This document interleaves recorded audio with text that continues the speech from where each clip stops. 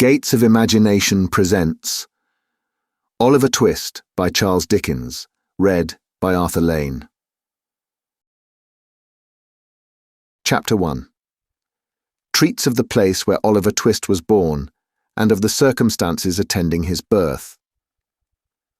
Among other public buildings in a certain town, which for many reasons it will be prudent to refrain from mentioning, and to which I will assign no fictitious name, there is one anciently common to most towns, great or small, to wit, a workhouse, and in this workhouse was born, on a day and date which I need not trouble myself to repeat, inasmuch as it can be of no possible consequence to the reader, in this stage of the business at all events, the item of mortality whose name is prefixed to the head of this chapter.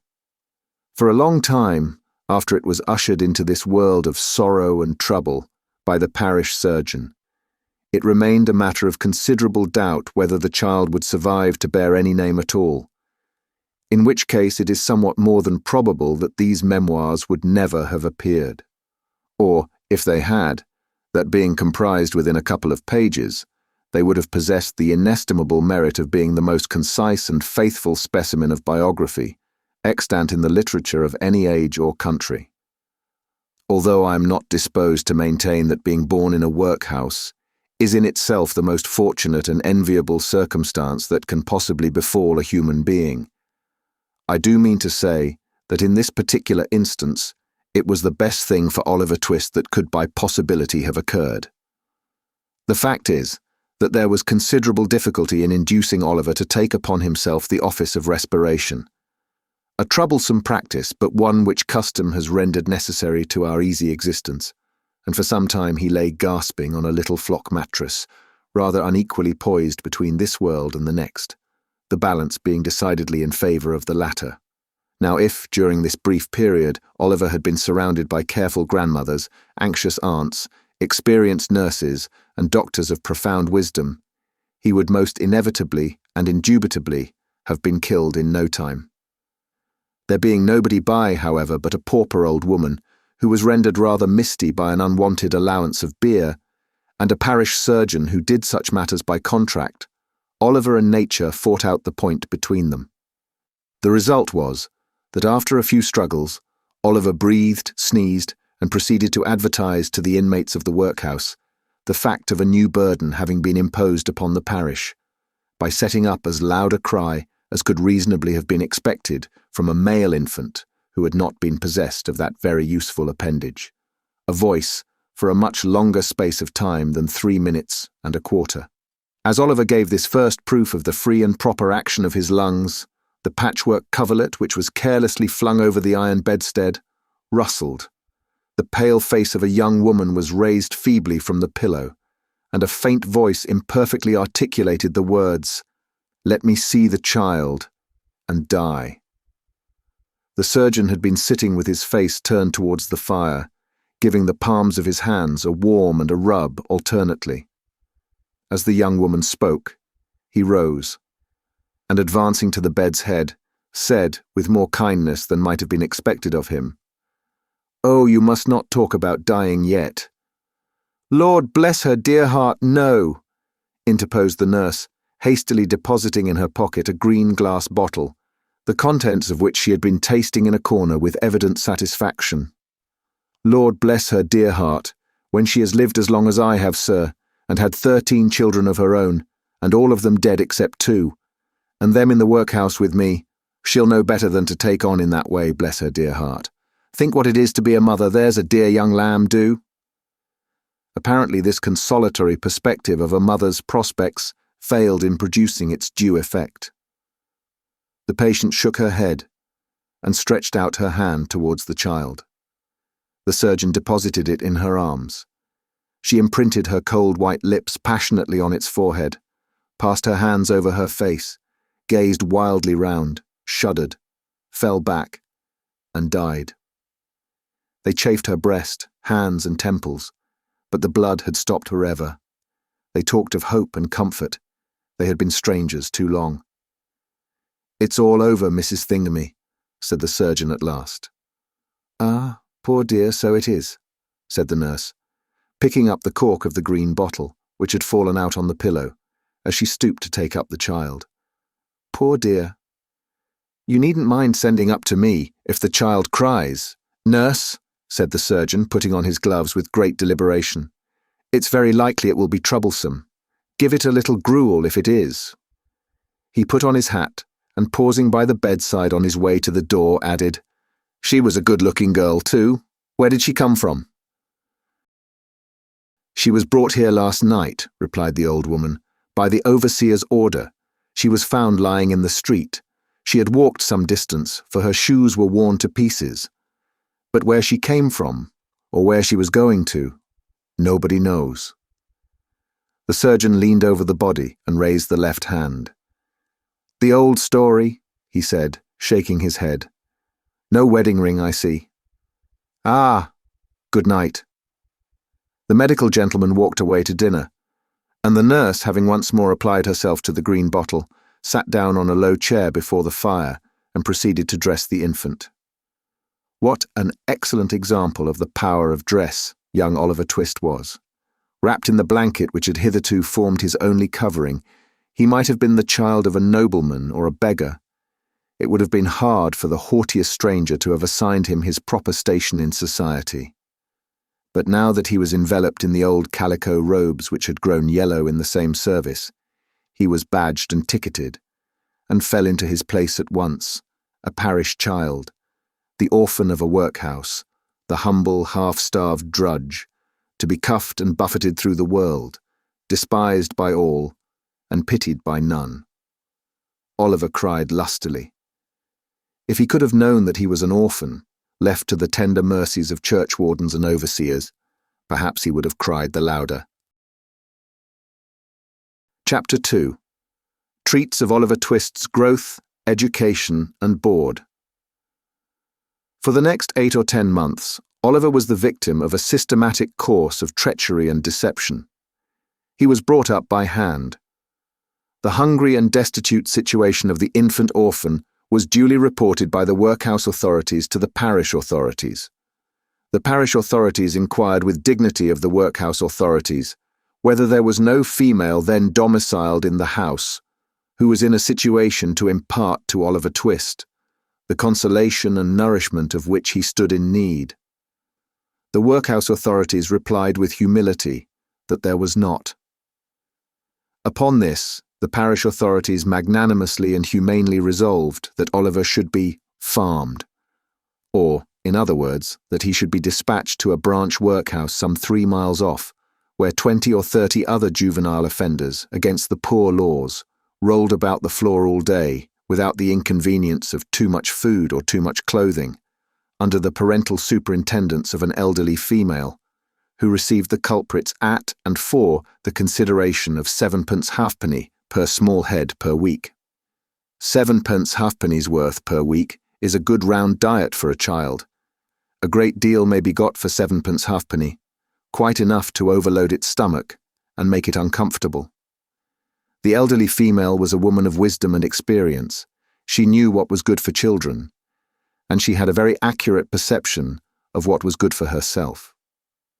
So, she appropriated the greater part of the weekly stipend to her own use, and consigned the rising parochial generation to even a shorter allowance than was originally provided for them, thereby finding in the lowest depth a deeper still, and proving herself a very great experimental philosopher.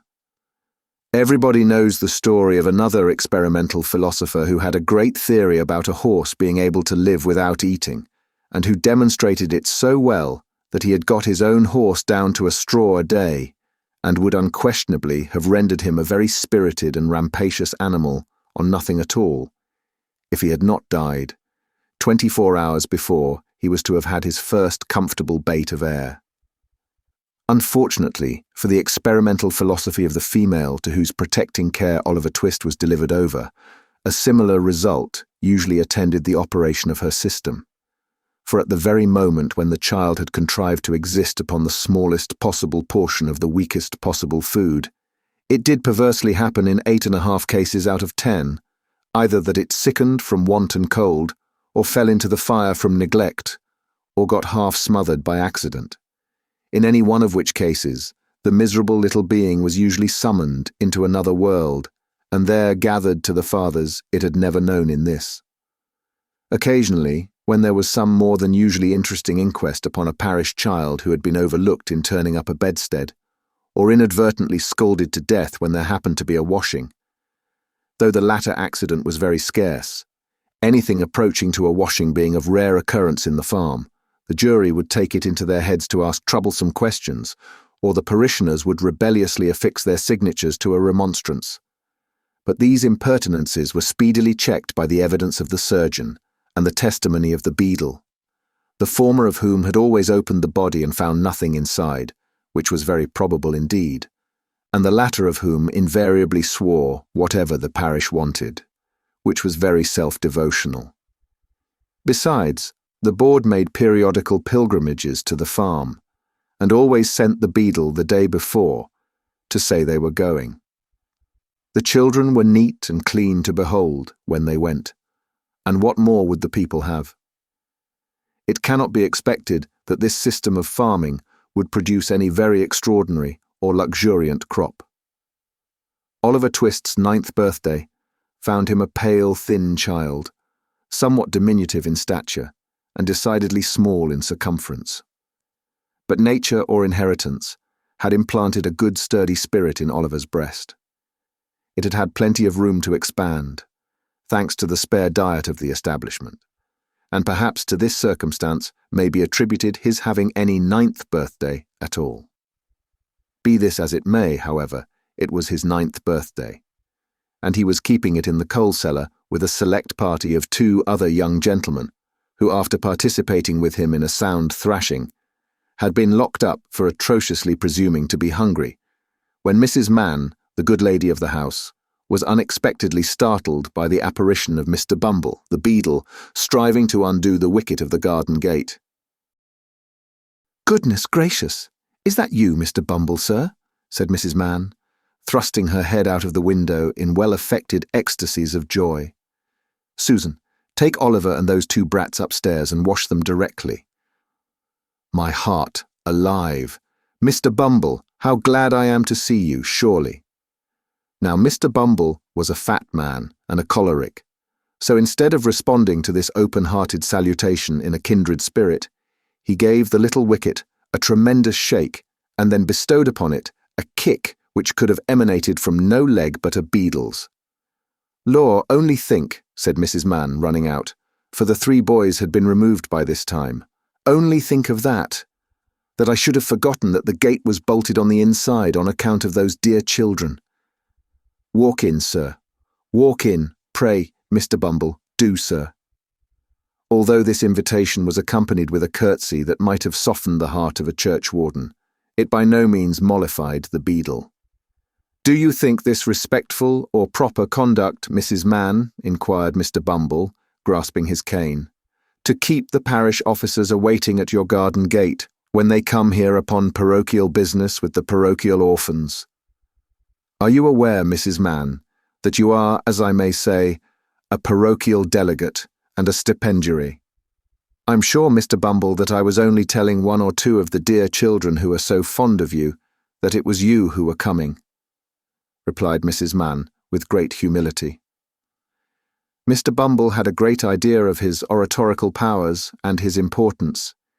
He had displayed the one and vindicated the other. He relaxed. "Well, well, Mrs. Mann," he replied in a calmer tone. "It may be as you say, it may be. Lead the way in, Mrs. Mann, for I come on business and have something to say."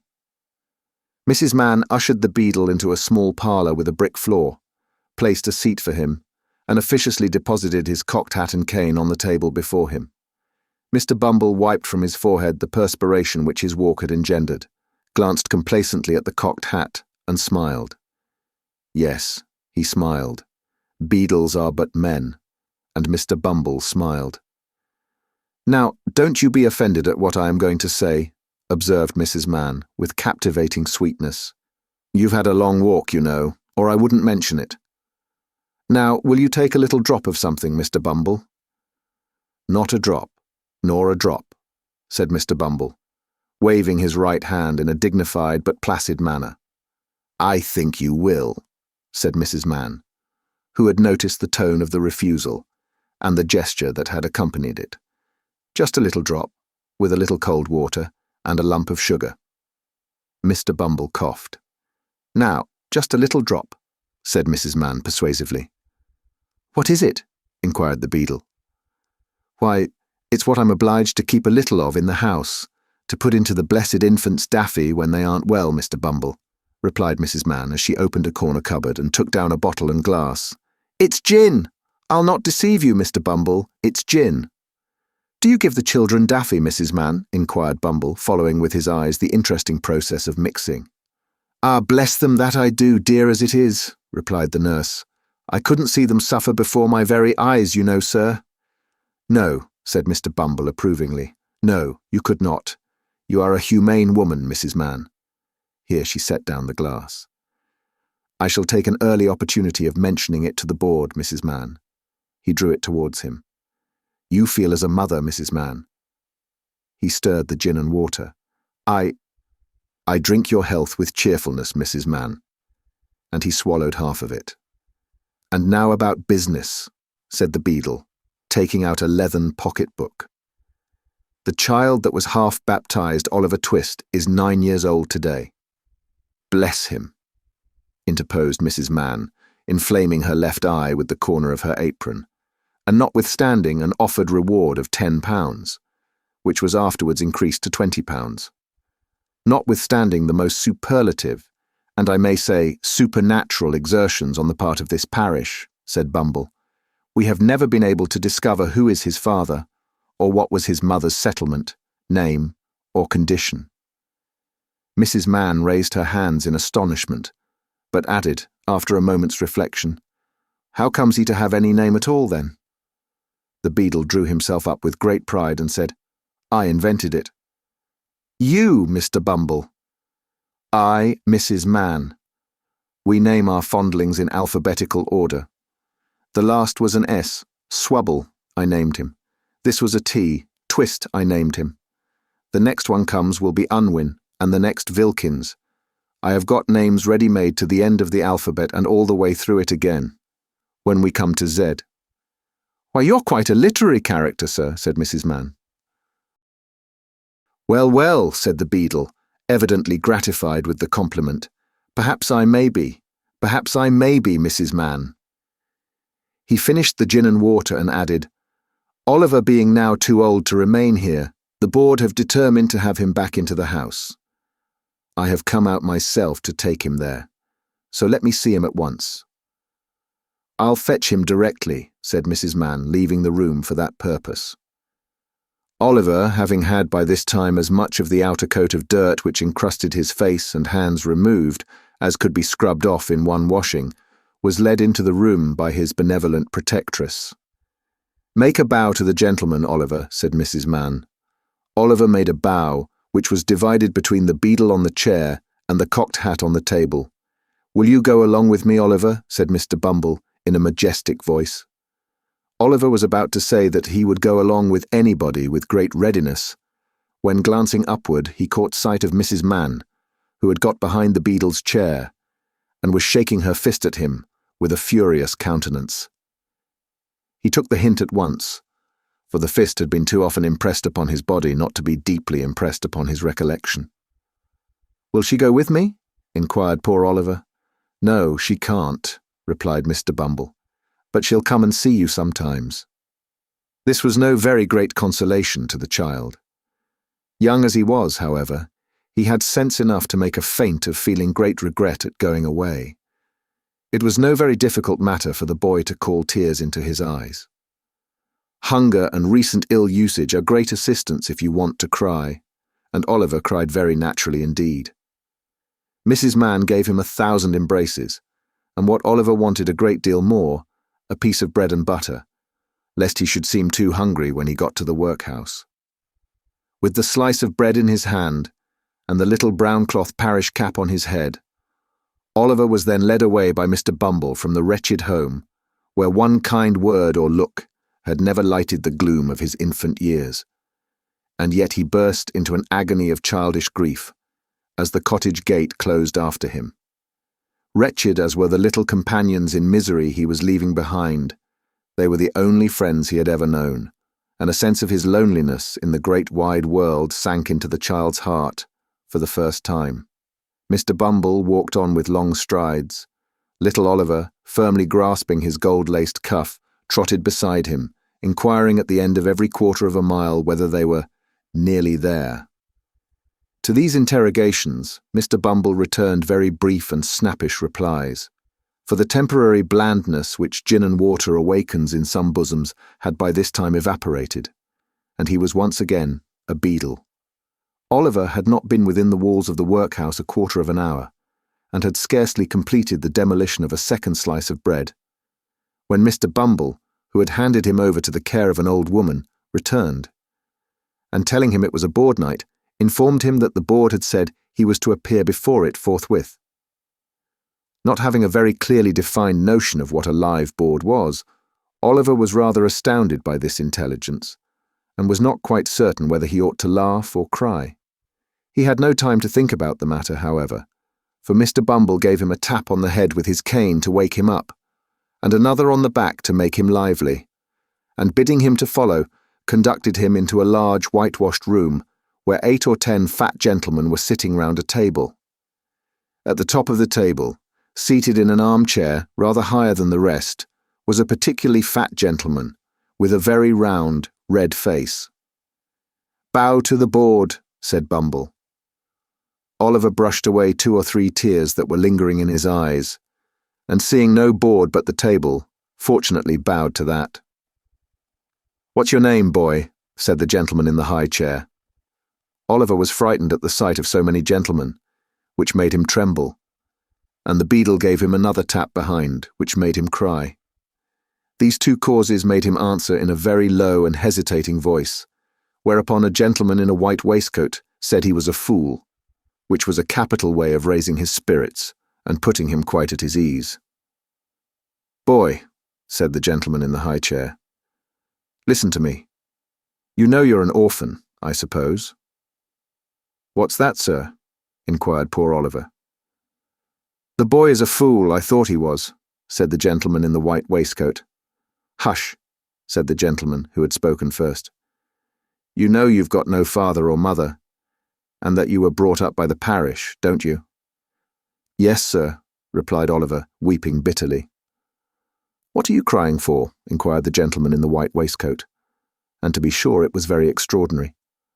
What could the boy be crying for? "I hope you say your prayers every night," said another gentleman in a gruff voice, "and pray for the people who feed you and take care of you, like a Christian."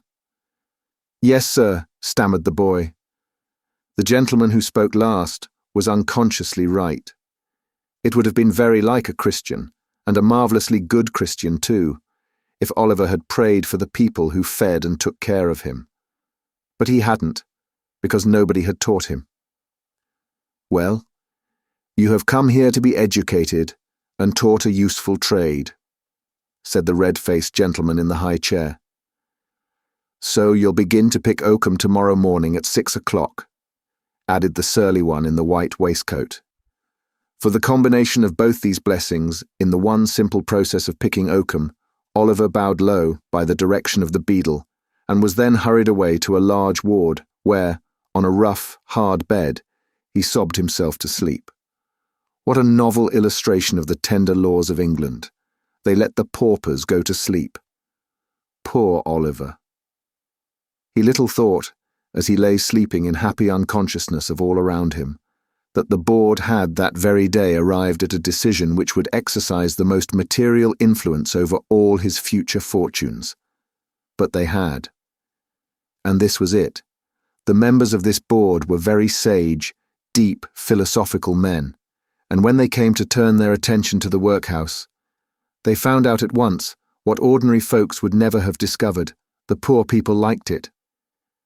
It was a regular place of public entertainment for the poorer classes, a tavern where there was nothing to pay, a public breakfast, dinner, tea and supper all the year round, a brick-and-mortar Elysium, where it was all play and no work. "Oh-ho," said the board, looking very knowing. "We are the fellows to set this to rights. We'll stop it all, in no time." So they established the rule that all poor people should have the alternative, for they would compel nobody, not they, of being starved by a gradual process in the house, or by a quick one out of it. With this view, they contracted with the waterworks to lay on an unlimited supply of water, and with a corn factory to supply periodically small quantities of oatmeal, and issued 3 meals of thin gruel a day, with an onion twice a week, and half a roll of Sundays. They made a great many other wise and humane regulations, having reference to the ladies, which it is not necessary to repeat. Kindly undertook to divorce poor married people, in consequence of the great expense of a suit in Doctors' Commons, and instead of compelling a man to support his family as they had theretofore done, took his family away from him, and made him a bachelor. There is no saying how many applicants for relief, under these last 2 heads, might have started up in all classes of society, if it had not been coupled with the workhouse. But the board were long-headed men, and had provided for this difficulty. The relief was inseparable from the workhouse and the gruel, and that frightened people. For the first 6 months after Oliver Twist was removed, the system was in full operation. It was rather expensive at first, in consequence of the increase in the undertaker's bill, and the necessity of taking in the clothes of all the paupers, which fluttered loosely on their wasted, shrunken forms after a week or two's gruel. But the number of workhouse inmates got thin as well as the paupers, and the board were in ecstasies. The room in which the boys were fed was a large stone hall, with a copper at one end, out of which the master, dressed in an apron for the purpose, and assisted by 1 or 2 women, ladled the gruel at meal times. Of this festive composition, each boy had 1 porringer and no more, except on occasions of great public rejoicing, when he had 2 ounces and a quarter of bread besides. The bowls never wanted washing. The boys polished them with their spoons till they shone again, and when they had performed this operation, which never took very long, the spoons being nearly as large as the bowls, they would sit staring at the copper, with such eager eyes, as if they could have devoured the very bricks of which it was composed, employing themselves, meanwhile, in sucking their fingers most assiduously, with the view of catching up any stray splashes of gruel that might have been cast thereon. Boys have generally excellent appetites. Oliver Twist and his companions suffered the tortures of slow starvation for 3 months. At last they got so voracious and wild with hunger that one boy, who was tall for his age and hadn't been used to that sort of thing, for his father had kept a small cook shop, hinted darkly to his companions that unless he had another basin of gruel per day, he was afraid he might some night happen to eat the boy who slept next to him, who happened to be a weakly youth of tender age. He had a wild, hungry eye, and they implicitly believed him. A council was held. Lots were cast on who should walk up to the master after supper that evening and ask for more, and it fell to Oliver Twist. The evening arrived. The boys took their places. The master, in his cook's uniform, stationed himself at the copper. His pauper assistants ranged themselves behind him. The gruel was served out, and a long grace was said over the short commons. The gruel disappeared. The boys whispered to each other and winked at Oliver, while his next neighbours nudged him. Child as he was desperate with hunger and reckless with misery. He rose from the table, and advancing to the master, basin and spoon in hand, said, somewhat alarmed at his own temerity, "Please, sir, I want some more." The master was a fat, healthy man, but he turned very pale. He gazed in stupefied astonishment on the small rebel for some seconds, and then clung for support to the copper. The assistants were paralysed with wonder, the boys with fear. "What?" said the master at length in a faint voice. "Please, sir," replied Oliver, "I want some more." The master aimed a blow at Oliver's head with the ladle, pinioned him in his arm, and shrieked aloud for the beadle. The board was sitting in solemn conclave, when Mr. Bumble rushed into the room in great excitement, and addressing the gentleman in the high chair said, "Mr. Limbkins, I beg your pardon, sir. Oliver Twist has asked for more." There was a general start. Horror was depicted on every countenance. "For more," said Mr. Limbkins. "Compose yourself, Bumble, and answer me distinctly. Do I understand that he asked for more after he had eaten the supper allotted by the dietary?" "He did, sir," replied Bumble. "That boy will be hung," said the gentleman in the white waistcoat. "I know that boy will be hung." Nobody controverted the prophetic gentleman's opinion. An animated discussion took place. Oliver was ordered into instant confinement, and a bill was next morning pasted on the outside of the gate, offering a reward of £5 to anybody who would take Oliver Twist off the hands of the parish. In other words, £5 and Oliver Twist were offered to any man or woman who wanted an apprentice to any trade, business, or calling. "I never was more convinced of anything in my life," said the gentleman in the white waistcoat as he knocked at the gate and read the bill next morning. "I never was more convinced of anything in my life than I am that that boy will come to be hung." As I purpose to show in the sequel whether the white waistcoated gentleman was right or not, I should perhaps mar the interest of this narrative, supposing it to possess any at all, if I ventured to hint just yet whether the life of Oliver Twist had this violent termination or no. Chapter 3 relates how Oliver Twist was very near getting a place which would not have been a sinecure.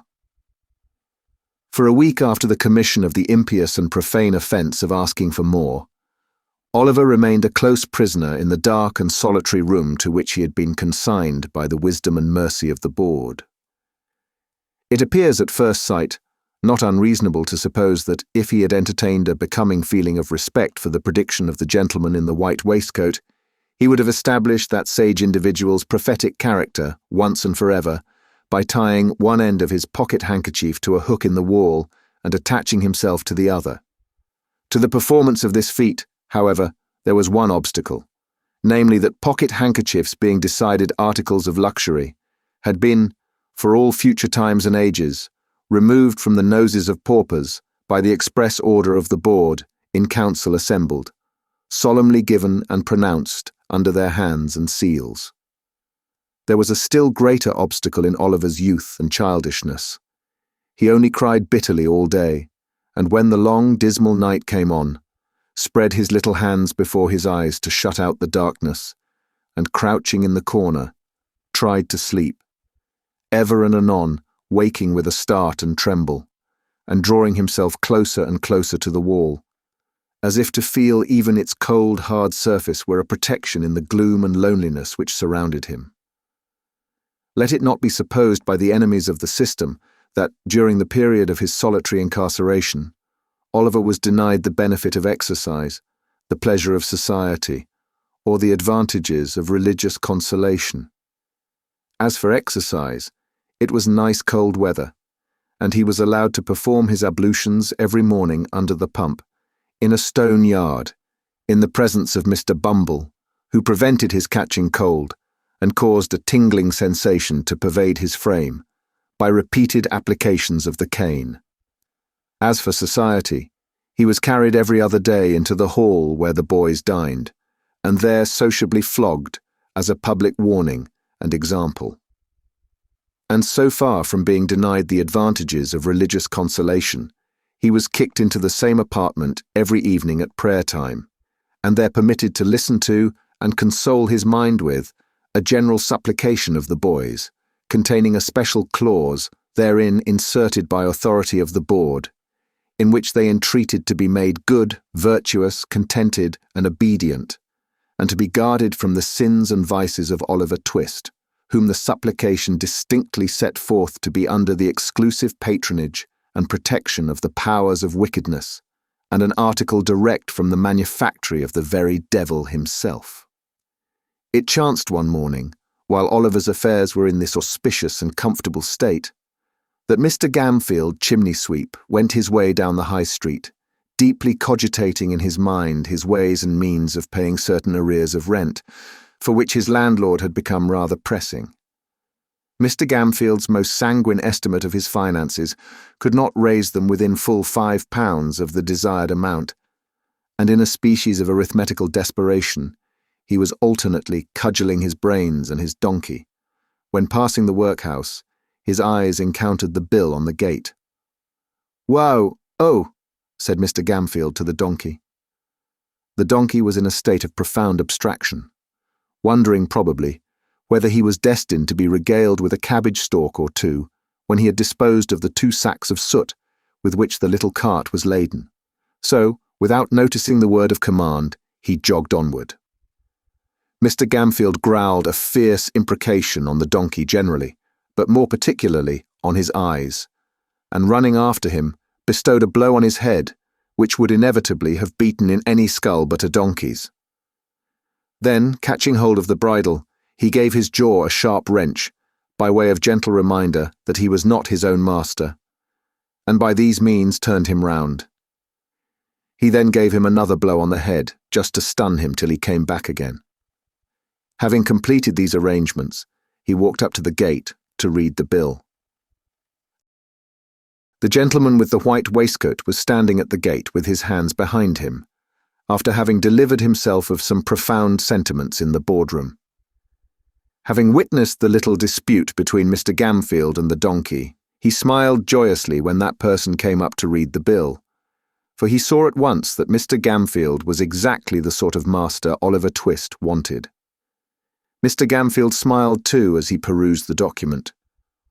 For £5 was just the sum he had been wishing for, and as to the boy with which it was encumbered, Mr. Gamfield, knowing what the dietary of the workhouse was, well knew he would be a nice small pattern, just the very thing for register stoves.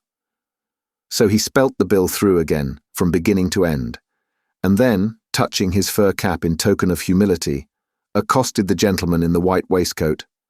"This here boy, sir, what the parish wants to apprentice," said Mr. Gamfield. "Aye, my man," said the gentleman in the white waistcoat, with a condescending smile. "What of him?" "If the parish would like him to learn a right pleasant trade, in a good respectable chimney-sweeping business," said Mr. Gamfield, "I want an apprentice, and I am ready to take him." "Walk in," said the gentleman in the white waistcoat. Mr. Gamfield, having lingered behind, to give the donkey another blow on the head and another wrench of the jaw, as a caution not to run away in his absence, followed the gentleman with the white waistcoat into the room where Oliver had first seen him. "It's a nasty trade," said Mr. Limbkins, when Gamfield had again stated his wish. "Young boys have been smothered in chimneys before now," said another gentleman. "That's because they damped the straw before they lit it in the chimney to make them come down again," said Gamfield.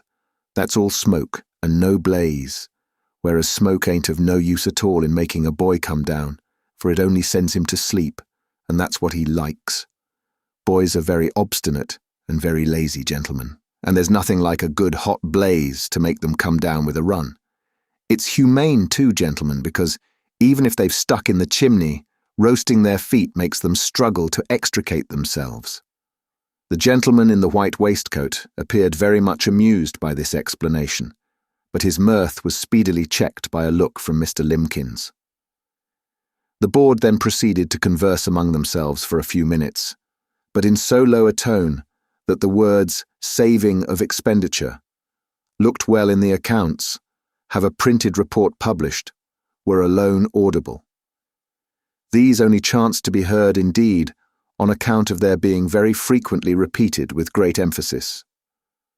At length the whispering ceased, and the members of the board, having resumed their seats and their solemnity, Mr. Limbkins said, "We have considered your proposition, and we don't approve of it." "Not at all," said the gentleman in the white waistcoat. "Decidedly not," added the other members. As Mr. Gamfield did happen to labour under the slight imputation of having bruised 3 or 4 boys to death already, it occurred to him that the board had perhaps, in some unaccountable freak, taken it into their heads that this extraneous circumstance ought to influence their proceedings. It was very unlike their general mode of doing business if they had. But still, as he had no particular wish to revive the rumour, he twisted his cap in his hands and walked slowly from the table. "So, you won't let me have him, gentlemen?" said Mr. Gamfield, pausing near the door. "No," replied Mr. Limbkins. "At least, as it's a nasty business, we think you ought to take something less than the premium we offered." Mr. Gamfield's countenance brightened, as, with a quick step, he returned to the table and said, "What'll you give, gentlemen? Come, don't be too hard on a poor man. What'll you give?" "I should say £3.10 was plenty," said Mr. Limbkins. "10 shillings too much," said the gentleman in the white waistcoat. "Come," said Gamfield. "Say £4, gentlemen. Say £4 and you've got rid of him for good and all. There." "£3.10, repeated Mr. Limbkins firmly. "Come, I'll split the difference, gentlemen," urged Gamfield. £3.15. "Not a farthing more," was the firm reply of Mr. Limbkins. "You're desperate hard upon me, gentlemen," said Gamfield, wavering. "Pooh, pooh, nonsense," said the gentleman in the white waistcoat. "He'd be cheap with nothing at all as a premium. Take him, you silly fellow. He's just the boy for you. He wants the stick now and then. It'll do him good. And his board needn't come very expensive, for he hasn't been overfed since he was born. Ha, ha, ha!" Mr. Gamfield gave an arch look at the faces round the table, and, observing a smile on all of them, gradually broke into a smile himself. The bargain was made. Mr. Bumble was at once instructed that Oliver Twist and his indentures were to be conveyed before the magistrate for signature and approval that very afternoon. In pursuance of this determination, little Oliver, to his excessive astonishment, was released from bondage and ordered to put himself into a clean shirt.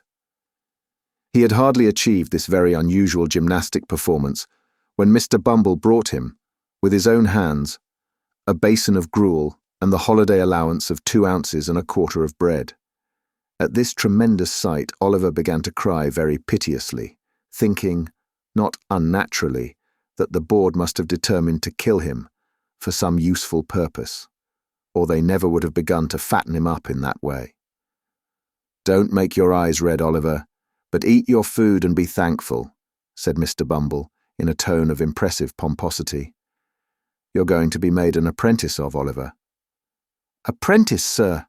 said the child, trembling. "Yes, Oliver," said Mr. Bumble. "The kind and blessed gentleman who is so many parents to you, Oliver, when you have none of your own, is going to apprentice you and to set you up in life and make a man of you, although the expense to the parish is £3.10. £3.10, Oliver, 70 shillings, 146 pences, and all for a naughty orphan which nobody can love." As Mr. Bumble paused to take breath, after delivering this address in an awful voice, the tears rolled down the poor child's face, and he sobbed bitterly. "Come," said Mr. Bumble, somewhat less pompously, for it was gratifying to his feelings to observe the effect his eloquence had produced. "Come, Oliver, wipe your eyes with the cuffs of your jacket and don't cry into your gruel. That's a very foolish action, Oliver." It certainly was, for there was quite enough water in it already.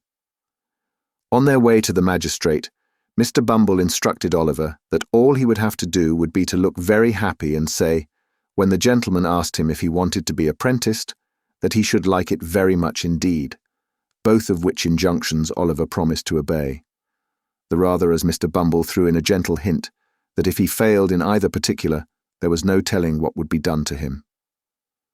When they arrived at the office, he was shut up in a little room by himself, and admonished by Mr. Bumble to stay there until he came back to fetch him. There the boy remained, with a palpitating heart, for half an hour, at the expiration of which time Mr. Bumble thrust in his head, unadorned with the cocked hat, and said aloud, "Now, Oliver, my dear, come to the gentleman." As Mr. Bumble said this, he put on a grim and threatening look, and added in a low voice, "Mind what I told you, you young rascal." Oliver stared innocently in Mr. Bumble's face at this somewhat contradictory style of address, but that gentleman prevented his offering any remark thereupon by leading him at once into an adjoining room, the door of which was open. It was a large room with a great window. Behind a desk sat 2 old gentlemen with powdered heads, one of whom was reading the newspaper, while the other was perusing, with the aid of a pair of tortoise-shell spectacles, a small piece of parchment which lay before him. Mr. Limbkins was standing in front of the desk on one side, and Mr. Gamfield, with a partially washed face, on the other, while 2 or 3 bluff-looking men in top boots were lounging about. The old gentleman with the spectacles gradually dozed off over the little bit of parchment, and there was a short pause after Oliver had been stationed by Mr. Bumble in front of the desk. "This is the boy, your worship," said Mr. Bumble. The old gentleman who was reading the newspaper raised his head for a moment and pulled the other old gentleman by the sleeve, whereupon the last-mentioned old gentleman woke up. "Oh, is this the boy?" said the old gentleman. "This is him, sir," replied Mr. Bumble. "Bow to the magistrate, my dear." Oliver roused himself and made his best obeisance. He had been wondering, with his eyes fixed on the magistrate's powder, whether all boards were born with that white stuff on their heads, and were boards from thenceforth on that account. "Well," said the old gentleman, "I suppose he's fond of chimney sweeping." "He dotes on it, your worship," replied Bumble, giving Oliver a sly pinch to intimate that he had better not say he didn't. "And he will be a sweep, will he?" inquired the old gentleman. "If we were to bind him to any other trade tomorrow, he'd run away simultaneous, your worship," replied Bumble. "And this man that's to be his master, you, sir, you'll treat him well and feed him and do all that sort of thing, will you?" said the old gentleman. "When I say I will, I mean I will," replied Mr. Gamfield doggedly. "You're a rough speaker, my friend, but you look an honest, open-hearted man," said the old gentleman, turning his spectacles in the direction of the candidate for Oliver's premium, whose villainous countenance was a regular stamped receipt for cruelty. But the magistrate was half blind and half childish, so he couldn't reasonably be expected to discern what other people did. "I hope I am, sir," said Mr. Gamfield, with an ugly leer. "I have no doubt you are, my friend," replied the old gentleman, fixing his spectacles more firmly on his nose and looking about him for the inkstand. It was the critical moment of Oliver's fate. If the inkstand had been where the old gentleman thought it was, he would have dipped his pen into it and signed the indentures, and Oliver would have been straightway hurried off. But as it chanced to be immediately under his nose, it followed, as a matter of course, that he looked all over his desk for it without finding it, and happening in the course of his search to look straight before him, his gaze encountered the pale and terrified face of Oliver Twist, who, despite all the admonitory looks and pinches of Bumble, was regarding the repulsive countenance of his future master with a mingled expression of horror and fear, too palpable to be mistaken, even by a half-blind magistrate. The old gentleman stopped, laid down his pen, and looked from Oliver to Mr. Limbkins, who attempted to take snuff with a cheerful and unconcerned aspect. "My boy," said the old gentleman, "you look pale and alarmed. What is the matter?" "Stand a little away from him, Beadle," said the other magistrate, laying aside the paper and leaning forward with an expression of interest. "Now, boy, tell us what's the matter. Don't be afraid." Oliver fell on his knees and, clasping his hands together, prayed that they would order him back to the dark room, that they would starve him, beat him, kill him if they pleased, rather than send him away with that dreadful man. "Well," said Mr. Bumble, raising his hands and eyes with most impressive solemnity, "well, of all the artful and designing orphans that ever I have seen, Oliver, you are one of the most bare-faced." "Hold your tongue, Beadle," said the second old gentleman, when Mr. Bumble had given vent to this compound adjective. "I beg your worship's pardon," said Mr. Bumble, incredulous of having heard aright. "Did your worship speak to me?" "Yes, hold your tongue." Mr. Bumble was stupefied with astonishment. A beadle ordered to hold his tongue. A moral revolution. The old gentleman in the tortoise-shell spectacles looked at his companion. He nodded significantly. "We refuse to sanction these indentures," said the old gentleman, tossing aside the piece of parchment as he spoke. "I hope," stammered Mr. Limbkins, "I hope the magistrates will not form the opinion that the authorities have been guilty of any improper conduct, on the unsupported testimony of a child. "The magistrates are not called upon to pronounce any opinion on the matter," said the second old gentleman sharply. "Take the boy back to the workhouse and treat him kindly. He seems to want it." That same evening, the gentleman in the white waistcoat most positively and decidedly affirmed not only that Oliver would be hung, but that he would be drawn and quartered into the bargain. Mr. Bumble shook his head with gloomy mystery and said he wished he might come to good, whereunto Mr. Gamfield replied that he wished he might come to him, which, although he agreed with the beadle in most matters, would seem to be a wish of a totally opposite description. The next morning, the public were once informed that Oliver Twist was again to let, and that £5 would be paid to anybody who would take possession of him. Chapter 4. Oliver, being offered another place, makes his first entry into public life. In great families, when an advantageous place cannot be obtained, either in possession, reversion, remainder, or expectancy, for the young man who is growing up, it is a very general custom to send him to sea. The board, in imitation of so wise and salutary an example, took counsel together on the expediency of shipping off Oliver Twist in some small trading vessel bound to a good, unhealthy port. This suggested itself as the very best thing that could possibly be done with him, the probability being that the skipper would flog him to death in a playful mood some day after dinner, or would knock his brains out with an iron bar. Both pastimes being, as is pretty generally known, very favourite and common recreations among gentlemen of that class. The more the case presented itself to the board, in this point of view, the more manifold the advantages of the step appeared. So they came to the conclusion that the only way of providing for Oliver effectually was to send him to sea without delay. Mr. Bumble had been dispatched to make various preliminary inquiries, with the view of finding out some captain or other who wanted a cabin boy without any friends, and was returning to the workhouse to communicate the result of his mission, when he encountered at the gate no less a person than Mr. Sowerberry, the parochial undertaker. Mr. Sowerberry was a tall, gaunt, large-jointed man, attired in a suit of threadbare black, with darned cotton stockings of the same colour, and shoes to answer. His features were not naturally intended to wear a smiling aspect, but he was in general rather given to professional jocosity. His step was elastic, and his face betokened inward pleasantry, as he advanced to Mr. Bumble, and shook him cordially by the hand. "I have taken the measure of the 2 women that died last night, Mr. Bumble," said the undertaker. "You will make your fortune, Mr. Sowerberry," said the beadle, as he thrust his thumb and forefinger into the proffered snuff-box of the undertaker, which was an ingenious little model of a patent coffin. "I say you will make your fortune, Mr. Sowerberry," repeated Mr. Bumble, tapping the undertaker on the shoulder in a friendly manner with his cane. "Think so?" said the undertaker in a tone which half admitted and half disputed the probability of the event. "The prices allowed by the board are very small, Mr. Bumble." "So are the coffins," replied the beadle, with precisely as near an approach to a laugh as a great official ought to indulge in. Mr. Sowerberry was much tickled at this, as of course he ought to be, and laughed a long time without cessation.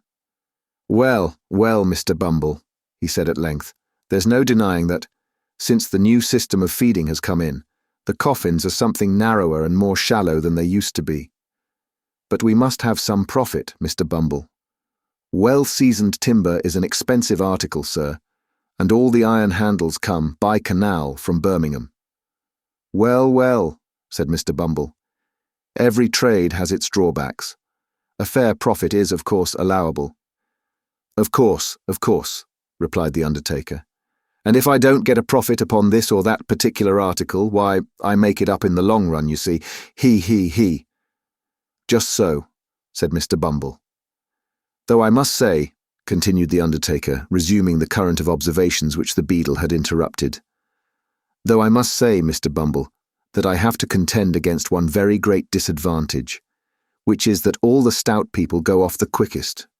The people who have been better off, and have paid rates for many years, are the first to sink when they come into the house. And let me tell you, Mr. Bumble, that 3 or 4 inches over one's calculation makes a great hole in one's profits, especially when one has a family to provide for, sir." As Mr. Sowerberry said this, with the becoming indignation of an ill-used man, and as Mr. Bumble felt that it rather tended to convey a reflection on the honour of the parish, the latter gentleman thought it advisable to change the subject. Oliver Twist being uppermost in his mind, he made him his theme. "By the by," said Mr. Bumble, "you don't know anybody who wants a boy, do you? A parochial apprentice, who is at present a dead weight, a millstone, as I may say, round the parochial throat. Liberal terms, Mr. Sowerberry, liberal terms." As Mr. Bumble spoke, he raised his cane to the bill above him, and gave 3 distinct raps upon the words £5, which were printed thereon in Roman capitals of gigantic size. "Gadso," said the undertaker, taking Mr. Bumble by the gilt-edged lapel of his official coat. "That's just the very thing I wanted to speak to you about. You know, dear me, what a very elegant button this is, Mr. Bumble. I never noticed it before." "Yes, I think it rather pretty," said the beadle, glancing proudly downwards at the large brass buttons which embellished his coat. "The die is the same as the parochial seal, the Good Samaritan healing the sick and bruised man. The board presented it to me on New Year's morning, Mr. Sowerberry. I put it on, I remember, for the first time, to attend the inquest on that reduced tradesman who died in a doorway at midnight. I recollect," said the undertaker. "The jury brought it in, died from exposure to the cold and want of the common necessaries of life, didn't they?" Mr. Bumble nodded. "And they made it a special verdict, I think," said the undertaker, "by adding some words to the effect that if the relieving officer had—" "Tush, foolery," interposed the beadle. "If the board attended to all the nonsense that ignorant jurymen talk, they'd have enough to do." "Very true," said the undertaker. "They would indeed." "Juries," said Mr. Bumble, grasping his cane tightly, as was his wont when working into a passion. "Juries are uneducated, vulgar, grovelling wretches." "So they are," said the undertaker. "They haven't no more philosophy nor political economy about them than that," said the beadle, snapping his fingers contemptuously. "No more they have," acquiesced the undertaker. "I despise them," said the beadle, growing very red in the face. "So do I," rejoined the undertaker. "And I only wish we'd a jury of the independent sort in the house for a week or 2, said the beadle. "The rules and regulations of the board would soon bring their spirit down for them." "Let them alone for that," replied the undertaker. So saying, he smiled approvingly, to calm the rising wrath of the indignant parish officer. Mr. Bumble lifted off his cocked hat, took a handkerchief from the inside of the crown, wiped from his forehead the perspiration which his rage had engendered, fixed the cocked hat on again, and turning to the undertaker, said in a calmer voice, "Well, what about the boy?" "Oh," replied the undertaker, "why, you know, Mr. Bumble, I pay a good deal towards the poor's rates." "Hem," said Mr. Bumble. "Well?" "Well," replied the undertaker, "I was thinking that if I pay so much towards them, I've a right to get as much out of them as I can, Mr. Bumble. And so, I think I'll take the boy myself." Mr. Bumble grasped the undertaker by the arm and led him into the building.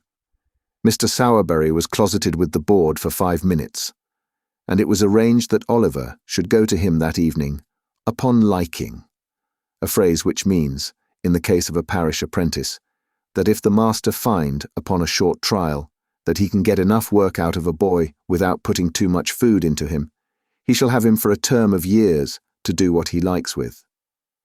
When little Oliver was taken before the gentleman that evening, and informed that he was to go that night as general house-lad to a coffin-maker's, and that if he complained of his situation or ever came back to the parish again, he would be sent to sea, there to be drowned or knocked on the head, as the case might be, he evinced so little emotion that they by common consent pronounced him a hardened young rascal, and ordered Mr. Bumble to remove him forthwith. Now, although it was very natural that the board, of all people in the world, should feel in a great state of virtuous astonishment and horror at the smallest tokens of want of feeling on the part of anybody, they were rather out in this particular instance.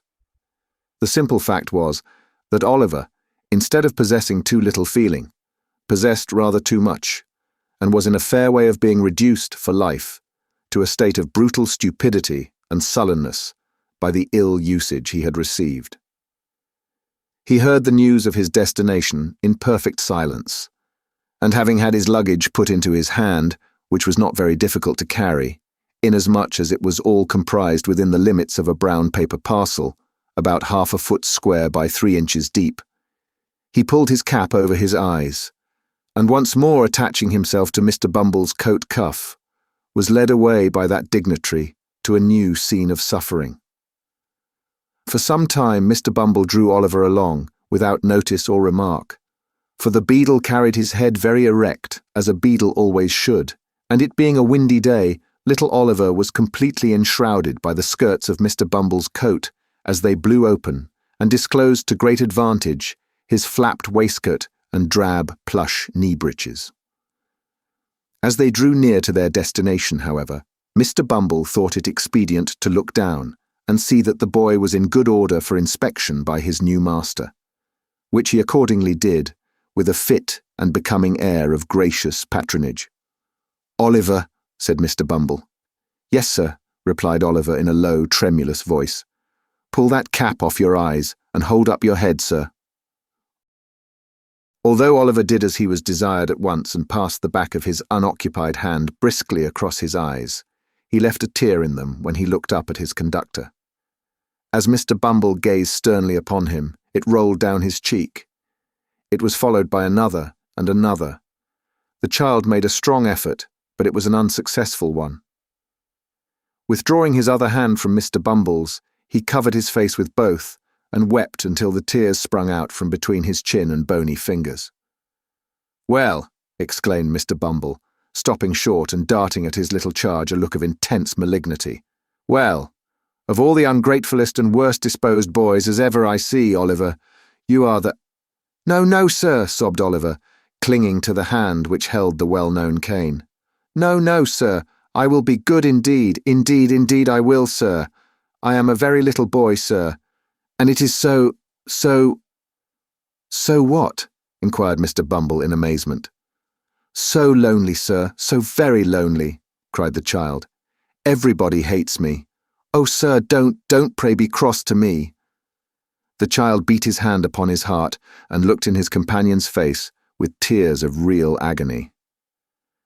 Mr. Bumble regarded Oliver's piteous and helpless look with some astonishment for a few seconds, hemmed 3 or 4 times in a husky manner, and after muttering something about that troublesome cough, bade Oliver dry his eyes and be a good boy.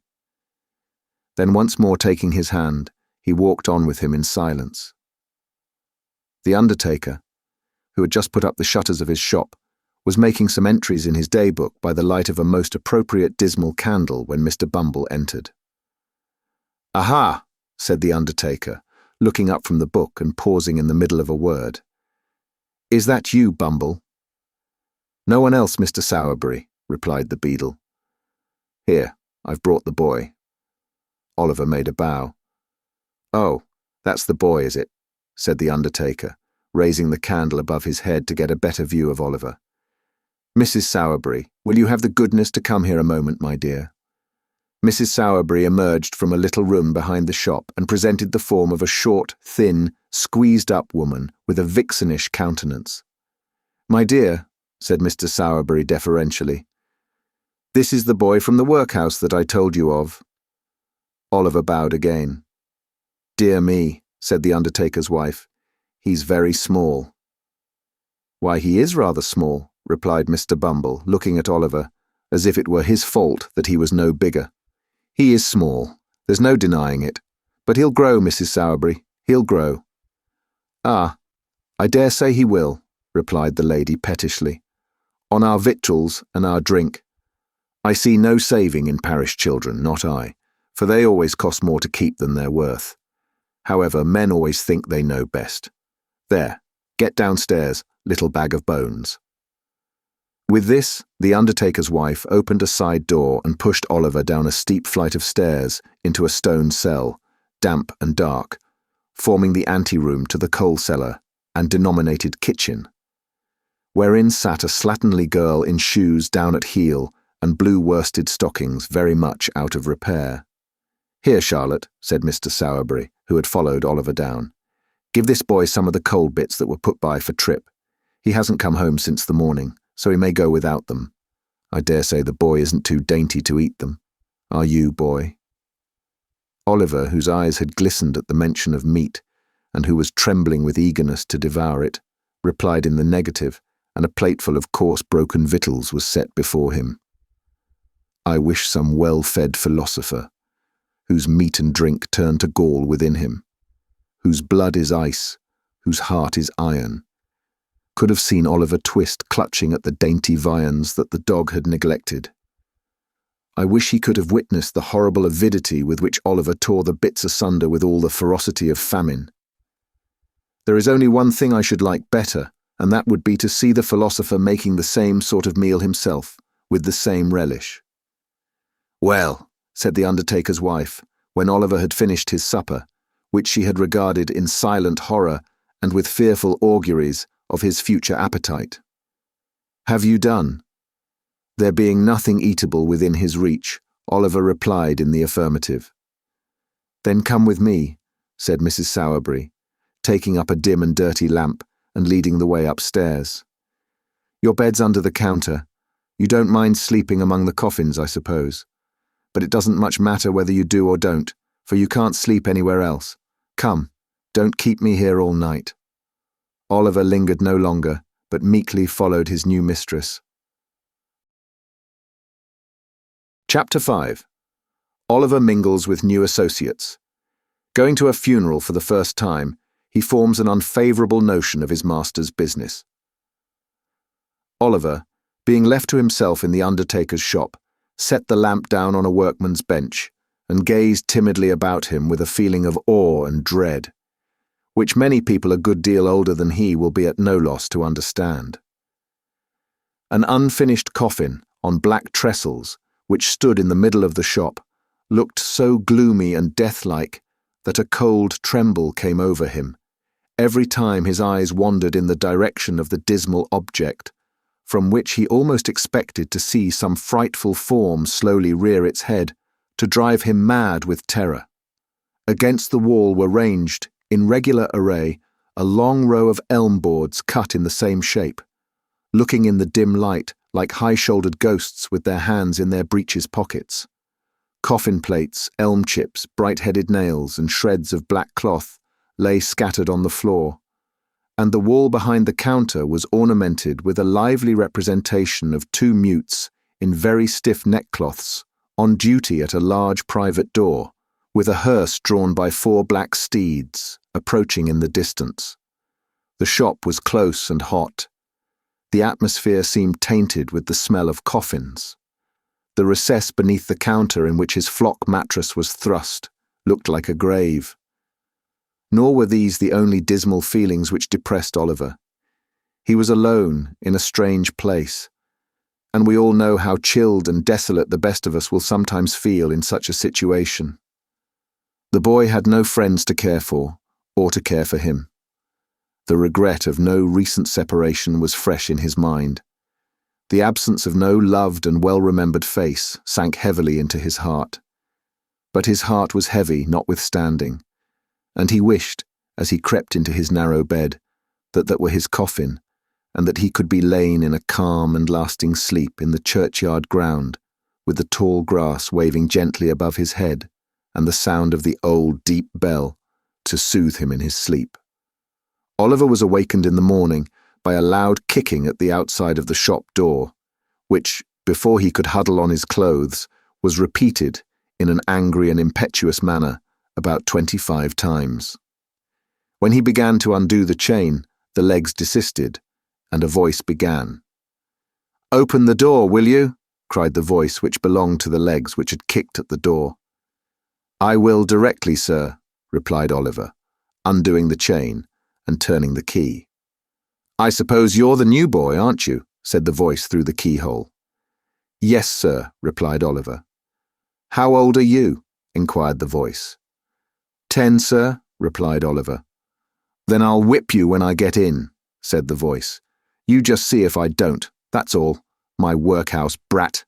And having made this obliging promise, the voice began to whistle. Oliver had been too often subjected to the process to which the very expressive monosyllable just recorded bears reference, to entertain the smallest doubt that the owner of the voice, whoever he might be, would redeem his pledge most honourably. He drew back the bolts with a trembling hand and opened the door. For a second or two, Oliver glanced up the street and down the street and over the way, impressed with the belief that the unknown, who had addressed him through the keyhole, had walked a few paces off to warm himself. For nobody did he see but a big charity boy sitting on a post in front of the house, eating a slice of bread and butter, which he cut into wedges the size of his mouth, with a clasp knife, and then consumed with great dexterity. "I beg your pardon, sir," said Oliver at length, seeing that no other visitor made his appearance. "Did you knock?" "I kicked," replied the charity boy. "Did you want a coffin, sir?" inquired Oliver innocently. At this the charity boy looked monstrous fierce, and said that Oliver would want one before long if he cut jokes with his superiors in that way. "You don't know who I am, I suppose, workhouse," said the charity boy, in continuation, descending from the top of the post meanwhile with edifying gravity. "No, sir," rejoined Oliver. "I'm Mr. Noah Claypole," said the charity boy, "and you're under me. Take down the shutters, you idle young ruffian." With this, Mr. Claypole administered a kick to Oliver and entered the shop with a dignified air, which did him great credit.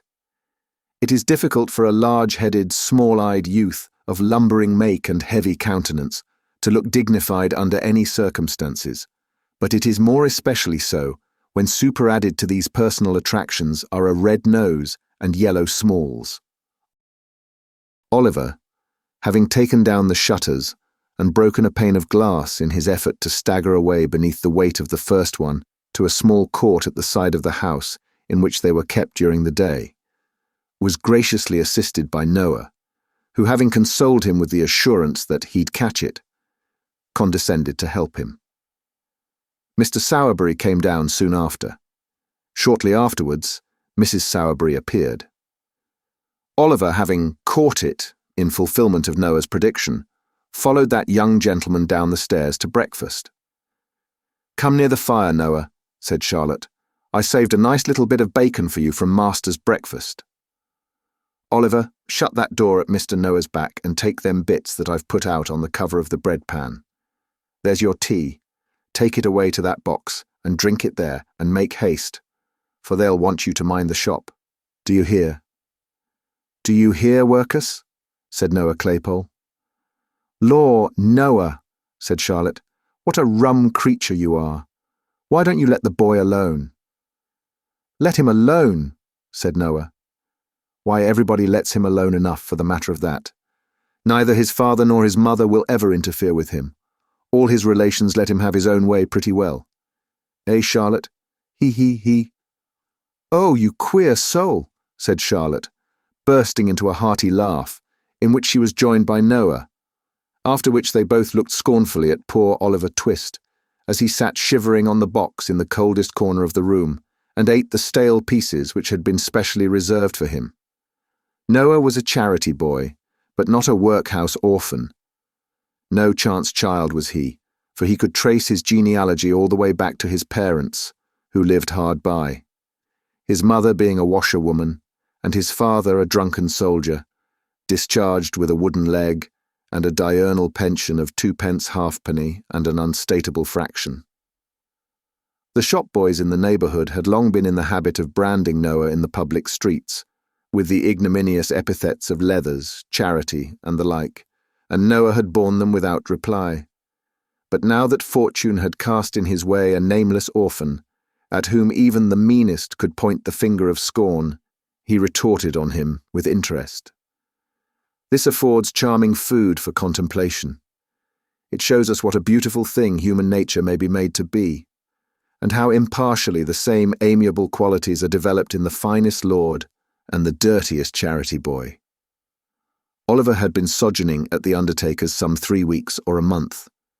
Mr. and Mrs. Sowerberry, the shop being shut up, were taking their supper in the little back parlour, when Mr. Sowerberry, after several deferential glances at his wife, said, "My dear," he was going to say more, but Mrs. Sowerberry, looking up, with a peculiarly unpropitious aspect, he stopped short. "Well," said Mrs. Sowerberry sharply. "Nothing, my dear, nothing," said Mr. Sowerberry. "Ugh, you brute," said Mrs. Sowerberry. "Not at all, my dear," said Mr. Sowerberry humbly. "I thought you didn't want to hear, my dear. I was only going to say—" "Oh, don't tell me what you were going to say," interposed Mrs. Sowerberry. "I am nobody. Don't consult me, pray. I don't want to intrude upon your secrets." As Mrs. Sowerberry said this, she gave an hysterical laugh, which threatened violent consequences. "But, my dear," said Sowerberry, "I want to ask your advice."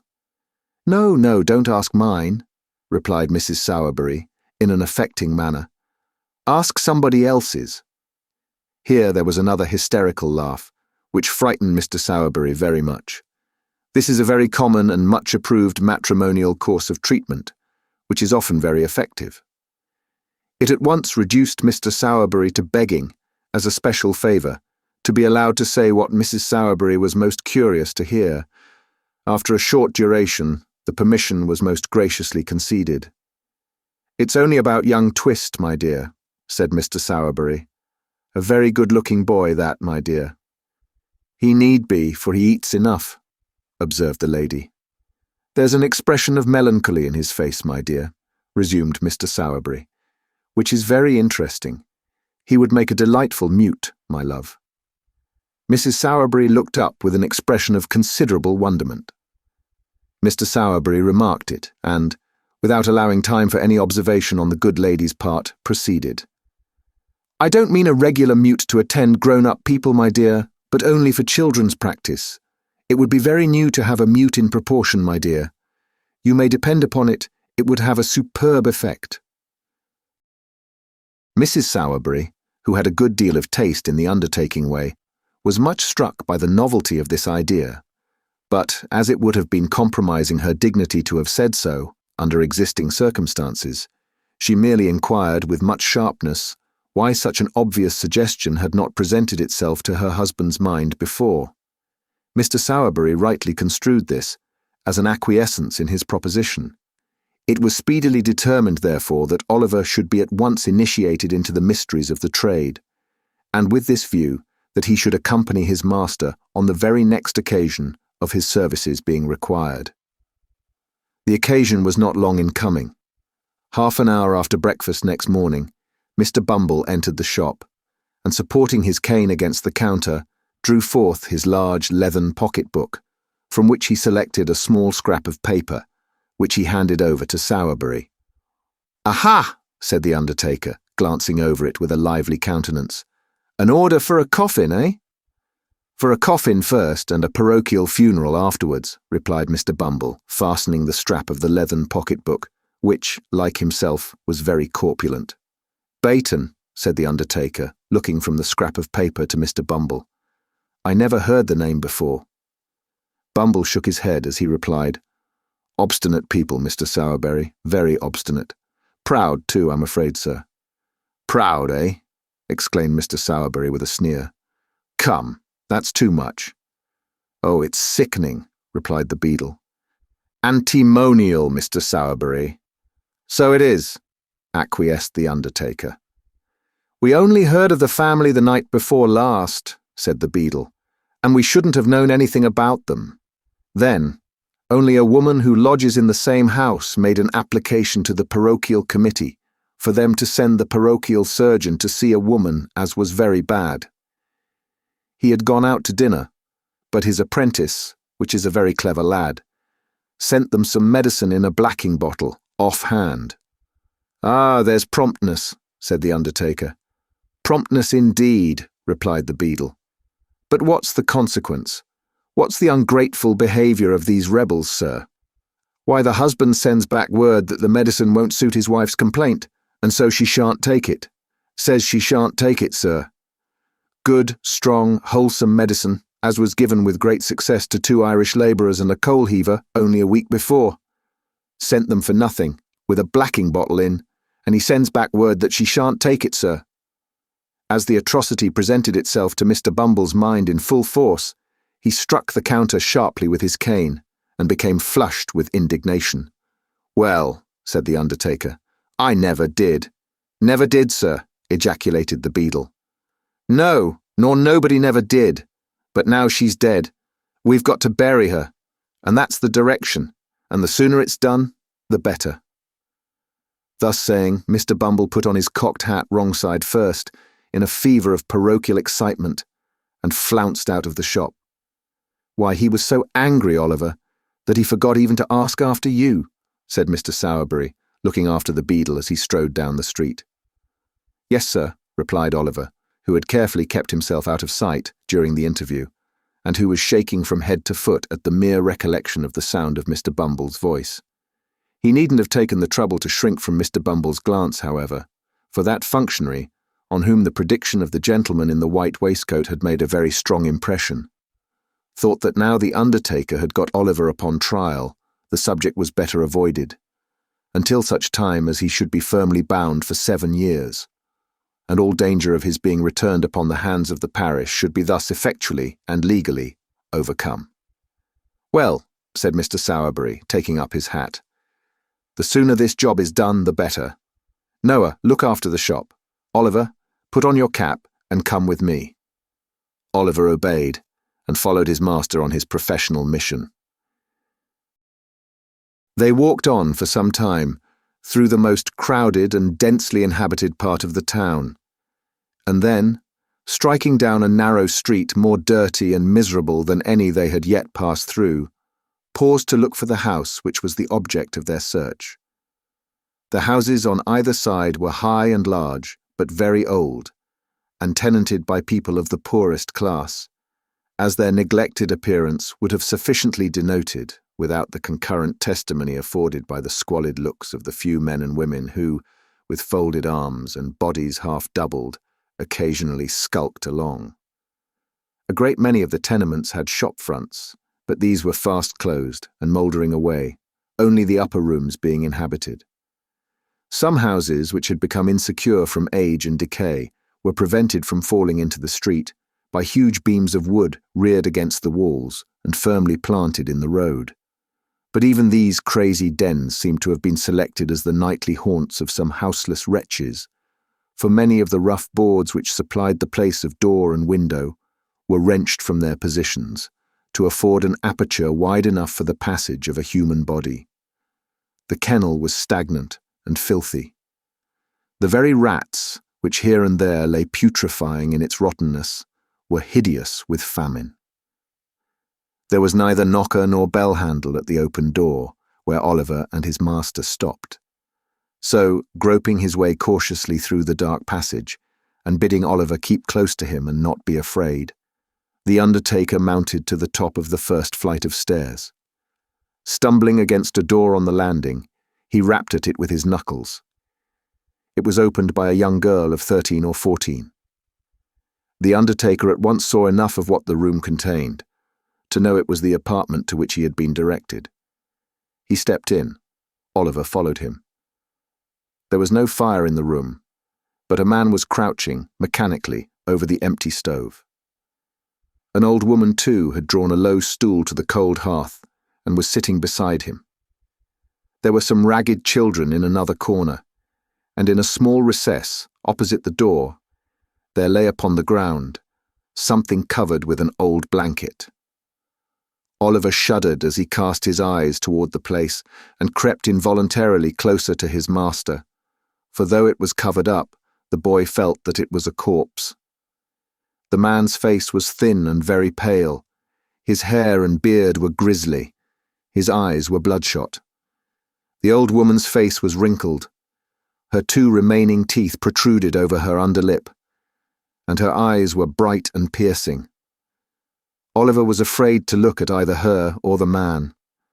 They seemed so like the rats he had seen outside.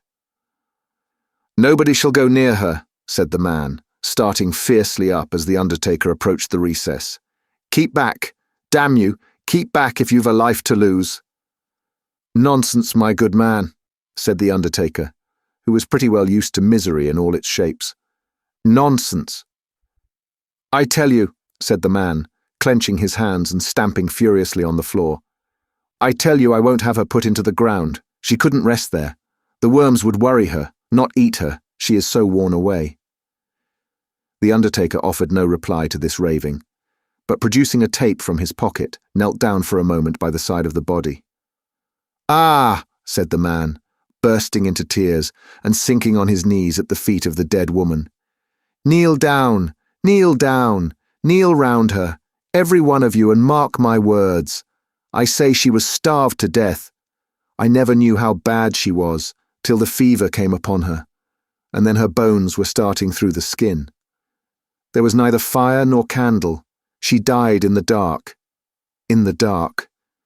She couldn't even see her children's faces, though we heard her gasping out their names. I begged for her in the streets, and they sent me to prison.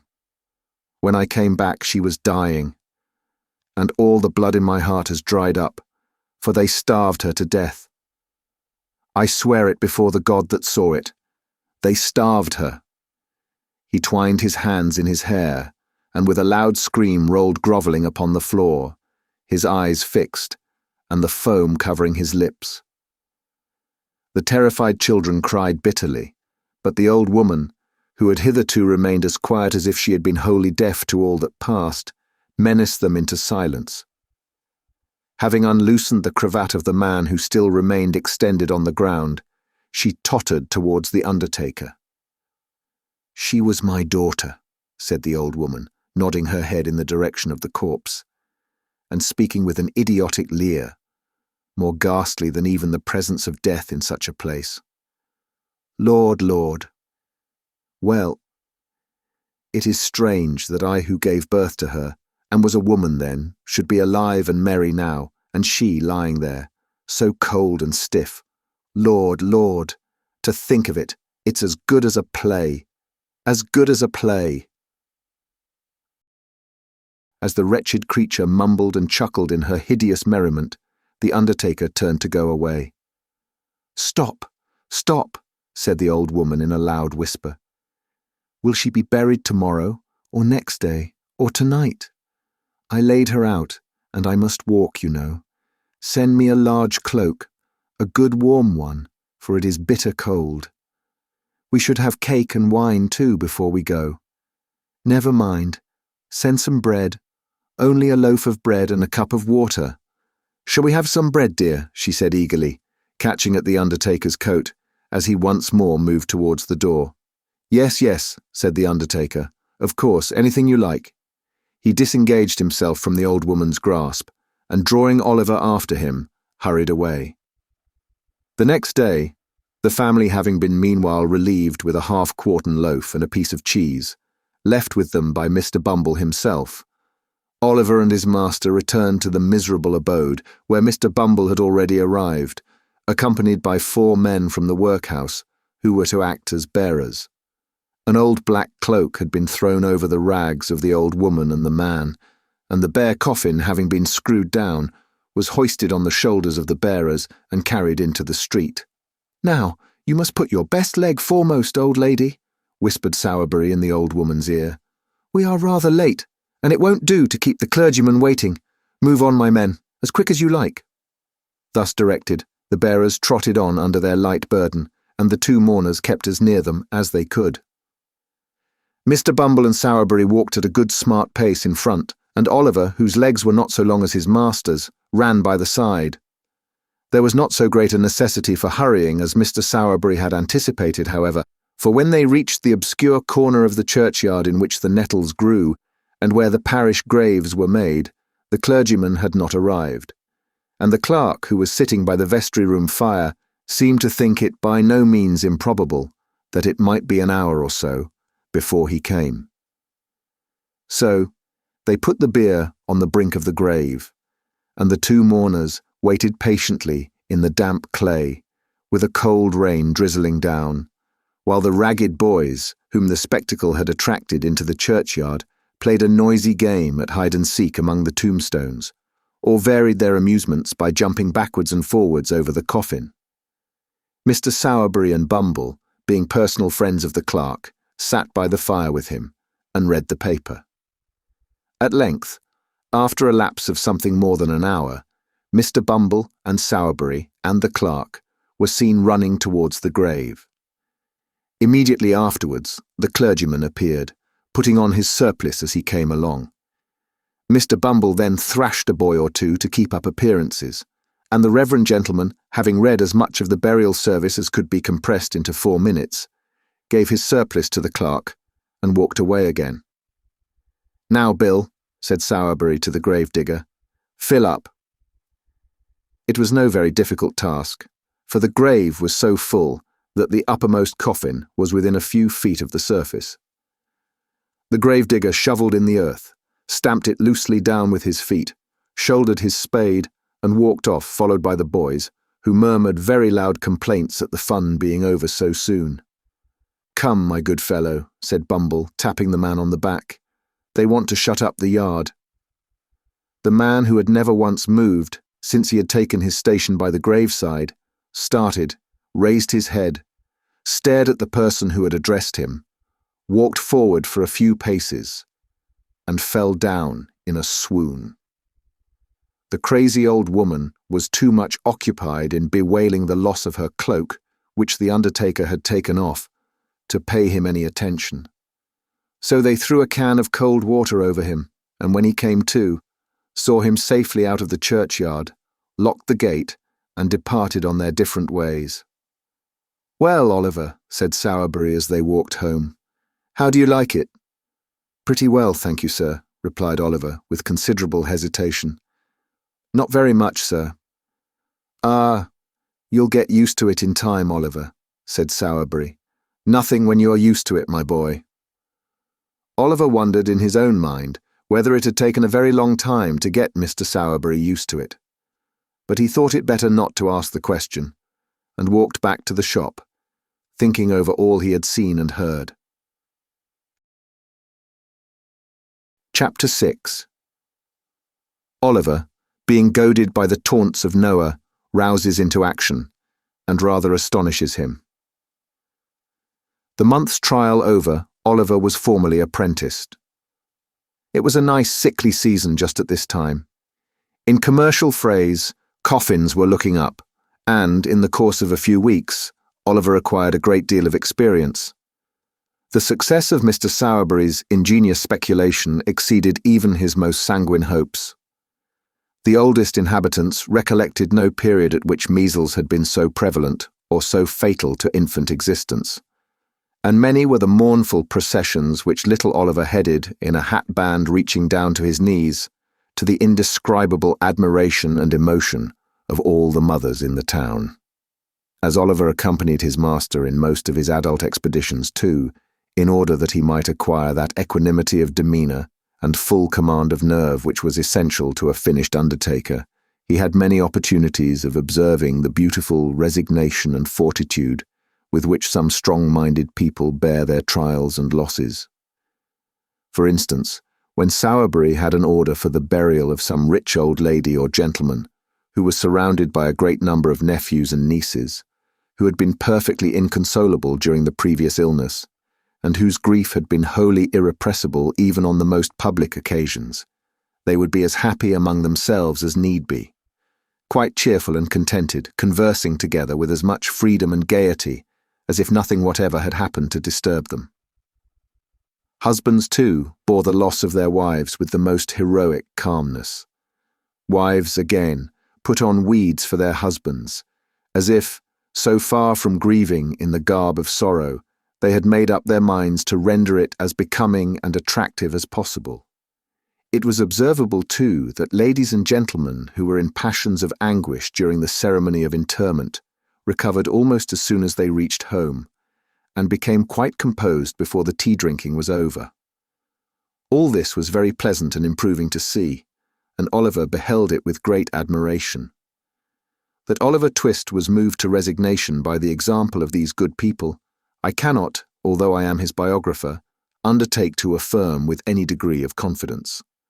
But I can most distinctly say that for many months he continued meekly to submit to the domination and ill treatment of Noah Claypole, who used him far worse than before, now that his jealousy was roused by seeing the new boy promoted to the black stick and hat band, while he, the old one, remained stationary in the muffin cap and leathers. Charlotte treated him ill because Noah did, and Mrs. Sowerbury was his decided enemy because Mr. Sowerbury was disposed to be his friend. So, between these three on one side and a glut of funerals on the other, Oliver was not altogether as comfortable as the hungry pig was when he was shut up, by mistake, in the grain department of a brewery. And now, I come to a very important passage in Oliver's history. For I have to record an act, slight and unimportant perhaps in appearance, but which indirectly produced a material change in all his future prospects and proceedings. One day, Oliver and Noah had descended into the kitchen at the usual dinner hour to banquet upon a small joint of mutton, 1.5 pounds of the worst end of the neck. When Charlotte being called out of the way, there ensued a brief interval of time, which Noah Claypole, being hungry and vicious, considered he could not possibly devote to a worthier purpose than aggravating and tantalizing young Oliver Twist. Intent upon this innocent amusement, Noah put his feet on the tablecloth and pulled Oliver's hair and twitched his ears and expressed his opinion that he was a sneak, and furthermore announced his intention of coming to see him hanged whenever that desirable event should take place, and entered upon various topics of petty annoyance, like a malicious and ill-conditioned charity boy as he was. But making Oliver cry, Noah attempted to be more facetious still, and in his attempt did what many sometimes do to this day when they want to be funny. He got rather personal. "Workhouse," said Noah, "how's your mother?" "She's dead," replied Oliver. "Don't you say anything about her to me." Oliver's colour rose as he said this. He breathed quickly, and there was a curious working of the mouth and nostrils which Mr. Claypole thought must be the immediate precursor of a violent fit of crying. Under this impression, he returned to the charge. "What did she die of, Workhouse?" said Noah. "Of a broken heart, some of our old nurses told me," replied Oliver, more as if he were talking to himself than answering Noah. "I think I know what it must be to die of that." "Told a roll, lol lol, right for Larry, Workhouse," said Noah, as a tear rolled down Oliver's cheek. "What set you a-snivelling now?" "Not you," replied Oliver sharply. "There, that's enough. Don't say anything more to me about her, you'd better not." "Better not," exclaimed Noah. "Well, better not. Workhouse, don't be impudent. Your mother too, she was a nice one, she was, oh Lord." And here, Noah nodded his head expressively and curled up as much of his small red nose as muscular action could collect together for the occasion. "You know, Workhouse," continued Noah, emboldened by Oliver's silence and speaking in a jeering tone of affected pity, of all tones the most annoying. "You know, Workhouse, it can't be helped now, and of course you couldn't help it then, and I am very sorry for it, and I'm sure we all are, and pity you very much. But you must know, Workhouse, your mother was a regular right-down bad one." "What did you say?" inquired Oliver, looking up very quickly.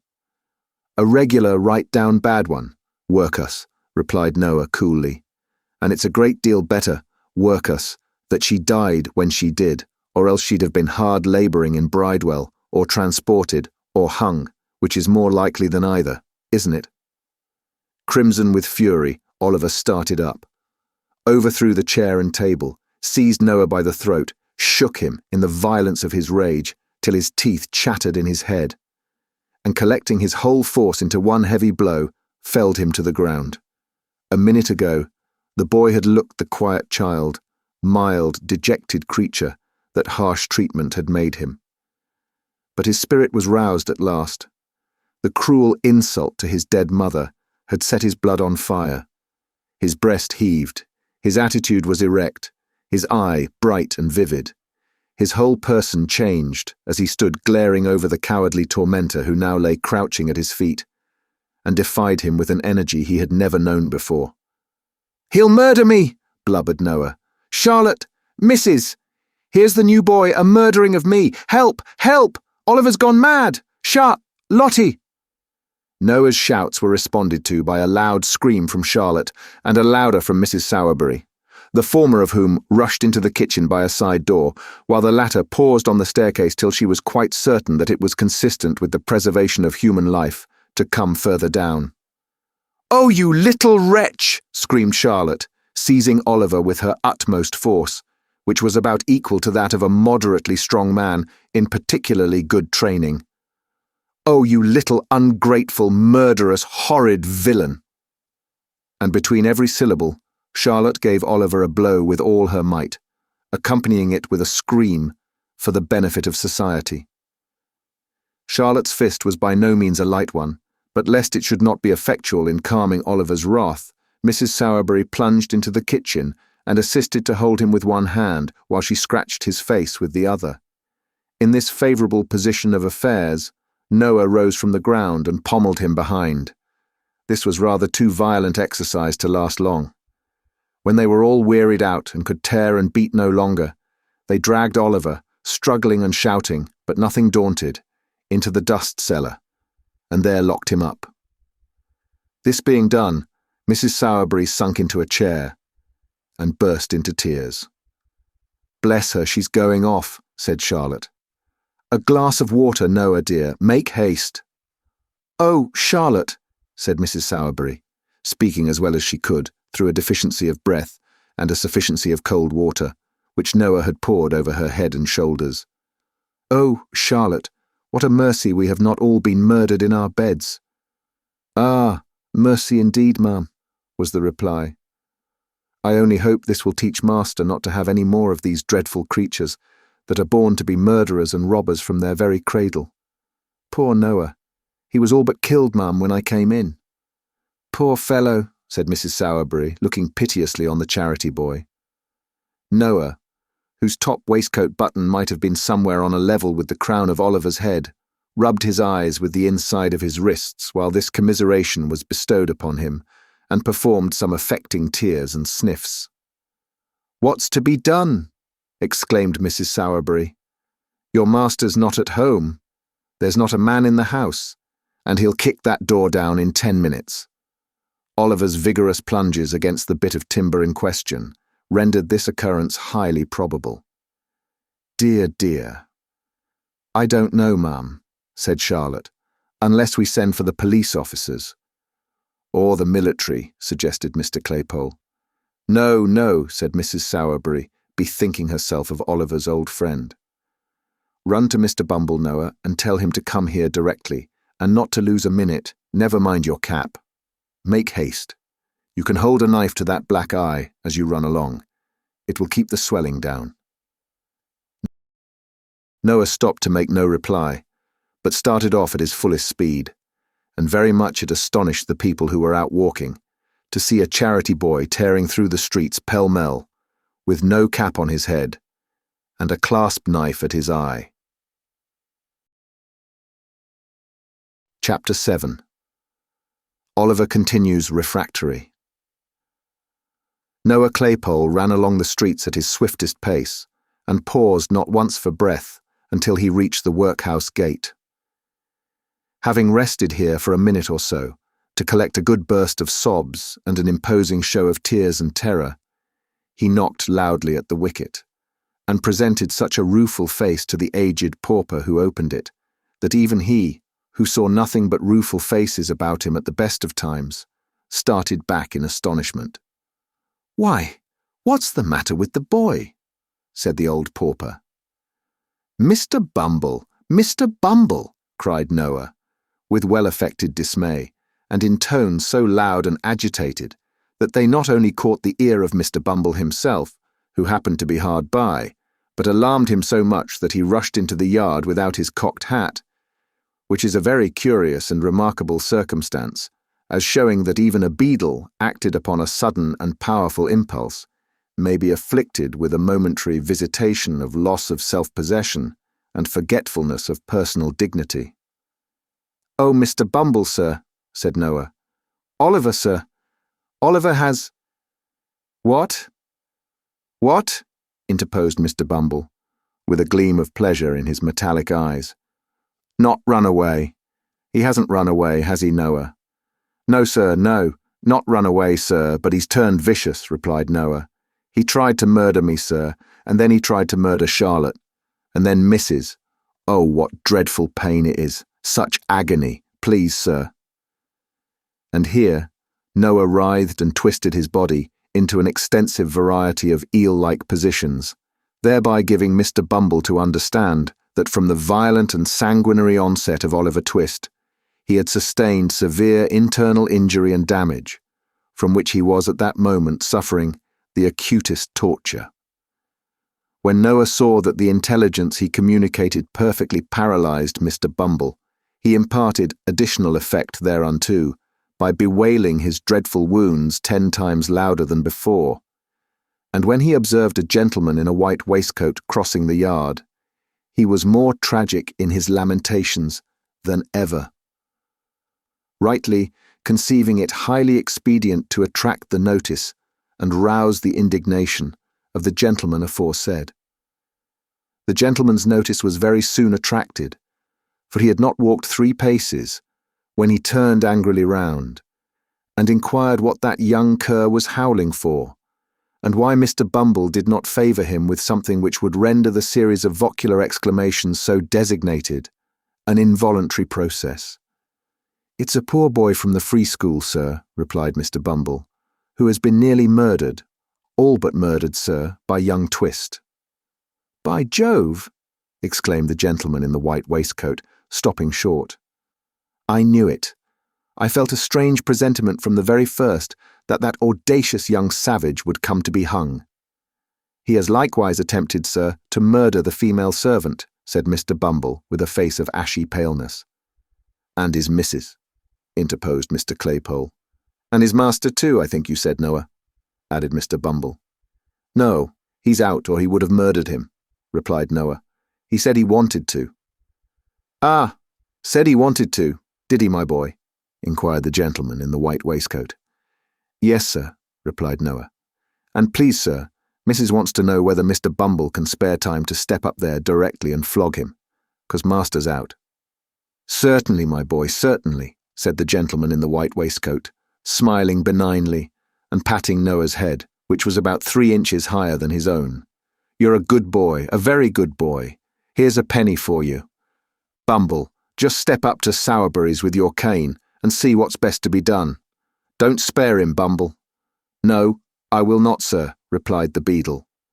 And the cocked hat and cane having been by this time adjusted to their owner's satisfaction, Mr. Bumble and Noah Claypole betook themselves with all speed to the undertaker's shop. Here the position of affairs had not at all improved. Sowerberry had not yet returned, and Oliver continued to kick, with undiminished vigour, at the cellar door. The accounts of his ferocity as related by Mrs. Sowerberry and Charlotte were of so startling a nature that Mr. Bumble judged it prudent to parley before opening the door. With this view he gave a kick at the outside by way of prelude, and then, applying his mouth to the keyhole, said in a deep and impressive tone, "Oliver." "Come, you let me out," replied Oliver from the inside. "Do you know this here voice, Oliver?" said Mr. Bumble. "Yes," replied Oliver. "Ain't you afraid of it, sir? Ain't you a-trembling while I speak, sir?" said Mr. Bumble. "No," replied Oliver boldly. An answer so different from the one he had expected to elicit, and was in the habit of receiving, staggered Mr. Bumble not a little. He stepped back from the keyhole, drew himself up to his full height, and looked from one to another of the 3 bystanders in mute astonishment. "Oh, you know, Mr. Bumble, he must be mad," said Mrs. Sowerberry. "No boy in half his senses could venture to speak so to you." "It's not madness, ma'am," replied Mr. Bumble, after a few moments of deep meditation. "It's meat." "What?" exclaimed Mrs. Sowerberry. "Meat, ma'am, meat," replied Bumble with stern emphasis. You've overfed him, ma'am. You've raised an artificial soul and spirit in him, ma'am, unbecoming a person of his condition, as the board, Mrs. Sowerberry, who are practical philosophers, will tell you. What have paupers to do with soul or spirit? It's quite enough that we let them have live bodies. If you had kept the boy on gruel, ma'am, this would never have happened. Dear, dear, ejaculated Mrs. Sowerberry, piously raising her eyes to the kitchen ceiling. This comes of being liberal. The liberality of Mrs. Sowerberry to Oliver had consisted of a profuse bestowal upon him of all the dirty odds and ends which nobody else would eat, so there was a great deal of meekness and self-devotion in her voluntarily remaining under Mr. Bumble's heavy accusation, of which, to do her justice, she was wholly innocent in thought, word, or deed. Ah, said Mr. Bumble, when the lady brought her eyes down to earth again, the only thing that can be done now, that I know of, is to leave him in the cellar for a day or so, till he's a little starved down, and then to take him out and keep him on gruel all through the apprenticeship. He comes of a bad family. Excitable natures, Mrs. Sowerberry. Both the nurse and doctor said that mother of his made her way here, against difficulties and pain that would have killed any well-disposed woman, weeks before. At this point of Mr. Bumble's discourse, Oliver, just hearing enough to know that some allusion was being made to his mother, recommenced kicking, with a violence that rendered every other sound inaudible. Sowerberry returned at this juncture. Oliver's offence having been explained to him, with such exaggerations as the ladies thought best calculated to rouse his ire, he unlocked the cellar door in a twinkling and dragged his rebellious apprentice out by the collar. Oliver's clothes had been torn in the beating he had received. His face was bruised and scratched, and his hair scattered over his forehead. The angry flush had not disappeared, however, and when he was pulled out of his prison, he scowled boldly on Noah, and looked quite undismayed. "Now, you are a nice young fellow, aren't you?" said Sowerberry, giving Oliver a shake and a box on the ear. "He called my mother names," replied Oliver. "Well, and what if he did, you little ungrateful wretch?" said Mrs. Sowerberry. "She deserved what he said and worse." "She didn't," said Oliver. "She did," said Mrs. Sowerberry. "It's a lie," said Oliver. Mrs. Sowerberry burst into a flood of tears. This flood of tears left Mr. Sowerberry no alternative. If he had hesitated for one instant to punish Oliver most severely, it must be quite clear to every experienced reader that he would have been, according to all precedents in disputes of matrimony established, a brute, an unnatural husband, an insulting creature, a base imitation of a man, and various other agreeable characters too numerous for recital within the limits of this chapter. To do him justice, he was, as far as his power went, it was not very extensive, kindly disposed towards the boy, perhaps because it was his interest to be so, perhaps because his wife disliked him. The flood of tears, however, left him no resource, so he at once gave him a drubbing, which satisfied even Mrs. Sowerberry herself, and rendered Mr. Bumble's subsequent application of the parochial cane rather unnecessary. For the rest of the day he was shut up in the back kitchen in company with a pump and a slice of bread. And at night, Mrs. Sowerberry, after making various remarks outside the door, by no means complimentary to the memory of his mother, looked into the room, and amidst the jeers and pointings of Noah and Charlotte, ordered him upstairs to his dismal bed. It was not until he was left alone in the silence and stillness of the gloomy workshop of the undertaker that Oliver gave way to the feelings which the day's treatment may be supposed likely to have awakened in a mere child. He had listened to their taunts with a look of contempt.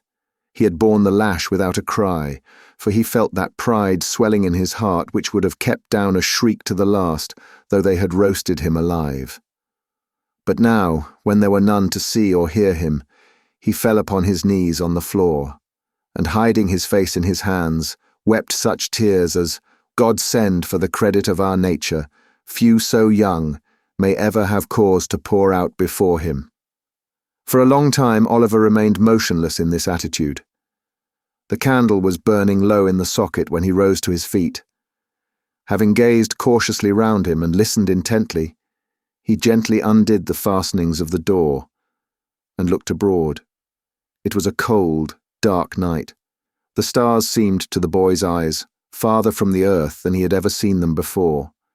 There was no wind, and the sombre shadows thrown by the trees upon the ground looked sepulchral and deathlike from being so still. He softly reclosed the door. Having availed himself of the expiring light of the candle to tie up in a handkerchief the few articles of wearing apparel he had, sat himself down upon a bench to wait for morning. With the first ray of light that struggled through the crevices in the shutters, Oliver arose and again unbarred the door.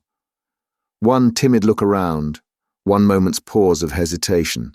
He had closed it behind him and was in the open street. He looked to the right and to the left, uncertain whither to fly. He remembered to have seen the wagons, as they went out, toiling up the hill.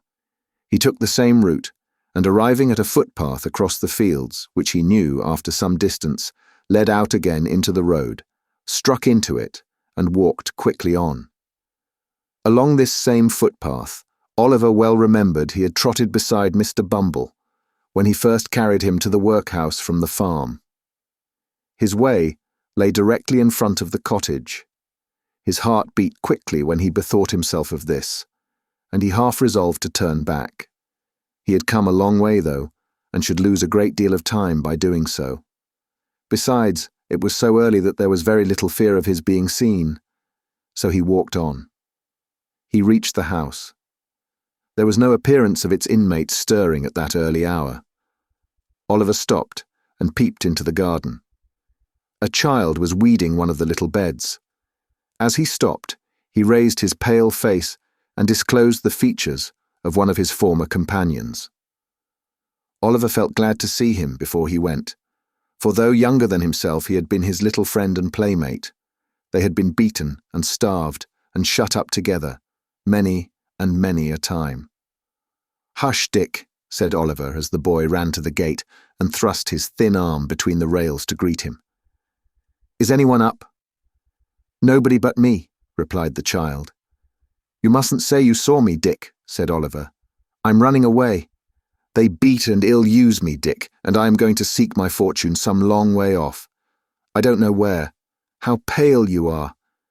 "I heard the doctor tell them I was dying," replied the child with a faint smile. "I'm very glad to see you, dear, but don't stop, don't stop." Yes, I will, to say goodbye to you," replied Oliver. "I shall see you again, Dick. I know I shall. You will be well and happy." "I hope so," replied the child. "After I am dead, but not before. I know the doctor must be right, Oliver, because I dream so much of heaven and angels and kind faces that I never see when I am awake." "Kiss me," said the child, climbing up the low gate and flinging his little arms around Oliver's neck. "Goodbye, dear. God bless you." The blessing was from a young child's lips, but it was the first that Oliver had ever heard invoked upon his head, and through the struggles and sufferings and troubles and changes of his afterlife, he never once forgot it. Chapter 8. Oliver walks to London. He encounters on the road a strange sort of young gentleman.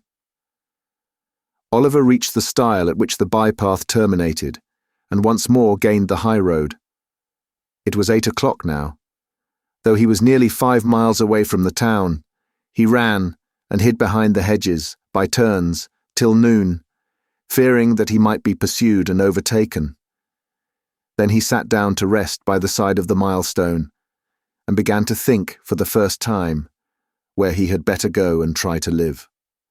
The stone by which he was seated bore in large characters an intimation that it was just 70 miles from that spot to London.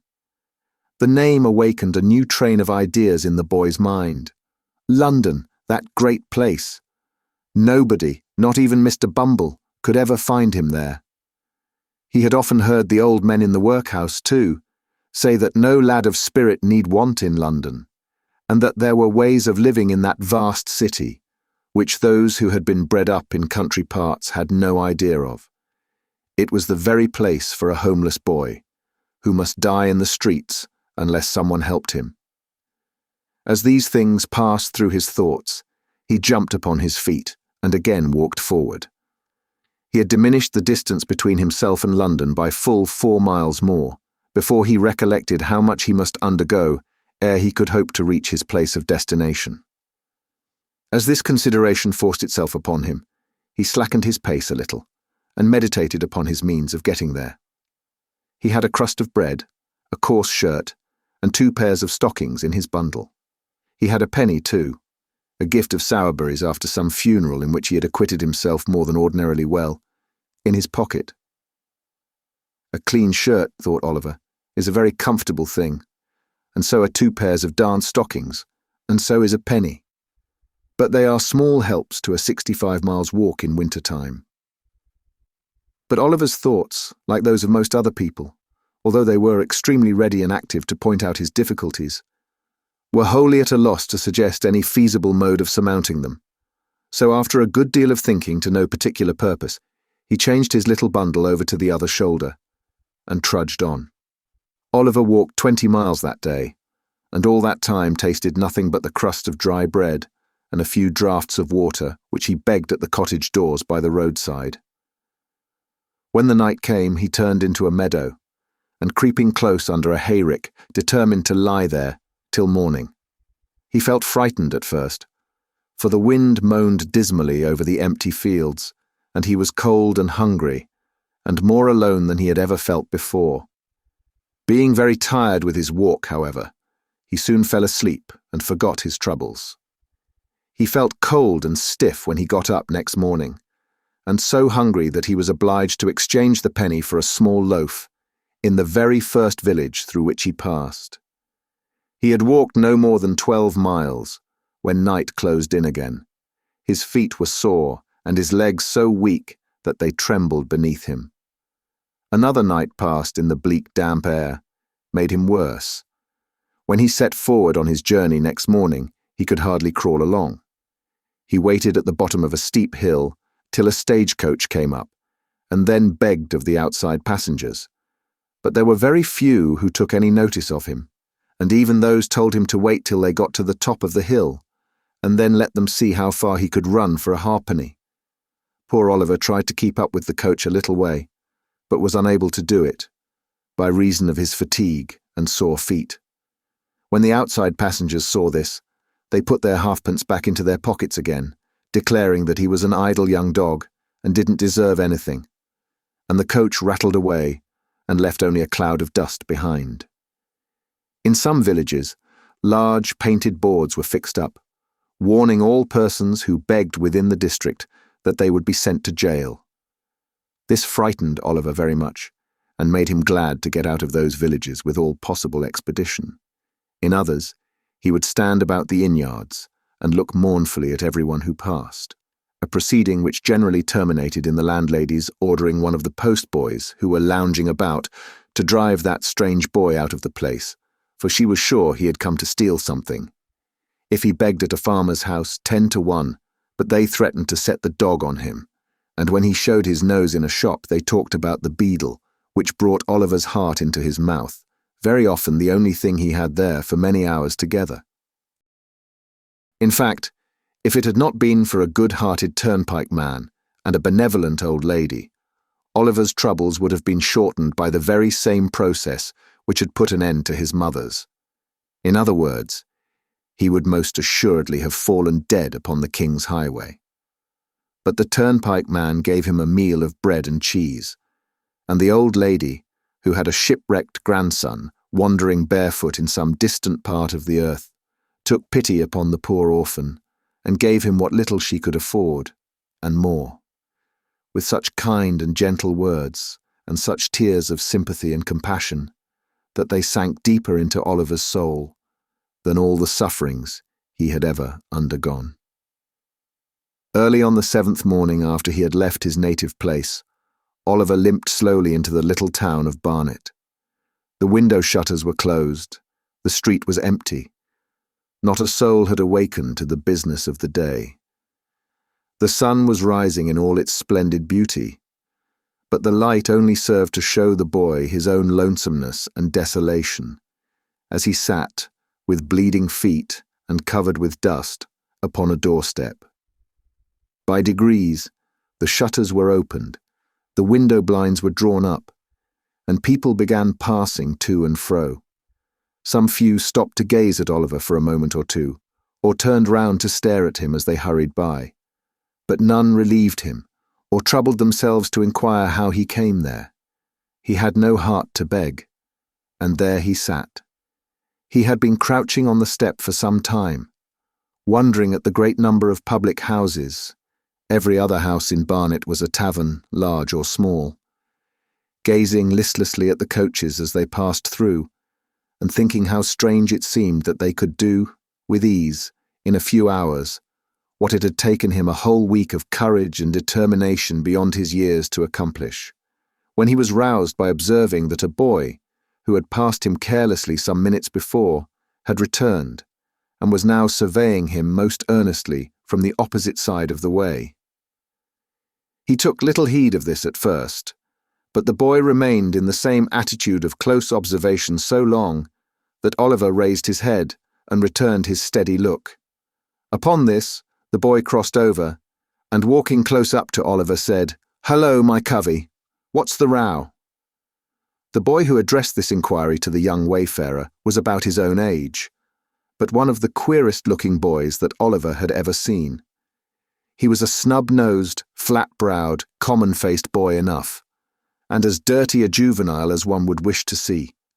But he had about him all the airs and manners of a man. He was short of his age, with rather bow legs, and little sharp, ugly eyes. His hat was stuck on the top of his head so lightly that it threatened to fall off every moment, and would have done so very often, if the wearer had not had a knack of every now and then giving his head a sudden twitch, which brought it back to its old place again. He wore a man's coat, which reached nearly to his heels.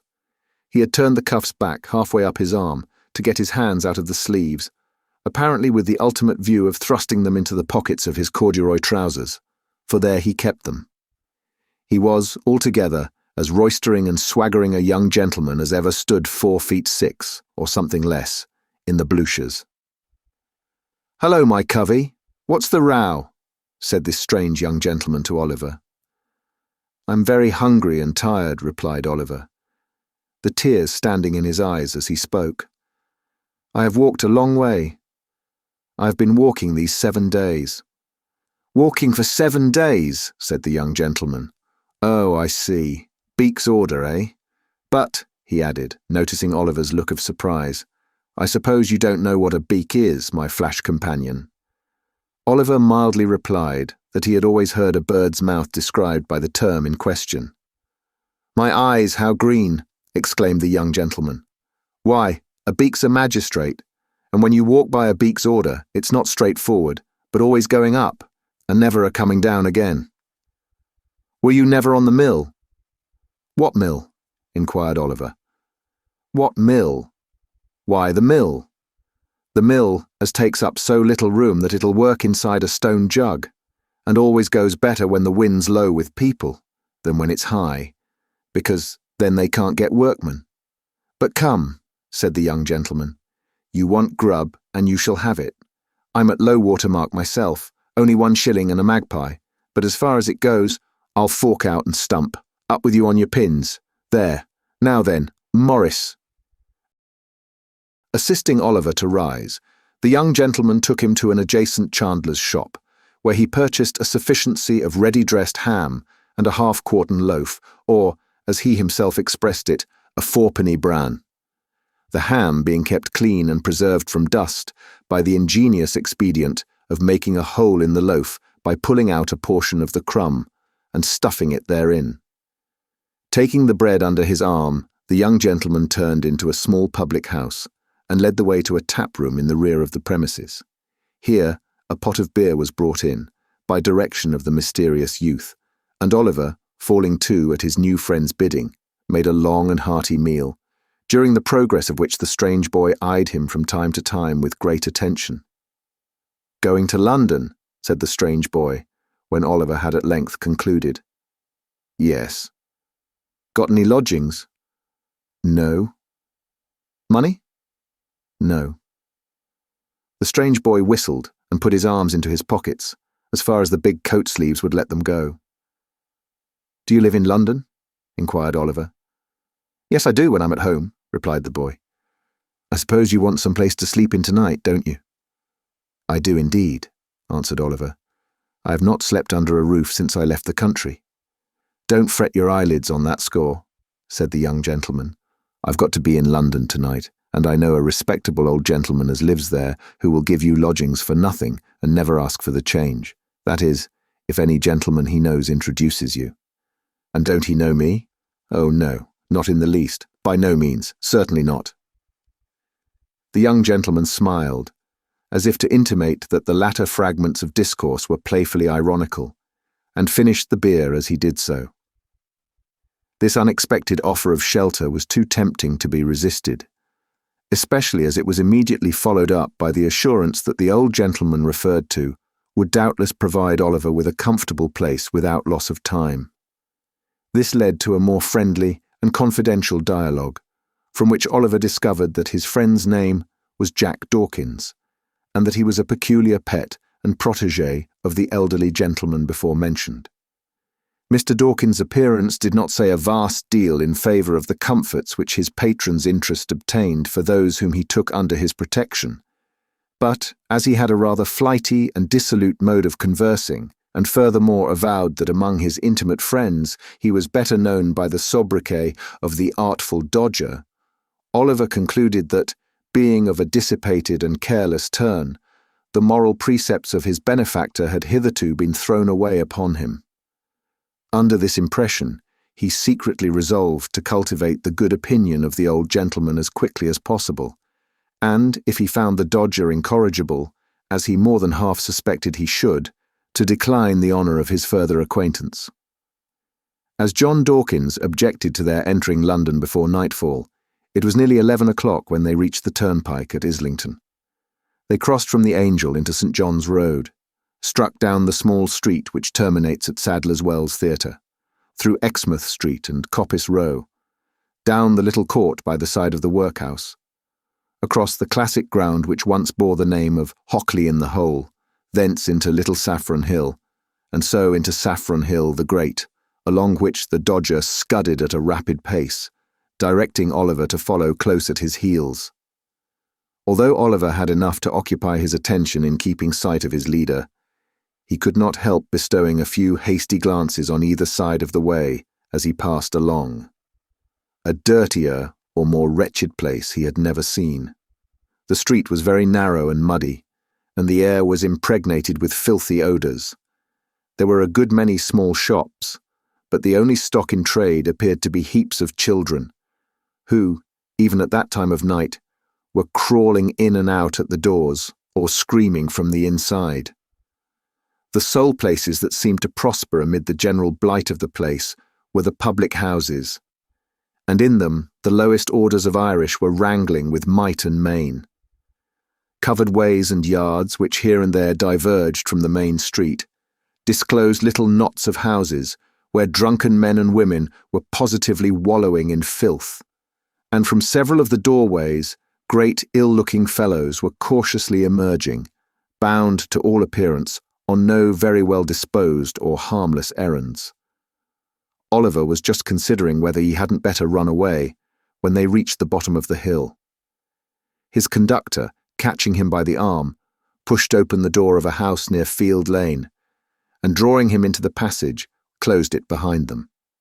"Now then," cried a voice from below, in reply to a whistle from the Dodger. "Plummy and slam," was the reply. This seemed to be some watchword or signal that all was right, for the light of a feeble candle gleamed on the wall at the remote end of the passage, and a man's face peeped out from where a balustrade of the old kitchen staircase had been broken away.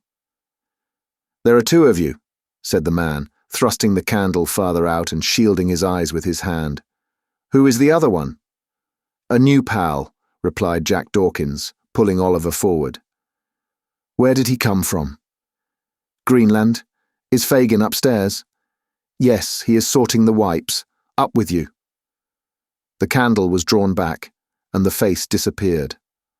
Oliver, groping his way with one hand, and having the other firmly grasped by his companion, ascended with much difficulty the dark and broken stairs, which his conductor mounted with an ease and expedition that showed he was well acquainted with them.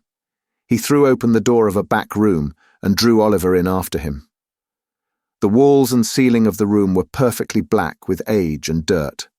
There was a deal table before the fire, upon which were a candle stuck in a ginger beer bottle, 2 or 3 pewter pots, a loaf and butter, and a plate.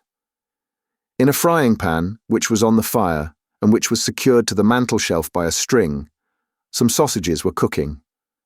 And standing over them, with a toasting fork in his hand, was a very old, shriveled Jew, whose villainous-looking and repulsive face was obscured by a quantity of matted red hair. He was dressed in a greasy flannel gown, with his throat bare, and seemed to be dividing his attention between the frying pan and the clothes horse, over which a great number of silk handkerchiefs were hanging. Several rough beds made of old sacks were huddled side by side on the floor. Seated round the table were 4 or 5 boys, none older than the Dodger, smoking long clay pipes and drinking spirits with the air of middle-aged men. These all crowded about their associate as he whispered a few words to the Jew, and then turned round and grinned at Oliver. So did the Jew himself, toasting fork in hand. "This is him, Fagin," said Jack Dawkins. "My friend Oliver Twist." The Jew grinned, and making a low obeisance to Oliver, took him by the hand, and hoped he should have the honour of his intimate acquaintance. Upon this, the young gentleman with the pipes came round him, and shook both his hands very hard, especially the one in which he held his little bundle. One young gentleman was very anxious to hang up his cap for him, and another was so obliging as to put his hands in his pockets, in order that, as he was very tired, he might not have the trouble of emptying them himself when he went to bed. These civilities would probably be extended much farther, but for a liberal exercise of the Jew's toasting fork on the heads and shoulders of the affectionate youths who offered them. "We are very glad to see you, Oliver, very," said the Jew. "Dodger, take off the sausages, and draw a tub near the fire for Oliver. Ah, you are staring at the pocket handkerchiefs, eh, my dear? There are a good many of them, aren't there? We've just looked them out, ready for the wash. That's all, Oliver, that's all. Ha, ha, ha!" The latter part of this speech was hailed by a boisterous shout from all the hopeful pupils of the merry old gentleman, in the midst of which they went to supper. Oliver ate his share, and the Jew then mixed him a glass of hot gin and water, telling him he must drink it off directly, because another gentleman wanted the tumbler. Oliver did as he was desired. Immediately afterwards, he felt himself gently lifted onto one of the sacks, and then he sunk into a deep sleep. Chapter 9.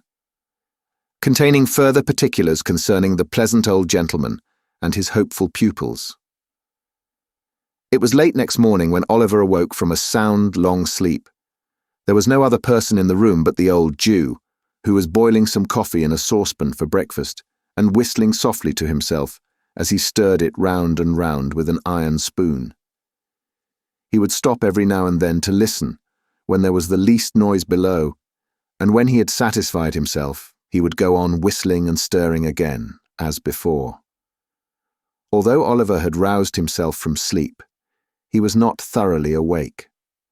There is a drowsy state between sleeping and waking, when you dream more in 5 minutes with your eyes half open and yourself half conscious of everything that is passing around you, than you would in 5 nights with your eyes fast closed and your senses wrapped in perfect unconsciousness.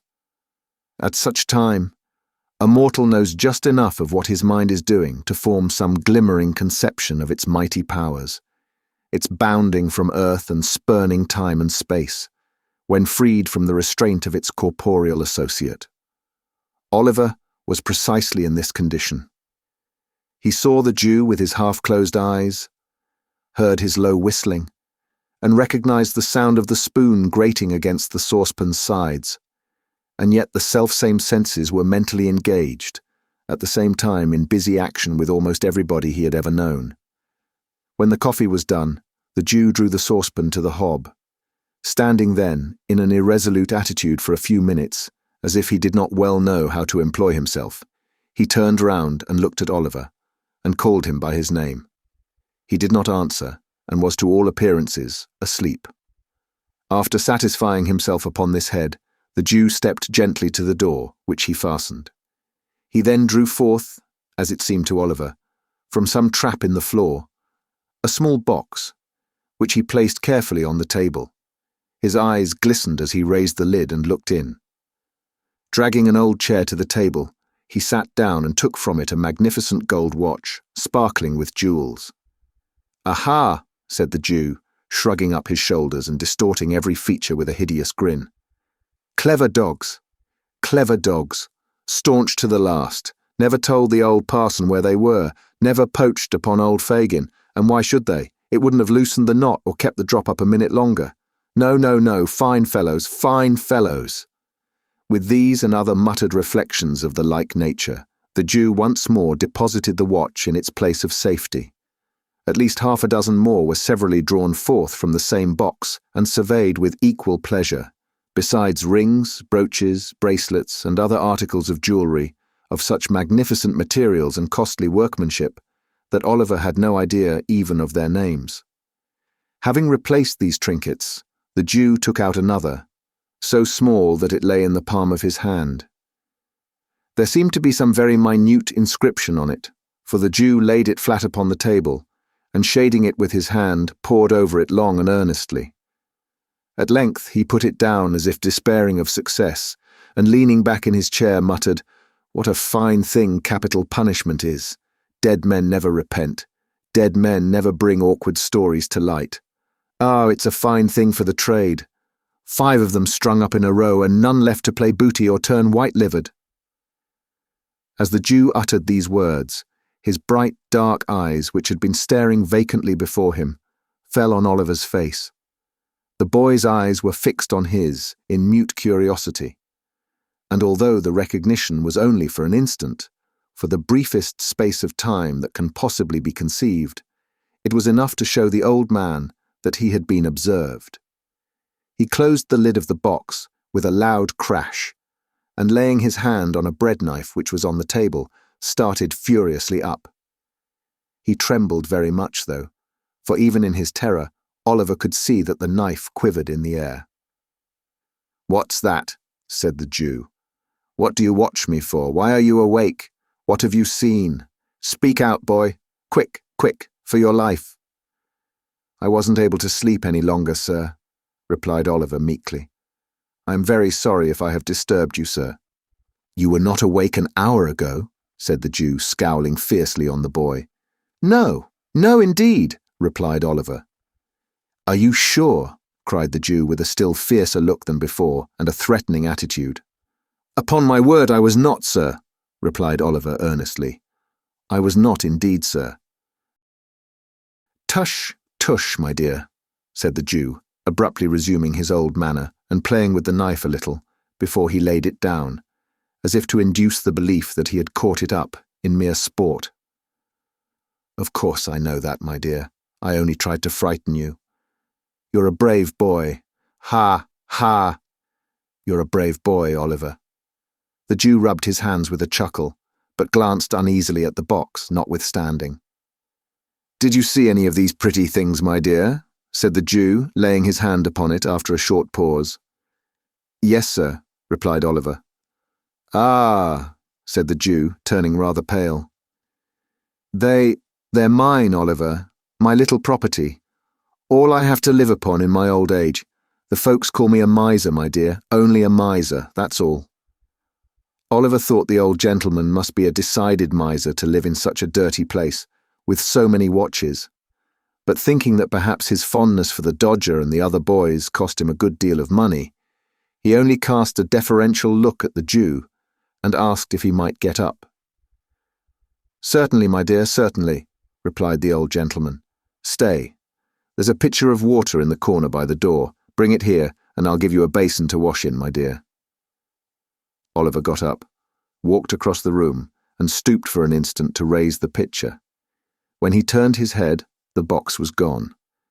He had scarcely washed himself and made everything tidy, by emptying the basin out of the window agreeably to the Jew's directions, when the Dodger returned, accompanied by a very sprightly young friend, whom Oliver had seen smoking on the previous night, and who was now formally introduced to him as Charlie Bates.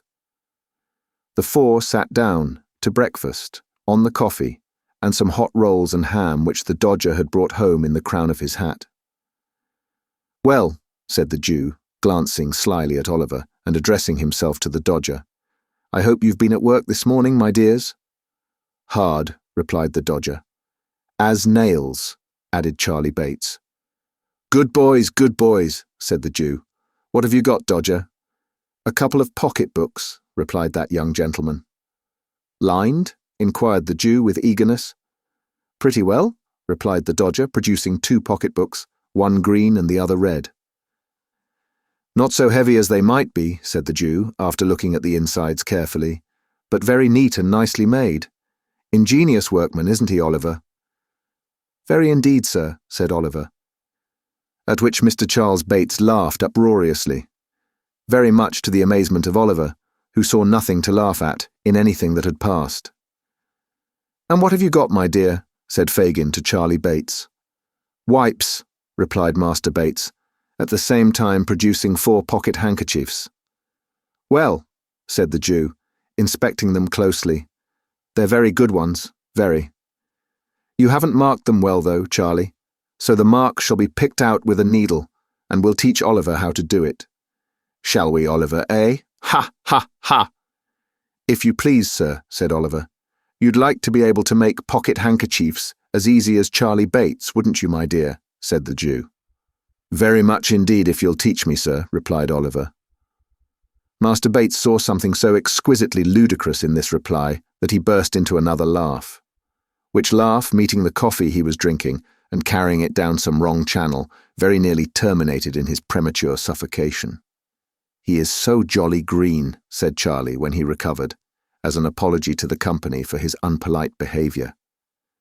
The Dodger said nothing, but he smoothed Oliver's hair over his eyes, and said he'd know better by and by, upon which the old gentleman, observing Oliver's colour mounting, changed the subject by asking whether there had been much of a crowd at the execution that morning. This made him wonder more and more, for it was plain from the replies of the 2 boys that they had both been there, and Oliver naturally wondered how they could possibly have found time to be so very industrious. When the breakfast was cleared away, the merry old gentleman and the 2 boys played at a very curious and uncommon game, which was performed in this way. The merry old gentleman, placing a snuff-box in one pocket of his trousers, a note-case in the other, and a watch in his waistcoat pocket, with a guard chain round his neck, and sticking a mock diamond pin in his shirt, buttoned his coat tight round him, and putting his spectacle case and handkerchief in his pockets, trotted up and down the room with a stick, in imitation of the manner in which old gentlemen walk about the streets any hour in the day. Sometimes he stopped at the fireplace, and sometimes at the door, making believe that he was staring with all his might into shop windows. At such times, he would look constantly round him, for fear of thieves, and would keep slapping all his pockets in turn to see that he hadn't lost anything, in such a very funny and natural manner that Oliver laughed till the tears ran down his face. All this time, the 2 boys followed him closely about, getting out of his sight, so nimbly every time he turned round, that it was impossible to follow their motions. At last, the Dodger trod upon his toes, or ran upon his boot accidentally, while Charlie Bates stumbled up against him behind, and in that one moment they took from him, with the most extraordinary rapidity, snuff-box, note-case, watch-guard, chain, shirt-pin, pocket-handkerchief, even the spectacle-case. If the old gentleman felt a hand in any one of his pockets, he cried out where it was. And then the game began all over again. When this game had been played a great many times, a couple of young ladies called to see the young gentleman, one of whom was named Bet, and the other Nancy. They wore a good deal of hair, not very neatly turned up behind, and were rather untidy about the shoes and stockings. They were not exactly pretty, perhaps, but they had a great deal of colour in their faces, and looked quite stout and hearty. Being remarkably free and agreeable in their manners, Oliver thought them very nice girls indeed, as there is no doubt they were. The visitors stopped a long time. Spirits were produced in consequence of one of the young ladies complaining of a coldness in her inside, and the conversation took a very convivial and improving turn. At length, Charlie Bates expressed his opinion that it was time to pad the hoof. This, it occurred to Oliver, must be French for going out, for directly afterwards the Dodger and Charlie and the two young ladies went away together, having been kindly furnished by the amiable old Jew with money to spend. "There, my dear," said Fagin. "That's a pleasant life, isn't it? They have gone out for the day." "Have they done work, sir?" inquired Oliver. "Yes," said the Jew.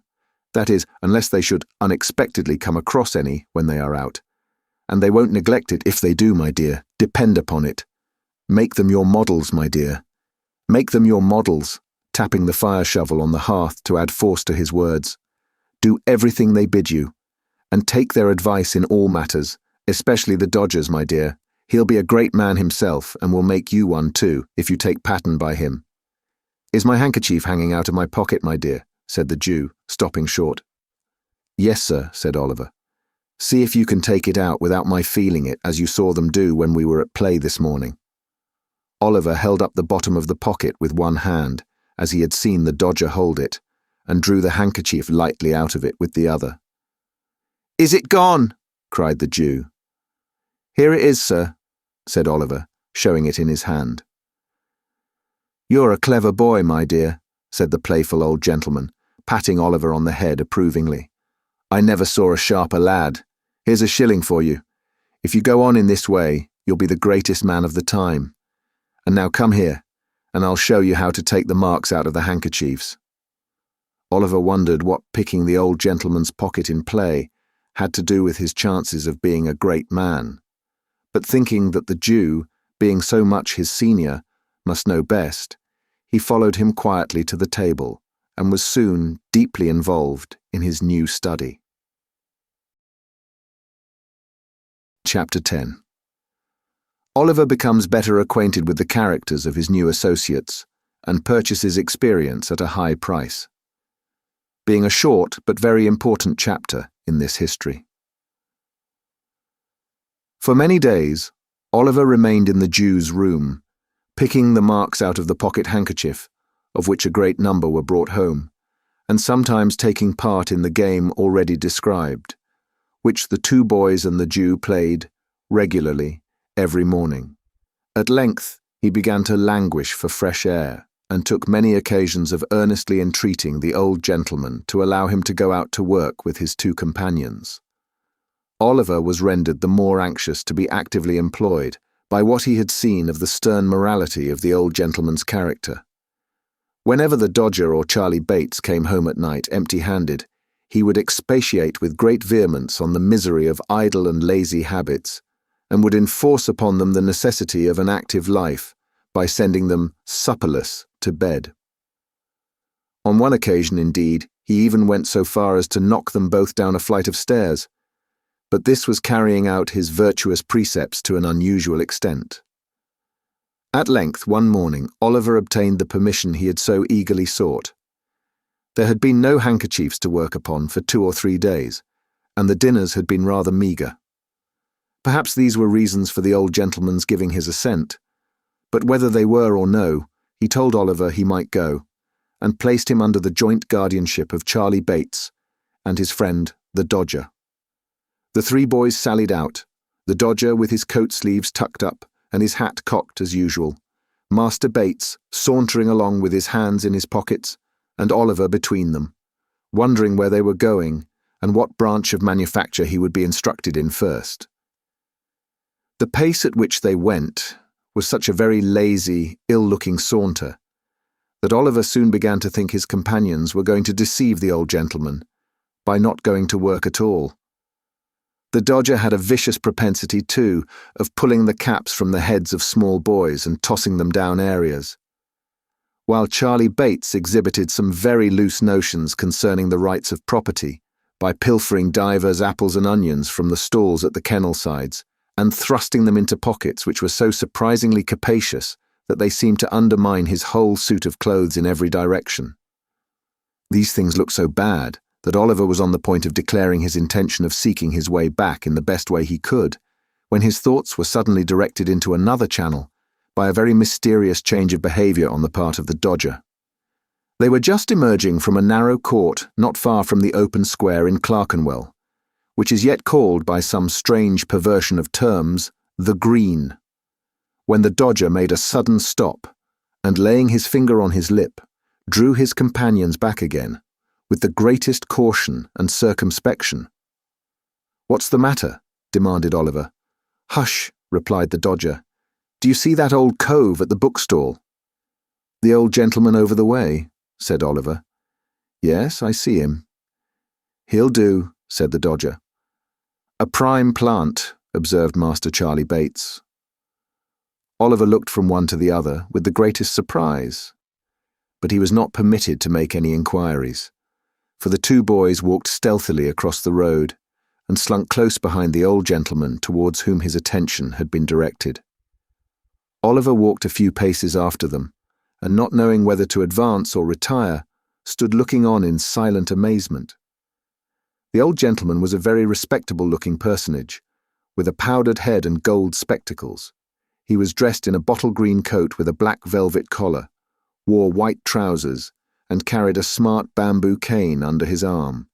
He had taken up a book from the stall, and there he stood, reading away, as hard as if he were in his elbow chair, in his own study.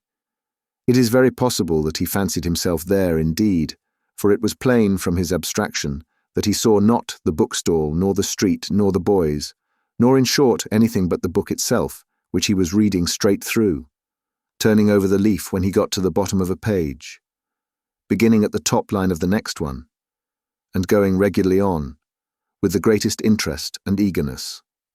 What was Oliver's horror and alarm as he stood a few paces off, looking on with his eyelids as wide open as they would possibly go, to see the Dodger plunge his hand into the old gentleman's pocket and draw from thence a handkerchief.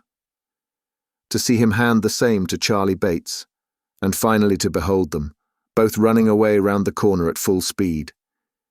In an instant the whole mystery of the handkerchiefs and the watches and the jewels and the Jew rushed upon the boy's mind. He stood for a moment, with the blood so tingling through all his veins from terror, that he felt as if he were in a burning fire.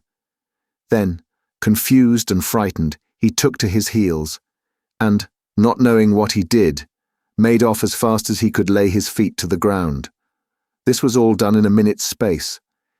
In the very instant when Oliver began to run, the old gentleman, putting his hand to his pocket and missing his handkerchief, turned sharp round. Seeing the boy scudding away at such a rapid pace, he very naturally concluded him to be the depredator, and shouting, "Stop, thief!" with all his might, made off after him, book in hand. But the old gentleman was not the only person who raised the hue and cry. The Dodger and Master Bates, unwilling to attract public attention by running down the open street, had merely retired into the very first doorway round the corner. They no sooner heard the cry and saw Oliver running, than, guessing exactly how the matter stood, they issued forth with great promptitude, and shouting, "Stop, thief!" too, joined in the pursuit like good citizens. Although Oliver had been brought up by philosophers, he was not theoretically acquainted with the beautiful axiom that self-preservation is the first law of nature. If he had been, perhaps he would have been prepared for this. Not being prepared, however, it alarmed him the more, so away he went like the wind, with the old gentleman and the two boys roaring and shouting behind him, "Stop, thief! Stop, thief!" There is a magic in the sound. The tradesman leaves his counter, and the carman his wagon. The butcher throws down his tray, the baker his basket, the milkman his pail, the errand boy his parcels, the schoolboy his marbles, the paviour his pickaxe, the child his battledore. Away they run, pell-mell, helter-skelter, slapdash, tearing, yelling, screaming, knocking down the passengers as they turn the corners, rousing up the dogs and astonishing the fowls, and streets, squares, and courts re-echo with the sound. "Stop thief! Stop thief!" The cry is taken up by 100 voices, and the crowd accumulates at every turning. Away they fly, splashing through the mud and rattling along the pavements. Up go the windows, outrun the people. Onward bear the mob, a whole audience dessert punch in the very thickest of the plot. And joining the rushing throng, swell the shout and lend fresh vigour to the cry, "Stop thief! Stop thief! Stop thief! Stop thief!" There is a passion for hunting something deeply implanted in the human breast. One wretched, breathless child, panting with exhaustion, terror in his looks, agony in his eyes, large drops of perspiration streaming down his face, strains every nerve to make head upon his pursuers, and as they follow on his track and gain upon him every instant, they hail his decreasing strength with joy. Stop thief! Aye, stop him for God's sake, were it only in mercy. Stopped at last. A clever blow. He is down upon the pavement, and the crowd eagerly gather round him, each newcomer jostling and struggling with the others to catch a glimpse. Stand aside. Give him a little air. Nonsense. He doesn't deserve it. Where's the gentleman? Here he is, coming down the street. Make room there for the gentleman. Is this the boy, sir? Yes. Oliver lay, covered with mud and dust, and bleeding from the mouth, looking wildly round upon the heap of faces that surrounded him. When the old gentleman was officiously dragged and pushed into the circle by the foremost of the pursuers. "Yes," said the gentleman, "I am afraid it is the boy." "Afraid," murmured the crowd. "That's a good one." "Poor fellow," said the gentleman. "He has hurt himself." "I did that, sir," said a great lubberly fellow, stepping forward, "and preciously I cut my knuckle against his mouth. I stopped him, sir." The fellow touched his hat with a grin, expecting something for his pains, but the old gentleman, eyeing him with an expression of dislike, looked anxiously round, as if he contemplated running away himself, which it is very possible he might have attempted to do, and thus have afforded another chase, had not a police officer, who is generally the last person to arrive in such cases, at that moment made his way through the crowd and seized Oliver by the collar. "Come, get up," said the man roughly. "It wasn't me indeed, sir. Indeed, it was 2 other boys," said Oliver, clasping his hands passionately and looking round. "They are here somewhere." "Oh, no, they aren't," said the officer. He meant this to be ironical, but it was true besides, for the Dodger and Charlie Bates had filed off down the first convenient court they came to. "Come, get up." "Don't hurt him," said the old gentleman compassionately. "Oh, no, I won't hurt him," replied the officer, tearing his jacket half off his back in proof thereof. "Come, I know you, it won't do. Will you stand upon your legs, you young devil?" Oliver, who could hardly stand, made a shift to raise himself on his feet and was at once lugged along the streets by the jacket collar at a rapid pace.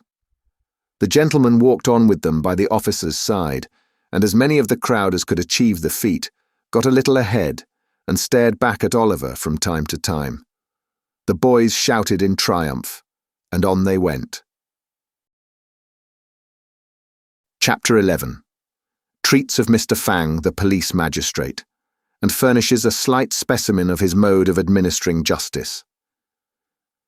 The offence had been committed within the district, and indeed in the immediate neighbourhood of a very notorious metropolitan police office. The crowd had only the satisfaction of accompanying Oliver through 2 or 3 streets, and down a place called Mutton Hill, when he was led beneath a low archway, and up a dirty court, into this dispensary of summary justice, by the back way. It was a small paved yard into which they turned, and here they encountered a stout man with a bunch of whiskers on his face and a bunch of keys in his hand. "What's the matter now?" said the man carelessly. "A young fogle hunter," replied the man who had Oliver in charge. "Are you the party that's been robbed, sir?" inquired the man with the keys. "Yes, I am," replied the old gentleman, "but I'm not sure that this boy actually took the handkerchief. I would rather not press the case." "Must go before the magistrate now, sir," replied the man. "His worship will be disengaged in half a minute.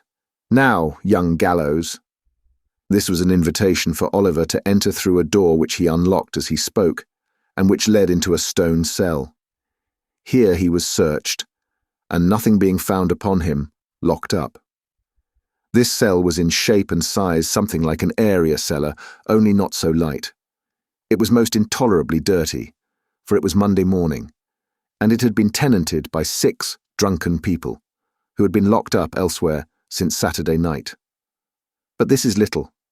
In our station houses, men and women are every night confined on the most trivial charges, the word is worth noting, in dungeons, compared with which those in Newgate, occupied by the most atrocious felons, tried, found guilty, and under sentence of death, are palaces. Let anyone who doubts this compare the two. The old gentleman looked almost as rueful as Oliver when the key grated in the lock. He turned with a sigh to the book, which had been the innocent cause of all this disturbance. "There is something in that boy's face," said the old gentleman to himself as he walked slowly away, tapping his chin with the cover of the book in a thoughtful manner. "Something that touches and interests me. Can he be innocent? He looked like—" "By the by," exclaimed the old gentleman, halting very abruptly and staring up into the sky. "Bless my soul! Where have I seen something like that look before?" After musing for some minutes, the old gentleman walked, with the same meditative face, into a back anteroom opening from the yard. And there, retiring into a corner, called up before his mind's eye a vast amphitheatre of faces over which a dusky curtain had hung for many years. "No," said the old gentleman, shaking his head. "It must be imagination." He wandered over them again. He had called them into view, and it was not easy to replace the shroud that had so long concealed them. There were the faces of friends and foes, and of many that had been almost strangers peering intrusively from the crowd. There were the faces of young and blooming girls that were now old women. There were faces that the grave had changed and closed upon, but which the mind, superior to its power, still dressed in their old freshness and beauty, calling back the lustre of the eyes, the brightness of the smile, the beaming of the soul through its mask of clay, and whispering of beauty beyond the tomb, changed but to be heightened, and taken from earth only to be set up as a light, to shed a soft and gentle glow upon the path to heaven.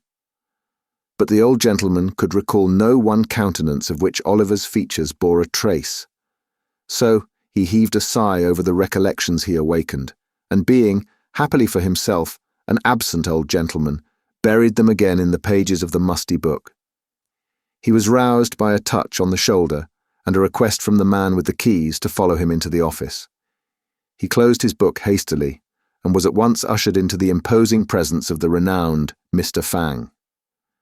The office was a front parlour with a panelled wall. Mr. Fang sat behind a bar at the upper end, and on one side of the door was a sort of wooden pen in which poor little Oliver was already deposited, trembling very much at the awfulness of the scene. Mr. Fang was a lean, long-backed, stiff-necked, middle-sized man, with no great quantity of hair, and what he had, growing on the back and sides of his head. His face was stern and much flushed. If he were really not in the habit of drinking rather more than was exactly good for him, he might have brought action against his countenance for libel, and have recovered heavy damages. The old gentleman bowed respectfully, and advancing to the magistrate's desk said, suiting the action to the word, "That is my name and address, sir." He then withdrew a pace or two, and with another polite and gentlemanly inclination of the head, waited to be questioned. Now it so happened that Mr. Fang was at that moment perusing a leading article in a newspaper of the morning, adverting to some recent decision of his, and commending him, for the 350th time, to the special and particular notice of the Secretary of State for the Home Department. He was out of temper, and he looked up with an angry scowl. "Who are you?" said Mr. Fang. The old gentleman pointed with some surprise to his card. Officer, said Mr. Fang, tossing the card contemptuously away with the newspaper. Who is this fellow? My name, sir, said the old gentleman, speaking like a gentleman. My name, sir, is Brownlow. Permit me to inquire the name of the magistrate who offers a gratuitous and unprovoked insult to a respectable person under the protection of the bench. Saying this, Mr. Brownlow looked around the office as if in search of some person who would afford him the required information. Officer, said Mr. Fang, throwing the paper on one side, what's this fellow charged with? He's not charged at all, your worship, replied the officer. He appears against this boy, your worship. His worship knew this perfectly well, but it was a good annoyance, and a safe one. Appears against the boy, does he? Said Mr. Fang, surveying Mr. Brownlow contemptuously from head to foot. Swear him. Before I am sworn, I must beg to say one word, said Mr. Brownlow, and that is that I really never, without actual experience, could have believed— Hold your tongue, sir, said Mr. Fang peremptorily. I will not, sir, replied the old gentleman. Hold your tongue this instant, or I'll have you turned out of the office, said Mr. Fang. You're an insolent, impertinent fellow. How dare you bully a magistrate? What? Exclaimed the old gentleman, reddening. Swear this person, said Fang to the clerk. I'll not hear another word. Swear him. Mr. Brownlow's indignation was greatly roused, but reflecting, perhaps, that he might only injure the boy by giving vent to it, he suppressed his feelings and submitted to be sworn at once. Now, said Fang, what's the charge against this boy? What have you got to say, sir? I was standing at a bookstall, Mr. Brownlow began. Hold your tongue, sir, said Mr. Fang. Policeman, where's the policeman? Here, swear this policeman. Now, policeman, what is this?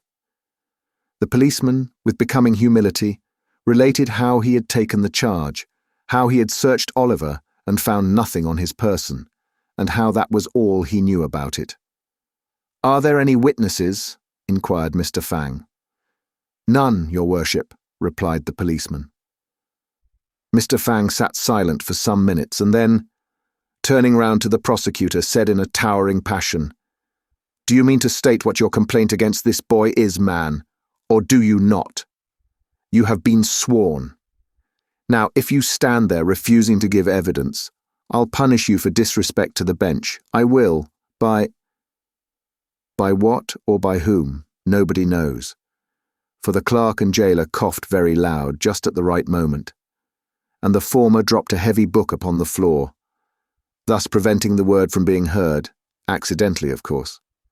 With many interruptions and repeated insults, Mr. Brownlow contrived to state his case, observing that, in the surprise of the moment, he had run after the boy because he had seen him running away, and expressing his hope that, if the magistrate should believe him, although not actually the thief, to be connected with the thieves, he would deal as leniently with him as justice would allow.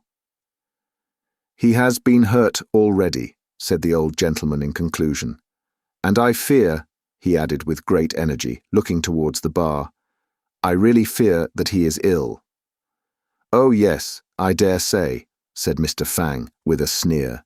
Come, none of your tricks here, you young vagabond, they won't do. What's your name? Oliver tried to reply, but his tongue failed him. He was deadly pale, and the whole place seemed turning round and round. What's your name, you hardened scoundrel? Demanded Mr. Fang. Officer, what's his name?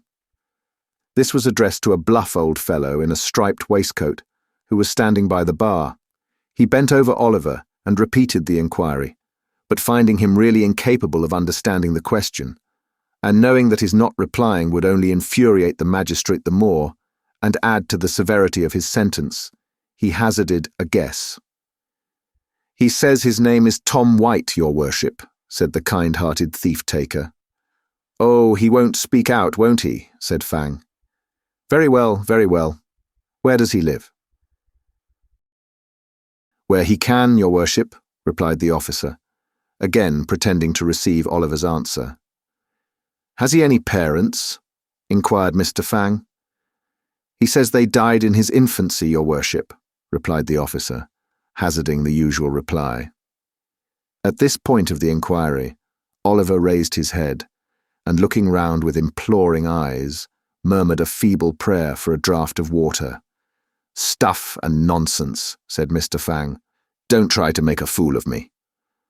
"I think he really is ill, your worship," remonstrated the officer. "I know better," said Mr. Fang. "Take care of him, officer," said the old gentleman, raising his hands instinctively. "He'll fall down." "Stand away, officer," cried Fang. "Let him, if he likes." Oliver availed himself of the kind permission and fell to the floor in a fainting fit. The men in the office looked at each other, but no one dared to stir. "I knew he was shamming," said Fang, as if this were incontestable proof of the fact. "Let him lie there, he'll soon be tired of that." "How do you propose to deal with the case, sir?" inquired the clerk in a low voice. "Summarily," replied Mr. Fang.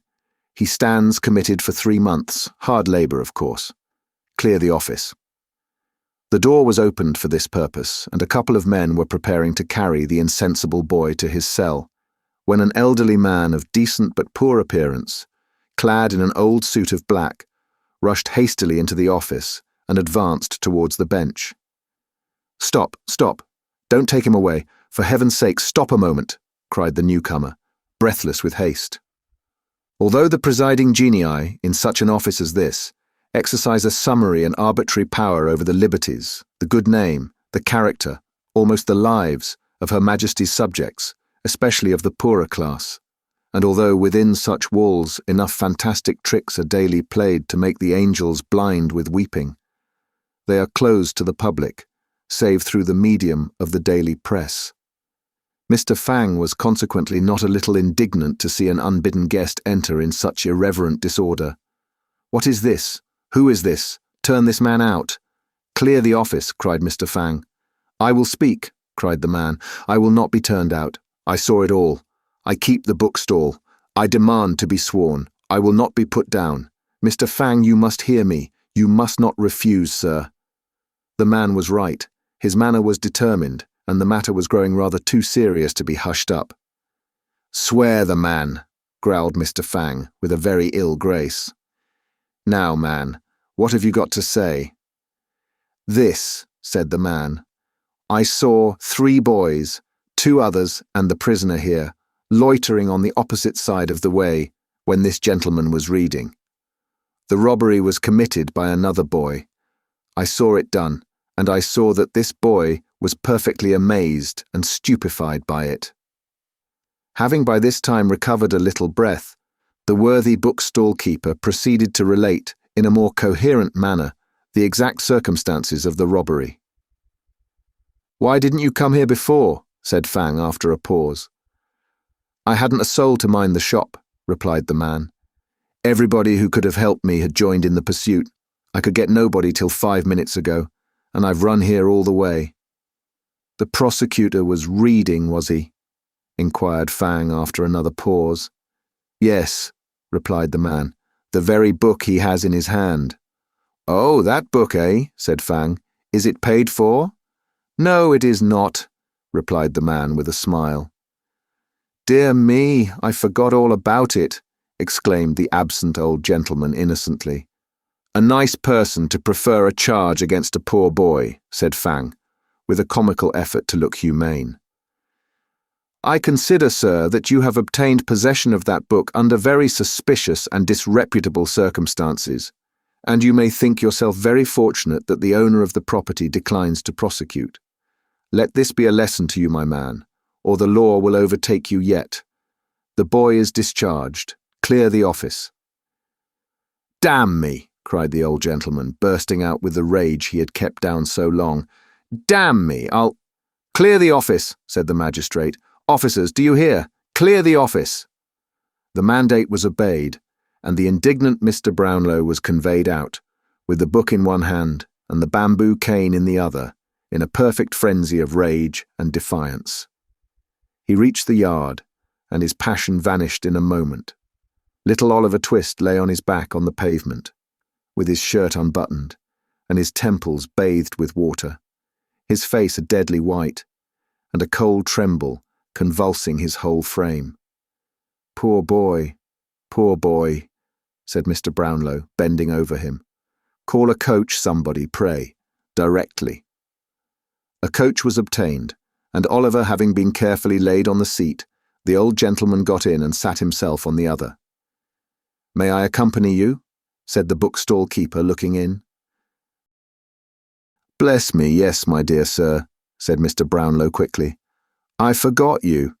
Dear, dear, I have this unhappy book still. Jump in, poor fellow. There's no time to lose. The bookstall keeper got into the coach, and away they drove. Chapter 12, in which Oliver is taken better care of than he ever was before, and in which the narrative reverts to the merry old gentleman and his youthful friends. The coach rattled away, over nearly the same ground as that which Oliver had traversed when he first entered London in company with the Dodger, and turning a different way when it reached the Angel at Islington, stopped at length before a neat house in a quiet, shady street near Pentonville. Here, a bed was prepared, without loss of time, in which Mr. Brownlow saw his young charge carefully and comfortably deposited. And here he was tended with a kindness and solicitude that knew no bounds. But for many days Oliver remained insensible to all the goodness of his new friends. The sun rose and sank again, and many times after that, and still the boy lay stretched on his uneasy bed, dwindling away beneath the dry and wasting heat of fever. The worm does not work more surely on the dead body than does this slow creeping fire upon the living frame. Weak and thin and pallid, he awoke at last from what seemed to have been a long and troubled dream. Feebly raising himself in the bed, with his head resting on his trembling arm, he looked anxiously around. "What room is this? Where have I been brought to?" said Oliver. "This is not the place I went to sleep in." He uttered these words in a feeble voice, being very faint and weak, but they were overheard at once. The curtain at the bed's head was hastily drawn back, and a motherly old lady, very neatly and precisely dressed, rose as she undrew it, from an armchair close by, in which she had been sitting at needlework. "Hush, my dear," said the old lady softly. "You must be very quiet, or you will be ill again, and you have been very bad as bad could be, pretty near. Lie down again, there's a dear." With those words the old lady very gently placed Oliver's head upon the pillow, and smoothing back his hair from his forehead, looked so kindly and lovingly in his face that he could not help placing his little withered hand in hers and drawing it round his neck. "Save us," said the old lady with tears in her eyes. "What a grateful little dear it is. Pretty creature. What would his mother feel if she had sat by him as I have, and could see him now?" "Perhaps she does see me," whispered Oliver, folding his hands together. "Perhaps she has sat by me. I almost feel as if she had."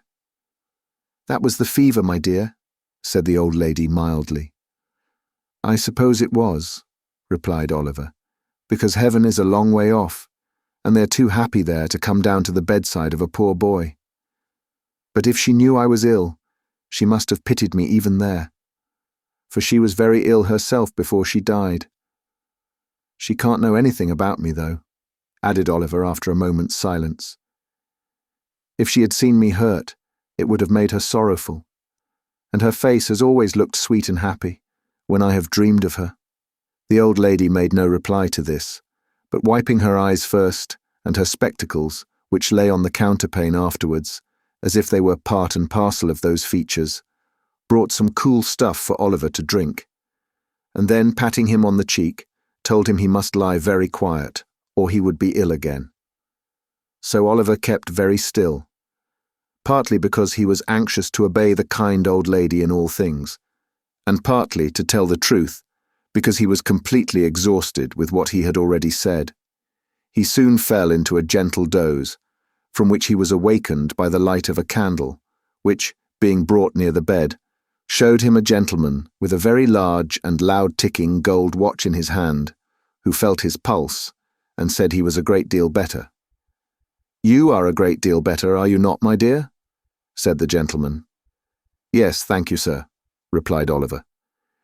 Yes, I know you are, said the gentleman. You're hungry too, aren't you? No, sir, answered Oliver. Hem, said the gentleman. No, I know you're not. He is not hungry, Mrs. Bedwin, said the gentleman, looking very wise. The old lady made a respectful inclination of the head, which seemed to say that she thought the doctor was a very clever man. The doctor appeared much of the same opinion himself. You feel sleepy, don't you, my dear? Said the doctor. No, sir, replied Oliver. No, said the doctor, with a very shrewd and satisfied look. You're not sleepy, nor thirsty, are you? Yes, sir, rather thirsty, answered Oliver. Just as I expected, Mrs. Bedwin, said the doctor. It's very natural that he should be thirsty. You may give him a little tea, ma'am, and some dry toast without any butter. Don't keep him too warm, ma'am, but be careful that you don't let him be too cold. Will you have the goodness? The old lady dropped a curtsy.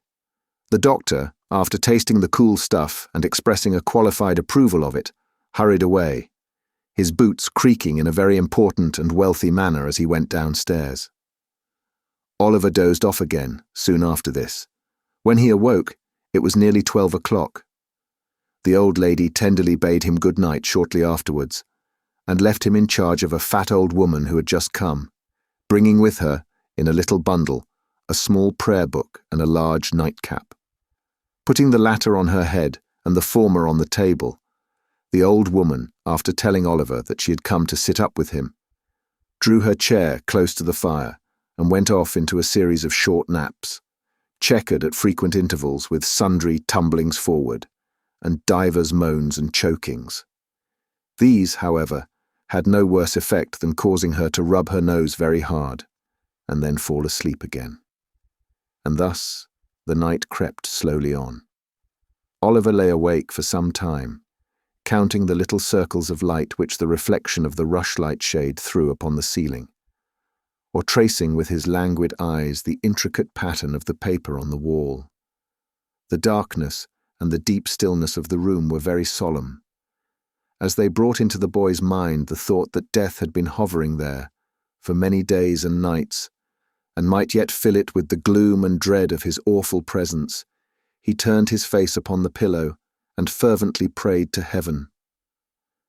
Gradually, he fell into that deep, tranquil sleep which ease from recent suffering alone imparts, that calm and peaceful rest which it is pain to wake from.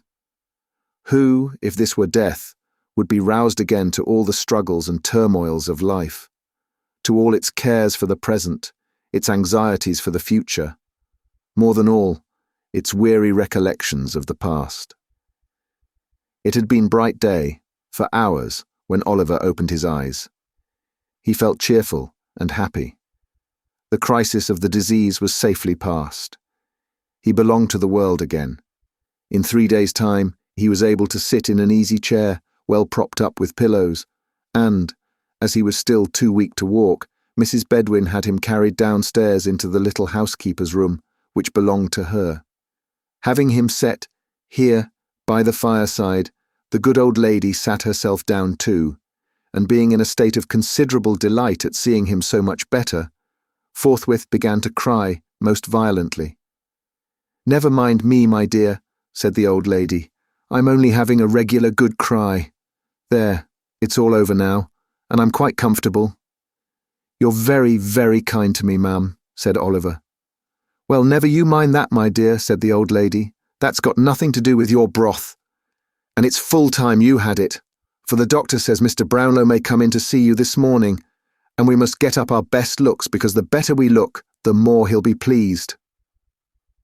And with this, the old lady applied herself to warming up, in a little saucepan, a basin full of broth, strong enough, Oliver thought, to furnish an ample dinner, when reduced to the regulation strength, for 350 paupers, at the lowest computation. "Are you fond of pictures, dear?" inquired the old lady, seeing that Oliver had fixed his eyes most intently on a portrait which hung against the wall, just opposite his chair. "I don't quite know, ma'am," said Oliver, without taking his eyes from the canvas. "I have seen so few that I hardly know. What a beautiful, mild face that lady's is." "Ah," said the old lady, "painters always make ladies out prettier than they are, or they wouldn't get any custom, child." The man that invented the machine for taking likenesses might have known that would never succeed. It's a deal too honest. "A deal," said the old lady, laughing very heartily at her own acuteness. Is that a likeness, ma'am?" said Oliver. "Yes," said the old lady, looking up for a moment from the broth. "That's a portrait."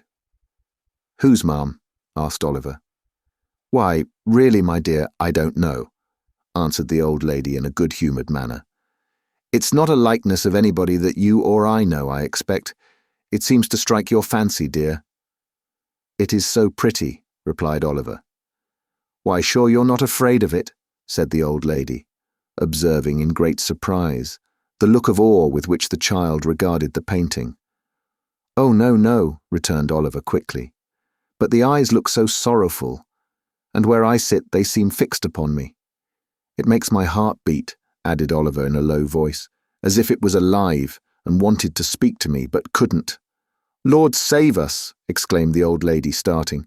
"Don't talk in that way, child. You're weak and nervous after your illness.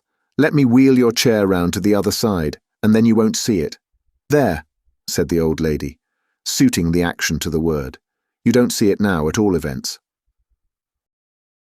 Oliver did see it in his mind's eye as distinctly as if he had not altered his position, but he thought it better not to worry the kind old lady, so he smiled gently when she looked at him, and Mrs. Bedwin, satisfied that he felt more comfortable, salted and broke bits of toasted bread into the broth, with all the bustle befitting so solemn a preparation. Oliver got through it with extraordinary expedition. He had scarcely swallowed the last spoonful when there came a soft rap at the door. "Come in," said the old lady, and in walked Mr. Brownlow.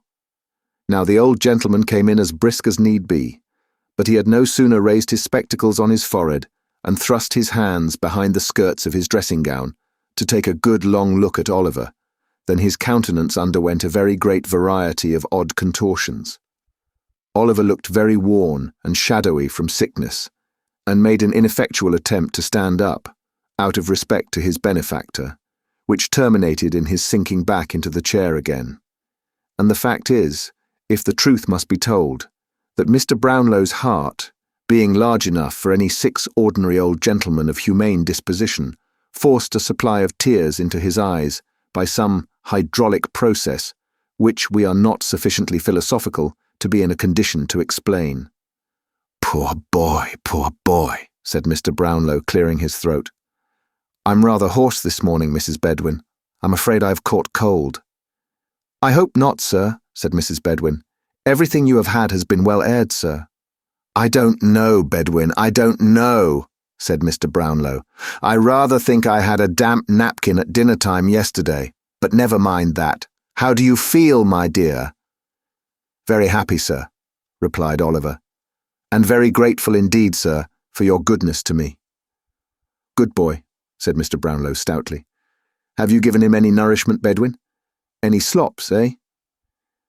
"He has just had a basin of beautiful strong broth, sir," replied Mrs. Bedwin, drawing herself up slightly and laying strong emphasis on the last word, to intimate that between slops and broth well compounded there existed no affinity or connection whatsoever. "Ugh," said Mr. Brownlow with a slight shudder. "A couple of glasses of port wine would have done him a great deal more good. Wouldn't they, Tom White, eh?" "My name is Oliver, sir," replied the little invalid with a look of great astonishment. "Oliver," said Mr. Brownlow. "Oliver what? Oliver White, eh?" "No, sir, Twist, Oliver Twist." "Queer name," said the old gentleman. "What made you tell the magistrate your name was White?" "I never told him so, sir," returned Oliver in amazement. This sounded so like a falsehood that the old gentleman looked somewhat sternly in Oliver's face. It was impossible to doubt him. There was truth in every one of its thin and sharpened lineaments. "Some mistake," said Mr. Brownlow. But although his motive for looking steadily at Oliver no longer existed, the old idea of the resemblance between his features and some familiar face came upon him so strongly that he could not withdraw his gaze. "I hope you are not angry with me, sir," said Oliver, raising his eyes beseechingly. "No, no," replied the old gentleman. "Why? What's this? Bedouin, look there." As he spoke, he pointed hastily to the picture over Oliver's head, and then to the boy's face. There was its living copy. The eyes, the head, the mouth. Every feature was the same. The expression was, for the instant, so precisely alike that the minutest line seemed copied with startling accuracy. Oliver knew not the cause of this sudden exclamation, for not being strong enough to bear the start it gave him, he fainted away. A weakness on his part, which affords the narrative an opportunity of relieving the reader from suspense, in behalf of the two young pupils of the merry old gentleman, and of recording that when the Dodger and his accomplished friend Master Bates joined in the hue and cry which was raised at Oliver's heels, in consequence of their executing an illegal conveyance of Mr. Brownlow's personal property, as has been already described, they were actuated by a very laudable and becoming regard for themselves. And forasmuch as the freedom of the subject and the liberty of the individual are among the first and proudest boasts of a true-hearted Englishman, so I need hardly beg the reader to observe that this action should tend to exalt them in the opinion of all public and patriotic men, in almost as great a degree as this strong proof of their anxiety for their own preservation and safety goes to corroborate and confirm the little code of laws which certain profound and sound-judging philosophers have laid down as the mainsprings of all nature's deeds and actions. The said philosophers very wisely reducing the good lady's proceedings to matters of maxim and theory, and, by a very neat and pretty compliment to her exalted wisdom and understanding, putting entirely out of sight any considerations of heart or generous impulse and feeling. For these are matters totally beneath a female who is acknowledged by universal admission to be far above the numerous little foibles and weaknesses of her sex.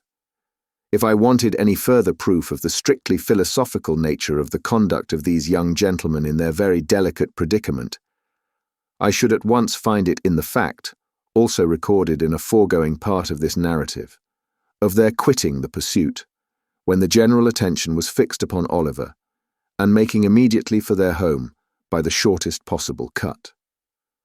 Although I do not mean to assert that it is usually the practice of renowned and learned sages to shorten the road to any great conclusion, their course indeed being rather to lengthen the distance by various circumlocutions and discursive staggerings, like unto those in which drunken men, under the pressure of a too mighty flow of ideas, are prone to indulge. Still, I do mean to say, and do say distinctly, that it is the invariable practice of many mighty philosophers, in carrying out their theories, to evince great wisdom and foresight in providing against every possible contingency which can be supposed at all likely to affect themselves.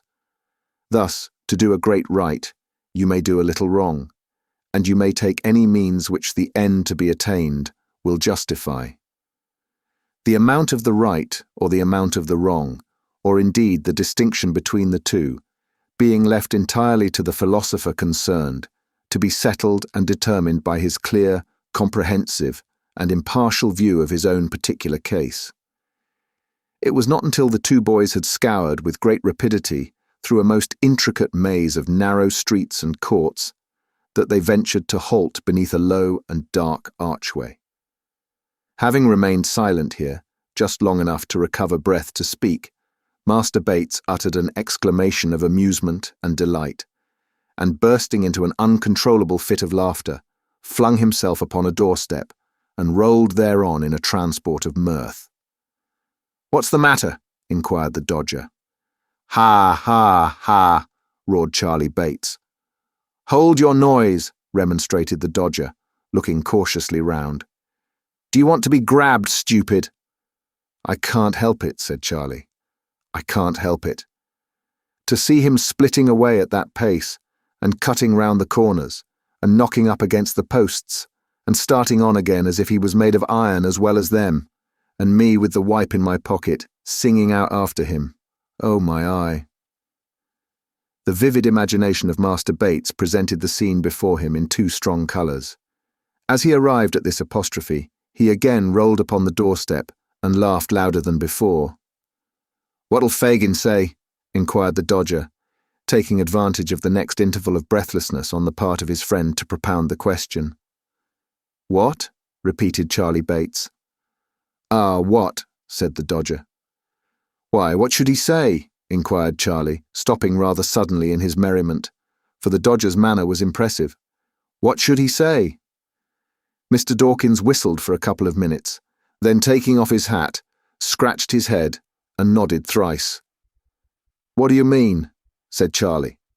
"Tooroo, lolloo, gammon and spinach, the frog he wouldn't, and high cockalorum," said the Dodger, with a slight sneer on his intellectual countenance.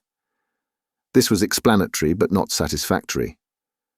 Master Bates felt it so, and again said, "What do you mean?" The Dodger made no reply, but putting his hat on again, and gathering the skirts of his long-tailed coat under his arm, thrust his tongue into his cheek, slapped the bridge of his nose some half-dozen times in a familiar but expressive manner, and turning on his heel, slunk down the court. Master Bates followed with a thoughtful countenance. The noise of footsteps on the creaking stairs, a few minutes after the occurrence of this conversation, roused the merry old gentleman as he sat over the fire with a saveloy and a small loaf in his hand, a pocket-knife in his right, and a pewter pot on the trivet. There was a rascally smile on his white face as he turned round, and looking sharply out from under his thick red eyebrows, bent his ear towards the door, and listened. "Why, how's this?" muttered the Jew, changing countenance. "Only two of them. Where's the third? They can't have got into trouble. Hark!" The footsteps approached nearer. They reached the landing. The door was slowly opened, and the Dodger and Charlie Bates entered, closing it behind them. Chapter 13. Some new acquaintances are introduced to the intelligent reader, connected with whom various pleasant matters are related, appertaining to this history. "Where's Oliver?" said the Jew, rising with a menacing look. "Where's the boy?" The young thieves eyed their preceptor as if they were alarmed at his violence, and looked uneasily at each other, but they made no reply. "What's become of the boy?" said the Jew, seizing the Dodger tightly by the collar and threatening him with horrid imprecations. "Speak out, or I'll throttle you."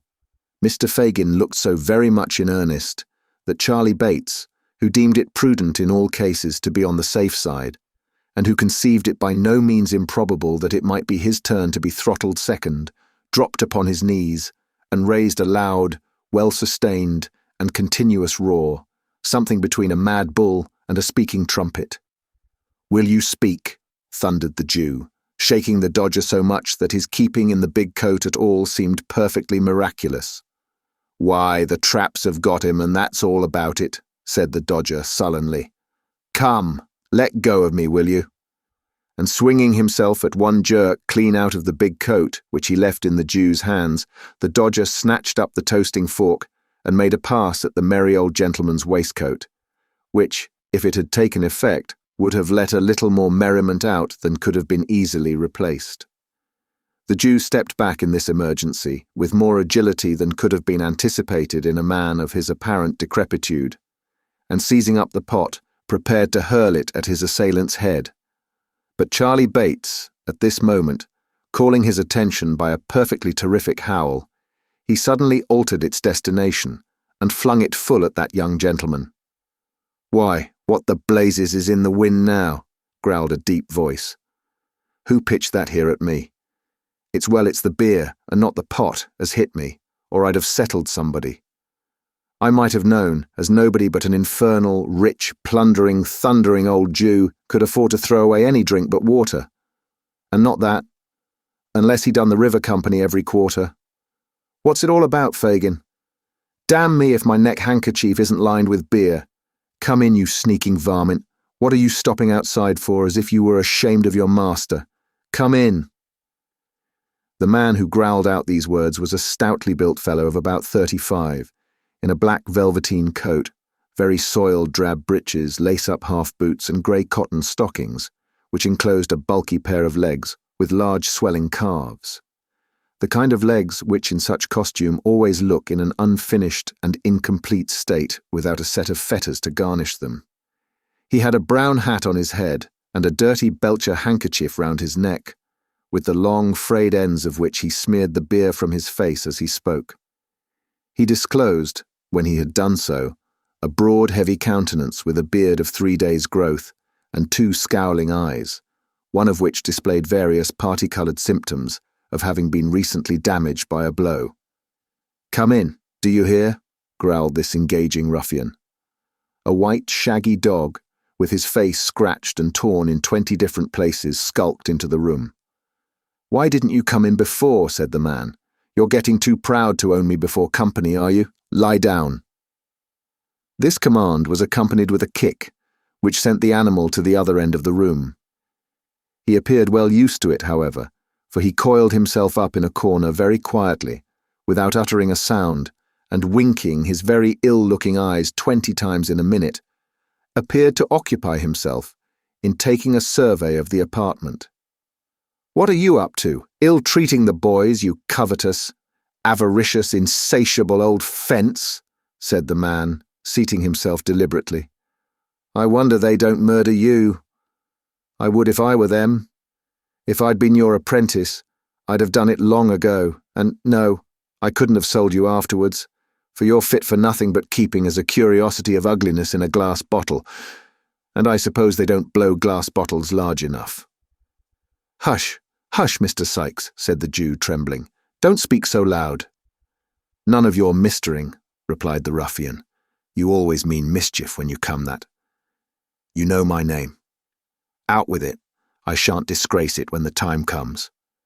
Well then, Bill Sykes," said the Jew, with abject humility. "You seem out of humour, Bill." "Perhaps I am," replied Sykes. "I should think you were rather out of sorts too, unless you mean as little harm when you throw pewter pots about, as you do when you blab and—" "Are you mad?" said the Jew, catching the man by the sleeve and pointing towards the boys. Mr. Sykes contented himself with tying an imaginary knot under his left ear and jerking his head over on the right shoulder, a piece of dumb show which the Jew appeared to understand perfectly. He then, in cant terms, with which his whole conversation was plentifully besprinkled, but which would be quite unintelligible if they were recorded here, demanded a glass of liquor. "And mind you don't poison it," said Mr. Sykes, laying his hat upon the table. This was said in jest, but if the speaker could have seen the evil leer with which the Jew bit his pale lip as he turned round to the cupboard, he might have thought the caution not wholly unnecessary, or the wish, at all events, to improve upon the distiller's ingenuity, not very far from the old gentleman's merry heart. After swallowing 2 or 3 glasses of spirits, Mr. Sykes condescended to take some notice of the young gentleman, which gracious act led to a conversation in which the cause and manner of Oliver's capture were circumstantially detailed, with such alterations and improvements on the truth as to the Dodger appeared most advisable under the circumstances. "I'm afraid," said the Jew, "that he may say something which will get us into trouble." "That's very likely," returned Sykes with a malicious grin. "You're blowed upon, Fagin. And I'm afraid, you see," added the Jew, speaking as if he had not noticed the interruption, and regarding the other closely as he did so, "I'm afraid that, if the game was up with us, it might be up with a good many more, and that it would come out rather worse for you than it would for me, my dear." The man started and turned round upon the Jew, but the old gentleman's shoulders were shrugged up to his ears, and his eyes were vacantly staring on the opposite wall. There was a long pause. Every member of the respectable coterie appeared plunged in his own reflections, not excepting the dog, who by a certain malicious licking of his lips seemed to be meditating an attack upon the legs of the first gentleman or lady he might encounter in the streets when he went out. "Somebody must find out what has been done at the office," said Mr. Sikes in a much lower tone than he had taken since he came in. The Jew nodded assent.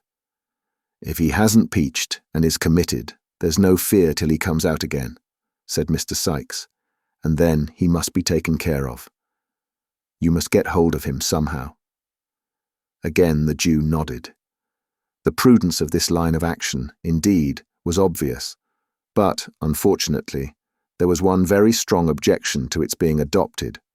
This was that the Dodger and Charlie Bates and Fagin and Mr. William Sikes happened, one and all, to entertain a violent and deeply rooted antipathy to going near a police office on any ground or pretext whatever. How long they might have sat and looked at each other, in a state of uncertainty not the most pleasant of its kind, it is difficult to guess. It is not necessary to make any guesses on the subject, however, for the sudden entrance of the two young ladies whom Oliver had seen on a former occasion caused the conversation to flow afresh. "The very thing," said the Jew. "Bet we'll go, won't you, my dear?" "Where's?" inquired the young lady. "Only just up to the office, my dear," said the Jew coaxingly. It is due to the young lady to say that she did not positively affirm that she would not, but that she merely expressed an emphatic and earnest desire to be blessed if she would. A polite and delicate evasion of the request, which shows the young lady to have been possessed of that natural good breeding which cannot bear to inflict upon a fellow creature the pain of a direct and pointed refusal. The Jew's countenance fell. He turned from this young lady, who was gaily, not to say gorgeously attired, in a red gown, green boots, and yellow curl papers, to the other female. "Nancy, my dear," said the Jew in a soothing manner, "what do you say?" "That it won't do, so it's no use trying it on, Fagin," replied Nancy. "What do you mean by that?" said Mr. Sikes, looking up in a surly manner. "What I say, Bill," replied the lady collectedly. "Why, you're just the very person for it," reasoned Mr. Sikes. "Nobody about here knows anything of you." "And as I don't want them to neither," replied Nancy in the same composed manner. "It's rather more no than yes with me, Bill." "She'll go, Fagin," said Sikes. "No, she won't, Fagin," said Nancy. "Yes, she will, Fagin," said Sikes. And Mr. Sikes was right. By dint of alternate threats, promises, and bribes, the lady in question was ultimately prevailed upon to undertake the commission. She was not, indeed, withheld by the same considerations as her agreeable friend, for, having recently removed into the neighbourhood of Field Lane from the remote but genteel suburb of Ratcliffe, she was not under the same apprehension of being recognised by any of her numerous acquaintances. Accordingly, with a clean white apron tied over her gown, and her curl papers tucked up under a straw bonnet, both articles of dress being provided from the Jew's inexhaustible stock, Miss Nancy prepared to issue forth on her errand. "Stop a minute, my dear," said the Jew, producing a little covered basket. "Carry that in one hand. It looks more respectable, my dear." "Give her a door key to carry in her other one, Fagin," said Sikes. "It looks real and genuine like." "Yes, yes, my dear, so it does," said the Jew, hanging a large street door key on the forefinger of the young lady's right hand. "There, very good indeed, my dear," said the Jew, rubbing his hands. "Oh, my brother, my poor dear, sweet, innocent little brother," exclaimed Nancy, bursting into tears, and wringing the little basket and the street door key in an agony of distress. "What has become of him? Where have they taken him to? Oh, do have pity, and tell me what's been done with the dear boy, gentlemen. Do, gentlemen, if you please, gentlemen." Having uttered those words in a most lamentable and heartbroken tone, to the immeasurable delight of her hearers, Miss Nancy paused, winked to the company, nodded smilingly round, and disappeared. "Ah, she's a clever girl, my dears," said the Jew, turning round to his young friends and shaking his head gravely, as if in mute admonition to them to follow the bright example they had just beheld. "She's an honour to her sex," said Mr. Sikes, filling his glass, and smiting the table with his enormous fist. "Here's her health, and wishing they were all like her. While these, and many other encomiums, were being passed on the accomplished Nancy, that young lady made the best of her way to the police office, whither, notwithstanding a little natural timidity consequent upon walking through the streets alone and unprotected, she arrived in perfect safety shortly afterwards. Entering by the back way, she tapped softly with the key at one of the cell doors and listened. There was no sound within, so she coughed and listened again. Still there was no reply, so she spoke. "Nolly, dear?" murmured Nancy in a gentle voice. "Nolly?" There was nobody inside but a miserable shoeless criminal who had been taken up for playing the flute, and who, the offence against society having been clearly proved, had been very properly committed by Mr. Fang to the House of Correction for 1 month, with the appropriate and amusing remark that since he had so much breath to spare, it would be more wholesomely expended on the treadmill than in a musical instrument. He made no answer, being occupied mentally bewailing the loss of the flute, which had been confiscated for the use of the county. So Nancy passed on to the next cell and knocked there. "Well," cried a faint and feeble voice. "Is there a little boy here?" inquired Nancy, with a preliminary sob. "No," replied the voice. "God forbid." This was a vagrant of 65, who was going to prison for not playing the flute, or in other words, for begging in the streets, and doing nothing for his livelihood. In the next cell was another man, who was going to the same prison for hawking tin saucepans without license, thereby doing something for his living, in defiance of the stamp office.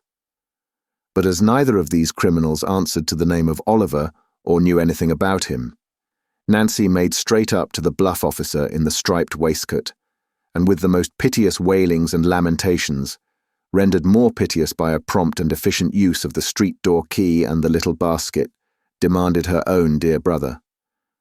"I haven't got him, my dear," said the old man. "Where is he?" screamed Nancy in a distracted manner. "Why, the gentleman's got him," replied the officer. "What gentleman? Oh, gracious heavens, what gentleman?" exclaimed Nancy.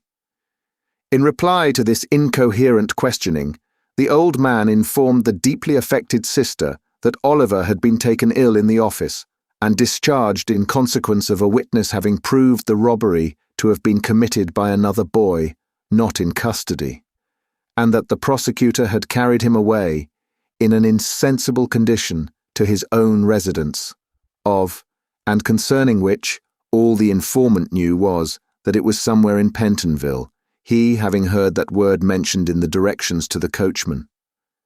In a dreadful state of doubt and uncertainty, the agonized young woman staggered to the gate, and then, exchanging her faltering walk for a swift run, returned by the most devious and complicated route she could think of, to the domicile of the Jew.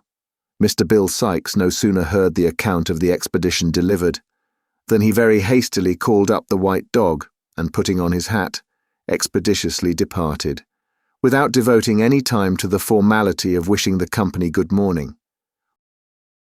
"We must know where he is, my dears. He must be found," said the Jew, greatly excited. "Charlie, do nothing but skulk about till you bring home some news of him. Nancy, my dear, I must have him found. I trust to you, my dear, to you and the artful for everything." Stay," added the Jew, unlocking a drawer with a shaking hand. "There's money, my dears. I shall shut up this shop tonight. You'll know where to find me. Don't stop here a minute. Not an instant, my dears." With these words, he pushed them from the room, and carefully double-locking and barring the door behind them, drew from its place of concealment the box which he had unintentionally disclosed to Oliver. Then he hastily proceeded to dispose of the watches and jewellery beneath his clothing. A rap at the door startled him in this occupation. "Who's there?" he cried in a shrill tone. "Me," replied the voice of the Dodger through the keyhole. "What now?" cried the Jew impatiently. "Is he to be kidnapped to the other Ken, Nancy says?" inquired the Dodger. "Yes," replied the Jew, "wherever she lays hands on him. Find him out, that's all. I shall know what to do next, never fear."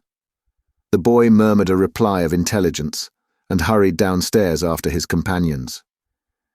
"He has not peached so far," said the Jew as he pursued his occupation.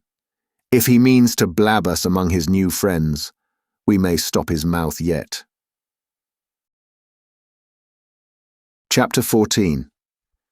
Comprising further particulars of Oliver's stay at Mr. Brownlow's, with the remarkable prediction which one Mr. Grimwig uttered concerning him, when he went out on an errand.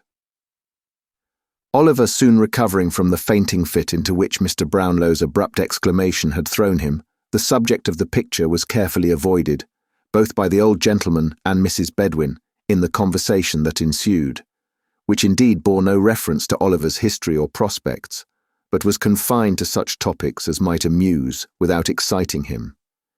He was still too weak to get up to breakfast, but when he came down into the housekeeper's room next day, his first act was to cast an eager glance at the wall in the hope of again looking on the face of the beautiful lady. His expectations were disappointed, however, for the picture had been removed. "Ah," said the housekeeper, watching the direction of Oliver's eyes. "It is gone, you see." "I see it is, ma'am," replied Oliver. "Why have they taken it away?" "It has been taken down, child, because Mr. Brownlow said that as it seemed to worry you, perhaps it might prevent your getting well, you know," rejoined the old lady. "Oh, no, indeed. It didn't worry me, ma'am," said Oliver. "I liked to see it. I quite loved it." "Well, well," said the old lady good-humouredly. "You get well as fast as ever you can, dear, and it shall be hung up again. There, I promise you that. Now, let us talk about something else." This was all the information Oliver could obtain about the picture at that time. As the old lady had been so kind to him in his illness, he endeavoured to think no more of the subject just then. So he listened attentively to a great many stories she told him, about an amiable and handsome daughter of hers, who was married to an amiable and handsome man and lived in the country, and about a son who was clerk to a merchant in the West Indies, and who was, also, such a good young man, and wrote such dutiful letters home 4 times a year that it brought the tears into her eyes to talk about them. When the old lady had expatiated a long time on the excellencies of her children, and the merits of her kind good husband besides, who had been dead and gone, poor dear soul. Just 26 years it was time to have tea. After tea she began to teach Oliver cribbage, which he learnt as quickly as she could teach, and at which game they played, with great interest and gravity, until it was time for the invalid to have some warm wine and water, with a slice of dry toast, and then to go cosily to bed. They were happy days, those of Oliver's recovery. Everything was so quiet and neat and orderly, everybody so kind and gentle, that after the noise and turbulence in the midst of which he had always lived, it seemed like heaven itself. He was no sooner strong enough to put his clothes on properly than Mr. Brownlow caused a complete new suit, and a new cap, and a new pair of shoes to be provided for him. As Oliver was told that he might do what he liked with the old clothes, he gave them to a servant who had been very kind to him, and asked her to sell them to a Jew, and keep the money for herself. This she very readily did. And as Oliver looked out of the parlour window, and saw the Jew roll them up in his bag and walk away, he felt quite delighted to think that they were safely gone, and that there was now no possible danger of his ever being able to wear them again. They were sad rags, to tell the truth, and Oliver had never had a new suit before. One evening, about a week after the affair of the picture, as he was sitting talking to Mrs. Bedwin, there came a message down from Mr. Brownlow that if Oliver Twist felt pretty well, he should like to see him in his study and talk to him a little while. "Bless us and save us. Wash your hands and let me part your hair nicely for you, child," said Mrs. Bedwin. "Dear heart alive, if we had known he would have asked for you, we would have put you a clean collar on and made you as smart as sixpence." Oliver did as the old lady bade him, and, although she lamented grievously, meanwhile, that there was not even time to crimp the little frill that bordered his shirt collar, he looked so delicate and handsome despite that important personal advantage, that she went so far as to say, looking at him with great complacency from head to foot, that she really didn't think it would have been possible on the longest notice to have made much difference in him for the better. Thus encouraged, Oliver tapped at the study door. On Mr. Brownlow calling to him to come in, he found himself in a little back room, quite full of books, with a window looking into some pleasant little gardens. There was a table drawn up before the window, at which Mr. Brownlow was seated reading. When he saw Oliver, he pushed the book away from him and told him to come near the table and sit down. Oliver complied, marvelling whether people could be found to read such a great number of books as seemed to be written to make the world wiser, which is still a marvel to more experienced people than Oliver Twist, every day of their lives. "There are a good many books, are there not, my boy?" said Mr. Brownlow, observing the curiosity with which Oliver surveyed the shelves that reached from the floor to the ceiling. "A great number, sir," replied Oliver. "I never saw so many." "You shall read them, if you behave well," said the old gentleman kindly. "And you will like that better than looking at the outsides, that is, in some cases, because there are books of which the backs and covers are by far the best parts." "I suppose they are those heavy ones, sir," said Oliver, pointing to some large quartos, with a good deal of gilding about the binding. "Not always those," said the old gentleman, patting Oliver on the head, and smiling as he did so. "There are other equally heavy ones, though of a much smaller size. How should you like to grow up a clever man and write books, eh?" "I think I would rather read them, sir," replied Oliver. "What? Wouldn't you like to be a book writer?" said the old gentleman. Oliver considered a little while, and at last said, he should think it would be a much better thing to be a bookseller, upon which the old gentleman laughed heartily, and declared he had said a very good thing, which Oliver felt glad to have done, though he by no means knew what it was. "Well, well," said the old gentleman, composing his features. "Don't be afraid. We won't make an author of you while there's an honest trade to be learnt or brick-making to turn to." "Thank you, sir," said Oliver. At the earnest manner of his reply, the old gentleman laughed again, and said something about a curious instinct, which Oliver, not understanding, paid no very great attention to. "Now," said Mr. Brownlow, speaking if possible in a kinder, but at the same time in a much more serious manner than Oliver had ever known him assume yet, "I want you to pay great attention, my boy, to what I am going to say. I shall talk to you without any reserve, because I am sure you are well able to understand me, as many older persons would be." "Oh, don't tell me you're going to send me away, sir, pray," exclaimed Oliver, alarmed at the serious tone of the old gentleman's commencement. "Don't turn me out of doors to wander in the streets again. Let me stay here and be a servant. Don't send me back to the wretched place I came from. Have mercy upon a poor boy, sir." "My dear child," said the old gentleman, moved by the warmth of Oliver's sudden appeal, "you need not be afraid of my deserting you, unless you give me cause." "I never will, sir," interposed Oliver. "I hope not," rejoined the old gentleman. "I do not think you ever will.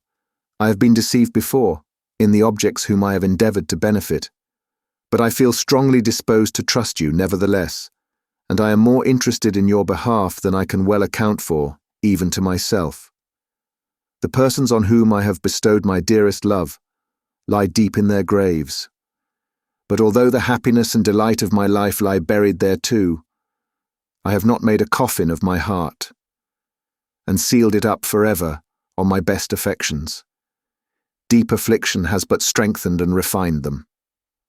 As the old gentleman said this in a low voice more to himself than to his companion, and as he remained silent for a short time afterwards, Oliver sat quite still.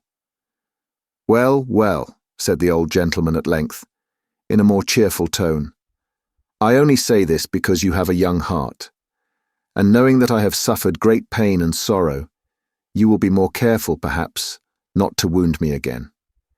You say you are an orphan, without a friend in the world. All the inquiries I have been able to make confirm the statement. Let me hear your story, where you come from, who brought you up, and how you got into the company in which I found you. Speak the truth, and you shall not be friendless while I live." Oliver's sobs checked his utterance for some minutes. When he was on the point of beginning to relate how he had been brought up at the farm and carried to the workhouse by Mr. Bumble, a peculiarly impatient little double knock was heard at the street door, and the servant running upstairs announced Mr. Grimwig. "Is he coming up?" inquired Mr. Brownlow. "Yes, sir," replied the servant. "He asked if there were any muffins in the house, and when I told him yes, he said he had come to tea." Mr. Brownlow smiled, and turning to Oliver, said that Mr. Grimwig was an old friend of his, and he must not mind his being a little rough in his manners, for he was a worthy creature at bottom, as he had reason to know. "Shall I go downstairs, sir?" inquired Oliver. "No," replied Mr. Brownlow. "I would rather you remained here." At this moment, there walked into the room, supporting himself by a thick stick, a stout old gentleman, rather lame in one leg, who was dressed in a blue coat, striped waistcoat, nankeen breeches and gaiters, and a broad-brimmed white hat with the sides turned up with green. A very small plaited shirt frill stuck out from his waistcoat, and a very long steel watch chain, with nothing but a key at the end, dangled loosely below it. The ends of his white neckerchief were twisted into a ball about the size of an orange. The variety of shapes into which his countenance was twisted defied description. He had a manner of screwing his head on one side when he spoke, and of looking out of the corners of his eyes at the same time, which irresistibly reminded the beholder of a parrot. In this attitude, he fixed himself the moment he made his appearance, and holding out a small piece of orange peel at arm's length, exclaimed in a growling, discontented voice, "Look here! Do you see this? Isn't it a most wonderful and extraordinary thing that I can't call at a man's house, but I find a piece of this poor surgeon's friend on the staircase? I've been lamed with orange peel once, and I know orange peel will be my death, or I'll be content to eat my own head, sir." This was the handsome offer with which Mr. Grimwig backed and confirmed nearly every assertion he made, and it was the more singular in his case because, even admitting for the sake of argument, the possibility of scientific improvements being brought to that pass which will enable a gentleman to eat his own head in the event of his being so disposed, Mr. Grimwig's head was such a particularly large one that the most sanguine man alive could hardly entertain a hope of being able to get through it at a sitting. To put entirely out of the question, a very thick coating of powder. "I'll eat my head, sir," repeated Mr. Grimwig, striking his stick upon the ground. "Hello, what's that?" looking at Oliver and retreating a pace or two. "This is young Oliver Twist whom we were speaking about," said Mr. Brownlow. Oliver bowed. "You don't mean to say that's the boy who had the fever, I hope," said Mr. Grimwig, recoiling a little more. "Wait a minute, don't speak. Stop," continued Mr. Grimwig abruptly, losing all dread of the fever in his triumph at the discovery. "That's the boy who had the orange. If that's not the boy, sir, who had the orange, and threw this bit of peel upon the staircase, I'll eat my head, and his too." No, he has not had one," said Mr. Brownlow, laughing. "Come, put down your hat, and speak to my young friend." "I feel strongly on this subject, sir," said the irritable old gentleman, drawing off his gloves. "There's always more or less orange peel on the pavement in our street, and I know it's put there by the surgeon's boy at the corner. A young woman stumbled over a bit last night and fell against my garden railings. Directly she got up, I saw her look towards his infernal red lamp with the pantomime light.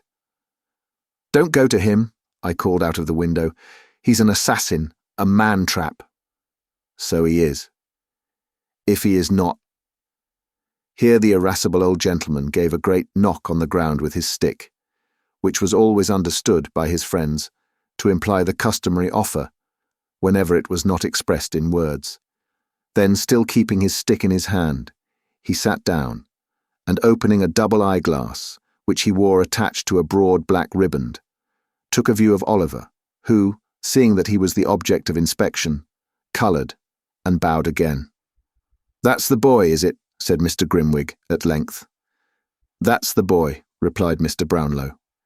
"How are you, boy?" said Mr. Grimwig. "A great deal better, thank you, sir," replied Oliver. Mr. Brownlow, seeming to apprehend that his singular friend was about to say something disagreeable, asked Oliver to step downstairs and tell Mrs. Bedwin they were ready for tea, which, as he did not half like the visitor's manner, he was very happy to do. "He is a nice-looking boy, is he not?" inquired Mr. Brownlow. "I don't know," replied Mr. Grimwig, pettishly. "Don't know?" "No, I don't know. I never see any difference in boys. I only knew two sort of boys, mealy boys and beef-faced boys." "And which is Oliver?" "Mealy. I know a friend who has a beef-faced boy. A fine boy, they call him, with a round head and red cheeks and glaring eyes. A horrid boy, with a body and limbs that appear to be swelling out of the seams of his blue clothes, with the voice of a pilot and the appetite of a wolf. I know him, the wretch."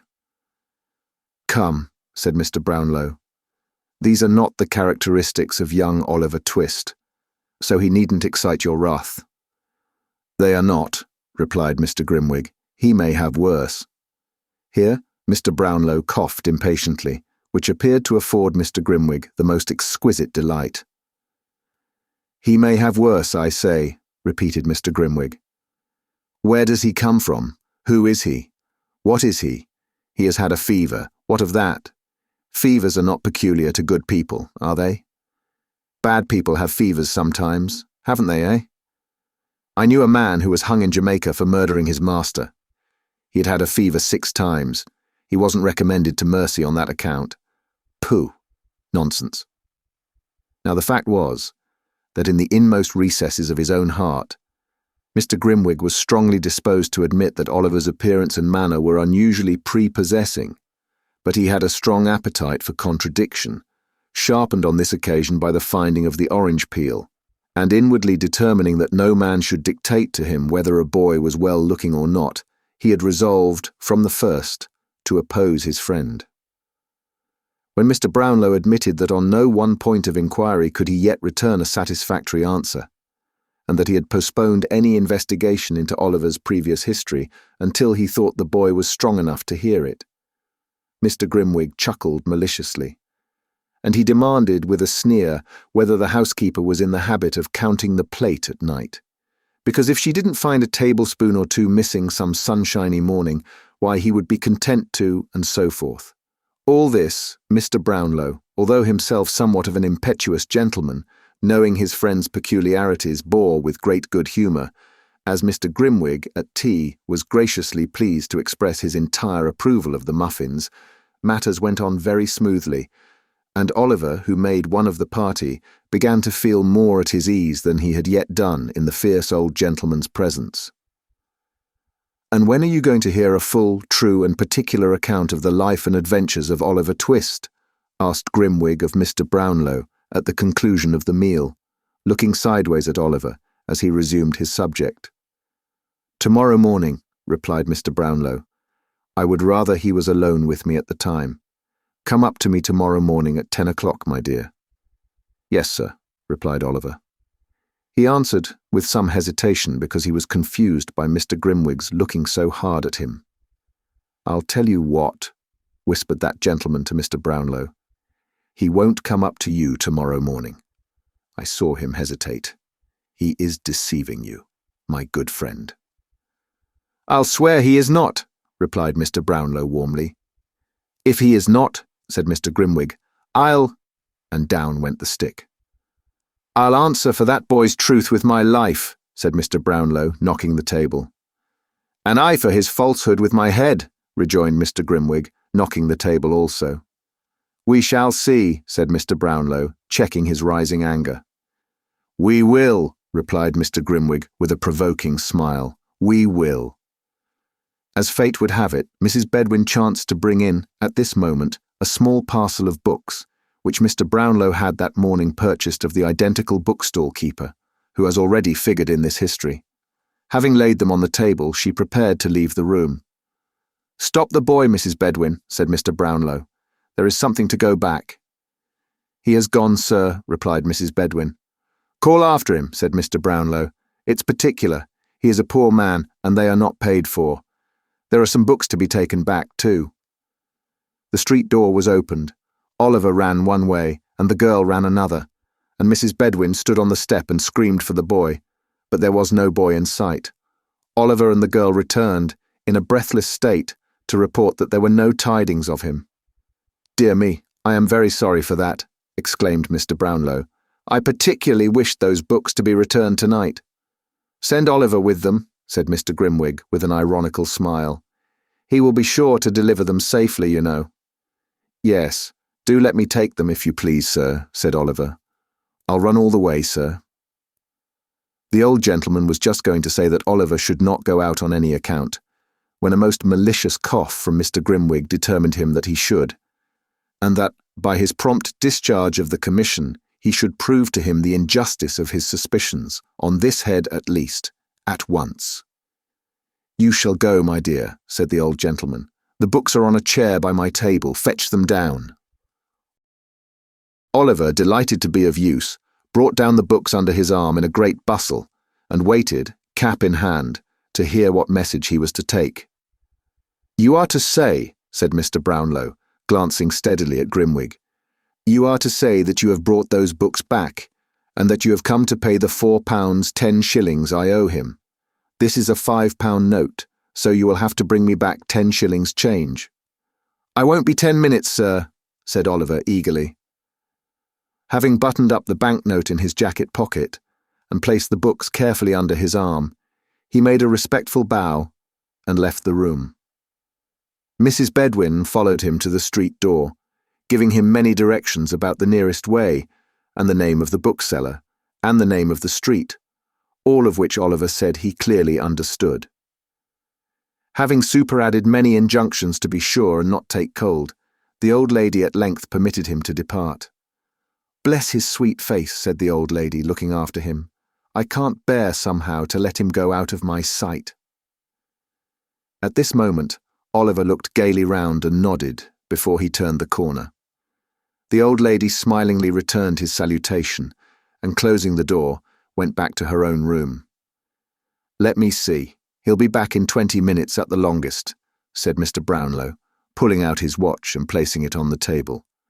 It will be dark by that time. Oh, you really expect him to come back, do you? Inquired Mr. Grimwig. Don't you? Asked Mr. Brownlow, smiling. The spirit of contradiction was strong in Mr. Grimwig's breast at the moment, and it was rendered stronger by his friend's confident smile. No, he said, smiting the table with his fist, I do not. The boy has a new suit of clothes on his back, a set of valuable books under his arm, and a £5 note in his pocket. He'll join his old friends the thieves and laugh at you. If ever that boy returns to this house, sir, I'll eat my head. With these words he drew his chair closer to the table, and there the two friends sat, in silent expectation, with the watch between them. It is worthy of remark, as illustrating the importance we attach to our own judgments, and the pride with which we put forth our most rash and hasty conclusions, that, although Mr. Grimwig was not by any means a bad-hearted man, and though he would have been unfeignedly sorry to see his respected friend duped and deceived, he really did most earnestly and strongly hope at that moment that Oliver Twist might not come back. It grew so dark that the figures on the dial plate were scarcely discernible, but there the two old gentlemen continued to sit in silence, with the watch between them. Chapter 15. Showing how very fond of Oliver Twist the merry old Jew and Miss Nancy were. In the obscure parlour of a low public house, in the filthiest part of Little Saffron Hill, a dark and gloomy den where a flaring gaslight burnt all day in the winter time, and where no ray of sun ever shone in the summer. There sat, brooding over a little pewter measure and a small glass, strongly impregnated with the smell of liquor, a man in a velveteen coat, drab shorts, half boots and stockings, whom even by that dim light no experienced agent of the police would have hesitated to recognize as Mr. William Sikes. At his feet sat a white-coated, red-eyed dog, who occupied himself, alternately, in winking at his master with both eyes at the same time, and in licking a large, fresh cut on one side of his mouth, which appeared to be the result of some recent conflict. "Keep quiet, you warmint, keep quiet," said Mr. Sikes, suddenly breaking silence. Whether his meditations were so intense as to be disturbed by the dog's winking, or whether his feelings were so wrought upon by his reflections that they required all the relief derivable from kicking an unoffending animal to allay them, is matter for argument and consideration. Whatever was the cause, the effect was a kick and a curse, bestowed upon the dog simultaneously.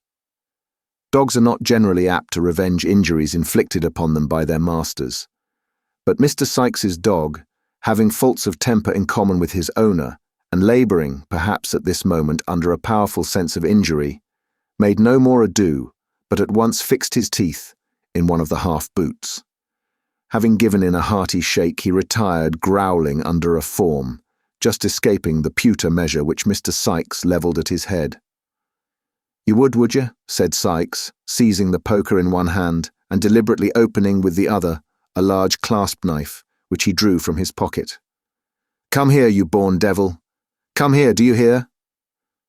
The dog no doubt heard, because Mr. Sikes spoke in the very harshest key of a very harsh voice, but, appearing to entertain some unaccountable objection to having his throat cut, he remained where he was, and growled more fiercely than before, at the same time grasping the end of the poker between his teeth and biting at it like a wild beast. This resistance only infuriated Mr. Sikes the more, who, dropping on his knees, began to assail the animal most furiously. The dog jumped from right to left, and from left to right, snapping, growling, and barking. The man thrust and swore, and struck and blasphemed, and the struggle was reaching a most critical point for one or other, when, the door suddenly opening, the dog darted out, leaving Bill Sikes with the poker and the clasp knife in his hands. There must always be two parties to a quarrel, says the old adage. Mr. Sikes, being disappointed of the dog's participation, at once transferred his share in the quarrel to the newcomer. "What the devil do you come in between me and my dog for?" said Sikes, with a fierce gesture. "I didn't know, my dear, I didn't know," replied Fagin, humbly, for the Jew was the newcomer. "Didn't know, you white-livered thief," growled Sikes. "Couldn't you hear the noise?" "Not a sound of it, as I'm a living man, Bill," replied the Jew. "Oh, no, you hear nothing, you don't," retorted Sikes with a fierce sneer. "Sneaking in and out so as nobody hears how you come or go. I wish you had been the dog, Fagin, half a minute ago." "Why?" inquired the Jew with a forced smile.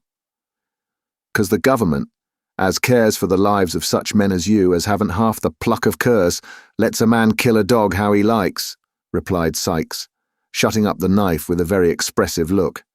"That's why." The Jew rubbed his hands, and sitting down at the table, affected to laugh at the pleasantry of his friend. He was obviously very ill at ease, however. "Grin away," said Sikes, replacing the poker, and surveying him with savage contempt. "Grin away. You'll never have the laugh at me, though, unless it's behind a nightcap. I've got the upper hand over you, Fagin, and damn me, I'll keep it. There, if I go, you go, so take care of me." "Well, well, my dear," said the Jew, "I know all that. We have a mutual interest, Bill. A mutual interest." "Humph," said Sikes, as if he thought the interest lay rather more on the Jew's side than on his. "Well, what have you got to say to me?" "It's all passed safe through the melting pot," replied Fagin, "and this is your share.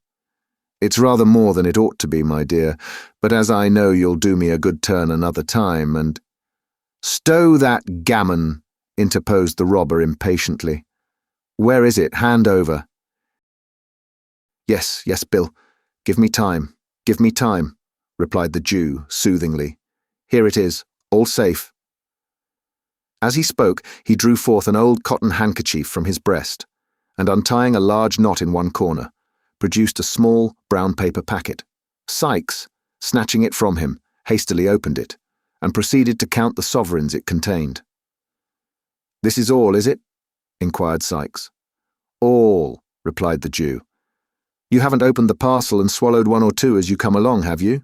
Inquired Sikes, suspiciously. Don't put on an injured look at the question. You've done it many a time. Jerk the tinkler. These words, in plain English, conveyed an injunction to ring the bell. It was answered by another Jew, younger than Fagin, but nearly as vile and repulsive in appearance. Bill Sikes merely pointed to the empty measure. The Jew, perfectly understanding the hint, retired to fill it, previously exchanging a remarkable look with Fagin, who raised his eyes for an instant, as if in expectation of it, and shook his head in reply, so slightly that the action would have been almost imperceptible to an observant third person. It was lost upon Sikes, who was stooping at the moment to tie the bootlace which the dog had torn. Possibly, if he had observed the brief interchange of signals, he might have thought that it boded no good to him. "Is anybody here, Barney?" inquired Fagin, speaking now that Sikes was looking on, without raising his eyes from the ground. "Not a soul," replied Barney, whose words, whether they came from the heart or not, made their way through the nose. "Nobody?" inquired Fagin, in a tone of surprise, which perhaps might mean that Barney was at liberty to tell the truth. "Nobody but Miss Nancy," replied Barney. "Nancy!" exclaimed Sikes. "Where? Strike me blind if I don't honour that here girl for her native talents." "She's been having a plate of boiled beef in the bar," replied Barney. "Send her here," said Sikes, pouring out a glass of liquor. "Send her here." Barney looked timidly at Fagin, as if for permission. The Jew remaining silent and not lifting his eyes from the ground, he retired, and presently returned, ushering in Nancy, who was decorated with the bonnet, apron, basket, and street door key complete. "You are on the scent, are you, Nancy?" inquired Sikes, proffering the glass. "Yes, I am, Bill," replied the young lady, disposing of its contents. "And tired enough of it I am too. The young brat's been ill and confined to the crib, and—" "Ah, Nancy, dear," said Fagin, looking up. Now, whether a peculiar contraction of the Jew's red eyebrows and a half-closing of his deeply set eyes warned Miss Nancy that she was disposed to be too communicative is not a matter of much importance. The fact is all we need care for here, and the fact is that she suddenly checked herself, and with several gracious smiles upon Mr. Sikes, turned the conversation to other matters. In about 10 minutes' time, Mr. Fagin was seized with a fit of coughing, upon which Nancy pulled her shawl over her shoulders and declared it was time to go. Mr. Sikes, finding that he was walking a short part of her way himself, expressed his intention of accompanying her. They went away together, followed at a little distance by the dog, who slunk out of a backyard as soon as his master was out of sight. The Jew thrust his head out of the room door when Sikes had left it, looked after him as he walked up the dark passage, shook his clenched fist, muttered a deep curse, and then, with a horrible grin, reseated himself at the table, where he was soon deeply absorbed in the interesting pages of the hue and cry. Meanwhile, Oliver Twist, little dreaming that he was within so very short a distance of the merry old gentleman, was on his way to the bookstall. When he got into Clerkenwell, he accidentally turned down a by-street which was not exactly in his way, but not discovering his mistake until he had got halfway down it, and knowing it must lead in the right direction, he did not think it worthwhile to turn back, and so marched on, as quickly as he could, with the books under his arm. He was walking along, thinking how happy and contented he ought to feel, and how much he would give for only one look at poor little Dick, who, starved and beaten, might be weeping bitterly at that very moment, when he was startled by a young woman screaming out very loud, "Oh, my dear brother!" and he had hardly looked up to see what the matter was, when he was stopped by having a pair of arms thrown tight round his neck. "Don't!" cried Oliver, struggling. "Let go of me! Who is it? What are you stopping me for?" The only reply to this was a great number of loud lamentations from the young woman who had embraced him, and who had a little basket and a street door key in her hand. "Oh, my gracious," said the young woman. "I have found him. Oh, Oliver, Oliver, oh, you naughty boy, to make me suffer such distress on your account. Come home, dear, come." Oh, I've found him. Thank gracious goodness heavens, I've found him. With these incoherent exclamations, the young woman burst into another fit of crying, and got so dreadfully hysterical that a couple of women who came up at the moment asked a butcher's boy with a shiny head of hair anointed with suet, who was also looking on, whether he didn't think he had better run for the doctor. To which the butcher's boy, who appeared of a lounging, not to say indolent disposition, replied that he thought not. Oh, no, never mind, said the young woman, grasping Oliver's hand. I'm better now. Come home directly, you cruel boy. Come.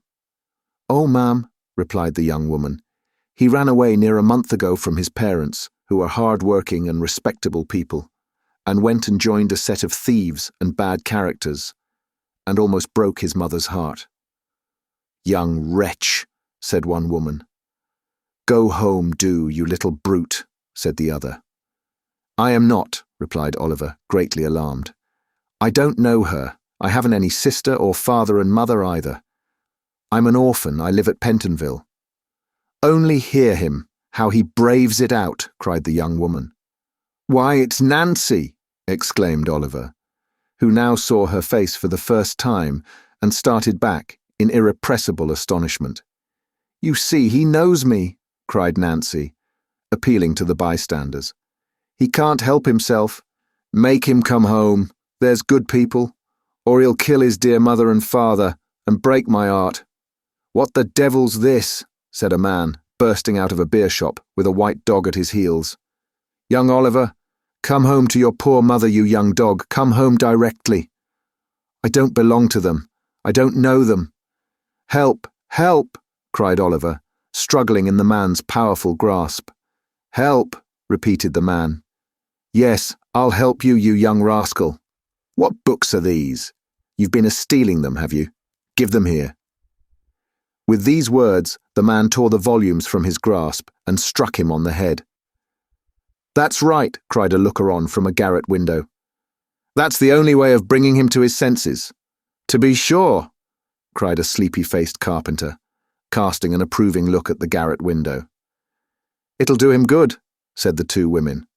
And he shall have it too, rejoined the man, administering another blow and seizing Oliver by the collar.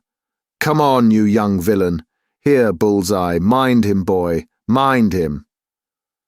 Weak with recent illness, stupefied by the blows and the suddenness of the attack, terrified by the fierce growling of the dog and the brutality of the man, overpowered by the conviction of the bystanders that he really was the hardened little wretch he was described to be, what could one poor child do? Darkness had set in. It was a low neighbourhood. No help was near. Resistance was useless.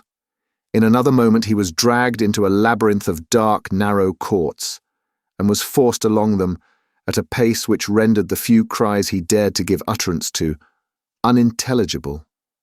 It was of little moment indeed, whether they were intelligible or not, for there was nobody to care for them, had they been ever so plain. The gas lamps were lighted. Mrs. Bedwin was waiting anxiously at the open door. The servant had run up the street 20 times to see if there were any traces of Oliver, and still the two old gentlemen sat perseveringly in the dark parlour, with the watch between them. Chapter 16 relates what became of Oliver Twist after he had been claimed by Nancy. The narrow streets and courts at length terminated in a large open space, scattered about which were pens for beasts and other indications of a cattle market. Sikes slackened his pace when they reached this spot, the girl being quite unable to support any longer the rapid rate at which they had hitherto walked. Turning to Oliver, he roughly commanded him to take hold of Nancy's hand. "Do you hear?" growled Sikes, as Oliver hesitated and looked round. They were in a dark corner, quite out of the track of passengers. Oliver saw but too plainly that resistance would be of no avail. He held out his hand, which Nancy clasped tight in hers. "Give me the other," said Sikes, seizing Oliver's unoccupied hand. "Here, Bullseye." The dog looked up and growled. "See here, boy," said Sikes, putting his other hand to Oliver's throat. If he speaks ever so soft a word, hold him. Do you mind?" The dog growled again, and licking his lips, eyed Oliver as if he were anxious to attach himself to his windpipe without delay. "He's as willing as a Christian, strike me blind if he isn't," said Sykes, regarding the animal with a kind of grim and ferocious approval. "Now you know what you've got to expect, master, so call away as quick as you like. The dog will soon stop that game. Get on, young one." Bullseye wagged his tail in acknowledgement of this unusually endearing form of speech, and giving vent to another admonitory growl for the benefit of Oliver, led the way onward. It was Smithfield that they were crossing, although it might have been Grosvenor Square, for anything Oliver knew to the contrary. The night was dark and foggy. The lights in the shops could scarcely struggle through the heavy mist, which thickened every moment and shrouded the streets and houses in gloom, rendering the strange place still stranger in Oliver's eyes, and making his uncertainty the more dismal and depressing. They had hurried on a few paces when a deep church bell struck the hour. With its first stroke, his two conductors stopped and turned their heads in the direction whence the sound proceeded. "8 o'clock, Bill," said Nancy, when the bell ceased. "What's the good of telling me that? I can hear it, can't I?" replied Sykes. "I wonder whether they can hear it," said Nancy. "Of course they can," replied Sykes. "It was Bartlemy time when I was shopped, and there wasn't a penny trumpet in the fair, as I couldn't hear the squeaking on. After I was locked up for the night, the row and din outside made the thundering old jail so silent that I could almost have beat my brains out against the iron plates of the door." "Poor fellow," said Nancy, who still had her face turned towards the quarter in which the bell had sounded.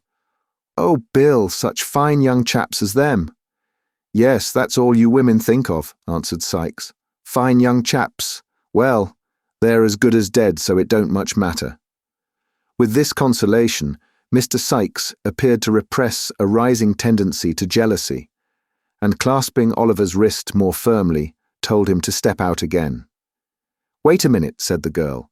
"I wouldn't hurry by if it was you that was coming out to be hung the next time 8 o'clock struck, Bill. I'd walk round and round the place till I dropped, if the snow was on the ground, and I hadn't a shawl to cover me."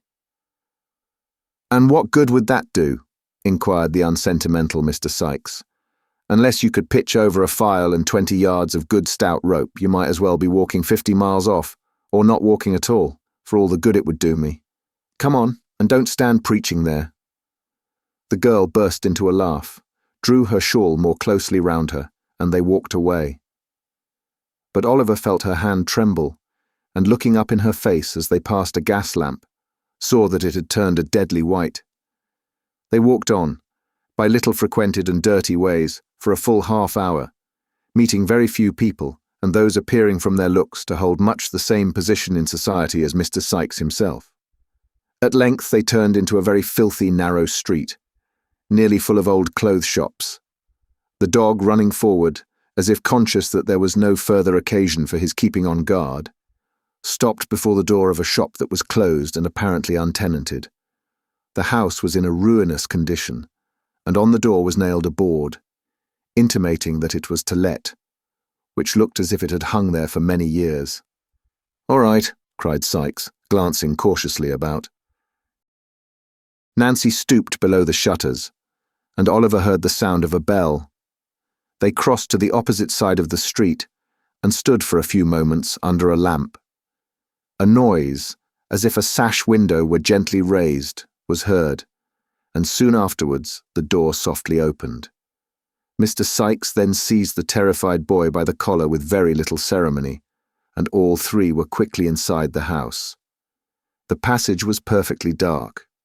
They waited, while the person who had let them in chained and barred the door. "Anybody here?" inquired Sykes. "No," replied a voice, which Oliver thought he had heard before. "Is the old one here?" asked the robber. "Yes," replied the voice, "and precious down in the mouth he has been. Won't he be glad to see you?" "Oh, no." The style of this reply, as well as the voice which delivered it, seemed familiar to Oliver's ears, but it was impossible to distinguish even the form of the speaker in the darkness. "Let's have a glim," said Sikes, "or we shall go breaking our necks or treading on the dog. Look after your legs if you do." "Stand still a moment, and I'll get you one," replied the voice. The receding footsteps of the speaker were heard, and, in another minute, the form of Mr. John Dawkins, otherwise the Artful Dodger, appeared.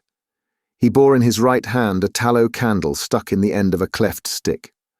The young gentleman did not stop to bestow any other mark of recognition upon Oliver than a humorous grin, but, turning away, beckoned the visitors to follow him down a flight of stairs. They crossed an empty kitchen, and opening the door of a low, earthy-smelling room, which seemed to have been built in a small backyard, were received with a shout of laughter.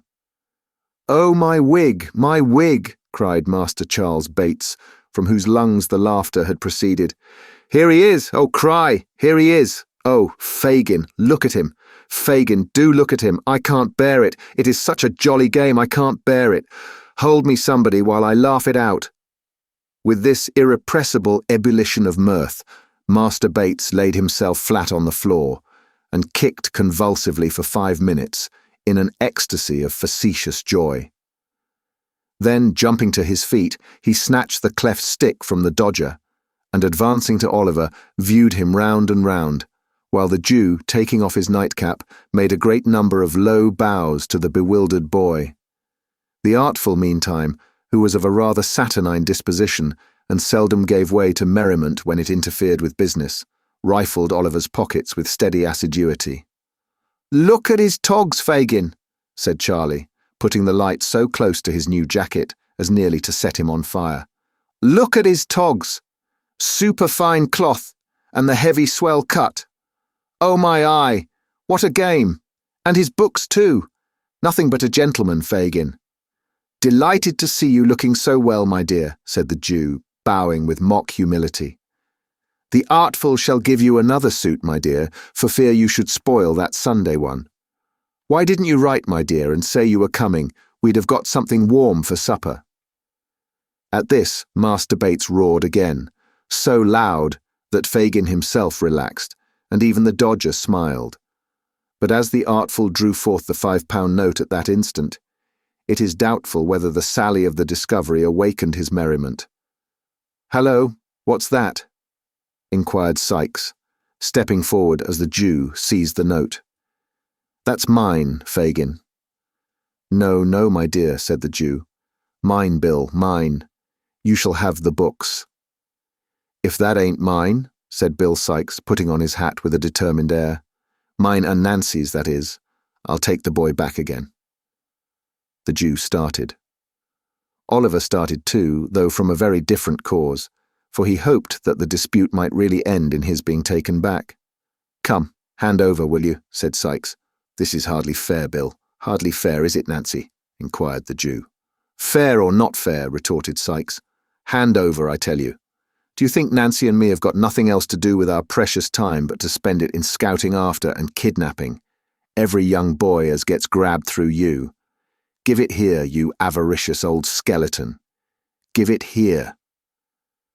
With this gentle remonstrance, Mr. Sikes plucked the note from between the Jew's finger and thumb, and looking the old man coolly in the face, folded it up small and tied it in his neckerchief.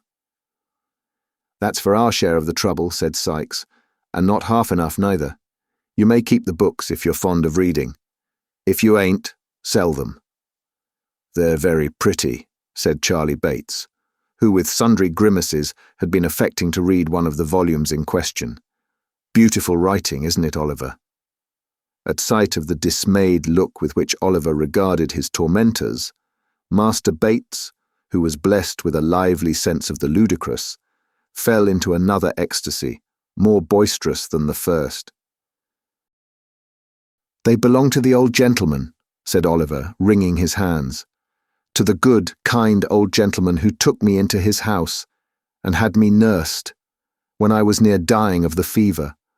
Oh, pray send them back, send him back the books and money, keep me here all my life long, but pray, pray send them back. He'll think I stole them. The old lady, all of them who were so kind to me, will think I stole them.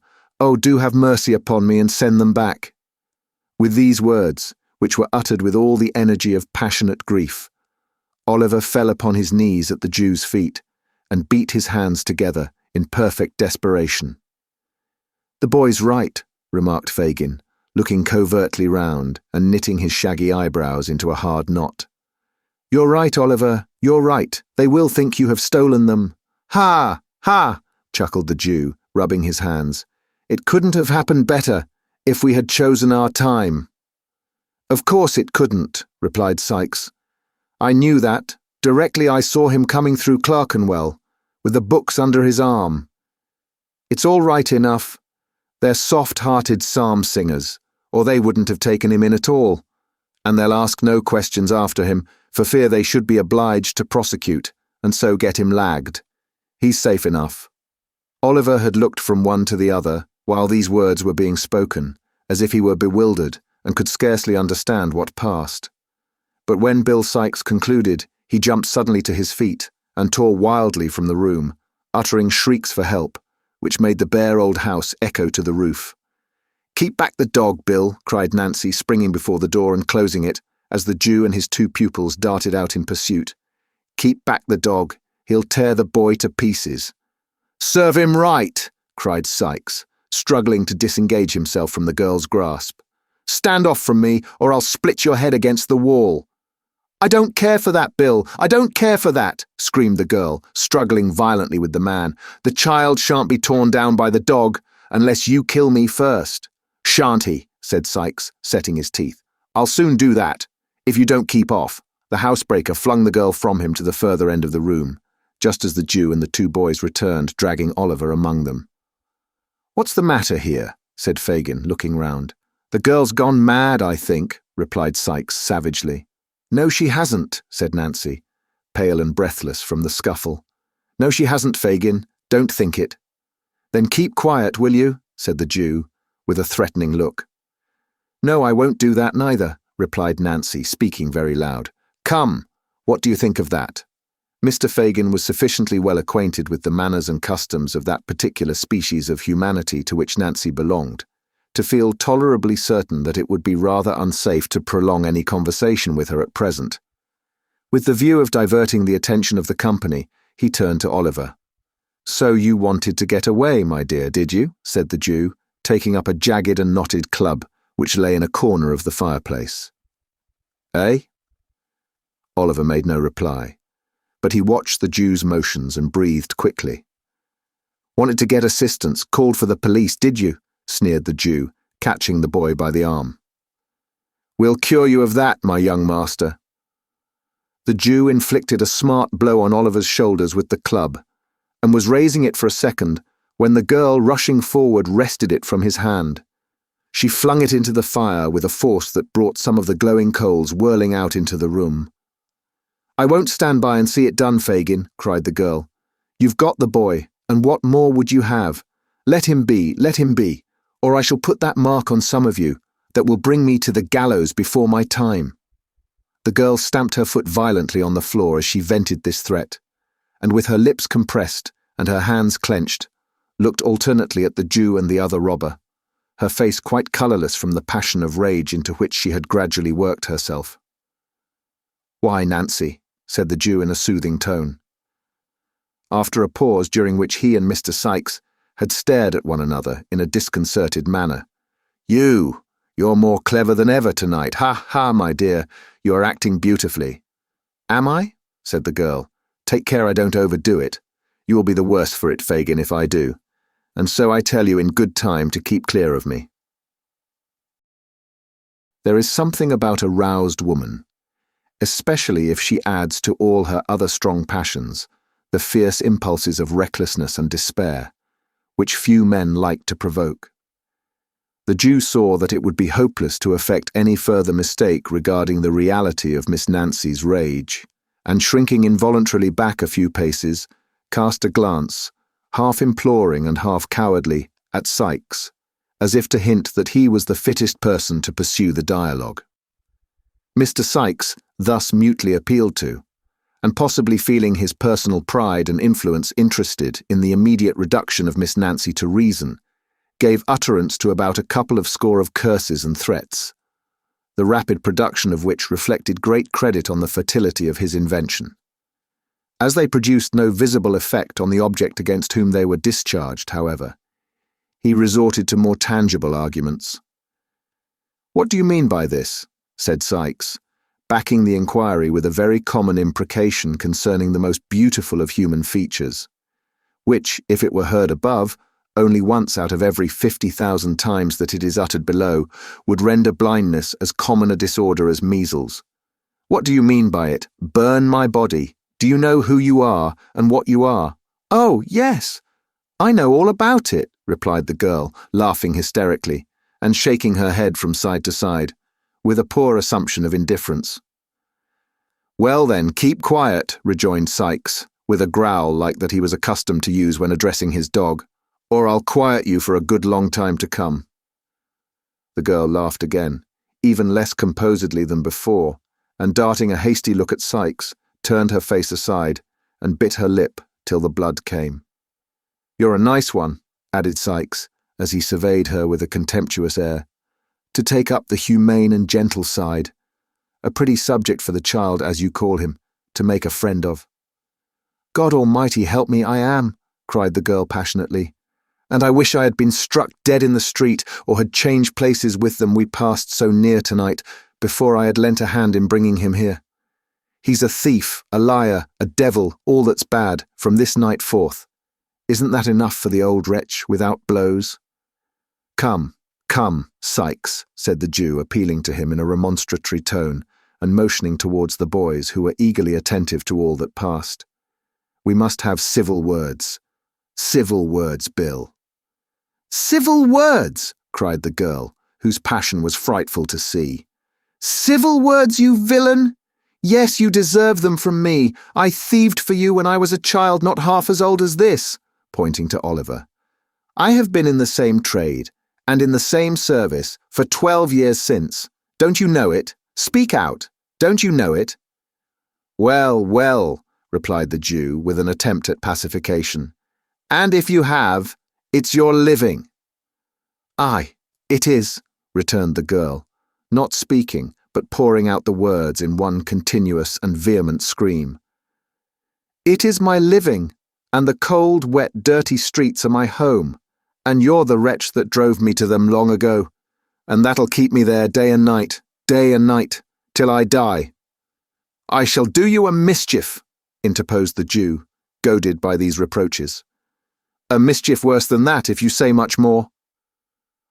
The girl said nothing more, but tearing her hair and dress in a transport of passion, made such a rush at the Jew as would probably have left signal marks of her revenge upon him, had not her wrists been seized by Sykes at the right moment, upon which she made a few ineffectual struggles and fainted. "She's all right now," said Sykes, laying her down in a corner. "She's uncommon strong in the arms, when she's up in this way." The Jew wiped his forehead, and smiled, as if it were a relief to have the disturbance over, but neither he, nor Sykes, nor the dog, nor the boys seemed to consider it in any other light than a common occurrence incidental to business. "It's the worst of having to do with women," said the Jew, replacing his club. "But they're clever, and we can't get on in our line without them. Charlie, show Oliver to bed." "I suppose he'd better not wear his best clothes tomorrow, Fagin, had he?" inquired Charlie Bates. "Certainly not," replied the Jew, reciprocating the grin with which Charlie put the question. Master Bates, apparently much delighted with his commission, took the cleft stick, and led Oliver into an adjacent kitchen, where there were 2 or 3 of the beds on which he had slept before, and here, with many uncontrollable bursts of laughter, he produced the identical old suit of clothes, which Oliver had so much congratulated himself upon leaving off at Mr. Brownlow's, and the accidental display of which to Fagin, by the Jew who purchased them, had been the very first clue received of his whereabouts. "Put off the smart ones," said Charlie, "and I'll give them to Fagin to take care of. What fun it is." Poor Oliver unwillingly complied. Master Bates, rolling up the new clothes under his arm, departed from the room, leaving Oliver in the dark, and locking the door behind him. The noise of Charlie's laughter, and the voice of Miss Betsy, who opportunely arrived to throw water over her friend, and perform other feminine offices for the promotion of her recovery, might have kept many people awake under more happy circumstances than those in which Oliver was placed. But he was sick and weary, and he soon fell sound asleep. Chapter 17. Oliver's destiny, continuing unpropitious, brings a great man to London to injure his reputation. It is the custom on the stage, in all good murderous melodramas, to present the tragic and the comic scenes in as regular alternation as the layers of red and white in a side of streaky bacon. The hero sinks upon his straw bed, weighed down by fetters and misfortunes. In the next scene, his faithful but unconscious squire regales the audience with a comic song. We behold, with throbbing bosoms, the heroine in the grasp of a proud and ruthless baron, her virtue and her life alike in danger, drawing forth her dagger to preserve the one at the cost of the other. And just as our expectations are wrought up to the highest pitch, a whistle is heard, and we are straightway transported to the great hall of the castle, where a grey-headed seneschal sings a funny chorus with a funnier body of vassals, who are free of all sorts of places, from church vaults to palaces, and roam about in company, carolling perpetually. Such changes appear absurd, but they are not so unnatural as they would seem at first sight. The transitions in real life from well-spread boards to deathbeds, and from mourning weeds to holiday garments, are not a whit less startling. Only there, we are busy actors, instead of passive lookers-on, which makes a vast difference. The actors in the mimic life of the theatre are blind to violent transitions and abrupt impulses of passion or feeling, which, presented before the eyes of mere spectators, are at once condemned as outrageous and preposterous. As sudden shiftings of the scene, and rapid changes of time and place, are not only sanctioned in books by long usage, but are by many considered as the great art of authorship. An author's skill in his craft being, by such critics, chiefly estimated with relation to the dilemmas in which he leaves his characters at the end of every chapter. This brief introduction to the present one may perhaps be deemed unnecessary. If so, let it be considered a delicate intimation on the part of the historian that he is going back to the town in which Oliver Twist was born, the reader taking it for granted that there are good and substantial reasons for making the journey, or he would not be invited to proceed upon such an expedition. Mr. Bumble emerged at early morning from the workhouse gate, and walked with portly carriage and commanding steps up the High Street. He was in the full bloom and pride of beadlehood. His cocked hat and coat were dazzling in the morning sun. He clutched his cane with the vigorous tenacity of health and power. Mr. Bumble always carried his head high, but this morning it was higher than usual. There was an abstraction in his eye, an elevation in his air, which might have warned an observant stranger that thoughts were passing in the beadle's mind, too great for utterance. Mr. Bumble stopped not to converse with the small shopkeepers and others who spoke to him deferentially as he passed along. He merely returned their salutations with a wave of his hand, and relaxed not in his dignified pace until he reached the farm where Mrs. Mann tended the infant paupers with parochial care. "Drat that beadle," said Mrs. Mann, hearing the well-known shaking at the garden gate. "If it isn't him at this time in the morning. Lawk, Mr. Bumble, only think of its being you. Well, dear me, it is a pleasure, this is. Come into the parlour, sir, please."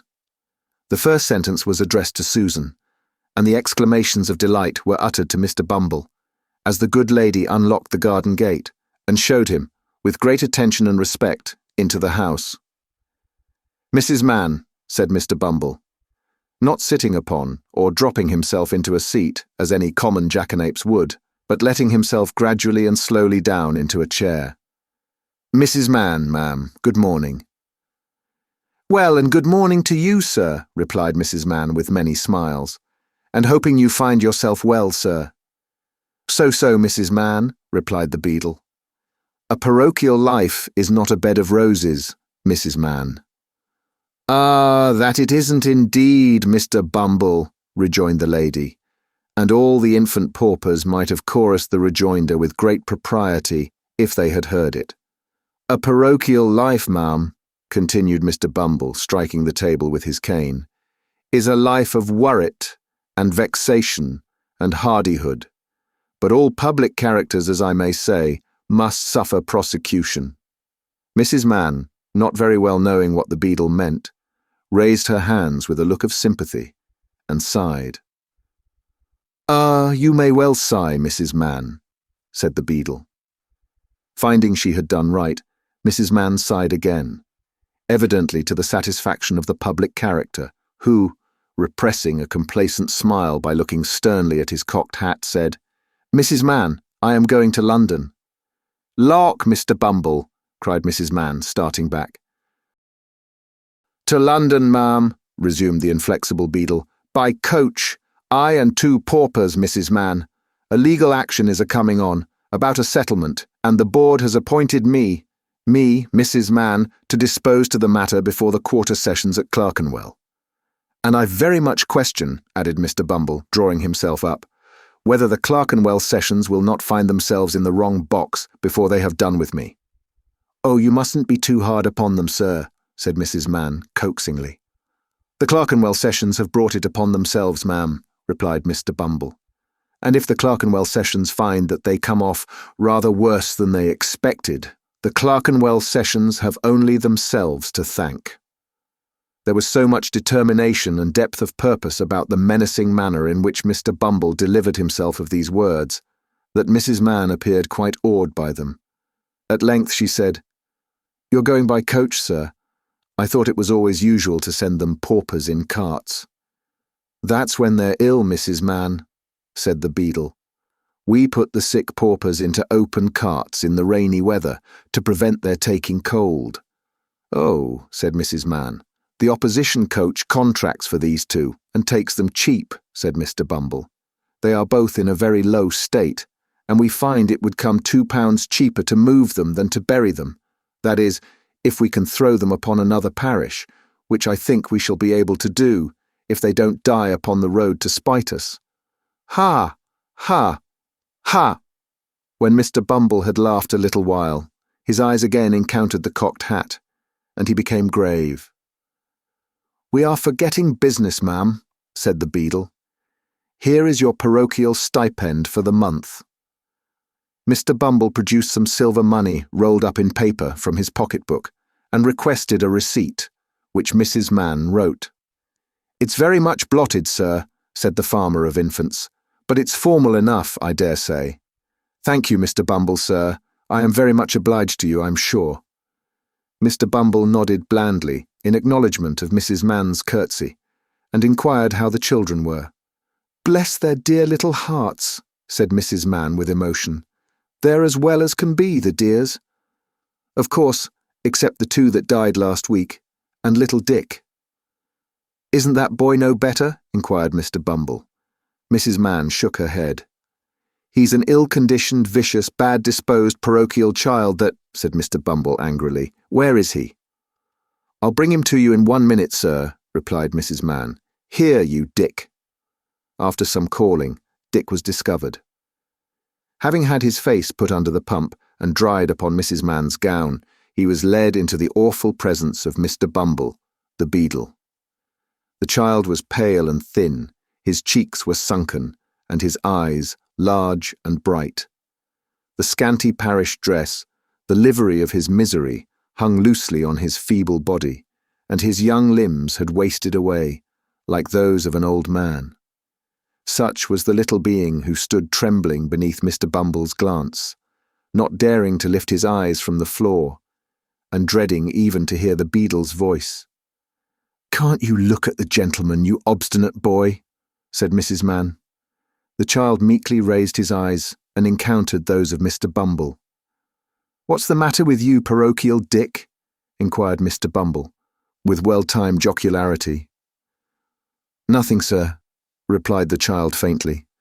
"I should think not," said Mrs. Mann, who had of course laughed very much at Mr. Bumble's humour. "You want for nothing, I'm sure." "I should like—" faltered the child. "Heyday," interposed Mrs. Mann. "I suppose you're going to say that you do want for something now? Why, you little wretch—" "Stop, Mrs. Mann, stop," said the beadle, raising his hand with a show of authority. "Like what, sir, eh?" "I should like," faltered the child, "if somebody that can write would put a few words down for me on a piece of paper and fold it up and seal it, and keep it for me after I'm laid in the ground." "Why, what does the boy mean?" exclaimed Mr. Bumble, on whom the earnest manner and wan aspect of the child had made some impression, accustomed as he was to such things. "What do you mean, sir?" "I should like," said the child, "to leave my dear love to poor Oliver Twist, and to let him know how often I have sat by myself and cried to think of his wandering about in the dark nights with nobody to help him. And I should like to tell him," said the child, pressing his small hands together and speaking with great fervour, "that I was glad to die when I was very young, for perhaps, if I had lived to be a man and had grown old, my little sister who is in heaven might forget me, or be unlike me, and it would be so much happier if we were both children there together." Mr. Bumble surveyed the little speaker from head to foot with indescribable astonishment, and turning to his companion said, "They're all in one story, Mrs. Mann. That outdacious Oliver had demoralized them all." "I couldn't have believed it, sir," said Mrs. Mann, holding up her hands and looking malignantly at Dick. "I never see such a hardened little wretch." "Take him away, ma'am," said Mr. Bumble imperiously. "This must be stated to the board, Mrs. Mann." "I hope the gentleman will understand that it isn't my fault, sir," said Mrs. Mann, whimpering pathetically. "They shall understand that, ma'am. They shall be acquainted with the true state of the case," said Mr. Bumble. "There, take him away. I can't bear the sight of him." Dick was immediately taken away and locked up in the coal cellar. Mr. Bumble shortly afterwards took himself off to prepare for his journey. At 6 o'clock next morning, Mr. Bumble, having exchanged his cocked hat for a round one, and encased his person in a blue greatcoat with a cape to it, took his place on the outside of the coach, accompanied by the criminals whose settlement was disputed, with whom, in due course of time, he arrived in London. He experienced no other crosses on the way than those which originated in the perverse behaviour of the two paupers, who persisted in shivering and complaining of the cold, in a manner which Mr. Bumble declared caused his teeth to chatter in his head and made him feel quite uncomfortable, although he had a great coat on. Having disposed of these evil-minded persons for the night, Mr. Bumble sat himself down in the house at which the coach stopped, and took a temperate dinner of steaks, oyster sauce, and porter. Putting a glass of hot gin and water on the chimney-piece, he drew his chair to the fire, and with sundry moral reflections on the too prevalent sin of discontent and complaining, composed himself to read the paper. The very first paragraph upon which Mr. Bumble's eye rested was the following advertisement: 5 guineas reward. Whereas a young boy named Oliver Twist absconded or was enticed on Thursday evening last from his home at Pentonville, and has not since been heard of. The above reward will be paid to any person who will give such information as will lead to the discovery of the said Oliver Twist, or tend to throw any light upon his previous history, in which the advertiser is, for many reasons, warmly interested. And then followed a full description of Oliver's dress, person, appearance, and disappearance, with the name and address of Mr. Brownlow at full length. Mr. Bumble opened his eyes, read the advertisement slowly and carefully, 3 several times, and in something more than 5 minutes was on his way to Pentonville, having actually, in his excitement, left the glass of hot gin and water untasted.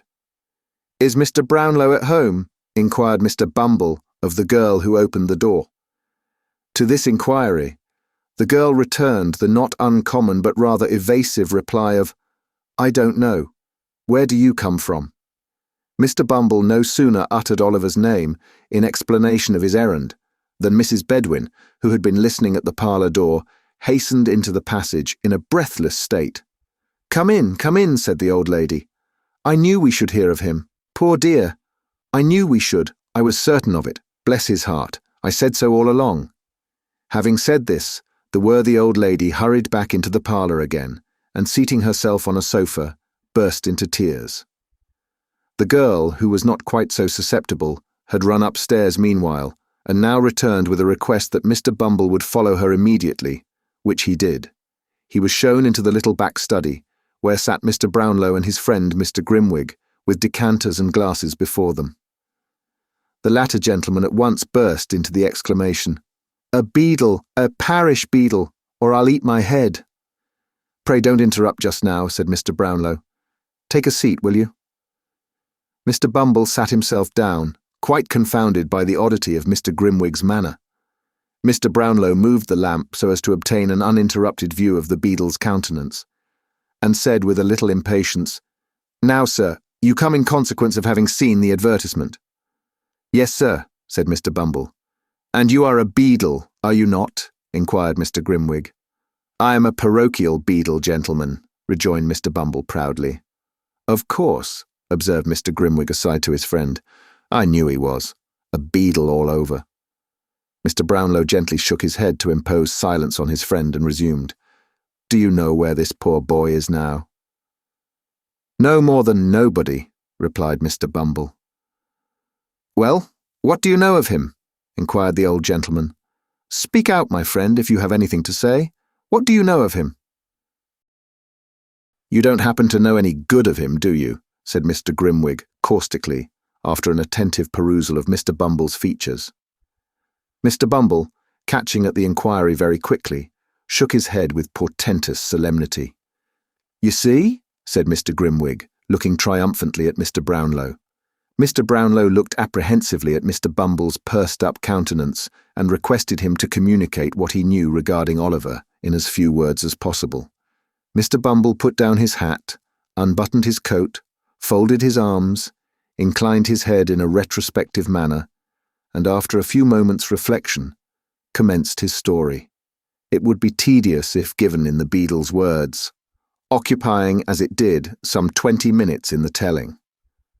But the sum and substance of it was that Oliver was a foundling, born of low and vicious parents, that he had from his birth displayed no better qualities than treachery, ingratitude, and malice, that he had terminated his brief career in the place of his birth by making a sanguinary and cowardly attack on an unoffending lad and running away in the night time from his master's house. In proof of his really being the person he represented himself, Mr. Bumble laid upon the table the papers he had brought to town. Folding his arms again, he then awaited Mr. Brownlow's observations.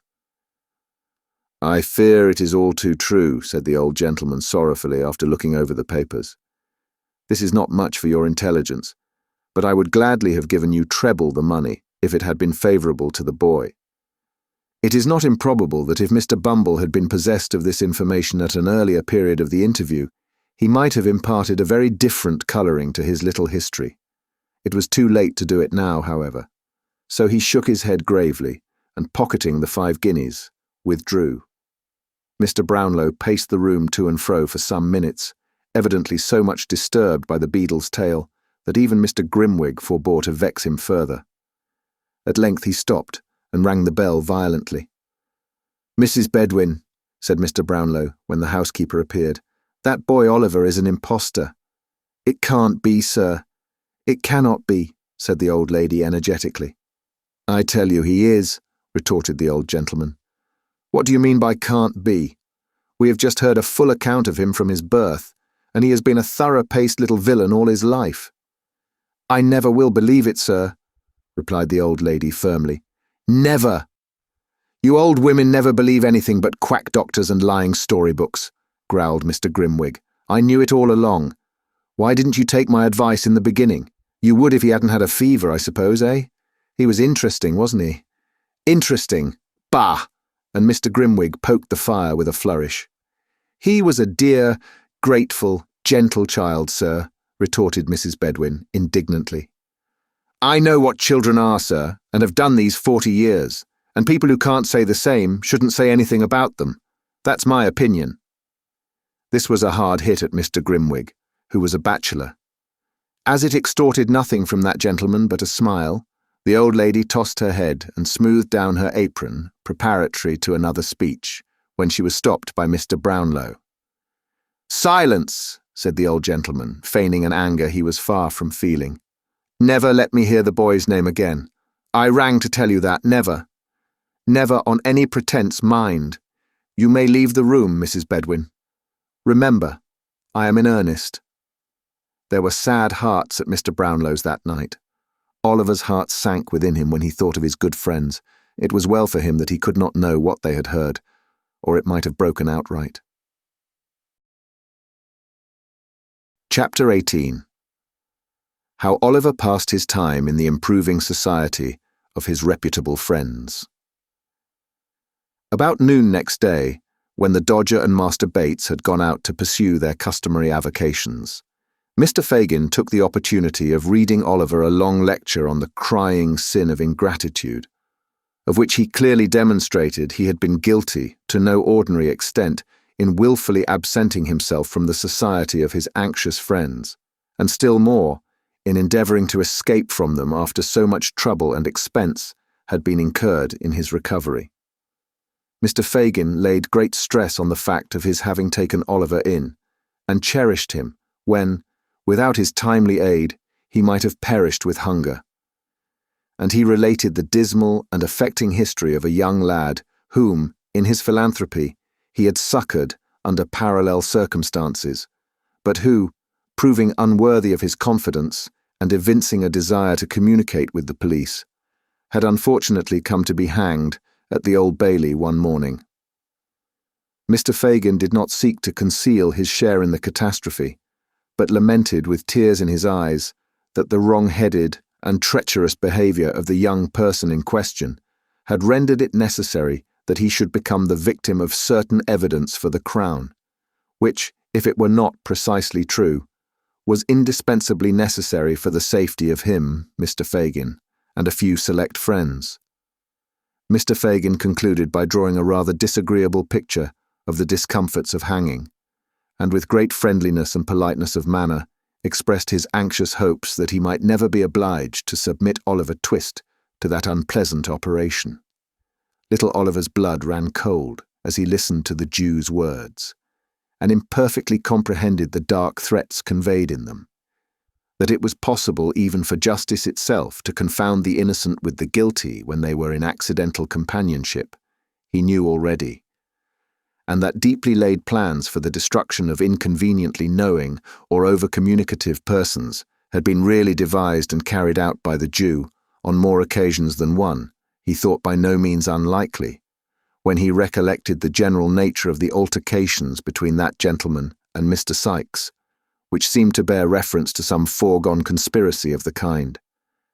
As he glanced timidly up and met the Jew's searching look, he felt that his pale face and trembling limbs were neither unnoticed nor unrelished by that wary old gentleman.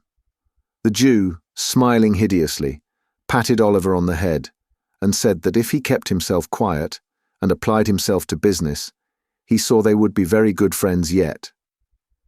Then, taking his hat and covering himself with an old patched greatcoat, he went out and locked the room door behind him.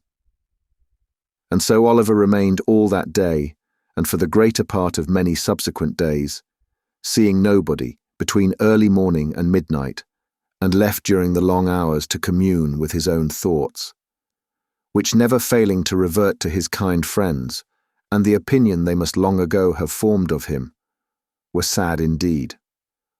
After the lapse of a week or so, the Jew left the room door unlocked, and he was at liberty to wander about the house. It was a very dirty place. The rooms upstairs had great high wooden chimney pieces and large doors, with panelled walls and cornices to the ceiling, which, although they were black with neglect and dust, were ornamented in various ways. From all of these tokens, Oliver concluded that a long time ago, before the old Jew was born, it had belonged to better people, and had perhaps been quite gay and handsome, dismal and dreary as it looked now. Spiders had built their webs in the angles of the walls and ceilings, and sometimes, when Oliver walked softly into a room, the mice would scamper across the floor and run back terrified to their holes. With these exceptions, there was neither sight nor sound of any living thing, and often, when it grew dark and he was tired of wandering from room to room, he would crouch in the corner of the passage by the street door to be as near living people as he could, and would remain there, listening and counting the hours until the Jew or the boys returned. In all the rooms, the mouldering shutters were fast closed. The bars which held them were screwed tight into the wood, the only light which was admitted, stealing its way through round holes at the top, which made the rooms more gloomy and filled them with strange shadows. There was a back garret window with rusty bars outside which had no shutter, and out of this Oliver often gazed with a melancholy face for hours together. But nothing was to be descried from it but a confused and crowded mass of housetops, blackened chimneys and gable ends.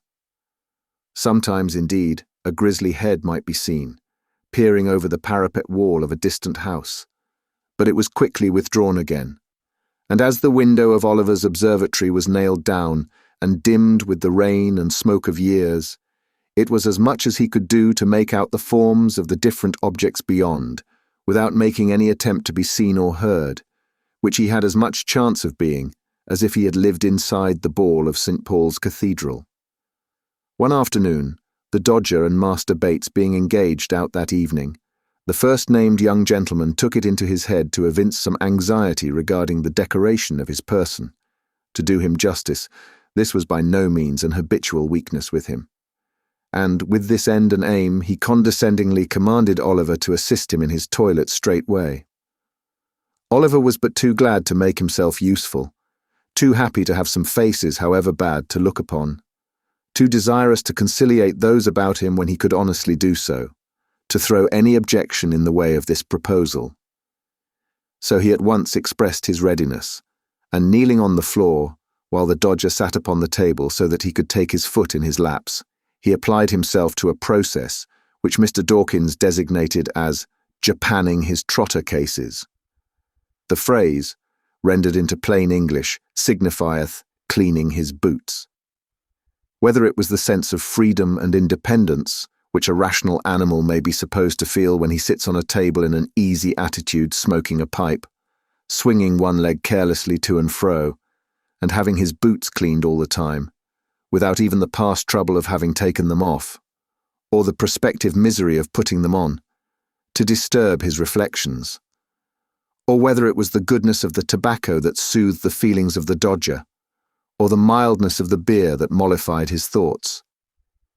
He was evidently tinctured, for the nonce, with a spice of romance and enthusiasm, foreign to his general nature.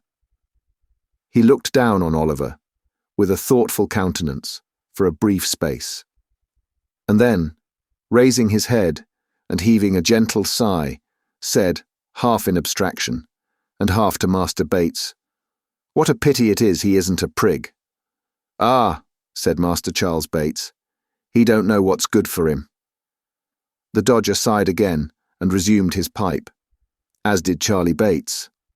They both smoked for some seconds in silence. "I suppose you don't even know what a prig is," said the Dodger mournfully. "I think I know that," replied Oliver, looking up. "You're one, are you not?" inquired Oliver, checking himself. "I am," replied the Dodger. "I'd scorn to be anything else." Mr. Dawkins gave his hat a ferocious cock after delivering this sentiment, and looked at Master Bates as if to denote that he would feel obliged by his saying anything to the contrary. "I am," repeated the Dodger. "So's Charlie, so's Fagin, so's Sykes, so's Nancy, so's Bet. So we all are, down to the dog, and he's the downiest one of the lot. And the least given to peaching," added Charlie Bates. "He wouldn't so much as bark in a witness box for fear of committing himself. No, not if you tied him up in one, and left him there without victuals for a fortnight," said the Dodger. "Not a bit of it," observed Charlie. "He's a rum dog. Don't he look fierce at any strange cove that laughs or sings when he's in company?" pursued the Dodger. "Won't he growl at all when he hears a fiddle playing? And don't he hate other dogs as ain't of his breed? Oh no. He's an out-and-out Christian, said Charlie. This was merely intended as a tribute to the animal's abilities, but it was an appropriate remark in another sense, if Master Bates had only known it. For there are a good many ladies and gentlemen claiming to be out-and-out Christians, between whom, and Mr. Sykes's dog, there exist strong and singular points of resemblance. Well, well, said the Dodger, recurring to the point from which they had strayed, with that mindfulness of his profession which influenced all his proceedings. This hasn't got anything to do with young Green here. No more it has, said Charlie. Why don't you put yourself under Fagin, Oliver? And make your fortune out of hand, added the Dodger with a grin. And so be able to retire on your property and do the genteel, as I mean to, in the very next leap year but 4 that ever comes, and the 42nd Tuesday in Trinity week, said Charlie Bates. I don't like it, rejoined Oliver timidly. I wish they would let me go. I would rather go. And Fagin would rather not, rejoined Charlie. Oliver knew this too well, but thinking it might be dangerous to express his feelings more openly, he only sighed and went on with his boot cleaning. Go, exclaimed the Dodger. Why, where's your spirit? Don't you take any pride out of yourself? Would you go and be dependent on your friends? Oh, blow that, said Master Bates, drawing 2 or 3 silk handkerchiefs from his pocket and tossing them into a cupboard. That's too mean, that is. I couldn't do it, said the Dodger, with an air of haughty disgust.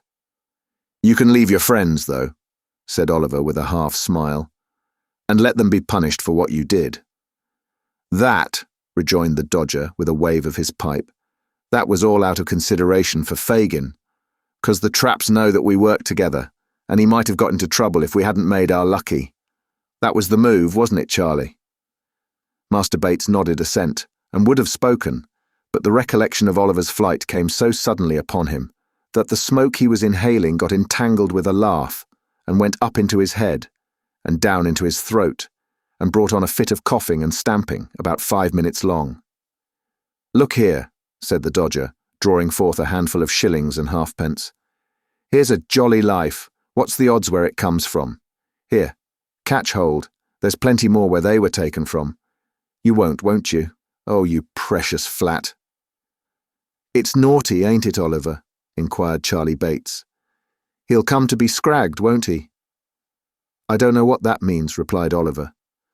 Something in this way, old fella, said Charlie.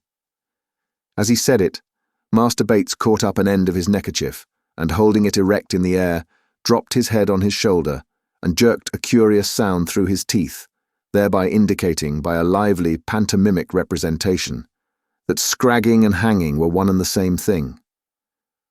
That's what it means, said Charlie. Look how he stares, Jack. I never did see such prime company as that here boy. He'll be the death of me, I know he will. Master Charlie Bates, having laughed heartily again, resumed his pipe with tears in his eyes. You've been brought up bad, said the Dodger, surveying his boots with much satisfaction when Oliver had polished them. Fagin will make something of you, though, or you'll be the first he ever had that turned out unprofitable. You'd better begin at once, for you'll come to the trade long before you think of it, and you're only losing time, Oliver.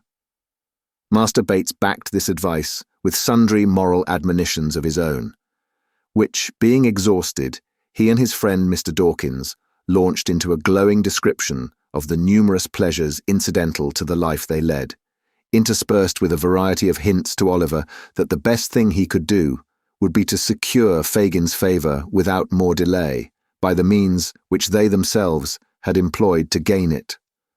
And always put this in your pipe, Nolly, said the Dodger, as the Jew was heard unlocking the door above. If you don't take fogels and tickers— What's the good of talking in that way? Interposed Master Bates. He doesn't know what you mean.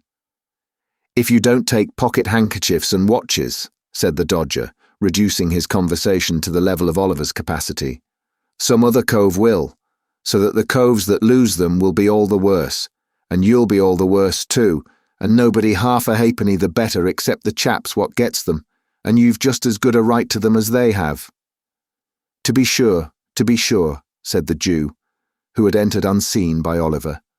"It all lies in a nutshell, my dear. In a nutshell, take the Dodger's word for it. Ha, ha, ha! He understands the catechism of his trade." The old man rubbed his hands gleefully together as he corroborated the Dodger's reasoning in these terms, and chuckled with delight at his pupil's proficiency. The conversation proceeded no farther at this time, for the Jew had returned home accompanied by Miss Betsy and a gentleman whom Oliver had never seen before, but who was accosted by the Dodger as Tom Chitling, and who, having lingered on the stairs to exchange a few gallantries with the lady, now made his appearance. Mr. Chitling was older in years than the Dodger, having perhaps numbered 18 winters, but there was a degree of deference in his deportment towards that young gentleman, which seemed to indicate that he felt himself conscious of a slight inferiority in point of genius and professional acquirements. He had small twinkling eyes and a pockmarked face, wore a fur cap, a dark corduroy jacket, greasy fustian trousers, and an apron. His wardrobe was, in truth, rather out of repair, but he excused himself to the company by stating that his time was only out an hour before, and that in consequence of having worn the regimentals for 6 weeks past, he had not been able to bestow any attention on his private clothes. Mr. Chitling added, with strong marks of irritation, that the new way of fumigating clothes up yonder was infernal unconstitutional, for it burnt holes in them, and there was no remedy against the county. The same remark he considered to apply to the regulation mode of cutting the hair, which he held to be decidedly unlawful. Mr. Chitling wound up his observations by stating that he had not touched a drop of anything for 42 moral, long, hard-working days, and that he wished he might be busted if he weren't as dry as a lime basket. "Where do you think the gentleman has come from, Oliver?" inquired the Jew with a grin, as the other boys put a bottle of spirits on the table. I don't know, sir," replied Oliver. "Who's that?" inquired Tom Chitling, casting a contemptuous look at Oliver. "A young friend of mine, my dear," replied the Jew. "He's in luck, then," said the young man, with a meaning look at Fagin. "Never mind where I came from, young 'un. You'll find your way there soon enough, I'll bet a crown." At this sally the boys laughed. After some more jokes on the same subject, they exchanged a few short whispers with Fagin, and withdrew. After some words apart between the last comer and Fagin, they drew their chairs towards the fire, and the Jew, telling Oliver to come and sit by him, led the conversation to the topics most calculated to interest his hearers. These were the great advantages of the trade, the proficiency of the Dodger, the amiability of Charlie Bates, and the liberality of the Jew himself. At length these subjects displayed signs of being thoroughly exhausted, and Mr. Chitling did the same, for the house of correction becomes fatiguing after a week or two. Miss Betsy accordingly withdrew and left the party to their repose. From this day, Oliver was seldom left alone, but was placed in almost constant communication with the two boys, who played the old game with the Jew every day, whether for their own improvement or Oliver's, Mr. Fagin best knew. At other times, the old man would tell them stories of robberies he had committed in his younger days, mixed up with so much that was droll and curious that Oliver could not help laughing heartily, and showing that he was amused in spite of all his better feelings. In short, the wily old Jew had the boy in his toils. Having prepared his mind, by solitude and gloom, to prefer any society to the companionship of his own sad thoughts in such a dreary place, he was now slowly instilling into his soul the poison which he hoped would blacken it and change its hue forever. Chapter 19, in which a notable plan is discussed and determined on. It was a chill, damp, windy night when the Jew, buttoning his greatcoat tight round his shriveled body and pulling the collar up over his ears so as completely to obscure the lower part of his face, emerged from his den. He paused on the step as the door was locked and chained behind him, and having listened while the boys made all secure, and until their retreating footsteps were no longer audible, slunk down the street as quickly as he could. The house to which Oliver had been conveyed was in the neighbourhood of Whitechapel. The Jew stopped for an instant at the corner of the street and, glancing suspiciously round, crossed the road and struck off in the direction of the Spitalfields. The mud lay thick upon the stones, and a black mist hung over the streets. The rain fell sluggishly down, and everything felt cold and clammy to the touch. It seemed just the night when it befitted such a being as the Jew to be abroad. As he glided stealthily along, creeping beneath the shelter of the walls and doorways, the hideous old man seemed like some loathsome reptile, engendered in the slime and darkness through which he moved. Crawling forth, by night, in search of some rich offal for a meal. He kept on his course through many winding and narrow ways until he reached Bethnal Green. Then, turning suddenly off to the left, he soon became involved in a maze of the mean and dirty streets which abound in that close and densely populated quarter. The Jew was evidently too familiar with the ground he traversed to be at all bewildered, either by the darkness of the night or the intricacies of the way. He hurried through several alleys and streets, and at length turned into one, lighted only by a single lamp at the farther end. At the door of a house in this street, he knocked. Having exchanged a few muttered words with the person who opened it, he walked upstairs. A dog growled as he touched the handle of a room door, and a man's voice demanded who was there. "Only me, Bill, only me, my dear," said the Jew, looking in. "Bring in your body then," said Sikes. "Lie down, you stupid brute.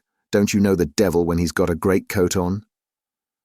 Apparently the dog had been somewhat deceived by Mr. Fagin's outer garment, for as the Jew unbuttoned it and threw it over the back of a chair, he retired to the corner from which he had risen, wagging his tail as he went, to show that he was as well satisfied as it was in his nature to be. "Well," said Sikes. "Well, my dear," replied the Jew. "Ah, Nancy." The latter recognition was uttered with just enough of embarrassment to imply a doubt of its reception, for Mr. Fagin and his young friend had not met since she had interfered in behalf of Oliver. All doubts upon the subject, if he had any, were speedily removed by the young lady's behaviour. She took her feet off the fender, pushed back her chair, and bade Fagin draw up his, without saying more about it, for it was a cold night, and no mistake. "It is cold, Nancy dear," said the Jew, as he warmed his skinny hands over the fire. "It seems to go right through one," added the old man, touching his side.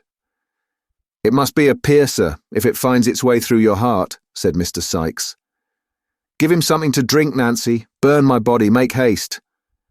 It's enough to turn a man ill, to see his lean old carcass shivering in that way, like an ugly ghost just rose from the grave." Nancy quickly brought a bottle from a cupboard, in which there were many, which, to judge from the diversity of their appearance, were filled with several kinds of liquids. Sikes, pouring out a glass of brandy, bade the Jew drink it off. "Quite enough, quite, thank you, Bill," replied the Jew, putting down the glass after just setting his lips to it. "What? You're afraid of our getting the better of you, are you?" inquired Sikes, fixing his eyes on the Jew. "Ugh!" With a hoarse grunt of contempt, Mr. Sikes seized the glass and threw the remainder of its contents into the ashes as a preparatory ceremony to filling it again for himself, which he did at once. The Jew glanced round the room as his companion tossed down the second glassful. Not in curiosity, for he had seen it often before, but in a restless and suspicious manner habitual to him. It was a meanly furnished apartment with nothing but the contents of the closet to induce the belief that its occupier was anything but a working man, and with no more suspicious articles displayed to view than 2 or 3 heavy bludgeons which stood in a corner, and a life-preserver that hung over the chimney-piece. "There," said Sikes, smacking his lips. "Now I'm ready." "For business?" inquired the Jew.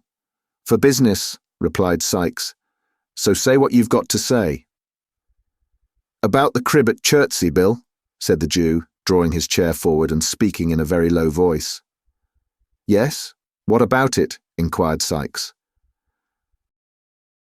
"Ah, you know what I mean, my dear," said the Jew. "He knows what I mean, Nancy, don't he?" "No, he don't," sneered Mr. Sikes. "Or he won't, and that's the same thing. Speak out and call things by their right names. Don't sit there, winking and blinking and talking to me in hints, as if you weren't the very first that thought about the robbery. What do you mean?"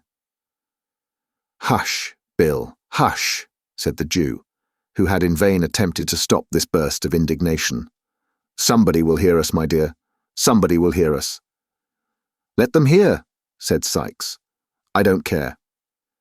But as Mr. Sikes did care, on reflection, he dropped his voice as he said the words, and grew calmer. There, said the Jew coaxingly. "It was only my caution, nothing more. Now, my dear, about that crib at Chertsey. When is it to be done, Bill, eh? When is it to be done? Such plate, my dear, such plate," said the Jew, rubbing his hands and elevating his eyebrows in a rapture of anticipation. "Not at all," replied Sikes coldly. "Not to be done at all," echoed the Jew, leaning back in his chair. "No, not at all," rejoined Sikes. "At least it can't be a put-up job, as we expected." "Then it hasn't been properly gone about," said the Jew, turning pale with anger. "Don't tell me." "But I will tell you," retorted Sikes. "Who are you that's not to be told? I tell you that Toby Crackit has been hanging about the place for a fortnight, and he can't get one of the servants in line." "Do you mean to tell me, Bill," said the Jew, softening as the other grew heated, "that neither of the two men in the house can be got over?" "Yes, I do mean to tell you so," replied Sikes. "The old lady has had them these 20 years, and if you were to give them £500, they wouldn't be in it." "But do you mean to say, my dear," remonstrated the Jew, "that the women can't be got over?" "Not a bit of it," replied Sikes. "Not by Flash Toby Crackit," said the Jew incredulously. "Think what women are, Bill." "No, not even by Flash Toby Crackit," replied Sikes. "He says he's worn sham whiskers and a canary waistcoat the whole blessed time he's been loitering down there, and it's all of no use. He should have tried mustachios and a pair of military trousers, my dear," said the Jew. "So he did," rejoined Sikes, "and they weren't of no more use than the other plant." The Jew looked blank at this information. After ruminating for some minutes with his chin sunk on his breast, he raised his head and said with a deep sigh that if Flash Toby Crackit reported aright, he feared the game was up. "And yet," said the old man, dropping his hands on his knees, "it's a sad thing, my dear, to lose so much when we had set our hearts upon it." "So it is," said Mr. Sikes. "Worse luck." A long silence ensued, during which the Jew was plunged in deep thought, with his face wrinkled into an expression of villainy, perfectly demoniacal. Sikes eyed him furtively from time to time. Nancy, apparently fearful of irritating the housebreaker, sat with her eyes fixed upon the fire, as if she had been deaf to all that passed. "Fagin," said Sikes, abruptly breaking the stillness that prevailed, "is it worth 50 shiners extra, if it's safely done from the outside?" "Yes," said the Jew, as suddenly rousing himself. "Is it a bargain?" inquired Sikes. "Yes, my dear, yes," rejoined the Jew, his eyes glistening and every muscle in his face working, with the excitement that the inquiry had awakened. "Then," said Sikes, thrusting aside the Jew's hand with some disdain, "let it come off as soon as you like. Toby and me were over the garden wall the night before last, sounding the panels of the door and shutters. The crib's barred up at night like a jail, but there's one part we can crack, safe and softly." "Which is that, Bill?" asked the Jew eagerly. "Why," whispered Sikes, "as you cross the lawn." "Yes?" said the Jew, bending his head forward, with his eyes almost starting out of it. "Umph!" cried Sikes, stopping short, as the girl, scarcely moving her head, looked suddenly round and pointed for an instant to the Jew's face. "Never mind which part it is. You can't do it without me, I know, but it's best to be on the safe side when one deals with you."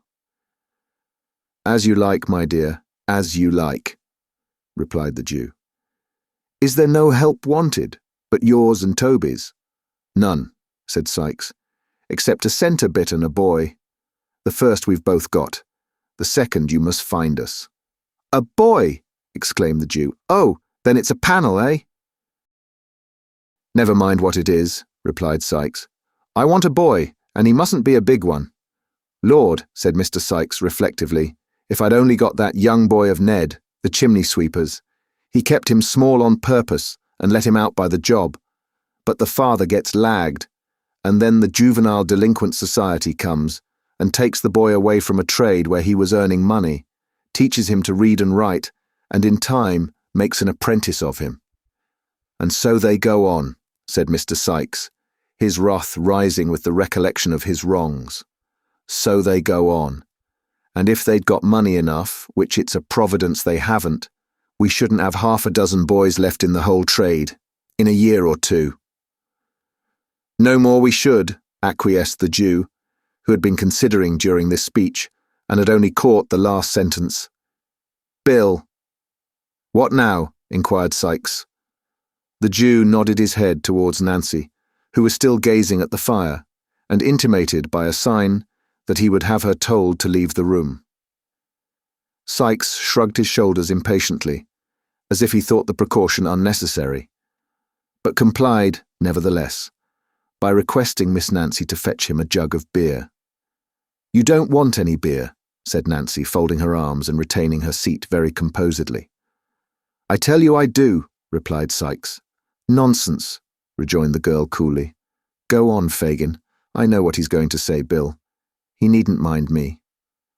The Jew still hesitated. Sykes looked from one to the other in some surprise. Why, you don't mind the old girl, do you, Fagin? He asked at length. You've known her long enough to trust her, or the devil's in it. She ain't one to blab. Are you, Nancy? I should think not, replied the young lady, drawing her chair up to the table and putting her elbows upon it. No, no, my dear, I know you're not, said the Jew. But, and again the old man paused. But what? Inquired Sykes. I didn't know whether she mightn't perhaps be out of sorts, you know, my dear, as she was the other night, replied the Jew. At this confession, Miss Nancy burst into a loud laugh, and swallowing a glass of brandy, shook her head with an air of defiance, and burst into sundry exclamations of "Keep the game a-going! Never say die!" and the like. These seemed to have the effect of reassuring both gentlemen, for the Jew nodded his head with a satisfied air and resumed his seat, as did Mr. Sykes likewise.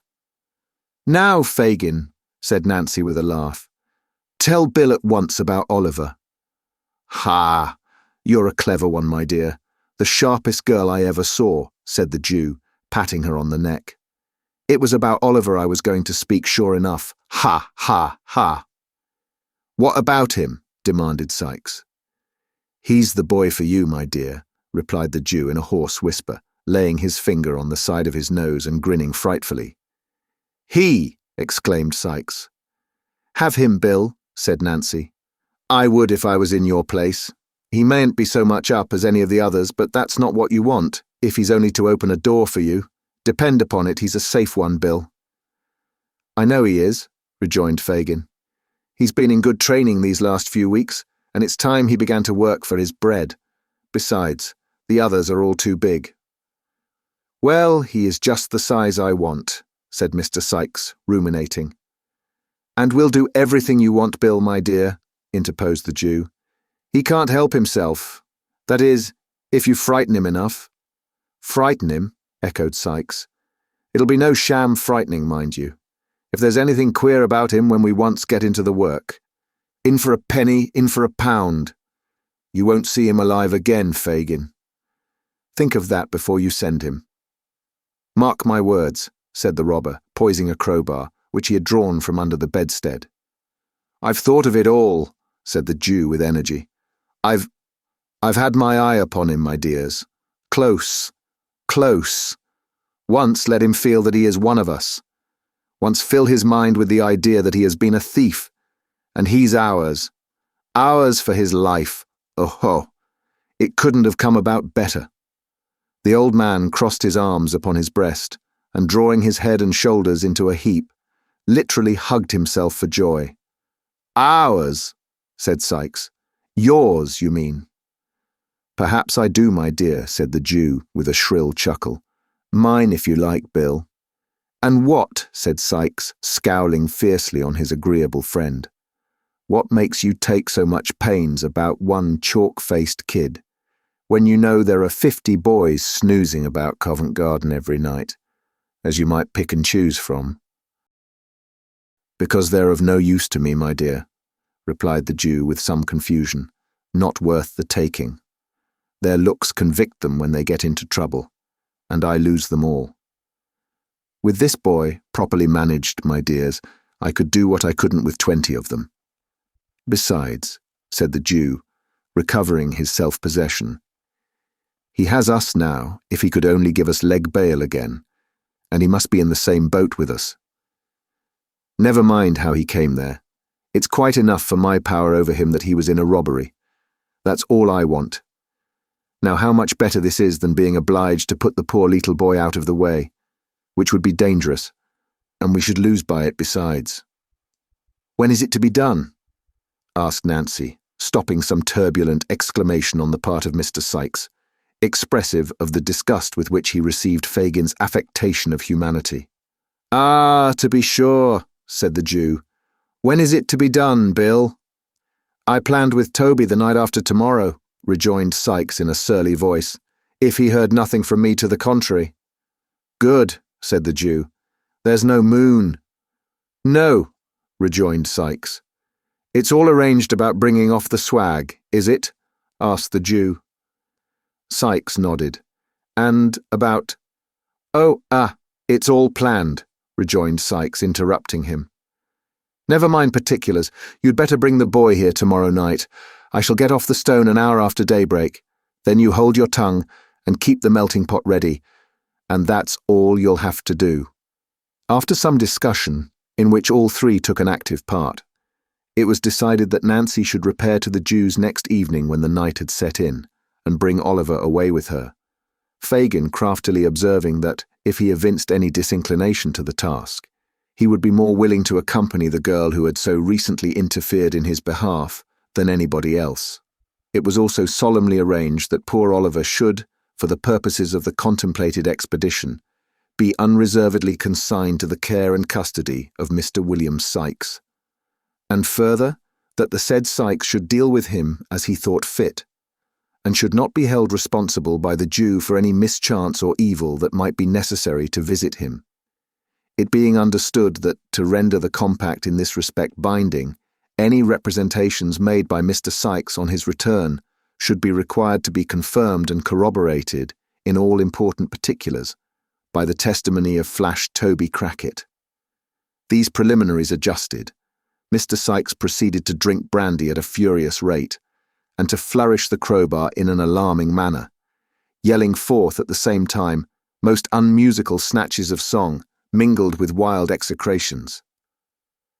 At length, in a fit of professional enthusiasm, he insisted upon producing his box of housebreaking tools, which he had no sooner stumbled in with, and opened for the purpose of explaining the nature and properties of the various implements it contained, and the peculiar beauties of their construction, than he fell over the box upon the floor, and went to sleep, where he fell. "Good night, Nancy," said the Jew, muffling himself up as before. "Good night." Their eyes met, and the Jew scrutinized her narrowly. There was no flinching about the girl. She was as true and earnest in the matter as Toby Crackit himself could be. The Jew again bade her good night, and bestowing a sly kick upon the prostrate form of Mr. Sykes while her back was turned, groped downstairs. "Always the way," muttered the Jew to himself as he turned homeward. "The worst of these women is that a very little thing serves to call up some long-forgotten feeling, and the best of them is that it never lasts. Ha, ha! The man against the child, for a bag of gold." Beguiling the time with these pleasant reflections, Mr. Fagin wended his way through mud and mire to his gloomy abode, where the Dodger was sitting up, impatiently awaiting his return. "Is Oliver abed? I want to speak to him," was his first remark as they descended the stairs. "Hours ago," replied the Dodger, throwing open a door. "Here he is." The boy was lying, fast asleep, on a rude bed upon the floor, so pale with anxiety and sadness and the closeness of his prison that he looked like death, not death as it shows in shroud and coffin, but in the guise it wears when life has just departed, when a young and gentle spirit has, but an instant, fled to heaven, and the gross air of the world has not had time to breathe upon the changing dust it hallowed. "Not now," said the Jew, turning softly away. "Tomorrow, tomorrow." Chapter 20, wherein Oliver is delivered over to Mr. William Sikes. When Oliver awoke in the morning, he was a good deal surprised to find that a new pair of shoes with strong, thick soles had been placed at his bedside, and that his old shoes had been removed. At first he was pleased with the discovery, hoping that it might be the forerunner of his release, but such thoughts were quickly dispelled on his sitting down to breakfast along with the Jew, who told him, in a tone and manner which increased his alarm, that he was to be taken to the residence of Bill Sikes that night. To stop there, sir?" asked Oliver, anxiously. No, my dear, not to stop there," replied the Jew. "We shouldn't like to lose you. Don't be afraid, Oliver. You shall come back to us again. Ha, ha, ha, ha. We won't be so cruel as to send you away, my dear. Oh, no, no." The old man, who was stooping over the fire, toasting a piece of bread, looked round as he bantered Oliver thus, and chuckled as if to show that he knew he would still be very glad to get away if he could. "I suppose," said the Jew, fixing his eyes on Oliver, "you want to know what you're going to Bill's for, eh, my dear?" Oliver coloured involuntarily to find that the old thief had been reading his thoughts, but boldly said yes, he did want to know. "Why, do you think?" inquired Fagin, parrying the question. "Indeed, I don't know, sir," replied Oliver. "Bah!" said the Jew, turning away with a disappointed countenance from a close perusal of the boy's face. "Wait till Bill tells you, then." The Jew seemed much vexed by Oliver's not expressing any greater curiosity on the subject. But the truth is that, although Oliver felt very anxious, he was too much confused by the earnest cunning of Fagin's looks and his own speculations to make any further inquiries just then. He had no other opportunity, for the Jew remained very surly and silent till night, when he prepared to go abroad.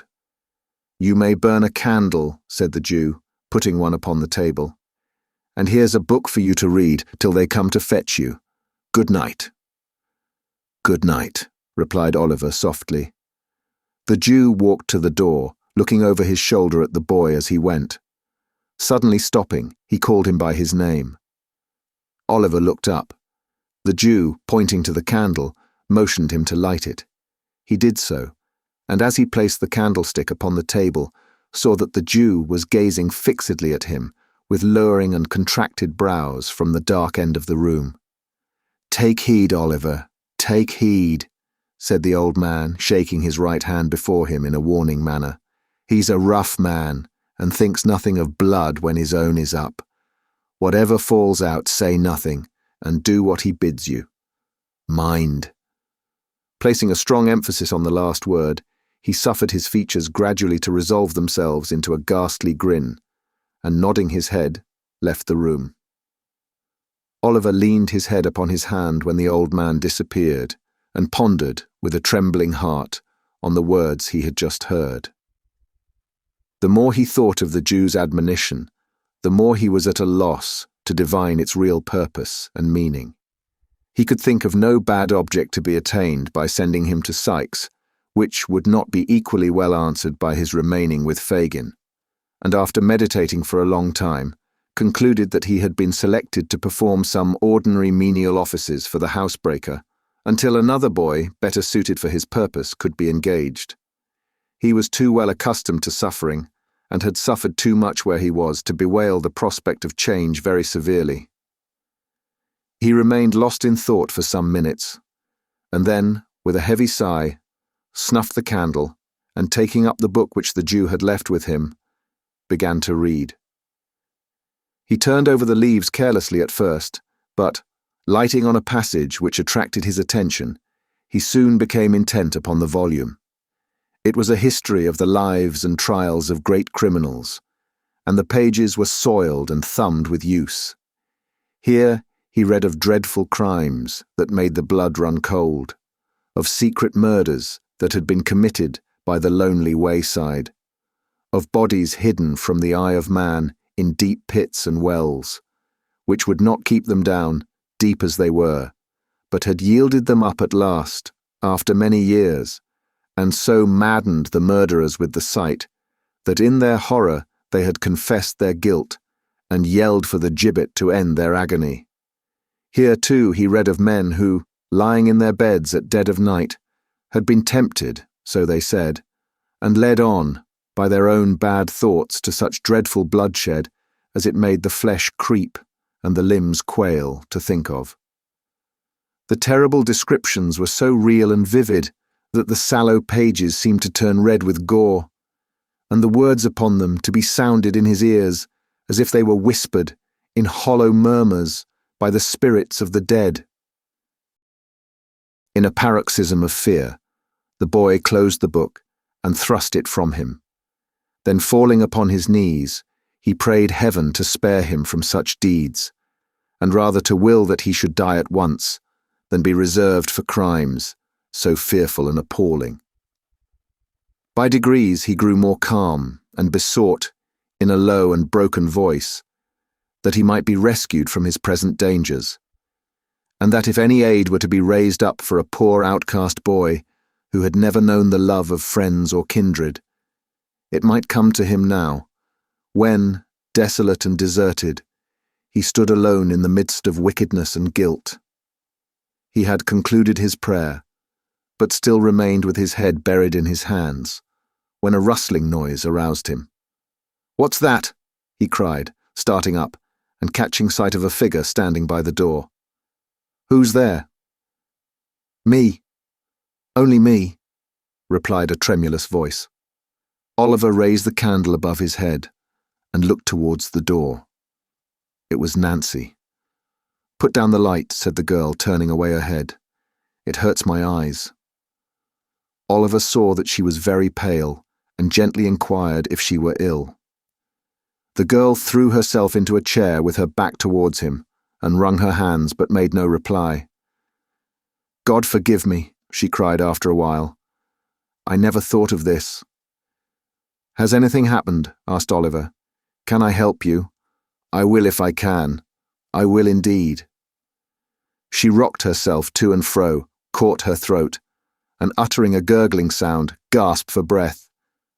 "Nancy!" cried Oliver. "What is it?" The girl beat her hands upon her knees and her feet upon the ground, and, suddenly stopping, drew her shawl close round her and shivered with cold. Oliver stirred the fire. Drawing her chair close to it, she sat there for a little time, without speaking, but at length she raised her head and looked round. "I don't know what comes over me sometimes," said she, affecting to busy herself in arranging her dress. "It's this damp, dirty room, I think. Now, Nolly, dear, are you ready?" "Am I to go with you?" asked Oliver. "Yes, I have come from Bill," replied the girl. "You are to go with me." "What for?" asked Oliver, recoiling. "What for?" echoed the girl, raising her eyes and averting them again the moment they encountered the boy's face. "Oh, for no harm." "I don't believe it," said Oliver, who had watched her closely. "Have it your own way," rejoined the girl, affecting to laugh. "For no good, then." Oliver could see that he had some power over the girl's better feelings, and for an instant thought of appealing to her compassion for his helpless state. But then, the thought darted across his mind that it was barely 11 o'clock, and that many people were still in the streets, of whom surely some might be found to give credence to his tale. As the reflection occurred to him, he stepped forward and said, somewhat hastily, that he was ready. Neither his brief consideration nor its purport was lost on his companion. She eyed him narrowly while he spoke, and cast upon him a look of intelligence which sufficiently showed that she guessed what had been passing in his thoughts. "Hush," said the girl, stooping over him and pointing to the door as she looked cautiously round. "You can't help yourself. I have tried hard for you, but all to no purpose. You are hedged round and round. If ever you are to get loose from here, this is not the time." Struck by the energy of her manner, Oliver looked up in her face with great surprise. She seemed to speak the truth. Her countenance was white and agitated, and she trembled with very earnestness. "I have saved you from being ill-used once, and I will again. And I do now," continued the girl aloud. "For those who would have fetched you, if I had not, would have been far more rough than me. I have promised for your being quiet and silent. If you are not, you will only do harm to yourself and me too, and perhaps be my death. See here, I have borne all this for you already, as true as God sees me show it." She pointed hastily to some livid bruises on her neck and arms, and continued with great rapidity. "Remember this, and don't let me suffer more for you just now. If I could help you, I would, but I have not the power. They don't mean to harm you. Whatever they make you do is no fault of yours. Hush. Every word from you is a blow for me. Give me your hand. Make haste. Your hand." She caught the hand which Oliver instinctively placed in hers, and blowing out the light, drew him after her up the stairs. The door was opened quickly, by someone shrouded in the darkness, and was as quickly closed when they had passed out. A hackney cabriolet was in waiting. With the same vehemence which she had exhibited in addressing Oliver, the girl pulled him in with her and drew the curtains close. The driver wanted no directions but lashed his horse into full speed without the delay of an instant. The girl still held Oliver fast by the hand, and continued to pour into his ear the warnings and assurances she had already imparted. All was so quick and hurried that he had scarcely time to recollect where he was, or how he came there, when the carriage stopped at the house to which the Jew's steps had been directed on the previous evening. For one brief moment, Oliver cast a hurried glance along the empty street, and a cry for help hung upon his lips. But the girl's voice was in his ear, beseeching him in such tones of agony to remember her, that he had not the heart to utter it. While he hesitated, the opportunity was gone. He was already in the house, and the door was shut. "This way," said the girl, releasing her hold for the first time. "Bill?" "Hello," replied Sykes, appearing at the head of the stairs with a candle. "Oh, that's the time of day. Come on." This was a very strong expression of approbation, an uncommonly hearty welcome from a person of Mr. Sykes's temperament. Nancy, appearing much gratified thereby, saluted him cordially. "Bullseye's gone home with Tom," observed Sykes as he lighted them up. "He'd have been in the way." "That's right," rejoined Nancy. "So you've got the kid," said Sykes, when they had all reached the room, closing the door as he spoke. "Yes, here he is," replied Nancy. "Did he come quiet?" inquired Sykes. "Like a lamb," rejoined Nancy. "I'm glad to hear it," said Sykes, looking grimly at Oliver, "for the sake of his young carcass, as would otherwise have suffered for it. Come here, young 'un, and let me read you a lecture, which is as well got over at once." Thus addressing his new pupil, Mr. Sykes pulled off Oliver's cap and threw it into a corner, and then, taking him by the shoulder, sat himself down by the table, and stood the boy in front of him. "Now, first, do you know what this is?" inquired Sykes, taking up a pocket pistol which lay on the table. Oliver replied in the affirmative. "Well then, look here," continued Sykes. "This is powder, that there's a bullet, and this is a little bit of an old hat for wadding." Oliver murmured his comprehension of the different bodies referred to, and Mr. Sykes proceeded to load the pistol with great nicety and deliberation. "Now it's loaded," said Mr. Sykes when he had finished. "Yes, I see it is, sir," replied Oliver. "Well," said the robber, grasping Oliver's wrist and putting the barrel so close to his temple that they touched, at which moment the boy could not repress a start. "If you speak a word when you're out of doors with me, Except when I speak to you, that loading will be in your head without notice. So if you do make up your mind to speak without leave, say your prayers first." Having bestowed a scowl upon the object of this warning to increase its effect, Mr. Sikes continued, "As near as I know, there isn't anybody as would be asking very particularly after you, if you were disposed of. So I needn't take this devil and all of trouble to explain matters to you, if it weren't for your own good. Do you hear me?" "The short and the long of what you mean," said Nancy, speaking very emphatically and slightly frowning at Oliver, as if to bespeak his serious attention to her words, "is that if you're crossed by him in this job you have on hand, you'll prevent his ever telling tales afterwards by shooting him through the head, and will take your chance of swinging for it, as you do for a great many other things in the way of business every month of your life." "That's it," observed Mr. Sikes approvingly. "Women can always put things in the fewest words, except when it's blowing up, and then they lengthen it out. And now that he's thoroughly up to it, let's have some supper and get a snooze before starting." In pursuance of this request, Nancy quickly laid the cloth. Disappearing for a few minutes, she presently returned with a pot of porter and a dish of sheep's heads, which gave occasion to several pleasant witticisms on the part of Mr. Sikes, founded upon the singular coincidence of Jemmy's being a can name, common to them, and also to an ingenious implement much used in his profession.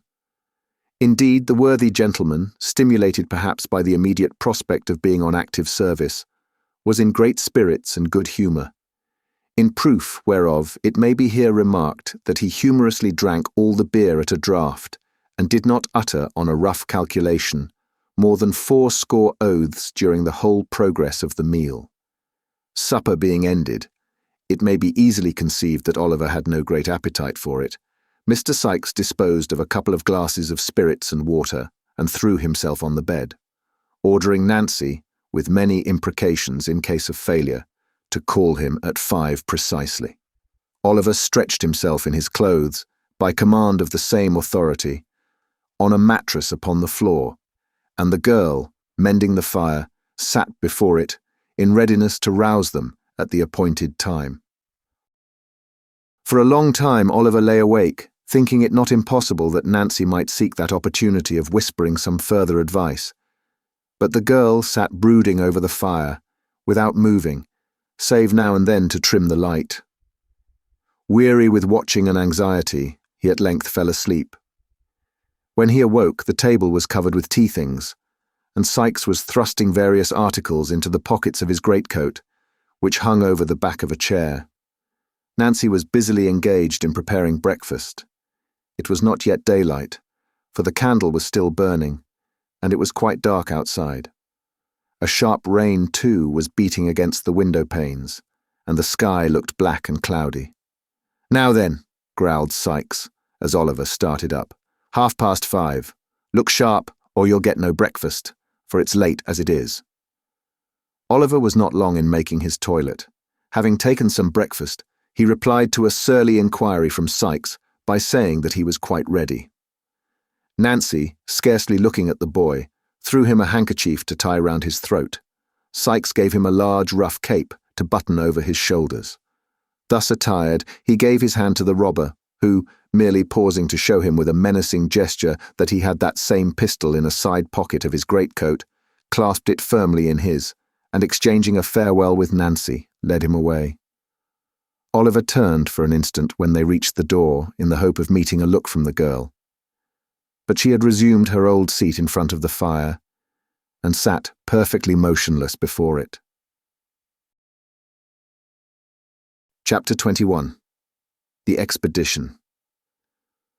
It was a cheerless morning when they got into the street, blowing and raining hard, and the clouds looking dull and stormy. The night had been very wet. Large pools of water had collected in the road, and the kennels were overflowing.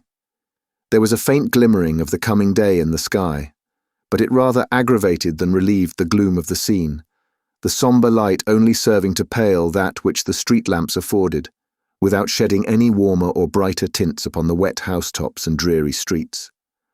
There appeared to be nobody stirring in that quarter of the town. The windows of the houses were all closely shut, and the streets through which they passed were noiseless and empty. By the time they had turned into the Bethnal Green Road, the day had fairly begun to break.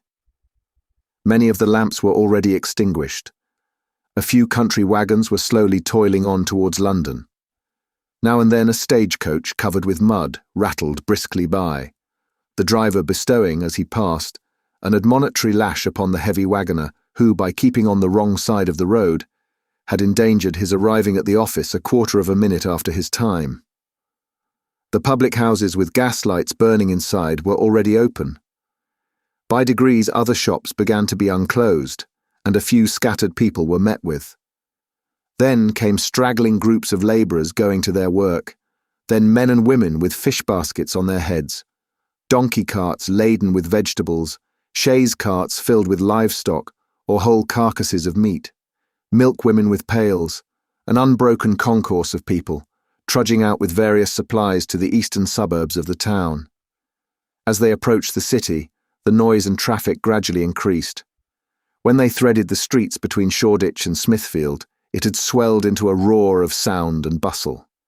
It was as light as it was likely to be, till night came on again, and the busy morning of half the London population had begun.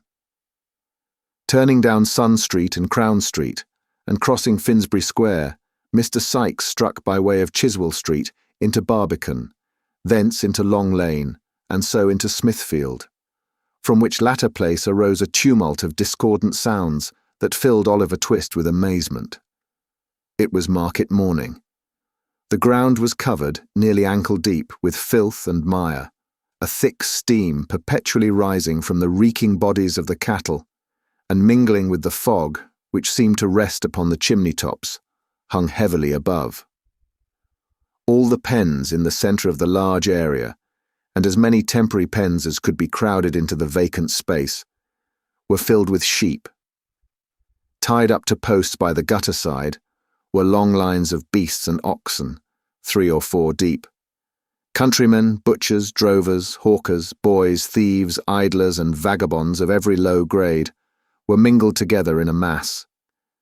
The whistling of drovers, the barking dogs, the bellowing and plunging of the oxen, the bleating of sheep, the grunting and squeaking of pigs, the cries of hawkers, the shouts, oaths, and quarrelling on all sides, the ringing of bells and roar of voices that issued from every public house, the crowding, pushing, driving, beating, whooping, and yelling, the hideous and discordant din that resounded from every corner of the market, and the unwashed, unshaven, squalid, and dirty figures constantly running to and fro and bursting in and out of the throng, rendered it a stunning and bewildering scene, which quite confounded the senses. Mr. Sykes, dragging Oliver after him, elbowed his way through the thickest of the crowd, and bestowed very little attention on the numerous sights and sounds which so astonished the boy.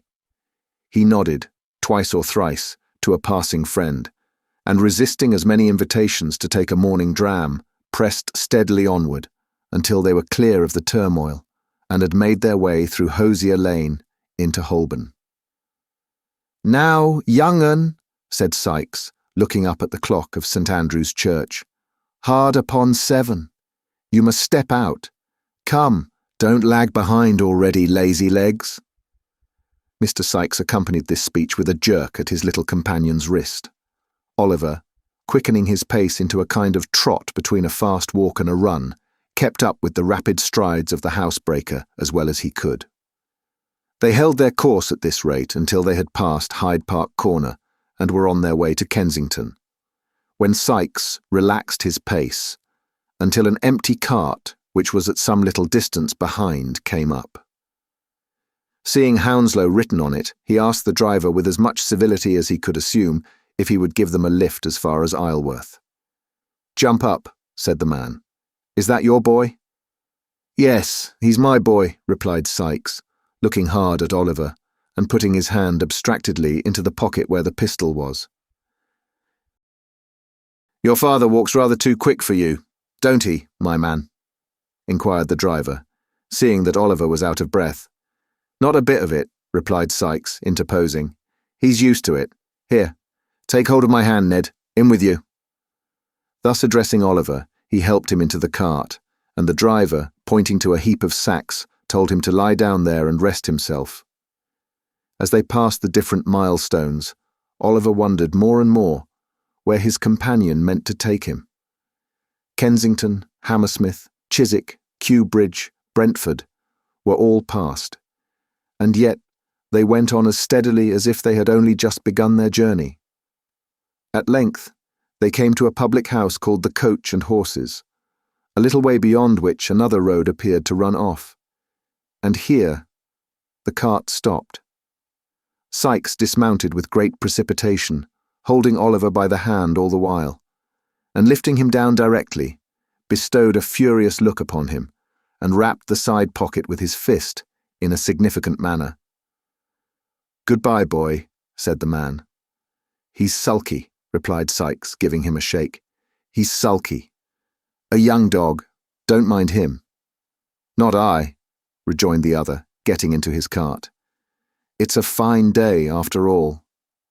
And he drove away.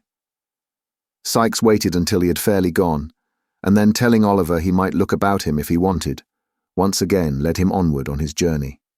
They turned round to the left, a short way past the public house, and then, taking a right-hand road, walked on for a long time, passing many large gardens and gentlemen's houses on both sides of the way, and stopping for nothing but a little beer until they reached a town.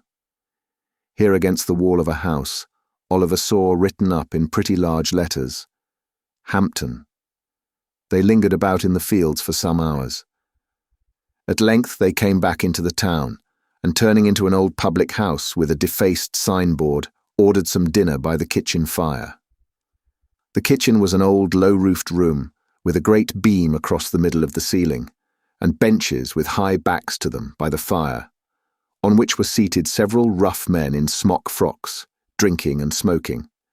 They took no notice of Oliver, and very little of Sykes, and as Sykes took very little notice of them, he and his young comrade sat in a corner by themselves, without being much troubled by their company.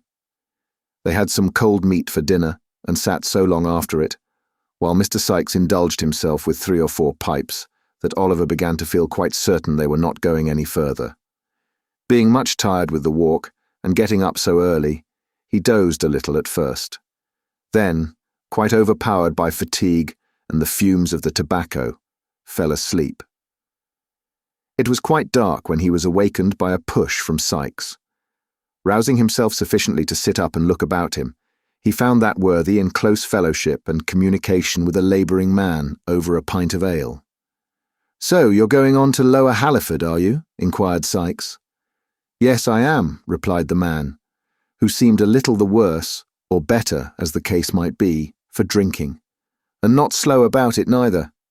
My horse hasn't got a load behind him going back, as he had coming up in the morning, and he won't be long a-doing of it. Here's luck to him. Ecod, he's a good un." "Could you give my boy and me a lift as far as there?" demanded Sykes, pushing the ale towards his new friend. "If you're going directly, I can," replied the man, looking out of the pot. "Are you going to Halliford?" "Going on to Shepperton," replied Sykes. "I'm your man as far as I go," replied the other. "Is all paid, Becky?" "Yes, the other gentleman's paid," replied the girl. "I say," said the man with tipsy gravity, "that won't do, you know." "Why not?" rejoined Sykes. "You're a-going to accommodate us, and what's to prevent my standing treat for a pint or so in return?" The stranger reflected upon this argument with a very profound face. Having done so, he seized Sykes by the hand and declared he was a real good fellow, to which Mr. Sykes replied he was joking, as, if he had been sober, there would have been strong reason to suppose he was. After the exchange of a few more compliments, they bade the company good night and went out, the girl gathering up the pots and glasses as they did so, and lounging out to the door with her hands full, to see the party start. The horse, whose health had been drunk in his absence, was standing outside, ready, harnessed to the cart. Oliver and Sykes got in without any further ceremony, and the man to whom he belonged, having lingered for a minute or two, to bear him up, and to defy the hostler and the world to produce his equal, mounted also. Then the hostler was told to give the horse his head, and his head being given him, he made a very unpleasant use of it, tossing it into the air with great disdain, and running into the parlour windows over the way. After performing those feats, and supporting himself for a short time on his hind legs, he started off at great speed, and rattled out of the town right gallantly. The night was very dark. A damp mist rose from the river and the marshy ground about, and spread itself over the dreary fields. It was piercing cold too. All was gloomy and black. Not a word was spoken, for the driver had grown sleepy, and Sikes was in no mood to lead him into conversation. Oliver sat huddled together in a corner of the cart, bewildered with alarm and apprehension, and figuring strange objects in the gaunt trees whose branches waved grimly to and fro, as if in some fantastic joy at the desolation of the scene. As they passed Sunbury Church, the clock struck 7. There was a light in the ferry house window opposite, which streamed across the road and threw into more sombre shadow a dark yew tree with graves beneath it. There was a dull sound of falling water not far off, and the leaves of the old tree stirred gently in the night wind. It seemed like quiet music for the repose of the dead. Sunbury was passed through, and they came again into the lonely road. 2 or 3 miles more, and the cart stopped. Sikes alighted, took Oliver by the hand, and they once again walked on. They turned into no house at Shepperton, as the weary boy had expected, but still kept walking on, in mud and darkness, through gloomy lanes and over cold open wastes, until they came within sight of the lights of a town, at no great distance. On looking intently forward, Oliver saw that the water was just below them, and that they were coming to the foot of a bridge. Sikes kept straight on, until they were close upon the bridge, then turned suddenly down a bank upon the left. "The water," thought Oliver, turning sick with fear. "He has brought me to this lonely place to murder me." He was about to throw himself on the ground and make one struggle for his young life, when he saw that they stood before a solitary house, all ruinous and decayed. There was a window on each side of the dilapidated entrance, and 1 story above, but no light was visible. The house was dark, dismantled, and to all appearance uninhabited. Sikes, with Oliver's hand still in his, softly approached the low porch and raised the latch. The door yielded to the pressure, and they passed in together. Chapter 22. The Burglary. "Hello!" cried a loud, hoarse voice as soon as they set foot in the passage. "Don't make such a row," said Sikes, bolting the door. "Show a glim, Toby." "Aha! My pal!" cried the same voice. "A glim, Barney, a glim! Show the gentleman in, Barney. Wake up first, if convenient." The speaker appeared to throw a boot-jack or some such article at the person he addressed, to rouse him from his slumbers, for the noise of a wooden body falling violently was heard, and then an indistinct muttering, as of a man between sleep and awake. "Do you hear?" cried the same voice. "There's Bill Sikes in the passage with nobody to do the civil to him. And you sleeping there, as if you took laudanum with your meals, and nothing stronger. Are you any fresher now, or do you want the iron candlestick to wake you thoroughly?"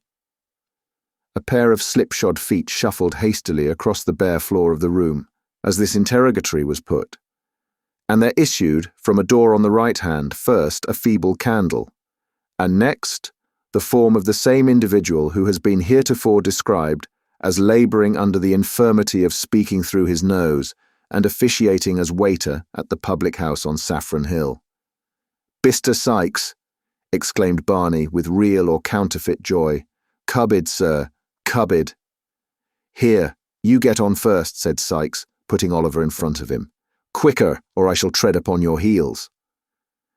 Muttering a curse upon his tardiness, Sikes pushed Oliver before him, and they entered a low dark room with a smoky fire, 2 or 3 broken chairs, a table, and a very old couch, on which, with his legs much higher than his head, a man was reposing at full length, smoking a long clay pipe. He was dressed in a smartly cut snuff-coloured coat with large brass buttons, an orange neckerchief, a coarse, staring shawl-pattern waistcoat, and drab breeches. Mr. Crackit, for he it was, had no very great quantity of hair, either upon his head or face, but what he had was of a reddish dye, and tortured into long corkscrew curls, through which he occasionally thrust some very dirty fingers, ornamented with large common rings.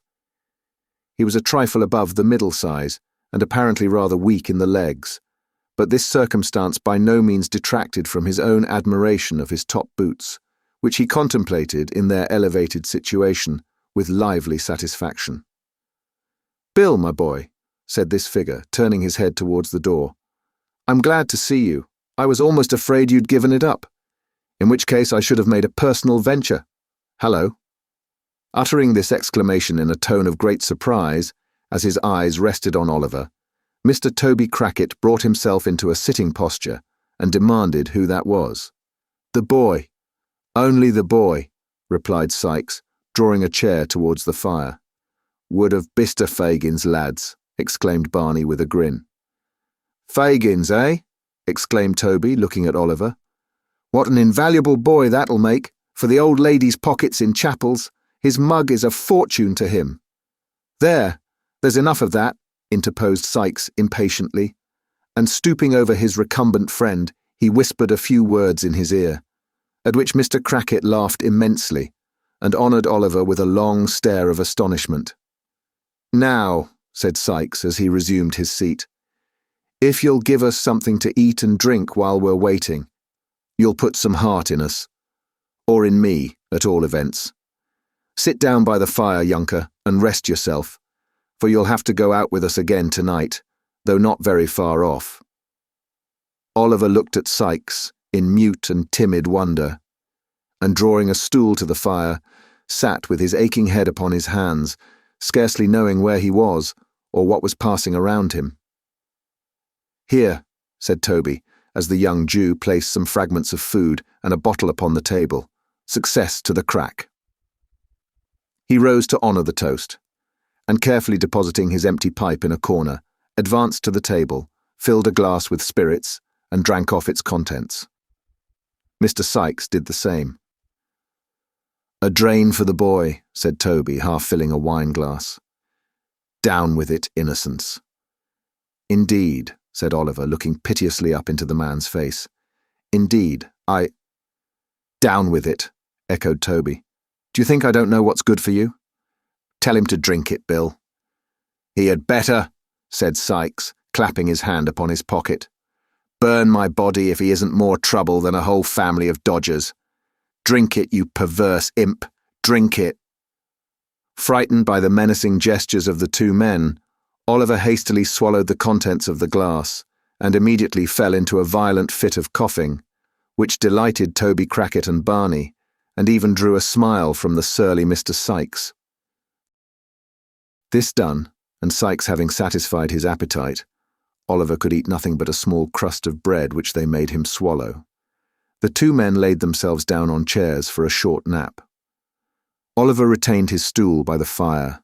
Barney, wrapped in a blanket, stretched himself on the floor, close outside the fender. They slept, or appeared to sleep, for some time, nobody stirring but Barney, who rose once or twice to throw coals on the fire.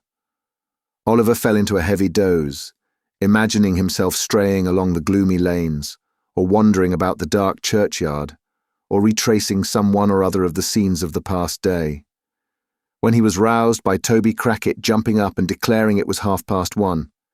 In an instant the other two were on their legs, and all were actively engaged in busy preparation. Sykes and his companion enveloped their necks and chins in large dark shawls, and drew on their great coats. Barney, opening a cupboard, brought forth several articles, which he hastily crammed into the pockets. "Barkers for me, Barney," said Toby Crackit. "Here they are," replied Barney, producing a pair of pistols. "You loaded them yourself." "All right, replied Toby, stowing them away. "The persuaders?" "I've got them," replied Sykes. "Crape, keys, centre bits, darkies, nothing forgotten?" inquired Toby, fastening a small crowbar to a loop inside the skirt of his coat. "All right," rejoined his companion. "Bring them bits of timber, Barney. That's the time of day." With these words, he took a thick stick from Barney's hands, who, having delivered another to Toby, busied himself in fastening on Oliver's cape. "Now then," said Sykes, holding out his hand. Oliver, who was completely stupefied by the unwonted exercise, and the air, and the drink which had been forced upon him, put his hand mechanically into that which Sykes extended for the purpose. "Take his other hand, Toby," said Sykes. "Look out, Barney." The man went to the door and returned to announce that all was quiet. The two robbers issued forth with Oliver between them. Barney, having made all fast, rolled himself up as before and was soon asleep again. It was now intensely dark. The fog was much heavier than it had been in the early part of the night, and the atmosphere was so damp that, although no rain fell, Oliver's hair and eyebrows, within a few minutes after leaving the house, had become stiff with the half-frozen moisture that was floating about. They crossed the bridge and kept on towards the lights which he had seen before. They were at no great distance off, and as they walked pretty briskly, they soon arrived at XXIII. "Slap through the town," whispered Sykes. "There'll be nobody in the way tonight to see us." Toby acquiesced, and they hurried through the main street of the little town, which at that late hour was wholly deserted. A dim light shone at intervals from some bedroom window, and the hoarse barking of dogs occasionally broke the silence of the night. But there was nobody abroad. They had cleared the town as the church bell struck 2. Quickening their pace, they turned up a road upon the left hand. After walking about a quarter of a mile, they stopped before a detached house surrounded by a wall, to the top of which Toby Crackit, scarcely pausing to take breath, climbed in a twinkling. "The boy next," said Toby. "Hoist him up. I'll catch hold of him." Before Oliver had time to look round, Sykes had caught him under the arms, and in 3 or 4 seconds he and Toby were lying on the grass on the other side. Sykes followed directly, and they stole cautiously towards the house. And now, for the first time, Oliver, well-nigh mad with grief and terror, saw that housebreaking and robbery, if not murder, were the objects of the expedition. He clasped his hands together and involuntarily uttered a subdued exclamation of horror. A mist came before his eyes. The cold sweat stood upon his ashy face. His limbs failed him, and he sank upon his knees. "Get up!" murmured Sykes, trembling with rage and drawing the pistol from his pocket. "Get up, or I'll strew your brains upon the grass." "Oh, for God's sake, let me go," cried Oliver. "Let me run away and die in the fields. I will never come near London. Never, never. Oh, pray have mercy on me and do not make me steal. For the love of all the bright angels that rest in heaven, have mercy upon me." The man to whom this appeal was made swore a dreadful oath and had cocked the pistol, when Toby, striking it from his grasp, placed his hand upon the boy's mouth and dragged him to the house. "Hush!" cried the man. "It won't answer here. Say another word, and I'll do your business myself with a crack on the head. That makes no noise, and is quite as certain, and more genteel. Here, Bill, wrench the shutter open. He's game enough now, I'll engage. I've seen older hands of his age took the same way for a minute or two on a cold night." Sykes, invoking terrific imprecations upon Fagin's head for sending Oliver on such an errand, plied the crowbar vigorously, but with little noise. After some delay, and some assistance from Toby, the shutter to which he had referred swung open on its hinges. It was a little lattice window, about 5 feet and a half above the ground, at the back of the house, which belonged to a scullery, or small brewing place, at the end of the passage. The aperture was so small that the inmates had probably not thought it worthwhile to defend it more securely, but it was large enough to admit a boy of Oliver's size nevertheless. A very brief exercise of Mr. Sykes's art sufficed to overcome the fastening of the lattice, and it soon stood wide open also. "Now listen, you young limb," whispered Sikes, drawing a dark lantern from his pocket and throwing the glare full on Oliver's face. "I'm going to put you through there. Take this light, go softly up the steps straight before you, and along the little hall to the street door, unfasten it and let us in." "There's a bolt at the top you won't be able to reach," interposed Toby. "Stand upon one of the hall chairs. There are 3 there, Bill, with a jolly large blue unicorn and gold pitchfork on them, which is the old lady's arms." "Keep quiet, can't you?" replied Sikes, with a threatening look. "The room door is open, is it?" "Wide," replied Toby, after peeping in to satisfy himself. "The game of that is that they always leave it open with a catch, so that the dog, who's got a bed in here, may walk up and down the passage when he feels wakeful. Ha! Ha! Barney enticed him away tonight. So neat."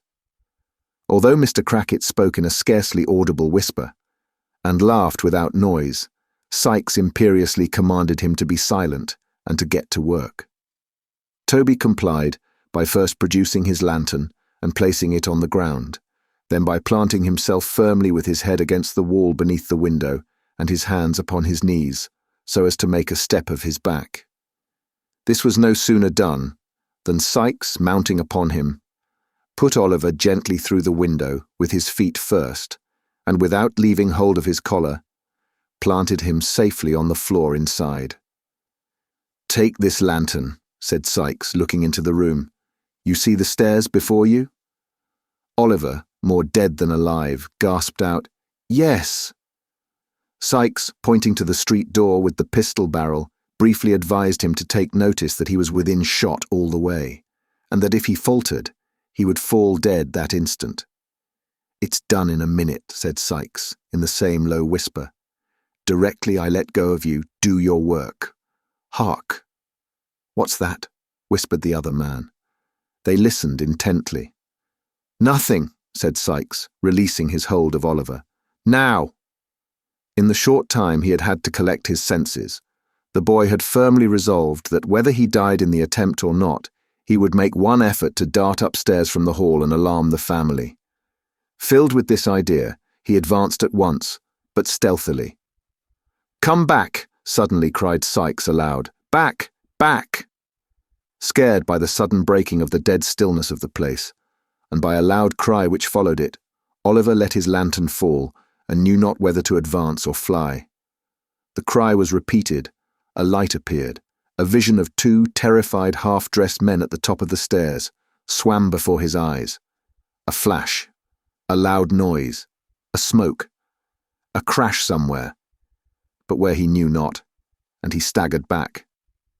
Sikes had disappeared for an instant, but he was up again, and had him by the collar before the smoke had cleared away. He fired his own pistol after the men, who were already retreating, and dragged the boy up. "Clasp your arm tighter," said Sikes as he drew him through the window. "Give me a shawl here. They've hit him. Quick! How the boy bleeds!" Then came the loud ringing of a bell, mingled with the noise of firearms and the shouts of men, and the sensation of being carried over uneven ground at a rapid pace. And then the noises grew confused in the distance, and a cold, deadly feeling crept over the boy's heart, and he saw or heard no more. Chapter 23, which contains the substance of a pleasant conversation between Mr. Bumble and a lady, and shows that even a beadle may be susceptible on some points. The night was bitter cold. The snow lay on the ground, frozen into a hard, thick crust, so that only the heaps that had drifted into byways and corners were affected by the sharp wind that howled abroad, which, as if expending increased fury on such prey as it found, caught it savagely up in clouds, and whirling it into 1,000 misty eddies, scattered it in air. Bleak, dark, and piercing cold, it was a night for the well-housed, and fed to draw round the bright fire, and thank God they were at home, and for the homeless, starving wretch to lay him down and die. Many hunger-worn outcasts close their eyes in our bare streets, at such times, who let their crimes have been what they may, can hardly open them in a more bitter world. Such was the aspect of out-of-doors affairs when Mrs. Corney, the matron of the workhouse to which our readers have been already introduced as the birthplace of Oliver Twist, sat herself down before a cheerful fire in her own little room, and glanced, with no small degree of complacency, at a small round table, on which stood a tray of corresponding size, furnished with all necessary materials for the most grateful meal that matrons enjoy. In fact, Mrs. Corney was about to solace herself with a cup of tea, as she glanced from the table to the fireplace, where the smallest of all possible kettles was singing a small song in a small voice. Her inward satisfaction evidently increased, so much so indeed that Mrs. Corney smiled. "Well," said the matron, leaning her elbow on the table and looking reflectively at the fire, "I'm sure we have all on us a great deal to be grateful for, a great deal, if we did but know it." "Ah," Mrs. Corney shook her head mournfully, as if deploring the mental blindness of those paupers who did not know it, and thrusting a silver spoon, private property, into the inmost recesses of a 2-ounce tin tea-caddy, proceeded to make the tea. How slight a thing will disturb the equanimity of our frail minds. The black teapot, being very small and easily filled, ran over while Mrs. Corney was moralizing, and the water slightly scalded Mrs. Corney's hand. "Drat the pot," said the worthy matron, setting it down very hastily on the hob. "A little stupid thing that only holds a couple of cups. What use is it of to anybody? Except," said Mrs. Corney, pausing, "except to a poor desolate creature like me. Oh dear."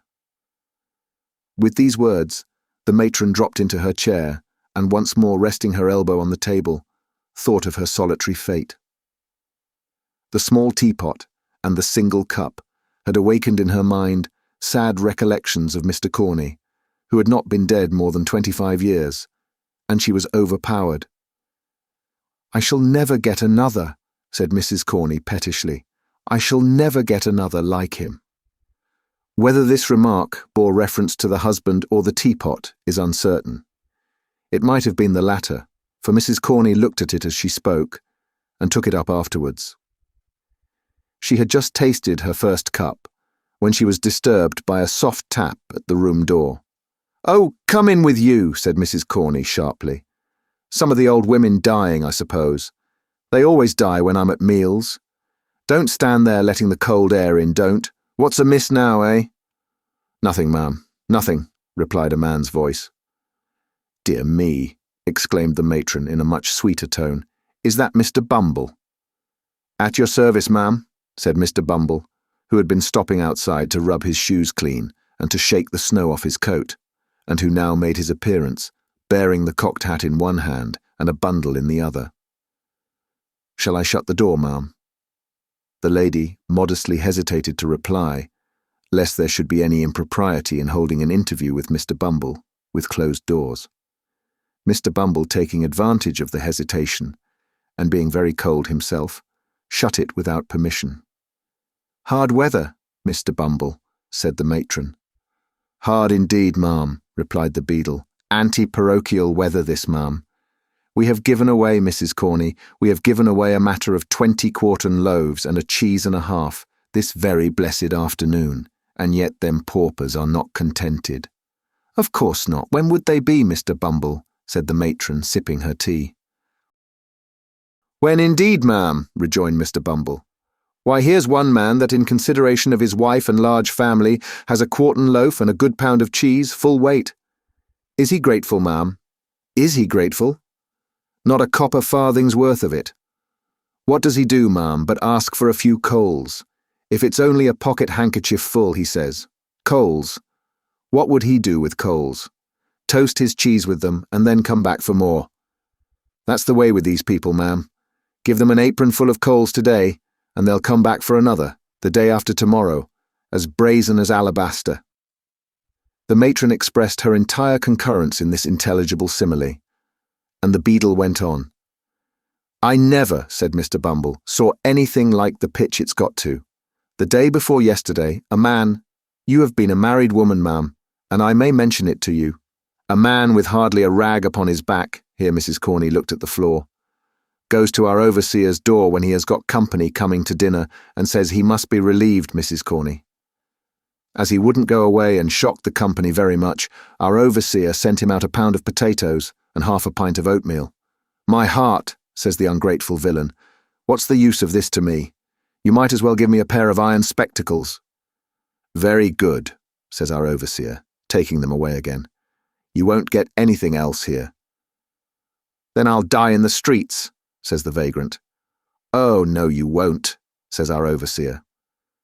Ha! Ha, that was very good. So like Mr. Granite, wasn't it? Interposed the matron. Well, Mr. Bumble? Well, ma'am, rejoined the beadle, he went away, and he did die in the streets. There's an obstinate pauper for you. It beats anything I could have believed, observed the matron emphatically. But don't you think out-of-door relief a very bad thing anyway, Mr. Bumble? You're a gentleman of experience and ought to know. Come. Mrs. Corney, said the beadle, smiling as men smile who are conscious of superior information. Out-of-door relief, properly managed, ma'am, is the parochial safeguard. The great principle of out-of-door relief is to give the paupers exactly what they don't want, and then they get tired of coming. Dear me, exclaimed Mrs. Corney. Well, that is a good one too. Yes. Betwixt you and me, ma'am, returned Mr. Bumble, that's the great principle, and that's the reason why, if you look at any cases that get into them audacious newspapers, you'll always observe that sick families have been relieved with slices of cheese. That's the rule now, Mrs. Corney, all over the country. But however, said the beadle, stopping to unpack his bundle, these are official secrets, ma'am, not to be spoken of, except, as I may say, among the parochial officers, such as ourselves. This is the port wine, ma'am, that the board ordered for the infirmary. Real, fresh, genuine port wine. Only out of the cask this forenoon, clear as a bell and no sediment. Having held the first bottle up to the light and shaken it well to test its excellence, Mr. Bumble placed them both on top of a chest of drawers, folded the handkerchief in which they had been wrapped, put it carefully in his pocket, and took up his hat, as if to go. You'll have a very cold walk, Mr. Bumble, said the matron. It blows, ma'am, replied Mr. Bumble, turning up his coat collar. Enough to cut one's ears off. The matron looked from the little kettle to the beadle, who was moving towards the door, and as the beadle coughed, preparatory to bidding her good night, bashfully inquired whether he wouldn't take a cup of tea. Mr. Bumble instantaneously turned back his collar again, laid his hat and stick upon a chair, and drew another chair up to the table. As he slowly seated himself, he looked at the lady. She fixed her eyes upon the little teapot. Mr. Bumble coughed again and slightly smiled. Mrs. Corney rose to get another cup and saucer from the closet. As she sat down, her eyes once again encountered those of the gallant beadle. She coloured and applied herself to the task of making his tea. Again Mr. Bumble coughed, louder this time than he had coughed yet. Sweet, Mr. Bumble? Inquired the matron, taking up the sugar basin. Very sweet indeed, ma'am, replied Mr. Bumble. He fixed his eyes on Mrs. Corney as he said this, and if ever a beadle looked tender, Mr. Bumble was that beadle at that moment. The tea was made and handed in silence. Mr. Bumble, having spread a handkerchief over his knees to prevent the crumbs from sullying the splendour of his shorts, began to eat and drink, varying these amusements occasionally by fetching a deep sigh, which however had no injurious effect upon his appetite, but, on the contrary, rather seemed to facilitate his operations in the tea and toast department. You have a cat, ma'am, I see, said Mr. Bumble, glancing at one who, in the centre of her family, was basking before the fire. And kittens too, I declare. I'm so fond of them, Mr. Bumble, you can't think, replied the matron. They're so happy, so frolicsome, and so cheerful, that they are quite companions for me. Very nice animals, ma'am, replied Mr. Bumble approvingly. So very domestic. Oh, yes, rejoined the matron with enthusiasm. So fond of their home, too, that it's quite a pleasure, I'm sure. Mrs. Corney, ma'am, said Mr. Bumble slowly, and marking the time with his teaspoon. "I mean to say this, ma'am, that any cat or kitten that could live with you, ma'am, and not be fond of its home, must be an ass, ma'am." "Oh, Mr. Bumble," remonstrated Mrs. Corney. "It's of no use disguising facts, ma'am," said Mr. Bumble, slowly flourishing the teaspoon with a kind of amorous dignity which made him doubly impressive. "I would drown it myself, with pleasure." "Then you're a cruel man," said the matron vivaciously, as she held out her hand for the beadle's cup, "and a very hard-hearted man besides." "Hard-hearted, ma'am," said Mr. Bumble. "Hard?" Mr. Bumble resigned his cup without another word, squeezed Mrs. Corney's little finger as she took it, and inflicting 2 open-handed slaps upon his laced waistcoat, gave a mighty sigh, and hitched his chair a very little morsel farther from the fire. It was a round table, and as Mrs. Corney and Mr. Bumble had been sitting opposite each other, with no great space between them, and fronting the fire, it will be seen that Mr. Bumble, in receding from the fire and still keeping at the table, increased the distance between himself and Mrs. Corney, which proceeding some prudent readers will doubtless be disposed to admire, and to consider an act of great heroism on Mr. Bumble's part, he being in some sort tempted by time, place, and opportunity, to give utterance to certain soft nothings, which, however well they may become the lips of the light and thoughtless, do seem immeasurably beneath the dignity of judges of the land, members of Parliament, ministers of state, Lord Mayors, and other great public functionaries, but more particularly beneath the stateliness and gravity of a beadle, who, as is well known, should be the sternest and most inflexible among them all. Whatever were Mr. Bumble's intentions, however, and no doubt they were of the best, it unfortunately happened, as has been twice before remarked, that the table was a round one.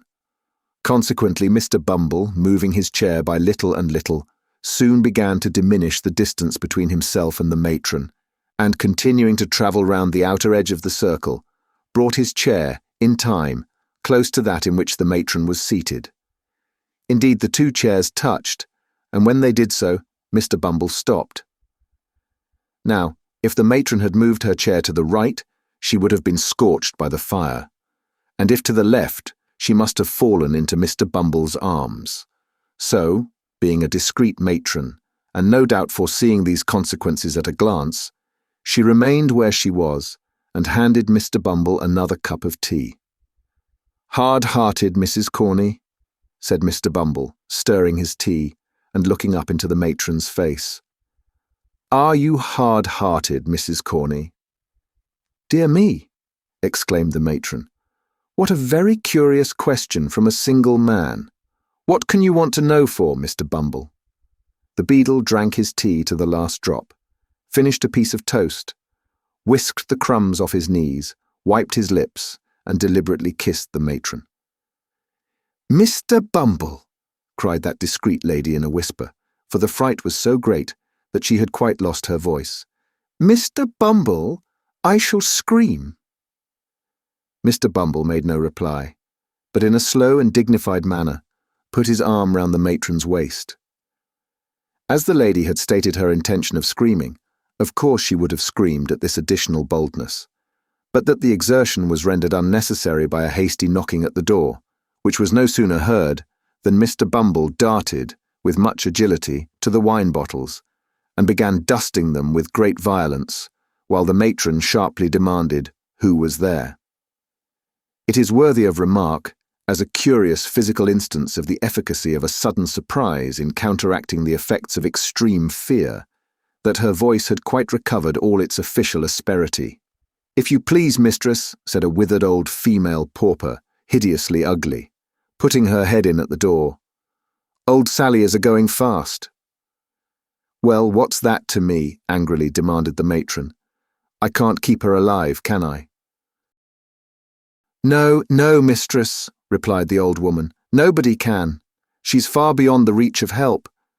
I've seen a-many people die, little babes and great strong men, and I know when deaths are coming well enough. But she's troubled in her mind, and when the fits are not on her, and that's not often, for she is dying very hard, She says she has got something to tell, which you must hear. She'll never die quiet till you come, mistress." At this intelligence, the worthy Mrs. Corney muttered a variety of invectives against old women who couldn't even die without purposely annoying their betters, and, muffling herself in a thick shawl which she hastily caught up, briefly requested Mr. Bumble to stay till she came back, lest anything particular should occur. Bidding the messenger walk fast, and not be all night hobbling up the stairs, she followed her from the room with a very ill grace, scolding all the way.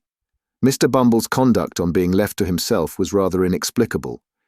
He opened the closet, counted the teaspoons, weighed the sugar tongs, closely inspected a silver milk pot to ascertain that it was of the genuine metal, and, having satisfied his curiosity on these points, put on his cocked hat, cornerwise, and danced with much gravity 4 distinct times round the table. Having gone through this very extraordinary performance, he took off the cocked hat again, and spreading himself before the fire with his back towards it, seemed to be mentally engaged in taking an exact inventory of the furniture. Chapter 24 treats on a very poor subject, but is a short one, and may be found of importance in this history. It was no unfit messenger of death who had disturbed the quiet of the matron's room. Her body was bent by age, her limbs trembled with palsy, her face, distorted into a mumbling leer, resembled more the grotesque shaping of some wild pencil than the work of nature's hand. Alas, how few of nature's faces are left alone to gladden us with their beauty. The cares and sorrows and hungerings of the world change them as they change hearts. And it is only when those passions sleep and have lost their hold forever that the troubled clouds pass off and leave heaven's surface clear. It is a common thing for the countenances of the dead, even in that fixed and rigid state, to subside into the long-forgotten expression of sleeping infancy, and settle into the very look of early life.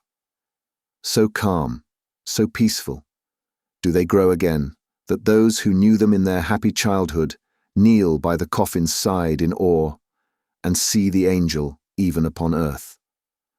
The old crone tottered along the passages and up the stairs, muttering some indistinct answers to the chidings of her companion. Being at length compelled to pause for breath, she gave the light into her hand, and remained behind to follow as she might, while the more nimble superior made her way to the room where the sick woman lay. It was a bare garret room, with a dim light burning at the farther end. There was another old woman watching by the bed. The parish apothecary's apprentice was standing by the fire, making a toothpick out of a quill. "Cold night, Mrs. Corney," said this young gentleman, as the matron entered. "Very cold indeed, sir," replied the mistress in her most civil tones, and dropping a curtsy as she spoke. "You should get better coals out of your contractors," said the apothecary's deputy, breaking a lump on the top of the fire with the rusty poker. "These are not at all the sort of thing for a cold night." "They're the board's choosing, sir," returned the matron. "The least they could do would be to keep us pretty warm, for our places are hard enough." The conversation was here interrupted by a moan from the sick woman. "Oh," said the young man, turning his face towards the bed, as if he had previously quite forgotten the patient. "It's all up there, Mrs. Corney." "It is it, sir?" asked the matron. "If she lasts a couple of hours, I shall be surprised," said the apothecary's apprentice, intent upon the toothpick's point. "It's a break-up of the system altogether. Is she dozing, old lady?" The attendant stooped over the bed to ascertain, and nodded in the affirmative. "Then perhaps she'll go off in that way, if you don't make a row," said the young man. "Put the light on the floor, she won't see it there."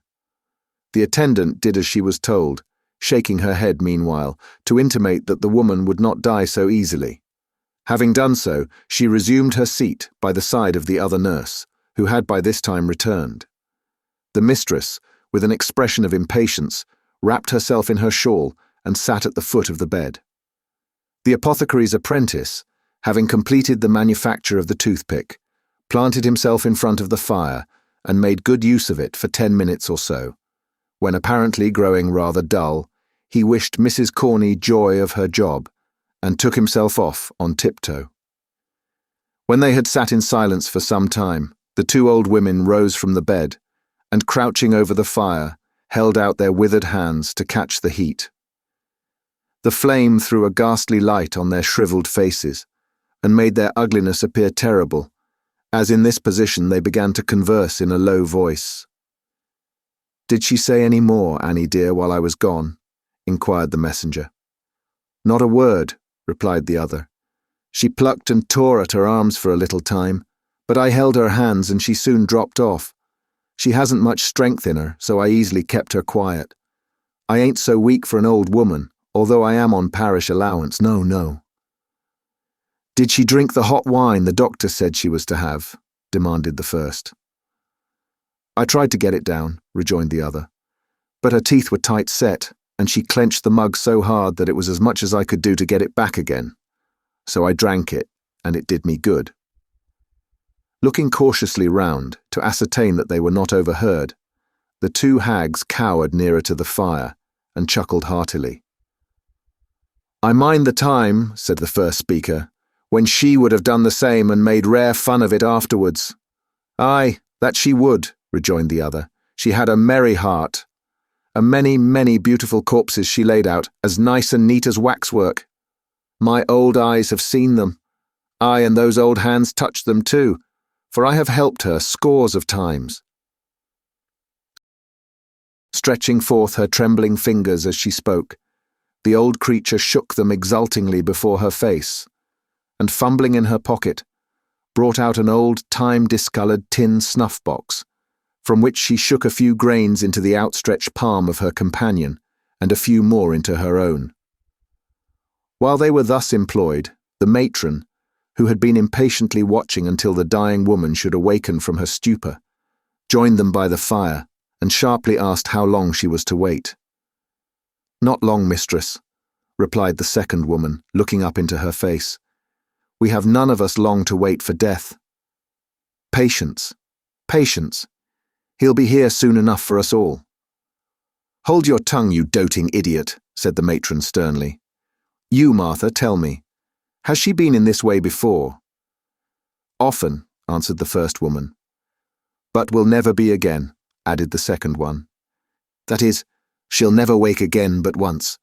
And mind, mistress, that won't be for long." "Long or short," said the matron snappishly, "she won't find me here when she does wake. Take care, both of you, how you worry me again for nothing. It's no part of my duty to see all the old women in the house die, and I won't, that's more.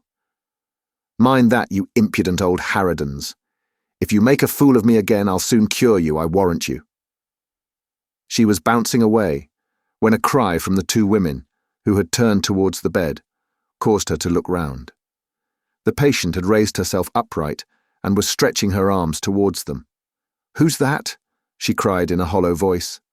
"Hush, hush," said one of the women, stooping over her. "Lie down, lie down." "I'll never lie down again alive," said the woman, struggling. "I will tell her. Come here, nearer, let me whisper in your ear." She clutched the matron by the arm, and forcing her into a chair by the bedside was about to speak, when looking round, she caught sight of the two old women bending forward in the attitude of eager listeners. "Turn them away," said the woman drowsily. "Make haste, make haste." The two old crones, chiming in together, began pouring out many piteous lamentations that the poor dear was too far gone to know her best friends, and were uttering sundry protestations that they would never leave her, when the superior pushed them from the room, closed the door, and returned to the bedside. On being excluded, the old ladies changed their tone, and cried through the keyhole that old Sally was drunk, which indeed was not unlikely, since in addition to a moderate dose of opium prescribed by the apothecary, she was labouring under the effects of a final taste of gin and water, which had been privily administered in the openness of their hearts, by the worthy old ladies themselves. "Now listen to me," said the dying woman aloud, as if making a great effort to revive one latent spark of energy. "In this very room, in this very bed, I once nursed a pretty young creature that was brought into the house with her feet cut and bruised with walking, and all soiled with dust and blood. She gave birth to a boy and died. Let me think, what was the year again? Never mind the year, said the impatient auditor. What about her? Aye, murmured the sick woman, relapsing into her former drowsy state. What about her? What about— I know, she cried, jumping fiercely up, her face flushed and her eyes starting from her head. I robbed her, so I did. She wasn't cold. I tell you she wasn't cold, when I stole it. Stole what, for God's sake? Cried the matron, with a gesture as if she would call for help. It, replied the woman, laying her hand over the other's mouth. The only thing she had. She wanted clothes to keep her warm, and food to eat, but she had kept it safe, and had it in her bosom. It was gold, I tell you, rich gold. That might have saved her life. Gold, echoed the matron, bending eagerly over the woman as she fell back. Go on, go on. Yes, what of it? Who was the mother? When was it? She charged me to keep it safe, replied the woman with a groan, and trusted me as the only woman about her. I stole it in my heart when she first showed it me hanging round her neck. And the child's death, perhaps, is on me besides. They would have treated him better if they had known it all.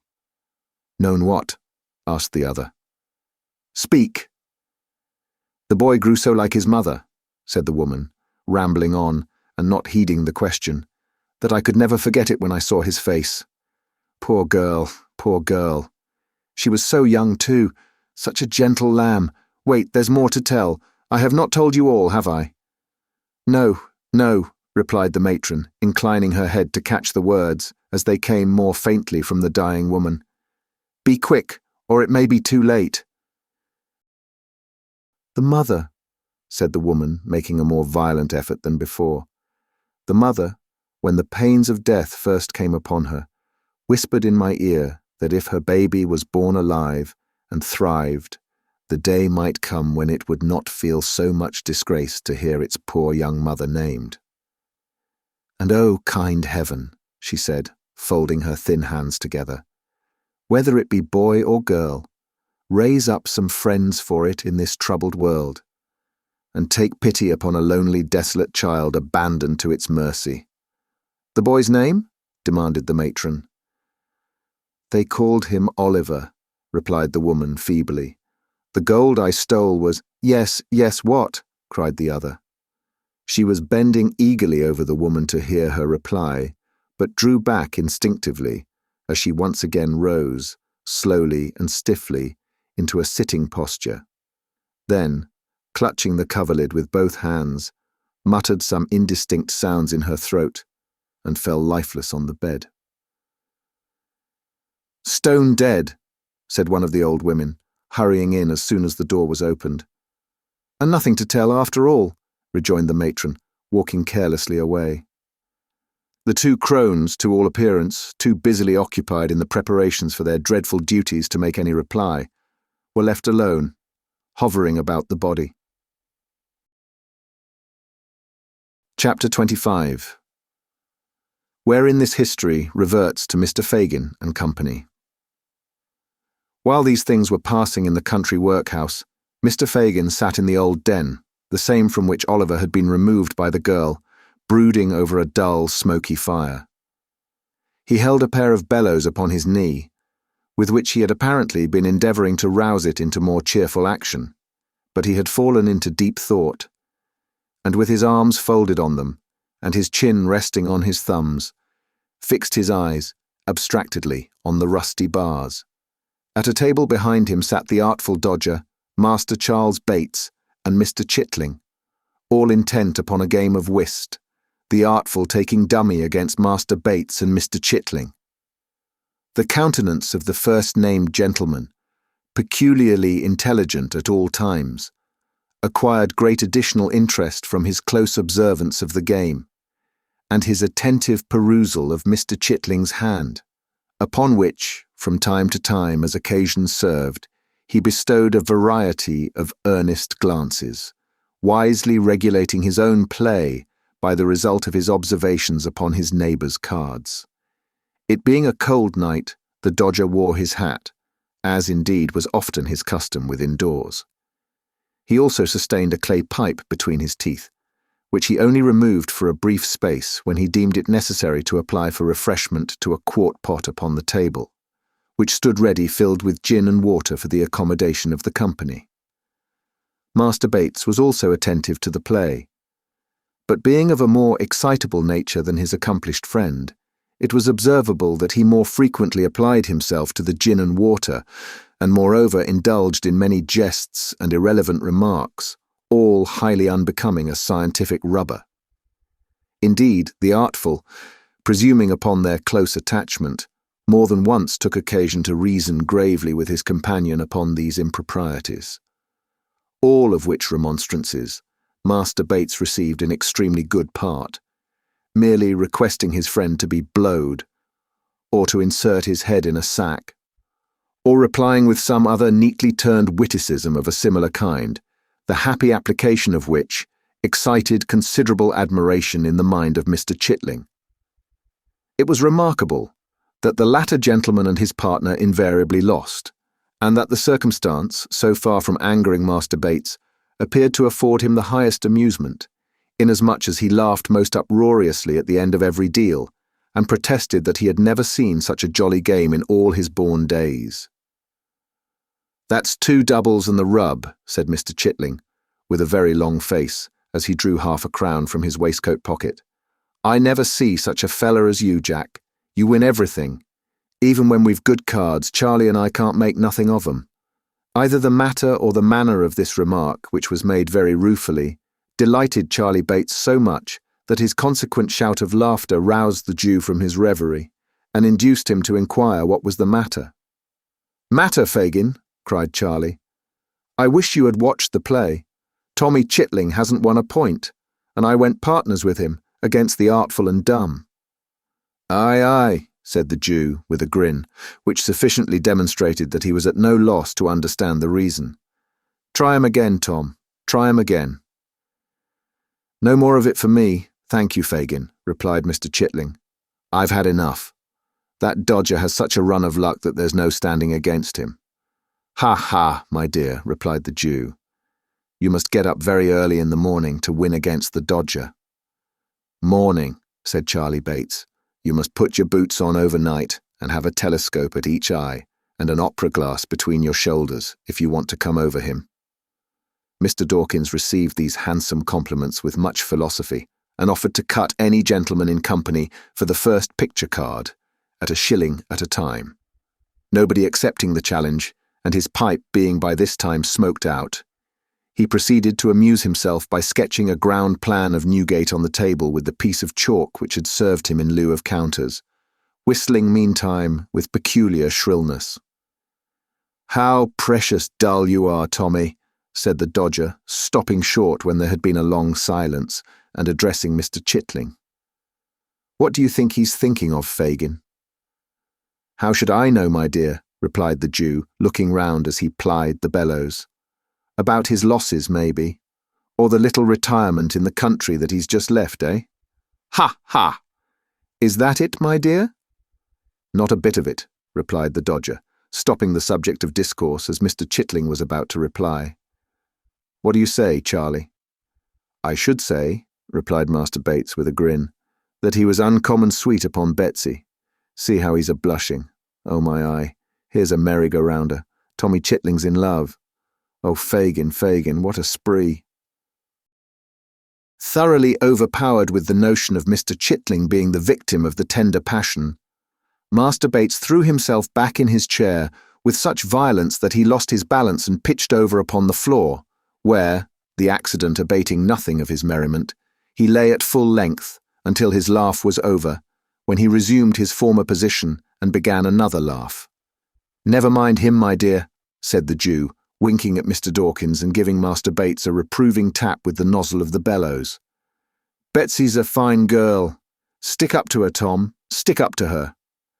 "What I mean to say, Fagin," replied Mr. Chitling, very red in the face, "is that isn't anything to anybody here." "No more it is," replied the Jew. Charlie will talk. Don't mind him, my dear. Don't mind him. Betsy's a fine girl. Do as she bids you, Tom, and you will make your fortune." "So I do as she bids me," replied Mr. Chitling. "I shouldn't have been milled if it hadn't been for her advice. But it turned out a good job for you, didn't it, Fagin? And what's 6 weeks of it? It must come some time or another, and why not in the winter-time when you don't want to go out a-walking so much, eh, Fagin?" "Ah, to be sure, my dear," replied the Jew.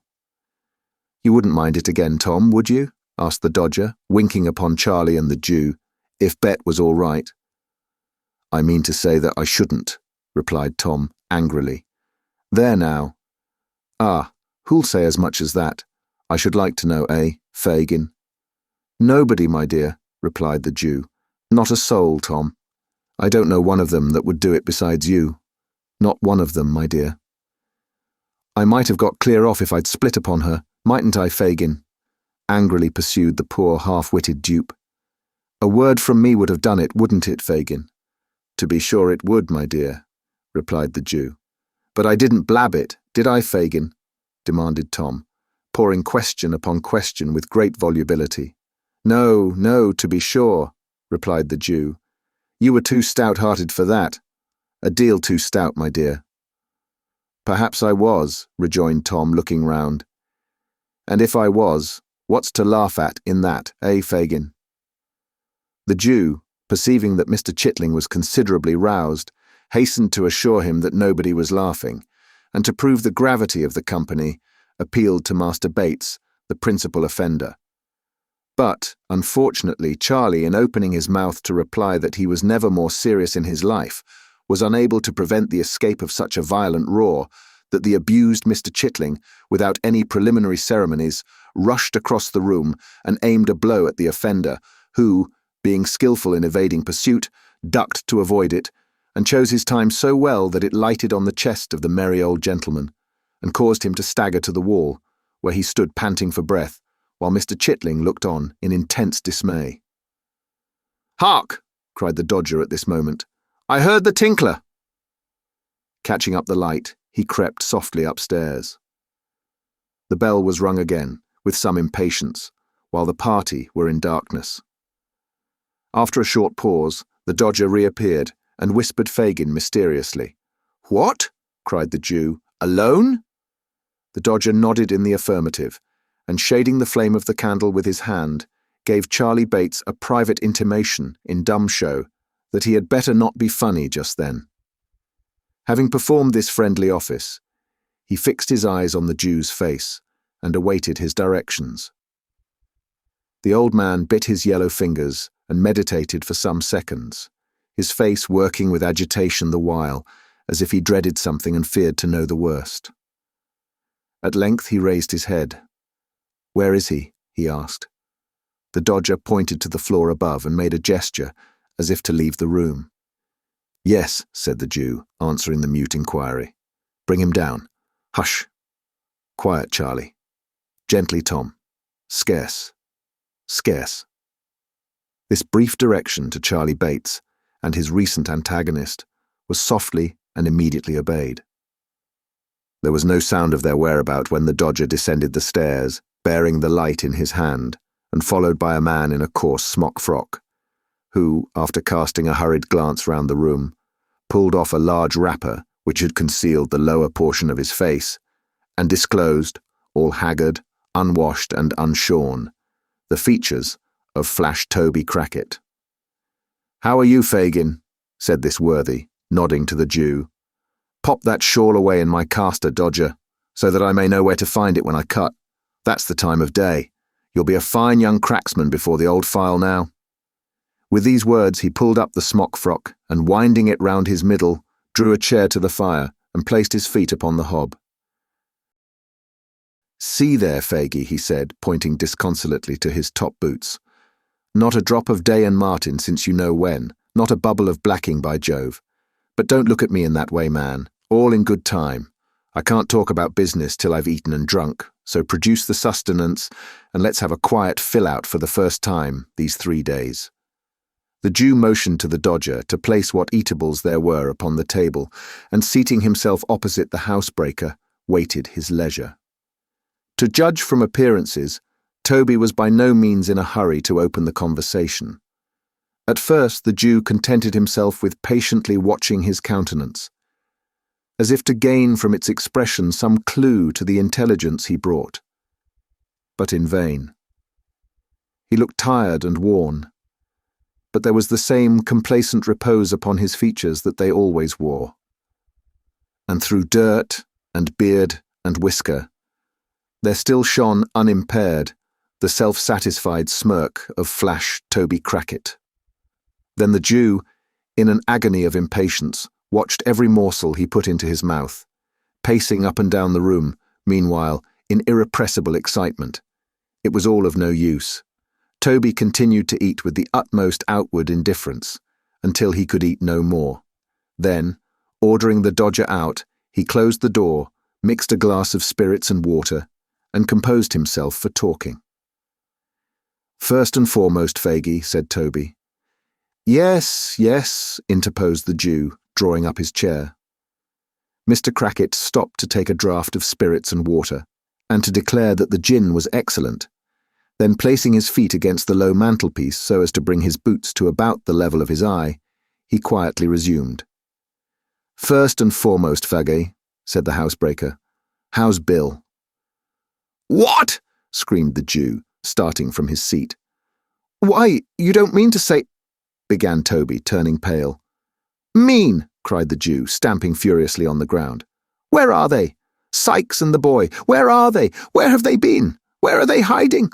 Why have they not been here?" "The crack failed," said Toby faintly. "I know it," replied the Jew, tearing a newspaper from his pocket and pointing to it. "What more?" "They fired and hit the boy. We cut over the fields at the back with him between us, straight as the crow flies, through hedge and ditch. They gave chase. Damn, the whole country was awake, and the dogs upon us. The boy. Bill had him on his back and scudded like the wind. We stopped to take him between us. His head hung down, and he was cold. They were close upon our heels, every man for himself, and each from the gallows. We parted company and left the youngster lying in a ditch. Alive or dead, that's all I know about him." The Jew stopped to hear no more, but uttering a loud yell and twining his hands in his hair, rushed from the room and from the house. Chapter 26, in which a mysterious character appears upon the scene, and many things, inseparable from this history, are done and performed. The old man had gained the street corner before he began to recover the effect of Toby Crackit's intelligence. He had relaxed nothing of his unusual speed, but was still pressing onward in the same wild and disordered manner when the sudden dashing past of a carriage and a boisterous cry from the foot passengers, who saw his danger, drove him back upon the pavement. Avoiding, as much as was possible, all the main streets, and skulking only through the byways and alleys, he at length emerged on Snow Hill.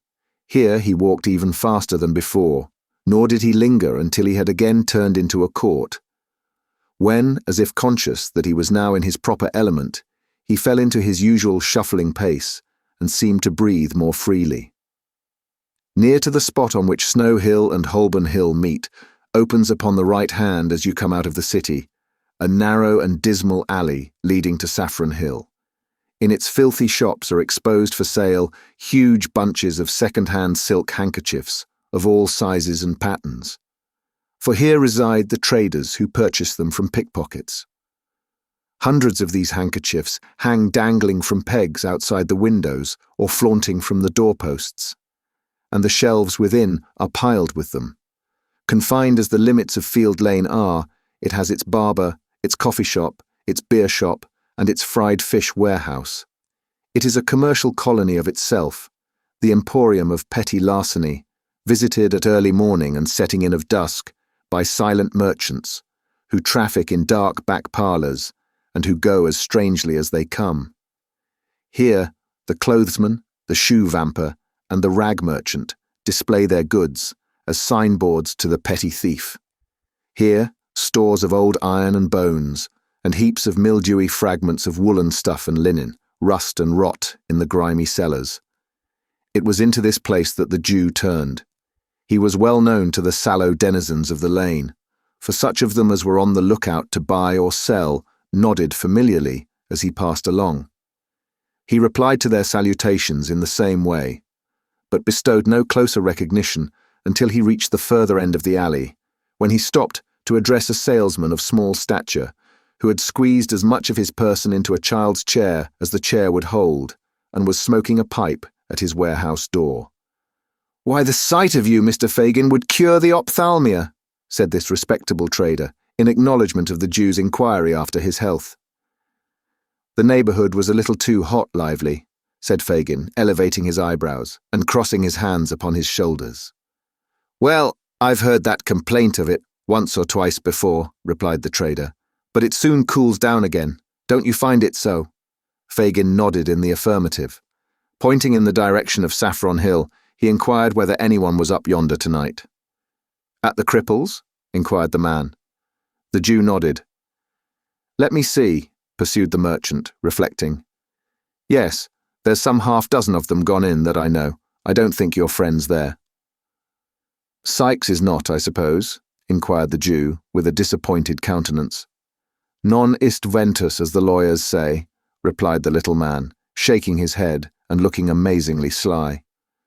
"Have you got anything in my line tonight?" "Nothing tonight," said the Jew, turning away. "Are you going up to the Cripples, Fagin?" cried the little man, calling after him. "Stop. I don't mind if I have a drop there with you." But as the Jew, looking back, waved his hand to intimate that he preferred being alone, and moreover, as the little man could not very easily disengage himself from the chair, the sign of the Cripples was, for a time, bereft of the advantage of Mr. Lively's presence. By the time he had got upon his legs, the Jew had disappeared, so Mr. Lively, after ineffectually standing on tiptoe in the hope of catching sight of him, again forced himself into the little chair, and exchanging a shake of the head with a lady in the opposite shop, in which doubt and mistrust were plainly mingled, resumed his pipe with a grave demeanour. The Three Cripples, or rather, the Cripples, which was the sign by which the establishment was familiarly known to its patrons, was the public house in which Mr. Sykes and his dog have already figured. Merely making a sign to a man at the bar, Fagin walked straight upstairs, and opening the door of a room, and softly insinuating himself into the chamber, looked anxiously about, shading his eyes with his hand, as if in search of some particular person. The room was illuminated by 2 gas lights, the glare of which was prevented by the barred shutters and closely drawn curtains of faded red from being visible outside. The ceiling was blackened to prevent its colour from being injured by the flaring of the lamps, and the place was so full of dense tobacco smoke that at first it was scarcely possible to discern anything more. By degrees, however, as some of it cleared away through the open door, an assemblage of heads, as confused as the noises that greeted the ear, might be made out, and as the eye grew more accustomed to the scene, the spectator gradually became aware of the presence of a numerous company, male and female, crowded round a long table, at the upper end of which sat a chairman with a hammer of office in his hand, while a professional gentleman with a bluish nose and his face tied up for the benefit of a toothache presided at a jingling piano in a remote corner. As Fagin stepped softly in, the professional gentleman, running over the keys by way of prelude, occasioned a general cry of order for a song, which having subsided, a young lady proceeded to entertain the company with a ballad in 4 verses, between each of which the accompanist played the melody all through, as loud as he could. When this was over, the chairman gave a sentiment, after which the professional gentleman on the chairman's right and left volunteered a duet and sang it with great applause. It was curious to observe some faces which stood out prominently from among the group. There was the chairman himself, the landlord of the house, a coarse, rough, heavy-built fellow, who, while the songs were proceeding, rolled his eyes hither and thither, and seeming to give himself up to joviality, had an eye for everything that was done, and an ear for everything that was said, and sharp ones too. Near him were the singers, receiving, with professional indifference, the compliments of the company, and applying themselves in turn to a dozen proffered glasses of spirits and water, tendered by their more boisterous admirers, whose countenances, expressive of almost every vice in almost every grade, irresistibly attracted the attention by their very repulsiveness. Cunning, ferocity, and drunkenness in all its stages were there, in their strongest aspect. And women, some with the last lingering tinge of their early freshness almost fading as you looked, others with every mark and stamp of their sex utterly beaten out, and presenting but one loathsome blank of profligacy and crime, some mere girls, others but young women, and none past the prime of life, formed the darkest and saddest portion of this dreary picture. Fagin, troubled by no grave emotions, looked eagerly from face to face while these proceedings were in progress, but apparently without meeting that of which he was in search. Succeeding at length in catching the eye of the man who occupied the chair, he beckoned to him slightly, and left the room, as quietly as he had entered it. "What can I do for you, Mr. Fagin?" inquired the man as he followed him out to the landing. "Won't you join us? They'll be delighted, every one of them." The Jew shook his head impatiently and said in a whisper, "Is he here?" "No," replied the man. "And no news of Barney?" inquired Fagin. "None," replied the landlord of the Cripples, for it was he. "He won't stir till it's all safe. Depend on it. They're on the scent down there, and that if he moved, he'd blow upon the thing at once. He's all right enough, Barney is, else I should have heard of him. I'll pound it. That Barney's managing properly. Let him alone for that." "Will he be here tonight?" asked the Jew, laying the same emphasis on the pronoun as before. "Monks, do you mean?" inquired the landlord, hesitating. "Hush," said the Jew. "Yes." "Certain," replied the man, drawing a gold watch from his fob. "I expected him here before now. If you'll wait 10 minutes, he'll be—" "No, no," said the Jew hastily, as though, however desirous he might be to see the person in question, he was nevertheless relieved by his absence. "Tell him I came here to see him, and that he must come to me tonight. No, say tomorrow. As he is not here, tomorrow will be time enough." "Good," said the man. "Nothing more?" "Not a word now," said the Jew, descending the stairs. "I say," said the other, looking over the rails and speaking in a hoarse whisper, "what a time this would be for a cell. I've got Phil Barker here, so drunk that a boy might take him." "Ah, but it's not Phil Barker's time," said the Jew, looking up. "Phil has something more to do before we can afford to part with him. So go back to the company, my dear, and tell them to lead merry lives while they last. Ha, ha, ha." The landlord reciprocated the old man's laugh and returned to his guests. The Jew was no sooner alone than his countenance resumed its former expression of anxiety and thought. After a brief reflection, he called a hack cabriolet and bade the man drive towards Bethnal Green. He dismissed him within some quarter of a mile of Mr. Sykes's residence, and performed the short remainder of the distance on foot. "Now," muttered the Jew, as he knocked at the door, "if there is any deep play here, I shall have it out of you, my girl, cunning as you are." "She was in her room," the woman said. Fagin crept softly upstairs and entered it without any previous ceremony. The girl was alone, lying with her head upon the table and her hair straggling over it. "She has been drinking," thought the Jew coolly, "or perhaps she is only miserable." The old man turned to close the door as he made this reflection. The noise thus occasioned roused the girl. She eyed his crafty face narrowly as she inquired about his recital of Toby Crackett's story. When it was concluded, she sank into her former attitude, but spoke not a word. She pushed the candle impatiently away, and once or twice, as she feverishly changed her position, shuffled her feet upon the ground. But this was all. During the silence, the Jew looked restlessly about the room as if to assure himself that there were no appearances of Sykes having covertly returned. Apparently satisfied with his inspection, he coughed twice or thrice, and made as many efforts to open a conversation. But the girl heeded him no more than if he had been made of stone. At length he made another attempt, and rubbing his hands together, said in his most conciliatory tone, "And where should you think Bill was now, my dear?" The girl moaned out some half-intelligible reply that she could not tell, and seemed, from the smothered noise that escaped her, to be crying. "And the boy too," said the Jew, straining his eyes to catch a glimpse of her face. "Poor little child. Left in a ditch, Nance. Only think." "The child," said the girl, suddenly looking up, "is better where he is than among us. And if no harm comes to Bill from it, I hope he lies dead in the ditch, and that his young bones may rot there." "What?" cried the Jew in amazement. "Aye, I do," returned the girl, meeting his gaze. "I shall be glad to have him away from my eyes, and to know that the worst is over. I can't bear to have him about me. The sight of him turns me against myself and all of you." "Pooh!" said the Jew scornfully. "You're drunk." "Am I?" cried the girl bitterly. "It's no fault of yours if I am not. You'd never have me anything else if you had your will, except now.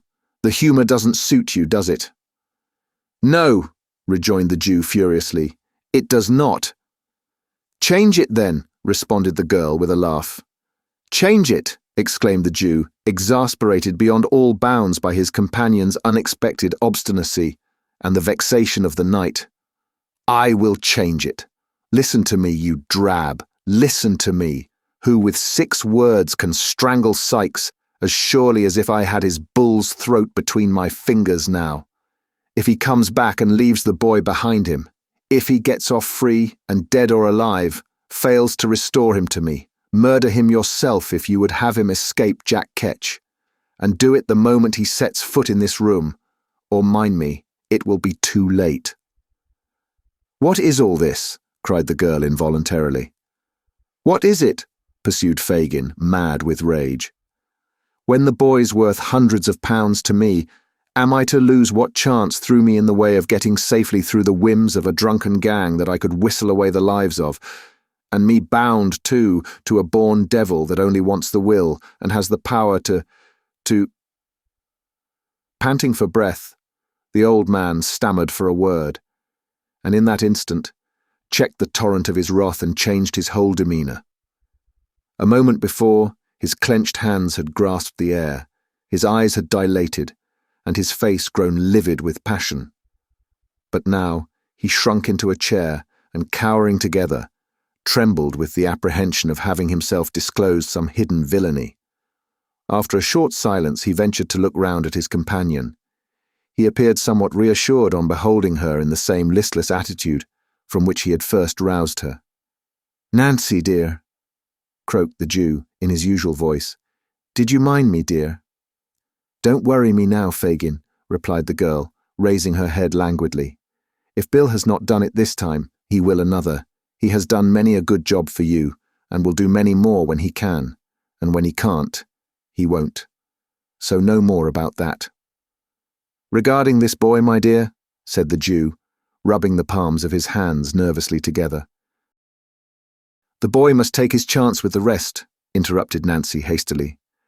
"And I say again, I hope he is dead, and out of harm's way, and out of yours, that is, if Bill comes to no harm. And if Toby got clear off, Bill's pretty sure to be safe, for Bill's worth 2 of Toby any time." "And about what I was saying, my dear," observed the Jew, keeping his glistening eyes steadily upon her. "You must say it all over again if it's anything you want me to do," rejoined Nancy. "And if it is, you had better wait till tomorrow. You put me up for a minute, but now I'm stupid again." Fagin put several other questions, all with the same drift of ascertaining whether the girl had profited by his unguarded hints. But she answered them so readily, and was withal so utterly unmoved by his searching looks, that his original impression of her being more than a trifle in liquor was confirmed. Nancy, indeed, was not exempt from a failing which was very common among the Jew's female pupils, and in which, In their tenderer years, they were rather encouraged than checked. Her disordered appearance, and a wholesale perfume of Geneva which pervaded the apartment, afforded strong confirmatory evidence of the justice of the Jew's supposition. And when, after indulging in the temporary display of violence above described, she subsided first into dullness, and afterwards into a compound of feelings, under the influence of which she shed tears one minute, and in the next gave utterance to various exclamations of, "Never say die," and divers calculations as to what might be the amount of the odds so long as a lady or gentleman was happy. Mr. Fagin, who had had considerable experience of such matters in his time, saw, with great satisfaction, that she was very far gone indeed. Having eased his mind by this discovery, and having accomplished his twofold object of imparting to the girl what he had that night heard, and of ascertaining with his own eyes that Sikes had not returned, Mr. Fagin again turned his face homeward, leaving his young friend asleep, with her head upon the table. It was within an hour of midnight. The weather being dark and piercing cold, he had no great temptation to loiter. The sharp wind that scoured the streets seemed to have cleared them of passengers, as of dust and mud, for few people were abroad, and they were to all appearance hastening fast home. It blew from the right quarter for the Jew, however, and straight before it he went, trembling and shivering, as every fresh gust drove him rudely on his way. He had reached the corner of his own street, and was already fumbling in his pocket for the door key, when a dark figure emerged from a projecting entrance which lay in deep shadow, and crossing the road, glided up to him, unperceived. "Fagin," whispered a voice close to his ear. "Ah," said the Jew, turning quickly round. "Is that—" "Yes," interrupted the stranger.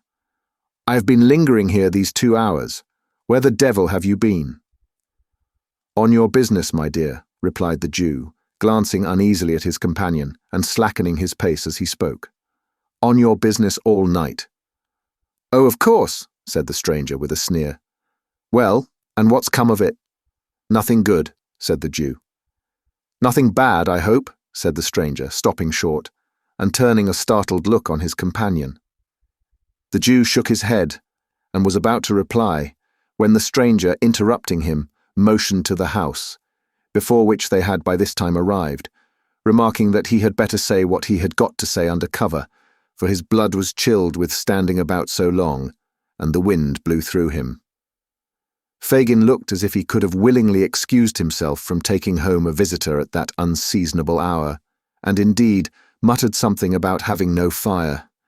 But his companion repeating his request in a peremptory manner, he unlocked the door and requested him to close it softly, while he got a light. "It's as dark as the grave," said the man, groping forward a few steps. "Make haste." "Shut the door," whispered Fagin from the end of the passage. As he spoke, it closed with a loud noise. "That wasn't my doing," said the other man, feeling his way. "The wind blew it too, or it shut of its own accord, one or the other. Look sharp with the light, or I shall knock my brains out against something in this confounded hole." Fagin stealthily descended the kitchen stairs. After a short absence, he returned with a lighted candle, and the intelligence that Toby Crackit was asleep in the back room below, and that the boys were in the front one. Beckoning the man to follow him, he led the way upstairs. "We can say the few words we've got to say in here, my dear," said the Jew, throwing open a door on the first floor. "And as there are holes in the shutters, and we never show lights to our neighbours, we'll set the candle on the stairs. There." With those words, the Jew, stooping down, placed the candle on an upper flight of stairs, exactly opposite to the room door. This done, he led the way into the apartment, which was destitute of all movables save a broken armchair and an old couch or sofa without covering, which stood behind the door. Upon this piece of furniture, the stranger sat himself with the air of a weary man, and the Jew, drawing up the armchair opposite, they sat face to face. It was not quite dark. The door was partially open, and the candle outside threw a feeble reflection on the opposite wall. They conversed for some time in whispers, though nothing of the conversation was distinguishable beyond a few disjointed words here and there. A listener might easily have perceived that Fagin appeared to be defending himself against some remarks of the stranger, and that the latter was in a state of considerable irritation. They might have been talking thus for a quarter of an hour or more, when Monks, by which name the Jew had designated the strange man several times in the course of their colloquy, said, raising his voice a little, "I tell you again, it was badly planned. Why not have kept him here among the rest, and made a sneaking, snivelling pickpocket of him at once?" "Only hear him," exclaimed the Jew, shrugging his shoulders. "Why, do you mean to say you couldn't have done it if you had chosen?" demanded Monks sternly. "Haven't you done it with other boys scores of times? If you had had patience for a 12-month at most, couldn't you have got him convicted and sent safely out of the kingdom, perhaps for life?" "Whose turn would that have served, my dear?" inquired the Jew humbly. "Mine," replied Monks. "But not mine," said the Jew submissively. "He might have become of use to me. When there are two parties to a bargain, it is only reasonable that the interests of both should be consulted. Is it, my good friend?" "What then?" demanded Monks. "I saw it was not easy to train him to the business," replied the Jew. "He was not like other boys in the same circumstances." "Curse him, no," muttered the man, "or he would have been a thief long ago."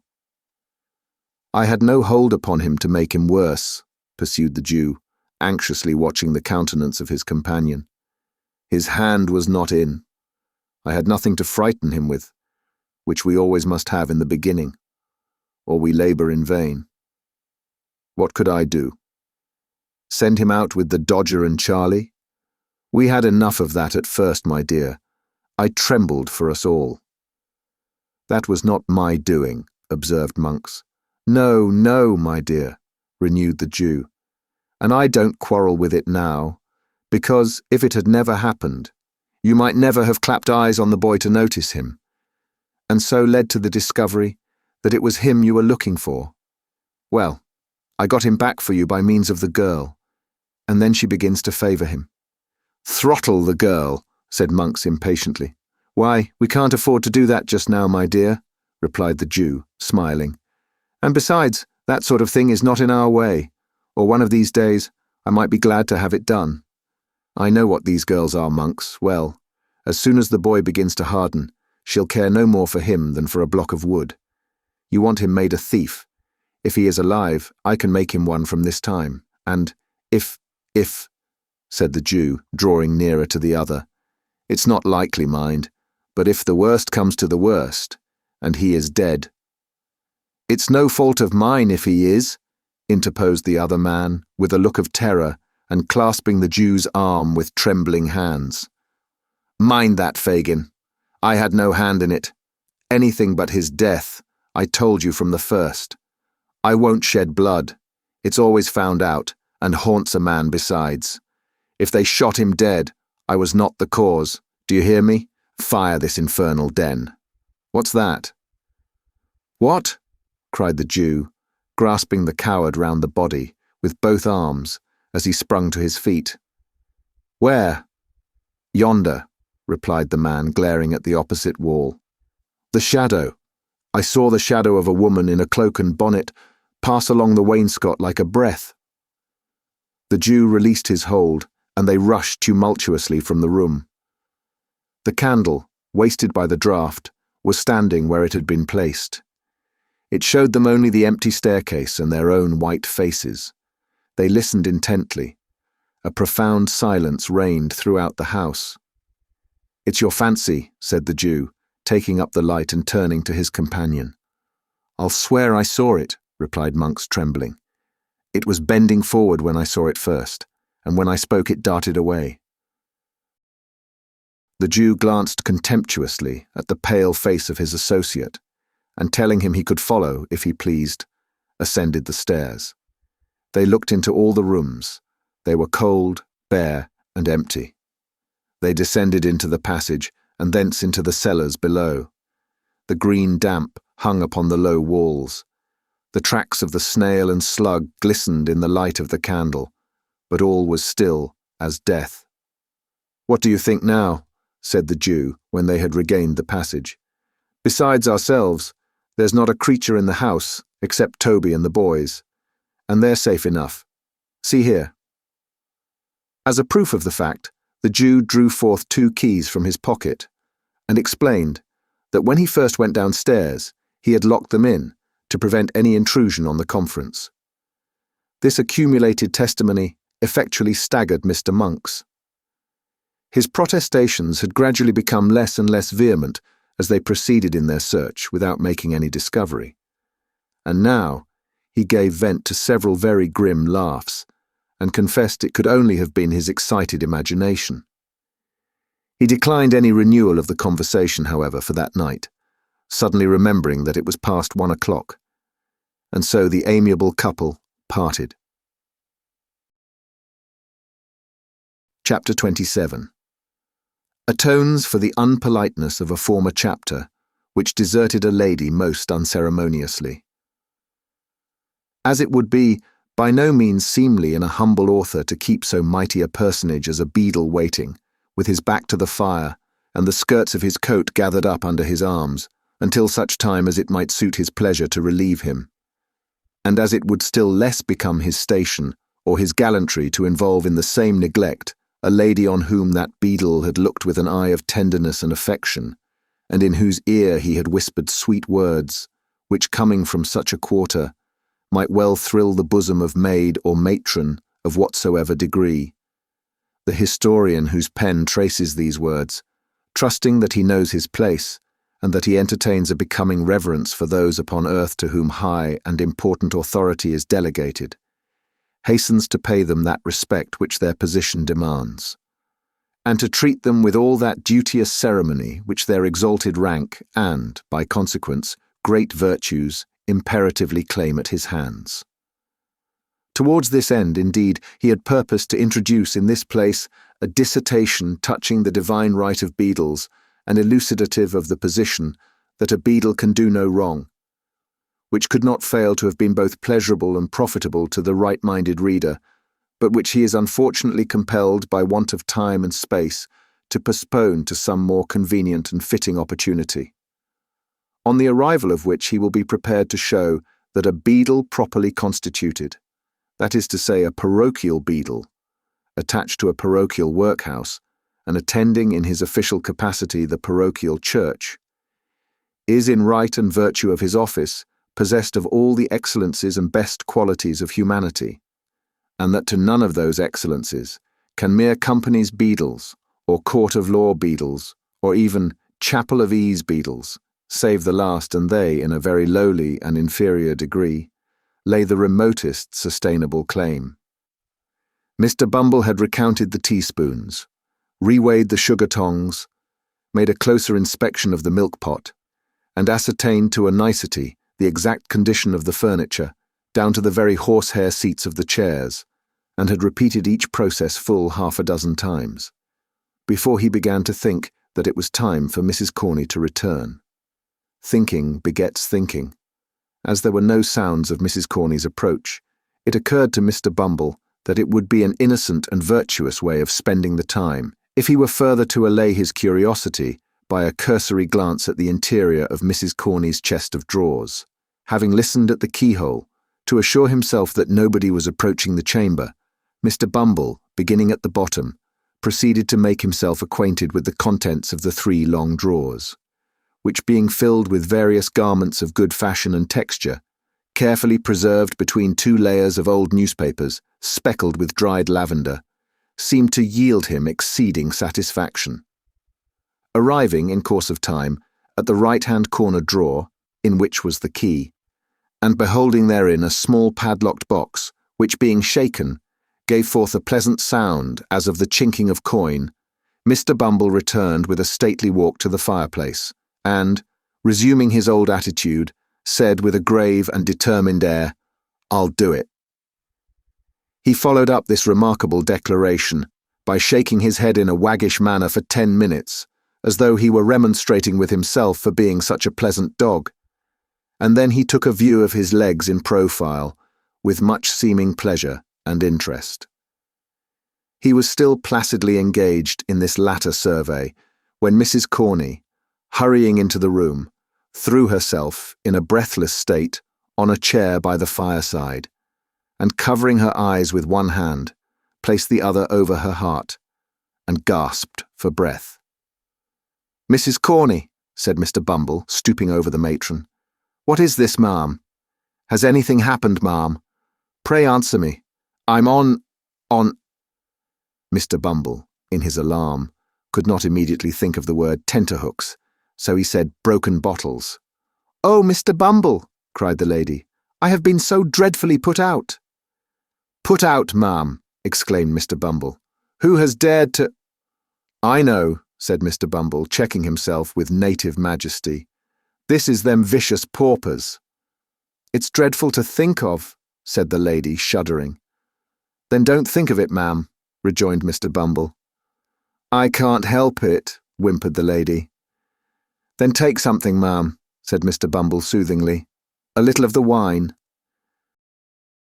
"Not for the world," replied Mrs. Corney. "I couldn't— Oh, the top shelf in the right-hand corner. Oh."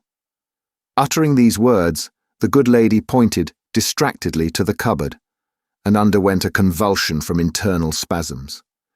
Mr. Bumble rushed to the closet and, snatching a pint green glass bottle from the shelf, thus incoherently indicated, filled a teacup with its contents and held it to the lady's lips. "I'm better now," said Mrs. Corney, falling back, after drinking half of it. Mr. Bumble raised his eyes piously to the ceiling in thankfulness, and bringing them down again to the brim of the cup, lifted it to his nose. "Peppermint!" exclaimed Mrs. Corney in a faint voice, smiling gently on the beadle as she spoke. "Try it. There's a little something else in it." Mr. Bumble tasted the medicine with a doubtful look, smacked his lips, took another taste, and put the cup down empty. "It's very comforting," said Mrs. Corney. "Very much so indeed, ma'am," said the beadle. As he spoke, he drew a chair beside the matron, and tenderly inquired what had happened to distress her. "Nothing," replied Mrs. Corney. "I am a foolish, excitable, weak creature." "Not weak, ma'am," retorted Mr. Bumble, drawing his chair a little closer. "Are you a weak creature, Mrs. Corney?" "We are all weak creatures," said Mrs. Corney, laying down a general principle. "So we are," said the beadle. Nothing was said on either side, for a minute or two afterwards. By the expiration of that time, Mr. Bumble had illustrated the position by removing his left arm from the back of Mrs. Corney's chair, where it had previously rested, to Mrs. Corney's apron string, round which it gradually became entwined. "We are all weak creatures," said Mr. Bumble. Mrs. Corney sighed. "Don't sigh, Mrs. Corney," said Mr. Bumble. "I can't help it," said Mrs. Corney, and she sighed again. "This is a very comfortable room, ma'am," said Mr. Bumble, looking round. "Another room, and this, ma'am, would be a complete thing." "It would be too much for one," murmured the lady. "But not for two, ma'am," rejoined Mr. Bumble in soft accents. "Eh, Mrs. Corney?" Mrs. Corney drooped her head when the beadle said this. The beadle drooped his, to get a view of Mrs. Corney's face. Mrs. Corney, with great propriety, turned her head away, and released her hand to get at her pocket handkerchief, but insensibly replaced it in that of Mr. Bumble. "The board allows you coals, don't they, Mrs. Corney?" inquired the beadle, affectionately pressing her hand. "And candles," replied Mrs. Corney, slightly returning the pressure. "Coals, candles, and house rent free," said Mr. Bumble. "Oh, Mrs. Corney, what an angel you are!" The lady was not proof against this burst of feeling. She sank into Mr. Bumble's arms, and that gentleman in his agitation imprinted a passionate kiss upon her chaste nose. "Such parochial perfection!" exclaimed Mr. Bumble rapturously. "You know that Mr. Slout is worse tonight, my fascinator." "Yes," replied Mrs. Corney bashfully. "He can't live a week, the doctor says," pursued Mr. Bumble. "He is the master of this establishment. His death will cause a vacancy. That vacancy must be filled up. Oh, Mrs. Corney, what a prospect this opens!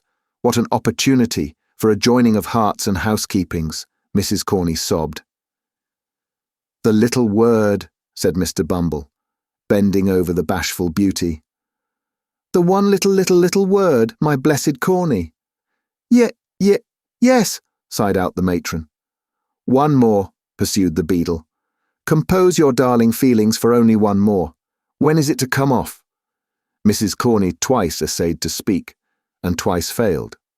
At length, summoning up courage, she threw her arms around Mr. Bumble's neck and said, it might be as soon as ever he pleased, and that he was an irresistible duck. Matters being thus amicably and satisfactorily arranged, the contract was solemnly ratified in another teacupful of the peppermint mixture, which was rendered the more necessary by the flutter and agitation of the lady's spirits. While it was being disposed of, she acquainted Mr. Bumble with the old woman's decease. Very good, said that gentleman, sipping his peppermint. I'll call at Sowerberry's as I go home, and tell him to send tomorrow morning. Was it that has frightened you, love? It wasn't anything particular, dear, said the lady evasively. It must have been something, love, urged Mr. Bumble. Won't you tell your own bee? Not now, rejoined the lady. One of these days, after we're married, dear. After we're married? Exclaimed Mr. Bumble. It wasn't any impudence from any of them male paupers as— No, love, interposed the lady hastily. If I thought it was, continued Mr. Bumble, if I thought as any one of them had dared to lift his vulgar eyes to that lovely countenance— They wouldn't have dared to do it, love, responded the lady. They had better not, said Mr. Bumble, clenching his fist. Let me see any man, parochial or extra-parochial, who would presume to do it, and I can tell him that he wouldn't do it a second time.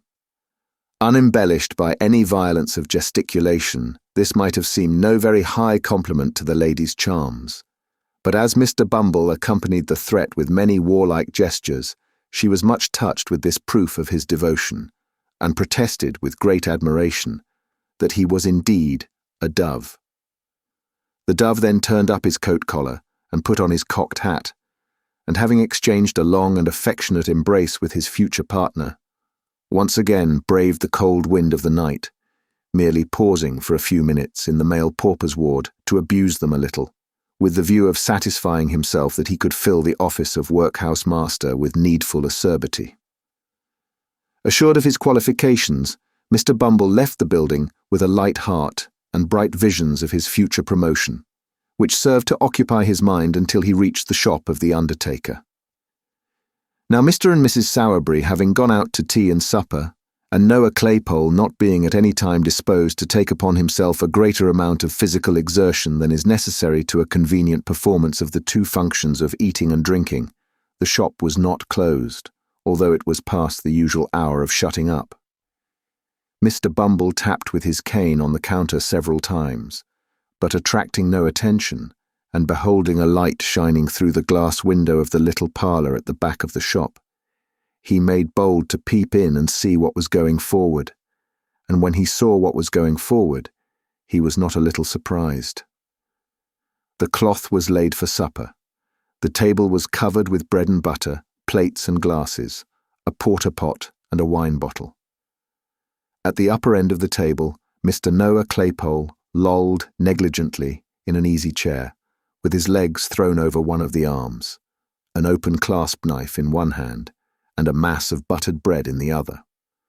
Close beside him stood Charlotte, opening oysters from a barrel, which Mr. Claypole condescended to swallow with remarkable avidity. A more than ordinary redness in the region of the young gentleman's nose, and a kind of fixed wink in his right eye, denoted that he was in a slight degree intoxicated. These symptoms were confirmed by the intense relish with which he took his oysters, for which nothing but a strong appreciation of their cooling properties in cases of internal fever could have sufficiently accounted. "Here's a delicious fat one, Noah dear," said Charlotte. "Try him, do, only this one." "What a delicious thing is an oyster," remarked Mr. Claypole after he had swallowed it. "What a pity it is. A number of them should ever make you feel uncomfortable, isn't it, Charlotte?" "It's quite a cruelty," said Charlotte. "So it is," acquiesced Mr. Claypole. "Aren't you fond of oysters?" "Not overmuch," replied Charlotte. "I like to see you eat them, Noah dear, better than eating them myself." "Law," said Noah reflectively. "How queer." "Have another," said Charlotte. "Here's one with such a beautiful, delicate beard." "I can't manage any more," said Noah. "I'm very sorry. Come here, Charlotte, and I'll kiss you." "What?" said Mr. Bumble, bursting into the room. "Say that again, sir." Charlotte uttered a scream and hid her face in her apron. Mr. Claypole, without making any further change in his position than suffering his legs to reach the ground, gazed at the beadle in drunken terror. "Say it again, you vile, audacious fellow," said Mr. Bumble. "How dare you mention such a thing, sir? And how dare you encourage him, you insolent minx?" "Kiss her," exclaimed Mr. Bumble in strong indignation. "Faugh!" "I didn't mean to do it," said Noah, blubbering. "She's always a kissing of me, whether I like it or not." "Oh, Noah," cried Charlotte reproachfully. "You are, you know you are," retorted Noah. "She's always a doing of it, Mr. Bumble, sir. She chucks me under the chin, please, sir, and makes all manner of love." "Silence!" cried Mr. Bumble sternly. "Take yourself downstairs, ma'am. Noah, you shut up the shop. Say another word till your master comes home, at your peril. And when he does come home, tell him that Mr. Bumble said he was to send an old woman's shell after breakfast tomorrow morning. Do you hear, sir? Kissing!" cried Mr. Bumble, holding up his hands. "The sin and wickedness of the lower orders in this parochial district is frightful. If Parliament don't take their abominable courses under consideration, this country's ruined, and the character of the peasantry gone forever." With these words the beadle strode, with a lofty and gloomy air, from the undertaker's premises. And now that we have accompanied him so far on his road home, and have made all necessary preparations for the old woman's funeral, let us set on foot a few inquiries after young Oliver Twist, and ascertain whether he be still lying in the ditch where Toby Crackit left him. Chapter 28. Looks after Oliver and proceeds with his adventures. "Wolves tear your throats," muttered Sykes, grinding his teeth. "I wish I was among some of you. You'd howl the hoarser for it." As Sykes growled forth this imprecation, with the most desperate ferocity that his desperate nature was capable of, he rested the body of the wounded boy across his bended knee, and turned his head for an instant to look back at his pursuers. There was little to be made out in the mist and darkness, but the loud shouting of men vibrated through the air, and the barking of the neighbouring dogs, roused by the sound of the alarm bell, resounded in every direction.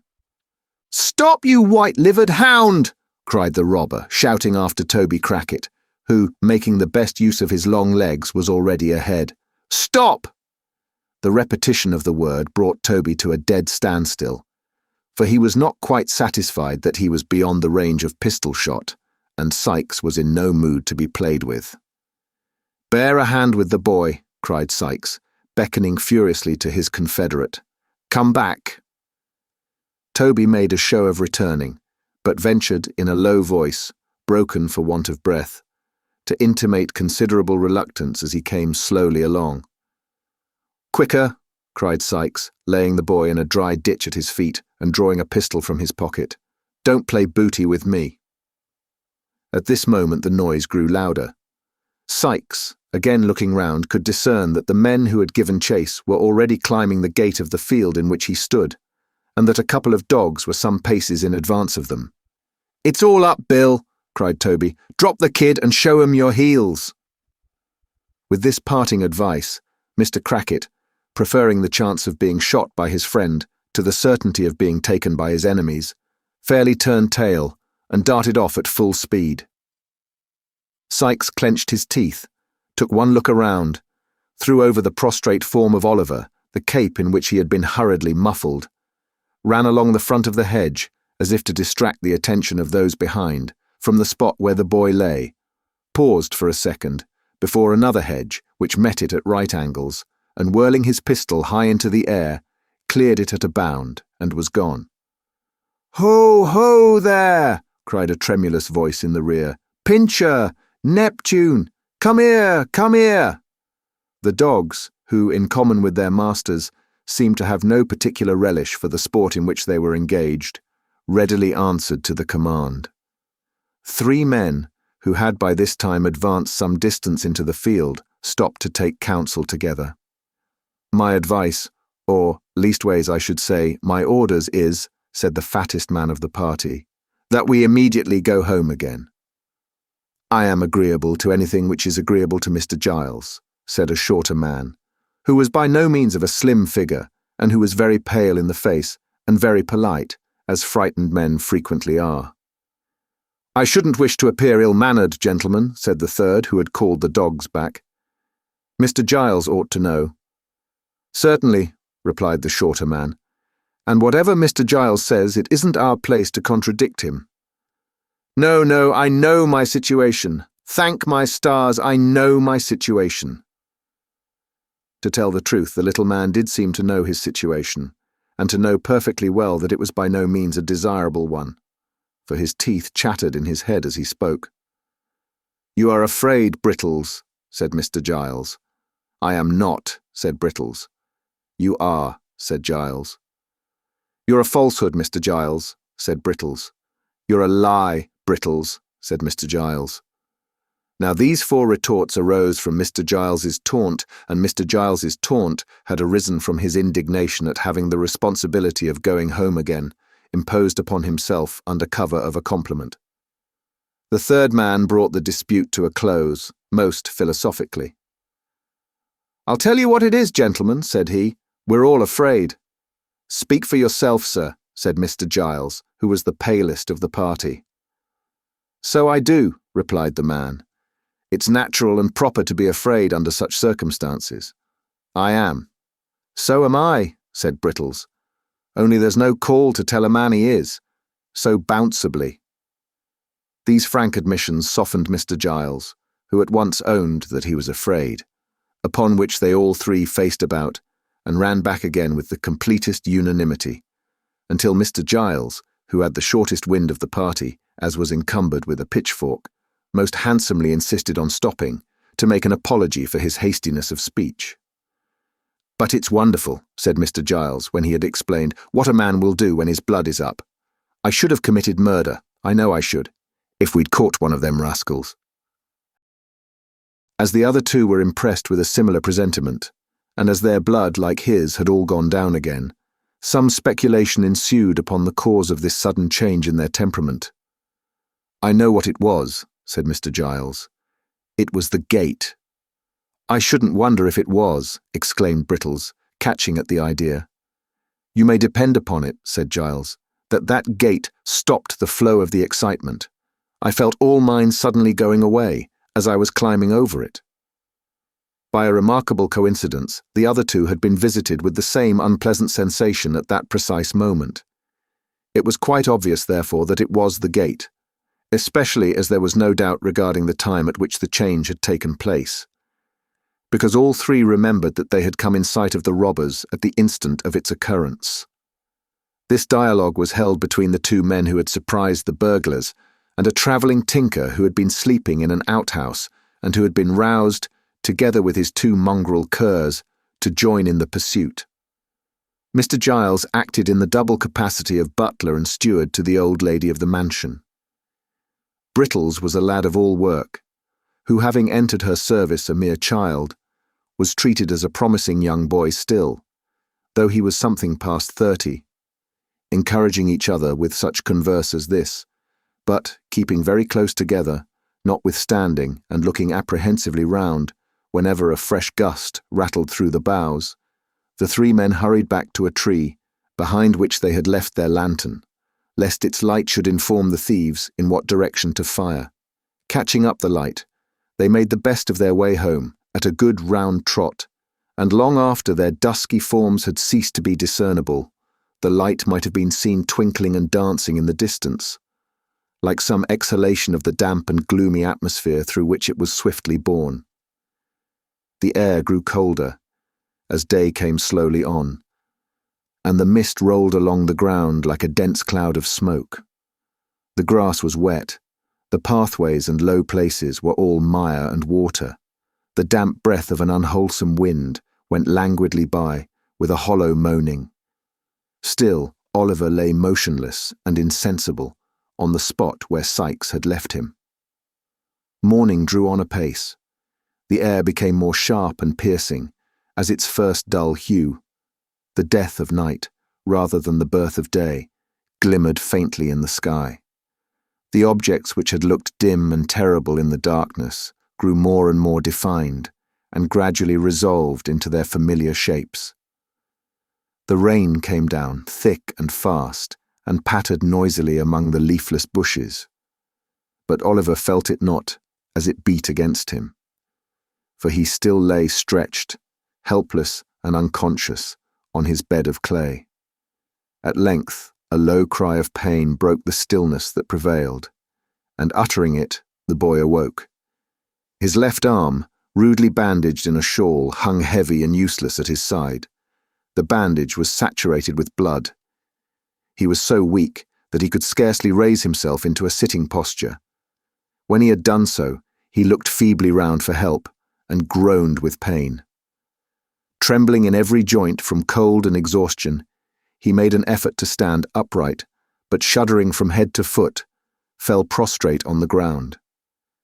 After a short return of the stupor in which he had been so long plunged, Oliver, urged by a creeping sickness at his heart, which seemed to warn him that if he lay there, he must surely die, got upon his feet and essayed to walk. His head was dizzy, and he staggered to and fro like a drunken man. But he kept up, nevertheless, and with his head drooping languidly on his breast, went stumbling onward, he knew not whither. And now, hosts of bewildering and confused ideas came crowding on his mind. He seemed to be still walking between Sikes and Crackit, who were angrily disputing, for the very words they said sounded in his ears. And when he caught his own attention, as it were, by making some violent effort to save himself from falling, he found that he was talking to them. Then he was alone with Sikes, plodding on as on the previous day, and as shadowy people passed them, he felt the robber's grasp upon his wrist. Suddenly he started back at the report of firearms. There rose into the air loud cries and shouts. Lights gleamed before his eyes. All was noise and tumult as some unseen hand bore him hurriedly away. Through all these rapid visions there ran an undefined, uneasy consciousness of pain, which wearied and tormented him incessantly. Thus he staggered on, creeping almost mechanically between the bars of gates or through hedge gaps as they came in his way, until he reached a road. Here the rain began to fall so heavily that it roused him. He looked about and saw that at no great distance there was a house, which perhaps he could reach. Pitying his condition, they might have compassion on him, and if they did not, it would be better, he thought, to die near human beings than in the lonely open fields. He summoned up all his strength for one last trial, and bent his faltering steps towards it. As he drew nearer to this house, a feeling came over him that he had seen it before. He remembered nothing of its details, but the shape and aspect of the building seemed familiar to him. That garden wall. On the grass inside, he had fallen on his knees last night, and prayed for the two men's mercy. It was the very house they had attempted to rob. Oliver felt such fear come over him when he recognized the place, that for the instant he forgot the agony of his wound and thought only of flight. Flight! He could scarcely stand. And if he were in full possession of all the best powers of his slight and youthful frame, whither could he fly? He pushed against the garden gate. It was unlocked, and swung open on its hinges. He tottered across the lawn, climbed the steps, knocked faintly at the door, and his whole strength failing him, sunk down against one of the pillars of the little portico. It happened that about this time, Mr. Giles, Brittles, and the tinker were recruiting themselves, after the fatigues and terrors of the night, with tea and sundries, in the kitchen. Not that it was Mr. Giles's habit to admit to too great familiarity the humbler servants, towards whom it was rather his wont to deport himself with a lofty affability, which, while it gratified, could not fail to remind them of his superior position in society. But death, fires, and burglary make all men equals. So Mr. Giles sat with his legs stretched out before the kitchen fender, leaning his left arm on the table, while with his right he illustrated a circumstantial and minute account of the robbery, to which his hearers, but especially the cook and housemaid, who were of the party, listened with breathless interest. "It was about 2:30, said Mr. Giles, "or I wouldn't swear that it mightn't have been a little nearer 3 when I woke up, and turning round in my bed as it might be so," here Mr. Giles turned round in his chair and pulled the corner of the tablecloth over him to imitate bedclothes, "I fancied I heard a noise." At this point of the narrative the cook turned pale and asked the housemaid to shut the door, who asked Brittles, who asked the tinker, who pretended not to hear. "Heard a noise," continued Mr. Giles. "I says, at first, this is illusion, and was composing myself off to sleep, when I heard the noise again, distinct." "What sort of a noise?" asked the cook. "A kind of a bursting noise," replied Mr. Giles, looking round him. "More like the noise of powdering an iron bar on a nutmeg grater," suggested Brittles. "It was when you heard it, sir," rejoined Mr. Giles, "but at this time it had a bursting sound. I turned down the clothes," continued Giles, rolling back the tablecloth, "sat up in bed, and listened." The cook and housemaid simultaneously ejaculated, "Law!" and drew their chairs closer together. "I heard it now, quite apparent," resumed Mr. Giles. "Somebody, I says, is forcing a door or window. What's to be done? I'll call up that poor lad Brittles and save him from being murdered in his bed. Or his throat, I says, may be cut from his right ear to his left, without his ever knowing it."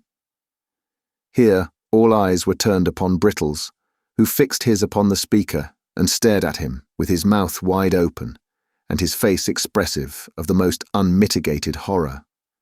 "I tossed off the clothes," said Giles, throwing away the tablecloth and looking very hard at the cook and housemaid. "Got softly out of bed, drew on a pair of—" "Ladies present, Mr. Giles," murmured the tinker. "Of shoes, sir," said Giles, turning upon him and laying great emphasis on the word, seized the loaded pistol that always goes upstairs with the plate basket, and walked on tiptoes to his room. "Brittles," I says when I had woke him, "don't be frightened." "So you did," observed Brittles in a low voice. "We're dead men, I think, Brittles," I says, continued Giles, "but don't be frightened." "Was he frightened?" asked the cook. "Not a bit of it," replied Mr. Giles. "He was as firm, pretty near as firm as I was." "I should have died at once, I'm sure, if it had been me," observed the housemaid. "You're a woman," retorted Brittles, plucking up a little. "Brittles is right," said Mr. Giles, nodding his head approvingly. "From a woman, nothing else was to be expected. We, being men, took a dark lantern that was standing on Brittles' hob, and groped our way downstairs in the pitch dark, as it might be so." Mr. Giles had risen from his seat and taken 2 steps with his eyes shut, to accompany his description with appropriate action, when he started violently, in common with the rest of the company, and hurried back to his chair. The cook and housemaid screamed. "It was a knock," said Mr. Giles, assuming perfect serenity. "Open the door, somebody." Nobody moved. "It seems a strange sort of a thing, a knock coming at such a time in the morning," said Mr. Giles, surveying the pale faces which surrounded him, and looking very blank himself. "But the door must be opened. Do you hear somebody?" Mr. Giles, as he spoke, looked at Brittles, but that young man, being naturally modest, probably considered himself nobody, and so held that the inquiry could not have any application to him. At all events, he tendered no reply. Mr. Giles directed an appealing glance at the tinker, but he had suddenly fallen asleep. The women were out of the question. "If Brittles would rather open the door in the presence of witnesses," said Mr. Giles, after a short silence, I am ready to make one." "So am I," said the tinker, waking up as suddenly as he had fallen asleep. Brittles capitulated on these terms, and the party, being somewhat reassured by the discovery, made on throwing open the shutters, that it was now broad day, took their way upstairs, with the dogs in front. The two women, who were afraid to stay below, brought up the rear.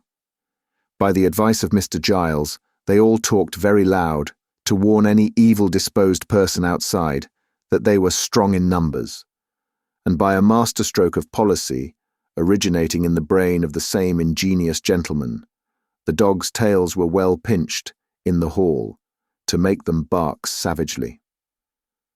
These precautions having been taken, Mr. Giles held on fast by the tinker's arm to prevent his running away, as he pleasantly said, and gave the word of command to open the door.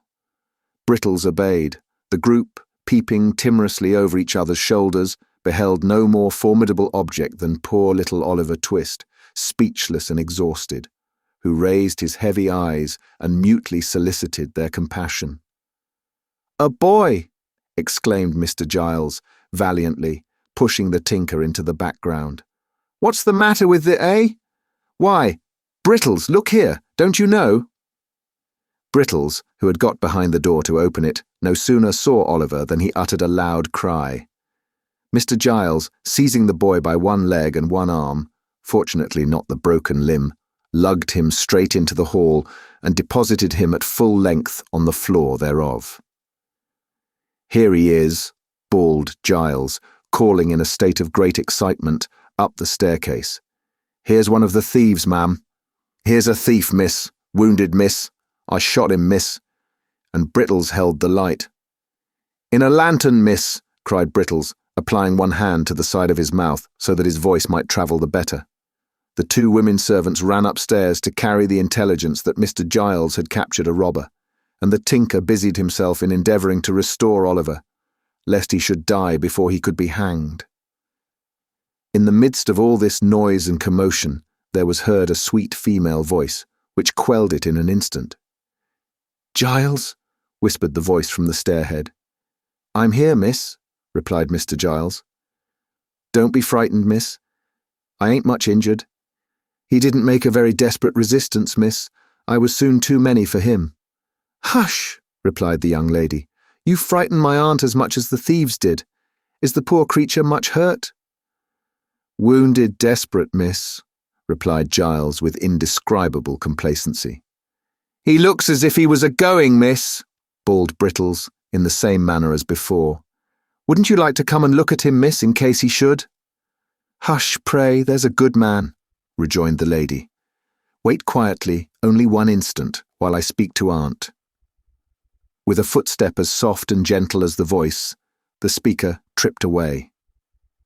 She soon returned with the direction that the wounded person was to be carried carefully upstairs to Mr. Giles's room, and that Brittles was to saddle the pony and betake himself instantly to Chertsey, from which place he was to dispatch with all speed a constable and doctor. "But won't you take one look at him first, miss?"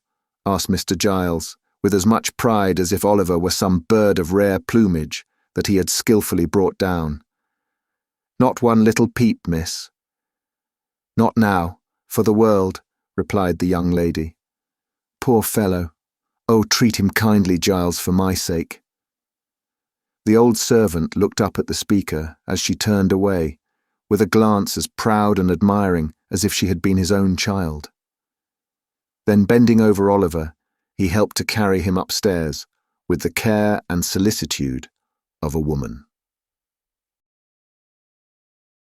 Chapter 29 has an introductory account of the inmates of the house to which Oliver resorted. In a handsome room, though its furniture had rather the air of old-fashioned comfort than of modern elegance, there sat two ladies at a well-spread breakfast table. Mr. Giles, dressed with scrupulous care in a full suit of black, was in attendance upon them. He had taken his station some halfway between the sideboard and the breakfast table, and with his body drawn up to its full height, his head thrown back and inclined the merest trifle on one side, his left leg advanced, and his right hand thrust into his waistcoat, while his left hung down by his side, grasping a waiter, looked like one who laboured under a very agreeable sense of his own merits and importance. Of the two ladies, one was well advanced in years, but the high-backed oaken chair in which she sat was not more upright than she.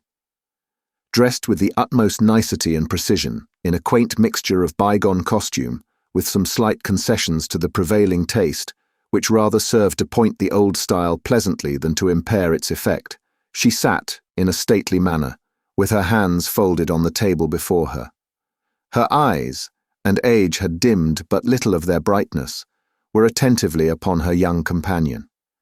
The younger lady was in the lovely bloom and springtime of womanhood, at that age when, if ever angels be for God's good purposes enthroned in mortal forms, they may be, without impiety, supposed to abide in such as hers.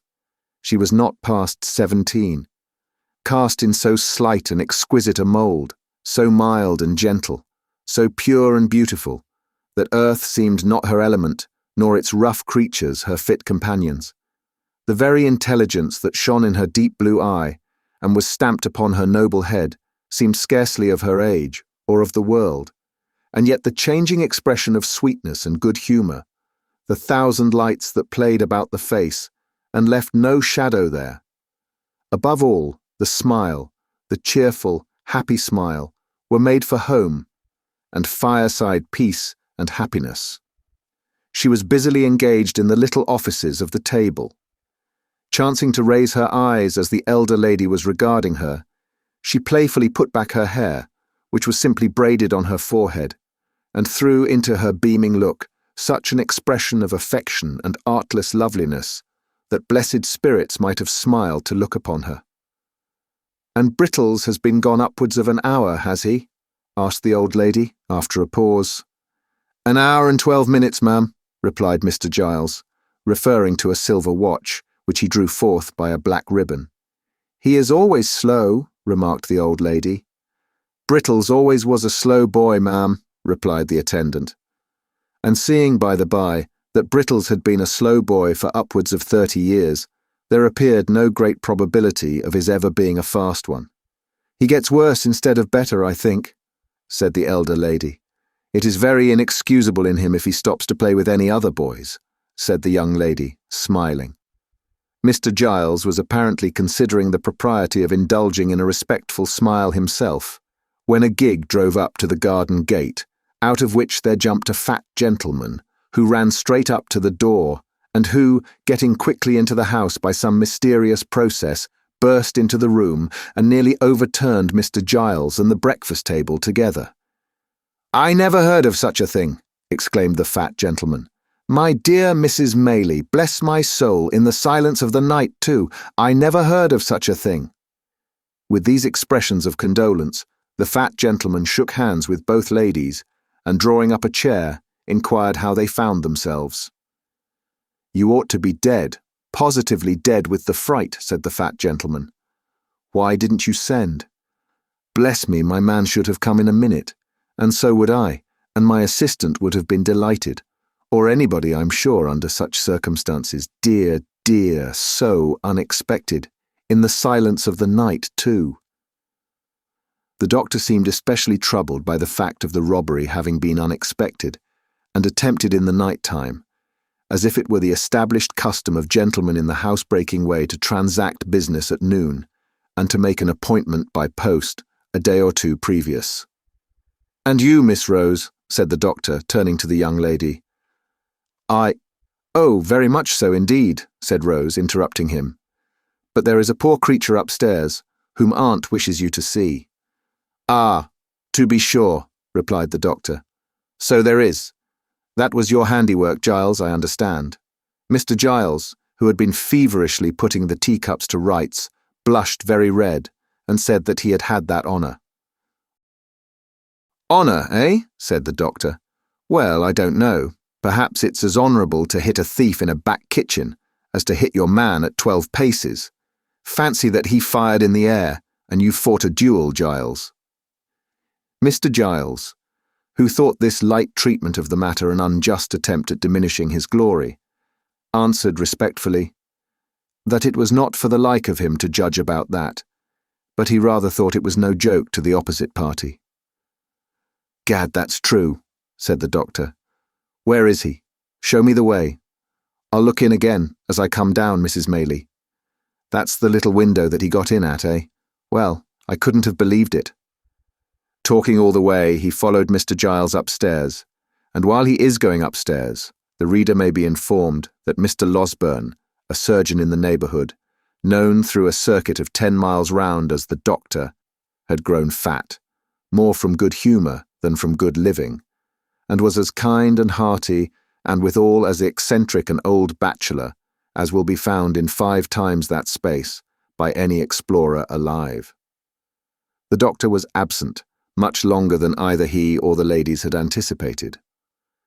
A large flat box was fetched out of the gig, and a bedroom bell was rung very often, and the servants ran up and down stairs perpetually, from which tokens it was justly concluded that something important was going on above. At length he returned, and in reply to an anxious inquiry after his patient, looked very mysterious, and closed the door carefully. "This is a very extraordinary thing, Mrs. Maylie," said the doctor, standing with his back to the door as if to keep it shut. "He is not in danger, I hope," said the old lady. "Why, that would not be an extraordinary thing under the circumstances," replied the doctor, "though I don't think he is. Have you seen the thief?"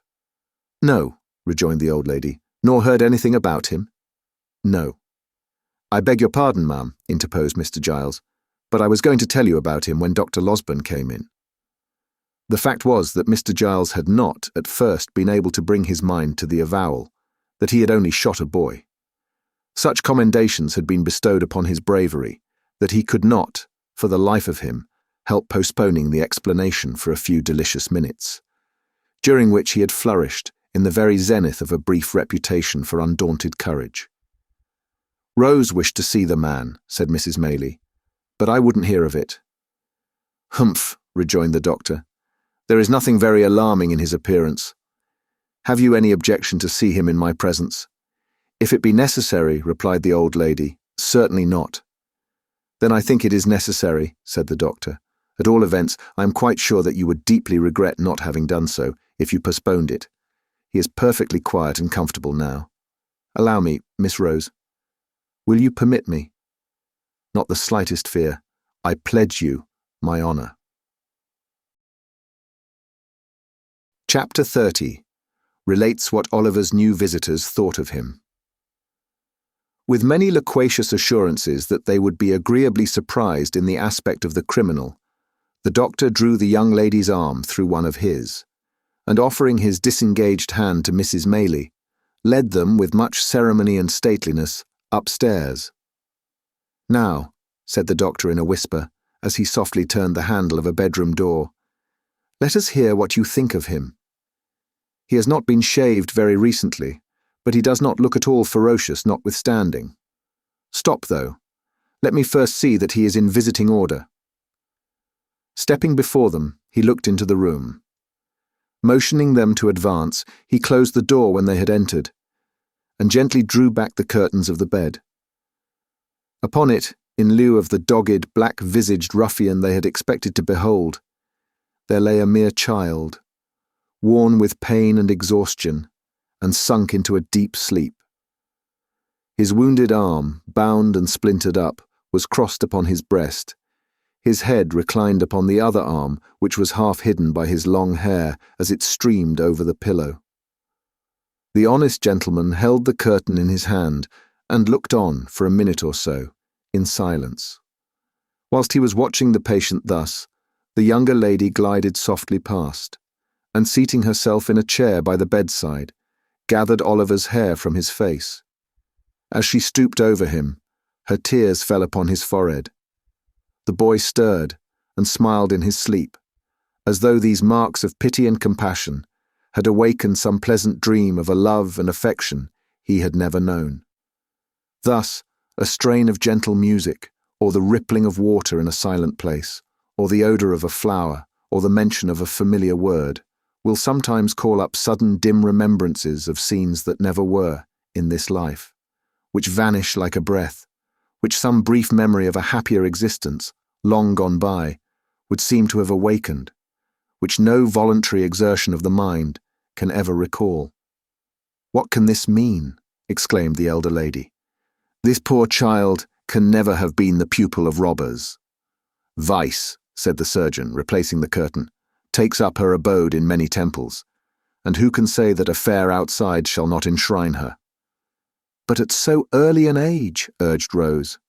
"My dear young lady," rejoined the surgeon, mournfully shaking his head, "crime, like death, is not confined to the old and withered alone.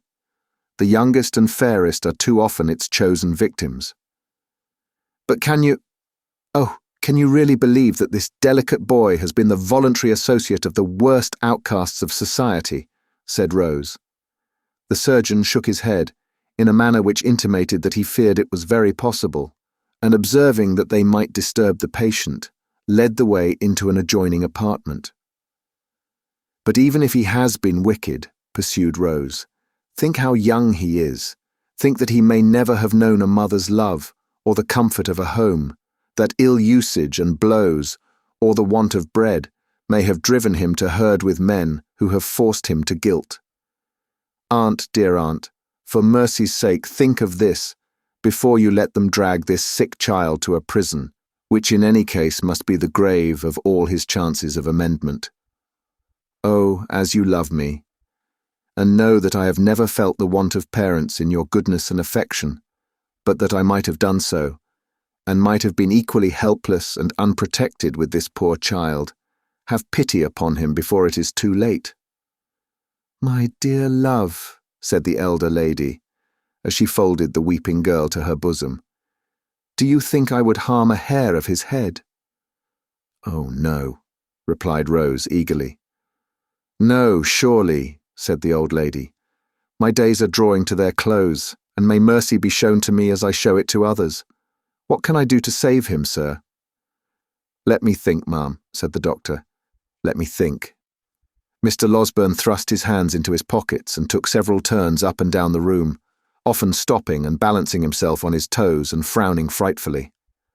After various exclamations of, "I've got it now," and "No, I haven't," and as many renewals of the walking and frowning, he at length made a dead halt and spoke as follows. "I think if you give me a full and unlimited commission to bully Giles, and that little boy, Brittles, I can manage it. Giles is a faithful fellow, and an old servant I know. But you can make it up to him in 1,000 ways, and reward him for being such a good shot besides. You don't object to that?" "Unless there is some other way of preserving the child," replied Mrs. Maylie. "There is no other," said the doctor.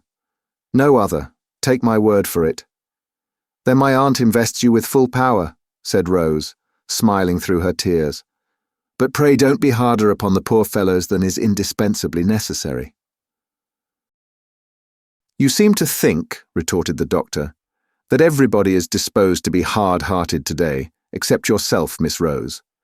I only hope, for the sake of the rising male sex generally, that you may be found in as vulnerable and soft-hearted a mood by the first eligible young fellow who appeals to your compassion. And I wish I were a young fellow that I might avail myself, on the spot, of such a favourable opportunity for doing so as the present." "You are as great a boy as poor Brittles himself," returned Rose, blushing.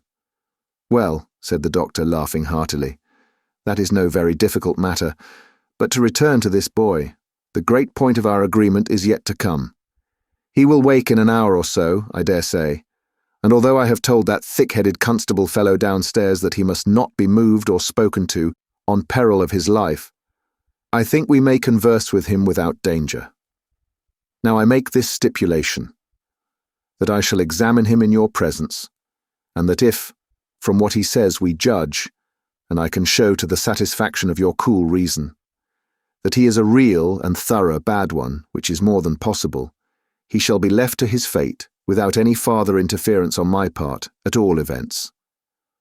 "Oh no, aunt," entreated Rose. "Oh yes, aunt," said the doctor. "Is it a bargain?" "He cannot be hardened in vice," said Rose. "It is impossible." "Very good," retorted the doctor. then so much the more reason for acceding to my proposition. Finally the treaty was entered into, and the parties thereunto sat down to wait, with some impatience, until Oliver should awake. The patience of the two ladies was destined to undergo a longer trial than Mr. Losberne had led them to expect. For hour after hour passed on, and still Oliver slumbered heavily. It was evening, indeed, before the kind-hearted doctor brought them the intelligence that he was at length sufficiently restored to be spoken to. The boy was very ill, he said, and weak from the loss of blood. But his mind was so troubled with anxiety to disclose something that he deemed it better to give him the opportunity than to insist upon his remaining quiet until next morning, which he should otherwise have done. The conference was a long one. Oliver told them all his simple history and was often compelled to stop by pain and want of strength. It was a solemn thing to hear, in the darkened room, the feeble voice of the sick child recounting a weary catalogue of evils and calamities which hard men had brought upon him.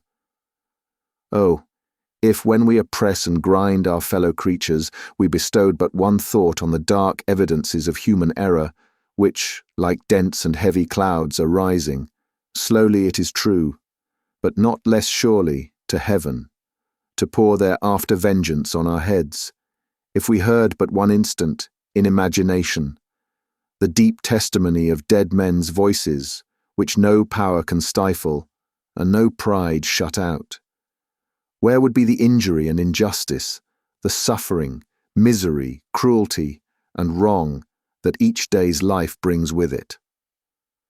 Oliver's pillow was smoothed by gentle hands that night, and loveliness and virtue watched him as he slept. He felt calm and happy, and could have died without a murmur. The momentous interview was no sooner concluded, and Oliver composed to rest again, than the doctor, after wiping his eyes and condemning them for being weak all at once, betook himself downstairs to open upon Mr. Giles, and finding nobody about the parlours, it occurred to him that he could perhaps originate the proceedings with better effect in the kitchen, so into the kitchen he went. There were assembled, in that lower house of the domestic parliament, the women servants, Mr. Brittles, Mr. Giles, the tinker, who had received a special invitation to regale himself for the remainder of the day, in consideration of his services, and the constable. The latter gentleman had a large staff, a large head, large features, and large half-boots, and he looked as if he had been taking a proportionate allowance of ale, as indeed he had. The adventures of the previous night were still under discussion, for Mr. Giles was expatiating upon his presence of mind when the doctor entered. Mr. Brittles, with a mug of ale in his hand, was corroborating everything before his superior said it. "Sit still," said the doctor, waving his hand. "Thank you, sir," said Mr. Giles. "Mrs. wished some ale to be given out, sir, and as I felt no ways inclined for my own little room, sir, and was disposed for company, I am taking mine among them here." Brittles headed a low murmur by which the ladies and gentlemen generally were understood to express the gratification they derived from Mr. Giles's condescension. Mr. Giles looked round with a patronising air, as much as to say that so long as they behaved properly, he would never desert them. "How is the patient tonight, sir?" asked Giles. "So," returned the doctor. "I am afraid you have got yourself into a scrape there, Mr. Giles." "I hope you don't mean to say, sir," said Mr. Giles, trembling, "that he's going to die. If I thought it, I should never be happy again. I wouldn't cut a boy off. No, not even Brittles here. Not for all the plate in the county, sir." "That's not the point," said the doctor mysteriously. "Mr. Giles, are you a Protestant?" "Yes, sir, I hope so," faltered Mr. Giles, who had turned very pale. "And what are you, boy?" said the doctor, turning sharply upon Brittles. "Lord bless me, sir," replied Brittles, starting violently. "I'm the same as Mr. Giles, sir." "Then tell me this," said the doctor. Both of you. Are you going to take upon yourselves to swear that that boy upstairs is the boy that was put through the little window last night? Out with it, come. We are prepared for you." The doctor, who was universally considered one of the best-tempered creatures on earth, made this demand in such a dreadful tone of anger that Giles and Brittles, who were considerably muddled by ale and excitement, stared at each other in a state of stupefaction. "Pay attention to the reply, Constable, will you?" said the doctor, shaking his forefinger with great solemnity of manner, and tapping the bridge of his nose with it, to bespeak the exercise of that worthy's utmost acuteness. "Something may come of this before long." The constable looked as wise as he could, and took up his staff of office, which had been reclining indolently in the chimney corner. "It's a simple question of identity, you will observe," said the doctor. "That's what it is, sir," replied the constable, coughing with great violence, for he had finished his ale in a hurry, and some of it had gone the wrong way. "Here's the house broken into," said the doctor, "and a couple of men catch one moment's glimpse of a boy, in the midst of gunpowder smoke, and in all the distraction of alarm and darkness. Here's a boy comes to that very same house next morning, and because he happens to have his arm tied up, these men lay violent hands upon him, by doing which they place his life in great danger, and swear he is the thief. Now the question is, whether these men are justified by the fact. If not, in what situation do they place themselves?" The constable nodded profoundly. He said, if that wasn't law, he would be glad to know what was. "I ask you again," thundered the doctor, "are you, on your solemn oaths, able to identify that boy?" Brittles looked doubtfully at Mr. Giles. Mr. Giles looked doubtfully at Brittles. The constable put his hand behind his ear to catch the reply. The two women and the tinker leaned forward to listen. The doctor glanced keenly round, when a ring was heard at the gate, and at the same moment the sound of wheels. "It's the runners," cried Brittles, to all appearance much relieved. "The what?" exclaimed the doctor, aghast in his turn. "The Bow Street officers, sir," replied Brittles, taking up a candle. "Me and Mr. Giles sent for them this morning." "What?" cried the doctor. "Yes," replied Brittles. "I sent a message up by the coachman, and I only wonder they weren't here before, sir." "You did you? Then confound your slow coaches down here, that's all," said the doctor, walking away. Chapter 31. Involves a critical position. "Who's that?" inquired Brittles, opening the door a little way, with the chain up, and peeping out, shading the candle with his hand. "Open the door," replied a man outside. "It's the officers from Bow Street, as was sent to today." Much comforted by this assurance, Brittles opened the door to its full width and confronted a portly man in a greatcoat, who walked in, without saying anything more, and wiped his shoes on the mat as coolly as if he lived there. "Just send somebody out to relieve my mate, will you, young man?" said the officer. "He's in the gig, a-minding the prad. Have you got a coach us here, that you could put it up in for 5 or 10 minutes?" Brittles replying in the affirmative, and pointing out the building, the portly man stepped back to the garden gate and helped his companion to put up the gig, while Brittles lighted them, in a state of great admiration. This done, they returned to the house, and being shown into a parlour, took off their greatcoats and hats, and showed like what they were. The man who had knocked at the door was a stout personage of middle height, aged about 50, with shiny black hair, cropped pretty close, half whiskers, a round face and sharp eyes. The other was a red-headed, bony man in top boots, with a rather ill-favoured countenance, and a turned-up, sinister-looking nose. "Tell your governor that Blathers and Duff is here, will you?" said the stouter man, smoothing down his hair, and laying a pair of handcuffs on the table. "Oh, good evening, master. Can I have a word or two with you in private, if you please?" This was addressed to Mr. Losberne, who now made his appearance. That gentleman, motioning Brittles to retire, brought in the two ladies, and shut the door. "This is the lady of the house," said Mr. Losberne, motioning towards Mrs. Maylie. Mr. Blathers made a bow. Being desired to sit down, he put his hat on the floor, and taking a chair, motioned to Duff to do the same. The latter gentleman, who did not appear quite so much accustomed to good society or quite so much at his ease in it, one of the two, seated himself after undergoing several muscular affections of the limbs and the head of his stick into his mouth with some embarrassment. "Now, with regard to this here robbery, master," said Blathers, "what are the circumstances?" Mr. Losberne, who appeared desirous of gaining time, recounted them at great length, and with much circumlocution. Messrs. Blathers and Duff looked very knowing meanwhile, and occasionally exchanged a nod. "I can't say for certain till I see the work, of course," said Blathers, "but my opinion at once is, I don't mind committing myself to that extent, that this wasn't done by a yokel, eh, Duff?" "Certainly not," replied Duff. "And, translating the word yokel for the benefit of the ladies, I apprehend your meaning to be that this attempt was not made by a countryman," said Mr. Losberne with a smile. "That's it, master," replied Blathers. "This is all about the robbery, is it?" "All," replied the doctor. "Now, what is this, about this here boy that the servants are a-talking on?" said Blathers. "Nothing at all," replied the doctor.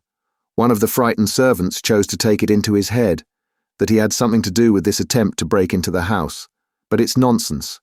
Sheer absurdity." "Very easy disposed of if it is," remarked Duff.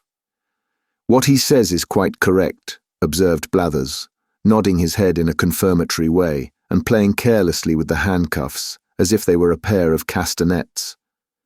"Who is the boy? What account does he give of himself? Where did he come from?" "He didn't drop out of the clouds, did he, master?" "Of course not," replied the doctor, with a nervous glance at the two ladies. "I know his whole history, but we can talk about that presently. You would like, first, to see the place where the thieves made their attempt, I suppose?" "Certainly," rejoined Mr. Blathers. "We'd better inspect the premises first, and examine the servants afterwards. That's the usual way of doing business." Lights were then procured, and Messrs. Blathers and Duff, attended by the native constable, Brittles, Giles, and everybody else in short, went into the little room at the end of the passage and looked out at the window, and afterwards went round by way of the lawn and looked in at the window, and after that had a candle handed out to inspect the shutter with, and after that a lantern to trace the footsteps with, and after that a pitchfork to poke the bushes with. This done, amidst the breathless interest of all beholders, they came in again, and Mr. Giles and Brittles were put through a melodramatic representation of their share in the previous night's adventures, which they performed some 6 times over, contradicting each other in not more than one important respect, the first time, and in not more than a dozen the last. This consummation being arrived at, Blathers and Duff cleared the room, and held a long council together, compared with which, for secrecy and solemnity, a consultation of great doctors on the knottiest point in medicine would be mere child's play. Meanwhile, the doctor walked up and down the next room in a very uneasy state, and Mrs. Maylie and Rose looked on with anxious faces. "Upon my word," he said, making a halt after a great number of very rapid turns, "I hardly know what to do." "Surely," said Rose, "the poor child's story, faithfully repeated to these men, will be sufficient to exonerate him." "I doubt it, my dear young lady," said the doctor, shaking his head. "I don't think it would exonerate him, either with them or with legal functionaries of a higher grade. What is he, after all, they would say? A runaway. Judged by mere worldly considerations and probabilities, his story is a very doubtful one." "You believe it surely?" interrupted Rose. "I believe it, strange as it is, and perhaps I may be an old fool for doing so," rejoined the doctor, "but I don't think it is exactly the tale for a practical police officer nevertheless." "Why not?" demanded Rose. "Because, my pretty cross-examiner," replied the doctor, "because, viewed with their eyes, there are many ugly points about it. He can only prove the parts that look ill, and none of those that look well. Confound the fellows, they will have the why and the wherefore, and will take nothing for granted. On his own showing, you see, he has been the companion of thieves for some time past, He has been carried to a police officer on a charge of picking a gentleman's pocket. He has been taken away, forcibly, from that gentleman's house to a place which he cannot describe or point out, and of the situation of which he has not the remotest idea. He is brought down to Chertsey by men who seem to have taken a violent fancy to him, whether he will or no, and is put through a window to rob a house, and then just at the very moment when he is going to alarm the inmates, and so do the very thing that would set him all to rights, there rushes into the way a blundering dog of a half-bred butler and shoots him, as if on purpose to prevent his doing any good for himself. Don't you see all this?" "I see it, of course," replied Rose, smiling at the doctor's impetuosity. "But still I do not see anything in it to criminate the poor child." "No," replied the doctor, "of course not. Bless the bright eyes of your sex. They never see, whether for good or bad, more than one side of any question, and that is always the one which first presents itself to them." Having given vent to this result of experience, the doctor put his hands into his pockets and walked up and down the room with even greater rapidity than before. "The more I think of it," said the doctor, "the more I see that it will occasion endless trouble and difficulty if we put these men in possession of the boy's real story. I am certain it will not be believed, and even if they can do nothing to him in the end, still the dragging it forward and giving publicity to all the doubts that will be cast upon it must interfere materially with your benevolent plan of rescuing him from misery." "Oh, what is to be done?" cried Rose. "Dear, dear, why did they send for these people?" "Why, indeed," exclaimed Mrs. Maylie, "I would not have had them here for the world." "All I know is," said Mr. Losberne at last, sitting down with a kind of desperate calmness, "that we must try and carry it off with a bold face. The object is a good one, and that must be our excuse. The boy has strong symptoms of fever upon him and is in no condition to be talked to any more. That's one comfort. We must make the best of it, and if bad be the best, it is no fault of ours. Come in." "Well, master," said Blathers, entering the room followed by his colleague and making the door fast before he said any more. "This warn't a put-up thing." "And what the devil's a put-up thing?" demanded the doctor impatiently. "We call it a put-up robbery, ladies," said Blathers, turning to them, as if he pitied their ignorance, but had a contempt for the doctors, "when the servants is in it." "Nobody suspected them in this case," said Mrs. Maylie. "Very likely not, ma'am," replied Blathers, "but they might have been in it for all that."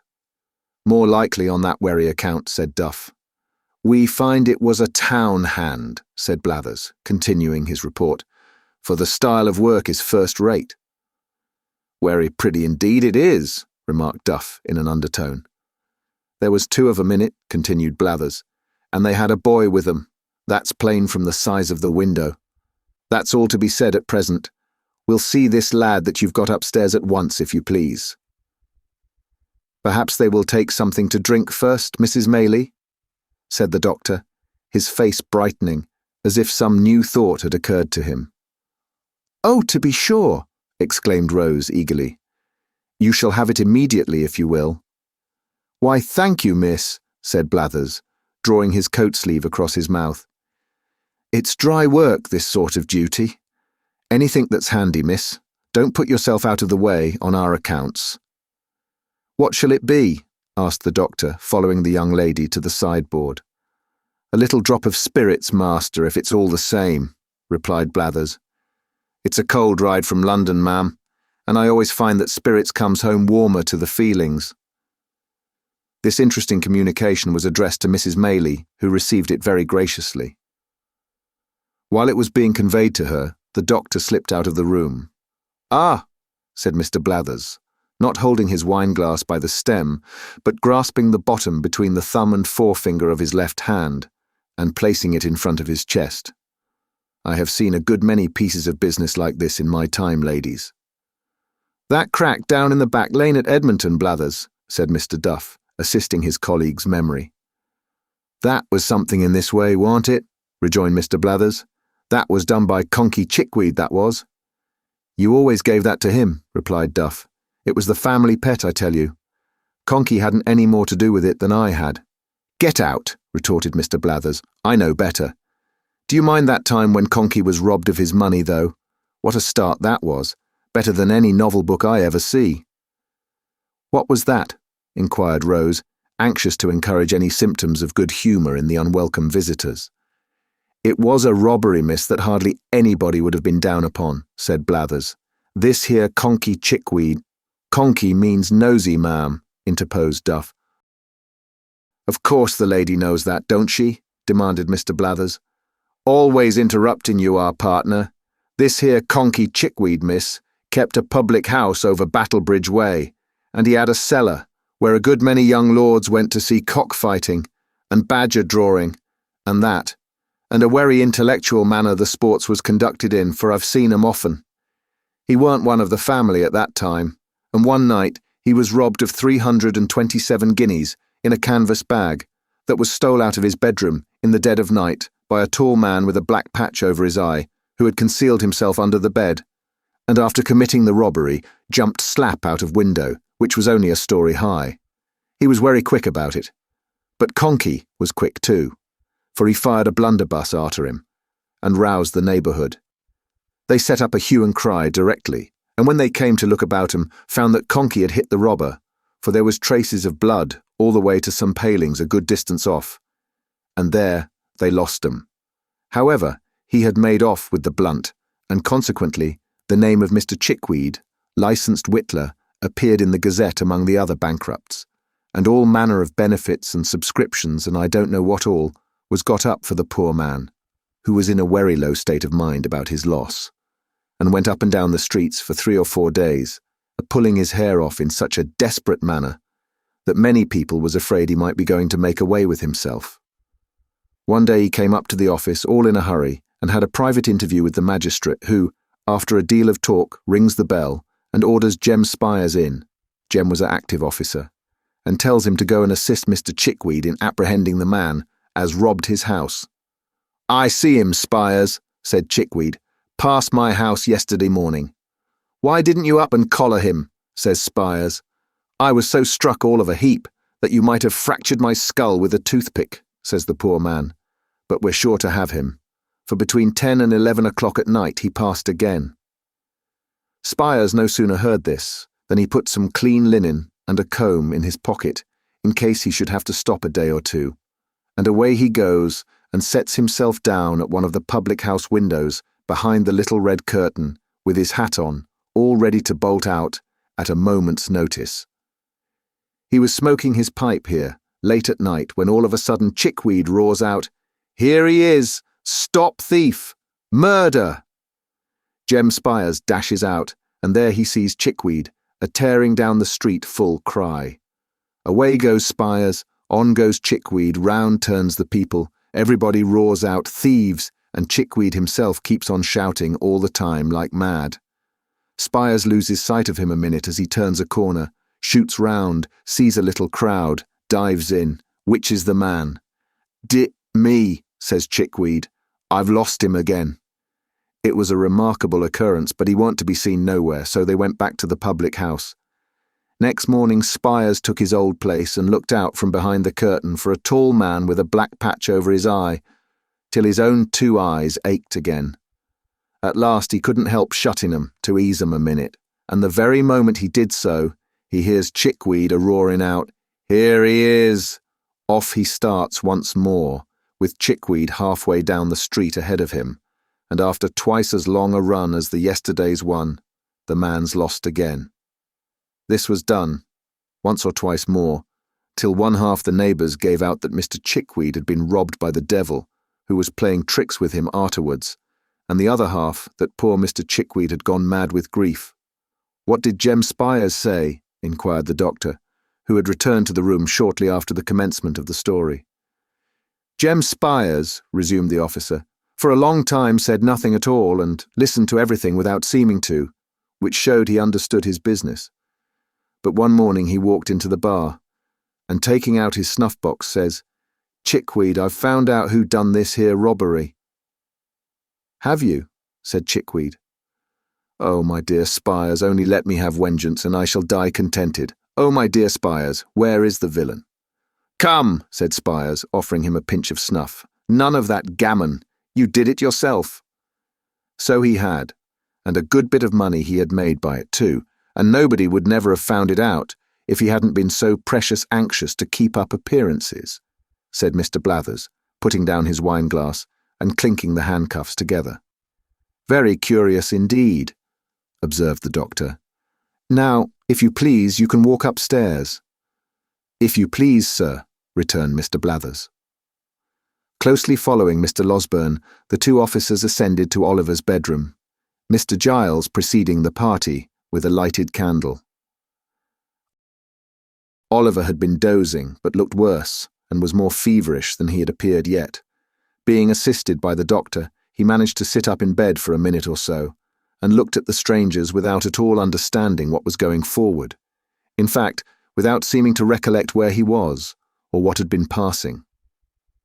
"This," said Mr. Losberne, speaking softly but with great vehemence notwithstanding, "this is the lad, who, being accidentally wounded by a spring gun in some boyish trespass on Mr. What-do-you-call-him's grounds, at the back here, comes to the house for assistance this morning, and is immediately laid hold of and maltreated by that ingenious gentleman with the candle in his hand, who has placed his life in considerable danger, as I can professionally certify."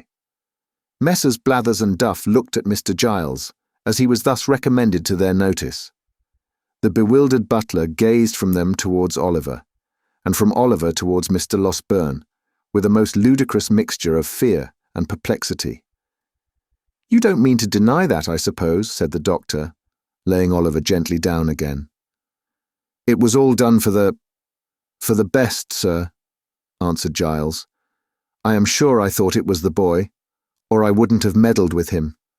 I am not of an inhuman disposition, sir." "Thought it was what boy?" inquired the senior officer.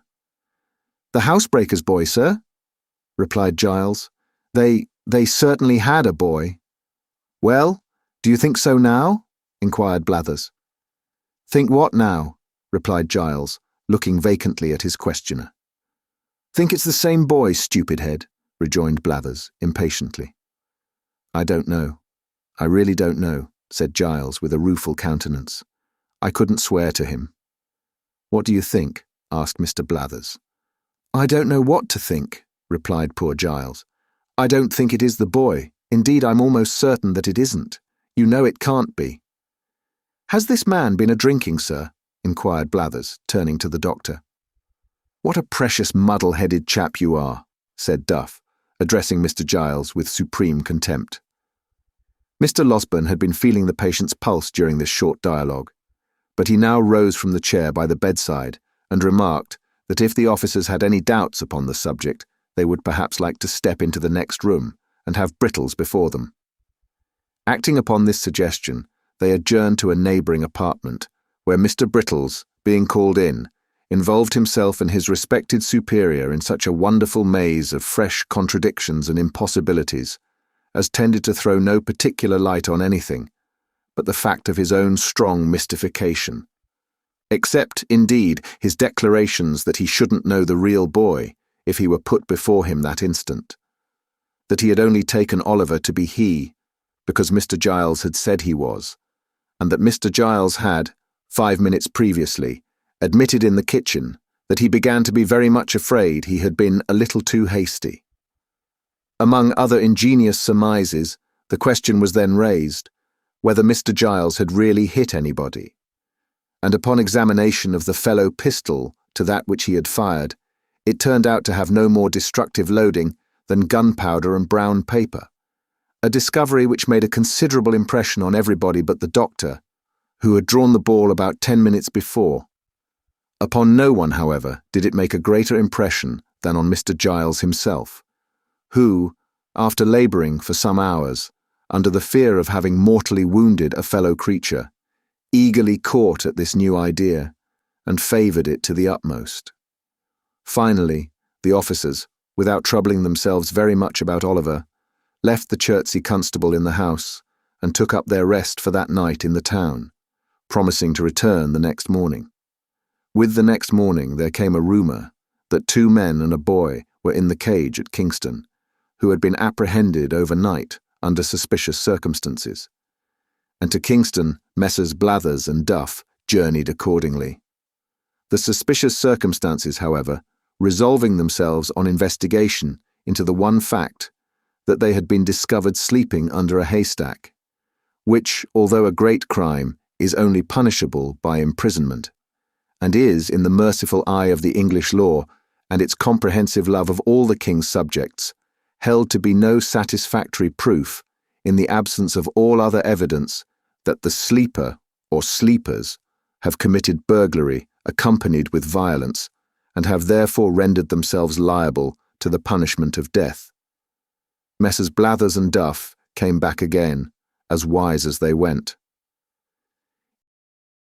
In short, after some more examination and a great deal more conversation, a neighbouring magistrate was readily induced to take the joint bail of Mrs. Maylie and Mr. Losberne for Oliver's appearance, if he should ever be called upon, and Blathers and Duff, being rewarded with a couple of guineas, returned to town with divided opinions on the subject of their expedition. The latter gentleman, on a mature consideration of all the circumstances, inclining to the belief that the burglarious attempt had originated with the family pet, and the former being equally disposed to concede the full merit of it to the great Mr. Conkey Chickweed. Meanwhile, Oliver gradually throve and prospered under the united care of Mrs. Maylie, Rose, and the kind-hearted Mr. Losberne. If fervent prayers, gushing from hearts overcharged with gratitude, be heard in heaven, and if they be not, what prayers are, the blessings which the orphan child called down upon them, sunk into their souls, diffusing peace and happiness. Chapter 32. Of the happy life Oliver began to lead with his kind friends. Oliver's ailings were neither slight nor few. In addition to the pain and delay attendant on a broken limb, his exposure to the wet and cold had brought on fever and ague, which hung about him for many weeks and reduced him sadly. But at length he began, by slow degrees, to get better, and to be able to say sometimes, in a few tearful words, how deeply he felt the goodness of the 2 sweet ladies, and how ardently he hoped that when he grew strong and well again, he could do something to show his gratitude, only something which would let them see the love and duty with which his breast was full, something, however slight, which would prove to them that their gentle kindness had not been cast away, but that the poor boy whom their charity had rescued from misery or death was eager to serve them with his whole heart and soul. "Poor fellow," said Rose, when Oliver had been one day feebly endeavouring to utter the words of thankfulness that rose to his pale lips. "You shall have many opportunities of serving us if you will. We are going into the country, and my aunt intends that you shall accompany us. The quiet place, the pure air, and all the pleasure and beauties of spring will restore you in a few days. We will employ you in 100 ways, when you can bear the trouble." "The trouble!" cried Oliver. "Oh, dear lady, if I could but work for you, if I could only give you pleasure by watering your flowers, or watching your birds, or running up and down the whole day long to make you happy, what would I give to do it?"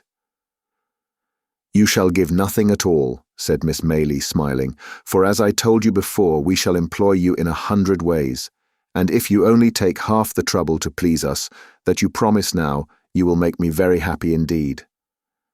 "Happy, ma'am!" cried Oliver. "How kind of you to say so." "You will make me happier than I can tell you," replied the young lady.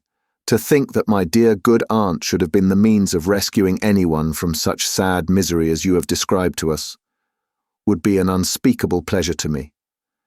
But to know that the object of her goodness and compassion was sincerely grateful and attached in consequence would delight me more than you can well imagine. Do you understand me?" she inquired, watching Oliver's thoughtful face. "Oh, yes, ma'am, yes," replied Oliver eagerly, "but I was thinking that I am ungrateful now." "To whom?" inquired the young lady. "To the kind gentleman and the dear old nurse who took so much care of me before," rejoined Oliver. If they knew how happy I am, they would be pleased, I am sure." "I am sure they would," rejoined Oliver's benefactress, "and Mr. Losberne has already been kind enough to promise that when you are well enough to bear the journey, he will carry you to see them." "Has he, ma'am?" cried Oliver, his face brightening with pleasure. "I don't know what I shall do for joy when I see their kind faces once again." In a short time Oliver was sufficiently recovered to undergo the fatigue of this expedition. One morning he and Mr. Losberne set out accordingly, in a little carriage which belonged to Mrs. Maylie. When they came to Chertsey Bridge, Oliver turned very pale and uttered a loud exclamation. "What's the matter with the boy?" cried the doctor, as usual, all in a bustle. "Do you see anything, hear anything, feel anything, eh?" "That, sir," cried Oliver, pointing out of the carriage window. "That house." "Yes, well, what of it?" "Stop, coachman, pull up here," cried the doctor. "What of the house, my man, eh?" "The thieves. The house they took me to," whispered Oliver. "The devil it is," cried the doctor. "Hallo there, let me out." But before the coachman could dismount from his box, he had tumbled out of the coach, by some means or other, and running down to the deserted tenement, began kicking at the door like a madman. "Hallo," said a little ugly hump-backed man, opening the door so suddenly that the doctor, from the very impetus of his last kick, nearly fell forward into the passage. "What's the matter here?" "Matter," exclaimed the other, collaring him, without a moment's reflection. "A good deal. Robbery is the matter." "There'll be murder the matter too," replied the hump-backed man coolly, "if you don't take your hands off. Do you hear me?" "I hear you," said the doctor, giving his captive a hearty shake. "Where's, confound the fellow, what's his rascally name? Sykes, that's it. Where's Sykes, you thief?" The humpbacked man stared, as if in excess of amazement and indignation, then, twisting himself dexterously from the doctor's grasp, growled forth a volley of horrid oaths, and retired into the house. Before he could shut the door, however, the doctor had passed into the parlour without a word of parley. He looked anxiously round.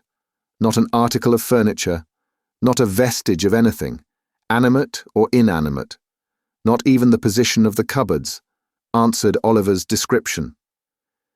"Now," said the humpbacked man, who had watched him keenly, "what do you mean by coming into my house in this violent way? Do you want to rob me, or to murder me? Which is it? Did you ever know a man come out to do either? In a chariot and pair, you ridiculous old vampire?" said the irritable doctor. "What do you want, then?" demanded the hunchback. "Will you take yourself off before I do you a mischief? Curse you!" "As soon as I think proper," said Mr. Losberne, looking into the other parlour, which like the first bore no resemblance whatever to Oliver's account of it. "I shall find you out some day, my friend." "Will you?" sneered the ill-favoured cripple. "If you ever want me, I'm here. I haven't lived here mad and all alone for 25 years to be scared by you. You shall pay for this. You shall pay for this." And so saying, the misshapen little demon set up a yell, and danced upon the ground, as if wild with rage.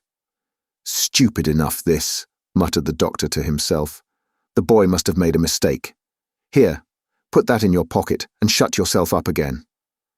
With these words, he flung the hunchback a piece of money, and returned to the carriage. The man followed to the chariot door, uttering the wildest imprecations and curses all the way. But as Mr. Losberne turned to speak to the driver, he looked into the carriage and eyed Oliver for an instant, with a glance so sharp and fierce, and at the same time so furious and vindictive, that waking or sleeping, he could not forget it for months afterwards. He continued to utter the most fearful imprecations until the driver had resumed his seat, and when they were once more on their way, they could see him some distance behind, beating his feet upon the ground and tearing his hair, in transports of real or pretended rage. "I am an ass," said the doctor, after a long silence. "Did you know that before, Oliver?" "No, sir." "Then don't forget it another time." "An ass," said the doctor again, after a further silence of some minutes. "Even if it had been the right place, and the right fellows had been there, what could I have done, single-handed? And if I had had assistance, I see no good that I should have done, except leading to my own exposure, and an unavoidable statement of the manner in which I have hushed up this business. That would have served me right, though. I am always involving myself in some scrape or other by acting on impulse. It might have done me good. Now, the fact was that the excellent doctor had never acted upon anything but impulse all through his life, and it was no bad compliment to the nature of the impulses which governed him, that so far from being involved in any peculiar troubles or misfortunes, he had the warmest respect and esteem of all who knew him. If the truth must be told, he was a little out of temper for a minute or two at being disappointed in procuring corroborative evidence of Oliver's story on the very first occasion on which he had a chance of obtaining any. He soon came round again, however, and finding that Oliver's replies to his questions were still as straightforward and consistent, and still delivered with as much apparent sincerity and truth as they had ever been, he made up his mind to attach full credence to them from that time forth. As Oliver knew the name of the street in which Mr. Brownlow resided, they were enabled to drive straight thither. When the coach turned into it, his heart beat so violently that he could scarcely draw his breath. "Now, my boy, which house is it?" inquired Mr. Losberne. That, replied Oliver, pointing eagerly out of the window. "The White House. Oh, make haste. Pray make haste. I feel as if I should die. It makes me tremble so." Come, said the good doctor, patting him on the shoulder. "You will see them directly, and they will be overjoyed to find you safe and well." "Oh, I hope so," cried Oliver. "They were so good to me. So very, very good to me." The coach rolled on. It stopped. No, that was the wrong house. The next door. It went on a few paces and stopped again. Oliver looked up at the windows, with tears of happy expectation coursing down his face. Alas! The White House was empty, and there was a bill in the window. "To let. Knock at the next door," cried Mr. Losberne, taking Oliver's arm in his. "What has become of Mr. Brownlow, who used to live in the adjoining house, do you know?" The servant did not know, but would go and inquire. She presently returned and said that Mr. Brownlow had sold off his goods and gone to the West Indies 6 weeks before. Oliver clasped his hands and sank feebly backward. "Has his housekeeper gone too?" inquired Mr. Losberne after a moment's pause. "Yes, sir," replied the servant. "The old gentleman, the housekeeper, and a gentleman who was a friend of Mr. Brownlow's, all went together." "Then turn towards home again," said Mr. Losberne to the driver, "and don't stop to bait the horses till you get out of this confounded London." "The bookstall keeper, sir?" said Oliver. "I know the way there. See him, pray, sir, do see him." "My poor boy, this is disappointment enough for one day," said the doctor. "Quite enough for both of us. If we go to the bookstall keeper's, we shall certainly find that he is dead, or has set his house on fire, or run away. No, home again straight." And in obedience to the doctor's impulse, home they went. This bitter disappointment caused Oliver much sorrow and grief, even in the midst of his happiness, for he had pleased himself many times during his illness with thinking of all that Mr. Brownlow and Mrs. Bedwin would say to him, and what delight it would be to tell them how many long days and nights he had passed in reflecting on what they had done for him, and in bewailing his cruel separation from them. The hope of eventually clearing himself with them too, and explaining how he had been forced away, had buoyed him up and sustained him under many of his recent trials. And now, the idea that they should have gone so far and carried with them the belief that he was an impostor and a robber, a belief which might remain uncontradicted to his dying day, was almost more than he could bear. The circumstance occasioned no alteration, however, in the behaviour of his benefactors. After another fortnight, when the fine, warm weather had fairly begun, and every tree and flower was putting forth its young leaves and rich blossoms, they made preparations for quitting the house at Chertsey for some months, sending the plate, which had so excited Fagin's cupidity, to the bankers, and leaving Giles and another servant in care of the house, they departed to a cottage at some distance in the country, and took Oliver with them. Who can describe the pleasure and delight, the peace of mind and soft tranquillity the sickly boy felt in the balmy air and among the green hills and rich woods of an inland village? Who can tell how scenes of peace and quietude sink into the minds of pain-worn dwellers in close and noisy places and carry their own freshness deep into their jaded hearts? Men who have lived in crowded, pent-up streets through lives of toil and who have never wished for change. Men to whom custom has indeed been second nature, and who have come almost to love each brick and stone that formed the narrow boundaries of their daily walks.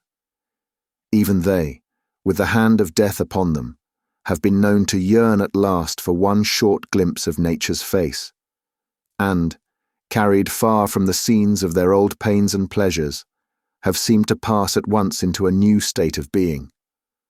Crawling forth from day to some green, sunny spot, they have had such memories wakened up within them by the sight of the sky, and hill and plain, and glistening water, that a foretaste of heaven itself has soothed their quick decline, and they have sunk into their tombs as peacefully as the sun, whose setting they watched from their lonely chamber window, but a few hours before, faded from their dim and feeble sight.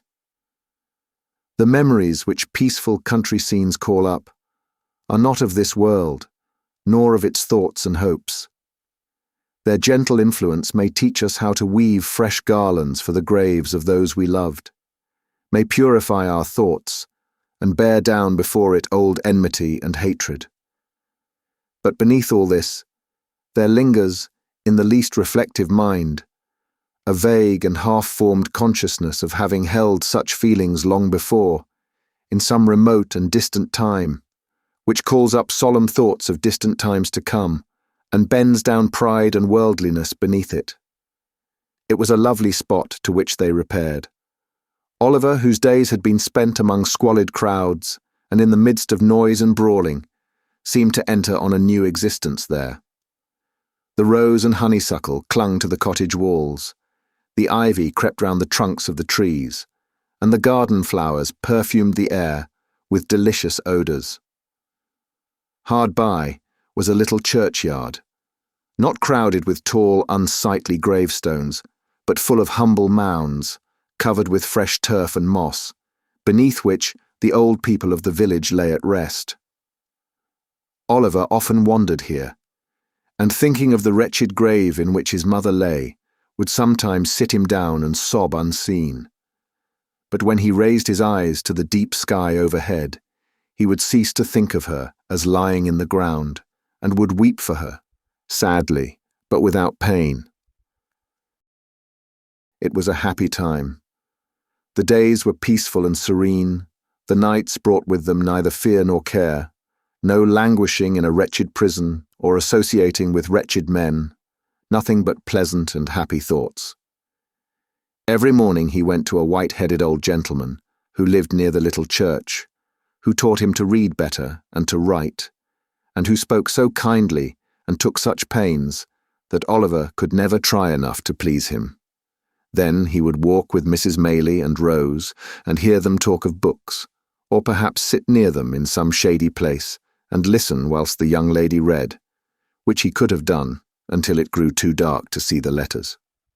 Then he had his own lesson for the next day to prepare, and at this he would work hard in a little room which looked into the garden, till evening came slowly on, when the ladies would walk out again, and he with them, listening with such pleasure to all they said, and so happy if they wanted a flower that he could climb to reach, or had forgotten anything he could run to fetch, that he could never be quick enough about it.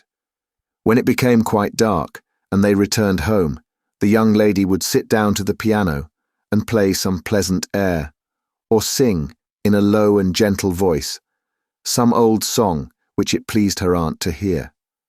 There would be no candles lighted at such times as these, and Oliver would sit by one of the windows listening to the sweet music in a perfect rapture. And when Sunday came, how differently the day was spent from any way in which he had ever spent it yet, and how happily too, like all the other days, in that most happy time. There was the little church, in the morning, with the green leaves fluttering at the windows, the birds singing without, and the sweet-smelling air stealing in at the low porch and filling the homely building with its fragrance.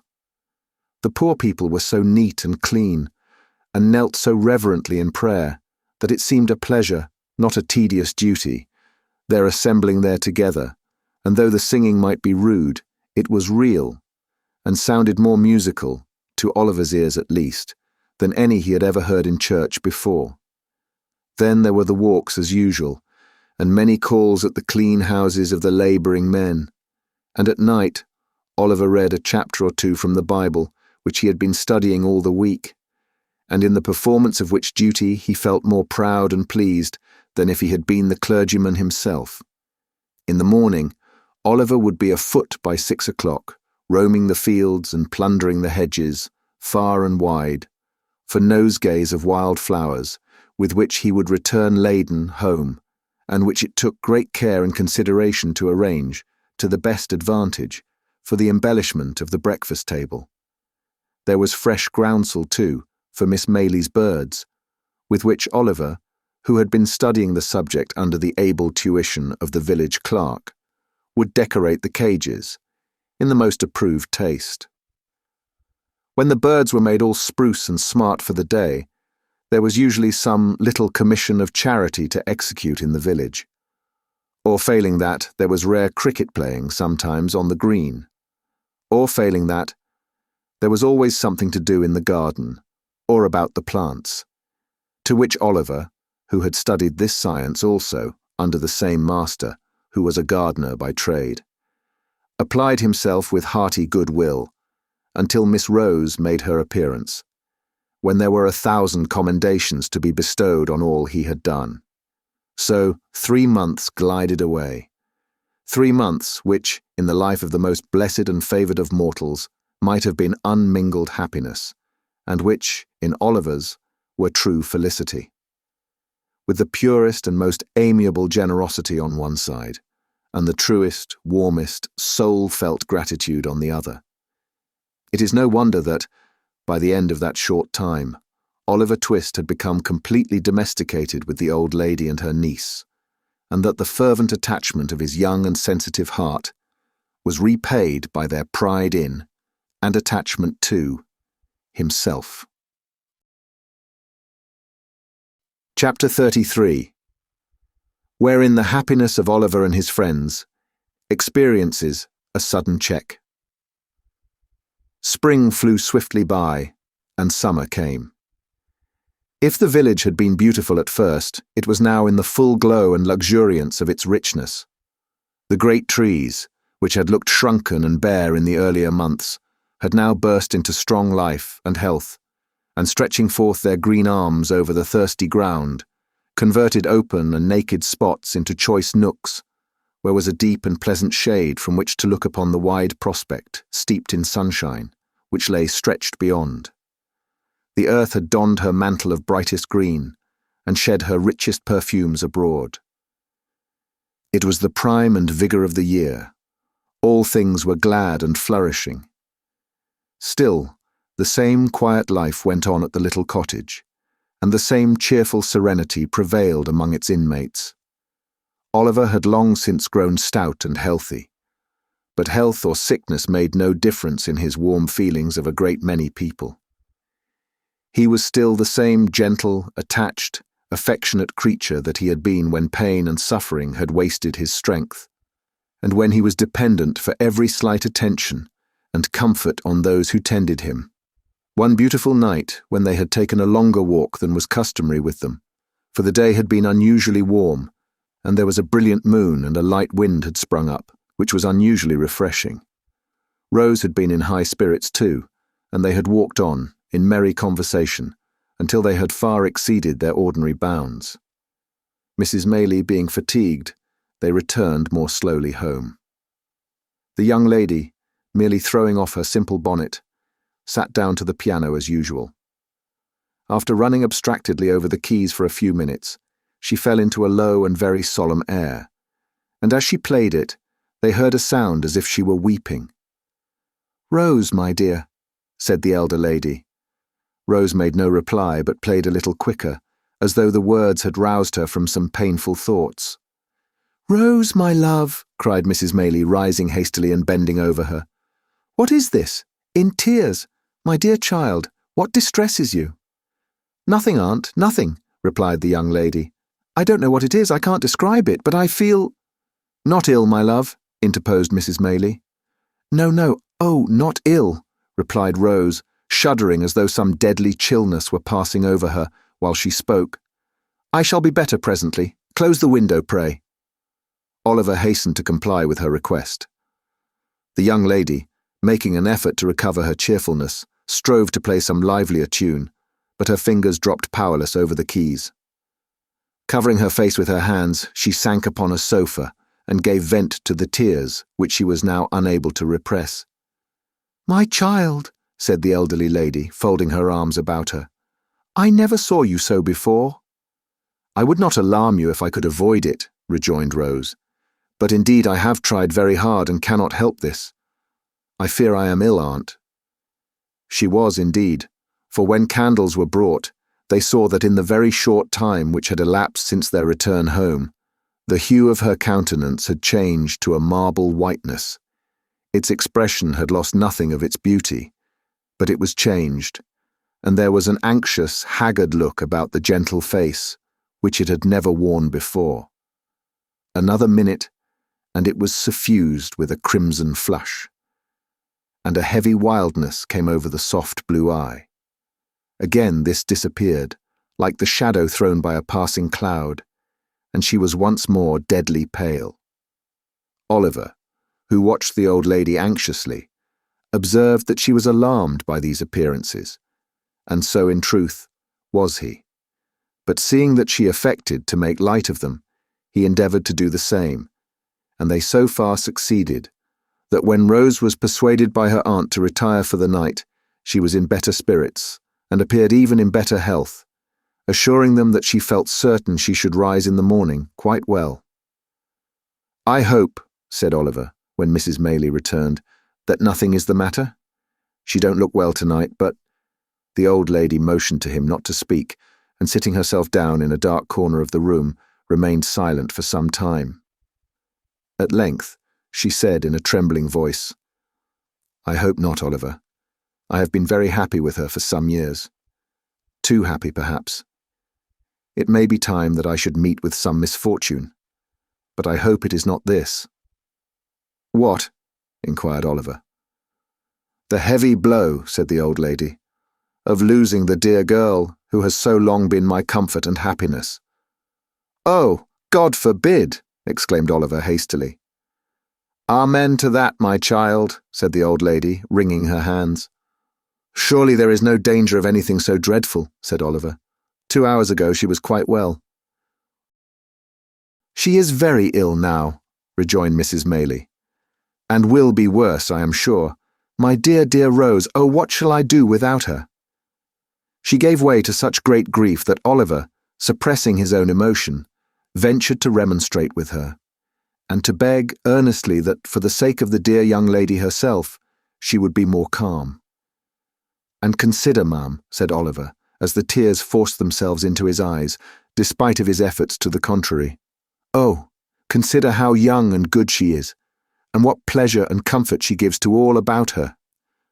I am sure, certain, quite certain, that for your sake, who are so good yourself, and for her own, and for the sake of all she makes so happy, she will not die, heaven will never let her die so young." "Hush," said Mrs. Maylie, laying her hand on Oliver's head. "You think like a child, poor boy, but you teach me my duty, notwithstanding." "I had forgotten it for a moment, Oliver, but I hope I may be pardoned, for I am old, and have seen enough of illness and death to know the agony of separation from the objects of our love. I have seen enough, too, to know that it is not always the youngest and best who are spared to those that love them. But this should give us comfort in our sorrow, for heaven is just, and such things teach us, impressively, that there is a brighter world than this, and that the passage to it is speedy. God's will be done. I love her, and he knows how well." Oliver was surprised to see that as Mrs. Maylie said these words, she checked her lamentations as though by one effort, and drawing herself up as she spoke, became composed and firm. He was still more astonished to find that this firmness lasted, and that, under all the care and watching which ensued, Mrs. Maylie was ever ready and collected, performing all the duties which had devolved upon her, steadily, and, to all external appearances, even cheerfully. But he was young, and did not know what strong minds are capable of under trying circumstances.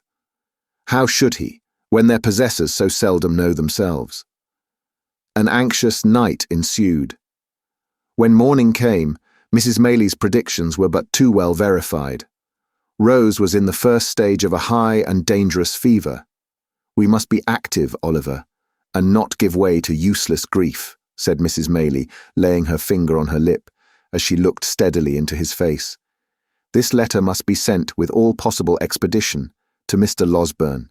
It must be carried to the market town, which is not more than 4 miles off, by the footpath across the field, and thence dispatched by an express on horseback straight to Chertsey. The people at the inn will undertake to do this, and I can trust to you to see it done, I know." Oliver could make no reply, but looked his anxiety to be gone at once.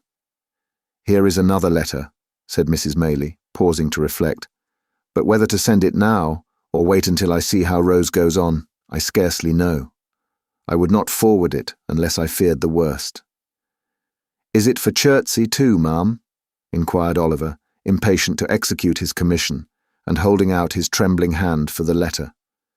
"No," replied the old lady, giving it to him mechanically. Oliver glanced at it, and saw that it was directed to Harry Maylie, Esquire, at some great lord's house in the country, where he could not make out. "Shall it go, ma'am?" asked Oliver, looking up impatiently. "I think not," replied Mrs. Maylie, taking it back. "I will wait until tomorrow." With these words she gave Oliver her purse, and he started off, without more delay, at the greatest speed he could muster.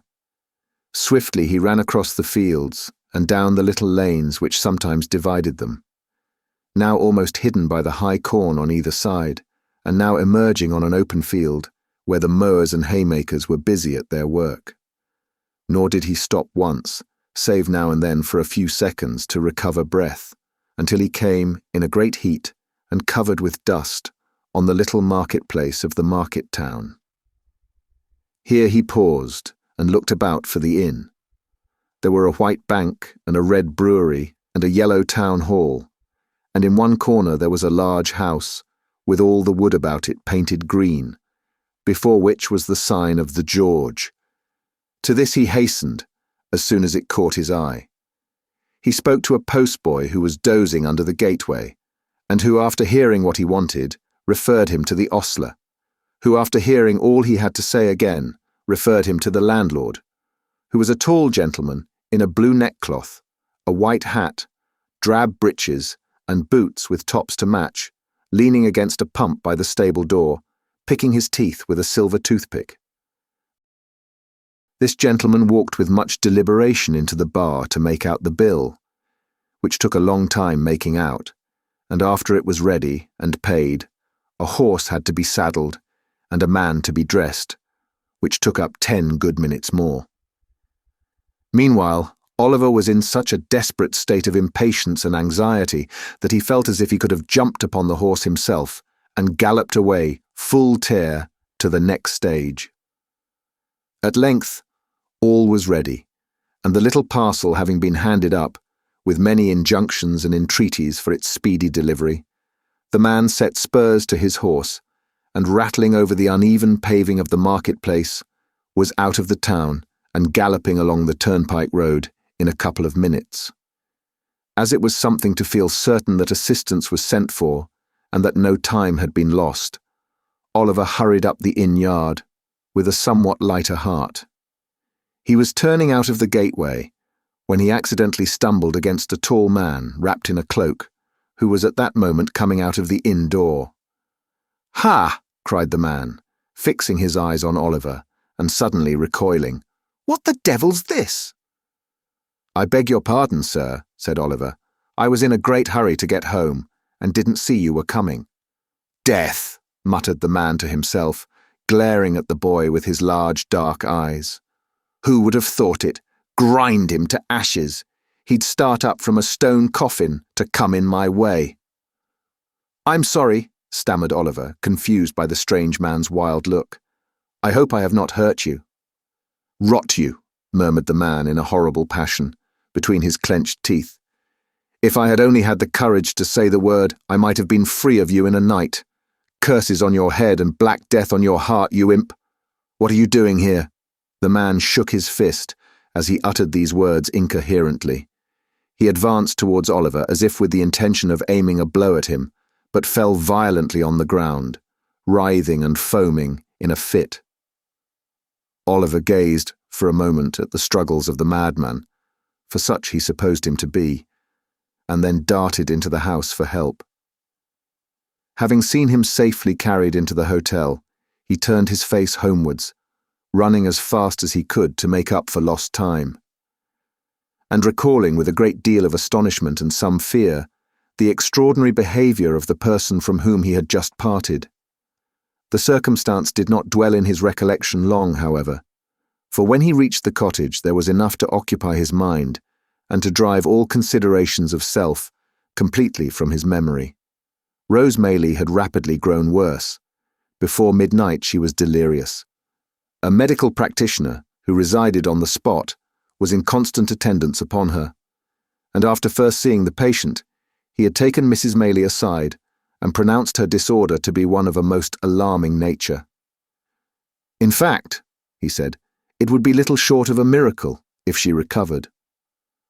How often did Oliver start from his bed that night, and stealing out with noiseless footstep to the staircase, listen for the slightest sound from the sick chamber.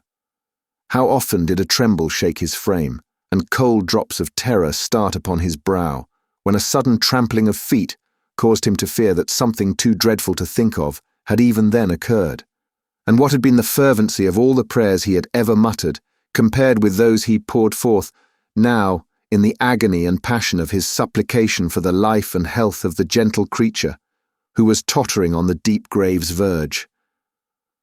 Oh, the suspense, the fearful, acute suspense of standing idly by while the life of one we dearly love is trembling in the balance.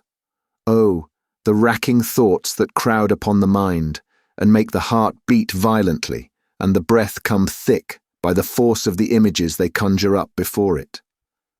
The desperate anxiety to be doing something to relieve the pain, or lessen the danger, which we have no power to alleviate. The sinking of soul and spirit, which the sad remembrance of our helplessness produces. What tortures can equal these? What reflections or endeavours can, in the full tide and fever of the time, allay them? Morning came, and the little cottage was lonely and still. People spoke in whispers. Anxious faces appeared at the gate from time to time. Women and children went away in tears.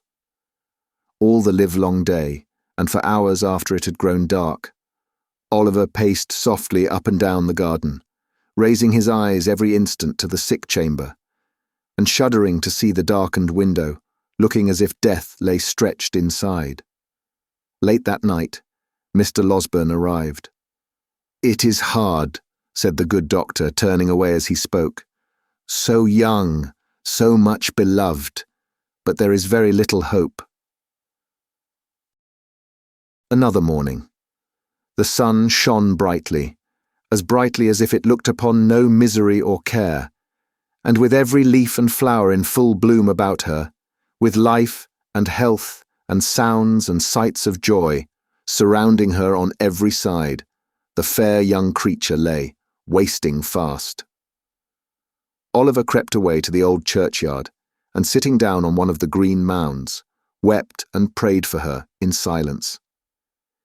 There was such peace and beauty in the scene, so much of brightness and mirth in the sunny landscape, such blithesome music in the songs of the summer birds, such freedom in the rapid flight of the rook, careering overhead, so much of life and joyousness in all, that when the boy raised his aching eyes and looked about, the thought instinctively occurred to him that this was not a time for death, that Rose could surely never die when humbler things were all so glad and gay, that graves were for cold and cheerless winter, not for sunlight and fragrance. He almost thought that shrouds were for the old and shrunken, and that they never wrapped the young and graceful form in their ghastly folds. A knell from the church bell broke harshly on these youthful thoughts. Another, again. It was tolling for the funeral service. A group of humble mourners entered the gate, wearing white favours, for the corpse was young. They stood uncovered by a grave, and there was a mother once, among the weeping train. But the sun shone brightly, and the birds sang on. Oliver turned homeward, thinking on the many kindnesses he had received from the young lady, and wishing that the time could come again, that he might never cease showing her how grateful and attached he was. He had no cause for self-reproach on the score of neglect or want of thought, for he had been devoted to her service, and yet 100 little occasions rose up before him, on which he fancied he might have been more zealous and more earnest, and wished he had been. We need be careful how we deal with those about us, when every death carries to some small circle of survivors thoughts of so much omitted and so little done, of so many things forgotten, and so many more which might have been repaired. There is no remorse so deep as that which is unavailing. If we would be spared its tortures, let us remember this, in time. When he reached home, Mrs. Maylie was sitting in the little parlour. Oliver's heart sank at sight of her, for she had never left the bedside of her niece, and he trembled to think what change could have driven her away. He learnt that she had fallen into a deep sleep, from which she would waken either to recovery and life, or to bid them farewell and die. They sat, listening, and afraid to speak, for hours. The untasted meal was removed, with looks which showed that their thoughts were elsewhere. They watched the sun as he sank lower and lower, and at length cast over sky and earth those brilliant hues which herald his departure. Their quick ears caught the sound of an approaching footstep. They both involuntarily darted to the door as Mr. Losberne entered. "What of Rose?" cried the old lady. "Tell me at once. I can bear it. Anything but suspense. Oh, tell me, in the name of heaven." "You must compose yourself," said the doctor, supporting her. "Be calm, my dear ma'am. Pray.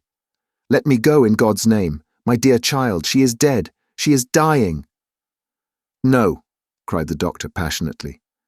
"As he is good and merciful, she will live to bless us all for years to come."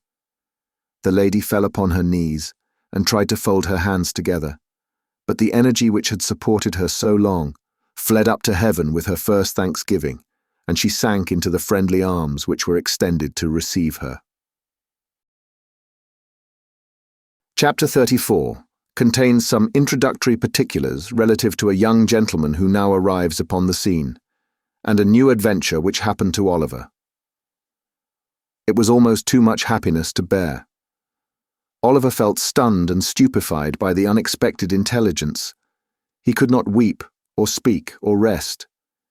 He had scarcely the power of understanding anything that had passed, until, after a long ramble in the quiet evening air, a burst of tears came to his relief, and he seemed to awaken, all at once, to a full sense of the joyful change that had occurred, and the almost insupportable load of anguish which had been taken from his breast.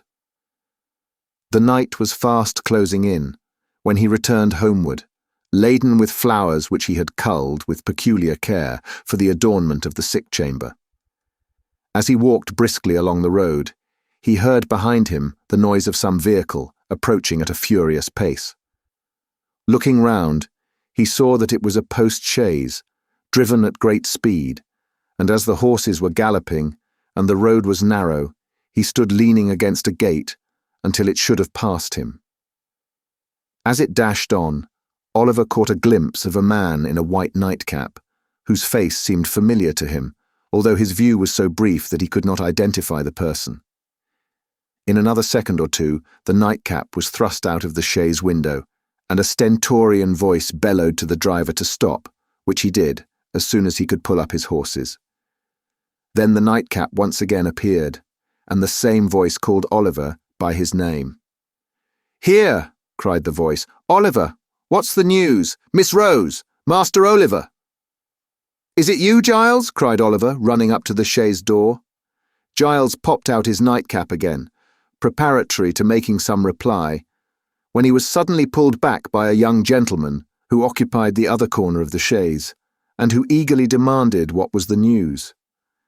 "In a word," cried the gentleman, "better or worse?" "Better, much better," replied Oliver, hastily. "Thank heaven," exclaimed the gentleman. "You are sure?" "Quite, sir," replied Oliver. "The change took place only a few hours ago, and Mr. Losberne says that all danger is at an end." The gentleman said not another word, but opening the chaise door, leapt out, and taking Oliver hurriedly by the arm, led him aside. "You are quite certain? There is no possibility of any mistake on your part, my boy, is there?" demanded the gentleman in a tremulous voice. "Do not deceive me by awakening hopes that are not to be fulfilled." "I would not for the world, sir," replied Oliver. "Indeed, you may believe me. Mr. Losberne's words were that she would live to bless us all for many years to come. I heard him say so." The tears stood in Oliver's eyes as he recalled the scene which was the beginning of so much happiness, and the gentleman turned his face away and remained silent for some minutes. Oliver thought he heard him sob more than once, but he feared to interrupt him by any fresh remark, for he could well guess what his feelings were, and so stood apart, feigning to be occupied with his nosegay. All this time, Mr. Giles, with the white nightcap on, had been sitting on the steps of the chaise, supporting an elbow on each knee, and wiping his eyes with a blue cotton pocket-handkerchief dotted with white spots. That the honest fellow had not been feigning emotion was abundantly demonstrated by the very red eyes with which he regarded the young gentleman when he turned round and addressed him. "I think you had better go on to my mother's in the chaise, Giles," said he. "I would rather walk slowly on, so as to gain a little time before I see her. You can say I am coming." "I beg your pardon, Mr. Harry," said Giles, giving a final polish to his ruffled countenance with the handkerchief. "But if you would leave the postboy to say that, I should be very much obliged to you. It wouldn't be proper for the maids to see me in this state, sir. I should never have any more authority with them if they did." "Well," rejoined Harry Maylie, smiling, "you can do as you like. Let him go on with the luggage if you wish it, and do you follow with us. Only first exchange that nightcap for some more appropriate covering, or we shall be taken for madmen." Mr. Giles, reminded of his unbecoming costume, snatched off and pocketed his nightcap, and substituted a hat of grave and sober shape, which he took out of the chaise. This done, the postboy drove off. Giles, Mr. Maylie, and Oliver followed at their leisure. As they walked along, Oliver glanced from time to time with much interest and curiosity at the newcomer. He seemed about 25 years of age, and was of the middle height. His countenance was frank and handsome, and his demeanour easy and prepossessing. Notwithstanding the difference between youth and age, he bore so strong a likeness to the old lady that Oliver would have had no great difficulty in imagining their relationship if he had not already spoken of her as his mother. Mrs. Maylie was anxiously waiting to receive her son when he reached the cottage. The meeting did not take place without great emotion on both sides. "Mother," whispered the young man, "why did you not write before?" "I did," replied Mrs. Maylie, "but on reflection I determined to keep back the letter until I had heard Mr. Losberne's opinion." "But why?" said the young man. "Why run the chance of that occurring which so nearly happened? If Rose had— I cannot utter that word now. If this illness had terminated differently, How could you ever have forgiven yourself? How could I ever have no happiness again?" "If that had been the case, Harry," said Mrs. Maylie, "I fear your happiness would have been effectually blighted, and that your arrival here, a day sooner or a day later, would have been of very, very little import." "And who can wonder if it be so, mother?" rejoined the young man. "Or why should I say, if it is, you know it, mother, you must know it." "I know that she deserves the best and purest love the heart of man can offer," said Mrs. Maylie. "I know that the devotion and affection of her nature require no ordinary return, but one that shall be deep and lasting. If I did not feel this, and know besides that a changed behaviour in one she loved would break her heart, I should not feel my task so difficult of performance, or have to encounter so many struggles in my own bosom, when I take what seems to me to be the strict line of duty." "This is unkind, mother," said Harry. "Do you still suppose that I am a boy ignorant of my own mind, and mistaking the impulses of my own soul?" "I think, my dear son," returned Mrs. Maylie, laying her hand upon his shoulder, "that youth has many generous impulses which do not last, and that among them are some, which being gratified, become only the more fleeting. Above all, I think," said the lady, fixing her eyes on her son's face, "that if an enthusiastic, ardent, and ambitious man marry a wife on whose name there is a stain, which, though it originate in no fault of hers, may be visited by cold and sordid people upon her, and upon his children also, and, in exact proportion to his success in the world, be cast in his teeth, and made the subject of sneers against him, he may, no matter how generous and good his nature, one day repent of the connection he formed in early life, and she may have the pain of knowing that he does so." "Mother," said the young man impatiently, "he would be a selfish brute, unworthy alike of the name of man and of the woman you describe, who acted thus." "You think so now, Harry," replied his mother. "And ever will," said the young man. "The mental agony I have suffered during the last 2 days wrings from me the avowal to you of a passion which, as you well know, is not one of yesterday, nor one I have lightly formed. On Rose, sweet, gentle girl, my heart is set, as firmly as ever heart of man was set on woman. I have no thought, no view, no hope in life beyond her, and if you oppose me in this great stake, you take my peace and happiness in your hands and cast them to the wind. Mother, think better of this and of me, and do not disregard the happiness of which you seem to think so little." "Harry," said Mrs. Maylie, "it is because I think so much of warm and sensitive hearts that I would spare them from being wounded. But we have said enough, and more than enough on this matter just now." "Let it rest with Rose, then," interposed Harry. "You will not press these overstrained opinions of yours so far as to throw any obstacle in my way." "I will not," rejoined Mrs. Maylie, "but I would have you consider—" "I have considered," was the impatient reply. "Mother, I have considered years and years. I have considered ever since I have been capable of serious reflection. My feelings remain unchanged, as they ever will. And why should I suffer the pain of a delay in giving them vent, which can be productive of no earthly good? No. Before I leave this place, Rose shall hear me." "She shall," said Mrs. Maylie. "There is something in your manner which would almost imply that she will hear me coldly, mother," said the young man. "Not coldly," rejoined the old lady. "Far from it." "How then?" urged the young man. "She's formed no other attachment?" "No, indeed," replied his mother. "You have, or I mistake, too strong a hold on her affections already.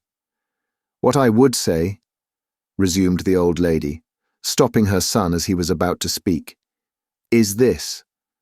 Before you stake your all on this chance, before you suffer yourself to be carried to the highest point of hope, reflect for a few moments, my dear child, on Rose's history, and consider what effect the knowledge of her doubtful birth may have on her decision.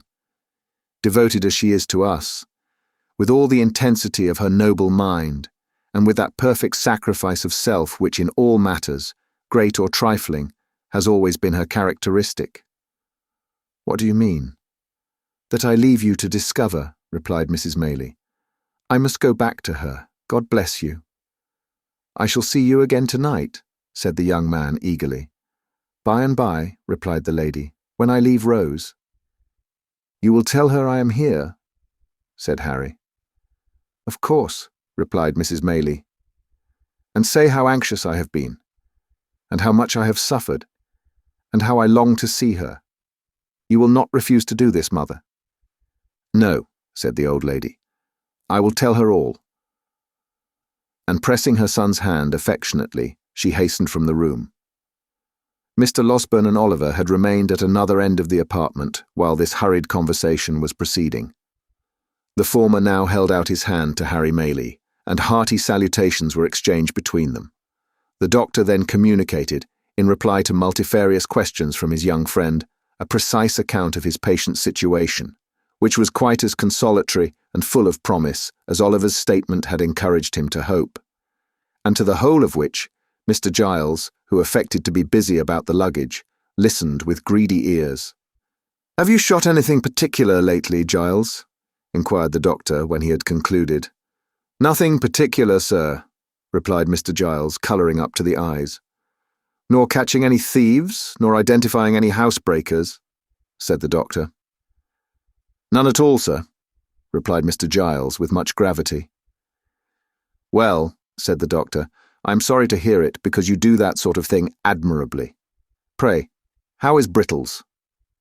"The boy is very well, sir," said Mr. Giles, recovering his usual tone of patronage. "And sends his respectful duty, sir." "That's well," said the doctor. "Seeing you here reminds me, Mr. Giles, that on the day before that on which I was called away so hurriedly, I executed, at the request of your good mistress, a small commission in your favour. Just step into this corner a moment, will you?" Mr. Giles walked into the corner with much importance and some wonder, and was honoured with a short whispering conference with the doctor, on the termination of which he made a great many bows, and retired with steps of unusual stateliness. The subject matter of this conference was not disclosed in the parlour, but the kitchen was speedily enlightened concerning it. For Mr. Giles walked straight thither, and having called for a mug of ale, announced, with an air of majesty, which was highly effective, that it had pleased his mistress, in consideration of his gallant behaviour on the occasion of that attempted robbery, to deposit in the local savings bank the sum of £25 for his sole use and benefit. At this, the two women servants lifted up their hands and eyes, and supposed that Mr. Giles, pulling out his shirt-frill, replied, "No, no," and that if they observed that he was at all haughty to his inferiors, he would thank them to tell him so. And then he made a great many other remarks, no less illustrative of his humility, which were received with equal favour and applause, and were, withal, as original and as much to the purpose as the remarks of great men commonly are. Above stairs, the remainder of the evening passed cheerfully away, for the doctor was in high spirits, and however fatigued or thoughtful Harry Maylie might have been at first, he was not proof against the worthy gentleman's good humour, which displayed itself in a great variety of sallies and professional recollections, and an abundance of small jokes, which struck Oliver as being the drollest things he had ever heard, and caused him to laugh proportionately. To the evident satisfaction of the doctor, who laughed immoderately at himself, and made Harry laugh almost as heartily, by the very force of sympathy. So they were as pleasant a party as, under the circumstances, they could well have been, and it was late before they retired with light and thankful hearts to take that rest of which, after the doubt and suspense they had recently undergone, they stood much in need. Oliver rose next morning, in better heart, and went about his usual occupations, with more hope and pleasure than he had known for many days. The birds were once more hung out to sing in their old places, and the sweetest wild flowers that could be found were once more gathered to gladden Rose with their beauty. The melancholy which had seemed to the sad eyes of the anxious boy to hang, for days past, over every object, beautiful as all were, was dispelled by magic. The dew seemed to sparkle more brightly on the green leaves, the air to rustle among them with a sweeter music, and the sky itself to look more blue and bright. Such is the influence which the condition of our own thoughts exercise even over the appearance of external objects. Men who look on nature and their fellow men and cry that all is dark and gloomy are in the right, but the sombre colours are reflections from their own jaundiced eyes and hearts. The real hues are delicate and need a clearer vision. It is worthy of remark, and Oliver did not fail to note it at the time, that his morning expeditions were no longer made alone. Harry Maylie, after the very first morning when he met Oliver coming laden home, was seized with such a passion for flowers and displayed such a taste in their arrangement as left his young companion far behind. If Oliver were behindhand in these respects, he knew where the best were to be found, and morning after morning they scoured the country together and brought home the fairest that blossomed. The window of the young lady's chamber was opened now, for she loved to feel the rich summer air stream in and revive her with its freshness. But there always stood in water, just inside the lattice, one particular little bunch, which was made up with great care every morning.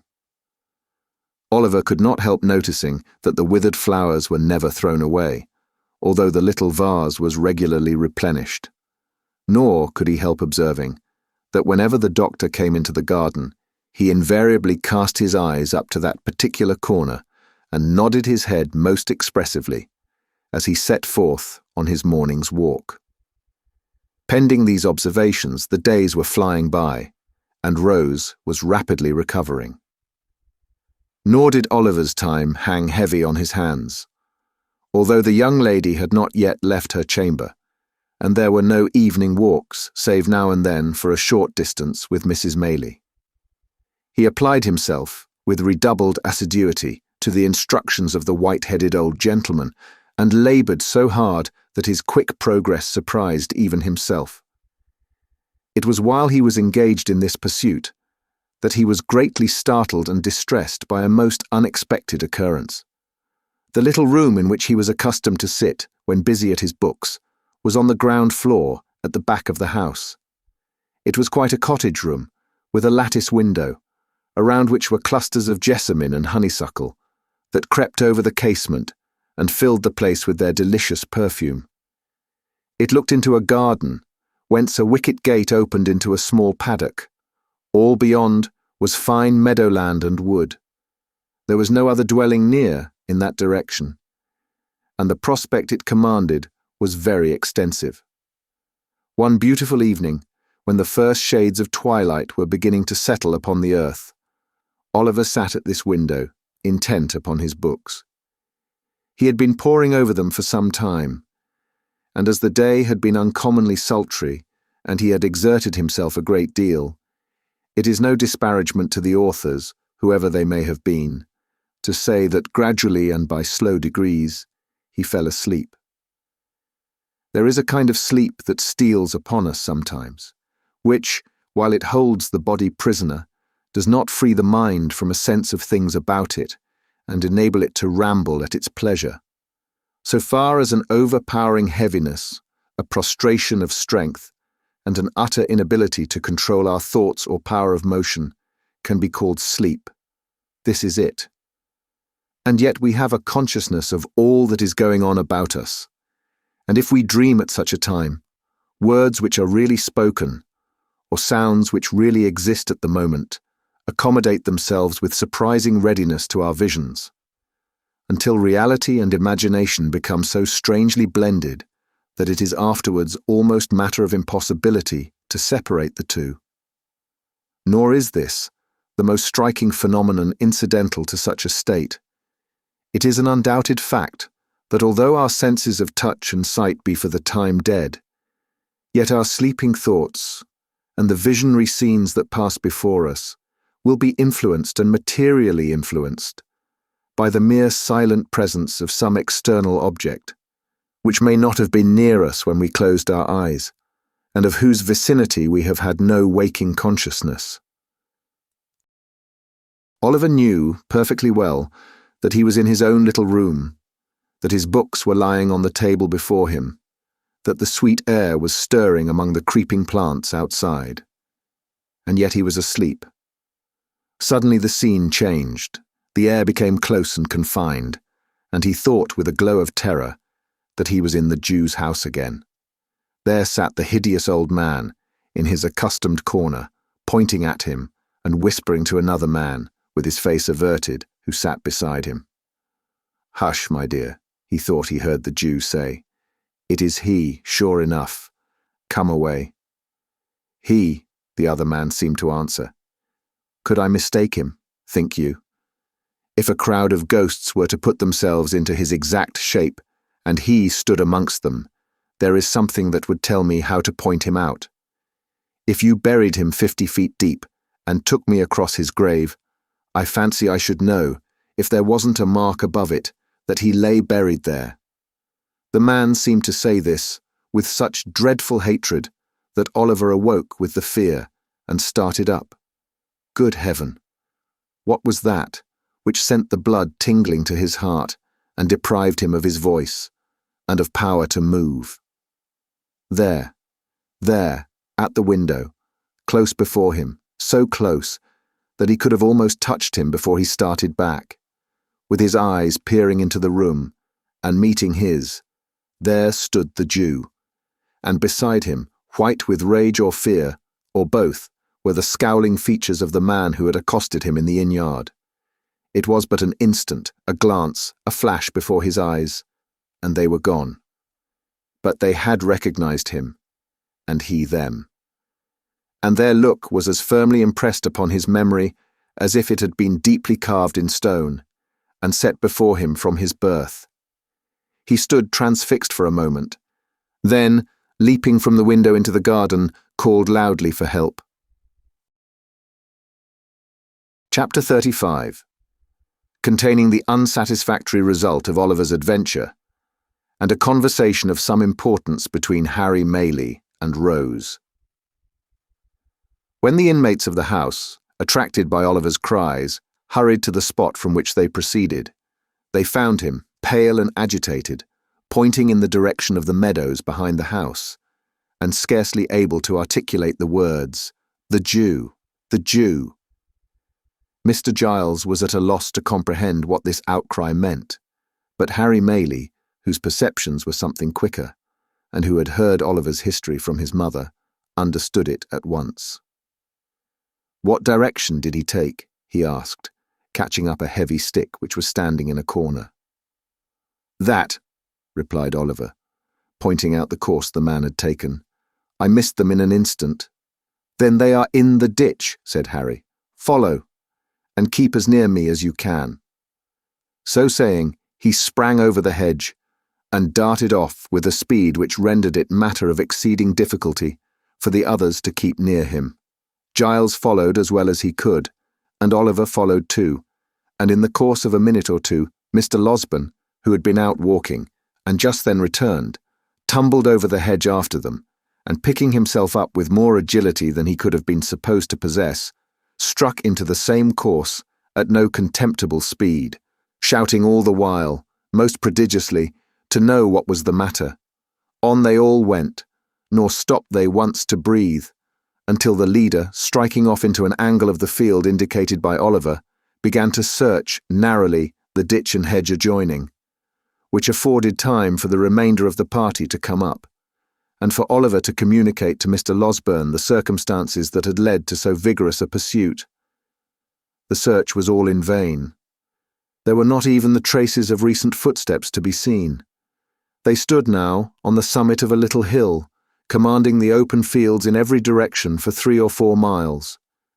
There was the village in the hollow on the left, but in order to gain that, after pursuing the track Oliver had pointed out, the men must have made a circuit of open ground, which it was impossible they could have accomplished in so short a time.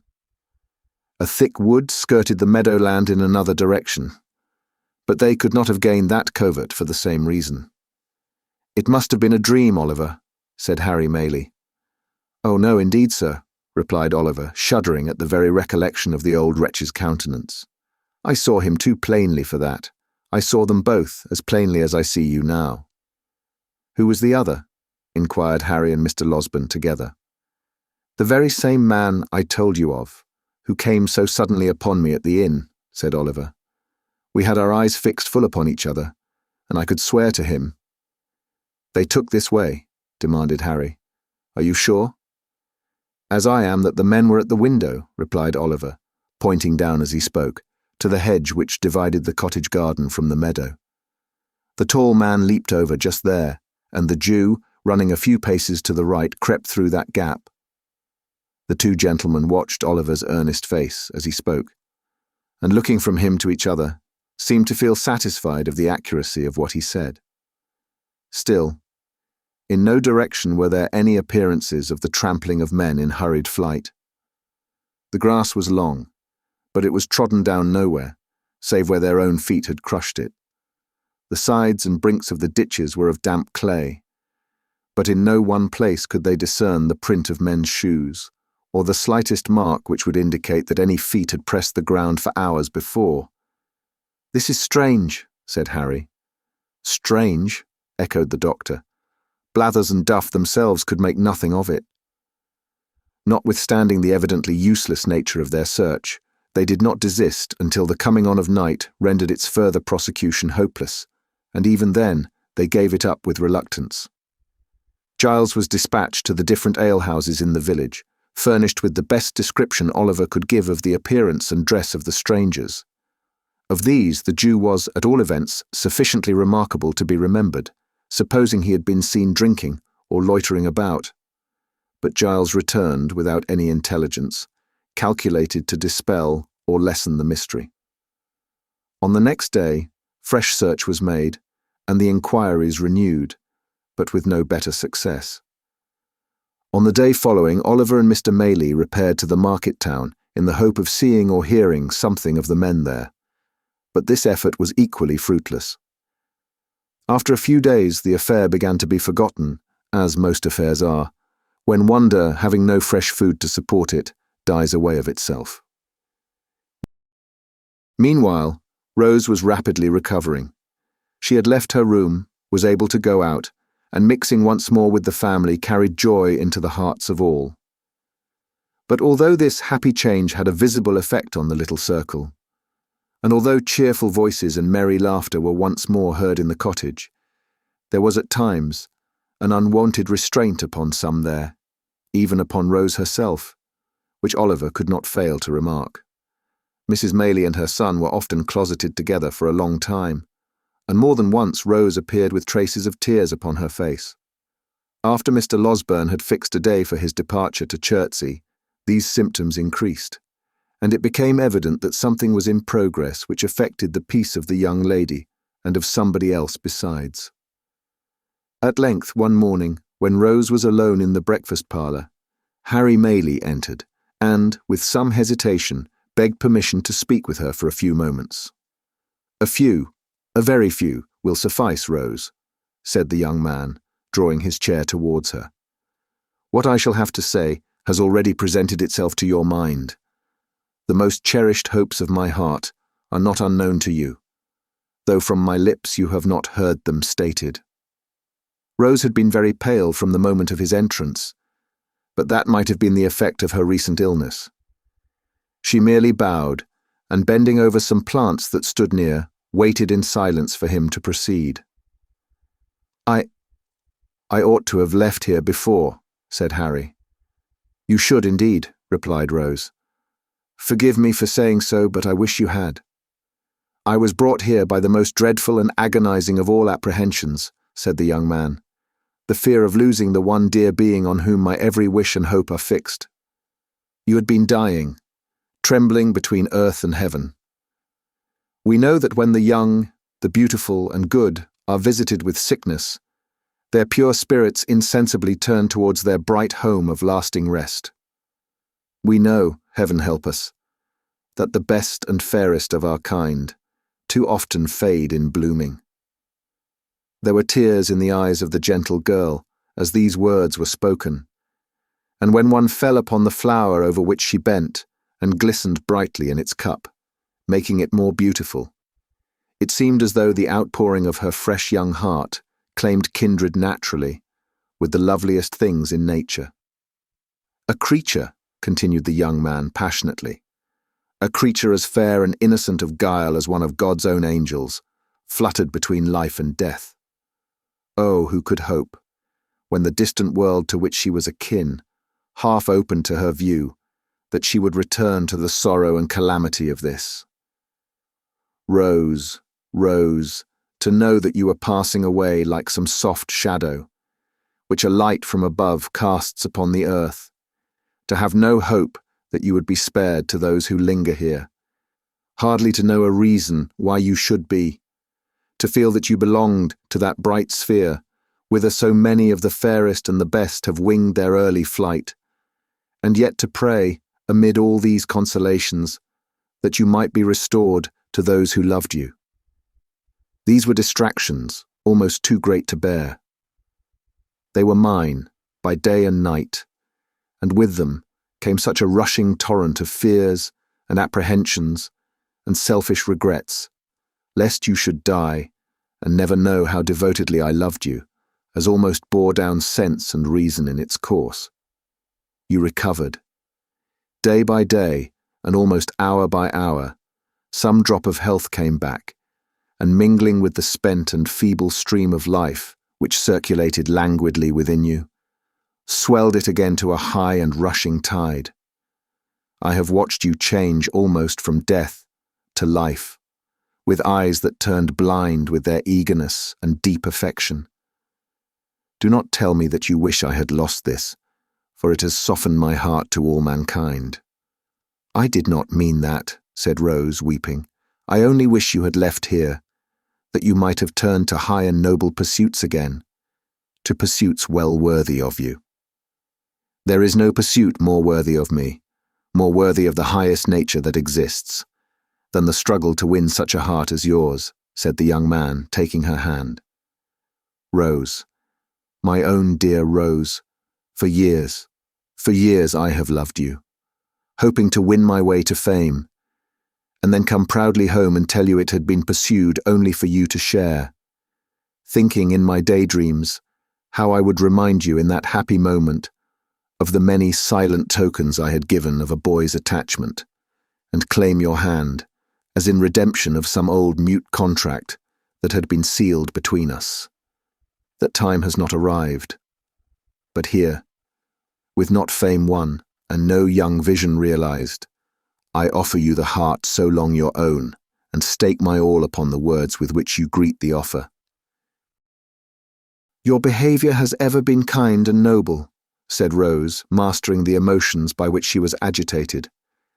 "As you believe that I am not insensible or ungrateful, so hear my answer. It is that I may endeavour to deserve you. It is, dear Rose." "It is," replied Rose, "that you must endeavour to forget me, not as your old and dearly attached companion, for that would wound me deeply, but as the object of your love. Look into the world. Think how many hearts you would be proud to gain are there. Confide some other passion to me if you will. I will be the truest, warmest, and most faithful friend you have." There was a pause, during which Rose, who had covered her face with one hand, gave free vent to her tears. Harry still retained the other. "And your reasons, Rose," he said at length in a low voice. "Your reasons for this decision." "You have a right to know them," rejoined Rose. "You can say nothing to alter my resolution. It is a duty that I must perform. I owe it alike to others and to myself." "To yourself?" "Yes, Harry. I owe it to myself that I, a friendless, portionless girl, with a blight upon my name, should not give your friends reason to suspect that I had sordidly yielded to your first passion, and fastened myself, a clog, on all your hopes and projects. I owe it to you and yours to prevent you from opposing, in the warmth of your generous nature, this great obstacle to your progress in the world." "If your inclinations chime with your sense of duty," Harry began. "They do not," replied Rose, colouring deeply. Then you return my love? Said Harry. Say but that, dear Rose, say but that, and soften the bitterness of this hard disappointment. If I could have done so without doing heavy wrong to him I loved, rejoined Rose, I could have received this declaration very differently, said Harry. Do not conceal that from me at least, Rose. I could, said Rose. Stay, she added, disengaging her hand. Why should we prolong this painful interview? Most painful to me, and yet productive of lasting happiness notwithstanding. For it will be happiness to know that I once held the high place in your regard which I now occupy, and every triumph you achieve in life will animate me with new fortitude and firmness. Farewell, Harry. As we have met today, we meet no more. But in other relations than those in which this conversation have placed us, we may be long and happily entwined. And may every blessing that the prayers of a true and earnest heart can call down from the source of all truth and sincerity, cheer and prosper you. Another word, Rose, said Harry. Your reason in your own words. From your own lips, let me hear it. The prospect before you, answered Rose firmly, is a brilliant one. All the honours to which great talents and powerful connections can help men in public life are in store for you. But those connections are proud, and I will neither mingle with such as may hold in scorn the mother who gave me life, nor bring disgrace or failure on the son of her who has so well supplied that mother's place. In a word, said the young lady, turning away, as her temporary firmness forsook her, there is a stain upon my name, which the world visits on innocent heads. I will carry it into no blood but my own, and the reproach shall rest alone on me. One word more, Rose. Dearest Rose, one more, cried Harry, throwing himself before her. If I had been less fortunate, the world would call it. If some obscure and peaceful life had been my destiny, if I had been poor, sick, helpless, would you have turned from me then? Or has my probable advancement to riches and honour given this scruple birth? Do not press me to reply, answered Rose. The question does not arise, and never will. It is unfair, almost unkind, to urge it. If your answer be what I almost dare to hope it is, retorted Harry, it will shed a gleam of happiness upon my lonely way, and light the path before me. It is not an idle thing to do so much by the utterance of a few brief words, for one who loves you beyond all else. O Rose, in the name of my ardent and enduring attachment, in the name of all I have suffered for you, and all you doom me to undergo, answer me this one question. Then, if your lot had been differently cast, rejoined Rose, if you had been even a little, but not so far, above me, if I could have been a help and comfort to you in any humble scene of peace and retirement, and not a blot and drawback in ambitious and distinguished crowds, I should have been spared this trial. I have every reason to be happy, very happy now. But then, Harry, I own I should have been happier. Busy recollections of old hopes, cherished as a girl long ago, crowded into the mind of Rose, while making this avowal, but they brought tears with them, as old hopes will when they come back withered, and they relieved her. I cannot help this weakness, and it makes my purpose stronger, said Rose, extending her hand. I must leave you now, indeed. I ask one promise, said Harry, once, and only once more. Say within a year, but it may be much sooner. I may speak to you again on this subject, for the last time. Not to press me to alter my right determination, replied Rose with a melancholy smile. It will be useless. No, said Harry, to hear you repeat it, if you will. Finally, repeat it. I will lay at your feet whatever of station of fortune I may possess, and if you still adhere to your present resolution, will not seek, by word or act, to change it. Then let it be so, rejoined Rose. It is but one pang the more, and by that time I may be enabled to bear it better. She extended her hand again. but the young man caught her to his bosom, and imprinting one kiss on her beautiful forehead, hurried from the room.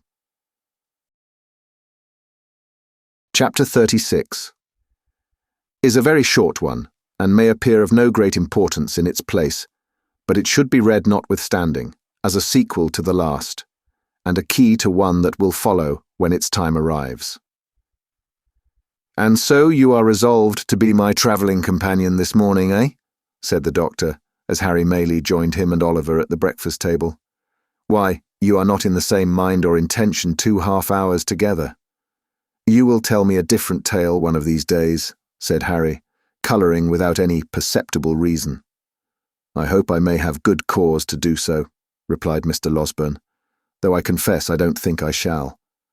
But yesterday morning you had made up your mind, in a great hurry, to stay here, and to accompany your mother, like a dutiful son, to the seaside.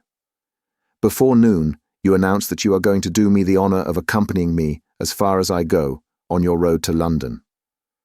And at night, you urge me with great mystery to start before the ladies are stirring, the consequence of which is that young Oliver here is pinned down to his breakfast when he ought to be ranging the meadows after botanical phenomena of all kinds. Too bad, isn't it, Oliver? I should have been very sorry not to have been at home when you and Mr. Maylie went away, sir," rejoined Oliver. "That's a fine fellow," said the doctor. "You shall come and see me when you return.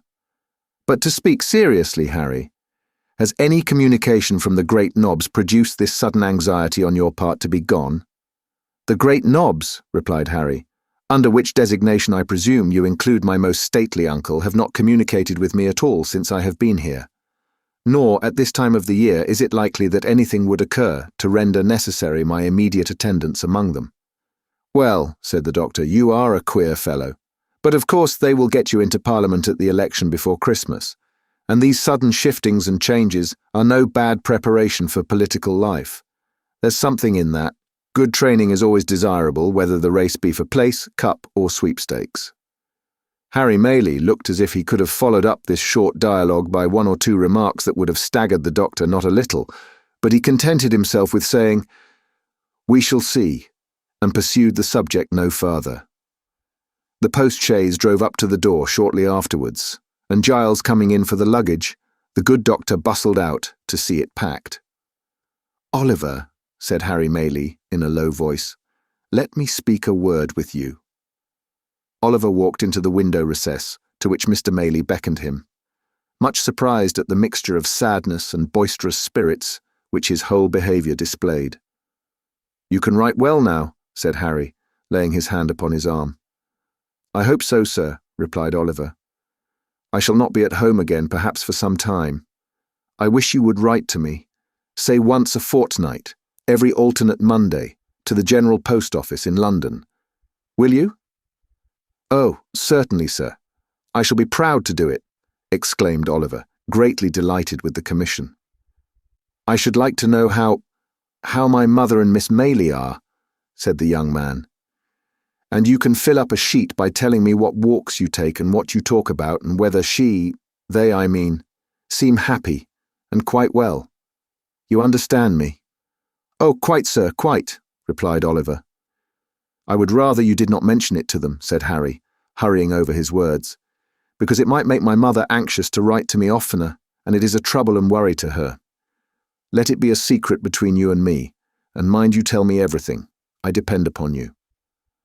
Oliver, quite elated and honoured by a sense of his importance, faithfully promised to be secret and explicit in his communications. Mr. Maylie took leave of him, with many assurances of his regard and protection. The doctor was in the chaise. Giles, who, it had been arranged, should be left behind, held the door open in his hand, and the women servants were in the garden, looking on. Harry cast one slight glance at the latticed window and jumped into the carriage. "Drive on," he cried. "Hard, fast, full gallop. Nothing short of flying will keep pace with me today." "Hallo!" cried the doctor, letting down the front glass in a great hurry and shouting to the postilion. "Something very short of flying will keep pace with me. Do you hear?" Jingling and clattering, till distance rendered its noise inaudible, and its rapid progress only perceptible to the eye. The vehicle wound its way along the road, almost hidden in a cloud of dust, now wholly disappearing, and now becoming visible again, as intervening objects, or the intricacies of the way, permitted. It was not until even the dusty cloud was no longer to be seen that the gazers dispersed. And there was one looker-on who remained with eyes fixed upon the spot where the carriage had disappeared, long after it was many miles away, for, behind the white curtain which had shrouded her from view when Harry raised his eyes towards the window, sat Rose herself. "He seems in high spirits and happy," she said at length. "I feared for a time he might be otherwise. I was mistaken. I am very, very glad." Tears are signs of gladness as well as grief, but those which coursed down Rose's face, as she sat pensively at the window, still gazing in the same direction, seemed to tell more of sorrow than of joy. Chapter 37, in which the reader may perceive a contrast, not uncommon in matrimonial cases. Mr. Bumble sat in the workhouse parlour, with his eyes moodily fixed on the cheerless grate, whence, as it was summer-time, no brighter gleam proceeded than the reflection of certain sickly rays of the sun, which were sent back from its cold and shining surface. A paper fly-cage dangled from the ceiling, to which he occasionally raised his eyes in gloomy thought, and as the heedless insects hovered round the gaudy network, Mr. Bumble would heave a deep sigh, while a more gloomy shadow overspread his countenance. Mr. Bumble was meditating. It might be that the insects brought to mind some painful passage in his own past life. Nor was Mr. Bumble's gloom the only thing calculated to awaken a pleasing melancholy in the bosom of a spectator. There were not wanting other appearances, and those closely connected with his own person, which announced that a great change had taken place in the position of his affairs. The laced coat and the cocked hat, where were they? He still wore knee breeches and dark cotton stockings on his nether limbs, but they were not the breeches. The coat was wide-skirted, and in that respect like the coat, but oh, how different. The mighty cocked hat was replaced by a modest round one. Mr. Bumble was no longer a beadle. There are some promotions in life which, independent of the more substantial rewards they offer, require peculiar value and dignity from the coats and waistcoats connected with them. A field marshal has his uniform, a bishop his silk apron, a councillor his silk gown, a beadle his cocked hat. Strip the bishop of his apron, or the beadle of his hat and lace. What are they? Men. Mere men. Dignity, and even holiness too, sometimes, are more questions of coat and waistcoat than some people imagine. Mr. Bumble had married Mrs. Corney and was master of the workhouse. Another beadle had come into power. On him the cocked hat, gold-laced coat and staff had all three descended. "And tomorrow 2 months it was done," said Mr. Bumble with a sigh. "It seems a age." Mr. Bumble might have meant that he had concentrated a whole existence of happiness into the short space of 8 weeks. But the sigh, there was a vast deal of meaning in the sigh. "I sold myself," said Mr. Bumble, pursuing the same train of reflection, "for 6 teaspoons, a pair of sugar tongs, and a milk pot. With a small quantity of second-hand furniture and £20 in money, I went very reasonable. Cheap, dirt cheap." "Cheap!" cried a shrill voice in Mr. Bumble's ear. "You would have been dear at any price, and dear enough I paid for you, Lord above knows that." Mr. Bumble turned and encountered the face of his interesting consort, who, imperfectly comprehending the few words she had overheard of his complaint, had hazarded the foregoing remark at a venture. "Mrs. Bumble, ma'am," said Mr. Bumble with a sentimental sternness. "Well," cried the lady. "Have the goodness to look at me," said Mr. Bumble, fixing his eyes upon her. "If she stands such an eye as that," said Mr. Bumble to himself, "she can stand anything." It is an eye I never knew to fail with paupers. If it fails with her, my power is gone. Whether an exceedingly small expansion of eye be sufficient to quell paupers, who, being lightly fed, are in no very high condition, or whether the late Mrs. Corney was particularly proof against eagle glances, are matters of opinion. The matter of fact is that the matron was in no way overpowered by Mr. Bumble's scowl, but, on the contrary, treated it with great disdain, and even raised a laugh thereat, which sounded as though it were genuine. On hearing this most unexpected sound, Mr. Bumble looked, first incredulous, and afterwards amazed. He then relapsed into his former state, nor did he rouse himself until his attention was again awakened by the voice of his partner. "Are you going to sit snoring there all day?" inquired Mrs. Bumble. "I'm going to sit here as long as I think proper, ma'am," rejoined Mr. Bumble. "And although I was not snoring, I shall snore, gape, sneeze, laugh, or cry, as the humour strikes me, such being my prerogative." "Your prerogative," sneered Mrs. Bumble, with ineffable contempt. "I said the word, ma'am," said Mr. Bumble. "The prerogative of a man is to command." "And what's the prerogative of a woman, in the name of goodness?" cried the relict of Mr. Corney, deceased. "To obey, ma'am," thundered Mr. Bumble. "Your late unfortunate husband should have taught it you, and then perhaps he might have been alive now. I wish he was, poor man." Mrs. Bumble, seeing at a glance that the decisive moment had now arrived, and that a blow struck for the mastership on one side or other must necessarily be final and conclusive, no sooner heard this allusion to the dead and gone than she dropped into a chair, and with a loud scream that Mr. Bumble was a hard-hearted brute, fell into a paroxysm of tears. But tears were not the things to find their way to Mr. Bumble's soul. His heart was waterproof. Like washable beaver hats that improve with rain, his nerves were rendered stouter and more vigorous by showers of tears, which, being tokens of weakness, and so far tacit admissions of his own power, pleased and exalted him. He eyed his good lady with looks of great satisfaction, and begged, in an encouraging manner, that she should cry her hardest, the exercise being looked upon by the faculty as strongly conducive to health. "It opens the lungs, washes the countenance, exercises the eyes, and softens down the temper," said Mr. Bumble. "So cry away." As he discharged himself of this pleasantry, Mr. Bumble took his hat from a peg, and putting it on, rather rakishly on one side, as a man might, who felt he had asserted his superiority in a becoming manner, thrust his hands into his pockets, and sauntered towards the door, with much ease and waggishness depicted in his whole appearance. Now Mrs. Corney that was, had tried the tears, because they were less troublesome than a manual assault. But she was quite prepared to make trial of the latter mode of proceeding, as Mr. Bumble was not long in discovering. The first proof he experienced of the fact was conveyed in a hollow sound, immediately succeeded by the sudden flying off of his hat to the opposite end of the room. This preliminary proceeding laying bare his head, the expert lady, clasping him tightly round the throat with one hand, inflicted a shower of blows, dealt with singular vigour and dexterity, upon it with the other. This done, she created a little variety by scratching his face and tearing his hair, and having by this time inflicted as much punishment as she deemed necessary for the offence, she pushed him over a chair, which was luckily well situated for the purpose, and defied him to talk about his prerogative again, if he dared.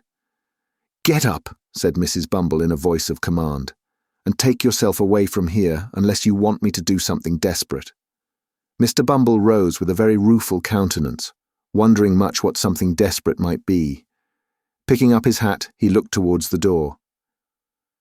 "Are you going?" demanded Mrs. Bumble. "Certainly, my dear, certainly," rejoined Mr. Bumble, making a quicker motion towards the door. "I didn't intend to— I'm going, my dear. You are so very violent that really I—" At this instant, Mrs. Bumble stepped hastily forward to replace the carpet, which had been kicked up in the scuffle. Mr. Bumble immediately darted out of the room without bestowing another thought on his unfinished sentence, leaving the late Mrs. Corney in full possession of the field. Mr. Bumble was fairly taken by surprise and fairly beaten. He had a decided propensity for bullying, derived no inconsiderable pleasure from the exercise of petty cruelty, and consequently was, it is needless to say, a coward. This is by no means a disparagement to his character, for many official personages, who are held in high respect and admiration, are the victims of similar infirmities.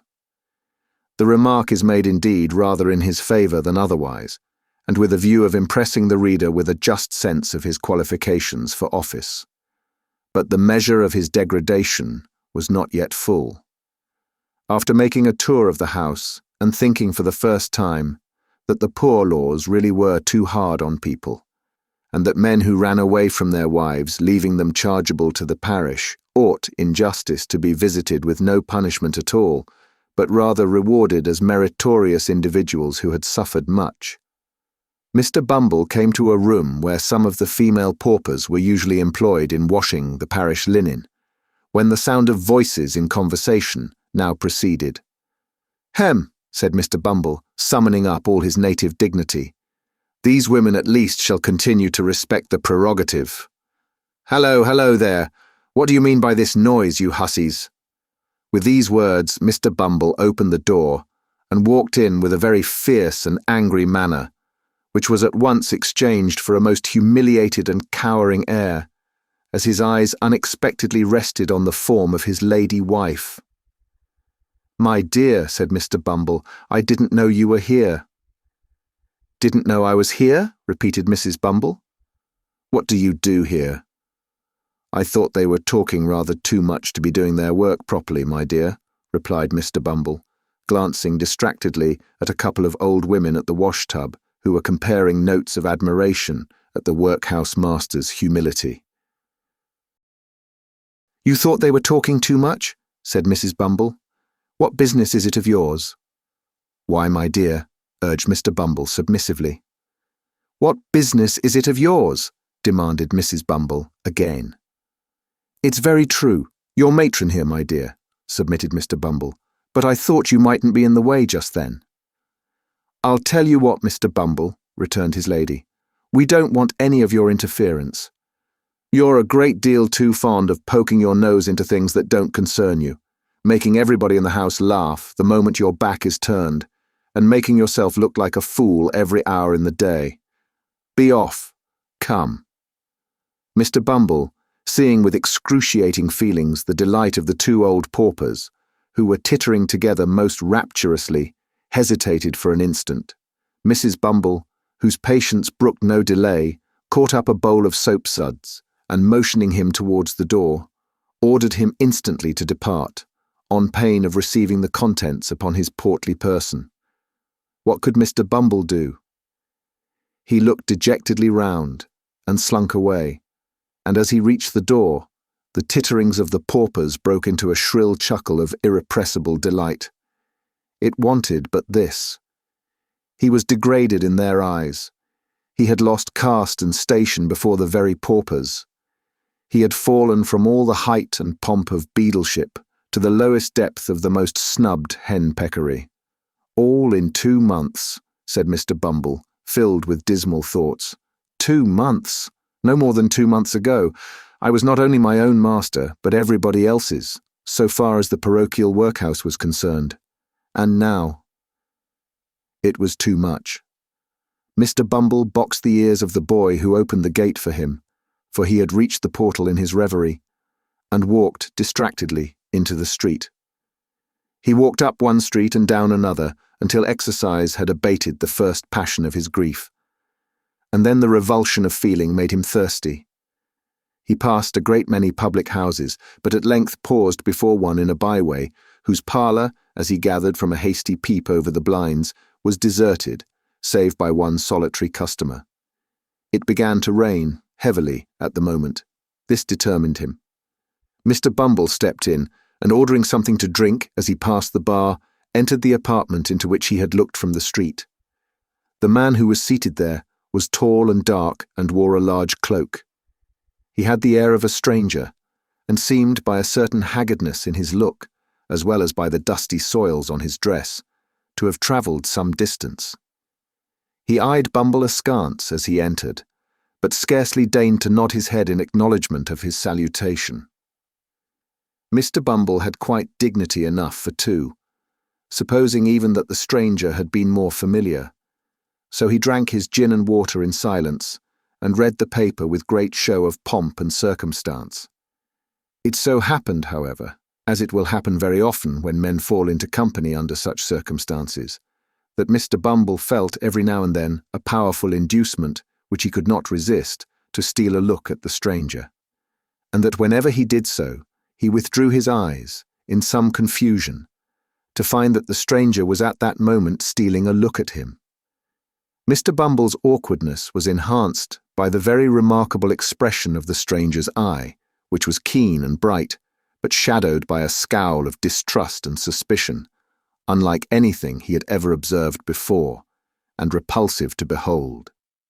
When they had encountered each other's glance several times in this way, the stranger, in a harsh, deep voice, broke silence. "Were you looking for me," he said, "when you peered in at the window? Not that I am aware of, unless you're Mr. Here Mr. Bumble stopped short, for he was curious to know the stranger's name, and thought in his impatience he might supply the blank. "I see you were not," said the stranger, an expression of quiet sarcasm playing about his mouth. "Or you have known my name. You don't know it. I would recommend you not to ask for it." "I meant no harm, young man," observed Mr. Bumble majestically. "And have done none," said the stranger. Another silence succeeded this short dialogue, which was again broken by the stranger. "I've seen you before, I think," said he. "You were differently dressed at that time, and I only passed you in the street, but I should know you again. You were beadle here once, were you not?" "I was," said Mr. Bumble in some surprise. "Parochial beadle." "Just so," rejoined the other, nodding his head. "It was in that character I saw you. What are you now?" "Master of the workhouse," rejoined Mr. Bumble, slowly and impressively, to check any undue familiarity the stranger might otherwise assume. "Master of the workhouse, young man. You have the same eye to your own interest that you always had, I doubt not," resumed the stranger, looking keenly into Mr. Bumble's eyes, as he raised them in astonishment at the question. "Don't scruple to answer freely, man. I know you pretty well, you see." "I suppose a married man," replied Mr. Bumble, shading his eyes with his hand, and surveying the stranger from head to foot in evident perplexity, "is not more averse to turning an honest penny when he can than a single one.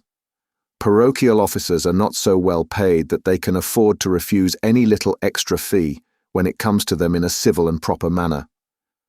The stranger smiled and nodded his head again, as much to say he had not mistaken his man, then rang the bell. "Fill this glass again," he said, handing Mr. Bumble's empty tumbler to the landlord. "Let it be strong and hot. You like it so, I suppose?" "Not too strong," replied Mr. Bumble with a delicate cough. "You understand what that means, landlord," said the stranger dryly. The host smiled, disappeared, and shortly afterwards returned with a steaming jorum, of which the first gulp brought the water into Mr. Bumble's eyes. "Now listen to me," said the stranger after closing the door and window. "I came down to this place today to find you out, and by one of those chances which the devil throws in the way of his friends sometimes, you walked into the very room I was sitting in, while you were uppermost in my mind. I want some information from you. I don't ask you to give it for nothing, slight as it is. Put up that, to begin with." As he spoke, he pushed a couple of sovereigns across the table to his companion, carefully, as though unwilling that the chinking of money should be heard without. When Mr. Bumble had scrupulously examined the coins to see that they were genuine, and had put them up with much satisfaction in his waistcoat pocket, he went on, "Carry your memory back. Let me see. 12 years last winter." "It's a long time," said Mr. Bumble. "Very good, I've done it." "The scene, the workhouse." "Good. And the time, night." "Yes. And the place, the crazy hole, wherever it was, in which miserable drabs brought forth the life and health so often denied to themselves, gave birth to puling children for the parish to rear, and hid their shame, rot 'em in the grave. "The lying-in room, I suppose," said Mr. Bumble, not quite following the stranger's excited description. "Yes," said the stranger. "A boy was born there." "A many boys," observed Mr. Bumble, shaking his head despondingly. "A murrain on the young devils," cried the stranger. "I speak of one, a meek-looking, pale-faced boy who was apprenticed down here to a coffin-maker. I wish he had made his coffin and screwed his body in it, and who afterwards ran away to London, as it was supposed." "Why, you mean Oliver, young Twist," said Mr. Bumble. "I remember him, of course. There wasn't a obstinater young rascal." "It's not of him I want to hear. I've heard enough of him," said the stranger, stopping Mr. Bumble in the outset of a tirade on the subject of poor Oliver's vices. "It's of a woman, the hag that nursed his mother. Where is she?" "Where is she?" said Mr. Bumble, whom the gin and water had rendered facetious. "It would be hard to tell. There's no midwifery there, whichever place she's gone to. So I suppose she's out of employment anyway." "What do you mean?" demanded the stranger sternly. "That she died last winter," rejoined Mr. Bumble. The man looked fixedly at him when he had given this information, and although he did not withdraw his eyes for some time afterwards, his gaze gradually became vacant and abstracted, and he seemed lost in thought. For some time he appeared doubtful whether he ought to be relieved or disappointed by the intelligence. But at length he breathed more freely, and withdrawing his eyes, observed that it was no great matter. With that he rose, as if to depart. But Mr. Bumble was cunning enough, and he at once saw that an opportunity was opened for the lucrative disposal of some secret in the possession of his better half. He well remembered the night of old Sally's death, which the occurrences of that day had given him good reason to recollect, as the occasion on which he had proposed to Mrs. Corney, and although that lady had never confided to him the disclosure of which he had been the solitary witness, he had heard enough to know that it related to something that had occurred in the old woman's attendance, as workhouse nurse, upon the young mother of Oliver Twist. Hastily calling this circumstance to mind, he informed the stranger, with an air of mystery, that one woman had been closeted with the old harridan shortly before she died, and that she could, as he had reason to believe, throw some light on the subject of his inquiry. "How can I find her?" said the stranger, thrown off his guard, and plainly showing that all his fears, whatever they were aroused afresh by the intelligence. "Only through me," rejoined Mr. Bumble. "When?" cried the stranger hastily. "Tomorrow," rejoined Bumble. "At 9 in the evening," said the stranger, producing a scrap of paper, and writing down upon it an obscure address by the waterside, in characters that betrayed his agitation. "At 9 in the evening, bring her to me there. I needn't tell you to be secret. It's your interest." With these words, he led the way to the door, after stopping to pay for the liquor that had been drunk. Shortly remarking that their roads were different, he departed without more ceremony than an emphatic repetition of the hour of appointment for the following night.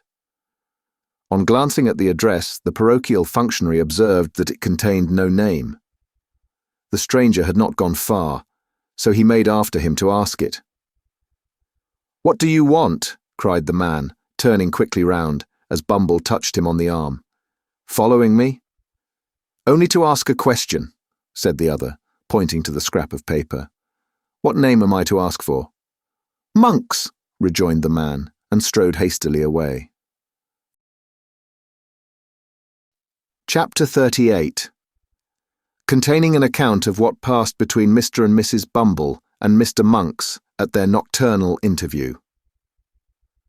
It was a dull, close, overcast summer evening. The clouds, which had been threatening all day, spread out in a dense and sluggish mass of vapour, already yielded large drops of rain, and seemed to presage a violent thunderstorm, when Mr. and Mrs. Bumble, turning out of the main street of the town, directed their course towards a scattered little colony of ruinous houses, distant from it some mile and a half or thereabouts, and erected on a low, unwholesome swamp bordering upon the river. They were both wrapped in old and shabby outer garments, which might perhaps serve the double purpose of protecting their persons from the rain and sheltering them from observation. The husband carried a lantern, from which, however, no light yet shone, and trudged on a few paces in front, as though, the way being dirty, to give his wife the benefit of treading in his heavy footprints. They went on in profound silence. Every now and then, Mr. Bumble relaxed his pace, and turned his head as if to make sure that his helpmate was following. Then, discovering that she was close at his heels, he mended his rate of walking, and proceeded, at a considerable increase of speed, towards their place of destination. This was far from being a place of doubtful character, for it had long been known as the residence of none but low ruffians who, under various pretences of living by their labour, subsisted chiefly on plunder and crime. It was a collection of mere hovels, some hastily built with loose bricks, others of old worm-eaten ship timber, jumbled together without any attempt at order or arrangement, and planted, for the most part, within a few feet of the river's bank. A few leaky boats drawn up on the mud and made fast to the dwarf wall which skirted it, and here and there an oar or coil of rope, appeared at first to indicate that the inhabitants of these miserable cottages pursued some avocation on the river.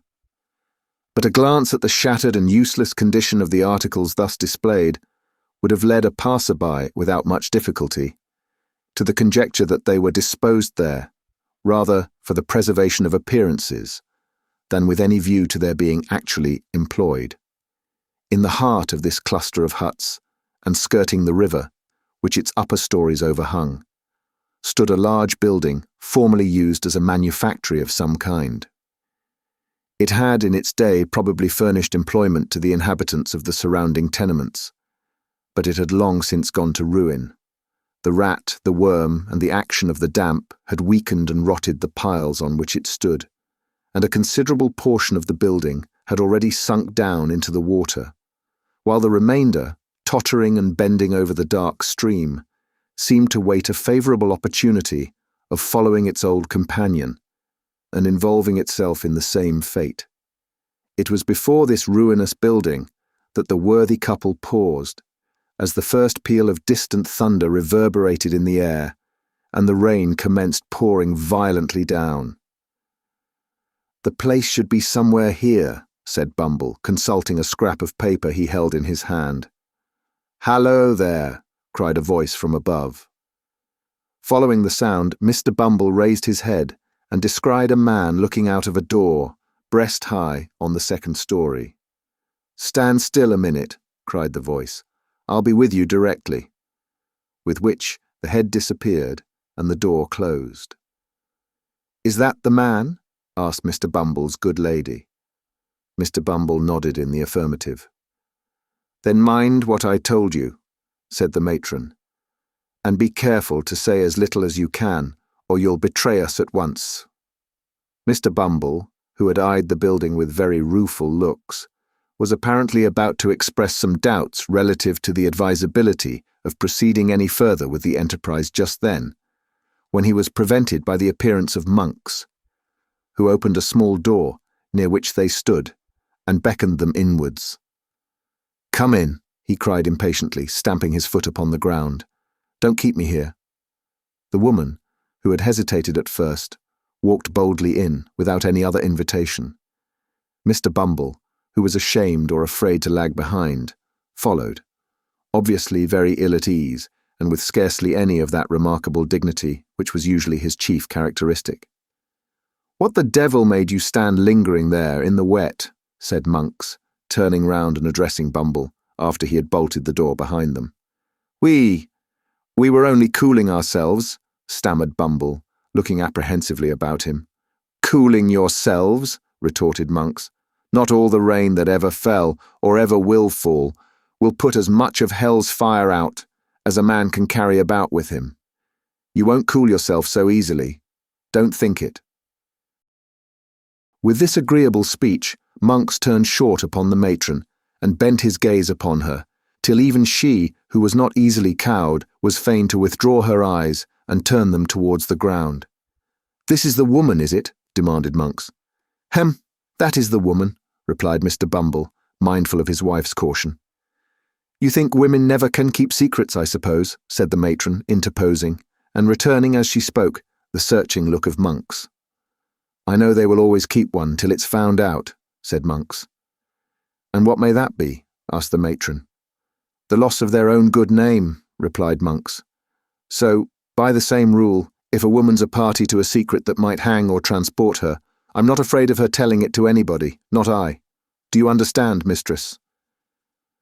"No," rejoined the matron, slightly colouring as she spoke. "Of course you don't," said Monks. "How should you?"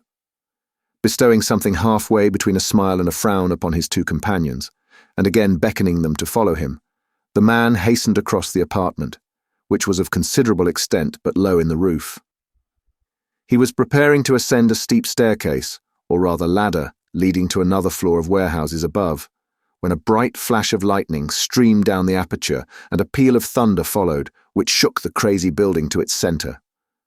"Hear it!" he cried, shrinking back. "Hear it!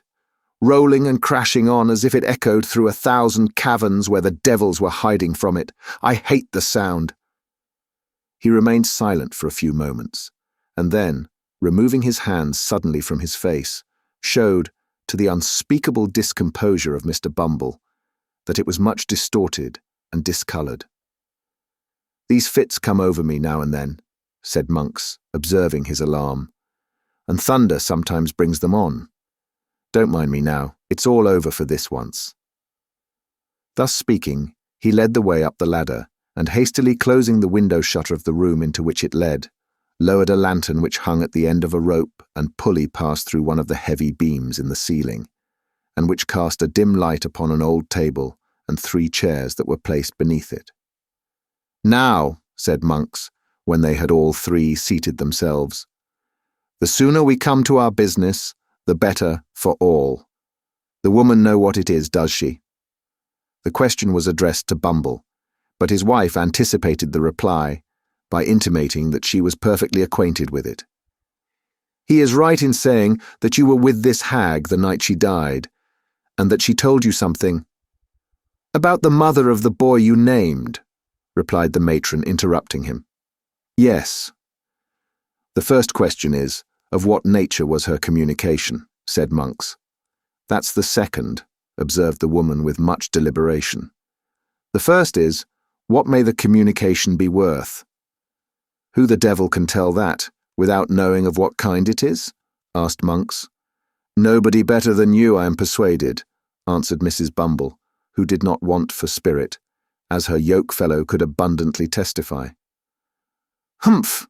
said Monks significantly, and with a look of eager inquiry. "There may be money's worth to get, eh?" "Perhaps there may," was the composed reply. "Something that was taken from her," said Monks. "Something that she wore, something that—" "You had better bid," interrupted Mrs. Bumble. "I have heard enough already to assure me that you are the man I ought to talk to." Mr. Bumble, who had not yet been admitted by his better half into any greater share of the secret than he had originally possessed, listened to this dialogue with outstretched neck and distended eyes, which he directed towards his wife and Monks by turns, in undisguised astonishment, increased if possible when the latter sternly demanded, "What sum was required for the disclosure?" "What's it worth to you?" asked the woman, as collectedly as before. "It may be nothing, it may be £20, replied Monks. "Speak out, and let me know which." "Add £5 to the sum you have named. Give me £25 in gold," said the woman, "and I'll tell you all I know, not before." £25, exclaimed Monks, drawing back. "I spoke as plainly as I could," replied Mrs. Bumble. "It's not a large sum either." "Not a large sum for a paltry secret, that may be nothing when it's told," cried Monks impatiently, "and which has been lying dead for 12 years past or more. Such matters keep well, and like good wine, often double their value in course of time," answered the matron, still preserving the resolute indifference she had assumed. As to lying dead, there are those who will lie dead for 12,000 years to come, or 12 million, for anything you or I know, who will tell strange tales at last. What if I pay it for nothing? Asked Monks, hesitating. You can easily take it away again, replied the matron.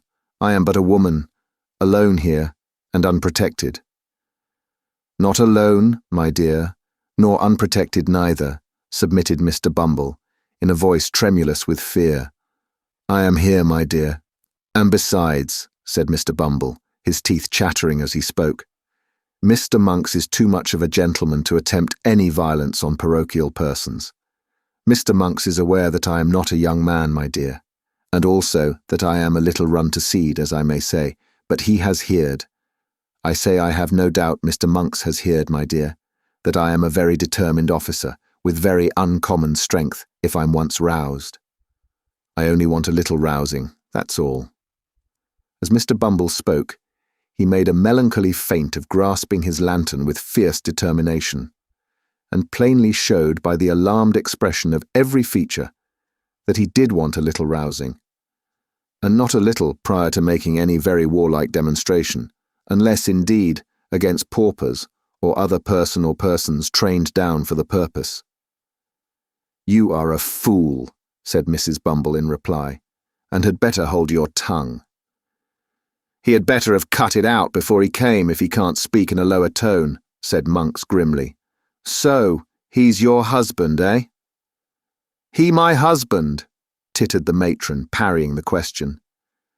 I thought as much when you came in, rejoined Monks, marking the angry glance which the lady darted at her spouse as she spoke. So much the better. I have less hesitation in dealing with two people, when I find that there's only one will between them. I'm in earnest.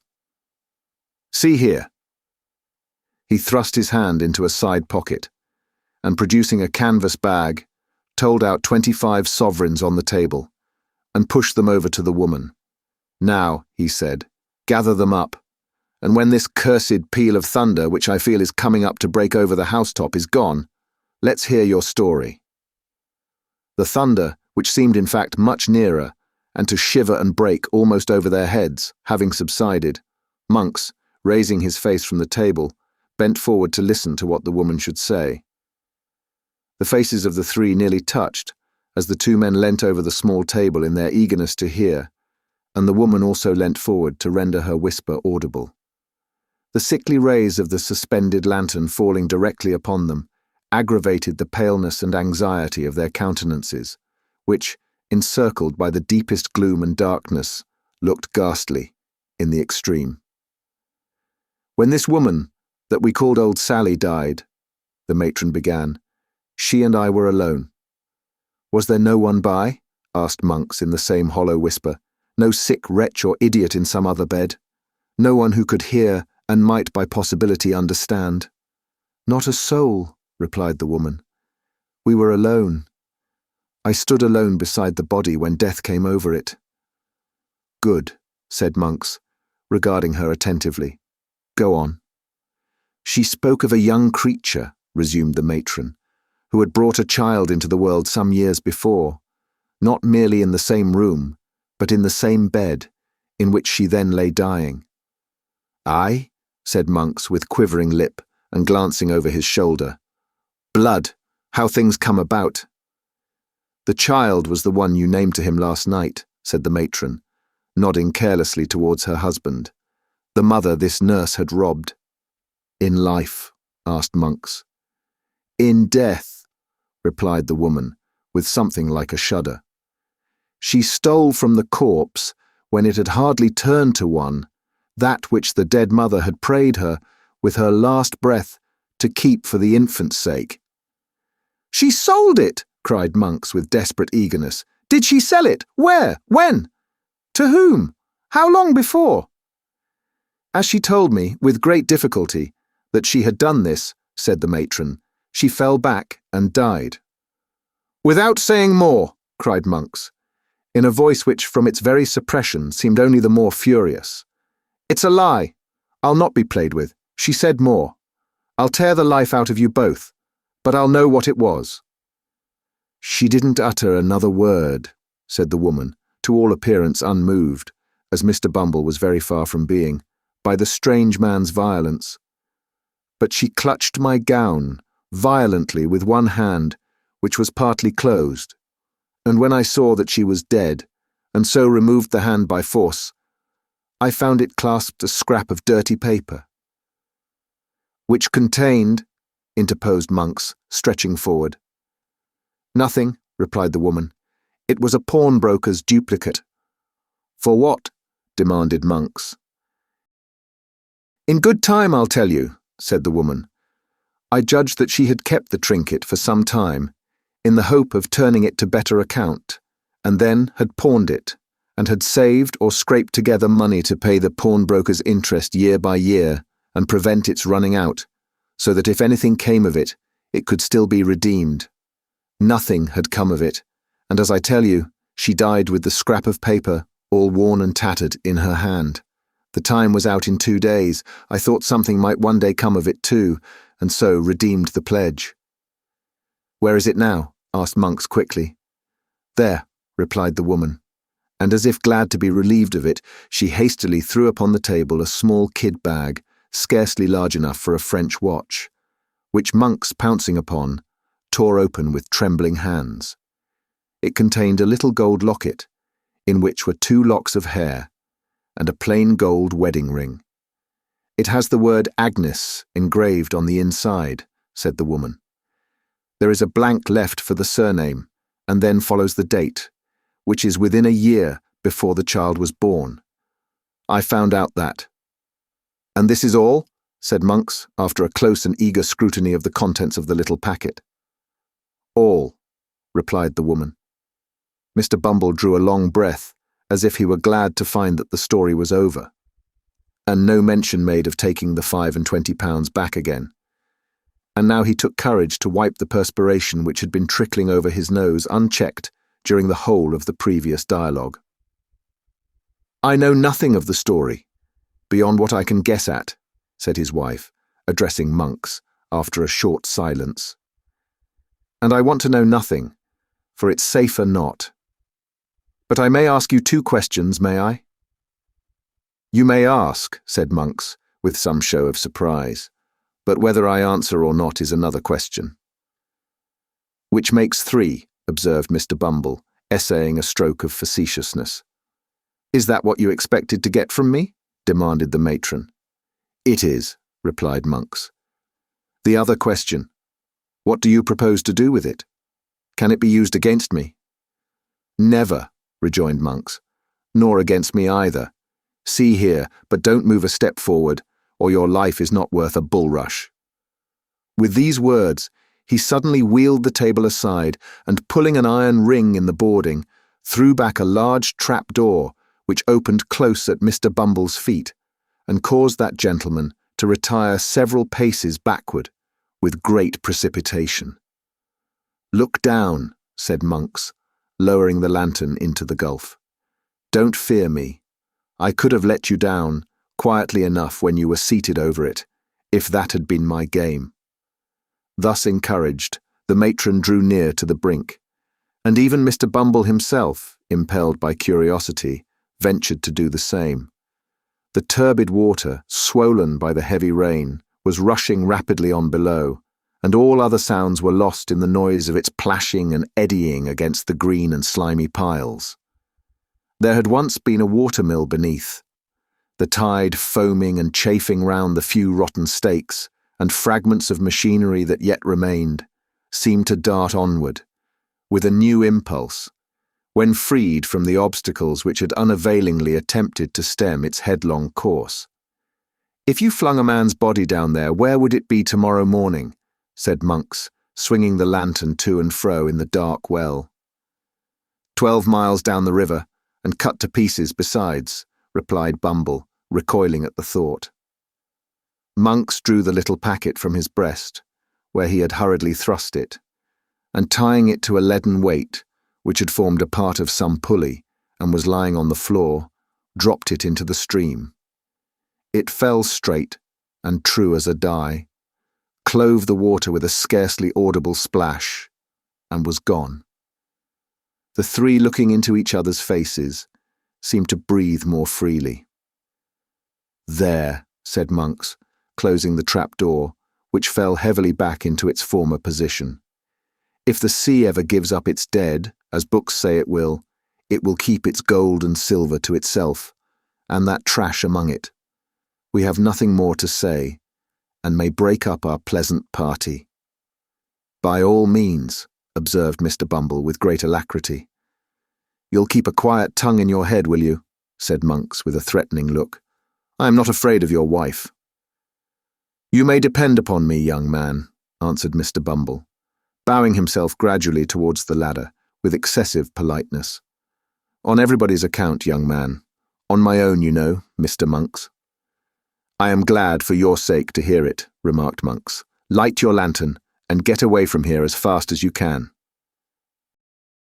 It was fortunate that the conversation terminated at this point, or Mr. Bumble, who had bowed himself to within 6 inches of the ladder, would infallibly have pitched headlong into the room below. He lighted his lantern from that which Monks had detached from the rope, and now carried in his hand, and making no effort to prolong the discourse, descended in silence, followed by his wife. Monks brought up the rear, after pausing on the steps to satisfy himself that there were no other sounds to be heard than the beating of the rain without and the rushing of the water. They traversed the lower room, slowly and with caution, for Monks started at every shadow, and Mr. Bumble, holding his lantern a foot above the ground, walked not only with remarkable care, but with a marvellously light step for a gentleman of his figure, looking nervously about him for hidden trap-doors.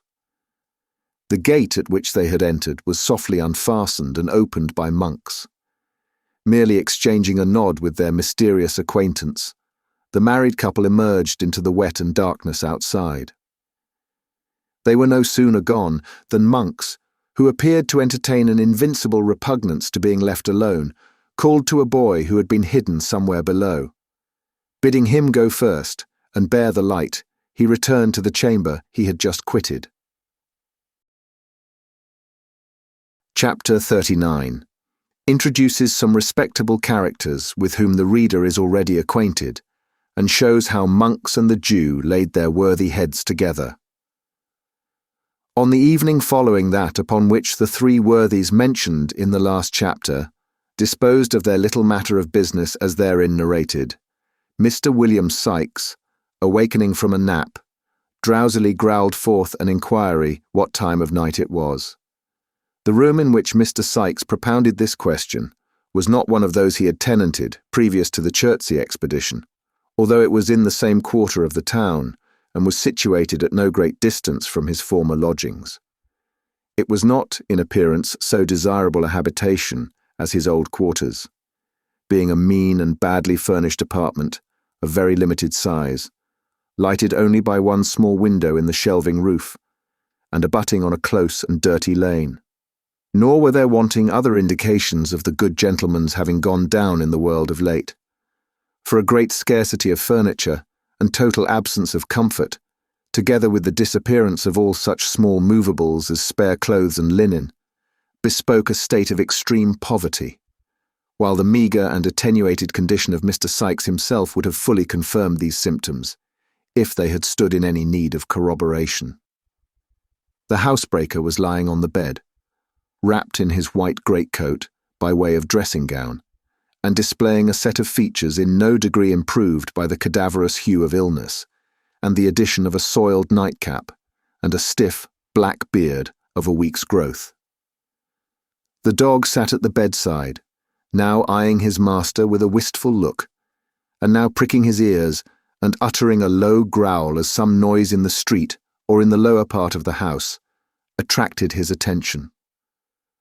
Seated by the window, busily engaged in patching an old waistcoat which formed a portion of the robber's ordinary dress, was a female, so pale and reduced with watching and privation that there would have been considerable difficulty in recognizing her as the same Nancy who has already figured in this tale, but for the voice in which she replied to Mr. Sikes's question. "Not long gone 7, said the girl. How do you feel tonight, Bill? As weak as water, replied Mr. Sikes, with an imprecation on his eyes and limbs. Here, lend us a hand and let me get off this thundering bed anyhow. Illness had not improved Mr. Sikes's temper, for as the girl raised him up and led him to a chair, he muttered various curses on her awkwardness, and struck her. Whining, are you? Said Sikes. Come, don't stand snivelling there. If you can't do anything better than that, cut off altogether. Do you hear me? I hear you, replied the girl, turning her face aside and forcing a laugh. What fancy have you got in your head now? Oh, you've thought better of it, have you? Growled Sikes, marking the tear which trembled in her eye. All the better for you, you have. Why, you don't mean to say you'd be hard upon me tonight, Bill, said the girl, laying her hand upon his shoulder. No, cried Mr. Sikes. Why not? Such a number of nights, said the girl, with a touch of woman's tenderness, which communicated something like sweetness of tone, even to her voice. Such a number of nights as I've been patient with you, nursing and caring for you, as if you had been a child, and this the first that I've seen you like yourself. You wouldn't have served me as you did just now, if you'd thought of that, would you? Come, come, say you wouldn't. Well then, rejoined Mr. Sikes, I wouldn't. Why, damn now, the girl's whining again. It's nothing, said the girl, throwing herself into a chair. Don't you seem to mind me. It'll soon be over. What'll be over? Demanded Mr. Sikes in a savage voice. What foolery are you up to now again? Get up and bustle about, and don't come over me with your woman's nonsense. At any other time, this remonstrance, and the tone in which it was delivered, would have had the desired effect.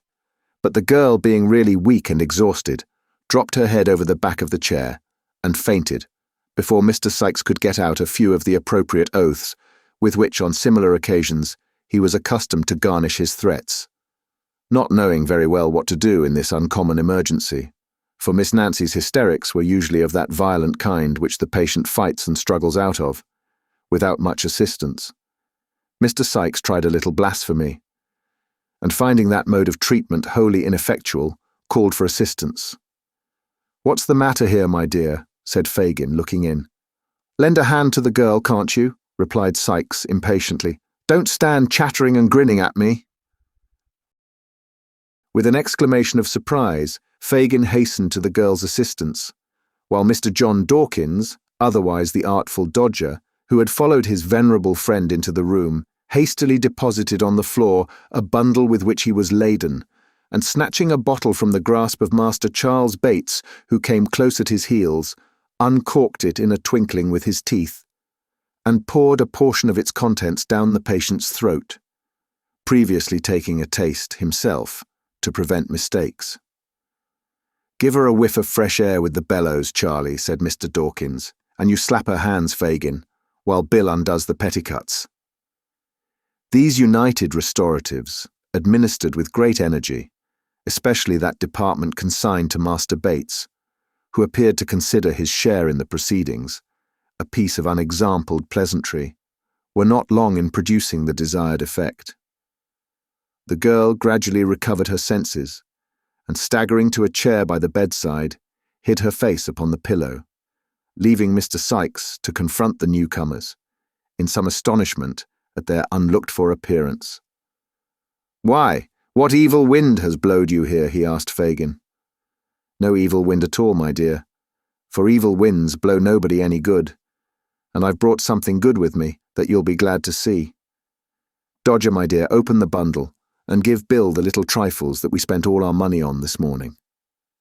In compliance with Mr. Fagin's request, the artful untied this bundle, which was of large size, and formed of an old tablecloth, and handed the articles it contained one by one to Charlie Bates, who placed them on the table with various encomiums on their rarity and excellence. Sich a rabbit pie, Bill, exclaimed that young gentleman, disclosing to view a huge pasty. Sich delicate creatures, with sich tender limbs, Bill, that the wery bones melt in your mouth, and there's no occasion to pick 'em. 1/2 pound of 7 and 6 green, so precious strong that if you mix it with biling water, it'll go nigh to blow the lid of the teapot off. 1.5 pounds of moist sugar that the black men didn't work at all at, afore they got it up to sich a pitch of goodness. Oh no, 2 half-quartern brands, pound of best fresh, piece of double Gloucester, and to wind up all, some of the richest sort you ever lushed. Uttering this last panegyric, Master Bates produced from one of his extensive pockets a full-sized wine bottle, carefully corked, while Mr. Dawkins at the same instant poured out a wine-glassful of raw spirits from the bottle he carried, which the invalid tossed down his throat without a moment's hesitation. "Ah," said Fagin, rubbing his hands with great satisfaction. "You'll do, Bill. You'll do now." "Do!" exclaimed Mr. Sykes. "I might have been done for 20 times over afore you'd have done anything to help me. What do you mean by leaving a man in this state? 3 weeks and more, you false-hearted vagabond." "Only hear him, boys," said Fagin, shrugging his shoulders, "and us come to bring him all these beautiful things." "The things is well enough in their way," observed Mr. Sykes, a little soothed as he glanced over the table.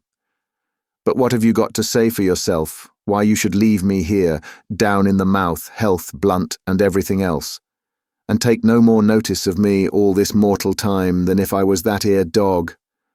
Drive him down, Charlie." "I never see such a jolly dog as that," cried Master Bates, doing as he was desired. "Smelling the grub like a old lady a-going to market. He'd make his fortune on the stage, that dog would, and revive the drama besides." "Hold your din!" cried Sykes, as the dog retreated under the bed, still growling angrily. "What have you got to say for yourself, you withered old fence, eh?" "I was away from London, a week and more, my dear, on a plant," replied the Jew. "And what about the other fortnight?" demanded Sykes. "What about the other fortnight that you've left me lying here like a sick rat in his hole?"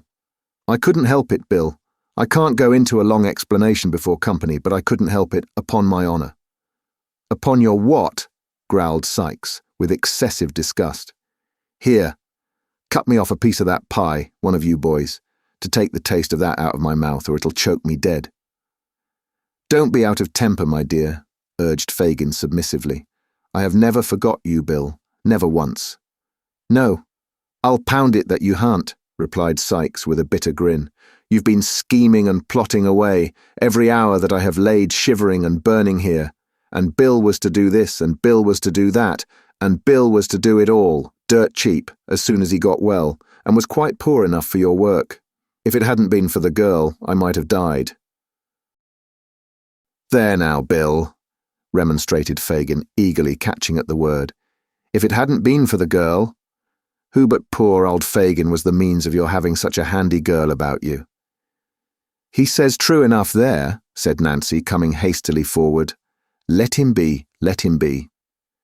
Nancy's appearance gave a new turn to the conversation, for the boys, receiving a sly wink from the wary old Jew, began to ply her with liquor, of which, however, she took very sparingly, while Fagin, assuming an unusual flow of spirits, gradually brought Mr. Sykes into a better temper, by affecting to regard his threats as a little pleasant banter, and moreover, by laughing very heartily at one or two rough jokes, which, after repeated applications to the spirit bottle, he condescended to make. "It's all very well," said Mr. Sykes, "but I must have some blunt from you tonight." "I haven't a piece of coin about me," replied the Jew. "Then you've got lots at home," retorted Sykes, "and I must have some from there." "Lots," cried Fagin, holding up his hands. "I haven't so much as would—" "I don't know how much you've got, and I dare say you hardly know yourself, as it would take a pretty long time to count it," said Sykes. "But I must have some tonight, and that's flat." "Well, well," said Fagin with a sigh. "I'll send the Artful round presently." "You won't do nothing of the kind," rejoined Mr. Sykes. "The Artful's a deal too artful, and would forget to come, or lose his way, or get dodged by traps, and so be perwented, or anything for an excuse if you put him up to it. Nancy shall go to the ken and fetch it, to make all sure, and I'll lie down and have a snooze while she's gone." After a great deal of haggling and squabbling, Fagin beat down the amount of the required advance from £5 to £3 4 and sixpence, protesting with many solemn asseverations that would only leave him 18 pence to keep house with. Mr. Sykes sullenly remarking that if he couldn't get any more, he must accompany him home, with the Dodger and Master Bates put the eatables in the cupboard.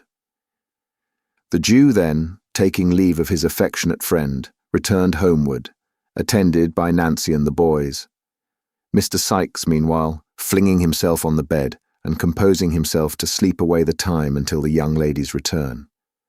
In due course, they arrived at Fagin's abode, where they found Toby Crackit and Mr. Chitling intent upon their 15th game at cribbage, which it is scarcely necessary to say the latter gentleman lost, and with it his 15th and last sixpence, much to the amusement of his young friends.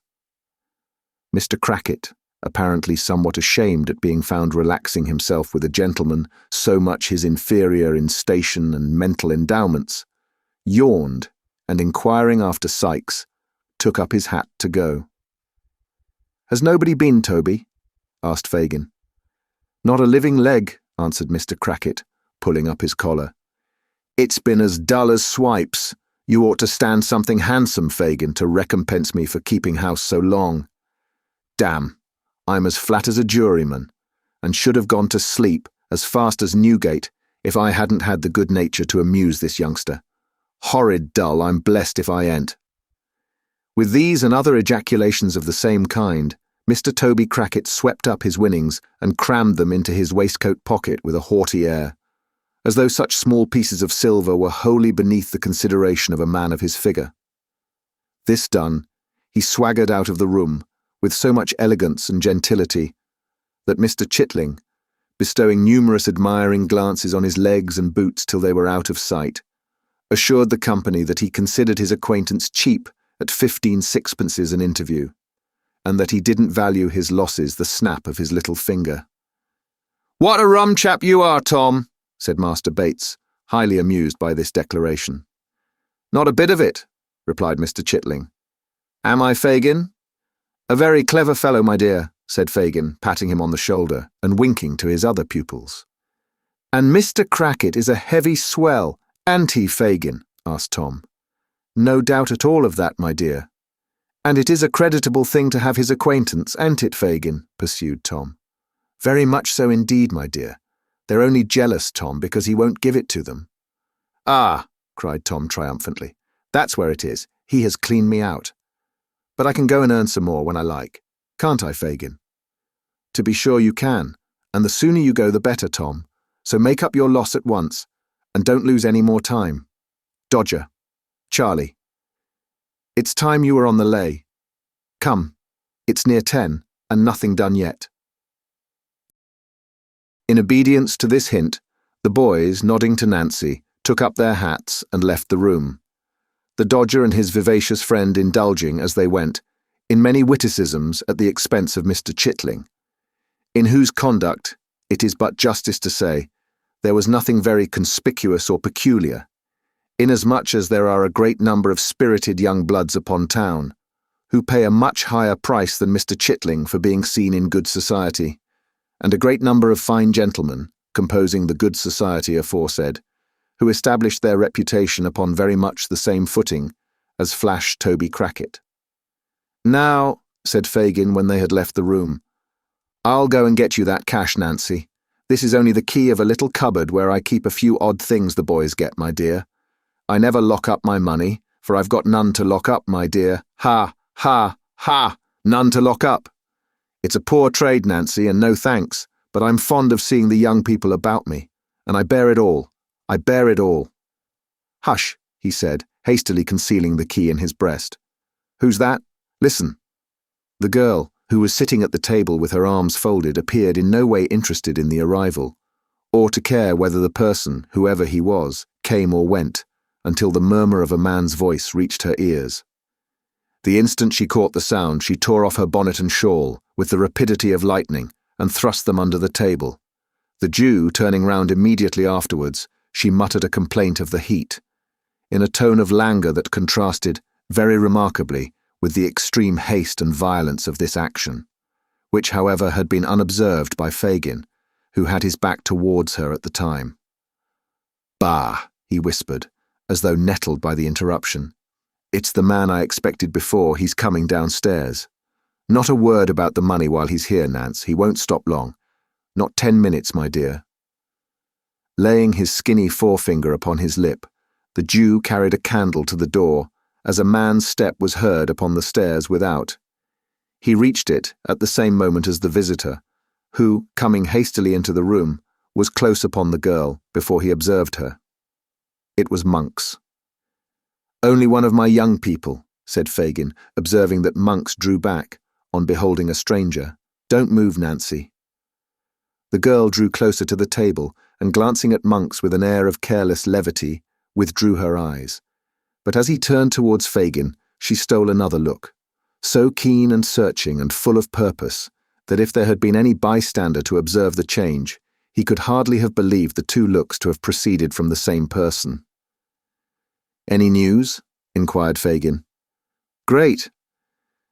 And good?" asked Fagin, hesitating as though he feared to vex the other man by being too sanguine. "Not bad anyway," replied Monks with a smile. "I have been prompt enough this time. Let me have a word with you." The girl drew closer to the table and made no offer to leave the room, although she could see that Monks was pointing to her. The Jew, perhaps fearing she might say something aloud about the money if he endeavoured to get rid of her, pointed upward and took Monks out of the room. "Not that infernal hole we were in before," she could hear the man say as they went upstairs. Fagin laughed, and making some reply which did not reach her, seemed, by the creaking of the boards, to lead his companion to the second story. Before the sound of their footsteps had ceased to echo through the house, the girl had slipped off her shoes, and drawing her gown loosely over her head and muffling her arms in it, stood at the door, listening with breathless interest. The moment the noise ceased, she glided from the room, ascended the stairs with incredible softness and silence, and was lost in the gloom above. The room remained deserted for a quarter of an hour or more. The girl glided back with the same unearthly tread, and immediately afterwards the two men were heard descending. Monks went at once into the street, and the Jew crawled upstairs again for the money. When he returned, the girl was adjusting her shawl and bonnet, as if preparing to be gone. "Why, Nance!" exclaimed the Jew, starting back as he put down the candle. "How pale you are!" "Pale!" echoed the girl, shading her eyes with her hands, as if to look steadily at him. "Quite horrible. What have you been doing to yourself?" "Nothing that I know of, except sitting in this close place for I don't know how long and all," replied the girl carelessly. "Come, let me get back. That's a dear." With a sigh for every piece of money, Fagin told the amount into her hand. They parted without more conversation, merely interchanging a good night. When the girl got into the open street, she sat down upon a doorstep and seemed for a few moments wholly bewildered and unable to pursue her way. Suddenly she arose, and hurrying on, in a direction quite opposite to that in which Sykes was awaiting her return, quickened her pace until it gradually resolved into a violent run. After completely exhausting herself, she stopped to take breath, and, as if suddenly recollecting herself and deploring her inability to do something she was bent upon, wrung her hands and burst into tears. It might be that her tears relieved her, or that she felt the full hopelessness of her condition. But she turned back, and hurrying with nearly as great rapidity in the contrary direction, partly to recover lost time and partly to keep pace with the violent current of her own thoughts, soon reached the dwelling where she had left the housebreaker. If she betrayed any agitation when she presented herself to Mr. Sykes, he did not observe it, for merely inquiring if she had brought the money, and receiving a reply in the affirmative, he uttered a growl of satisfaction, and replacing his head upon the pillow, resumed the slumbers which her arrival had interrupted. It was fortunate for her that the possession of money occasioned him so much employment next day in the way of eating and drinking, and withal had so beneficial an effect in smoothing down the asperities of his temper, that he had neither time nor inclination to be very critical upon her behaviour and deportment. That she had all the abstracted and nervous manner of one who's on the eve of some bold and hazardous step, which it has required no common struggle to resolve upon, would have been obvious to the lynx-eyed Fagin, who would most probably have taken the alarm at once. But Mr. Sikes, lacking the niceties of discrimination, and being troubled with no more subtle misgivings than those which resolve themselves into a dogged roughness of behaviour towards everybody, and being, furthermore, in an unusually amiable condition, as has been already observed, saw nothing unusual in her demeanour, and indeed troubled himself so little about her, that had her agitation been far more perceptible than it was, it would have been very unlikely to have awakened his suspicions. As that day closed in, the girl's excitement increased, and when night came on and she sat by, watching until the housebreaker should drink himself asleep, there was an unusual paleness in her cheek and a fire in her eye that even Sikes observed with astonishment. Mr. Sikes, being weak from the fever, was lying in bed, taking hot water with his gin to render it less inflammatory, and had pushed his glass towards Nancy to be replenished for the third or fourth time, when these symptoms first struck him. "Why, burn my body," said the man, raising himself on his hands as he stared the girl in the face. "You look like a corpse come to life again. What's the matter?" "Matter," replied the girl. "Nothing. What do you look at me so hard for?" "What foolery is this?" demanded Sikes, grasping her by the arm and shaking her roughly. "What is it? What do you mean? What are you thinking of?" "Of many things, Bill," replied the girl, shivering, and as she did so pressing her hands upon her eyes. "But Lord, what odds in that?" The tone of forced gaiety in which the last words were spoken seemed to produce a deeper impression on Sikes than the wild and rigid look which had preceded them. "I tell you what it is," said Sikes. "If you haven't caught the fever and got it coming on, now there's something more than usual in the wind, and something dangerous too. You're not a-going to—" "No, damn, you wouldn't do that." "Do what?" asked the girl. "There ain't," said Sikes, fixing his eyes upon her and muttering the words to himself. "There ain't a stauncher-hearted gal going, or I'd have cut her throat 3 months ago. She's got the fever coming on. That's it." Fortifying himself with this assurance, Sikes drained the glass to the bottom, and then with many grumbling oaths, called for his physic.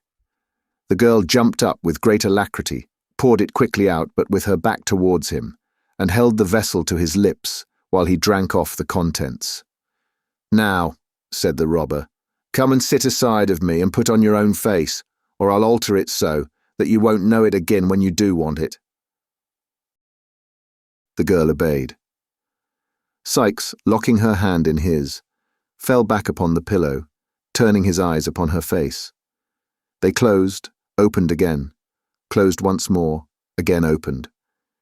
He shifted his position restlessly, and after dozing again and again for 2 or 3 minutes, and as often springing up with a look of terror and gazing vacantly about him, was suddenly stricken, as it were, while in the very attitude of rising, into a deep and heavy sleep. The grasp of his hand relaxed, the upraised arm fell languidly by his side, and he lay like one in a profound trance. "The laudanum has taken effect at last," murmured the girl as she rose from the bedside. "I may be too late, even now." She hastily dressed herself in her bonnet and shawl, looking fearfully round from time to time, as if, despite the sleeping draught, she expected every moment to feel the pressure of Sikes' heavy hand upon her shoulder.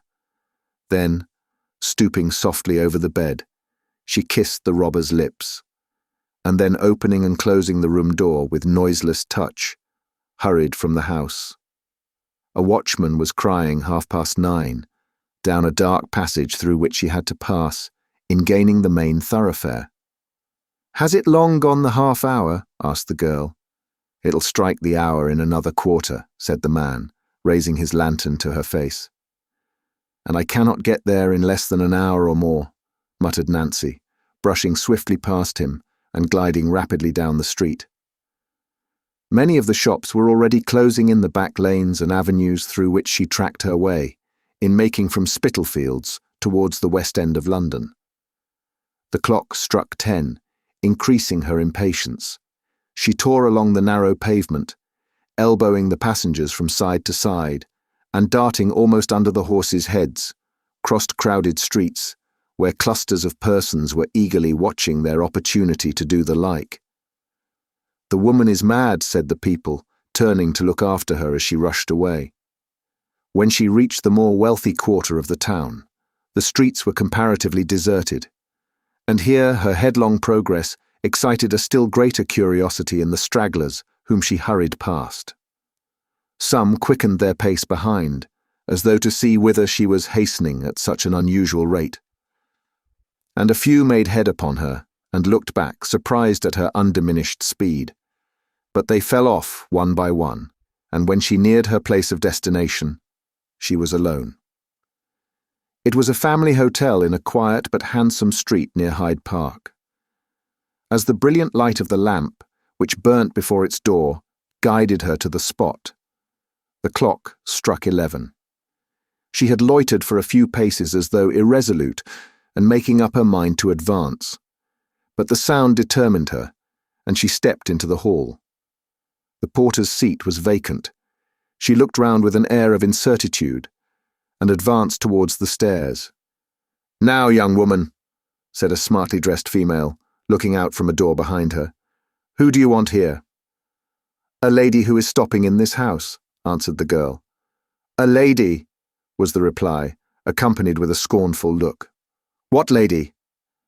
"Miss Maylie," said Nancy. The young woman, who had by this time noted her appearance, replied only by a look of virtuous disdain, and summoned a man to answer her. To him, Nancy repeated her request. "What name am I to say?" asked the waiter. "It's of no use saying any," replied Nancy. "Nor business," said the man. "No, nor that neither," rejoined the girl. "I must see the lady." "Come," said the man, pushing her towards the door. "None of this. Take yourself off." "I shall be carried out if I go," said the girl violently. "And I can make that a job that two of you won't like to do. Isn't there anybody here," she said, looking round, "that will see a simple message carried for a poor wretch like me?" This appeal produced an effect on a good-tempered faced man-cook, who, with some of the other servants, was looking on, and who stepped forward to interfere. "Take it up for her, Joe, can't you?" said this person. "What's the good?" replied the man. "You don't suppose the young lady will see such as her, do you?" This allusion to Nancy's doubtful character raised a vast quantity of chaste wrath in the bosoms of 4 housemaids, who remarked, with great fervour, that the creature was a disgrace to her sex, and strongly advocated her being thrown ruthlessly into the kennel. "Do what you like with me," said the girl, turning to the men again. "But do what I ask you first, and I ask you to give this message for God Almighty's sake." The soft-hearted cook added his intercession, and the result was that the man who had first appeared undertook its delivery. "What's it to be?" said the man with one foot on the stairs.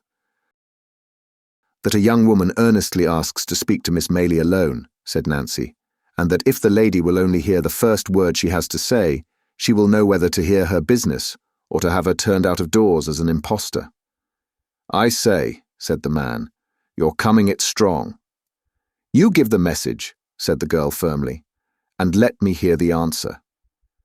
The man ran upstairs.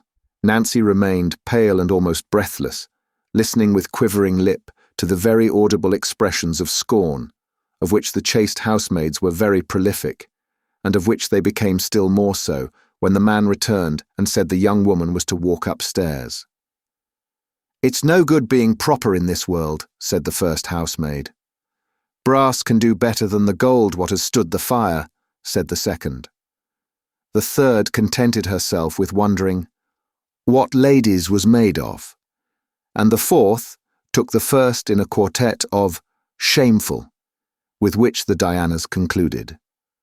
Regardless of all this, for she had weightier matters at heart, Nancy followed the man with trembling limbs to a small antechamber, lighted by a lamp from the ceiling.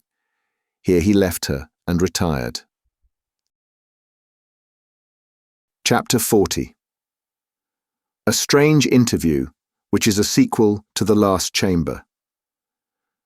The girl's life had been squandered in the streets and among the most noisome of the stews and dens of London, but there was something of the woman's original nature left in her still.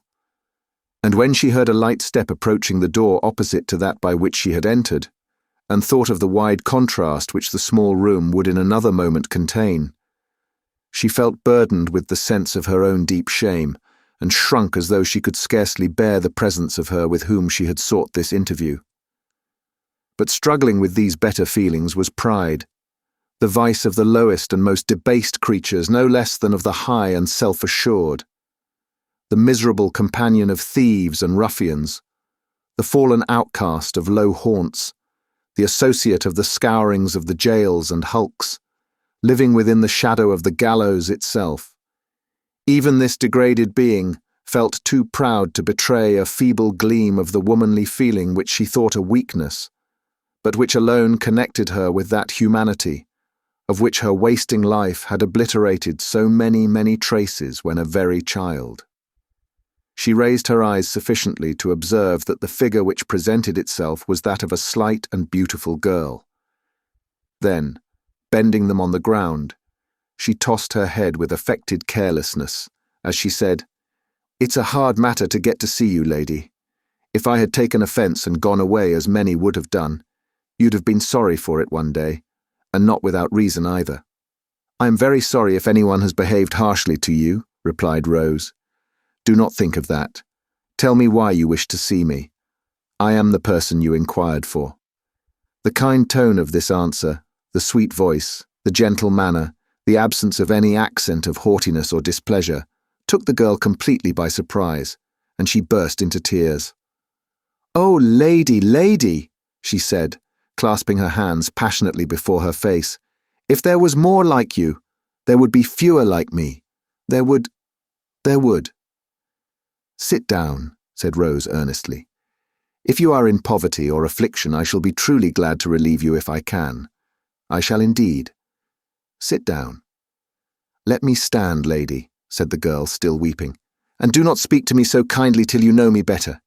It is growing late. Is that door shut?" "Yes," said Rose, recoiling a few steps, as if to be nearer assistance in case she should require it. "Why?" "Because," said the girl, "I am about to put my life and the lives of others in your hands. I am the girl that dragged little Oliver back to old Fagin's on the night he went out from the house in Pentonville." "You," said Rose Maylie. "I, lady," replied the girl. "I am the infamous creature you have heard of, that lives among the thieves, and that never from the first moment I can recollect my eyes and senses opening on London streets have known any better life or kinder words than they have given me, so help me God. Do not mind shrinking openly from me, lady. I am younger than you would think to look at me, but I am well used to it. The poorest women fall back as I make my way along the crowded pavement." "What dreadful things are these?" said Rose, involuntarily falling from her strange companion.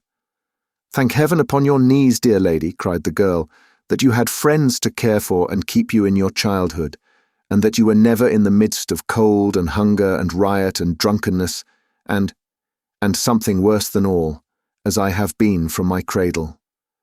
I may use the word, for the alley and the gutter were mine, as they will be my deathbed." "I pity you," said Rose in a broken voice. "It wrings my heart to hear you." "Heaven bless you for your goodness," rejoined the girl. "If you knew what I am sometimes, you would pity me indeed. But I have stolen away from those who would surely murder me, if they knew I had been here, to tell you what I have overheard. Do you know a man named Monks?" "No," said Rose. "He knows you," replied the girl, "and knew you were here, for it was by hearing him tell the place that I found you out." "I never heard the name," said Rose. "Then he goes by some other amongst us," rejoined the girl, "which I more than thought before. Some time ago, and soon after Oliver was put into your house on the night of the robbery, I, suspecting this man, listened to a conversation held between him and Fagin in the dark. I found out, from what I heard, that Monks, the man I asked you about, you know—" "Yes," said Rose, "I understand." "That Monks," pursued the girl, had seen him accidentally with two of our boys on the day we first lost him, and had known him directly to be the same child that he was watching for, though I couldn't make out why. A bargain was struck with Fagin, that if Oliver was got back he should have a certain sum, and he was to have more for making him a thief, which this Monks wanted for some purpose of his own. For what purpose? Asked Rose. He caught sight of my shadow on the wall as I listened, in the hope of finding out, said the girl. And there are not many people besides me that could have got out of their way in time to escape discovery. But I did, and I saw him no more till last night. And what occurred then? I'll tell you, lady, last night he came again. Again they went upstairs, and I, wrapping myself up so that my shadow would not betray me, again listened at the door. The first words I heard Monks say were these: "So the only proofs of the boy's identity lie at the bottom of the river, and the old hag that received them from the mother is rotting in her coffin." They laughed, and talked of his success in doing this, and Monks, talking on about the boy, and getting very wild, said that though he had got the young devil's money safely now, he'd rather have had it the other way, for what a game it would have been to have brought down the boast of the father's will by driving him through every jail in town, and then hauling him up for some capital felony, which Fagin could easily manage, after having made a good profit of him besides. "What is all this?" said Rose. "The truth, lady, though it comes from my lips," replied the girl. "Then," he said, with oaths common enough in my ears, but strange to yours, that if he could gratify his hatred by taking the boy's life without bringing his own neck in danger, he would. But as he couldn't, he'd be upon the watch to meet him at every turn in life, and if he took advantage of his birth and history, he might harm him yet. "In short, Fagin," he says, "Jew as you are, you never laid such snares as I'll contrive for my young brother Oliver." "His brother!" exclaimed Rose. "Those were his words," said Nancy, glancing uneasily round, as she had scarcely ceased to do since she began to speak, for a vision of Sykes haunted her perpetually. "And more. When he spoke of you and the other lady, and said it seemed contrived by heaven or the devil against him, that Oliver should come into your hands, he laughed, and said there was some comfort in that too, for how many thousands and hundreds of thousands of pounds would you not give, if you had them, to know who your two-legged spaniel was?" "You do not mean," said Rose, turning very pale, "to tell me that this was said in earnest?" "He spoke in hard and angry earnest, if a man ever did," replied the girl, shaking her head. "He is an earnest man when his hatred is up. I know many who do worse things, but I'd rather listen to them all a dozen times than to that Monks once. It is growing late, and I have to reach home without suspicion of having been on such an errand as this. I must get back quickly." "But what can I do?" said Rose. "To what use can I turn this communication without you? Back! Why do you wish to return to companions you paint in such terrible colours? If you repeat this information to a gentleman whom I can summon in an instant from the next room, you can be consigned to some place of safety without half an hour's delay." "I wish to go back," said the girl. "I must go back, because how can I tell such things to an innocent lady like you? Because among the men I have told you of, there is one, the most desperate among them all, that I can't leave. No, not even to be saved from the life I am leading now." "Your having interfered in this dear boy's behalf before," said Rose, "your coming here, at so great a risk, to tell me what you have heard, your manner which convinces me of the truth of what you say, your evident contrition and sense of shame, all lead me to believe that you might yet be reclaimed." "Oh," said the earnest girl, folding her hands as the tears coursed down her face, "do not turn a deaf ear to the entreaties of one of your own sex. The first, I do believe, who ever appealed to you in the voice of pity and compassion. Do hear my words, and let me save you yet for better things." "Lady," cried the girl, sinking on her knees, "dear, sweet, angel lady, you are the first that ever blessed me with such words as these, and if I had heard them years ago, They might have turned me from a life of sin and sorrow. But it is too late. It is too late. It is never too late, said Rose, for penitence and atonement. It is, cried the girl, writhing in agony of her mind. I cannot leave him now. I could not be his death. Why should you be? Asked Rose. Nothing could save him, cried the girl. If I told others what I have told you, and led to their being taken, he would be sure to die. He is the boldest, and has been so cruel. Is it possible, cried Rose, that for such a man as this, you can resign every future hope, and the certainty of immediate rescue? It is madness. I don't know what it is, answered the girl. I only know that it is so, and not with me alone, but with hundreds of others as bad and wretched as myself. I must go back. Whether it is God's wrath for the wrong I have done, I do not know. But I am drawn back to him through every suffering and ill usage. And I should be, I believe, if I knew that I was to die by his hand at last. What am I to do? Said Rose. I should not let you depart from me thus. You should, lady, and I know you will, rejoined the girl, rising. You will not stop my going because I have trusted in your goodness, and forced no promise from you, as I might have done. Of what use, then, is the communication you have made? Said Rose. This mystery must be investigated, or how will its disclosure to me benefit Oliver, whom you are anxious to serve? You must have some kind gentleman about you that will hear it as a secret and advise you what to do, rejoined the girl. But where can I find you again when it is necessary? Asked Rose. I do not seek to know where these dreadful people live, but where will you be walking or passing at any settled period from this time? Will you promise me that you will have my secret strictly kept, and come alone, or with the only other person that knows it, and that I shall not be watched or followed? Asked the girl. I promise you solemnly, answered Rose. Every Sunday night, from 11 until the clock strikes 12, said the girl without hesitation, I will walk on London Bridge if I am alive.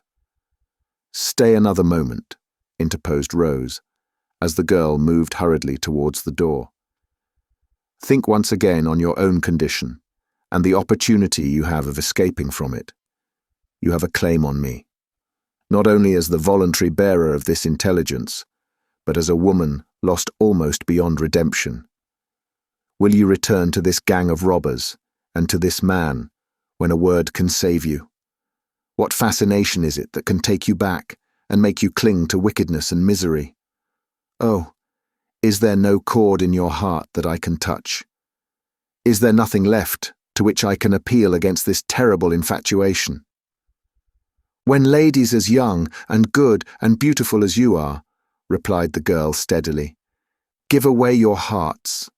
Love will carry you all lengths, even such as you, who have home, friends, other admirers, everything to fill them. When such as I, who have no certain roof but the coffin lid, and no friend in sickness or death but the hospital nurse, set our rotten hearts on any man, and let him fill the place that has been a blank through all our wretched lives, who can hope to cure us? Pity us, lady. Pity us for having only one feeling of the woman left, and for having that turned by a heavy judgment from a comfort and a pride into a new means of violence and suffering. You will, said Rose after a pause, take some money from me, which may enable you to live without dishonesty. At all events, until we meet again. Not a penny, replied the girl, waving her hand. Do not close your heart against all my efforts to help you, said Rose, stepping gently forward. I wish to serve you indeed. You would serve me best, lady, replied the girl, wringing her hands, if you could take my life at once. For I have felt more grief to think of what I am tonight than I ever did before, and it would be something not to die in the hell in which I have lived. God bless you, sweet lady, and send as much happiness on your head as I have brought shame on mine. Thus speaking, and sobbing aloud, the unhappy creature turned away, while Rose Maylie, overpowered by this extraordinary interview, which had more the semblance of a rapid dream than an actual occurrence, sank into a chair and endeavoured to collect her wandering thoughts. Chapter 41.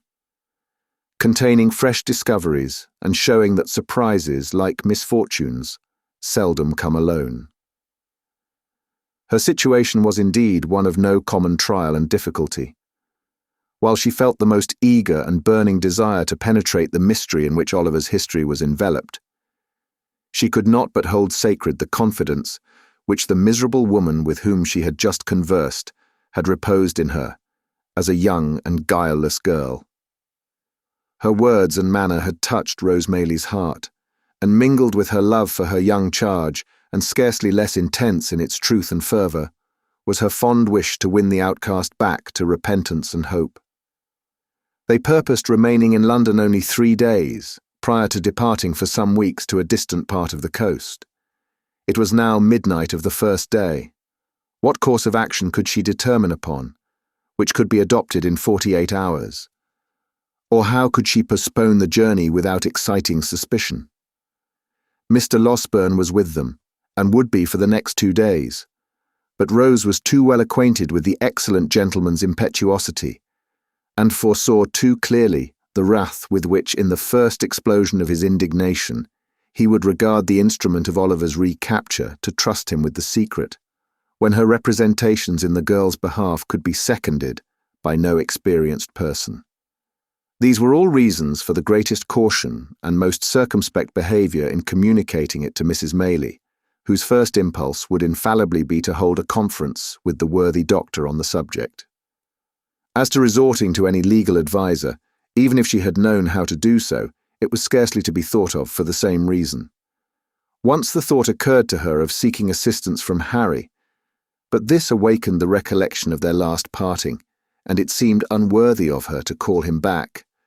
When, the tears rose to her eyes as she pursued this train of reflection, he might have by this time learnt to forget her, and to be happier away, disturbed by these different reflections, inclining now to one course and then to another, and again recoiling from all, as each successive consideration presented itself to her mind. Rose passed a sleepless and anxious night. After more communing with herself next day, she arrived at the desperate conclusion of consulting Harry.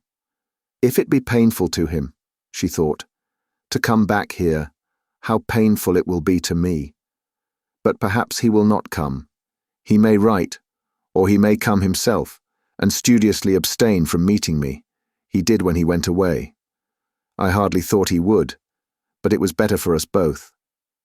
And here Rose dropped the pen and turned away, as though the very paper which was to be her messenger should not see her weep.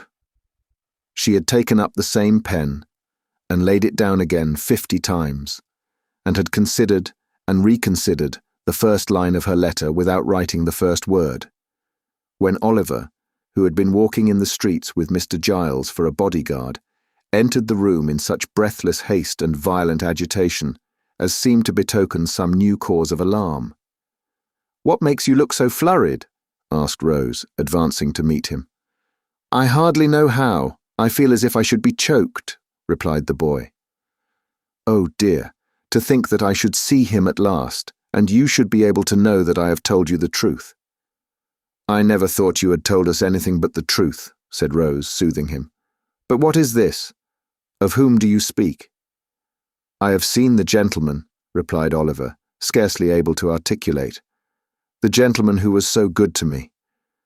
Mr. Brownlow, that we have so often talked about." "Where?" asked Rose.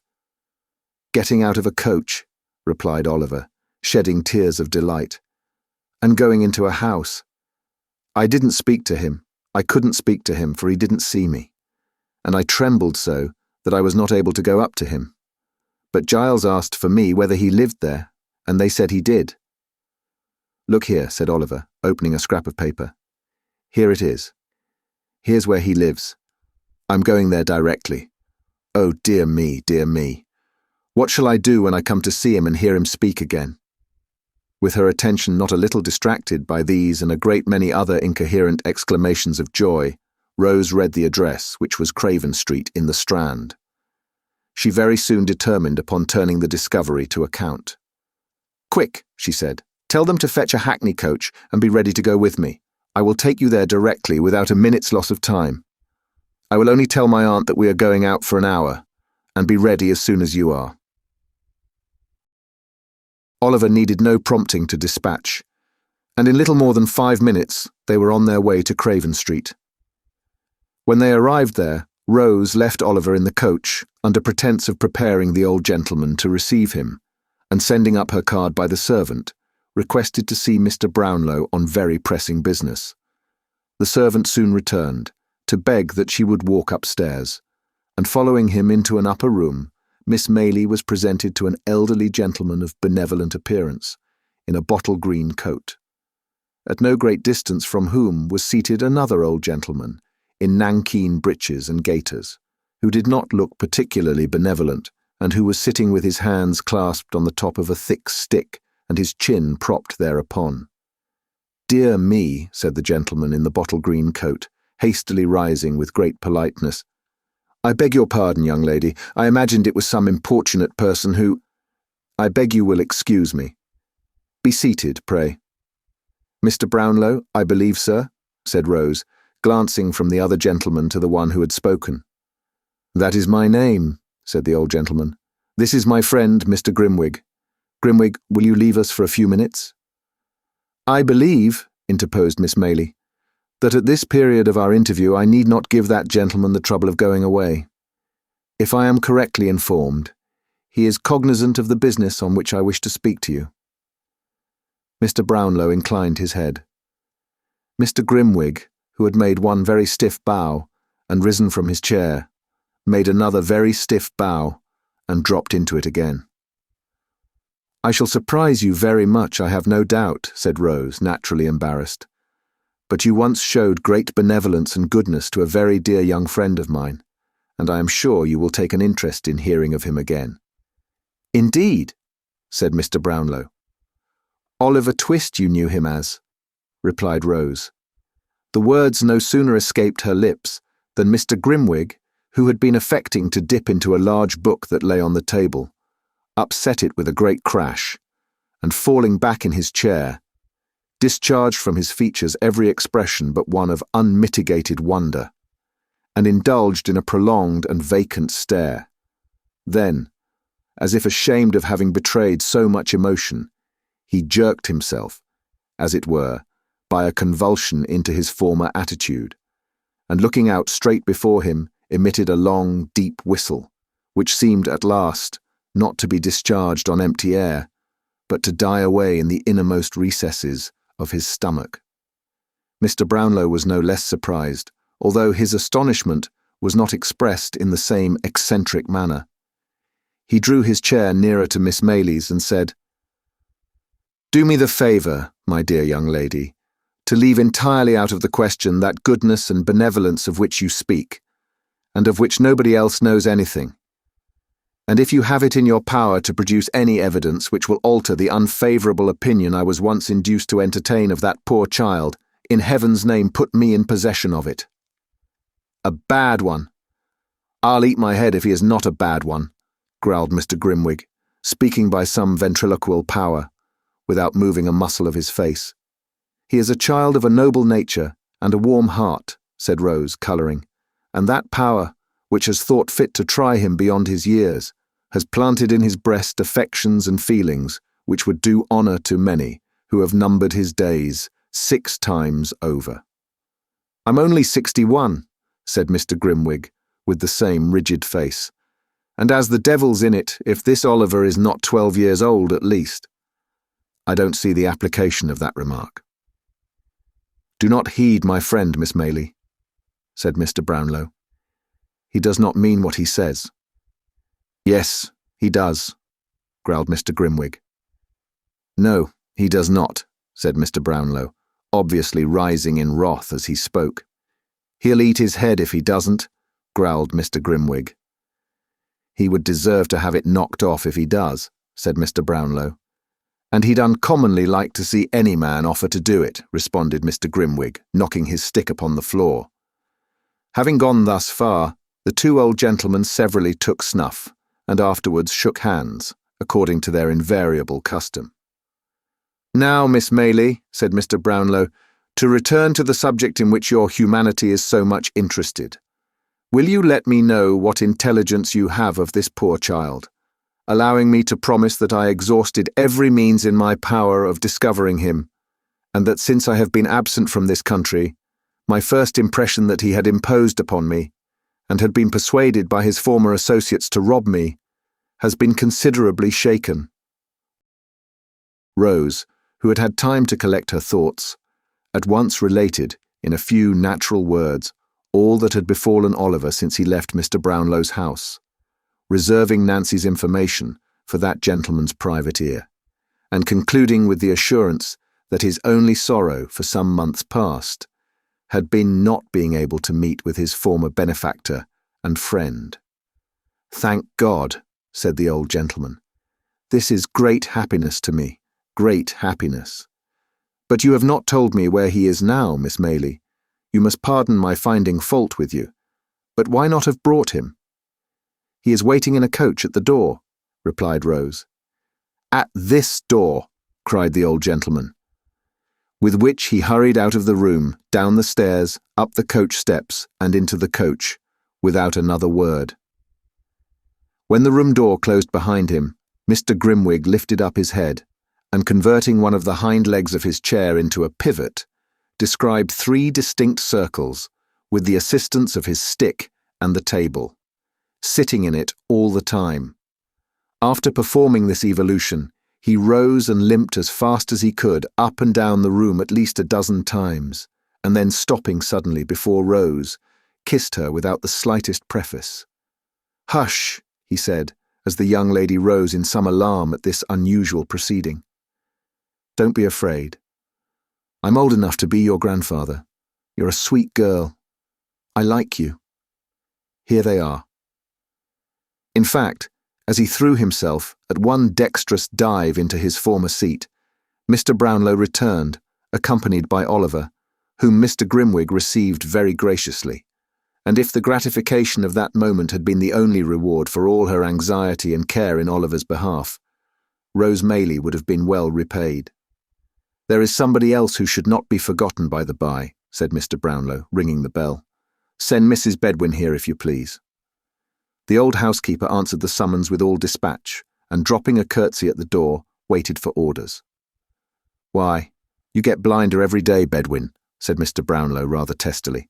"Well, that I do, sir," replied the old lady. "People's eyes at my time of life don't improve with age, sir." "I could have told you that," rejoined Mr. Brownlow. "But put on your glasses, and see if you can't find out what you were wanted for, will you?" The old lady began to rummage in her pocket for her spectacles, but Oliver's patience was not proof against this new trial, and yielding to his first impulse, he sprang into her arms. "God be good to me!" cried the old lady, embracing him. "It is my innocent boy." "My dear old nurse," cried Oliver. "He would come back. I knew he would," said the old lady, holding him in her arms. "How well he looks, and how like a gentleman's son he is dressed again. Where have you been this long, long while? Ah, the same sweet face, but not so pale, the same soft eye, but not so sad.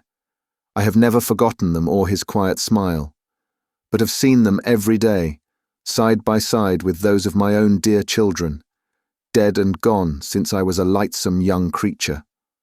Running on thus, and now holding Oliver from her to mark how he had grown, now clasping him to her and passing her fingers fondly through his hair, the good soul laughed and wept upon his neck by turns.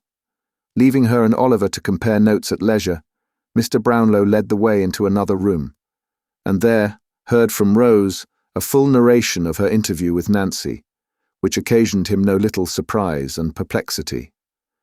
Rose also explained her reasons for not confiding in her friend Mr. Losberne in the first instance.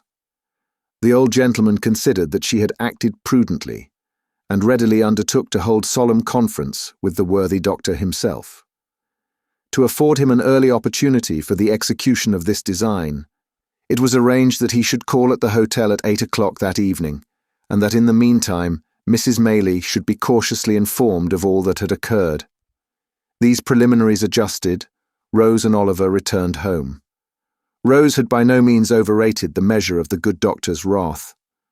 Nancy's history was no sooner unfolded to him than he poured forth a shower of mingled threats and execrations, threatened to make her the first victim of the combined ingenuity of Messrs. Blathers and Duff, and actually put on his hat, preparatory to sallying forth to obtain the assistance of those worthies.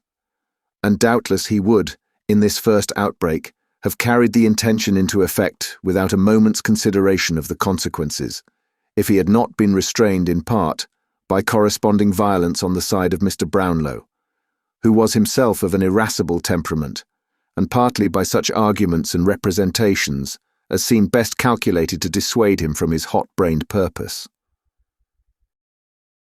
"Then what the devil is to be done?" said the impetuous doctor, when they had rejoined the two ladies. "Are we to pass a vote of thanks to all these vagabonds, male and female, and beg them to accept £100 or so apiece as a trifling mark of our esteem, and some slight acknowledgement of their kindness to Oliver?" "Not exactly that," rejoined Mr. Brownlow, laughing, "but we must proceed gently and with great care." "Gentleness and care," exclaimed the doctor. "I'd send them one and all to—" "Never mind where," interposed Mr. Brownlow, "but reflect whether sending them anywhere is likely to attain the object we have in view." "What object?" asked the doctor. "Simply the discovery of Oliver's parentage, and regaining for him the inheritance of which, if this story be true, he has been fraudulently deprived." "Ah," said Mr. Losberne, cooling himself with his pocket-handkerchief. "I almost forgot that. You see," pursued Mr. Brownlow, "placing this poor girl entirely out of the question, and supposing it were possible to bring these scoundrels to justice without compromising her safety, what good should we bring about?" "Hanging a few of them at least in all probability," suggested the doctor, "and transporting the rest." "Very good," replied Mr. Brownlow, smiling, "but no doubt they will bring that about for themselves in the fullness of time, and if we step in to forestall them, it seems to me that we shall be performing a very quixotic act, in direct opposition to our own interest, or at least to Oliver's, which is the same thing." "How?" inquired the doctor. "Thus. It is quite clear that we shall have extreme difficulty in getting to the bottom of this mystery, unless we can bring this man, Monks, upon his knees. That can only be done by stratagem, and by catching him when he is not surrounded by these people. For suppose he were apprehended, we have no proof against him. He is not even, so far as we know, or as the facts appear to us, concerned with the gang in any of their robberies. If he were not discharged, it is very unlikely that he could receive any further punishment than being committed to prison as a rogue and vagabond, and of course, ever afterwards his mouth would be so obstinately closed that he might as well, for our purposes, be deaf, dumb, blind, and an idiot. Then, said the doctor impetuously, I put it to you again, whether you think it reasonable that this promise to the girl should be considered binding, a promise made with the best and kindest intentions, but really— Do not discuss the point, my dear young lady, pray, said Mr. Brownlow, interrupting Rose as she was about to speak. The promise shall be kept. I don't think it will, in the slightest degree, interfere with our proceedings. But before we can resolve upon any precise course of action, it will be necessary to see the girl, to ascertain from her whether she will point out this Monks on the understanding that he is to be dealt with by us, and not by the law, or if she will not or cannot do that, to procure from her such an account of his haunts and description of his person as will enable us to identify him. She cannot be seen until next Sunday night. This is Tuesday. I would suggest that in the meantime we remain perfectly quiet and keep these matters secret even from Oliver himself. Although Mr. Losberne received with many wry faces a proposal involving a delay of 5 whole days, he was fain to admit that no better course occurred to him just then, and as both Rose and Mrs. Maylie sided very strongly with Mr. Brownlow, that gentleman's proposition was carried unanimously. I should like, he said, To call in the aid of my friend Grimwig. He's a strange creature but a shrewd one, and might prove of material assistance to us. I should say that he was bred a lawyer, and quitted the bar in disgust because he had only one brief and a motion of course, in 20 years, though whether that is recommendation or not, you must determine for yourselves. I have no objection to your calling in your friend if I may call in mine, said the doctor. We must put it to the vote, replied Mr. Brownlow. Who may he be? That lady's son, and this young lady's very old friend, said the doctor, motioning towards Mrs. Maylie, and concluding with an expressive glance at her niece. Rose blushed deeply, but she did not make any audible objection to this motion. Possibly she felt in a hopeless minority, and Harry Maylie and Mr. Grimwig were accordingly added to the committee. We stay in town, of course, said Mrs. Maylie, while there remains the slightest prospect of prosecuting this inquiry with a chance of success. I will spare neither trouble nor expense in behalf of the object in which we are all so deeply interested, and I am content to remain here, if it be for 12 months, so long as you assure me that any hope remains. Good, rejoined Mr. Brownlow. And as I see on the faces about me a disposition to inquire how it happened that I was not in the way to corroborate Oliver's tale, and had so suddenly left the kingdom, let me stipulate that I shall be asked no questions until such time as I may deem it expedient to forestall them by telling my own story. Believe me, I make this request with good reason, for I might otherwise excite hopes destined never to be realized, and only increase difficulties and disappointments already quite numerous enough. Come, supper has been announced, and young Oliver, who is all alone in the next room, will have begun to think by this time that we have wearied of his company and entered into some dark conspiracy to thrust him forth upon the world. With these words, the old gentleman gave his hand to Mrs. Maylie and escorted her into the supper-room. Mr. Losberne followed, leading Rose, and the council was for the present effectually broken up. Chapter 42. An old acquaintance of Oliver's, exhibiting decided marks of genius, becomes a public character in the metropolis. Upon the night when Nancy, having lulled Mr. Sikes to sleep, hurried on her self-imposed mission to Rose Maylie, there advanced towards London, by the Great North Road, 2 persons, upon whom it is expedient that this history should bestow some attention. They were a man and woman, or perhaps they would be better described as a male and female, for the former was one of those long-limbed, knock-kneed, shambling, bony people, to whom it is difficult to assign any precise age, looking as they do, when they are yet boys, like undergrown men, and when they are almost men, like overgrown boys. The woman was young, but of a robust and hardy make, as she need have been to bear the weight of the heavy bundle which was strapped to her back. Her companion was not encumbered with much luggage, as there merely dangled from a stick which he carried over his shoulder, a small parcel wrapped in a common handkerchief, and apparently light enough. This circumstance, added to the length of his legs, which were of unusual extent, enabled him with much ease to keep some half-dozen paces in advance of his companion, to whom he occasionally turned with an impatient jerk of the head, as if reproaching her tardiness and urging her to greater exertion. Thus they had toiled along the dusty road, taking little heed of any object within sight, save when they stepped aside to allow a wider passage for the mail coaches which were whirling out of town, until they passed through Highgate Archway, when the foremost traveller stopped and called impatiently to his companion. "Come on, can't you? What a lazy-bones you are, Charlotte." "It's a heavy load, I can tell you," said the female, coming up, almost breathless with fatigue. "Heavy? What are you talking about? What are you made for?" rejoined the male traveller, changing his own little bundle as he spoke to the other shoulder. "Oh, there you are, resting again. Well, if you aren't enough to tire anybody's patience out, I don't know what is." "Is it much farther?" asked the woman, resting herself against a bank and looking up with the perspiration streaming from her face. "Much farther? You are as good as there," said the long-legged tramper, pointing out before him. "Look there, those are the lights of London." "They're a good 2 miles off at least," said the woman despondingly. "Never mind whether they're 2 miles off or 20, said Noah Claypole, for he it was. "But get up and come on, or I'll kick you, and so I give you notice." As Noah's red nose grew redder with anger, and as he crossed the road while speaking, as if fully prepared to put his threat into execution, the woman rose without any further remark and trudged onward by his side. "Where do you mean to stop for the night, Noah?" she asked, after they had walked a few 100 yards. "How should I know?" replied Noah, whose temper had been considerably impaired by walking. "Near, I hope," said Charlotte. "No, not near," replied Mr. Claypole. "There, not near, so don't think it."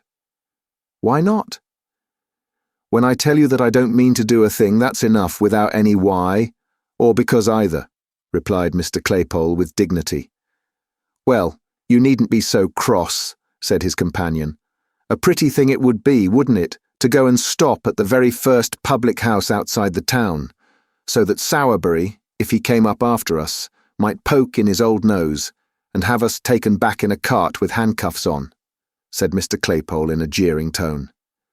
"No, I shall go and lose myself among the narrowest streets I can find, and not stop till we come to the very out-of-the-wayest house I can set eyes on. God, you may thank your stars I've got ahead. For if we hadn't gone at first the wrong road on purpose and come back across country, you'd have been locked up hard and fast a week ago, my lady, and serve you right for being a fool." "I know I am not as cunning as you are," replied Charlotte, "but don't put all the blame on me and say I should have been locked up. You would have been if I had been anyway." "You took the money from the till, you know you did," said Mr. Claypole. "I took it for you, Noah dear," rejoined Charlotte. "Did I keep it?" asked Mr. Claypole. "No, you trusted in me and let me carry it like a dear, and so you are," said the lady, chucking him under the chin and drawing her arm through his. This was indeed the case, but as it was not Mr. Claypole's habit to repose a blind and foolish confidence in anybody, it should be observed, in justice to that gentleman, that he had trusted Charlotte to this extent, in order that if they were pursued, the money might be found on her, which would leave him an opportunity of asserting his innocence of any theft, and would greatly facilitate his chances of escape. Of course, he entered at this juncture into no explanation of his motives, and they walked on very lovingly together. In pursuance of this cautious plan, Mr. Claypole went on without halting until he arrived at the Angel at Islington, where he wisely judged, from the crowd of passengers and numbers of vehicles, that London began in earnest. Just pausing to observe which appeared the most crowded streets, and consequently the most to be avoided, he crossed into St. John's Road, and was soon deep in the obscurity of the intricate and dirty ways, which, lying between Gray's Inn Lane and Smithfield, render that part of the town one of the lowest and worst that improvement has left in the midst of London. Through these streets Noah Claypole walked, dragging Charlotte after him, now stepping into the kennel to embrace at a glance the whole external character of some small public house, now jogging on again, as some fancied appearance induced him to believe it too public for his purpose. At length he stopped in front of one, more humble in appearance and more dirty than any he had yet seen, and having crossed over and surveyed it from the opposite pavement, graciously announced his intention of putting up there for the night. "So give us the bundle," said Noah, unstrapping it from the woman's shoulders and slinging it over his own. "And don't you speak, except when you're spoken to. What's the name of the house?" "Three what?" "Cripples," said Charlotte. "Three Cripples," repeated Noah, "and a very good sign too. Now then, keep close at my heels, and come along." With these injunctions he pushed the rattling door with his shoulder and entered the house, followed by his companion. There was nobody in the bar but a young Jew, who, with his 2 elbows on the counter, was reading a dirty newspaper. He stared very hard at Noah, and Noah stared very hard at him. If Noah had been attired in his charity boy's dress, there might have been some reason for the Jew opening his eyes so wide. But as he had discarded the coat and badge, and wore a short smock frock over his leathers, There seemed no particular reason for his appearance exciting so much attention in a public house. "Is this the Three Cripples?" asked Noah. "That is the name of this house," replied the Jew. "A gentleman we met on the road coming up from the country recommended us here," said Noah, nudging Charlotte, perhaps to call her attention to this most ingenious device for attracting respect, and perhaps to warn her to betray no surprise. "We want to sleep here tonight."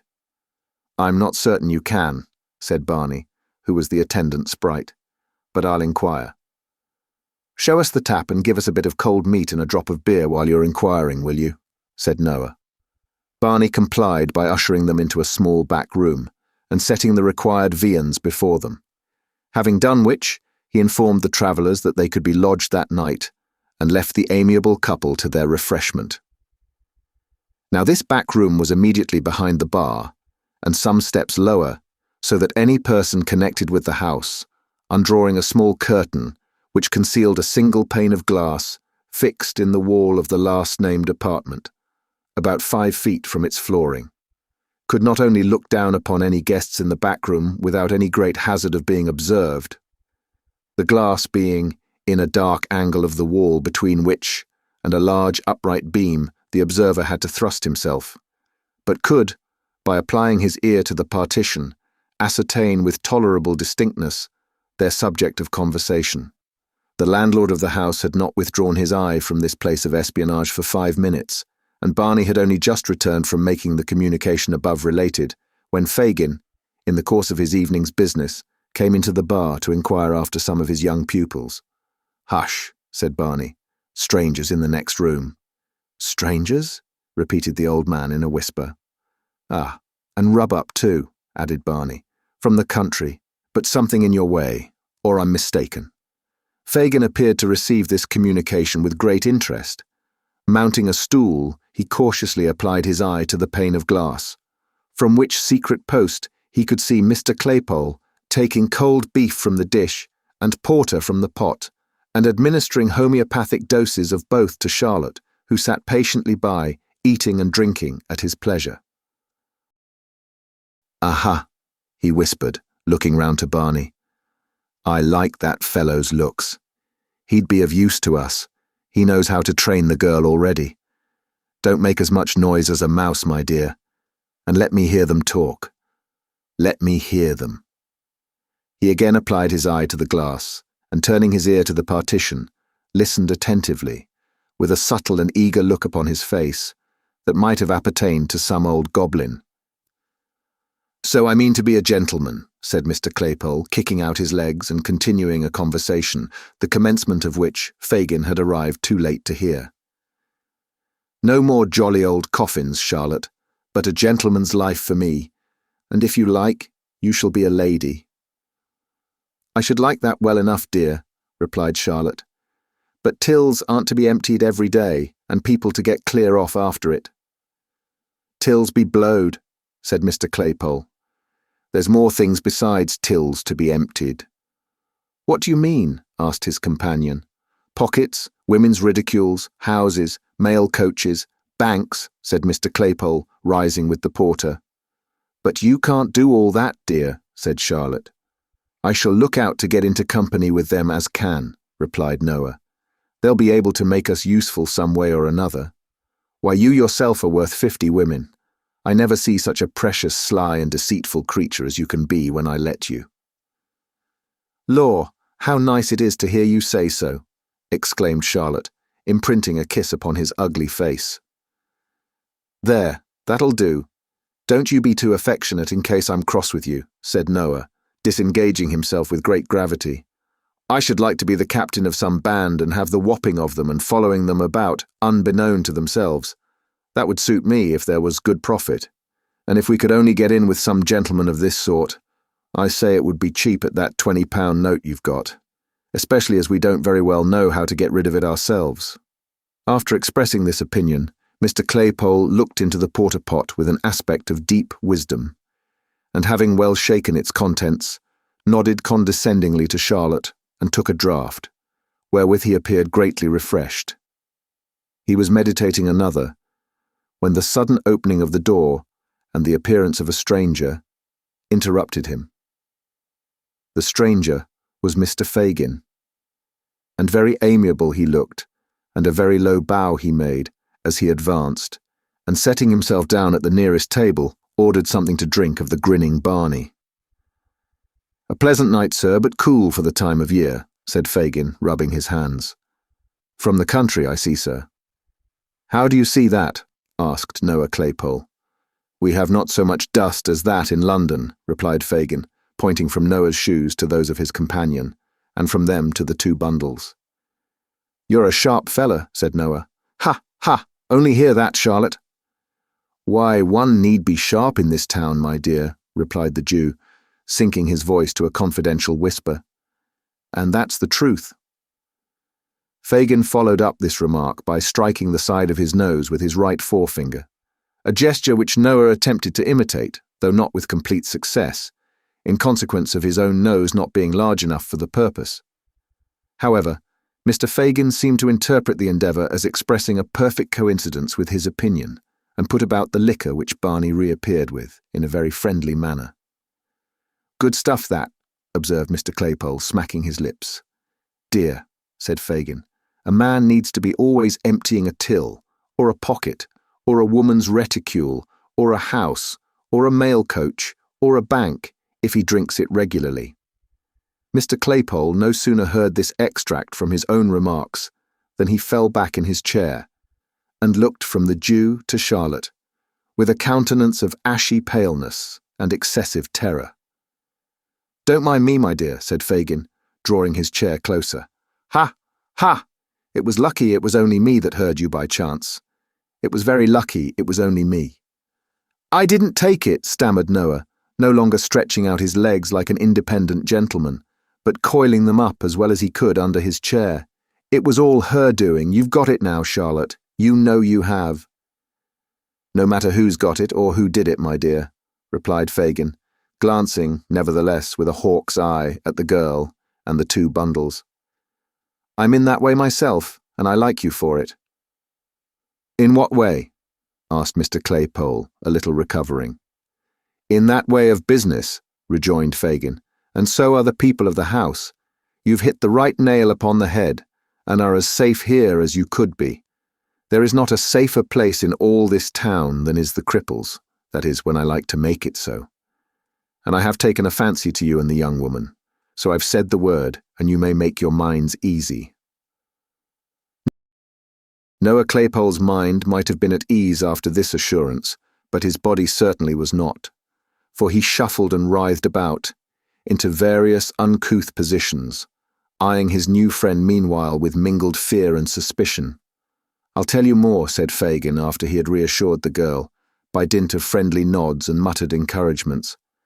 "I have got a friend that I think can gratify your darling wish, and put you in the right way, where you can take whatever department of the business you think will suit you best at first, and be taught all the others."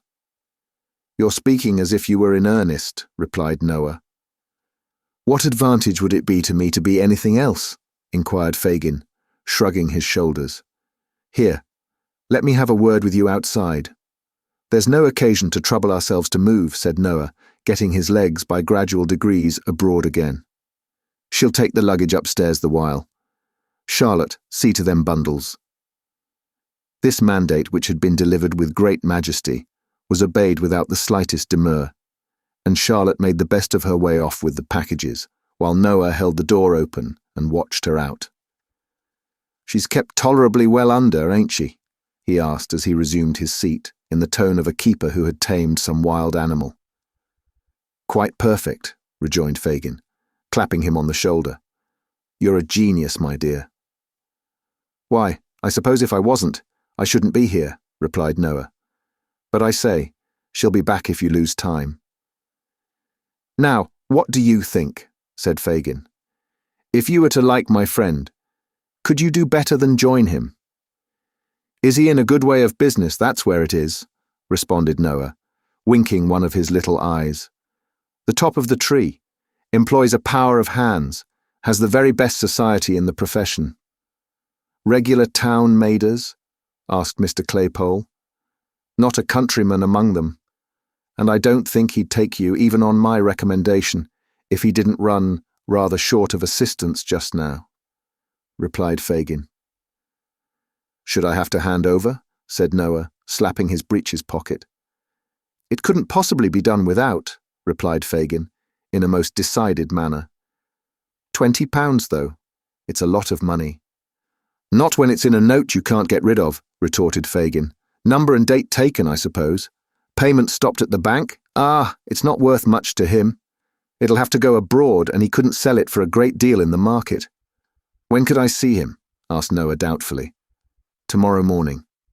"Where?" "Here." Said Noah. "What's the wages?" "Live like a gentleman. Board and lodging, pipes and spirits free, half of all you earn and half of all the young woman earns," replied Mr. Fagin. Whether Noah Claypole, whose rapacity was none of the least comprehensive, would have acceded even to these glowing terms, had he been a perfectly free agent, is very doubtful. But as he recollected that, in the event of his refusal, it was in the power of his new acquaintance to give him up to justice immediately, and more unlikely things had come to pass, he gradually relented and said he thought that would suit him. "But you see," observed Noah, "as she will be able to do a good deal, I should like to take something very light." "A little fancy work," suggested Fagin. "Something of that sort," replied Noah. "What do you think would suit me now? Something not too trying for the strength, and not very dangerous, you know. That's the sort of thing."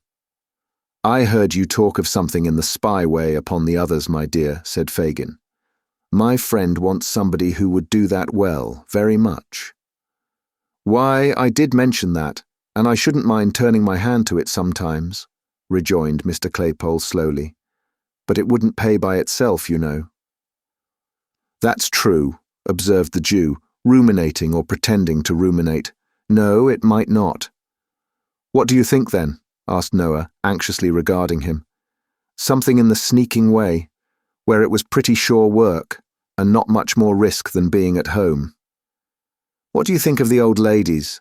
asked Fagin. "There's a good deal of money made in snatching their bags and parcels and running round the corner."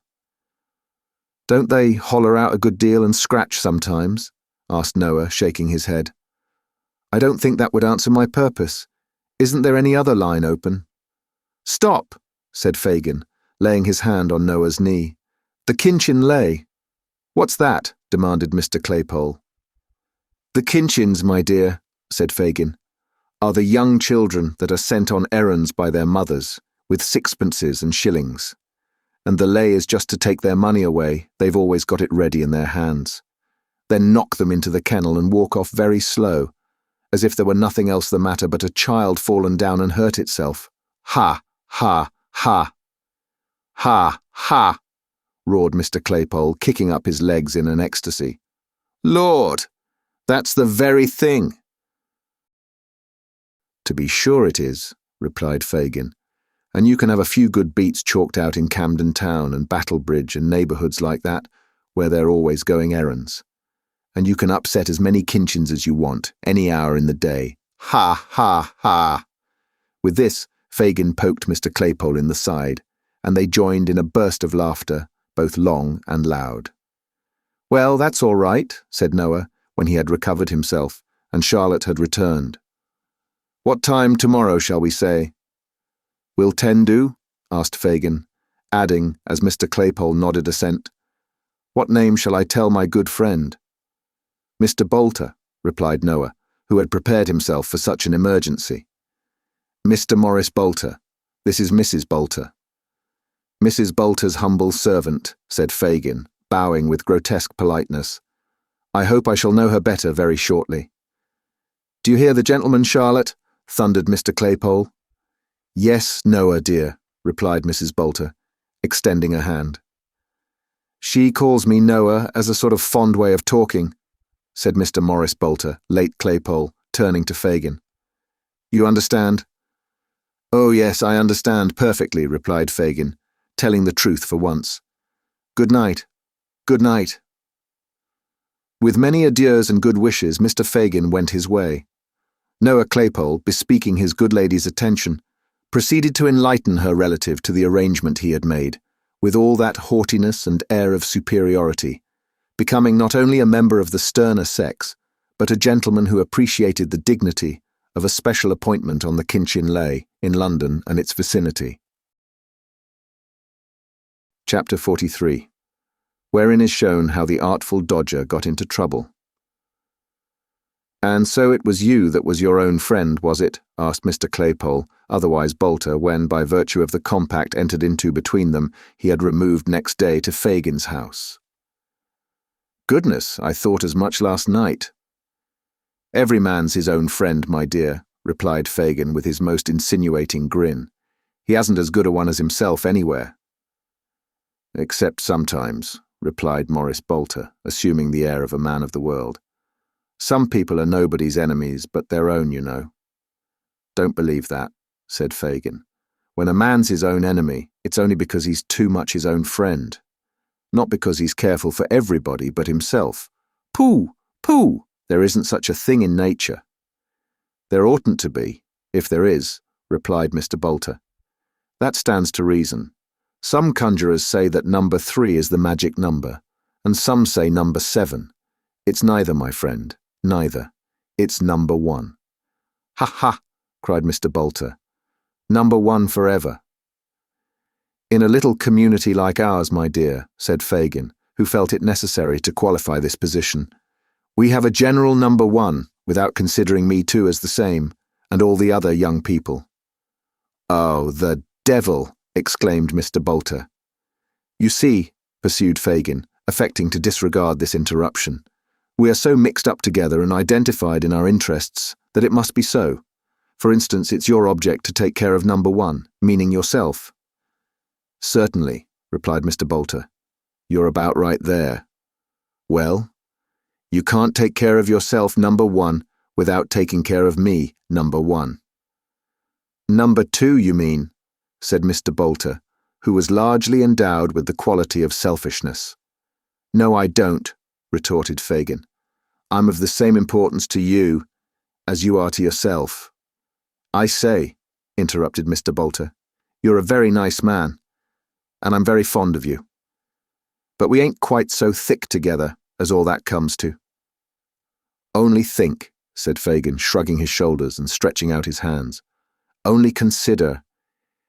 You've done what's a very pretty thing and what I love you for doing, but what at the same time would put the cravat round your throat, that's so very easily tied and so very difficult to unloose, in plain English, the halter."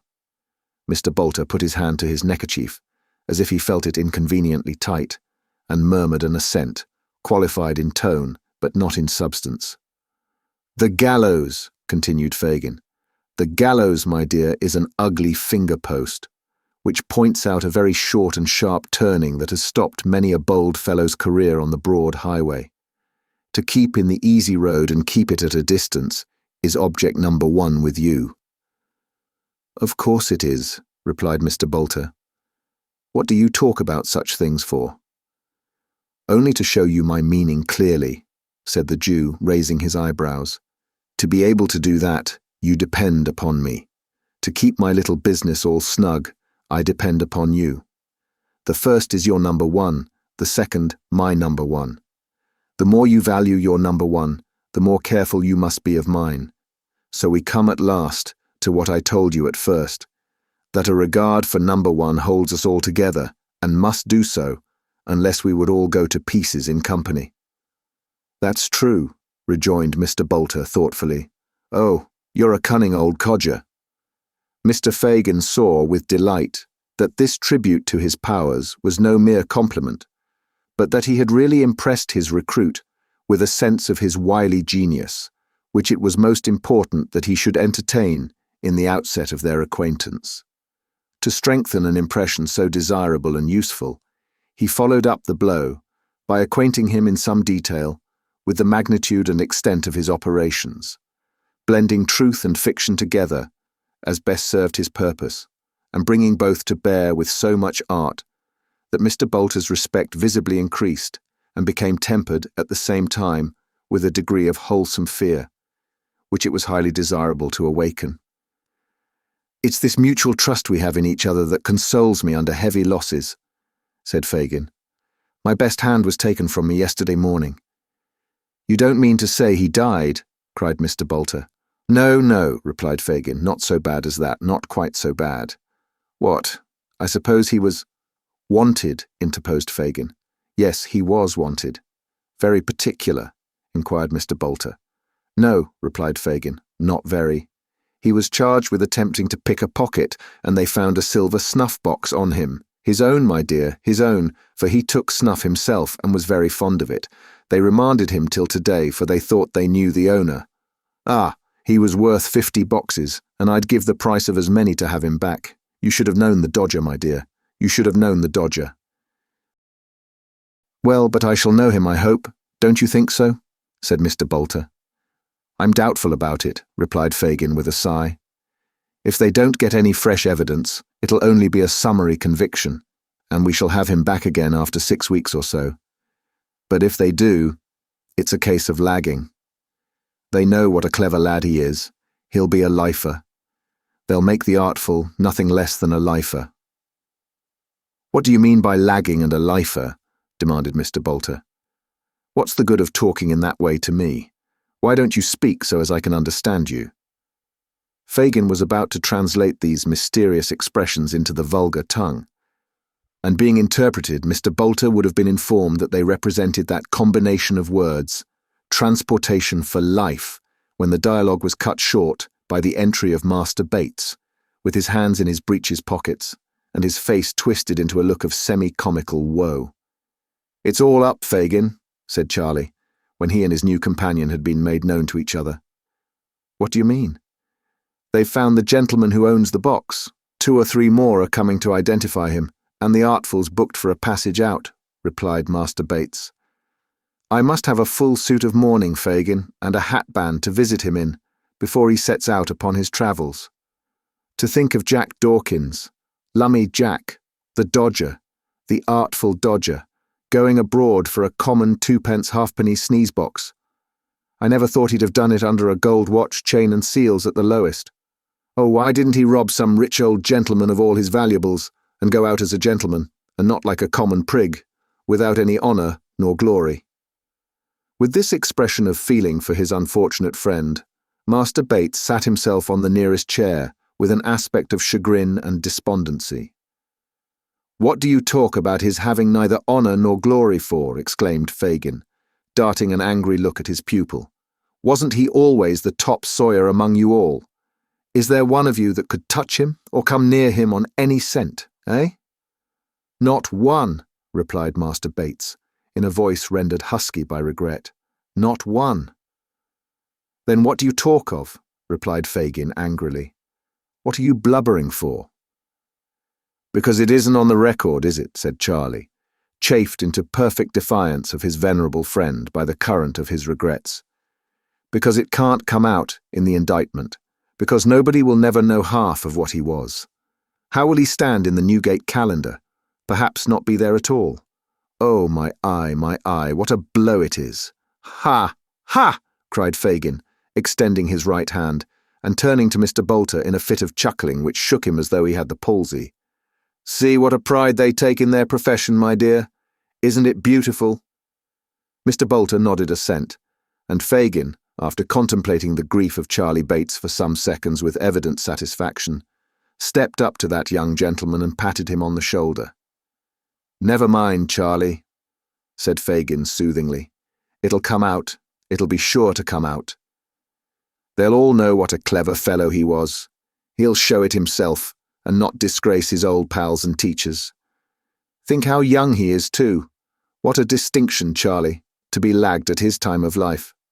Well, it is an honour, that is, said Charlie, a little consoled. He shall have all he wants, continued the Jew. He shall be kept in the stone jug, Charlie, like a gentleman.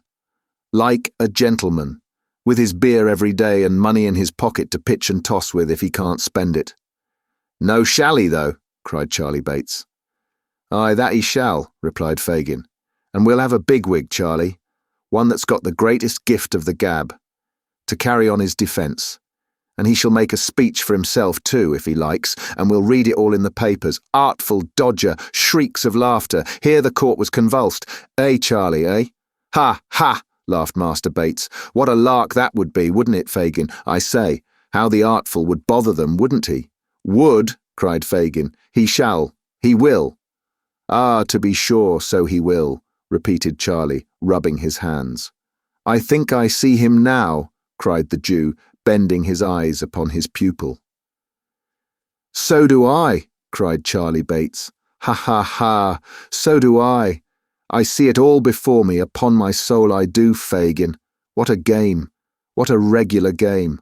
All the bigwigs trying to look solemn, and Jack Dawkins addressing them as intimate and comfortable as if he was the judge's own son making a speech after dinner. Ha ha ha. In fact, Mr. Fagin had so well humoured his young friend's eccentric disposition that Master Bates, who had at first been disposed to consider the imprisoned dodger rather in the light of a victim, now looked upon him as the chief actor in a scene of most uncommon and exquisite humour, and felt quite impatient for the arrival of the time when his old companion should have so favourable an opportunity of displaying his abilities. We must know how he gets on today by some handy means or other, said Fagin. Let me think. Shall I go? Asked Charlie. Not for the world, replied Fagin. Are you mad, my dear, stark mad, that you'd walk into the very place where— No, Charlie, no. One is enough to lose at a time. You don't mean to go yourself, I suppose, said Charlie with a humorous leer. That wouldn't quite fit, replied Fagin, shaking his head. Then why don't you send this new cove? Asked Master Bates, laying his hand on Noah's arm. Nobody knows him. Why, if he didn't mind, observed Fagin. Mind? Interposed Charlie. What should he have to mind? Really nothing, my dear, said Fagin, turning to Mr. Bolter. Really nothing. Oh, I dare say about that, you know, observed Noah, backing towards the door and shaking his head with a kind of sober alarm. No, no, none of that. It's not in my department, that ain't. What department has he got, Fagin? Inquired Master Bates, surveying Noah's lank form with much disgust. The cutting away when there's anything wrong, and the eating all the whittles when there's everything right. Is that his branch? Never mind, retorted Mr. Bolter. And don't you take liberties with your superiors, little boy, or you'll find yourself in the wrong shop. Master Bates laughed so vehemently at this magnificent threat that it was some time before Fagin could interpose and represent to Mr. Bolter that he incurred no possible danger in visiting the police office, that inasmuch as no account of the little affair in which he had engaged, nor any description of his person, had yet been forwarded to the metropolis, it was very probable that he was not even suspected of having resorted to it for shelter, and that if he were properly disguised, it would be as safe a spot for him to visit as any in London, inasmuch as it would be, of all places, the very last, to which he could be supposed likely to resort of his own free will. Persuaded, in part, by these representations, but overborne in a much greater degree by his fear of Fagin, Mr. Bolter at length consented, with a very bad grace, to undertake the expedition. By Fagin's directions, he immediately substituted for his own attire a waggoner's frock, velveteen breeches, and leather leggings, all of which articles the Jew had at hand. He was likewise furnished with a felt hat well garnished with turnpike tickets and a carter's whip.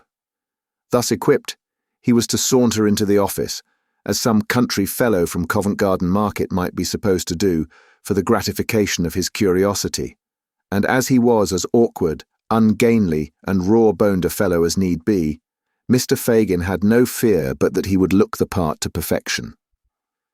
These arrangements completed, he was informed of the necessary signs and tokens by which to recognise the artful dodger, and was conveyed by Master Bates through dark and winding ways to within a very short distance of Bow Street. Having described the precise situation of the office, and accompanied it with copious directions how he was to walk straight up the passage, and when he got into the side and pull off his hat as he went into the room, Charlie Bates bade him hurry on alone, and promised to bide his return on the spot of their parting. Noah Claypole, or Morris Bolter, as the reader pleases, punctually followed the directions he had received, which, Master Bates being pretty well acquainted with the locality, were so exact that he was enabled to gain the magisterial presence without asking any question, or meeting with any interruption by the way. He found himself jostled among a crowd of people, chiefly women, who were huddled together in a dirty, frowsy room, at the upper end of which was a raised platform railed off from the rest, with a dock for the prisoners on the left hand against the wall, a box for the witnesses in the middle, and a desk for the magistrates on the right. The awful locality last named, being screened off by a partition which concealed the bench from the common gaze, and left the vulgar to imagine, if they could, the full majesty of justice. There were only a couple of women in the dock who were nodding to their admiring friends, while the clerk read some depositions to a couple of policemen and a man in plain clothes who leant over the table.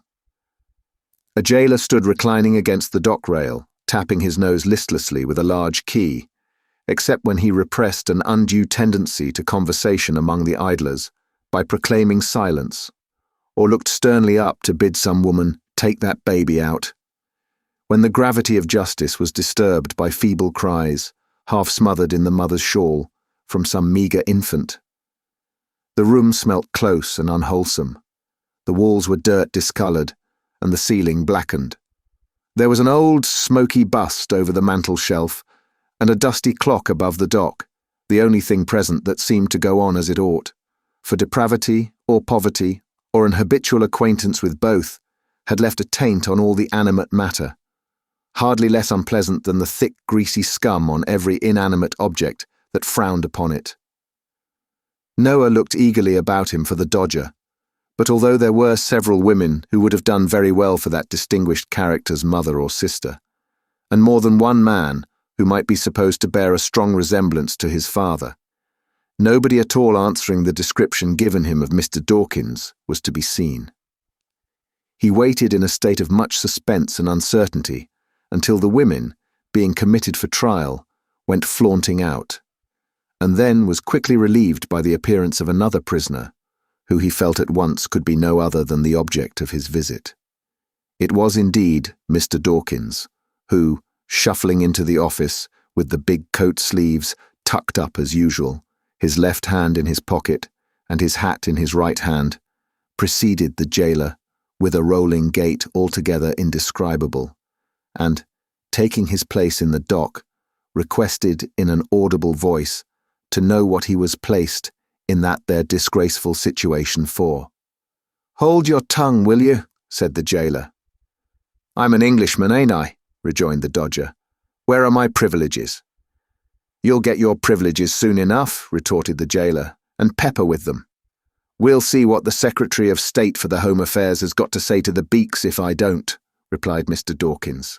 "Now then, what is this here business? I shall thank the magistrates to dispose of this here little affair and not to keep me while they read the paper, for I've got an appointment with a gentleman in the city, and as I am a man of my word and very punctual in business matters, he'll go away if I ain't there to my time, and then perhaps there won't be an action for damage against them, as kept me away. Oh no, certainly not." At this point the dodger, with a show of being very particular with a view to proceedings to be had thereafter, desired the jailer to communicate the names of them 2 files as was on the bench, which so tickled the spectators that they laughed almost as heartily as Master Bates could have done if he had heard the request. "Silence there!" cried the jailer. "What is this?" inquired one of the magistrates. "A pickpocketing case, your worship." "Has the boy ever been here before?" "He ought to have been, a many times," replied the jailer. "He has been pretty well everywhere else. I know him well, your worship." "Oh, you know me, do you?" cried the artful, making a note of the statement. "Very good. That's a case of deformation of character anyway." Here there was another laugh and another cry of silence. "Now then, where are the witnesses?" said the clerk. "Ah, that's right," added the dodger. "Where are they? I should like to see them."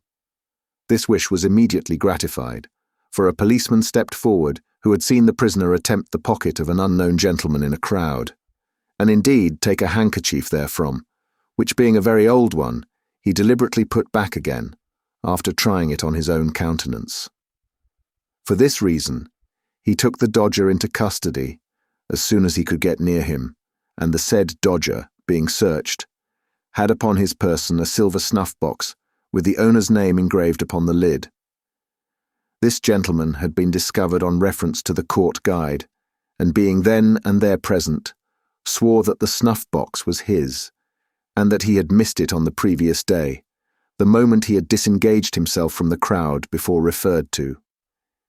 He had also remarked a young gentleman in the throng, particularly active in making his way about, and that young gentleman was the prisoner before him. "Have you anything to ask this witness, boy?" said the magistrate. "I wouldn't abase myself by descending to hold no conversation with him," replied the Dodger. "Have you anything to say at all?"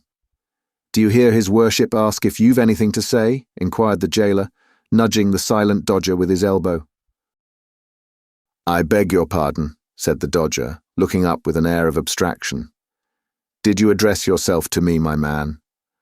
"I never see such an out-and-out young vagabond, your worship," observed the officer with a grin. "Do you mean to say anything, you young shaver?"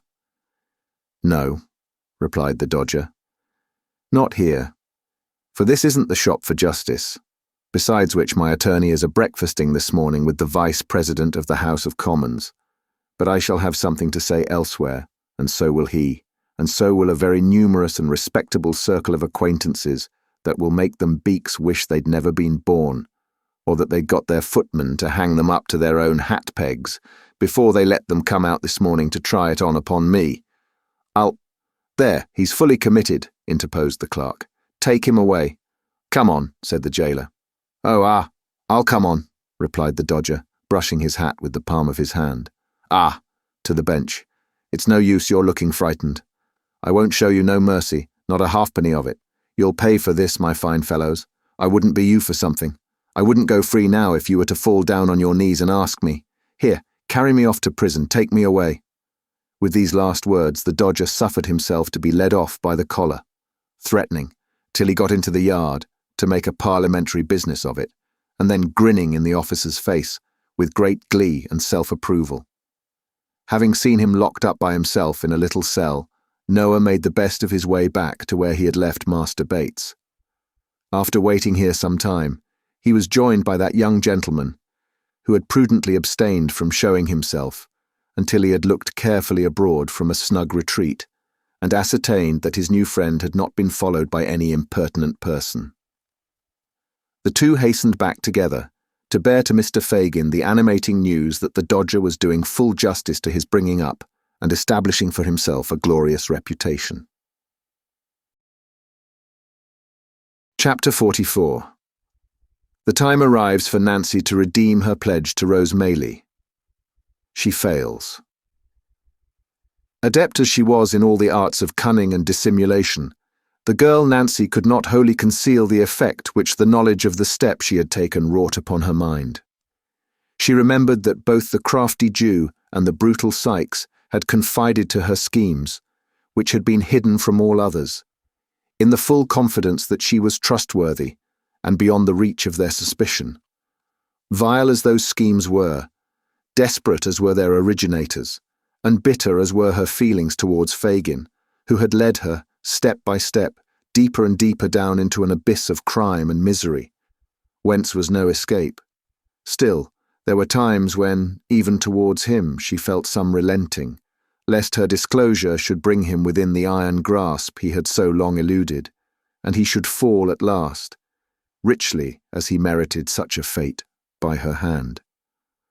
But these were the mere wanderings of a mind unable wholly to detach itself from old companions and associations, though enabled to fix itself steadily on one object and resolved not to be turned aside by any consideration. Her fears for Sykes would have been more powerful inducements to recoil while there was yet time. But she had stipulated that her secret should be rigidly kept. She had dropped no clue which could lead to his discovery. She had refused, even for his sake, a refuge from all the guilt and wretchedness that encompassed her.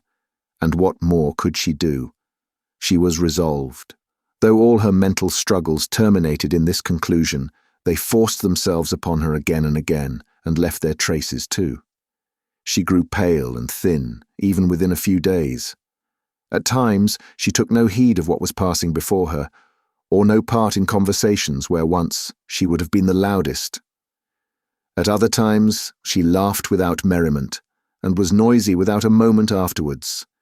She sat silent and dejected, brooding with her head upon her hands, while the very effort by which she roused herself told, more forcibly than even these indications, that she was ill at ease, and that her thoughts were occupied with matters very different and distant from those in the course of discussion by her companions. It was Sunday night, and the bell of the nearest church struck the hour. Sikes and the Jew were talking, but they paused to listen. The girl looked up from the low seat on which she crouched, and listened too. 11. "An hour this side of midnight," said Sikes, raising the blind to look out and returning to his seat. "Dark and heavy it is too. A good night for business, this." "Ah," replied Fagin, "what a pity, Bill, my dear, that there's none quite ready to be done." "You're right for once," replied Sikes gruffly. "It is a pity, for I'm in the humour too." Fagin sighed and shook his head despondingly. "We must make up for lost time when we've got things into a good train. That's all I know," said Sikes. "That's the way to talk, my dear," replied Fagin, venturing to pat him on the shoulder. "It does me good to hear you." "Does you good, does it?" cried Sikes. "Well, so be it." "Ha, ha, ha," laughed Fagin, as if he were relieved by even this concession. "You're like yourself tonight, Bill, quite like yourself." "I don't feel like myself when you lay that withered old claw on my shoulder, so take it away," said Sikes, casting off the Jew's hand. "It makes you nervous, Bill. Reminds you of being nabbed, does it?" said Fagin, determined not to be offended. "Reminds me of being nabbed by the devil," returned Sikes. "There never was another man with such a face as yours, unless it was your father. And I suppose he is singeing his grizzled red beard by this time, unless you came straight from the old one without any father at all betwixt you, which I shouldn't wonder at, a bit." Fagin offered no reply to this compliment, but pulling Sikes by the sleeve, pointed his finger towards Nancy, who had taken advantage of the foregoing conversation to put on her bonnet and was now leaving the room. "Hello," cried Sikes. "Nance, where's the girl going to at this time of night?" "Not far." "What answers that?" retorted Sikes. "Do you hear me?" "I don't know where," replied the girl. "Then I do," said Sikes, more in the spirit of obstinacy than because he had any real objection to the girl going where she listed. "Nowhere. Sit down." "I'm not well, I told you that before," rejoined the girl. "I want a breath of air." "Put your head out of the window," replied Sikes. "There's not enough there," said the girl. "I want it in the street." "Then you won't have it," replied Sikes. With which assurance he rose, locked the door, took the key out, and pulling her bonnet from her head, flung it up to the top of an old press. "There," said the robber. "Now stop quietly where you are, will you?" "It's not such a matter as a bonnet would keep me," said the girl, turning very pale. "What do you mean, Bill? Do you know what you're doing? Know what I'm—" "Oh," cried Sikes, turning to Fagin. "She's out of her senses, you know, or she daren't talk to me in that way." "You'll drive me on to something desperate," muttered the girl, placing both hands upon her breast, as though to keep down by force some violent outbreak. "Let me go, will you, this minute, this instant?" "No," said Sikes. "Tell him to let me go, Fagin. He had better. It'll be better for him. Do you hear me?" cried Nancy, stamping her foot upon the ground. "Hear you?" repeated Sikes, turning round in his chair to confront her. "Aye, and if I hear you for half a minute longer, the dog shall have such a grip on your throat as'll tear some of that screaming voice out. What has come over you, you jade? What is it?" "Let me go," said the girl with great earnestness. Then sitting herself down on the floor before the door, she said, "Bill, let me go. You don't know what you're doing. You don't indeed. For only 1 hour. Do. "Cut my limbs off one by one," cried Sikes, seizing her roughly by the arm. "If I don't think the girl's stark raving mad, get up." "Not till you let me go. Not till you let me go. Never, never," screamed the girl. Sykes looked on for a minute, watching his opportunity, and suddenly pinioning her hands, dragged her, struggling and wrestling with him by the way, into a small room adjoining, where he sat himself on a bench and, thrusting her into a chair, held her down by force. She struggled and implored by turns until 12 o'clock had struck, and then, wearied and exhausted, ceased to contest the point any further. With a caution, backed by many oaths, to make no more efforts to go out that night, Sykes left her to recover at leisure and rejoined Fagin. "Whew," said the housebreaker, wiping the perspiration from his face. "What a precious strange girl that is." "You may say that, Bill," replied Fagin thoughtfully. "You may say that." "What did she take it into her head to go out tonight for, do you think?" asked Sykes. "Come, you should know her better than me. What does it mean?" "Obstinacy. Woman's obstinacy, I suppose, my dear." "Well, I suppose it is," growled Sykes. "I thought I had tamed her, but she's as bad as ever." "Worse," said Fagin thoughtfully. "I never knew her like this, for such a little cause." "Nor I," said Sykes. "I think she's got a touch of that fever in her blood yet, and it won't come out, eh?" "Like enough. I'll let her a little blood without troubling the doctor if she's took that way again," said Sykes. Fagin nodded an expressive approval of this mode of treatment. "She was hanging about me all day and night too, when I was stretched on my back. And you, like a black-hearted wolf as you are, kept yourself aloof," said Sykes. "We were poor too, all the time, and I think one way or other it's worried and fretted her, and that being shut up here so long has made her restless, eh?" "That's it, my dear," replied the Jew in a whisper. "Hush." As he uttered these words, the girl herself appeared and resumed her former seat. Her eyes were swollen and red. She rocked herself to and fro, tossed her head, and, after a little time, burst out laughing. "Why, now she's on the other tack!" exclaimed Sykes, turning a look of excessive surprise on his companion. Fagin nodded to him to take no further notice just then, and, in a few minutes, the girl subsided into her accustomed demeanour. Whispering Sykes that there was no fear of her relapsing, Fagin took up his hat and bade him good night. He paused when he reached the room door, and looking round, asked if somebody would light him down the dark stairs. "Light him down," said Sykes, who was filling his pipe. "It's a pity he should break his neck himself and disappoint the sightseers. Show him a light." Nancy followed the old man downstairs with a candle.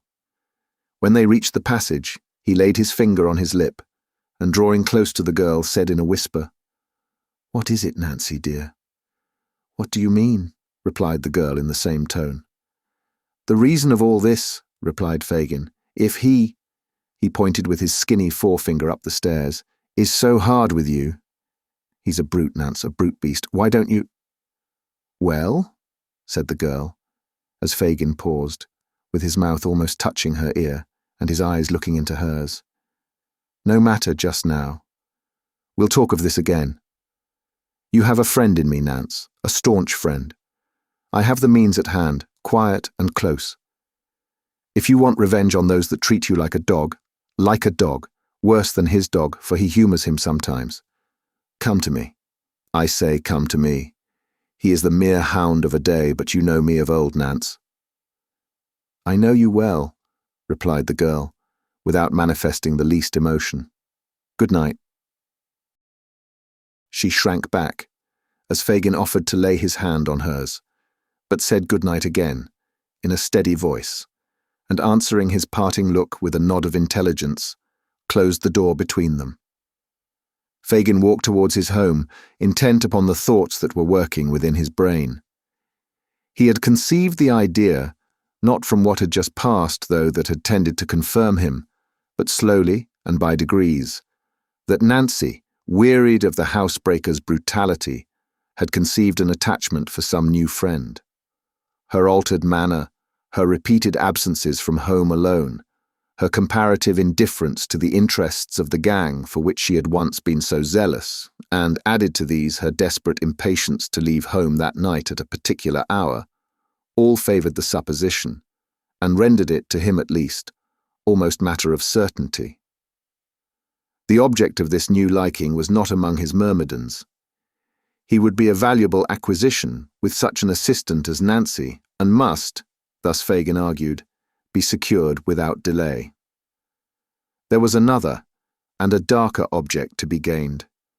Sykes knew too much, and his ruffian taunts had not galled Fagin the less, because the wounds were hidden.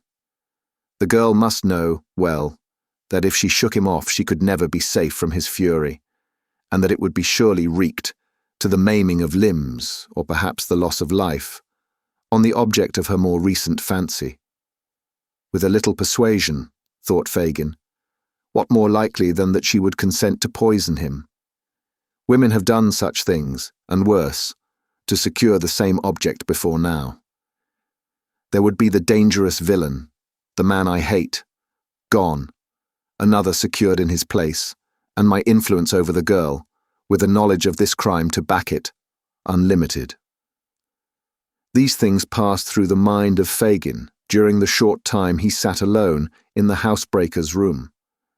And with them, uppermost in his thoughts, he had taken the opportunity afterwards afforded him of sounding the girl in the broken hints he threw out at parting. There was no expression of surprise, no assumption of an inability to understand his meaning. The girl clearly comprehended it. Her glance at parting showed that. But perhaps she would recoil from a plot to take the life of Sykes, and that was one of the chief ends to be attained. How, thought Fagin as he crept homeward, can I increase my influence with her? What new power can I acquire? Such brains are fertile in expedients. If, without extracting a confession from herself, he laid a watch, discovered the object of her altered regard, and threatened to reveal the whole history to Sykes, of whom she stood in no common fear, unless she entered into his designs, could he not secure her compliance? I can, said Fagin, almost aloud. She durst not refuse me then. Not for her life, not for her life. I have it all. The means are ready, and shall be set to work. I shall have you yet. He cast back a dark look and a threatening motion of the hand towards the spot where he had left the bolder villain, and went on his way, busying his bony hands in the folds of his tattered garment, which he wrenched tightly in his grasp, as though there were a hated enemy crushed with every motion of his fingers. Chapter 45. Noah Claypole is employed by Fagin on a secret mission.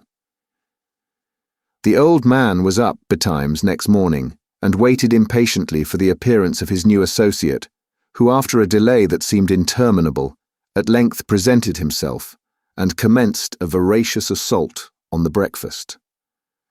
Bolter, said Fagin, drawing up a chair and seating himself opposite Maurice Bolter. Well, here I am, returned Noah. What's the matter? Don't you ask me to do anything till I have done eating. That's a great fault in this place. You never get time enough over your meals.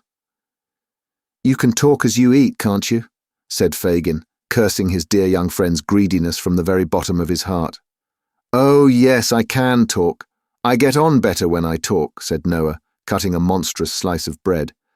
Where's Charlotte? Out, said Fagin. I sent her out this morning with the other young woman because I wanted us to be alone.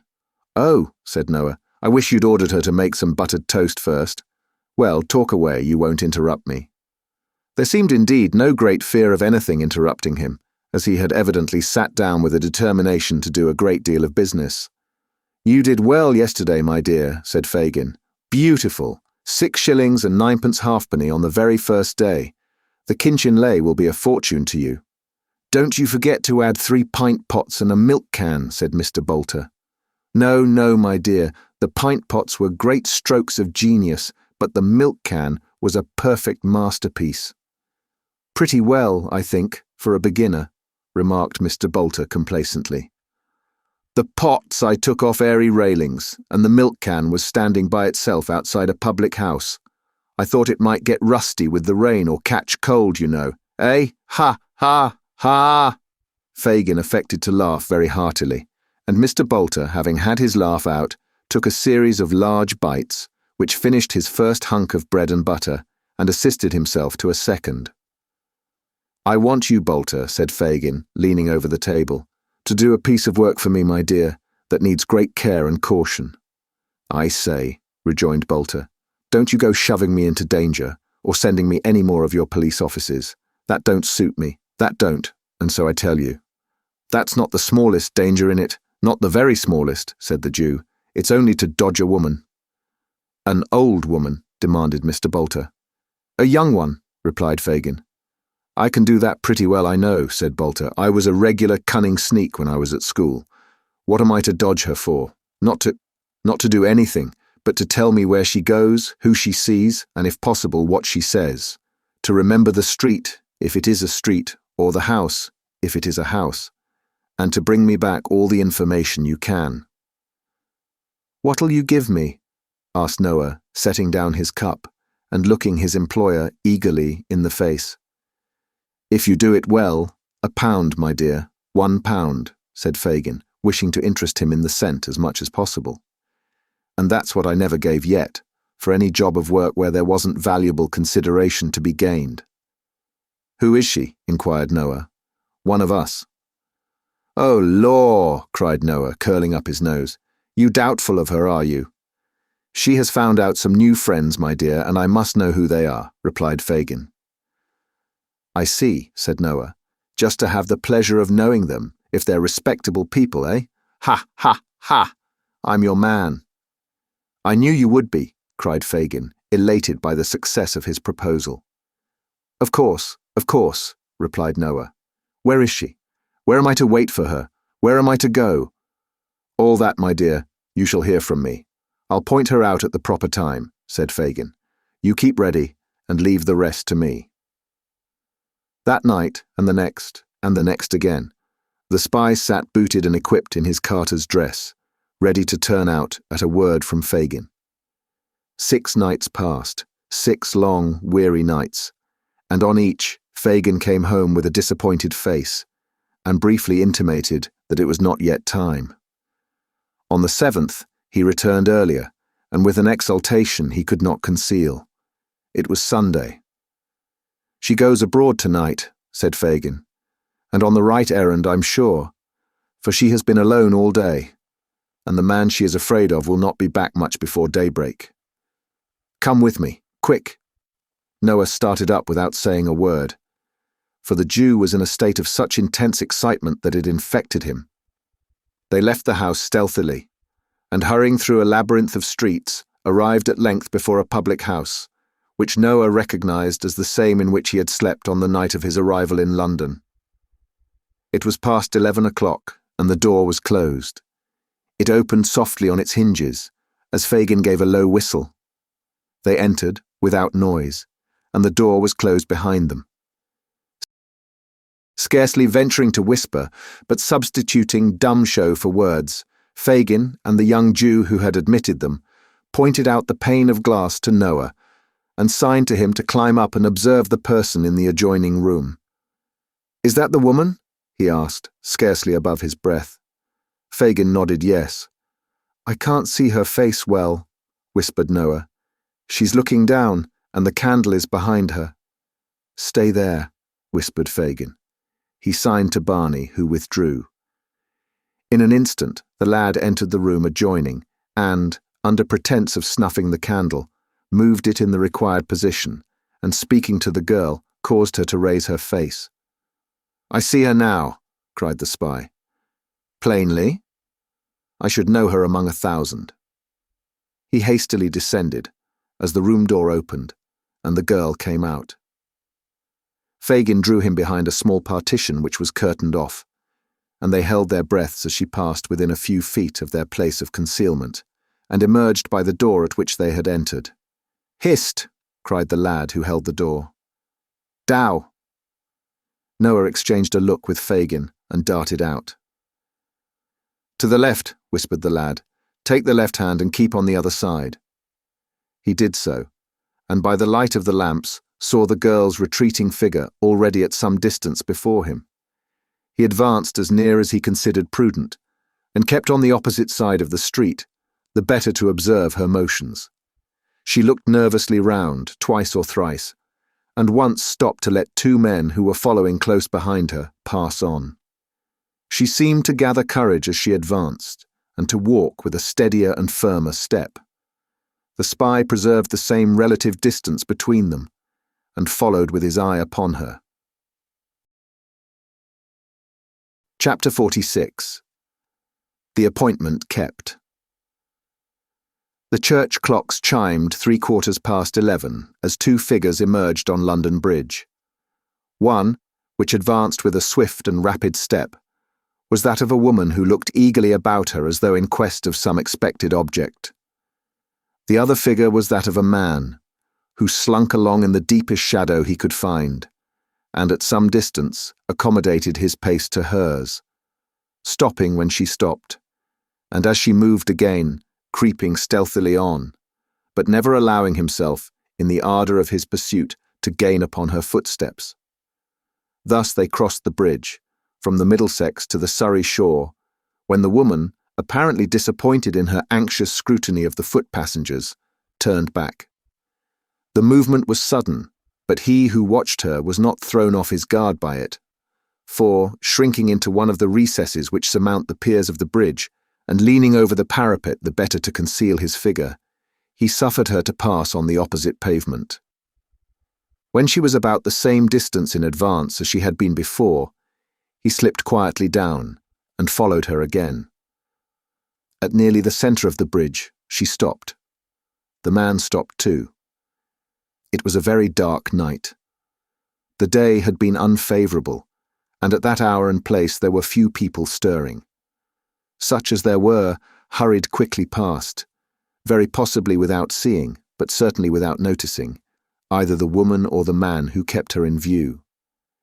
Their appearance was not calculated to attract the importunate regards of such of London's destitute population, as chanced to take their way over the bridge that night in search of some cold arch or doorless hovel wherein to lay their heads. They stood there in silence, neither speaking nor spoken to by anyone who passed. A mist hung over the river, deepening the red glare of the fires that burned upon the small craft moored off the different wharves, and rendering darker and more indistinct the murky buildings on the banks.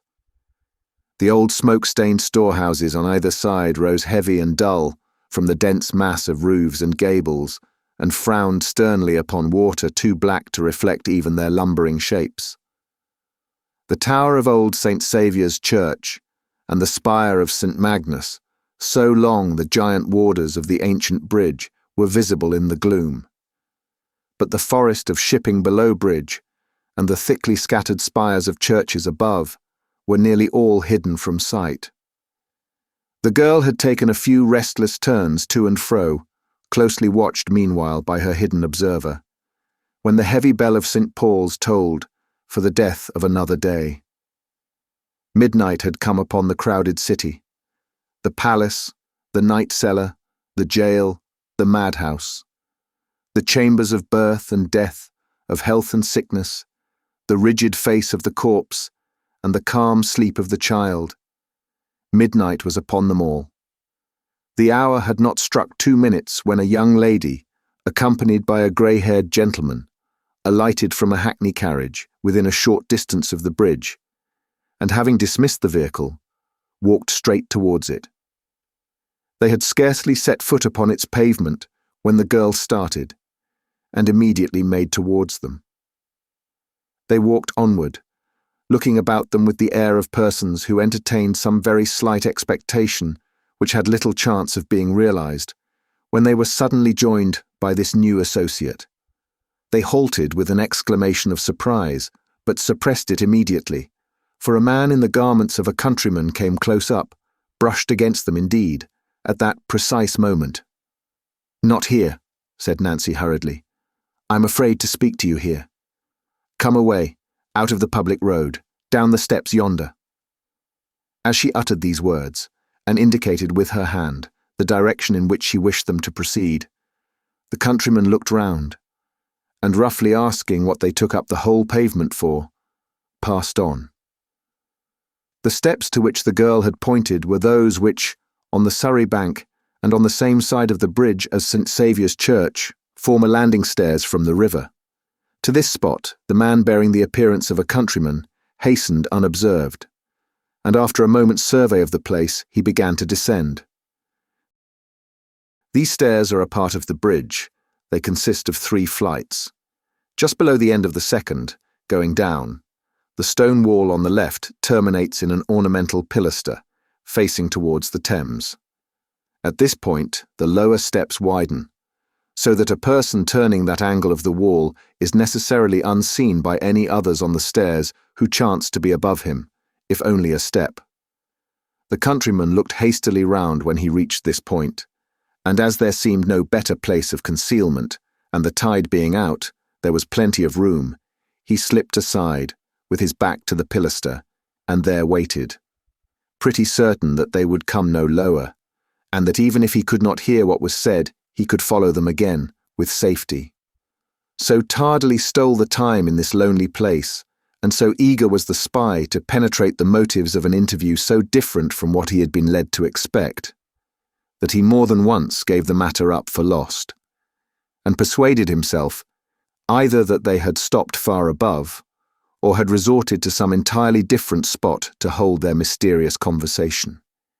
He was on the point of emerging from his hiding place and regaining the road above when he heard the sound of footsteps, and directly afterwards of voices almost close at his ear. He drew himself straight upright against the wall, and scarcely breathing, listened attentively. "This is far enough," said a voice, which was evidently that of the gentleman. "I will not suffer the young lady to go any farther. Many people would have distrusted you too much to have come even so far. But you see, I am willing to humour you." "To humour me?" cried the voice of the girl whom he had followed. "You're considerate indeed, sir, to humour me." "Well, well, it's no matter." "Why, for what?" said the gentleman in a kinder tone. "For what purpose can you have brought us to this strange place? Why not have let me speak to you, above there, where it is light, and there is something stirring, instead of bringing us to this dark and dismal hole?" "I told you before," replied Nancy, "that I was afraid to speak to you there." "I don't know why it is," said the girl, shuddering, "but I have such a fear and dread upon me tonight that I can hardly stand." "A fear of what?" asked the gentleman, who seemed to pity her. "I scarcely know of what," replied the girl. "I wish I did. Horrible thoughts of death and shrouds with blood upon them, and a fear that has made me burn as if I was on fire, have been upon me all day. I was reading a book tonight to while the time away, and the same things came into the print." "Imagination," said the gentleman, soothing her. "No imagination," replied the girl in a hoarse voice. "I'll swear I saw coffin written in every page of the book, in large black letters. Aye, and they carried one close to me, in the streets tonight." "There's nothing unusual in that," said the gentleman. "They have passed me often." "Real ones," rejoined the girl. "This was not." There was something so uncommon in her manner that the flesh of the concealed listener crept as he heard the girl utter these words, and the blood chilled within him. He had never experienced a greater relief than in hearing the sweet voice of the young lady as she begged her to be calm and not allow herself to become the prey of such fearful fancies. "Speak to her kindly," said the young lady to her companion. "Poor creature, she seems to need it." "Your haughty religious people would have held their heads up to see me as I am tonight, and preached of flames and vengeance," cried the girl. "Oh, dear lady, why aren't those who claim to be God's own folks as gentle and as kind to us poor wretches as you, who, having youth and beauty, and all that they have lost, might be a little proud instead of so much humbler?" "Ah," said the gentleman, "a Turk turns his face after washing it well to the east when he says his prayers. These good people, after giving their faces such a rub against the world as to take the smiles off, turn with no less regularity to the darkest side of heaven. Between the Mussulman and the Pharisee, commend me to the first." These words appeared to be addressed to the young lady, and were perhaps uttered with the view of affording Nancy time to recover herself. The gentleman, shortly afterwards, addressed himself to her. "You were not here last Sunday night," he said. "I couldn't come," replied Nancy. "I was kept by force." "By whom?" "Him that I told the young lady of before."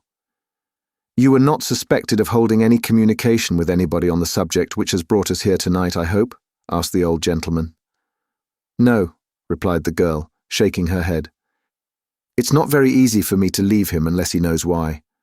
I couldn't give him a drink of laudanum before I came away." "Did he awake before you returned?" inquired the gentleman. "No, and neither he nor any of them suspect me." "Good," said the gentleman. "Now listen to me." "I am ready," replied the girl, as he paused for a moment. "This young lady," the gentleman began, "has communicated to me, and to some other friends who can be safely trusted, what you told her nearly a fortnight ago. I confess to you that I had doubts at first, whether you were to be implicitly relied upon, but now I firmly believe you are." "I am," said the girl earnestly. "I repeat that I firmly believe it.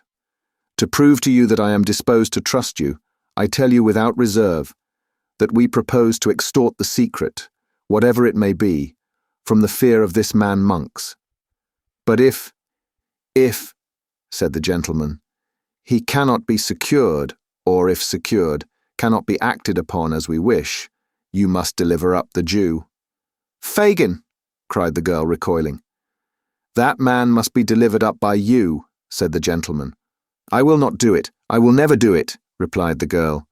"Devil that he is, and worse than devil as he has been to me, I will never do that." "You will not," said the gentleman, who seemed fully prepared for this answer. "Never," returned the girl. "Tell me why." "For one reason," rejoined the girl firmly, "for one reason that the lady knows and will stand by me in. I know she will, for I have her promise, and for this other reason besides, that, bad life as he has led, I have led a bad life too.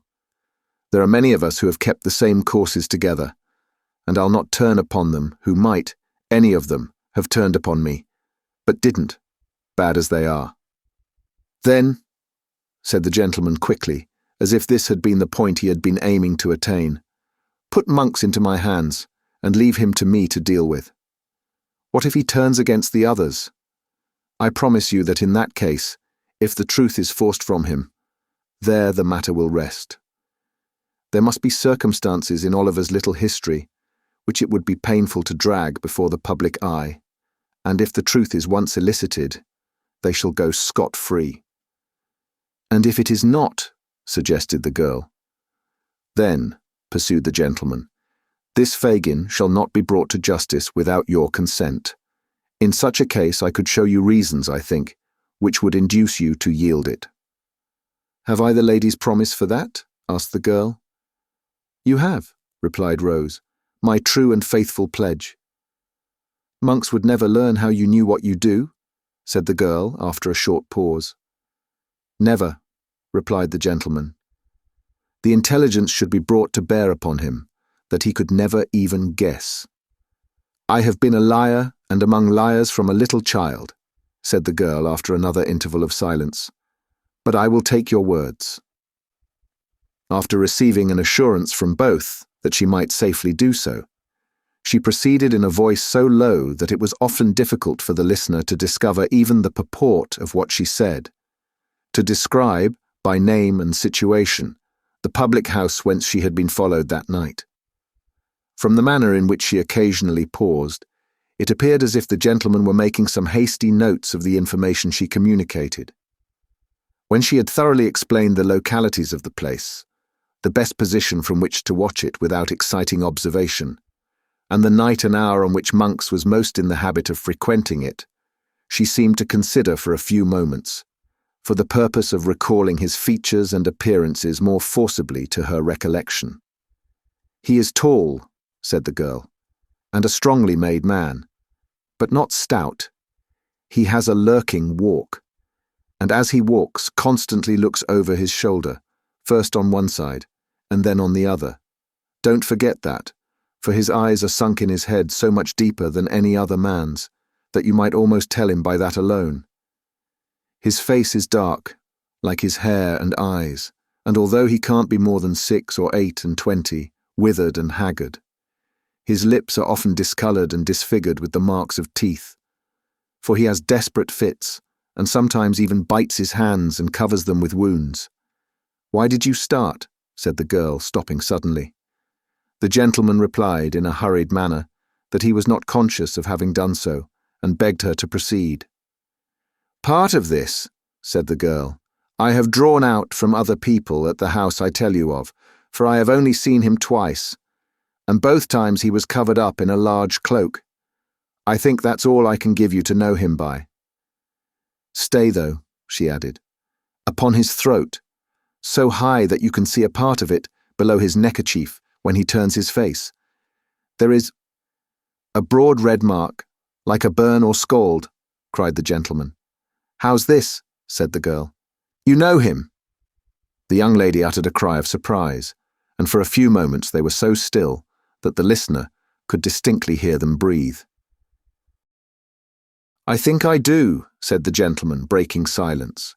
"I should by your description. We shall see. Many people are singularly like each other. It may not be the same." As he expressed himself to this effect, with assumed carelessness, he took a step or two nearer the concealed spy, as the latter could tell from the distinctness with which he heard him mutter, "It must be he." "Now," he said, returning, so it seemed by the sound, to the spot where he had stood before. "You have given us most valuable assistance, young woman, and I wish you to be the better for it. What can I do to serve you?" "Nothing," replied Nancy. "You will not persist in saying that," rejoined the gentleman with a voice and emphasis of kindness that might have touched a much harder and more obdurate heart. "Think now. Tell me." "Nothing, sir," rejoined the girl, weeping. "You can do nothing to help me. I am past all hope indeed." "You put yourself beyond its pale," said the gentleman. "The past has been a dreary waste with you, of youthful energies misspent, and such priceless treasures lavished, as the Creator bestows but once and never grants again, but for the future you may hope. I do not say that it is in our power to offer you peace of heart and mind, for that must come as you seek it. But a quiet asylum, either in England, or, if you fear to remain here in some foreign country, it is not only within the compass of our ability, but our most anxious wish to secure you. Before the dawn of morning, before this river wakes to the first glimpse of daylight, you shall be placed as entirely beyond the reach of your former associates, and leave as utter an absence of all trace behind you, as if you were to disappear from the earth this moment. Come. I would not have you go back to exchange one word with any old companion, or take one look at any old haunt, or breathe the very air which is pestilence and death to you. Quit them all, while there is time and opportunity. She will be persuaded now," cried the young lady. "She hesitates, I am sure." "I fear not, my dear," said the gentleman. "No, sir, I do not," replied the girl after a short struggle. "I am chained to my old life. I loathe and hate it now, but I cannot leave it. I must have gone too far to turn back, and yet I don't know, for if you had spoken to me so some time ago, I should have laughed it off. But," she said, looking hastily round, "this fear comes over me again. I must go home." "Home," repeated the young lady, with great stress upon the word. "Home, lady," rejoined the girl. "To such a home as I have raised for myself with the work of my whole life. Let us part. I shall be watched or seen. Go, go.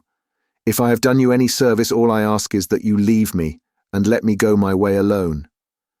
"It is useless," said the gentleman with a sigh. "We compromise her safety, perhaps, by staying here. We may have detained her longer than she expected already." "Yes, yes," urged the girl. "You have." "What," cried the young lady, "can be the end of this poor creature's life?" "What?" repeated the girl. "Look before you, lady. Look at that dark water. How many times do you read of such as I who spring into the tide and leave no living thing, to care for or bewail them? It may be years hence, or it may be only months, but I shall come to that at last." "Do not speak thus, pray," returned the young lady, sobbing. "It will never reach your ears, dear lady, and God forbid such horrors should," replied the girl. "Good night, good night." The gentleman turned away. "This purse," cried the young lady. "Take it for my sake, that you may have some resource in an hour of need and trouble." "No," replied the girl. "I have not done this for money. Let me have that to think of, and yet, give me something that you have worn. I should like to have something, no, not a ring. Your gloves or handkerchief, anything that I can keep as having belonged to you, sweet lady. There, bless you, God bless you. Good night, good night."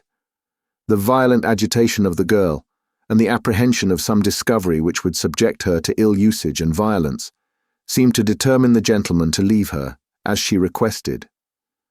The sound of retreating footsteps were audible, and the voices ceased. The two figures of the young lady and her companion soon afterwards appeared upon the bridge. They stopped at the summit of the stairs. "Hark!" cried the young lady, listening. "Did she call? I thought I heard her voice."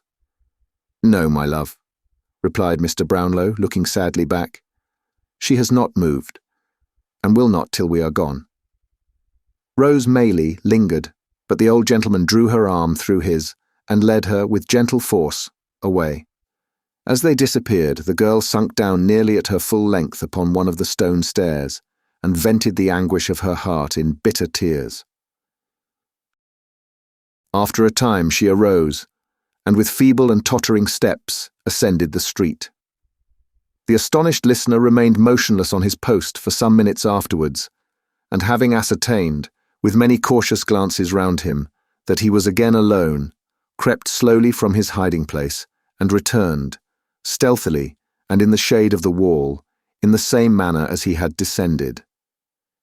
Peeping out more than once when he reached the top to make sure that he was unobserved, Noah Claypole darted away at his utmost speed and made for the Jew's house as fast as his legs would carry him. Chapter 47. Fatal Consequences.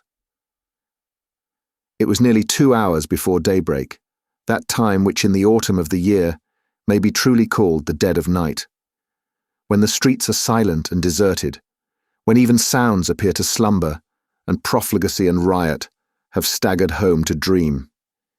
It was at this still and silent hour that Fagin sat watching in his old lair, with face so distorted and pale, and eyes so red and bloodshot, that he looked less like a man than like some hideous phantom, moist from the grave, and worried by an evil spirit.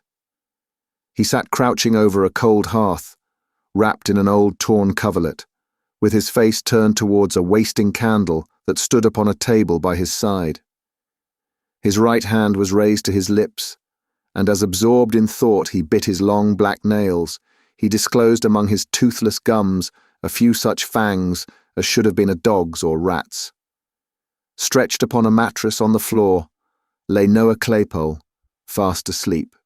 Towards him the old man sometimes directed his eyes for an instant, and then brought them back again to the candle, which with a long burnt wick drooping almost double, and hot grease falling down in clots upon the table, plainly showed that his thoughts were busy elsewhere. Indeed they were. Mortification at the overthrow of his notable scheme, hatred of the girl who had dared to palter with strangers, and utter distrust of the sincerity of her refusal to yield him up, bitter disappointment at the loss of his revenge on Sikes, the fear of detection and ruin and death, and a fierce and deadly rage kindled by all. These were the passionate considerations which, following close upon each other with rapid and ceaseless whirl, shot through the brain of Fagin, as every evil thought and blackest purpose lay working at his heart. He sat without changing his attitude in the least, or appearing to take the smallest heed of time, until his quick ear seemed to be attracted by a footstep in the street. "At last," he muttered, wiping his dry and fevered mouth. "At last! The bell rang gently as he spoke. He crept upstairs to the door and presently returned accompanied by a man muffled to the chin, who carried a bundle under one arm. Sitting down and throwing back his outer coat, the man displayed the burly frame of XXIX. "There," he said, laying the bundle on the table. "Take care of that, and do the most you can with it. It's been trouble enough to get. I thought I should have been here 3 hours ago." Fagin laid his hand upon the bundle, and locking it in the cupboard, sat down again without speaking. But he did not take his eyes off the robber, for an instant during this action. And now that they sat over against each other, face to face, he looked fixedly at him, with his lips quivering so violently, and his face so altered by the emotions which had mastered him, that the housebreaker involuntarily drew back his chair and surveyed him with a look of real affright. "What now?" cried XXIX.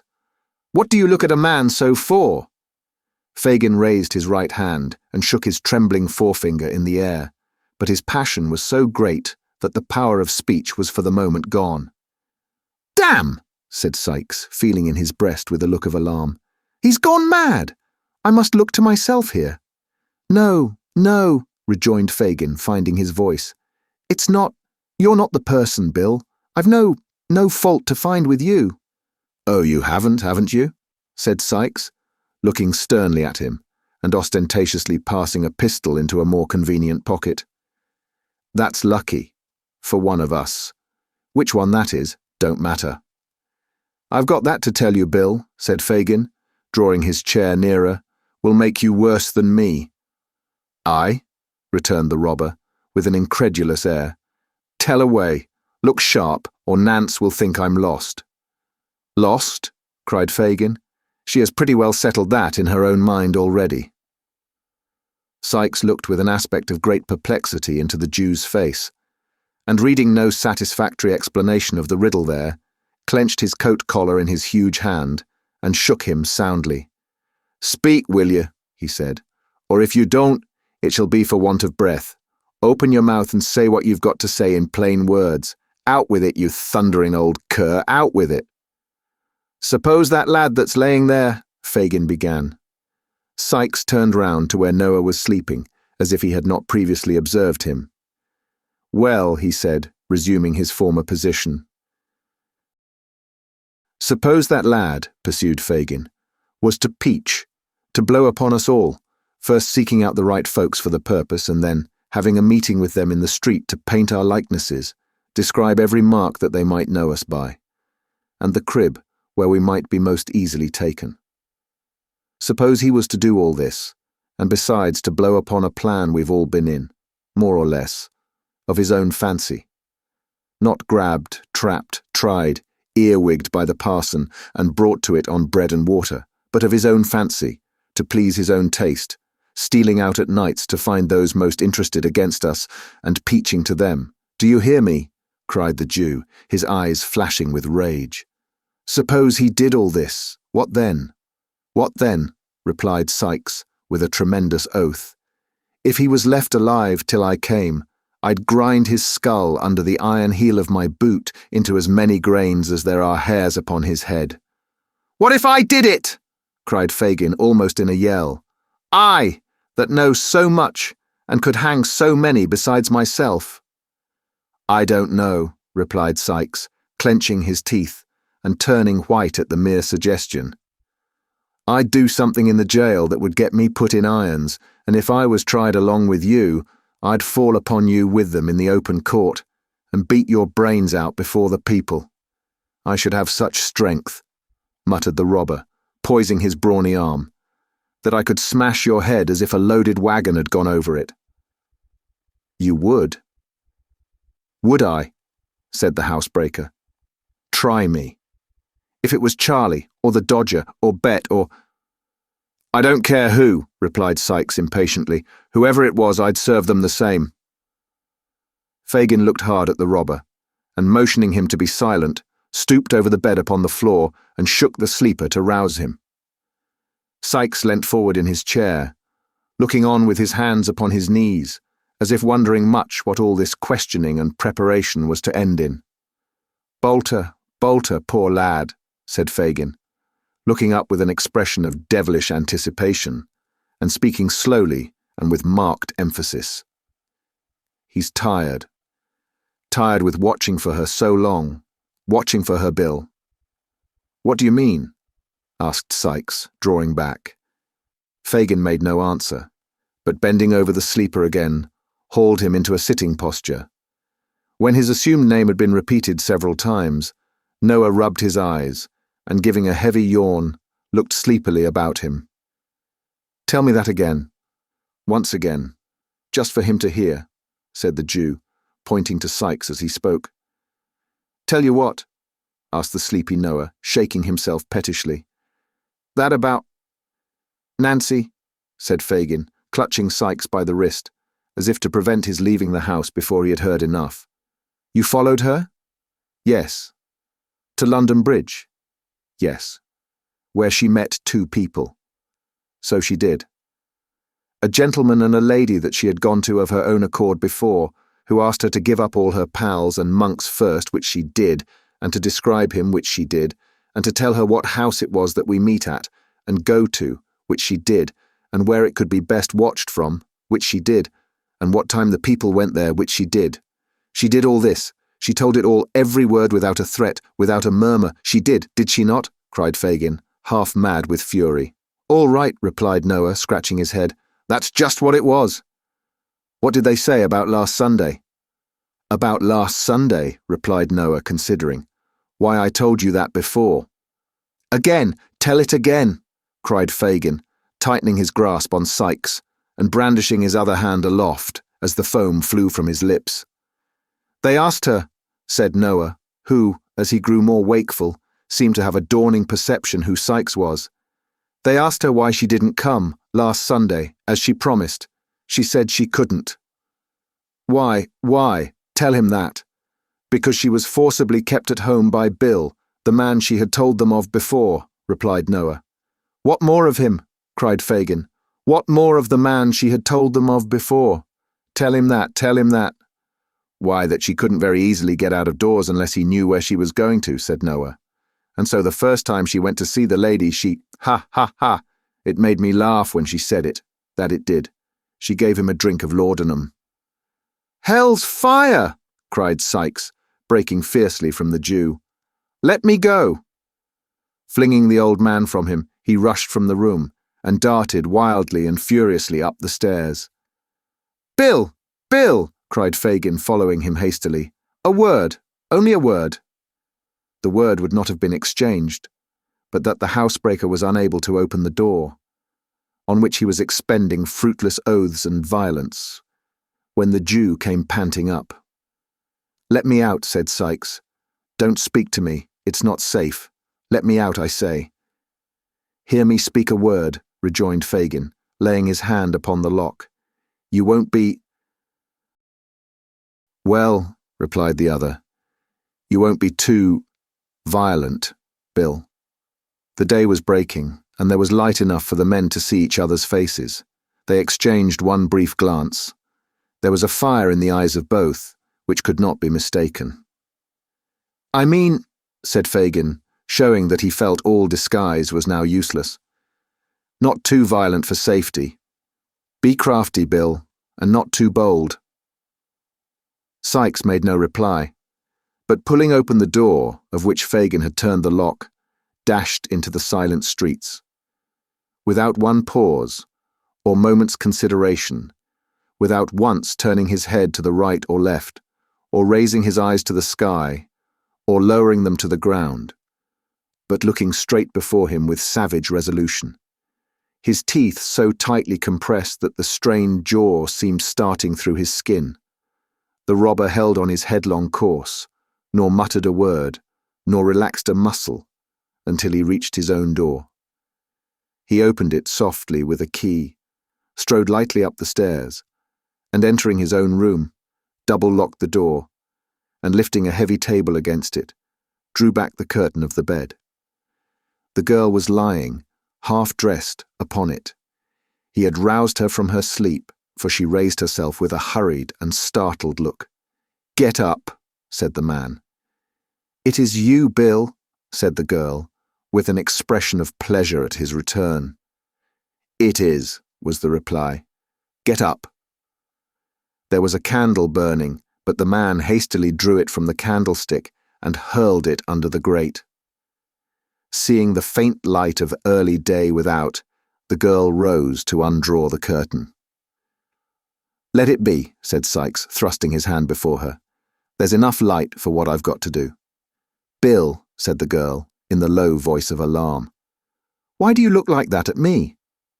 The robber sat regarding her for a few seconds with dilated nostrils and heaving breast, and then, grasping her by the head and throat, dragged her into the middle of the room, and looking once towards the door, placed his heavy hand upon her mouth. "Bill, Bill," gasped the girl, wrestling with the strength of mortal fear. I won't scream or cry, not once.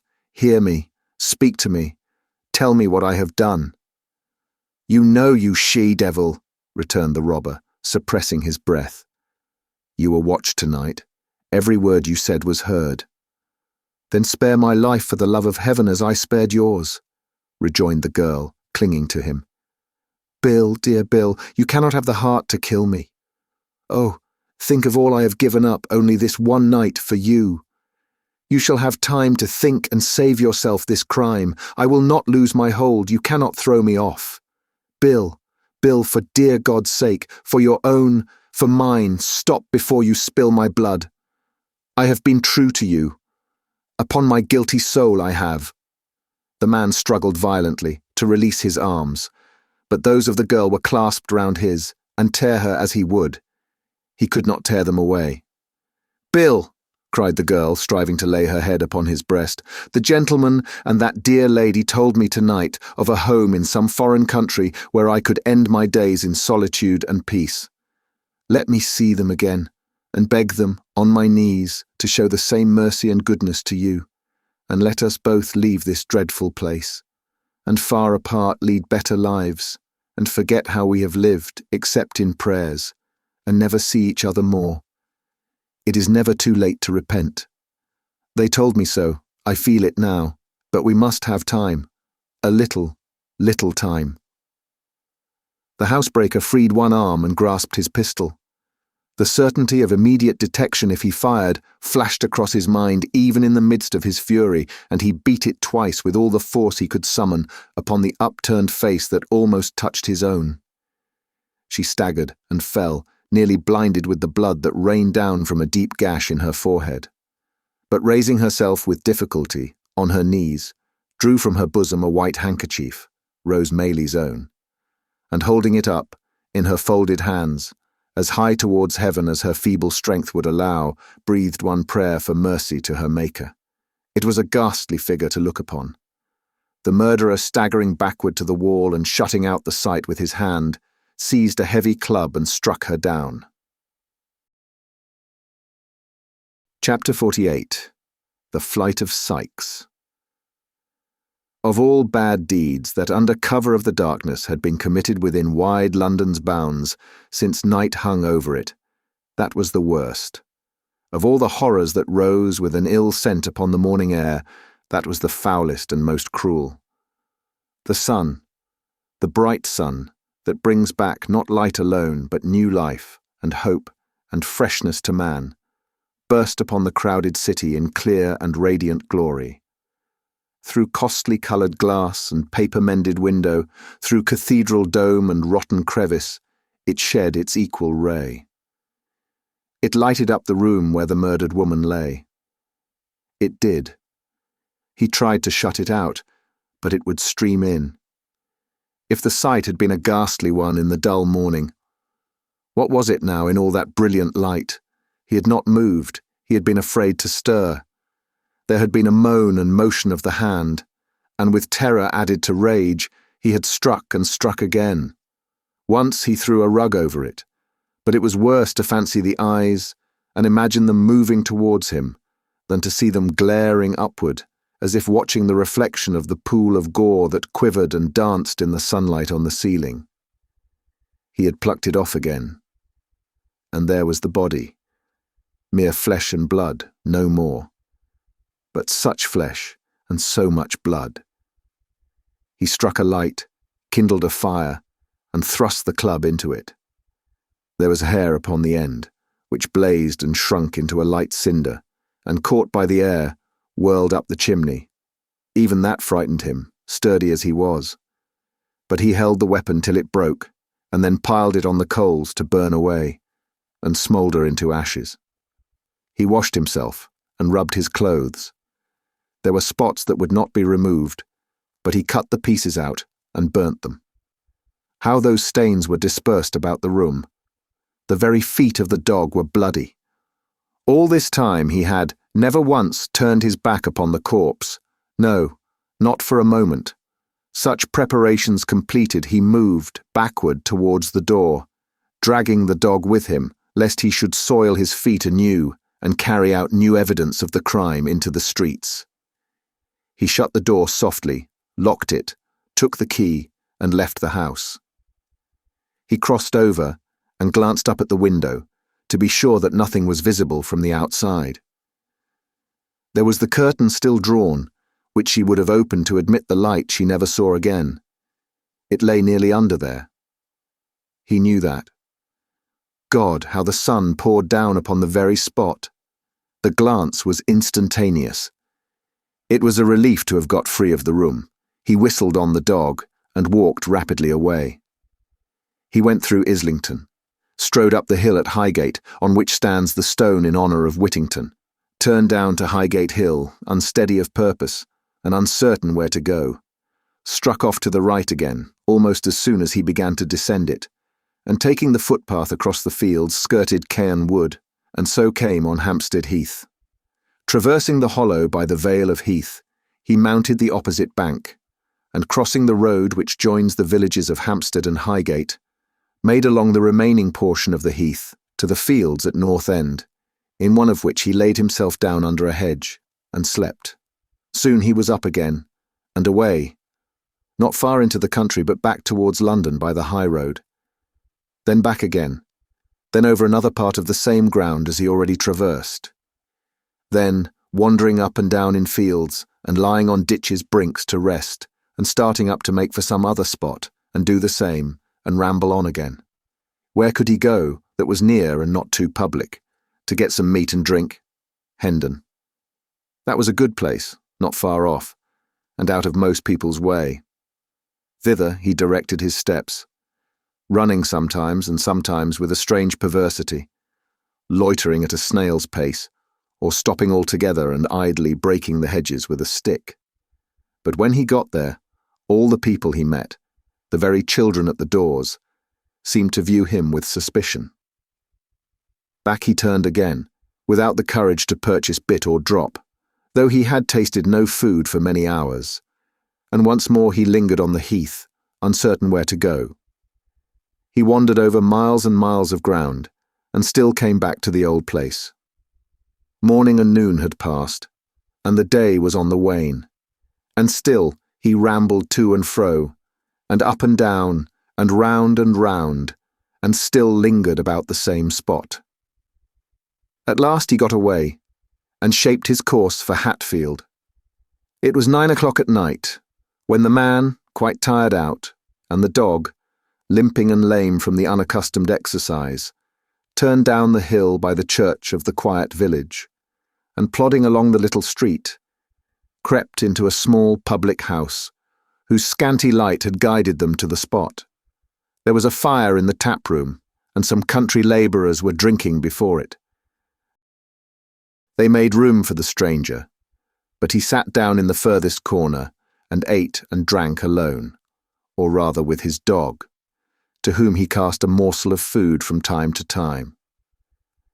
The conversation of the men assembled here turned upon the neighbouring land and farmers, and when those topics were exhausted, upon the age of some old man who had been buried on the previous Sunday, the young men present considering him very old, and the old men present declaring him to have been quite young, not older, one white-haired grandfather said, than he was, with 10 or 15 years of life in him at least, if he had taken care. If he had taken care. There was nothing to attract attention or excite alarm in this. The robber, after paying his reckoning, sat silent and unnoticed in his corner, and had almost dropped asleep when he was half wakened by the noisy entrance of a newcomer. This was an antic fellow, half peddler and half mountebank, who travelled about the country on foot to vend hones, strops, razors, washballs, harness paste, medicine for dogs and horses, cheap perfumery, cosmetics and such-like wares, which he carried in a case slung to his back. His entrance was the signal for various homely jokes with the countryman, which slackened not until he had made his supper and opened his box of treasures, when he ingeniously contrived to unite business with amusement. "And what be that stoof? Good to eat, Harry?" asked a grinning countryman, pointing to some composition cakes in one corner. "This," said the fellow, producing one, "this is the infallible and invaluable composition for removing all sorts of stain, rust, dirt, mildew, spick, speck, spot, or spatter, from silk, satin, linen, cambric, cloth, crepe, stuff, carpet, merino, muslin, bombazine, or woolen stuff.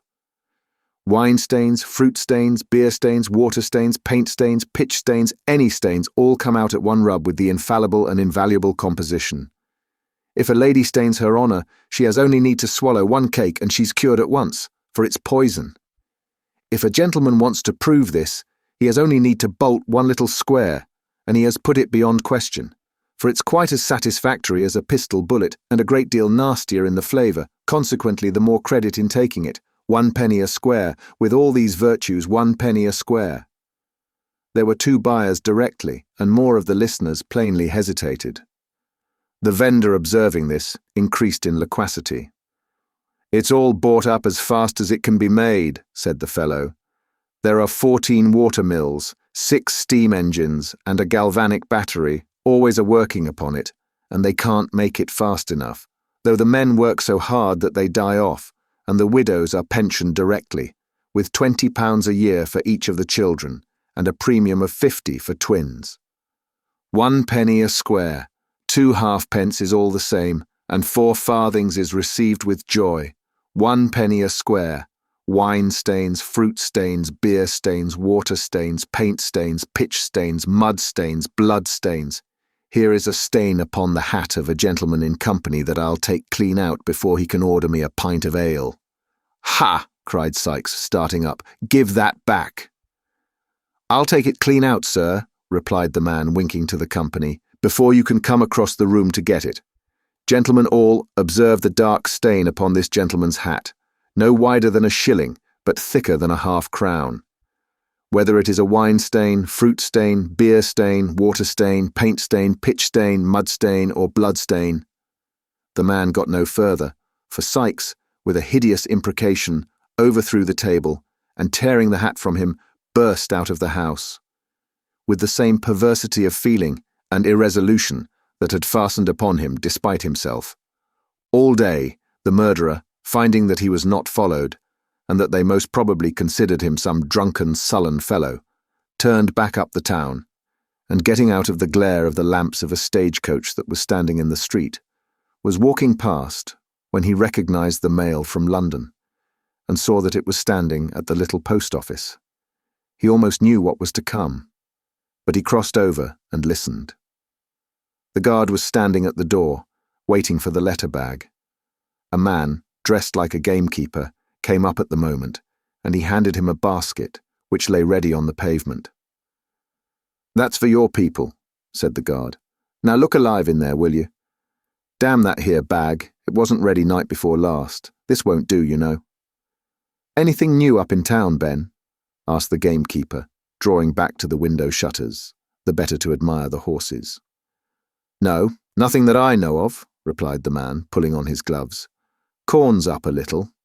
I heard talk of a murder, too, down Spitalfields way, but I don't reckon much upon it." "Oh, that's quite true," said a gentleman inside who was looking out of the window, "and a dreadful murder it was." "Was it, sir?" rejoined the guard, touching his hat. "Man or woman, pray, sir?" "A woman," replied the gentleman. "It is supposed—" "Now, Ben," replied the coachman impatiently. "Damn that here bag," said the guard. "Are you gone to sleep in there?" "Coming," cried the office keeper, running out. "Coming," growled the guard. "Ah, and so's the young woman of property that's going to take a fancy to me, but I don't know when.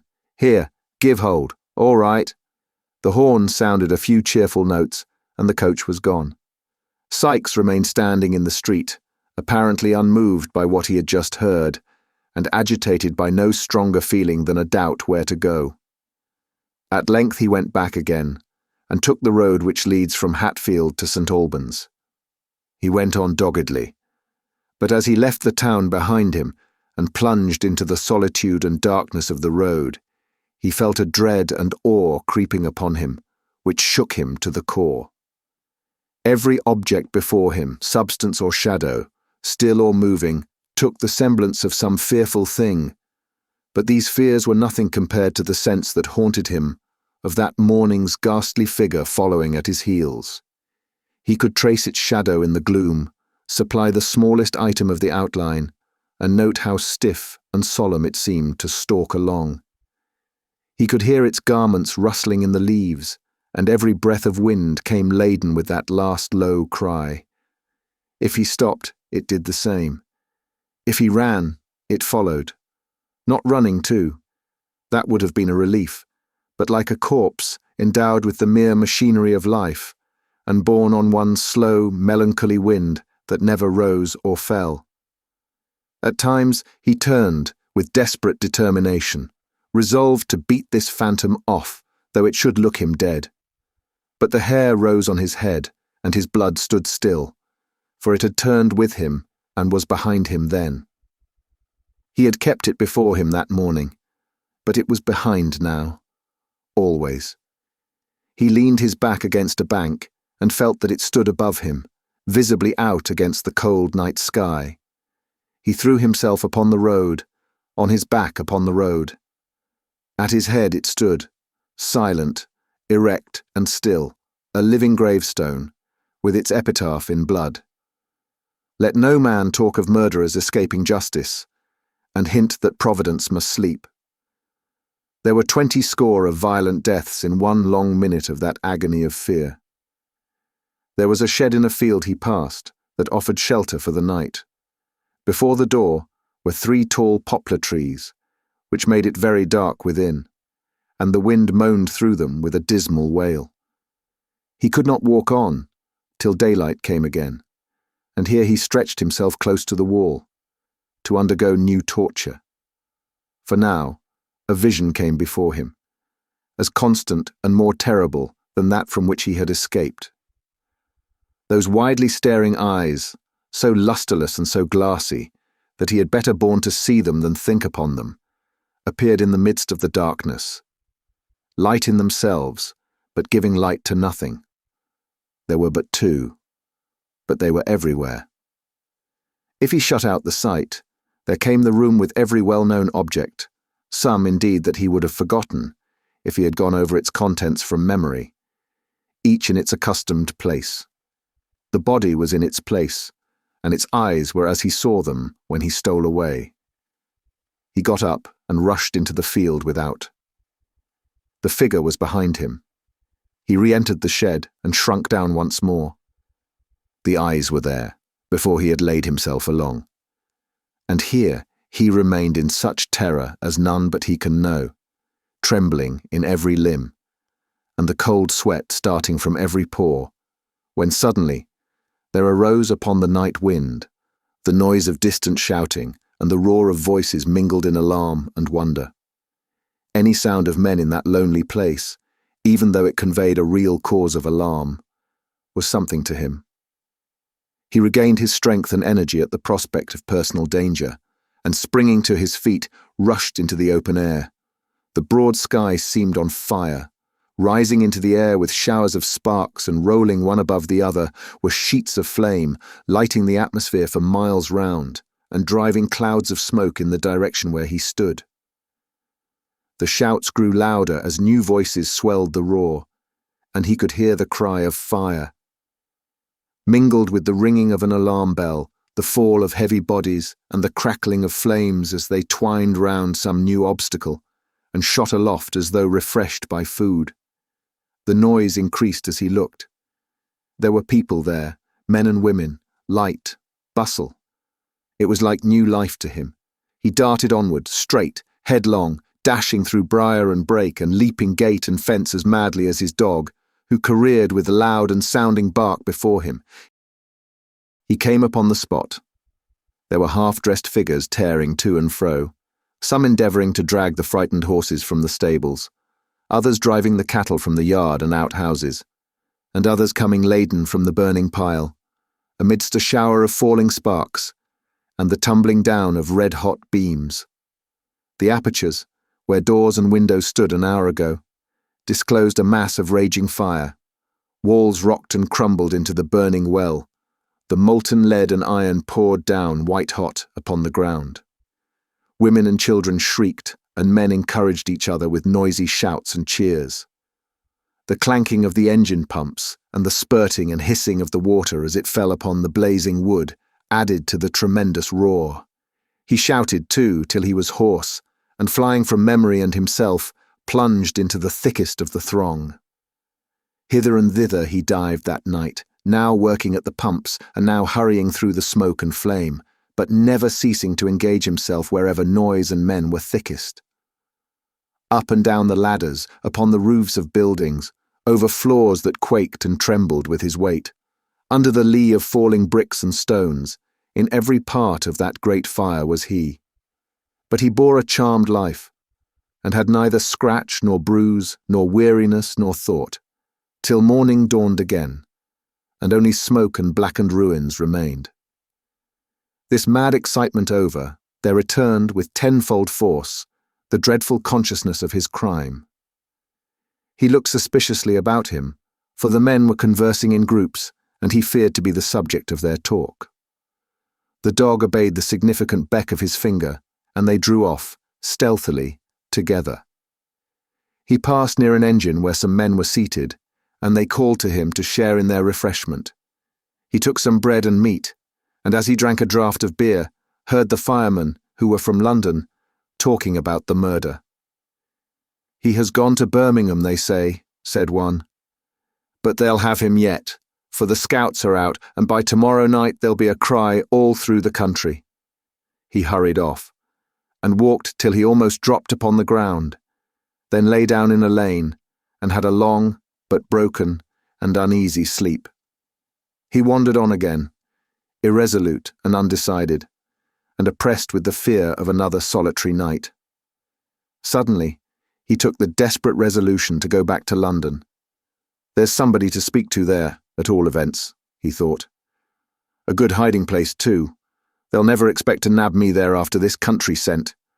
Why can't I lie by for a week or so, and forcing Blunt from Fagin get abroad to France? Damn, I'll risk it."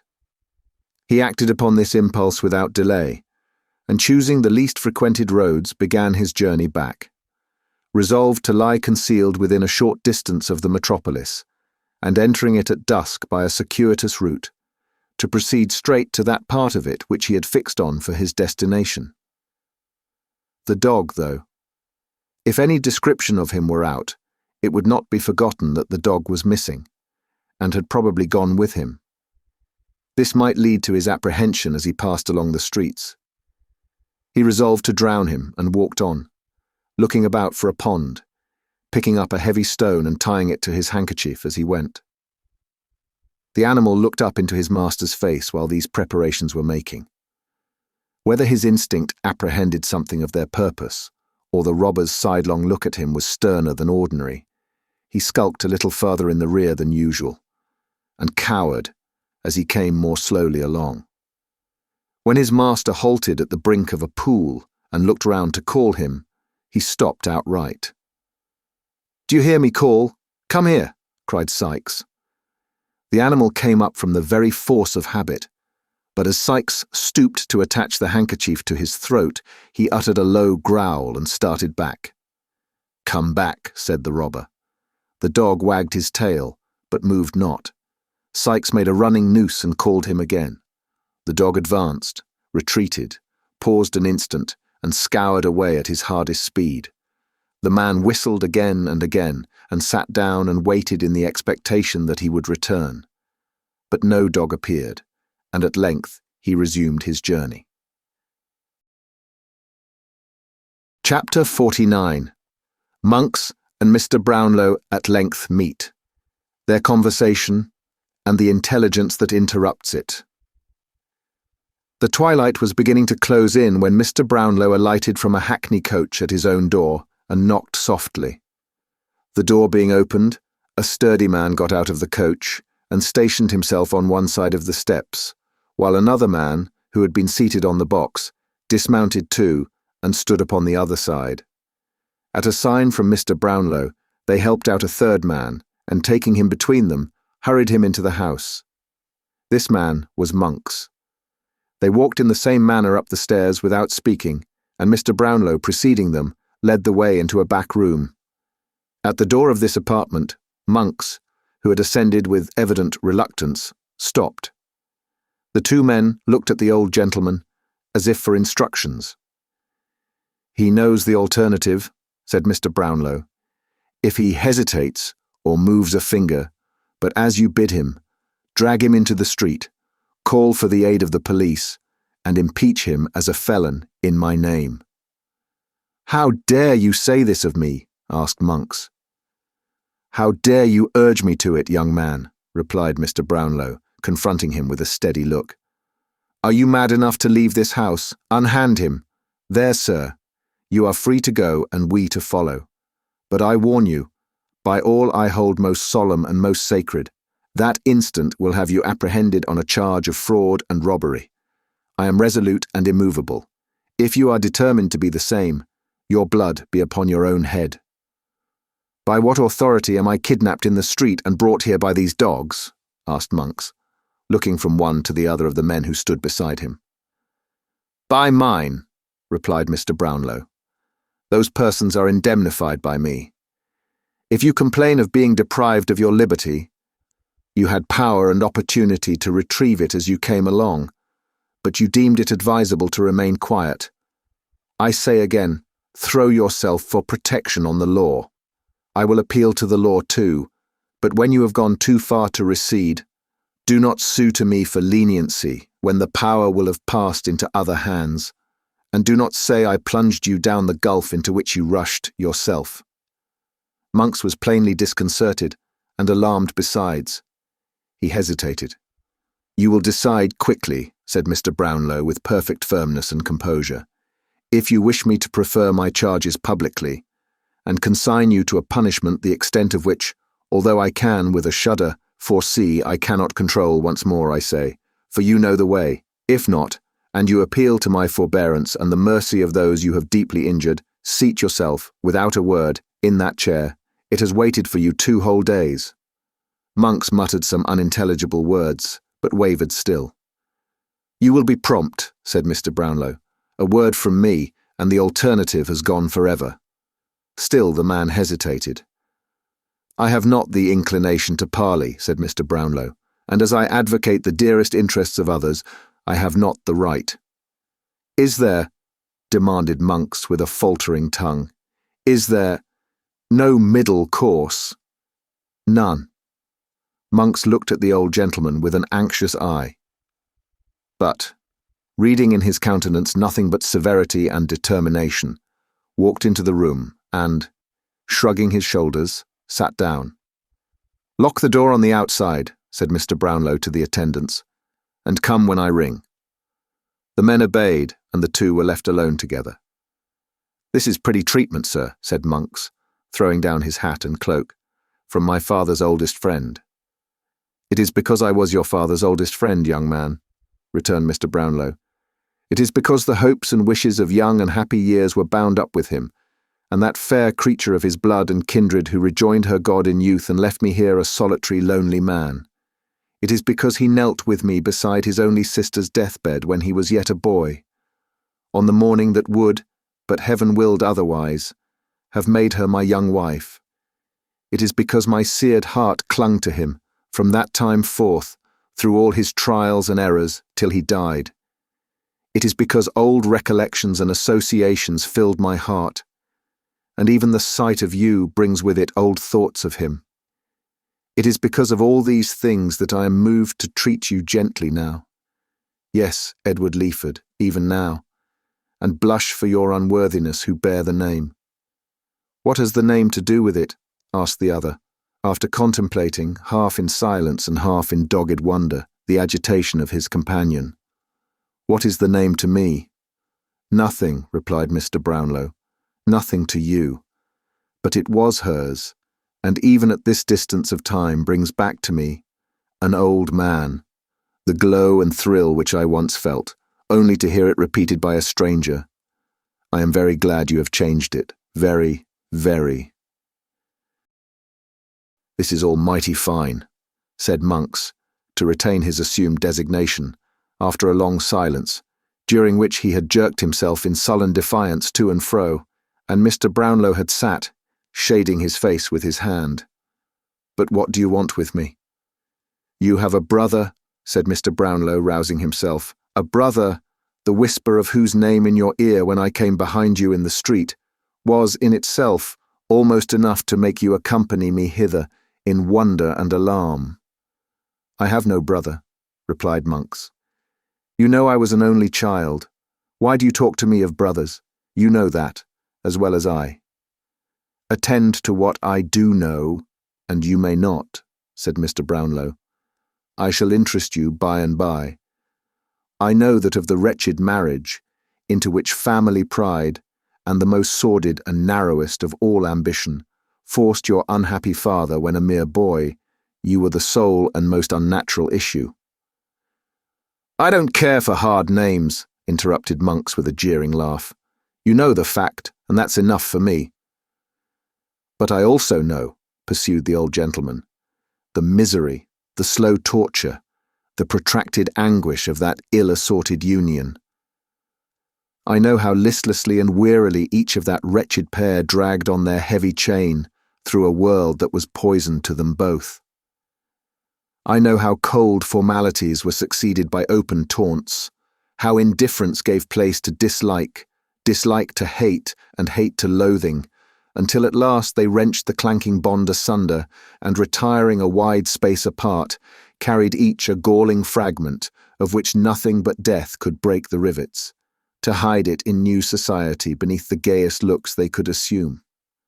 Your mother succeeded, she forgot it soon, but it rusted and cankered at your father's heart for years. Well, they were separated, said Monks, and what of that?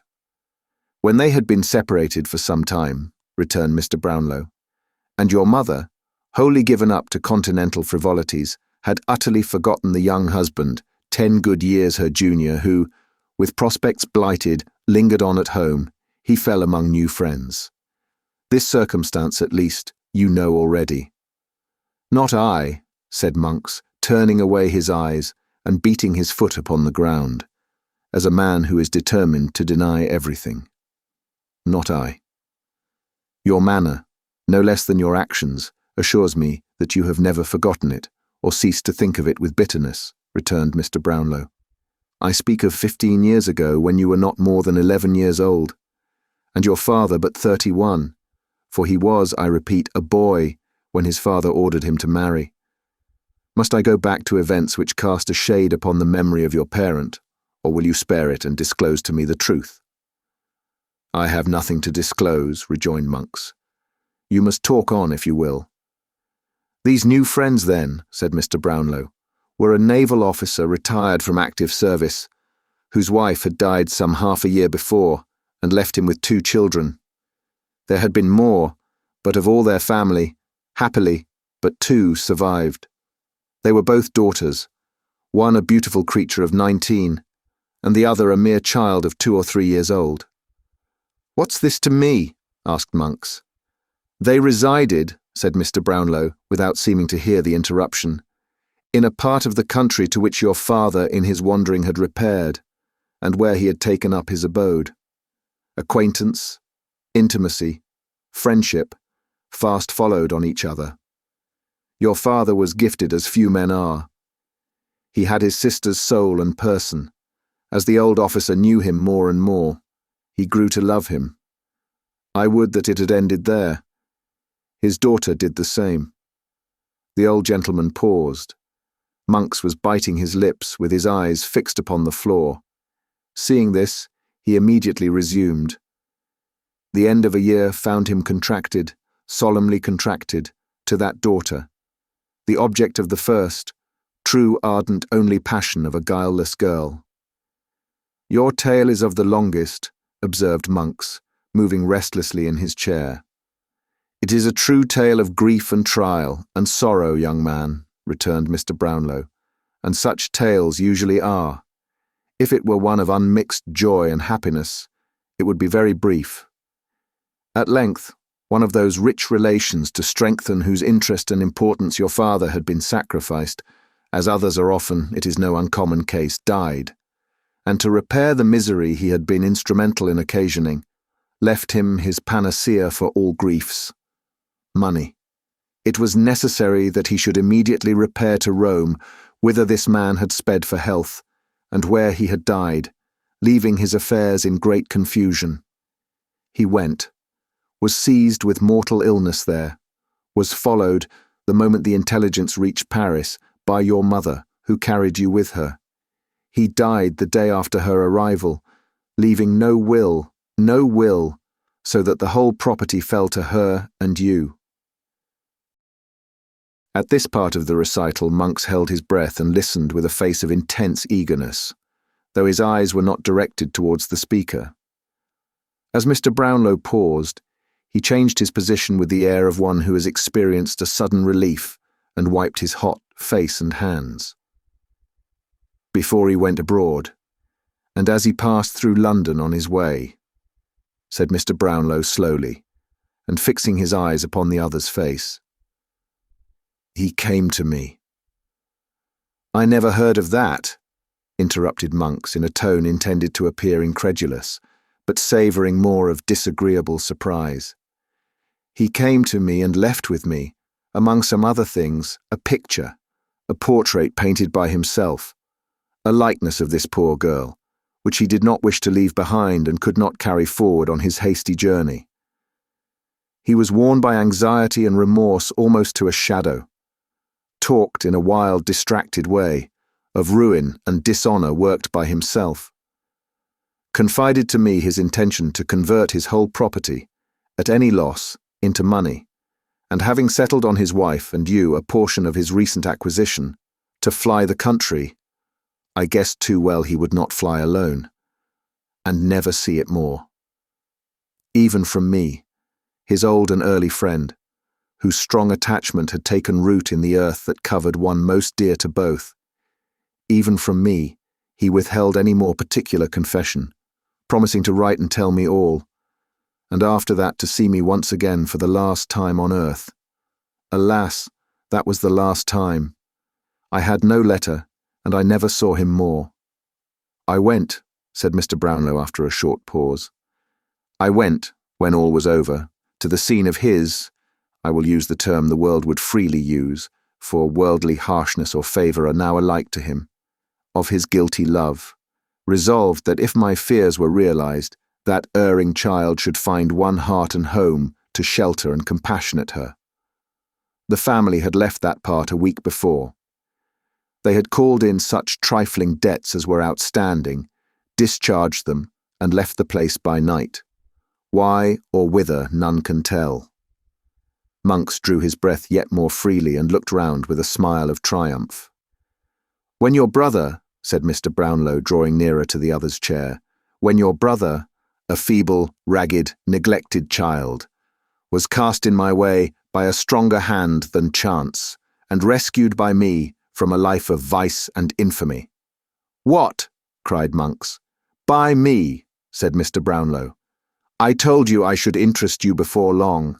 I say by me. I see that your cunning associate suppressed my name, although for aught he knew it would be quite strange to your ears. When he was rescued by me then, and lay recovering from sickness in my house, his strong resemblance to this picture I have spoken of struck me with astonishment. Even when I first saw him in all his dirt and misery, there was a lingering expression in his face, that came upon me like a glimpse of some old friend, flashing on one in a vivid dream. I need not tell you he was snared away before I knew his history." "Why not?" asked Monks hastily. "Because you know it well." "I? Denial to me is vain," replied Mr. Brownlow. "I shall show you that I know more than that." You can't prove anything against me," stammered Monks. "I defy you to do it." "We shall see," returned the old gentleman with a searching glance. "I lost the boy, and no efforts of mine could recover him. Your mother being dead, I knew that you alone could solve the mystery if anybody could, and as when I had last heard of you, you were on your own estate in the West Indies, whither, as you well know, you retired upon your mother's death to escape the consequences of vicious courses here. I made the voyage. You had left it months before and were supposed to be in London, but no one could tell where. I returned. Your agents had no clue to your residence. You came and went, they said, as strangely as you had ever done, sometimes for days together, and sometimes not for months, keeping to all appearance the same low haunts, and mingling with the same infamous herd who had been your associates when a fierce, ungovernable boy. I wearied them with new applications. I paced the streets by night and day, but until 2 hours ago all my efforts were fruitless, and I never saw you for an instant." "And now you do see me," said Monks, rising boldly. "What then? Fraud and robbery are high-sounding words, justified, you think, by a fancied resemblance in some young imp to an idle daub of a dead man's brother. You don't even know that a child was born of this maudlin pair. You don't even know that." "I did not," replied Mr. Brownlow, rising too. "But within the last fortnight, I have learnt it all. You have a brother. You know him, and him. There was a will, which your mother destroyed, leaving the secret and the gain to you at her own death. It contained a reference to some child likely to be the result of this sad connection. Which child was born, and accidentally encountered by you, when your suspicions were first awakened by his resemblance to your father. You repaired to the place of his birth. There existed proofs long suppressed, of his birth and parentage. Those proofs were destroyed by you, and now, in your own words to your accomplice the Jew, the only proofs of the boy's identity lie at the bottom of the river, and the old hag that received them from the mother is rotting in her coffin. Unworthy son, coward, liar, you who hold your counsels with thieves and murderers in dark rooms at night, you whose plots and wiles have brought a violent death upon the head of one worth millions such as you, you who from your cradle were gall and bitterness to your own father's heart, and in whom all evil passions, vice, and profligacy festered, till they found a vent in a hideous disease which had made your face an index even to your mind. You, Edward Leaford, do you still brave me?" "No, no, no," returned the coward, overwhelmed by these accumulated charges. "Every word," cried the gentleman, "every word that has passed between you and this detested villain is known to me. Shadows on the wall have caught your whispers and brought them to my ear. The sight of the persecuted child has turned vice itself, and given it the courage and almost the attributes of virtue. Murder has been done, to which you were morally, if not really, a party." "No, no," interposed Monks. I knew nothing of that. I was going to inquire the truth of the story when you overtook me. I didn't know the cause. I thought it was a common quarrel." "It was the partial disclosure of your secrets," replied Mr. Brownlow. "Will you disclose the whole?" "Yes, I will." "Set your hand to a statement of truth and facts, and repeat it before witnesses."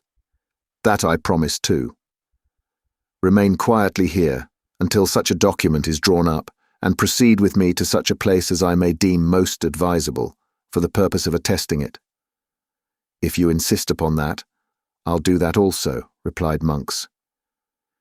"You must do more than that," said Mr. Brownlow. "Make restitution to an innocent and unoffending child, for such he is, although the offspring of a guilty and most miserable love. You have not forgotten the provisions of the will. Carry them into execution so far as your brother is concerned, and then go where you please. In this world you need meet no more." While Monks was pacing up and down, meditating with dark and evil looks on this proposal, and the possibilities of evading it, torn by his fears on the one hand and his hatred on the other, the door was hurriedly unlocked, and a gentleman, Mr. Losberne, entered the room in violent agitation. "The man will be taken," he cried. "He will be taken tonight." "The murderer?" asked Mr. Brownlow. Yes," replied the other. "His dog has been seen lurking about some old haunt, and there seems little doubt that his master either is or will be there, under cover of the darkness. Spies are hovering about in every direction. I have spoken to the men who are charged with his capture, and they tell me he cannot escape. A reward of £100 is proclaimed by government tonight." "I will give 50 more," said Mr. Brownlow, "and proclaim it with my own lips upon the spot, if I can reach it. Where is Mr. Maylie?" "Harry, as soon as he had seen your friend here, safe in a coach with you, he hurried off to where he heard this," replied the doctor, and mounting his horse sallied forth to join the first party at some place in the outskirts agreed upon between them. "Fagin," said Mr. Brownlow, "what of him?" "When I last heard, he had not been taken, but he will be, or is, by this time. They're sure of him." "Have you made up your mind?" asked Mr. Brownlow in a low voice, of Monks. "Yes," he replied. You will be secret with me?" "I will. Remain here till I return. It is your only hope of safety." They left the room, and the door was again locked. "What have you done?" asked the doctor in a whisper. "All that I could hope to do, and even more. Coupling the poor girl's intelligence with my previous knowledge, and the result of our good friend's inquiries on the spot, I left him no loophole of escape, and laid bare the whole villainy which by these lights became plain as day. Write and appoint the evening after tomorrow, at 7, for the meeting.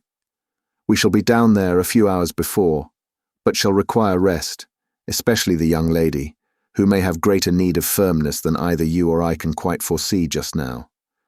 But my blood boils to avenge this poor murdered creature. Which way have they taken?" "Drive straight to the office, and you will be in time," replied Mr. Losberne. "I will remain here." The two gentlemen hastily separated, each in a fever of excitement wholly uncontrollable. Chapter 50. The Pursuit and Escape.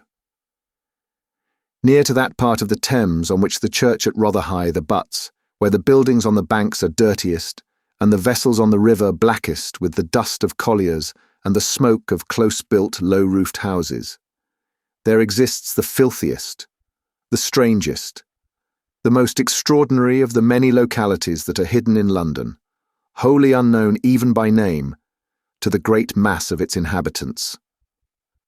To reach this place, the visitor has to penetrate through a maze of close, narrow, and muddy streets, thronged by the roughest and poorest of waterside people, and devoted to the traffic they may be supposed to occasion.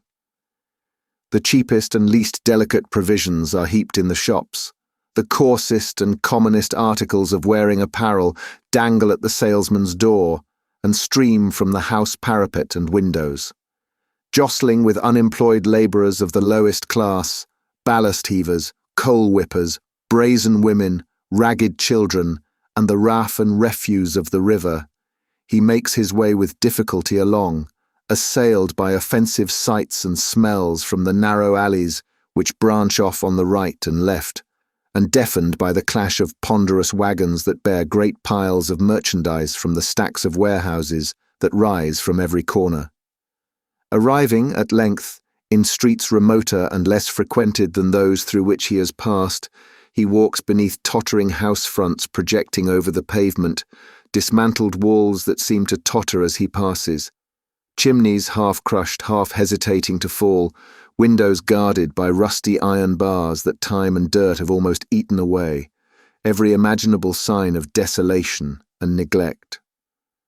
In such a neighbourhood, beyond Dockhead in the borough of Southwark, stands Jacob's Island, surrounded by a muddy ditch, 6 or 8 feet deep and 15 or 20 wide, when the tide is in, once called Mill Pond, but known in the days of this story as Folly Ditch. It is a creek or inlet from the Thames, and can always be filled at high water by opening the sluices at the lead mills from which it took its old name. At such times a stranger, looking from one of the wooden bridges thrown across it at Mill Lane, will see the inhabitants of the houses on either side lowering from their back doors and windows buckets, pails, domestic utensils of all kinds in which to haul the water up, and when his eye is turned from these operations to the houses themselves, his utmost astonishment will be excited by the scene before him. Crazy wooden galleries common to the backs of 6 houses, with holes from which to look upon the slime beneath. Windows broken and patched, with poles thrust out, on which to dry the linen that is never there. Rooms so small, so filthy, so confined, that the air would seem too tainted even for the dirt and squalor which they shelter. Wooden chambers thrusting themselves out above the mud, and threatening to fall into it, as some have done. Dirt-besmeared walls and decaying foundations, every repulsive lineament of poverty, every loathsome indication of filth, rot, and garbage, all these ornament the banks of Folly Ditch. In Jacob's Island, the warehouses are roofless and empty. The walls are crumbling down. The windows are windows no more. The doors are falling into the streets. The chimneys are blackened, but they yield no smoke. 30 or 40 years ago, before losses and chancery suits came upon it, it was a thriving place. But now it is a desolate island indeed. The houses have no owners. They are broken open and entered upon by those who have the courage. And there they live, and there they die. They must have powerful motives for a secret residence, or be reduced to a destitute condition indeed, who seek a refuge in Jacob's Island. In an upper room of one of these houses, a detached house of fair size, ruinous in other respects, but strongly defended at door and window, of which house the back commanded the ditch in manner already described, there were assembled 3 men, who, regarding each other every now and then with looks expressive of perplexity and expectation, sat for some time in profound and gloomy silence. One of these was Toby Crackit, another Mr. Chitling, and the third a robber of 50 years, whose nose had been almost beaten in some old scuffle, and whose face bore a frightful scar which might probably be traced to the same occasion. This man was a return transport, and his name was Caggs. "I wish," said Toby, turning to Mr. Chitling, "that you had picked out some other crib when the 2 old ones got too warm, and had not come here, my fine fella." "Why didn't you, blunderhead?" said Caggs. "Well, I thought you'd have been a little more glad to see me than this," replied Mr. Chitling with a melancholy air. "Why, look'ee, young gentleman," said Toby, "when a man keeps himself so very exclusive as I have done, and by that means has a snug house over his head with nobody a-prying and smelling about it, it's rather a startling thing to have the honour of a visit from a young gentleman, however respectable and pleasant a person he may be to play cards with at convenience, circumstanced as you are. Especially when the exclusive young man has got a friend stopping with him that's arrived sooner than was expected from foreign parts, and is too modest to want to be presented to the judges on his return," added Mr. Caggs. There was a short silence, after which Toby Crackit, seeming to abandon as hopeless any further effort to maintain his usual devil-may-care swagger, turned to Chitling and said, "When was Fagin took then?" "Just at dinner time, 2 o'clock this afternoon. Charlie and I made our lucky up the washer's chimney, and Bolter got into the empty water butt head downwards, but his legs were so precious long that they stuck out at the top, and so they took him too." "And Bet?" "Poor Bet. She went to see the body to speak to who it was," replied Chitling, his countenance falling more and more, "and went off mad, screaming and raving, and beating her head against the boards. So they put a straight waistcoat on her and took her to the hospital. and there she is. "What's come of young Bates?" demanded Cargs. "He hung about, not to come over here for dark, but he'll be here soon," replied Chitling. "There's nowhere else to go to now, for the people at the Cripples are all in custody, and the bar of the Ken, I went up there and saw it with my own eyes, is filled with traps."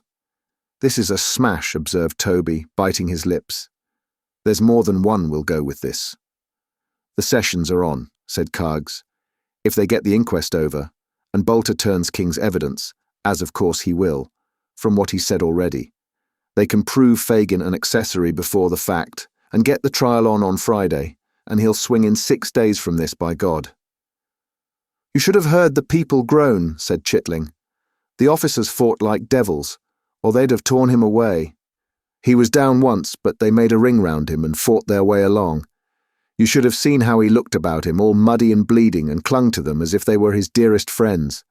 I can see him now not able to stand upright with the pressing of the mob, and dragging him along amongst them. I can see the people jumping up, one behind another, and snarling with their teeth and making at him. I can see the blood upon his hair and beard, and hear the cries with which the women worked themselves into the centre of the crowd at the street corner, and swore they'd tear his heart out." The horror-stricken witness of this scene pressed his hands upon his ears, and with his eyes closed got up and paced violently to and fro, like one distracted. While he was thus engaged, and the two men sat by in silence with their eyes fixed upon the floor, a pattering noise was heard upon the stairs, and Sykes's dog bounded into the room. They ran to the window downstairs and into the street. The dog had jumped in at an open window. He made no attempt to follow them, nor was his master to be seen. "What's the meaning of this?" said Toby, when they had returned. "He can't be coming here. I hope not." "If he was coming here, he'd have come with the dog," said Cargs, stooping down to examine the animal, who lay panting on the floor. "Here, give us some water for him. He has run himself faint." "He's drunk it all up, every drop," said Chitling, after watching the dog some time in silence. "Covered with mud, lame, half-blind. He must have come a long way." "Where can he have come from?" exclaimed Toby. "He's been to the other Kens, of course, and finding them filled with strangers come on here, where he's been many a time and often. But where can he have come from first, and how comes he here alone without the other? He," none of them called the murderer by his old name, "he can't have made away with himself." "What do you think?" said Chitling. Toby shook his head. "If he had," said Cargs, "the dog would want to lead us away to where he did it. No, I think he's got out of the country and left the dog behind. He must have given him the slip somehow, or he wouldn't be so easy." This solution, appearing the most probable one, was adopted as the right. The dog, creeping under a chair, coiled himself up to sleep, without more notice from anybody. It being now dark, the shutter was closed, and a candle lighted and placed upon the table. The terrible events of the last 2 days had made a deep impression on all three, increased by the danger and uncertainty of their own position. They drew their chairs closer together, starting at every sound. They spoke little, and that in whispers, and were as silent and awe-stricken as if the remains of the murdered woman lay in the next room. They had sat thus some time, when suddenly was heard a hurried knocking at the door below. "Young Bates," said Cargs, looking angrily round, to check the fear he felt himself. The knocking came again. No, it wasn't he. He never knocked like that. Crackit went to the window, and shaking all over, drew in his head. There was no need to tell them who it was. His pale face was enough. The dog, too, was on the alert in an instant, and ran whining to the door. "We must let him in," he said, taking up the candle. "Isn't there any help for it?" asked the other man in a hoarse voice. "None. He must come in." "Don't leave us in the dark," said Cargs, taking down a candle from the chimney-piece and lighting it, with such a trembling hand that the knocking was twice repeated before he had finished. Crackit went down to the door and returned, followed by a man with the lower part of his face buried in a handkerchief, and another tied over his head under his hat. He drew them slowly off. Blanched face, sunken eyes, hollow cheeks, beard of 3 days' growth, wasted flesh, short, thick breath. It was the very ghost of Sikes.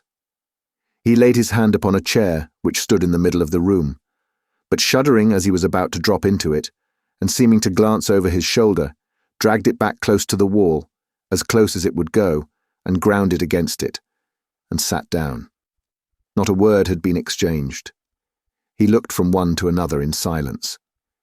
If an eye were furtively raised and met his, it was instantly averted. When his hollow voice broke silence, they all three started. They seemed never to have heard its tones before. "How came that dog here?" he asked. "Alone. 3 hours ago. Tonight's paper says that Fagin has been taken. Is it true or a lie?" "True." They were silent again. "Damn you all," said Sikes, passing his hand across his forehead. "Have you nothing to say to me?" There was an uneasy movement among them, but nobody spoke. "You that keep this house," said Sikes, turning his face to Crackit, "do you mean to sell me, or to let me lie here till this hunt is over?" "You may stop here if you think it's safe," returned the person addressed, after some hesitation. Sikes carried his eyes slowly up the wall behind him, rather trying to turn his head than actually doing it, and said, "Is it the body? Is it buried?" They shook their heads. "Why isn't it?" he retorted with the same glance behind him. "What do they keep such ugly things above the ground for? Who's that knocking?" Crackit intimated, by a motion of his hand as he left the room, that there was nothing to fear, and directly came back with Charlie Bates behind him. Sikes sat opposite the door, so that the moment the boy entered the room he encountered his figure. "Toby," said the boy, falling back as Sikes turned his eyes towards him, "why didn't you tell me this downstairs?" There had been something so tremendous in the shrinking off of the three that the wretched man was willing to propitiate even this lad. Accordingly he nodded, and made as though he would shake hands with him. "Let me go into some other room," said the boy, retreating still further. "Charlie," said Sikes, stepping forward, Don't you know me?" "Don't come nearer me," answered the boy, still retreating, and looking, with horror in his eyes, upon the murderer's face. "You monster!" The man stopped halfway, and they looked at each other, but Sikes's eyes sunk gradually to the ground. "Witness, you three!" cried the boy, shaking his clenched fist, and becoming more and more excited as he spoke.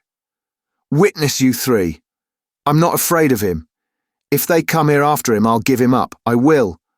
I tell you out at once. He may kill me for it if he likes, or if he dares, but if I am here, I'll give him up. I'd give him up if he was to be boiled alive. Murder, help! If there's the pluck of a man among you three, you'll help me. Murder, help! Down with him!" Pouring out these cries and accompanying them with violent gesticulation, the boy actually threw himself single-handed upon the strong man, and in the intensity of his energy and the suddenness of his surprise, brought him heavily to the ground. The three spectators seemed quite stupefied. They offered no interference, and the boy and man rolled on the ground together. The former, heedless of the blows that showered upon him, wrenching his hands tighter and tighter in the garments about the murderer's breast, and never ceasing to call for help with all his might. The contest, however, was too unequal to last long. Sikes had him down, and his knee was on his throat when Crackit pulled him back with a look of alarm and pointed to the window. There were lights gleaming below, voices in loud and earnest conversation, the tramp of hurried footsteps, endless they seemed in number, crossing the nearest wooden bridge. One man on horseback seemed to be among the crowd, for there was the noise of hooves rattling on the uneven pavement. The gleam of lights increased. The footsteps came more thickly and noisily on. Then came a loud knocking at the door, and then a hoarse murmur, from such a multitude of angry voices as would have made the boldest quail. "Help!" shrieked the boy in a voice that rent the air. "He's here! Break down the door!" "In the king's name!" cried the voices without, and the hoarse cry arose again, but louder. "Break down the door!" screamed the boy. "I tell you they'll never open it! Run straight to the room where the light is! Break down the door!" Strokes, thick and heavy, rattled upon the door and lower window shutters as he ceased to speak, and a loud huzzah burst from the crowd, giving the listener for the first time some adequate idea of its immense extent. "Open the door of some place where I can lock this screeching hell babe," cried Sykes fiercely, running to and fro and dragging the boy now, as easily as if he were an empty sack. "That door, quick!" He flung him in, bolted it, and turned the key. "Is the downstairs door fast?" "Double locked and chained," replied Crackit, who, with the other two men, still remained quite helpless and bewildered. "The panels, are they strong?" "Lined with sheet iron. And the windows too." "Yes, and the windows." "Damn you!" cried the desperate ruffian, throwing up the sash and menacing the crowd. "Do your worst! I'll cheat you yet!" Of all the terrific yells that ever fell on mortal ears, none could exceed the cry of the infuriated throng. Some shouted to those who were nearest to set the house on fire, others roared to the officers to shoot him dead. Among them all, none showed such fury as the man on horseback, who, throwing himself out of the saddle and bursting through the crowd as if he were parting water, cried beneath the window, in a voice that rose above all others, "20 guineas to the man who brings a ladder." The nearest voices took up the cry, and hundreds echoed it. Some called for ladders, some for sledgehammers. Some ran with torches to and fro as if to seek them, and still came back and roared again. Some spent their breath in impotent curses and execrations. Some pressed forward with the ecstasy of madmen, and thus impeded the progress of those below. Some among the boldest attempted to climb up by the waterspout and crevices in the wall, and all waved to and fro in the darkness beneath, like a field of corn moved by an angry wind, and joined from time to time in one loud, furious roar. "The tide!" cried the murderer as he staggered back into the room and shut the faces out. "The tide was in as I came up. Give me a rope, a long rope. They're all in front. I may drop into the folly ditch and clear off that way. Give me a rope, or I shall do 3 more murders and kill myself." The panic-stricken men pointed to where such articles were kept. The murderer, hastily selecting the longest and strongest cord, hurried up to the housetop. All the windows in the rear of the house had been long ago bricked up, except one small trap in the room where the boy was locked, and that was too small even for the passage of his body. But, from this aperture, he had never ceased to call on those without to guard the back. And thus, when the murderer emerged at last on the housetop by the door in the roof, a loud shout proclaimed the fact to those in front, who immediately began to pour round, pressing upon each other in an unbroken stream. He planted a board, which he had carried up with him for the purpose, so firmly against the door that it must be a matter of great difficulty to open it from the inside, and creeping over the tiles, looked over the low parapet. The water was out, and the ditch a bed of mud. The crowd had been hushed during these few moments, watching his motions and doubtful of his purpose, but the instant they perceived it and knew it was defeated, they raised a cry of triumphant execration to which all their previous shouting had been whispers. Again and again it rose. Those who were at too great a distance to know its meaning took up the sound. It echoed and re-echoed. It seemed as though the whole city had poured its population out to curse him. On pressed the people from the front. On, in a strong, struggling current of angry faces, with here and there a glaring torch to lighten them up and show them out in all their wrath and passion. The houses on the opposite side of the ditch had been entered by the mob. Sashes were thrown up or torn bodily out. There were tiers and tiers of faces in every window, cluster upon cluster of people clinging to every housetop. Each little bridge, and there were 3 in sight, bent beneath the weight of the crowd upon it. Still, The current poured on to find some nook or hole from which to vent their shouts, and only for an instant see the wretch. "They have him now," cried a man on the nearest bridge. "Hurrah!" The crowd grew light with uncovered heads, and again the shout uprose. "I will give £50," cried an old gentleman from the same quarter, "to the man who takes him alive. I will remain here till he comes to ask me for it." There was another roar. At this moment, the word was passed among the crowd that the door was forced at last, and that he who had first called for the ladder had mounted into the room. The stream abruptly turned, as this intelligence ran from mouth to mouth, and the people at the windows, seeing those upon the bridges pouring back, quitted their stations, and running into the street, joined the concourse that now thronged pell-mell to the spot they had left, each man crushing and striving with his neighbour, and all panting with impatience to get near the door, and look upon the criminal as the officers brought him out. The cries and shrieks of those who were pressed almost to suffocation, or trampled down and trodden underfoot in the confusion, were dreadful.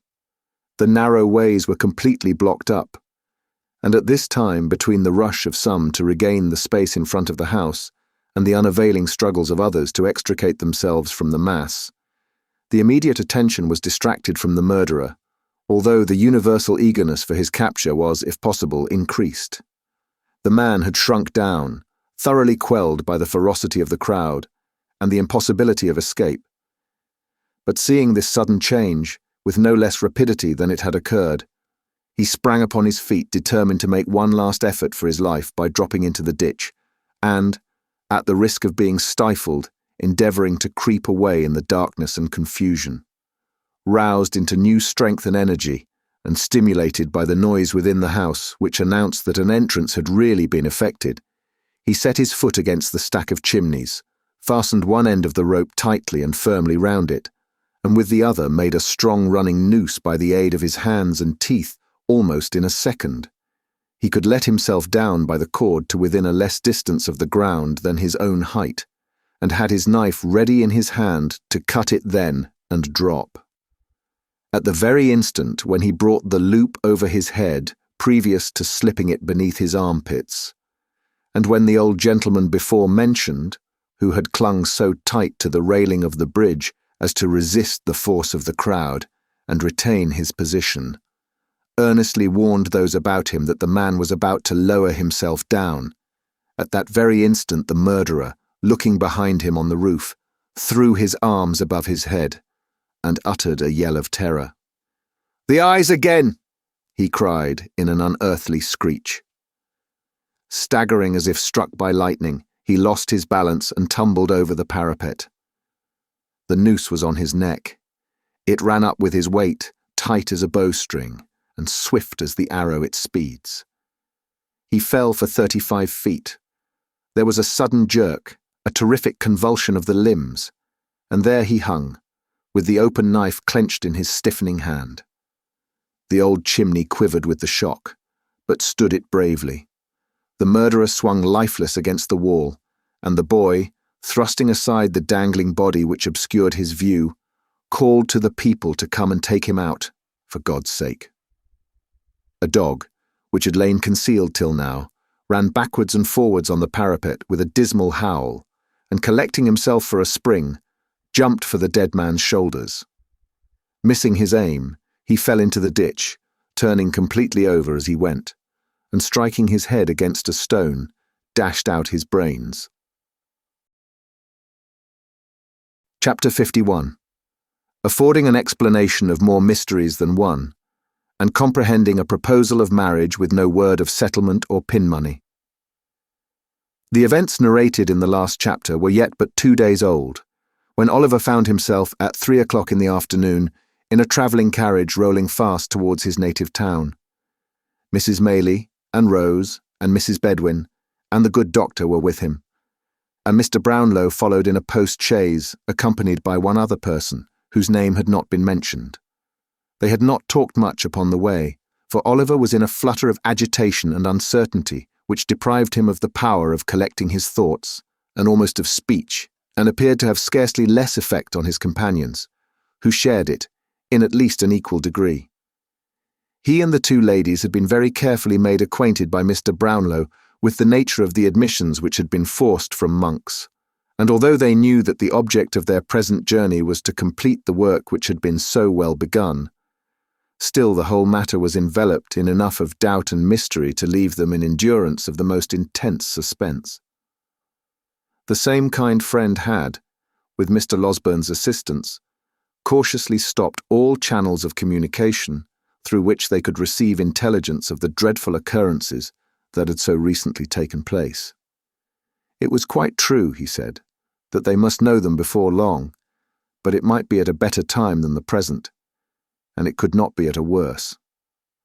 So, they travelled on in silence, each busied with reflections on the object which had brought them together, and no one disposed to give utterance to the thoughts which crowded upon all.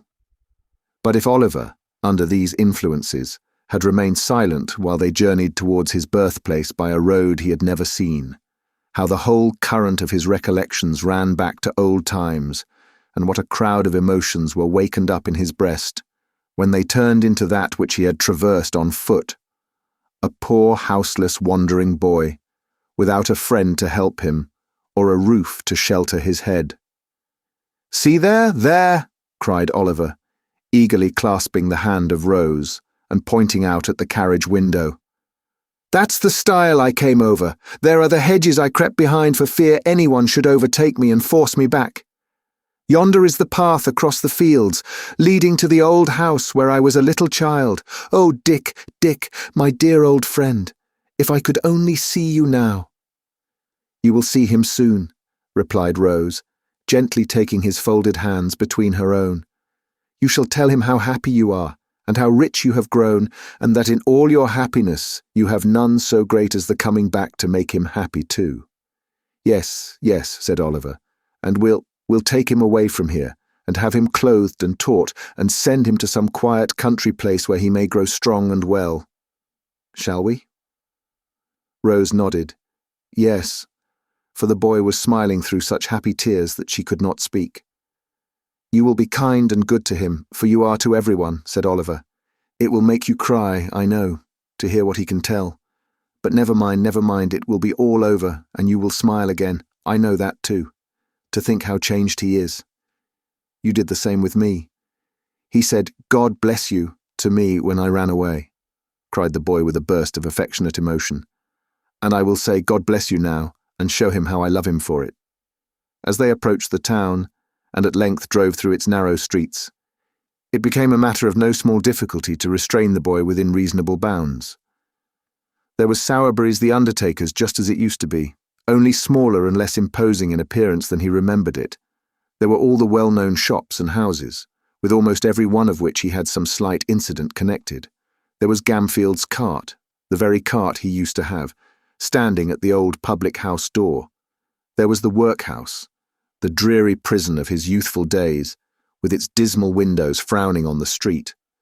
There was the same lean porter standing at the gate, at sight of whom Oliver involuntarily shrunk back, and then laughed at himself for being so foolish, then cried, then laughed again.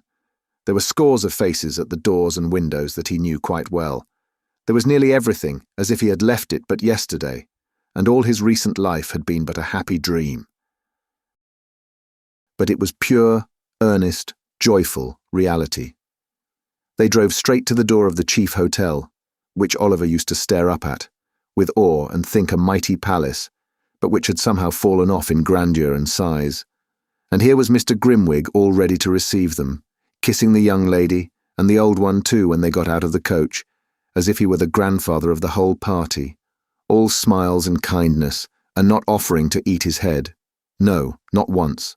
Not even when he contradicted a very old postboy about the nearest road to London, and maintained he knew it best, though he had only come that way once, and that time fast asleep. There was dinner prepared, and there were bedrooms ready, and everything was arranged as if by magic. Notwithstanding all this, when the hurry of the first half hour was over, the same silence and constraint prevailed that had marked their journey down. Mr. Brownlow did not join them at dinner, but remained in a separate room. The two other gentlemen hurried in and out with anxious faces, and during the short intervals when they were present, conversed apart. Once Mrs. Maylie was called away, and after being absent for nearly an hour, returned with eyes swollen with weeping. All these things made Rose and Oliver, who were not in any new secrets, nervous and uncomfortable. They sat wondering, in silence, or if they exchanged a few words, spoke in whispers, as if they were afraid to hear the sound of their own voices. At length, when 9 o'clock had come, and they began to think they were to hear no more that night, Mr. Losberne and Mr. Grimwig entered the room, followed by Mr. Brownlow and a man whom Oliver almost shrieked with surprise to see. For they told him it was his brother, and it was the same man he had met at the market town, and seen looking in with Fagin at the window of his little room. Monks cast a look of hate, which even then he could not dissemble, at the astonished boy, and sat down near the door. Mr. Brownlow, who had papers in his hand, walked to a table near which Rose and Oliver were seated. "This is a painful task," said he, "but these declarations, which have been signed in London before many gentlemen, must be in substance repeated here. I would have spared you the degradation, but we must hear them from your own lips before we part, and you know why." "Go on," said the person addressed, turning away his face. "Quick. I have almost done enough, I think. Don't keep me here." "This child," said Mr. Brownlow, drawing Oliver to him, and laying his hand upon his head, "is your half-brother, the illegitimate son of your father, my dear friend Edwin Leaford, by poor young Agnes Fleming, who died in giving him birth." "Yes," said Monks, scowling at the trembling boy, the beating of whose heart he might have heard. "That is the bastard child." "The term you use," said Mr. Brownlow sternly, "is a reproach to those long since passed beyond the feeble censure of the world. It reflects disgrace on no one living except you who use it. Let that pass. He was born in this town." "In the workhouse of this town," was the sullen reply. "You have the story there." He pointed impatiently to the papers as he spoke. "I must have it here too," said Mr. Brownlow, looking round upon the listeners. "Listen then, you," returned Monks. "His father, being taken ill at Rome, was joined by his wife, my mother, from whom he had been long separated, who went from Paris and took me with her, to look after his property, for what I know, for she had no great affection for him, nor he for her.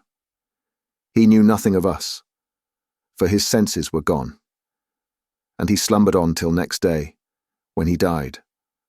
Among the papers in his desk were two, dated on the night his illness first came on, directed to yourself," he addressed himself to Mr. Brownlow, "and enclosed in a few short lines to you, with an intimation on the cover of the package that it was not to be forwarded till after he was dead. One of these papers was a letter to this girl Agnes, the other a will." "What of the letter?" asked Mr. Brownlow. "The letter, a sheet of paper, crossed and crossed again, with a penitent confession, and prayers to God to help her.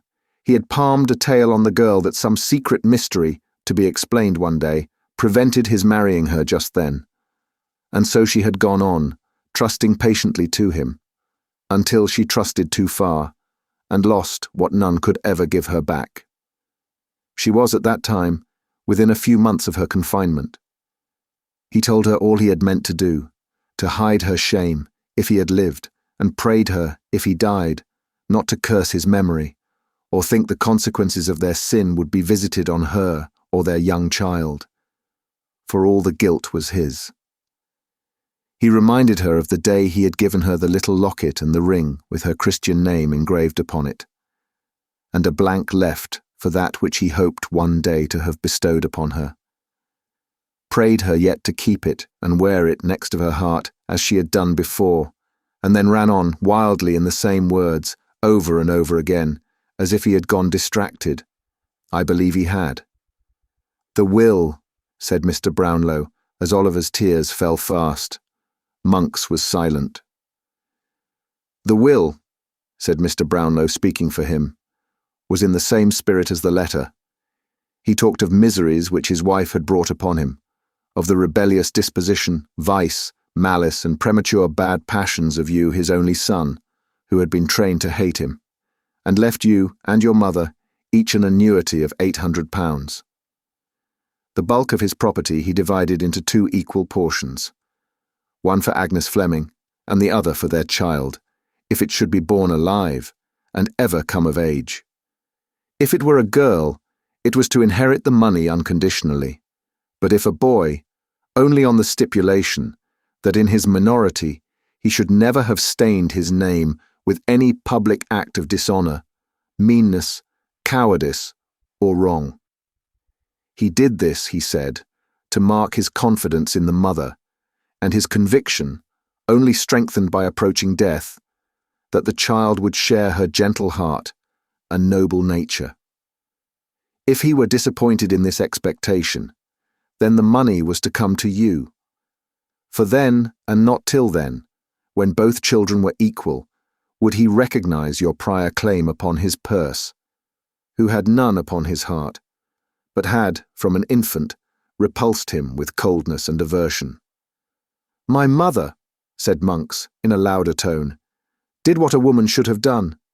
She burnt this will.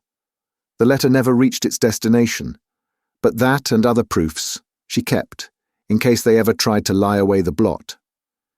The girl's father had the truth from her with every aggravation that her violent hate, I love her for it now, could add.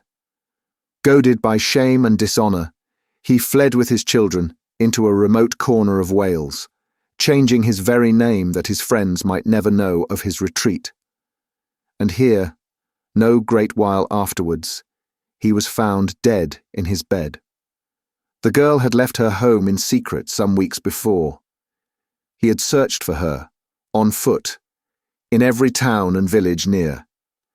It was on the night when he returned home, assured that she had destroyed herself, to hide her shame and his, that his old heart broke.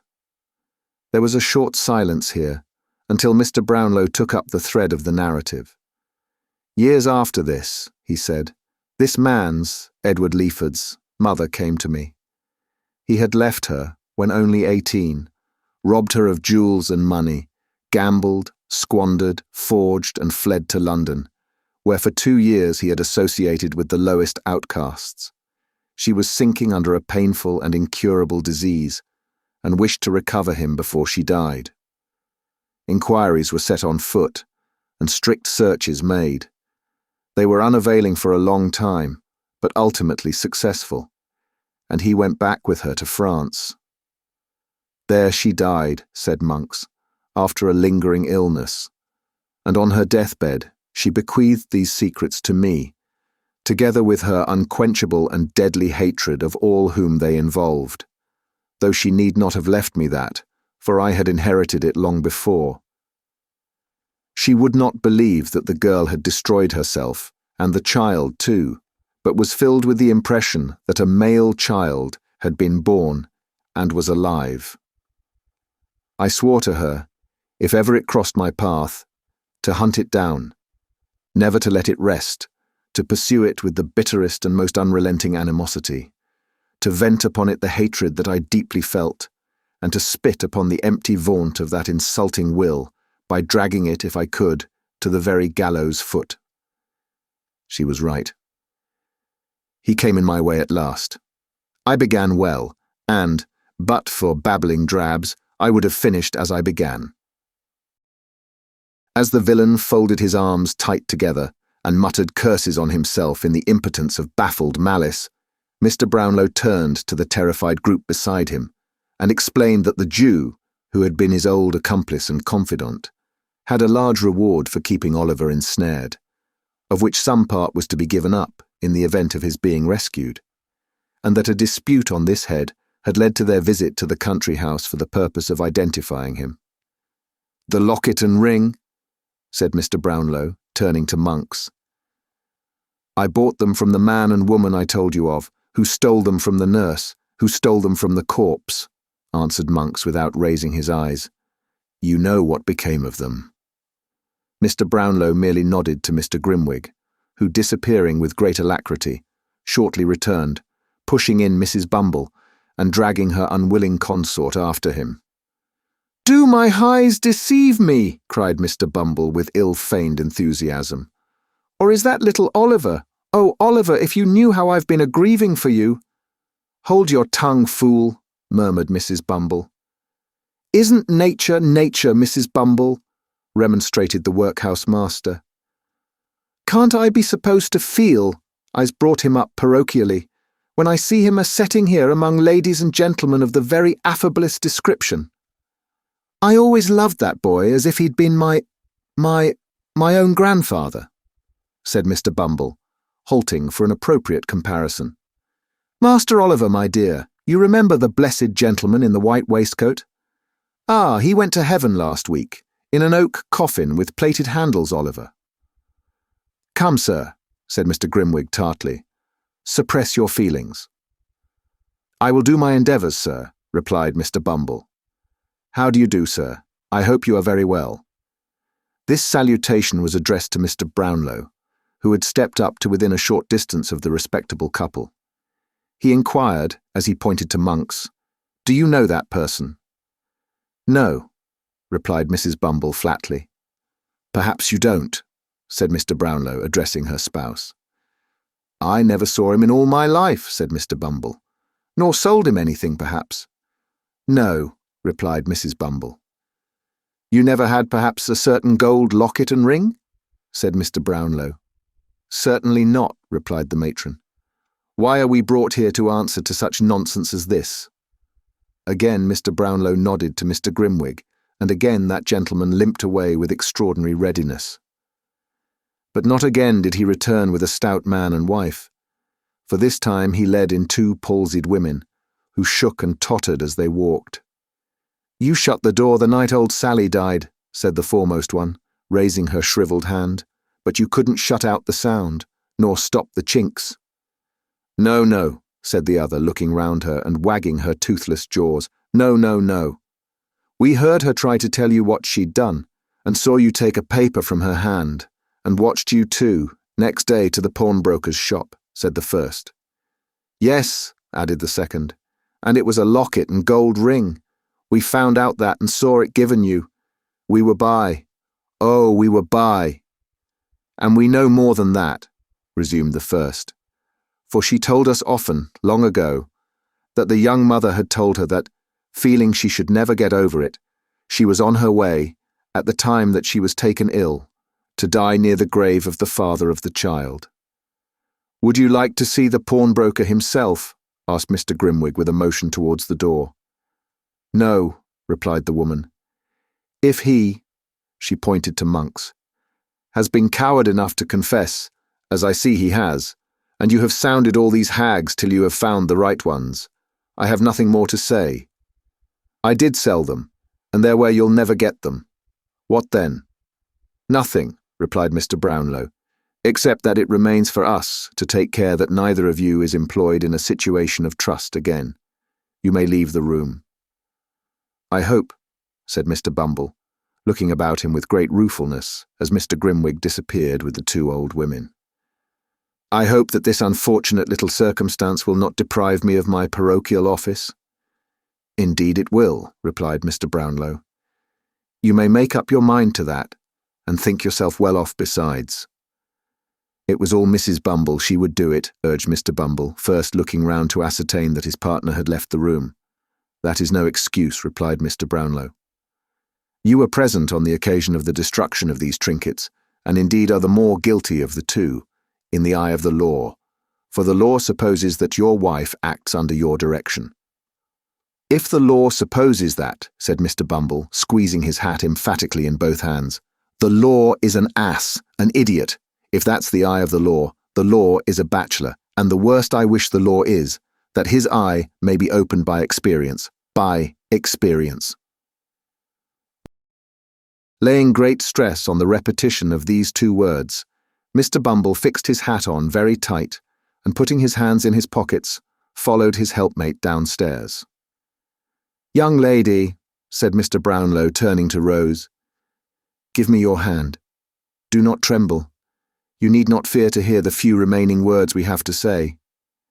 If they have, I do not know how they can, but if they have, any reference to me, said Rose, pray, let me hear them at some other time.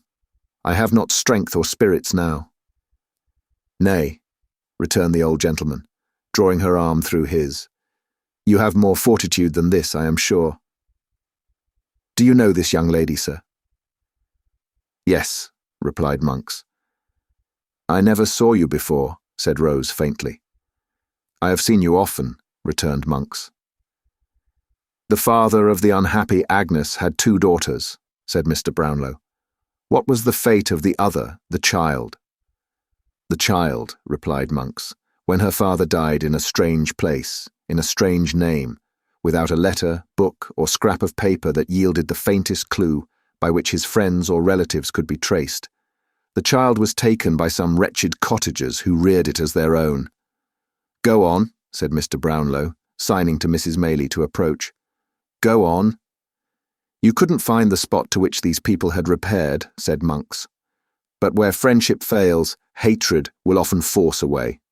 My mother found it, after a year of cunning search, and found the child. She took it, did she? No. The people were poor and began to sicken, at least the man did, of their fine humanity, so she left it with them, giving them a small present of money which would not last long, and promised more, which she never meant to send. She didn't quite rely, however, on their discontent and poverty for the child's unhappiness, but told the history of the sister's shame with such alterations as suited her, bade them take good heed of the child, for she came of bad blood, and told them she was illegitimate and sure to go wrong at one time or other. The circumstances countenanced all this, the people believed it, and there the child dragged on an existence, miserable enough even to satisfy us, until a widow lady, residing then at Chester, saw the girl by chance, pitied her, and took her home.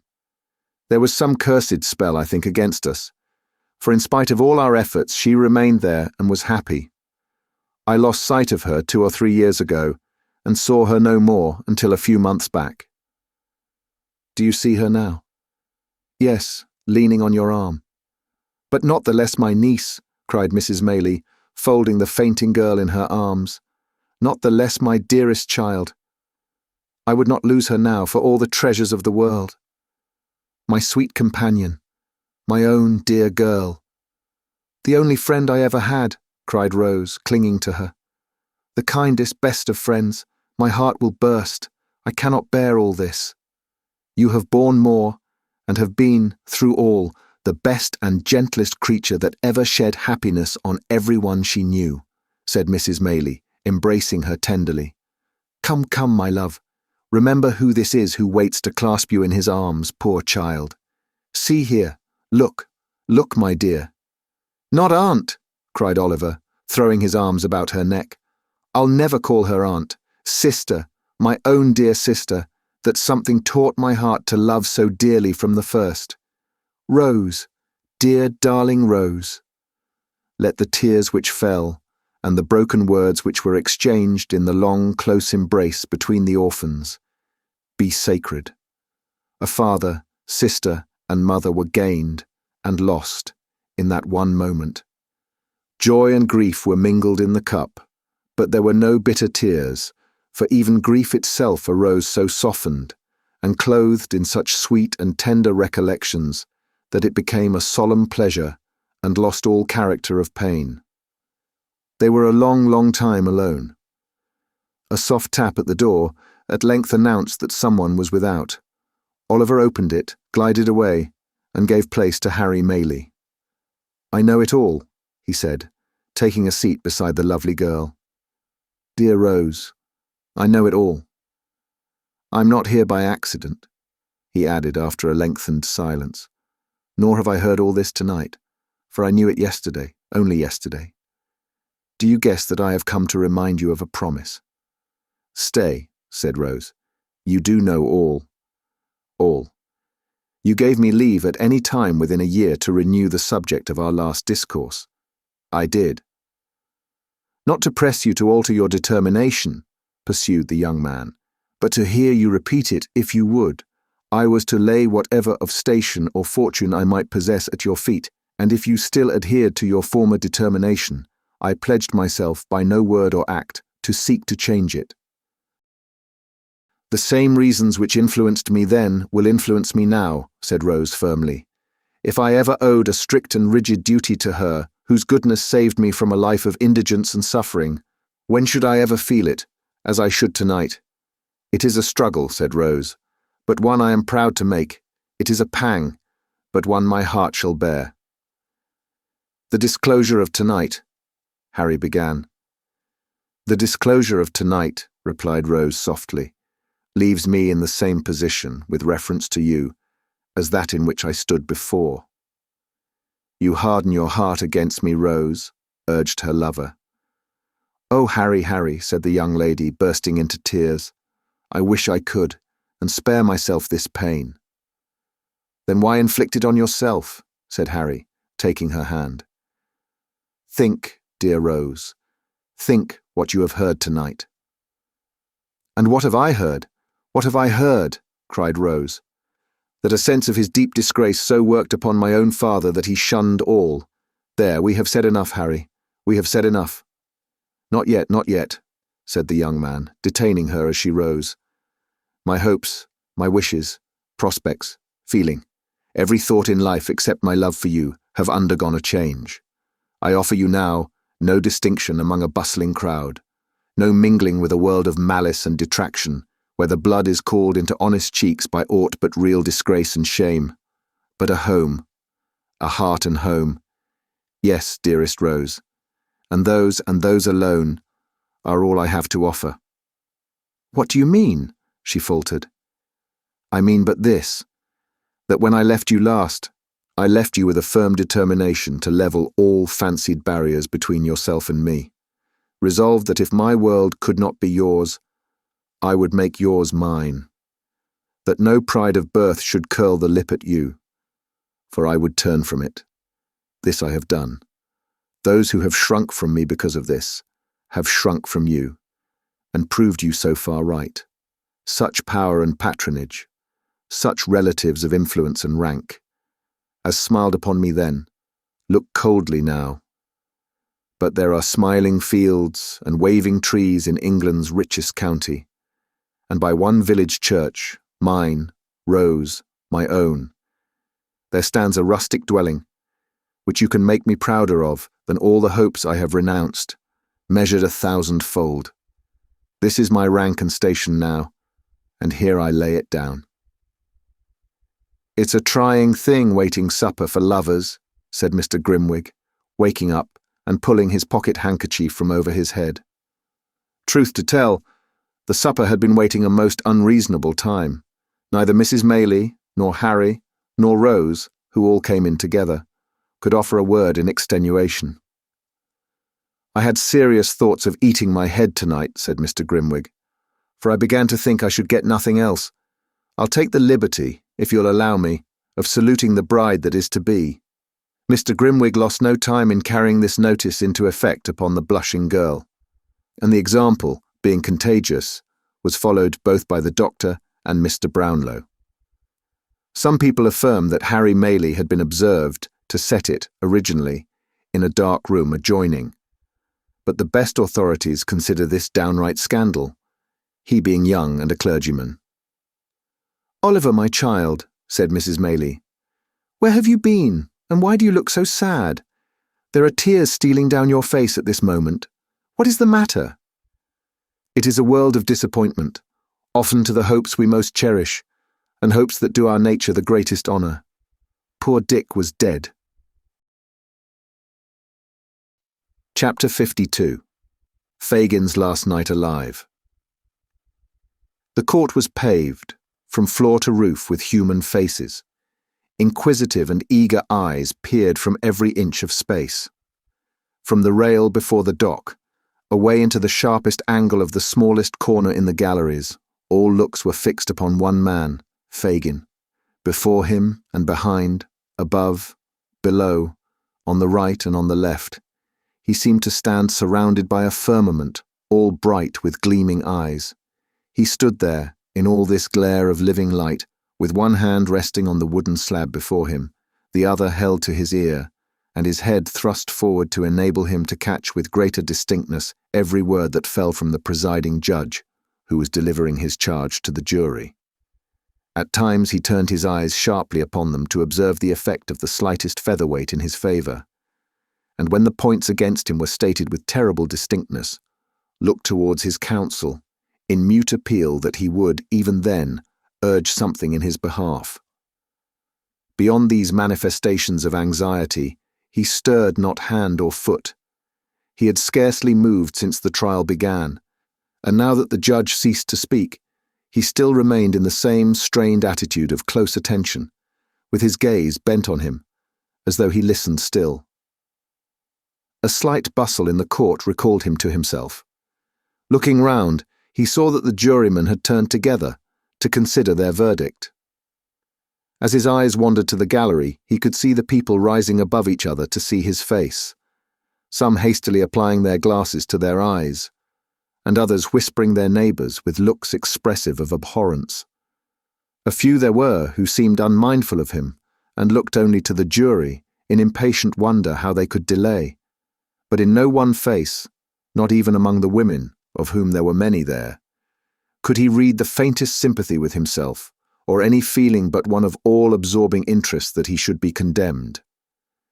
As he saw all this in one bewildered glance, the death-like stillness came again, and looking back he saw that the jurymen had turned towards the judge. Hush. They only sought permission to retire. He looked wistfully into their faces, one by one when they passed out, as though to see which way the greater number leaned, but that was fruitless. The jailer touched him on the shoulder. He followed mechanically to the end of the dock and sat down on a chair. The man pointed it out, or he would not have seen it. He looked up into the gallery again. Some of the people were eating, and some fanning themselves with handkerchiefs, for the crowded place was very hot. There was one young man sketching his face in a little notebook. He wondered whether it was like, and looked on when the artist broke his pencil point, and made another with his knife, as any idle spectator might have done. In the same way, when he turned his eyes towards the judge, his mind began to busy itself with the fashion of his dress, and what it cost, and how he put it on. There was an old fat gentleman on the bench too, who had gone out some half an hour before, and now come back. He wondered within himself whether this man had been to get his dinner, what he had had, and where he had had it, and pursued this train of careless thought until some new object caught his eye and roused another.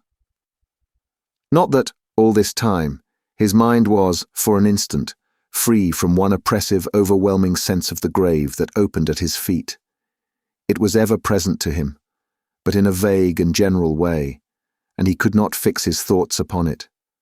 Thus, even while he trembled, and turned burning hot at the idea of speedy death, he fell to counting the iron spikes before him, and wondering how the head of one had been broken off, and whether they would mend it, or leave it as it was. Then he thought of all the horrors of the gallows and the scaffold, and stopped to watch a man sprinkling the floor to cool it, and then went on to think again. At length there was a cry of silence, and a breathless look from all towards the door. The jury returned and passed him close. He could glean nothing from their faces. They might as well have been of stone. Perfect stillness ensued, not a rustle, not a breath. Guilty. The building rang with a tremendous shout, and another, and another, and then it echoed loud groans that gathered strength as they swelled out like angry thunder. It was a peal of joy from the populace outside, greeting the news that he would die on Monday. The noise subsided, and he was asked if he had anything to say why sentence of death should not be passed upon him. He had resumed his listening attitude, and looked intently at his questioner while the demand was made, but it was twice repeated before he seemed to hear it, and then he only muttered that he was an old man, and so dropping into a whisper was silent again. The judge assumed the black cap, and the prisoner still stood with the same air and gesture. A woman in the gallery uttered some exclamation, called forth by this dread solemnity. He looked hastily up as if angry at the interruption, and bent forward yet more attentively. The address was solemn and impressive, the sentence fearful to hear. But he stood, like a marble figure, without the motion of a nerve. His haggard face was still thrust forward, his underjaw hanging down and his eyes staring out before him when the jailer put his hand upon his arm and beckoned him away. He gazed stupidly about him for an instant and obeyed. They led him through a paved room under the court, where some prisoners were waiting till their turns came, and others were talking to their friends who crowded round a grate which looked into the open yard. There was nobody there to speak to him, but as he passed, the prisoners fell back to render him more visible to the people who were clinging to the bars, and they assailed him with opprobrious names and screeched and hissed. He shook his fist and would have spat upon them, but his conductors hurried him on, through a gloomy passage lighted by a few dim lamps, into the interior of the prison. Here he was searched, that he might not have about him the means of anticipating the law. This ceremony performed, they led him to one of the condemned cells, and left him there, alone. He sat down on a stone bench opposite the door, which served for seat and bedstead, and casting his bloodshot eyes upon the ground, tried to collect his thoughts.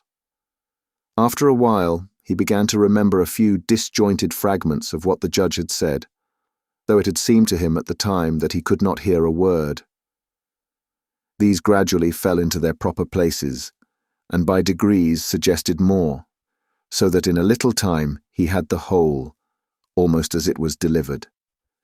To be hanged by the neck till he was dead, that was the end. To be hanged by the neck till he was dead.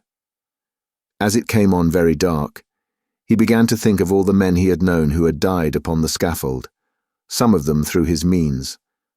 They rose up in such quick succession that he could hardly count them. He had seen some of them die, and had joked too, because they died with prayers upon their lips. With what a rattling noise the drop went down, and how suddenly they changed from strong and vigorous men to dangling heaps of clothes. Some of them might have inhabited that very cell, sat upon that very spot. It was very dark.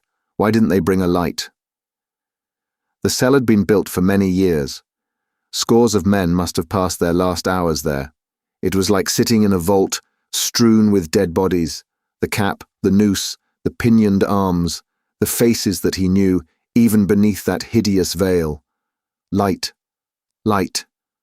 At length, when his hands were raw with beating against the heavy door and walls, two men appeared, one bearing a candle, which he thrust into an iron candlestick fixed against the wall, the other dragging in a mattress on which to pass the night, for the prisoner was to be left alone no more.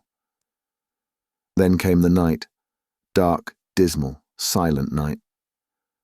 Other watchers are glad to hear this church clock strike, for they tell of life and coming day. To him they brought despair. The boom of every iron bell came laden with the one deep, hollow sound. Death. What availed the noise and bustle of cheerful morning, which penetrated even there to him? It was another form of knell, with mockery added to the warning. The day passed off. Day. There was no day. It was gone as soon as come. And night came on again. Night so long and yet so short. Long in its dreadful silence, and short in its fleeting hours. At one time he raved and blasphemed, and at another howled and tore his hair.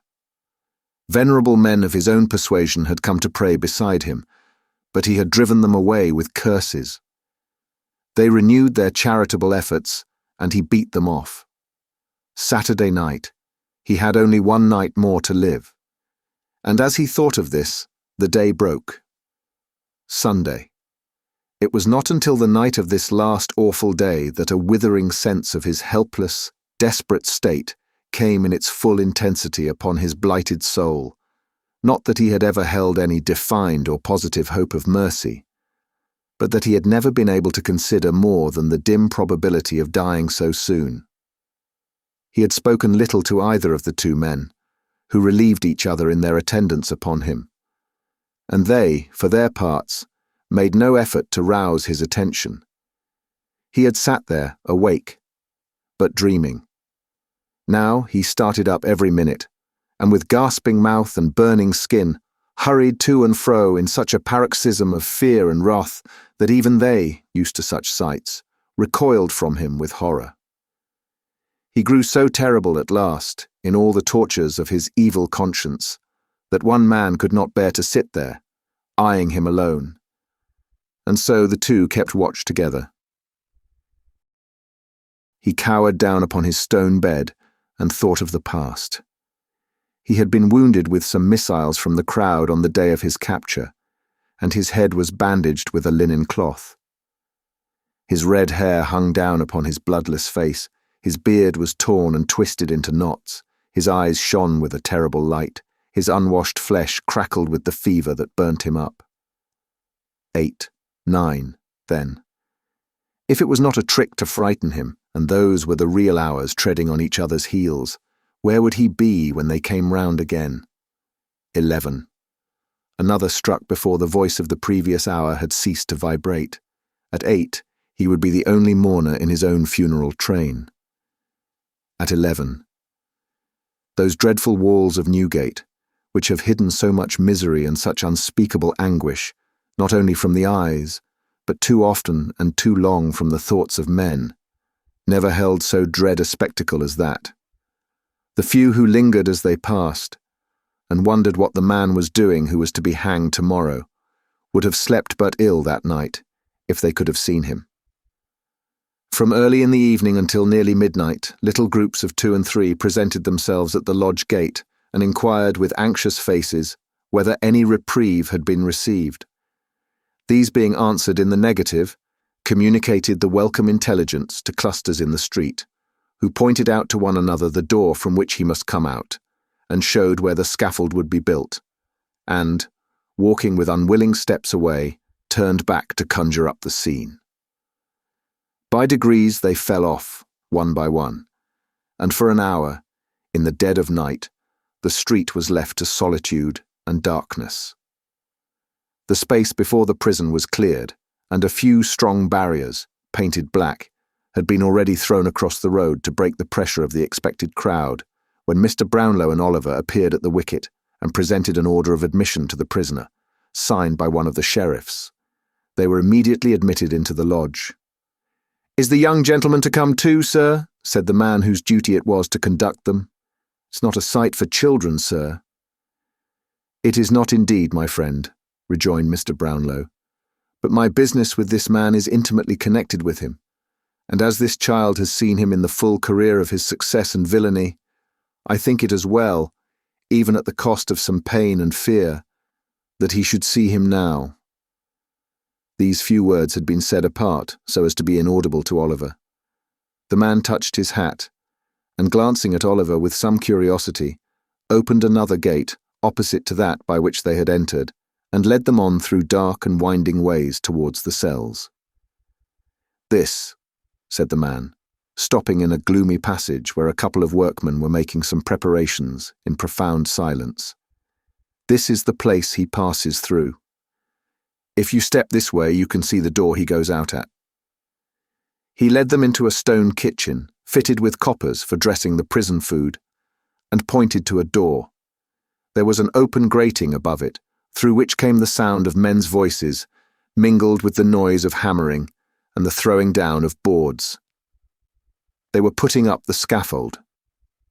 From this place, they passed through several strong gates, opened by other turnkeys from the inner side, and, having entered an open yard, ascended a flight of narrow steps, and came into a passage with a row of strong doors on the left hand. Motioning them to remain where they were, the turnkey knocked at one of these with his bunch of keys. The 2 attendants, after a little whispering, came out into the passage, stretching themselves as if glad of the temporary relief, and motioned the visitors to follow the jailer into the cell. They did so. The condemned criminal was seated on his bed, rocking himself from side to side, with a countenance more like that of a snared beast than the face of a man. His mind was evidently wandering to his old life, for he continued to mutter, without appearing conscious of their presence otherwise than as a part of his vision. "Good boy, Charlie, well done," he mumbled. "Oliver too, ha, ha, ha, Oliver too, quite the gentleman now, quite the— Take that boy away to bed." The jailer took the disengaged hand of Oliver, and whispering him not to be alarmed, looked on without speaking. "Take him away to bed," cried Fagin. "Do you hear me, some of you? He has been somehow the cause of all this. It's worth the money to bring him up to it. Bolt his throat, Bill. Never mind the girl. Bolt his throat as deep as you can cut. Saw his head off." "Fagin," said the jailer. "That's me," cried the Jew, falling instantly into the attitude of listening he had assumed upon his trial. "An old man, my lord, a very old, old man." "Here," said the turnkey, laying his hand upon his breast to keep him down. "Here's somebody wants to see you, to ask you some questions, I suppose. Fagin, Fagin, are you a man?" "I shan't be one long," he replied, looking up with a face retaining no human expression but rage and terror. "Strike them all dead. What right have they to butcher me?" As he spoke, he caught sight of Oliver and Mr. Brownlow. Shrinking to the furthest corner of the seat, he demanded to know what they wanted there. "Steady," said the turnkey, still holding him down. "Now, sir, tell him what you want. Quick, if you please, for he grows worse as the time gets on." "You have some papers," said Mr. Brownlow, advancing, "which were placed in your hands, for better security, by a man called Monks." "It's all a lie together," replied Fagin. "I haven't one, not one." "For the love of God," said Mr. Brownlow solemnly, "do not say that now upon the very verge of death. But tell me where they are. You know that Sykes is dead, that Monks has confessed, that there is no hope of any further gain. Where are those papers?" "Oliver," cried Fagin, beckoning to him. "Here, here, let me whisper to you." "I am not afraid," said Oliver in a low voice, as he relinquished Mr. Brownlow's hand. "The papers," said Fagin, drawing Oliver towards him, "are in a canvas bag, in a hole, a little way up the chimney in the top front room. I want to talk to you, my dear. I want to talk to you." "Yes, yes," returned Oliver. "Let me say a prayer." "Do. Let me say one prayer. Say only one, upon your knees, with me, and we will talk till morning." "Outside? Outside," replied Fagin, pushing the boy before him towards the door and looking vacantly over his head. "Say I've gone to sleep. They'll believe you. You can get me out if you take me so. Now then, now then." "Oh, God forgive this wretched man," cried the boy with a burst of tears. That's right, said Fagin. "That'll help us on. This door first. If I shake and tremble as we pass the gallows, don't you mind but hurry on. Now. "Have you nothing else to ask him, sir?" inquired the turnkey. "No other question," replied Mr. Brownlow. "If I hoped we could recall him to a sense of his position—" "Nothing will do that, sir," replied the man, shaking his head. "You had better leave him." The door of the cell opened, and the attendants returned. Press on, cried Fagin. "Softly, but not so slow. Faster, faster." The men laid hands upon him, and disengaging Oliver from his grasp, held him back. He struggled with the power of desperation, for an instant, and then sent up cry upon cry that penetrated even those massive walls, and rang in their ears until they reached the open yard. It was some time before they left the prison. Oliver nearly swooned after this frightful scene, and was so weak that for an hour or more he had not the strength to walk. Day was dawning when they again emerged. A great multitude had already assembled. The windows were filled with people smoking and playing cards to beguile the time. The crowd were pushing, quarrelling, joking. Everything told of life and animation, but one dark cluster of objects in the centre of all: the black stage, the crossbeam, the rope, and all the hideous apparatus of death. Chapter 53. And last. The fortunes of those who have figured in this tale are nearly closed. The little that remains to their historian to relate is told in few and simple words. Before 3 months had passed, Rose Fleming and Harry Maylie were married in the village church, which was henceforth to be the scene of the young clergyman's labours. On the same day they entered into possession of their new and happy home. Mrs. Maylie took up her abode with her son and daughter-in-law, to enjoy, during the tranquil remainder of her days, the greatest felicity that age and worth can know, the contemplation of the happiness of those on whom the warmest affections and tenderest cares of a well-spent life have been unceasingly bestowed. It appeared, on full and careful investigation, that if the wreck of property remaining in the custody of monks, which had never prospered either in his hands or in those of his mother, were equally divided between himself and Oliver, it would yield to each little more than £3,000. By the provisions of his father's will, Oliver would have been entitled to the whole, but Mr. Brownlow, unwilling to deprive the elder son of the opportunity of retrieving his former vices and pursuing an honest career, proposed this mode of distribution, to which his young charge joyfully acceded.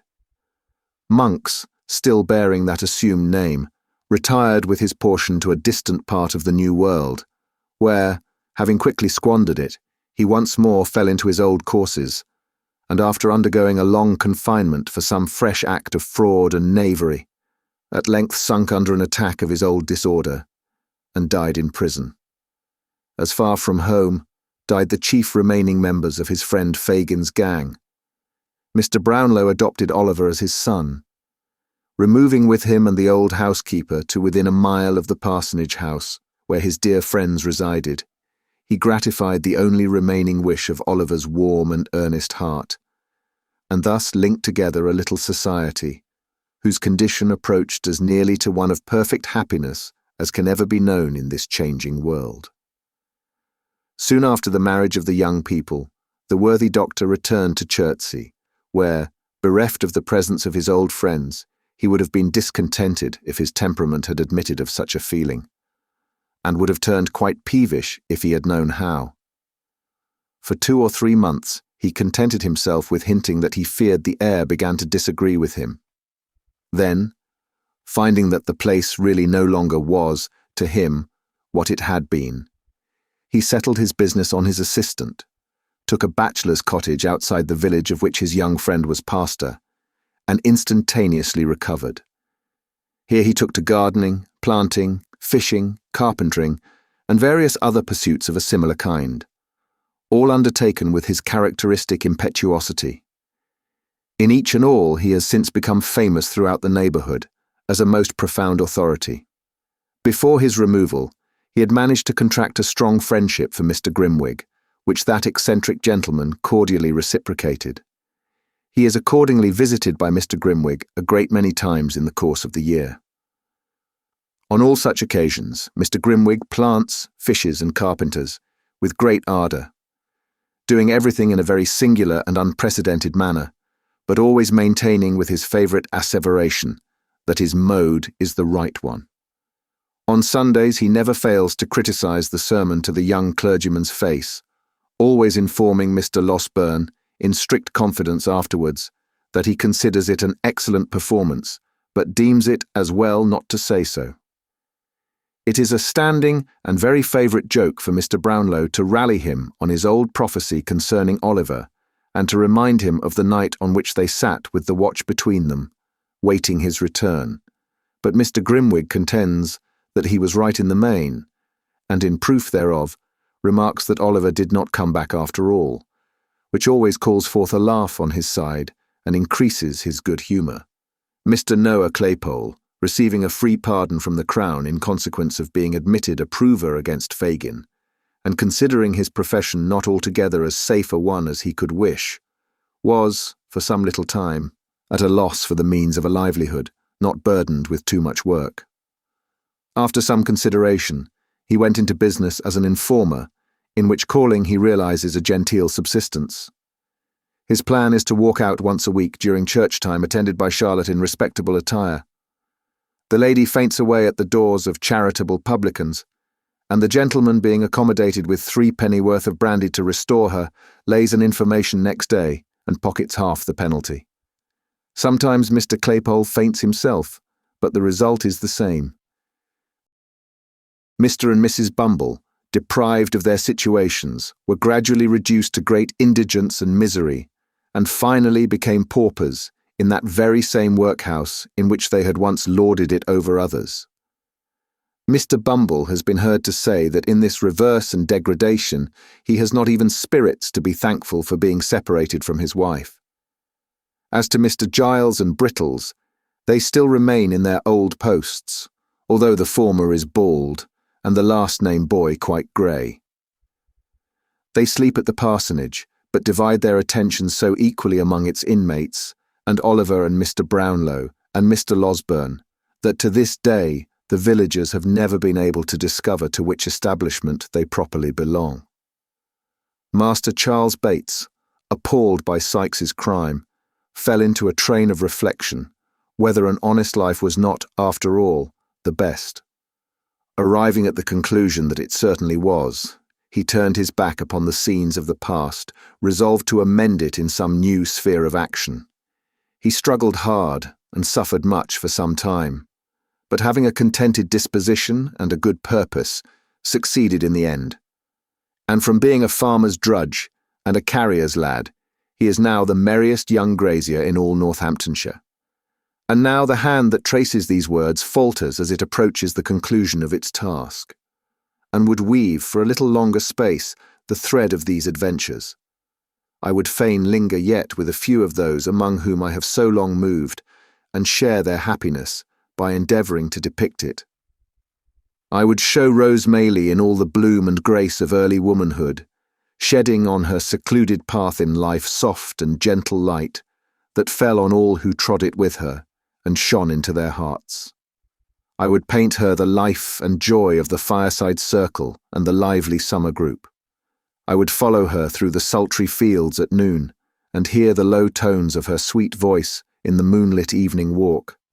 I would watch her in all her goodness and charity abroad, and the smiling, untiring discharge of domestic duties at home. I would paint her and her dead sister's child happy in their love for one another, and passing whole hours together in picturing the friends whom they had so sadly lost. I would summon before me once again those joyous little faces that clustered round her knee, and listen to their merry prattle. I would recall the tones of that clear laugh, and conjure up the sympathizing tear that glistened in the soft blue eye. These, and 1,000 looks and smiles and turns of thought and speech, I would fain recall them every one. How Mr. Brownlow went on from day to day, filling the mind of his adopted child with stores of knowledge, and becoming attached to him more and more as his nature developed itself, and showed the thriving seeds of all he wished him to become. How he traced in him new traits of his early friend, that awakened in his own bosom old remembrances, melancholy and yet sweet and soothing. How the 2 orphans, tried by adversity, remembered its lessons in mercy to others, and mutual love, and fervent thanks to him who had protected and preserved them. These are all matters which need not to be told. I have said that they were truly happy, and without strong affection and humanity of heart, and gratitude to that being whose code is mercy, and whose great attribute is benevolence to all things that breathe, happiness can never be attained. Within the altar of the old village church there stands a white marble tablet, which bears as yet but one word: Agnes. There is no coffin in that tomb, and may it be many, many years before another name is placed above it. But if the spirits of the dead ever come back to earth, to visit spots hallowed by the love beyond the grave, of those whom they knew in life, I believe that the shade of Agnes sometimes hovers round that solemn nook. I believe it none the less, because that nook is in a church, and she was weak and erring. Thank you for listening. If you like our recordings, consider liking this video and subscribing to our channel so you don't miss any more audiobooks.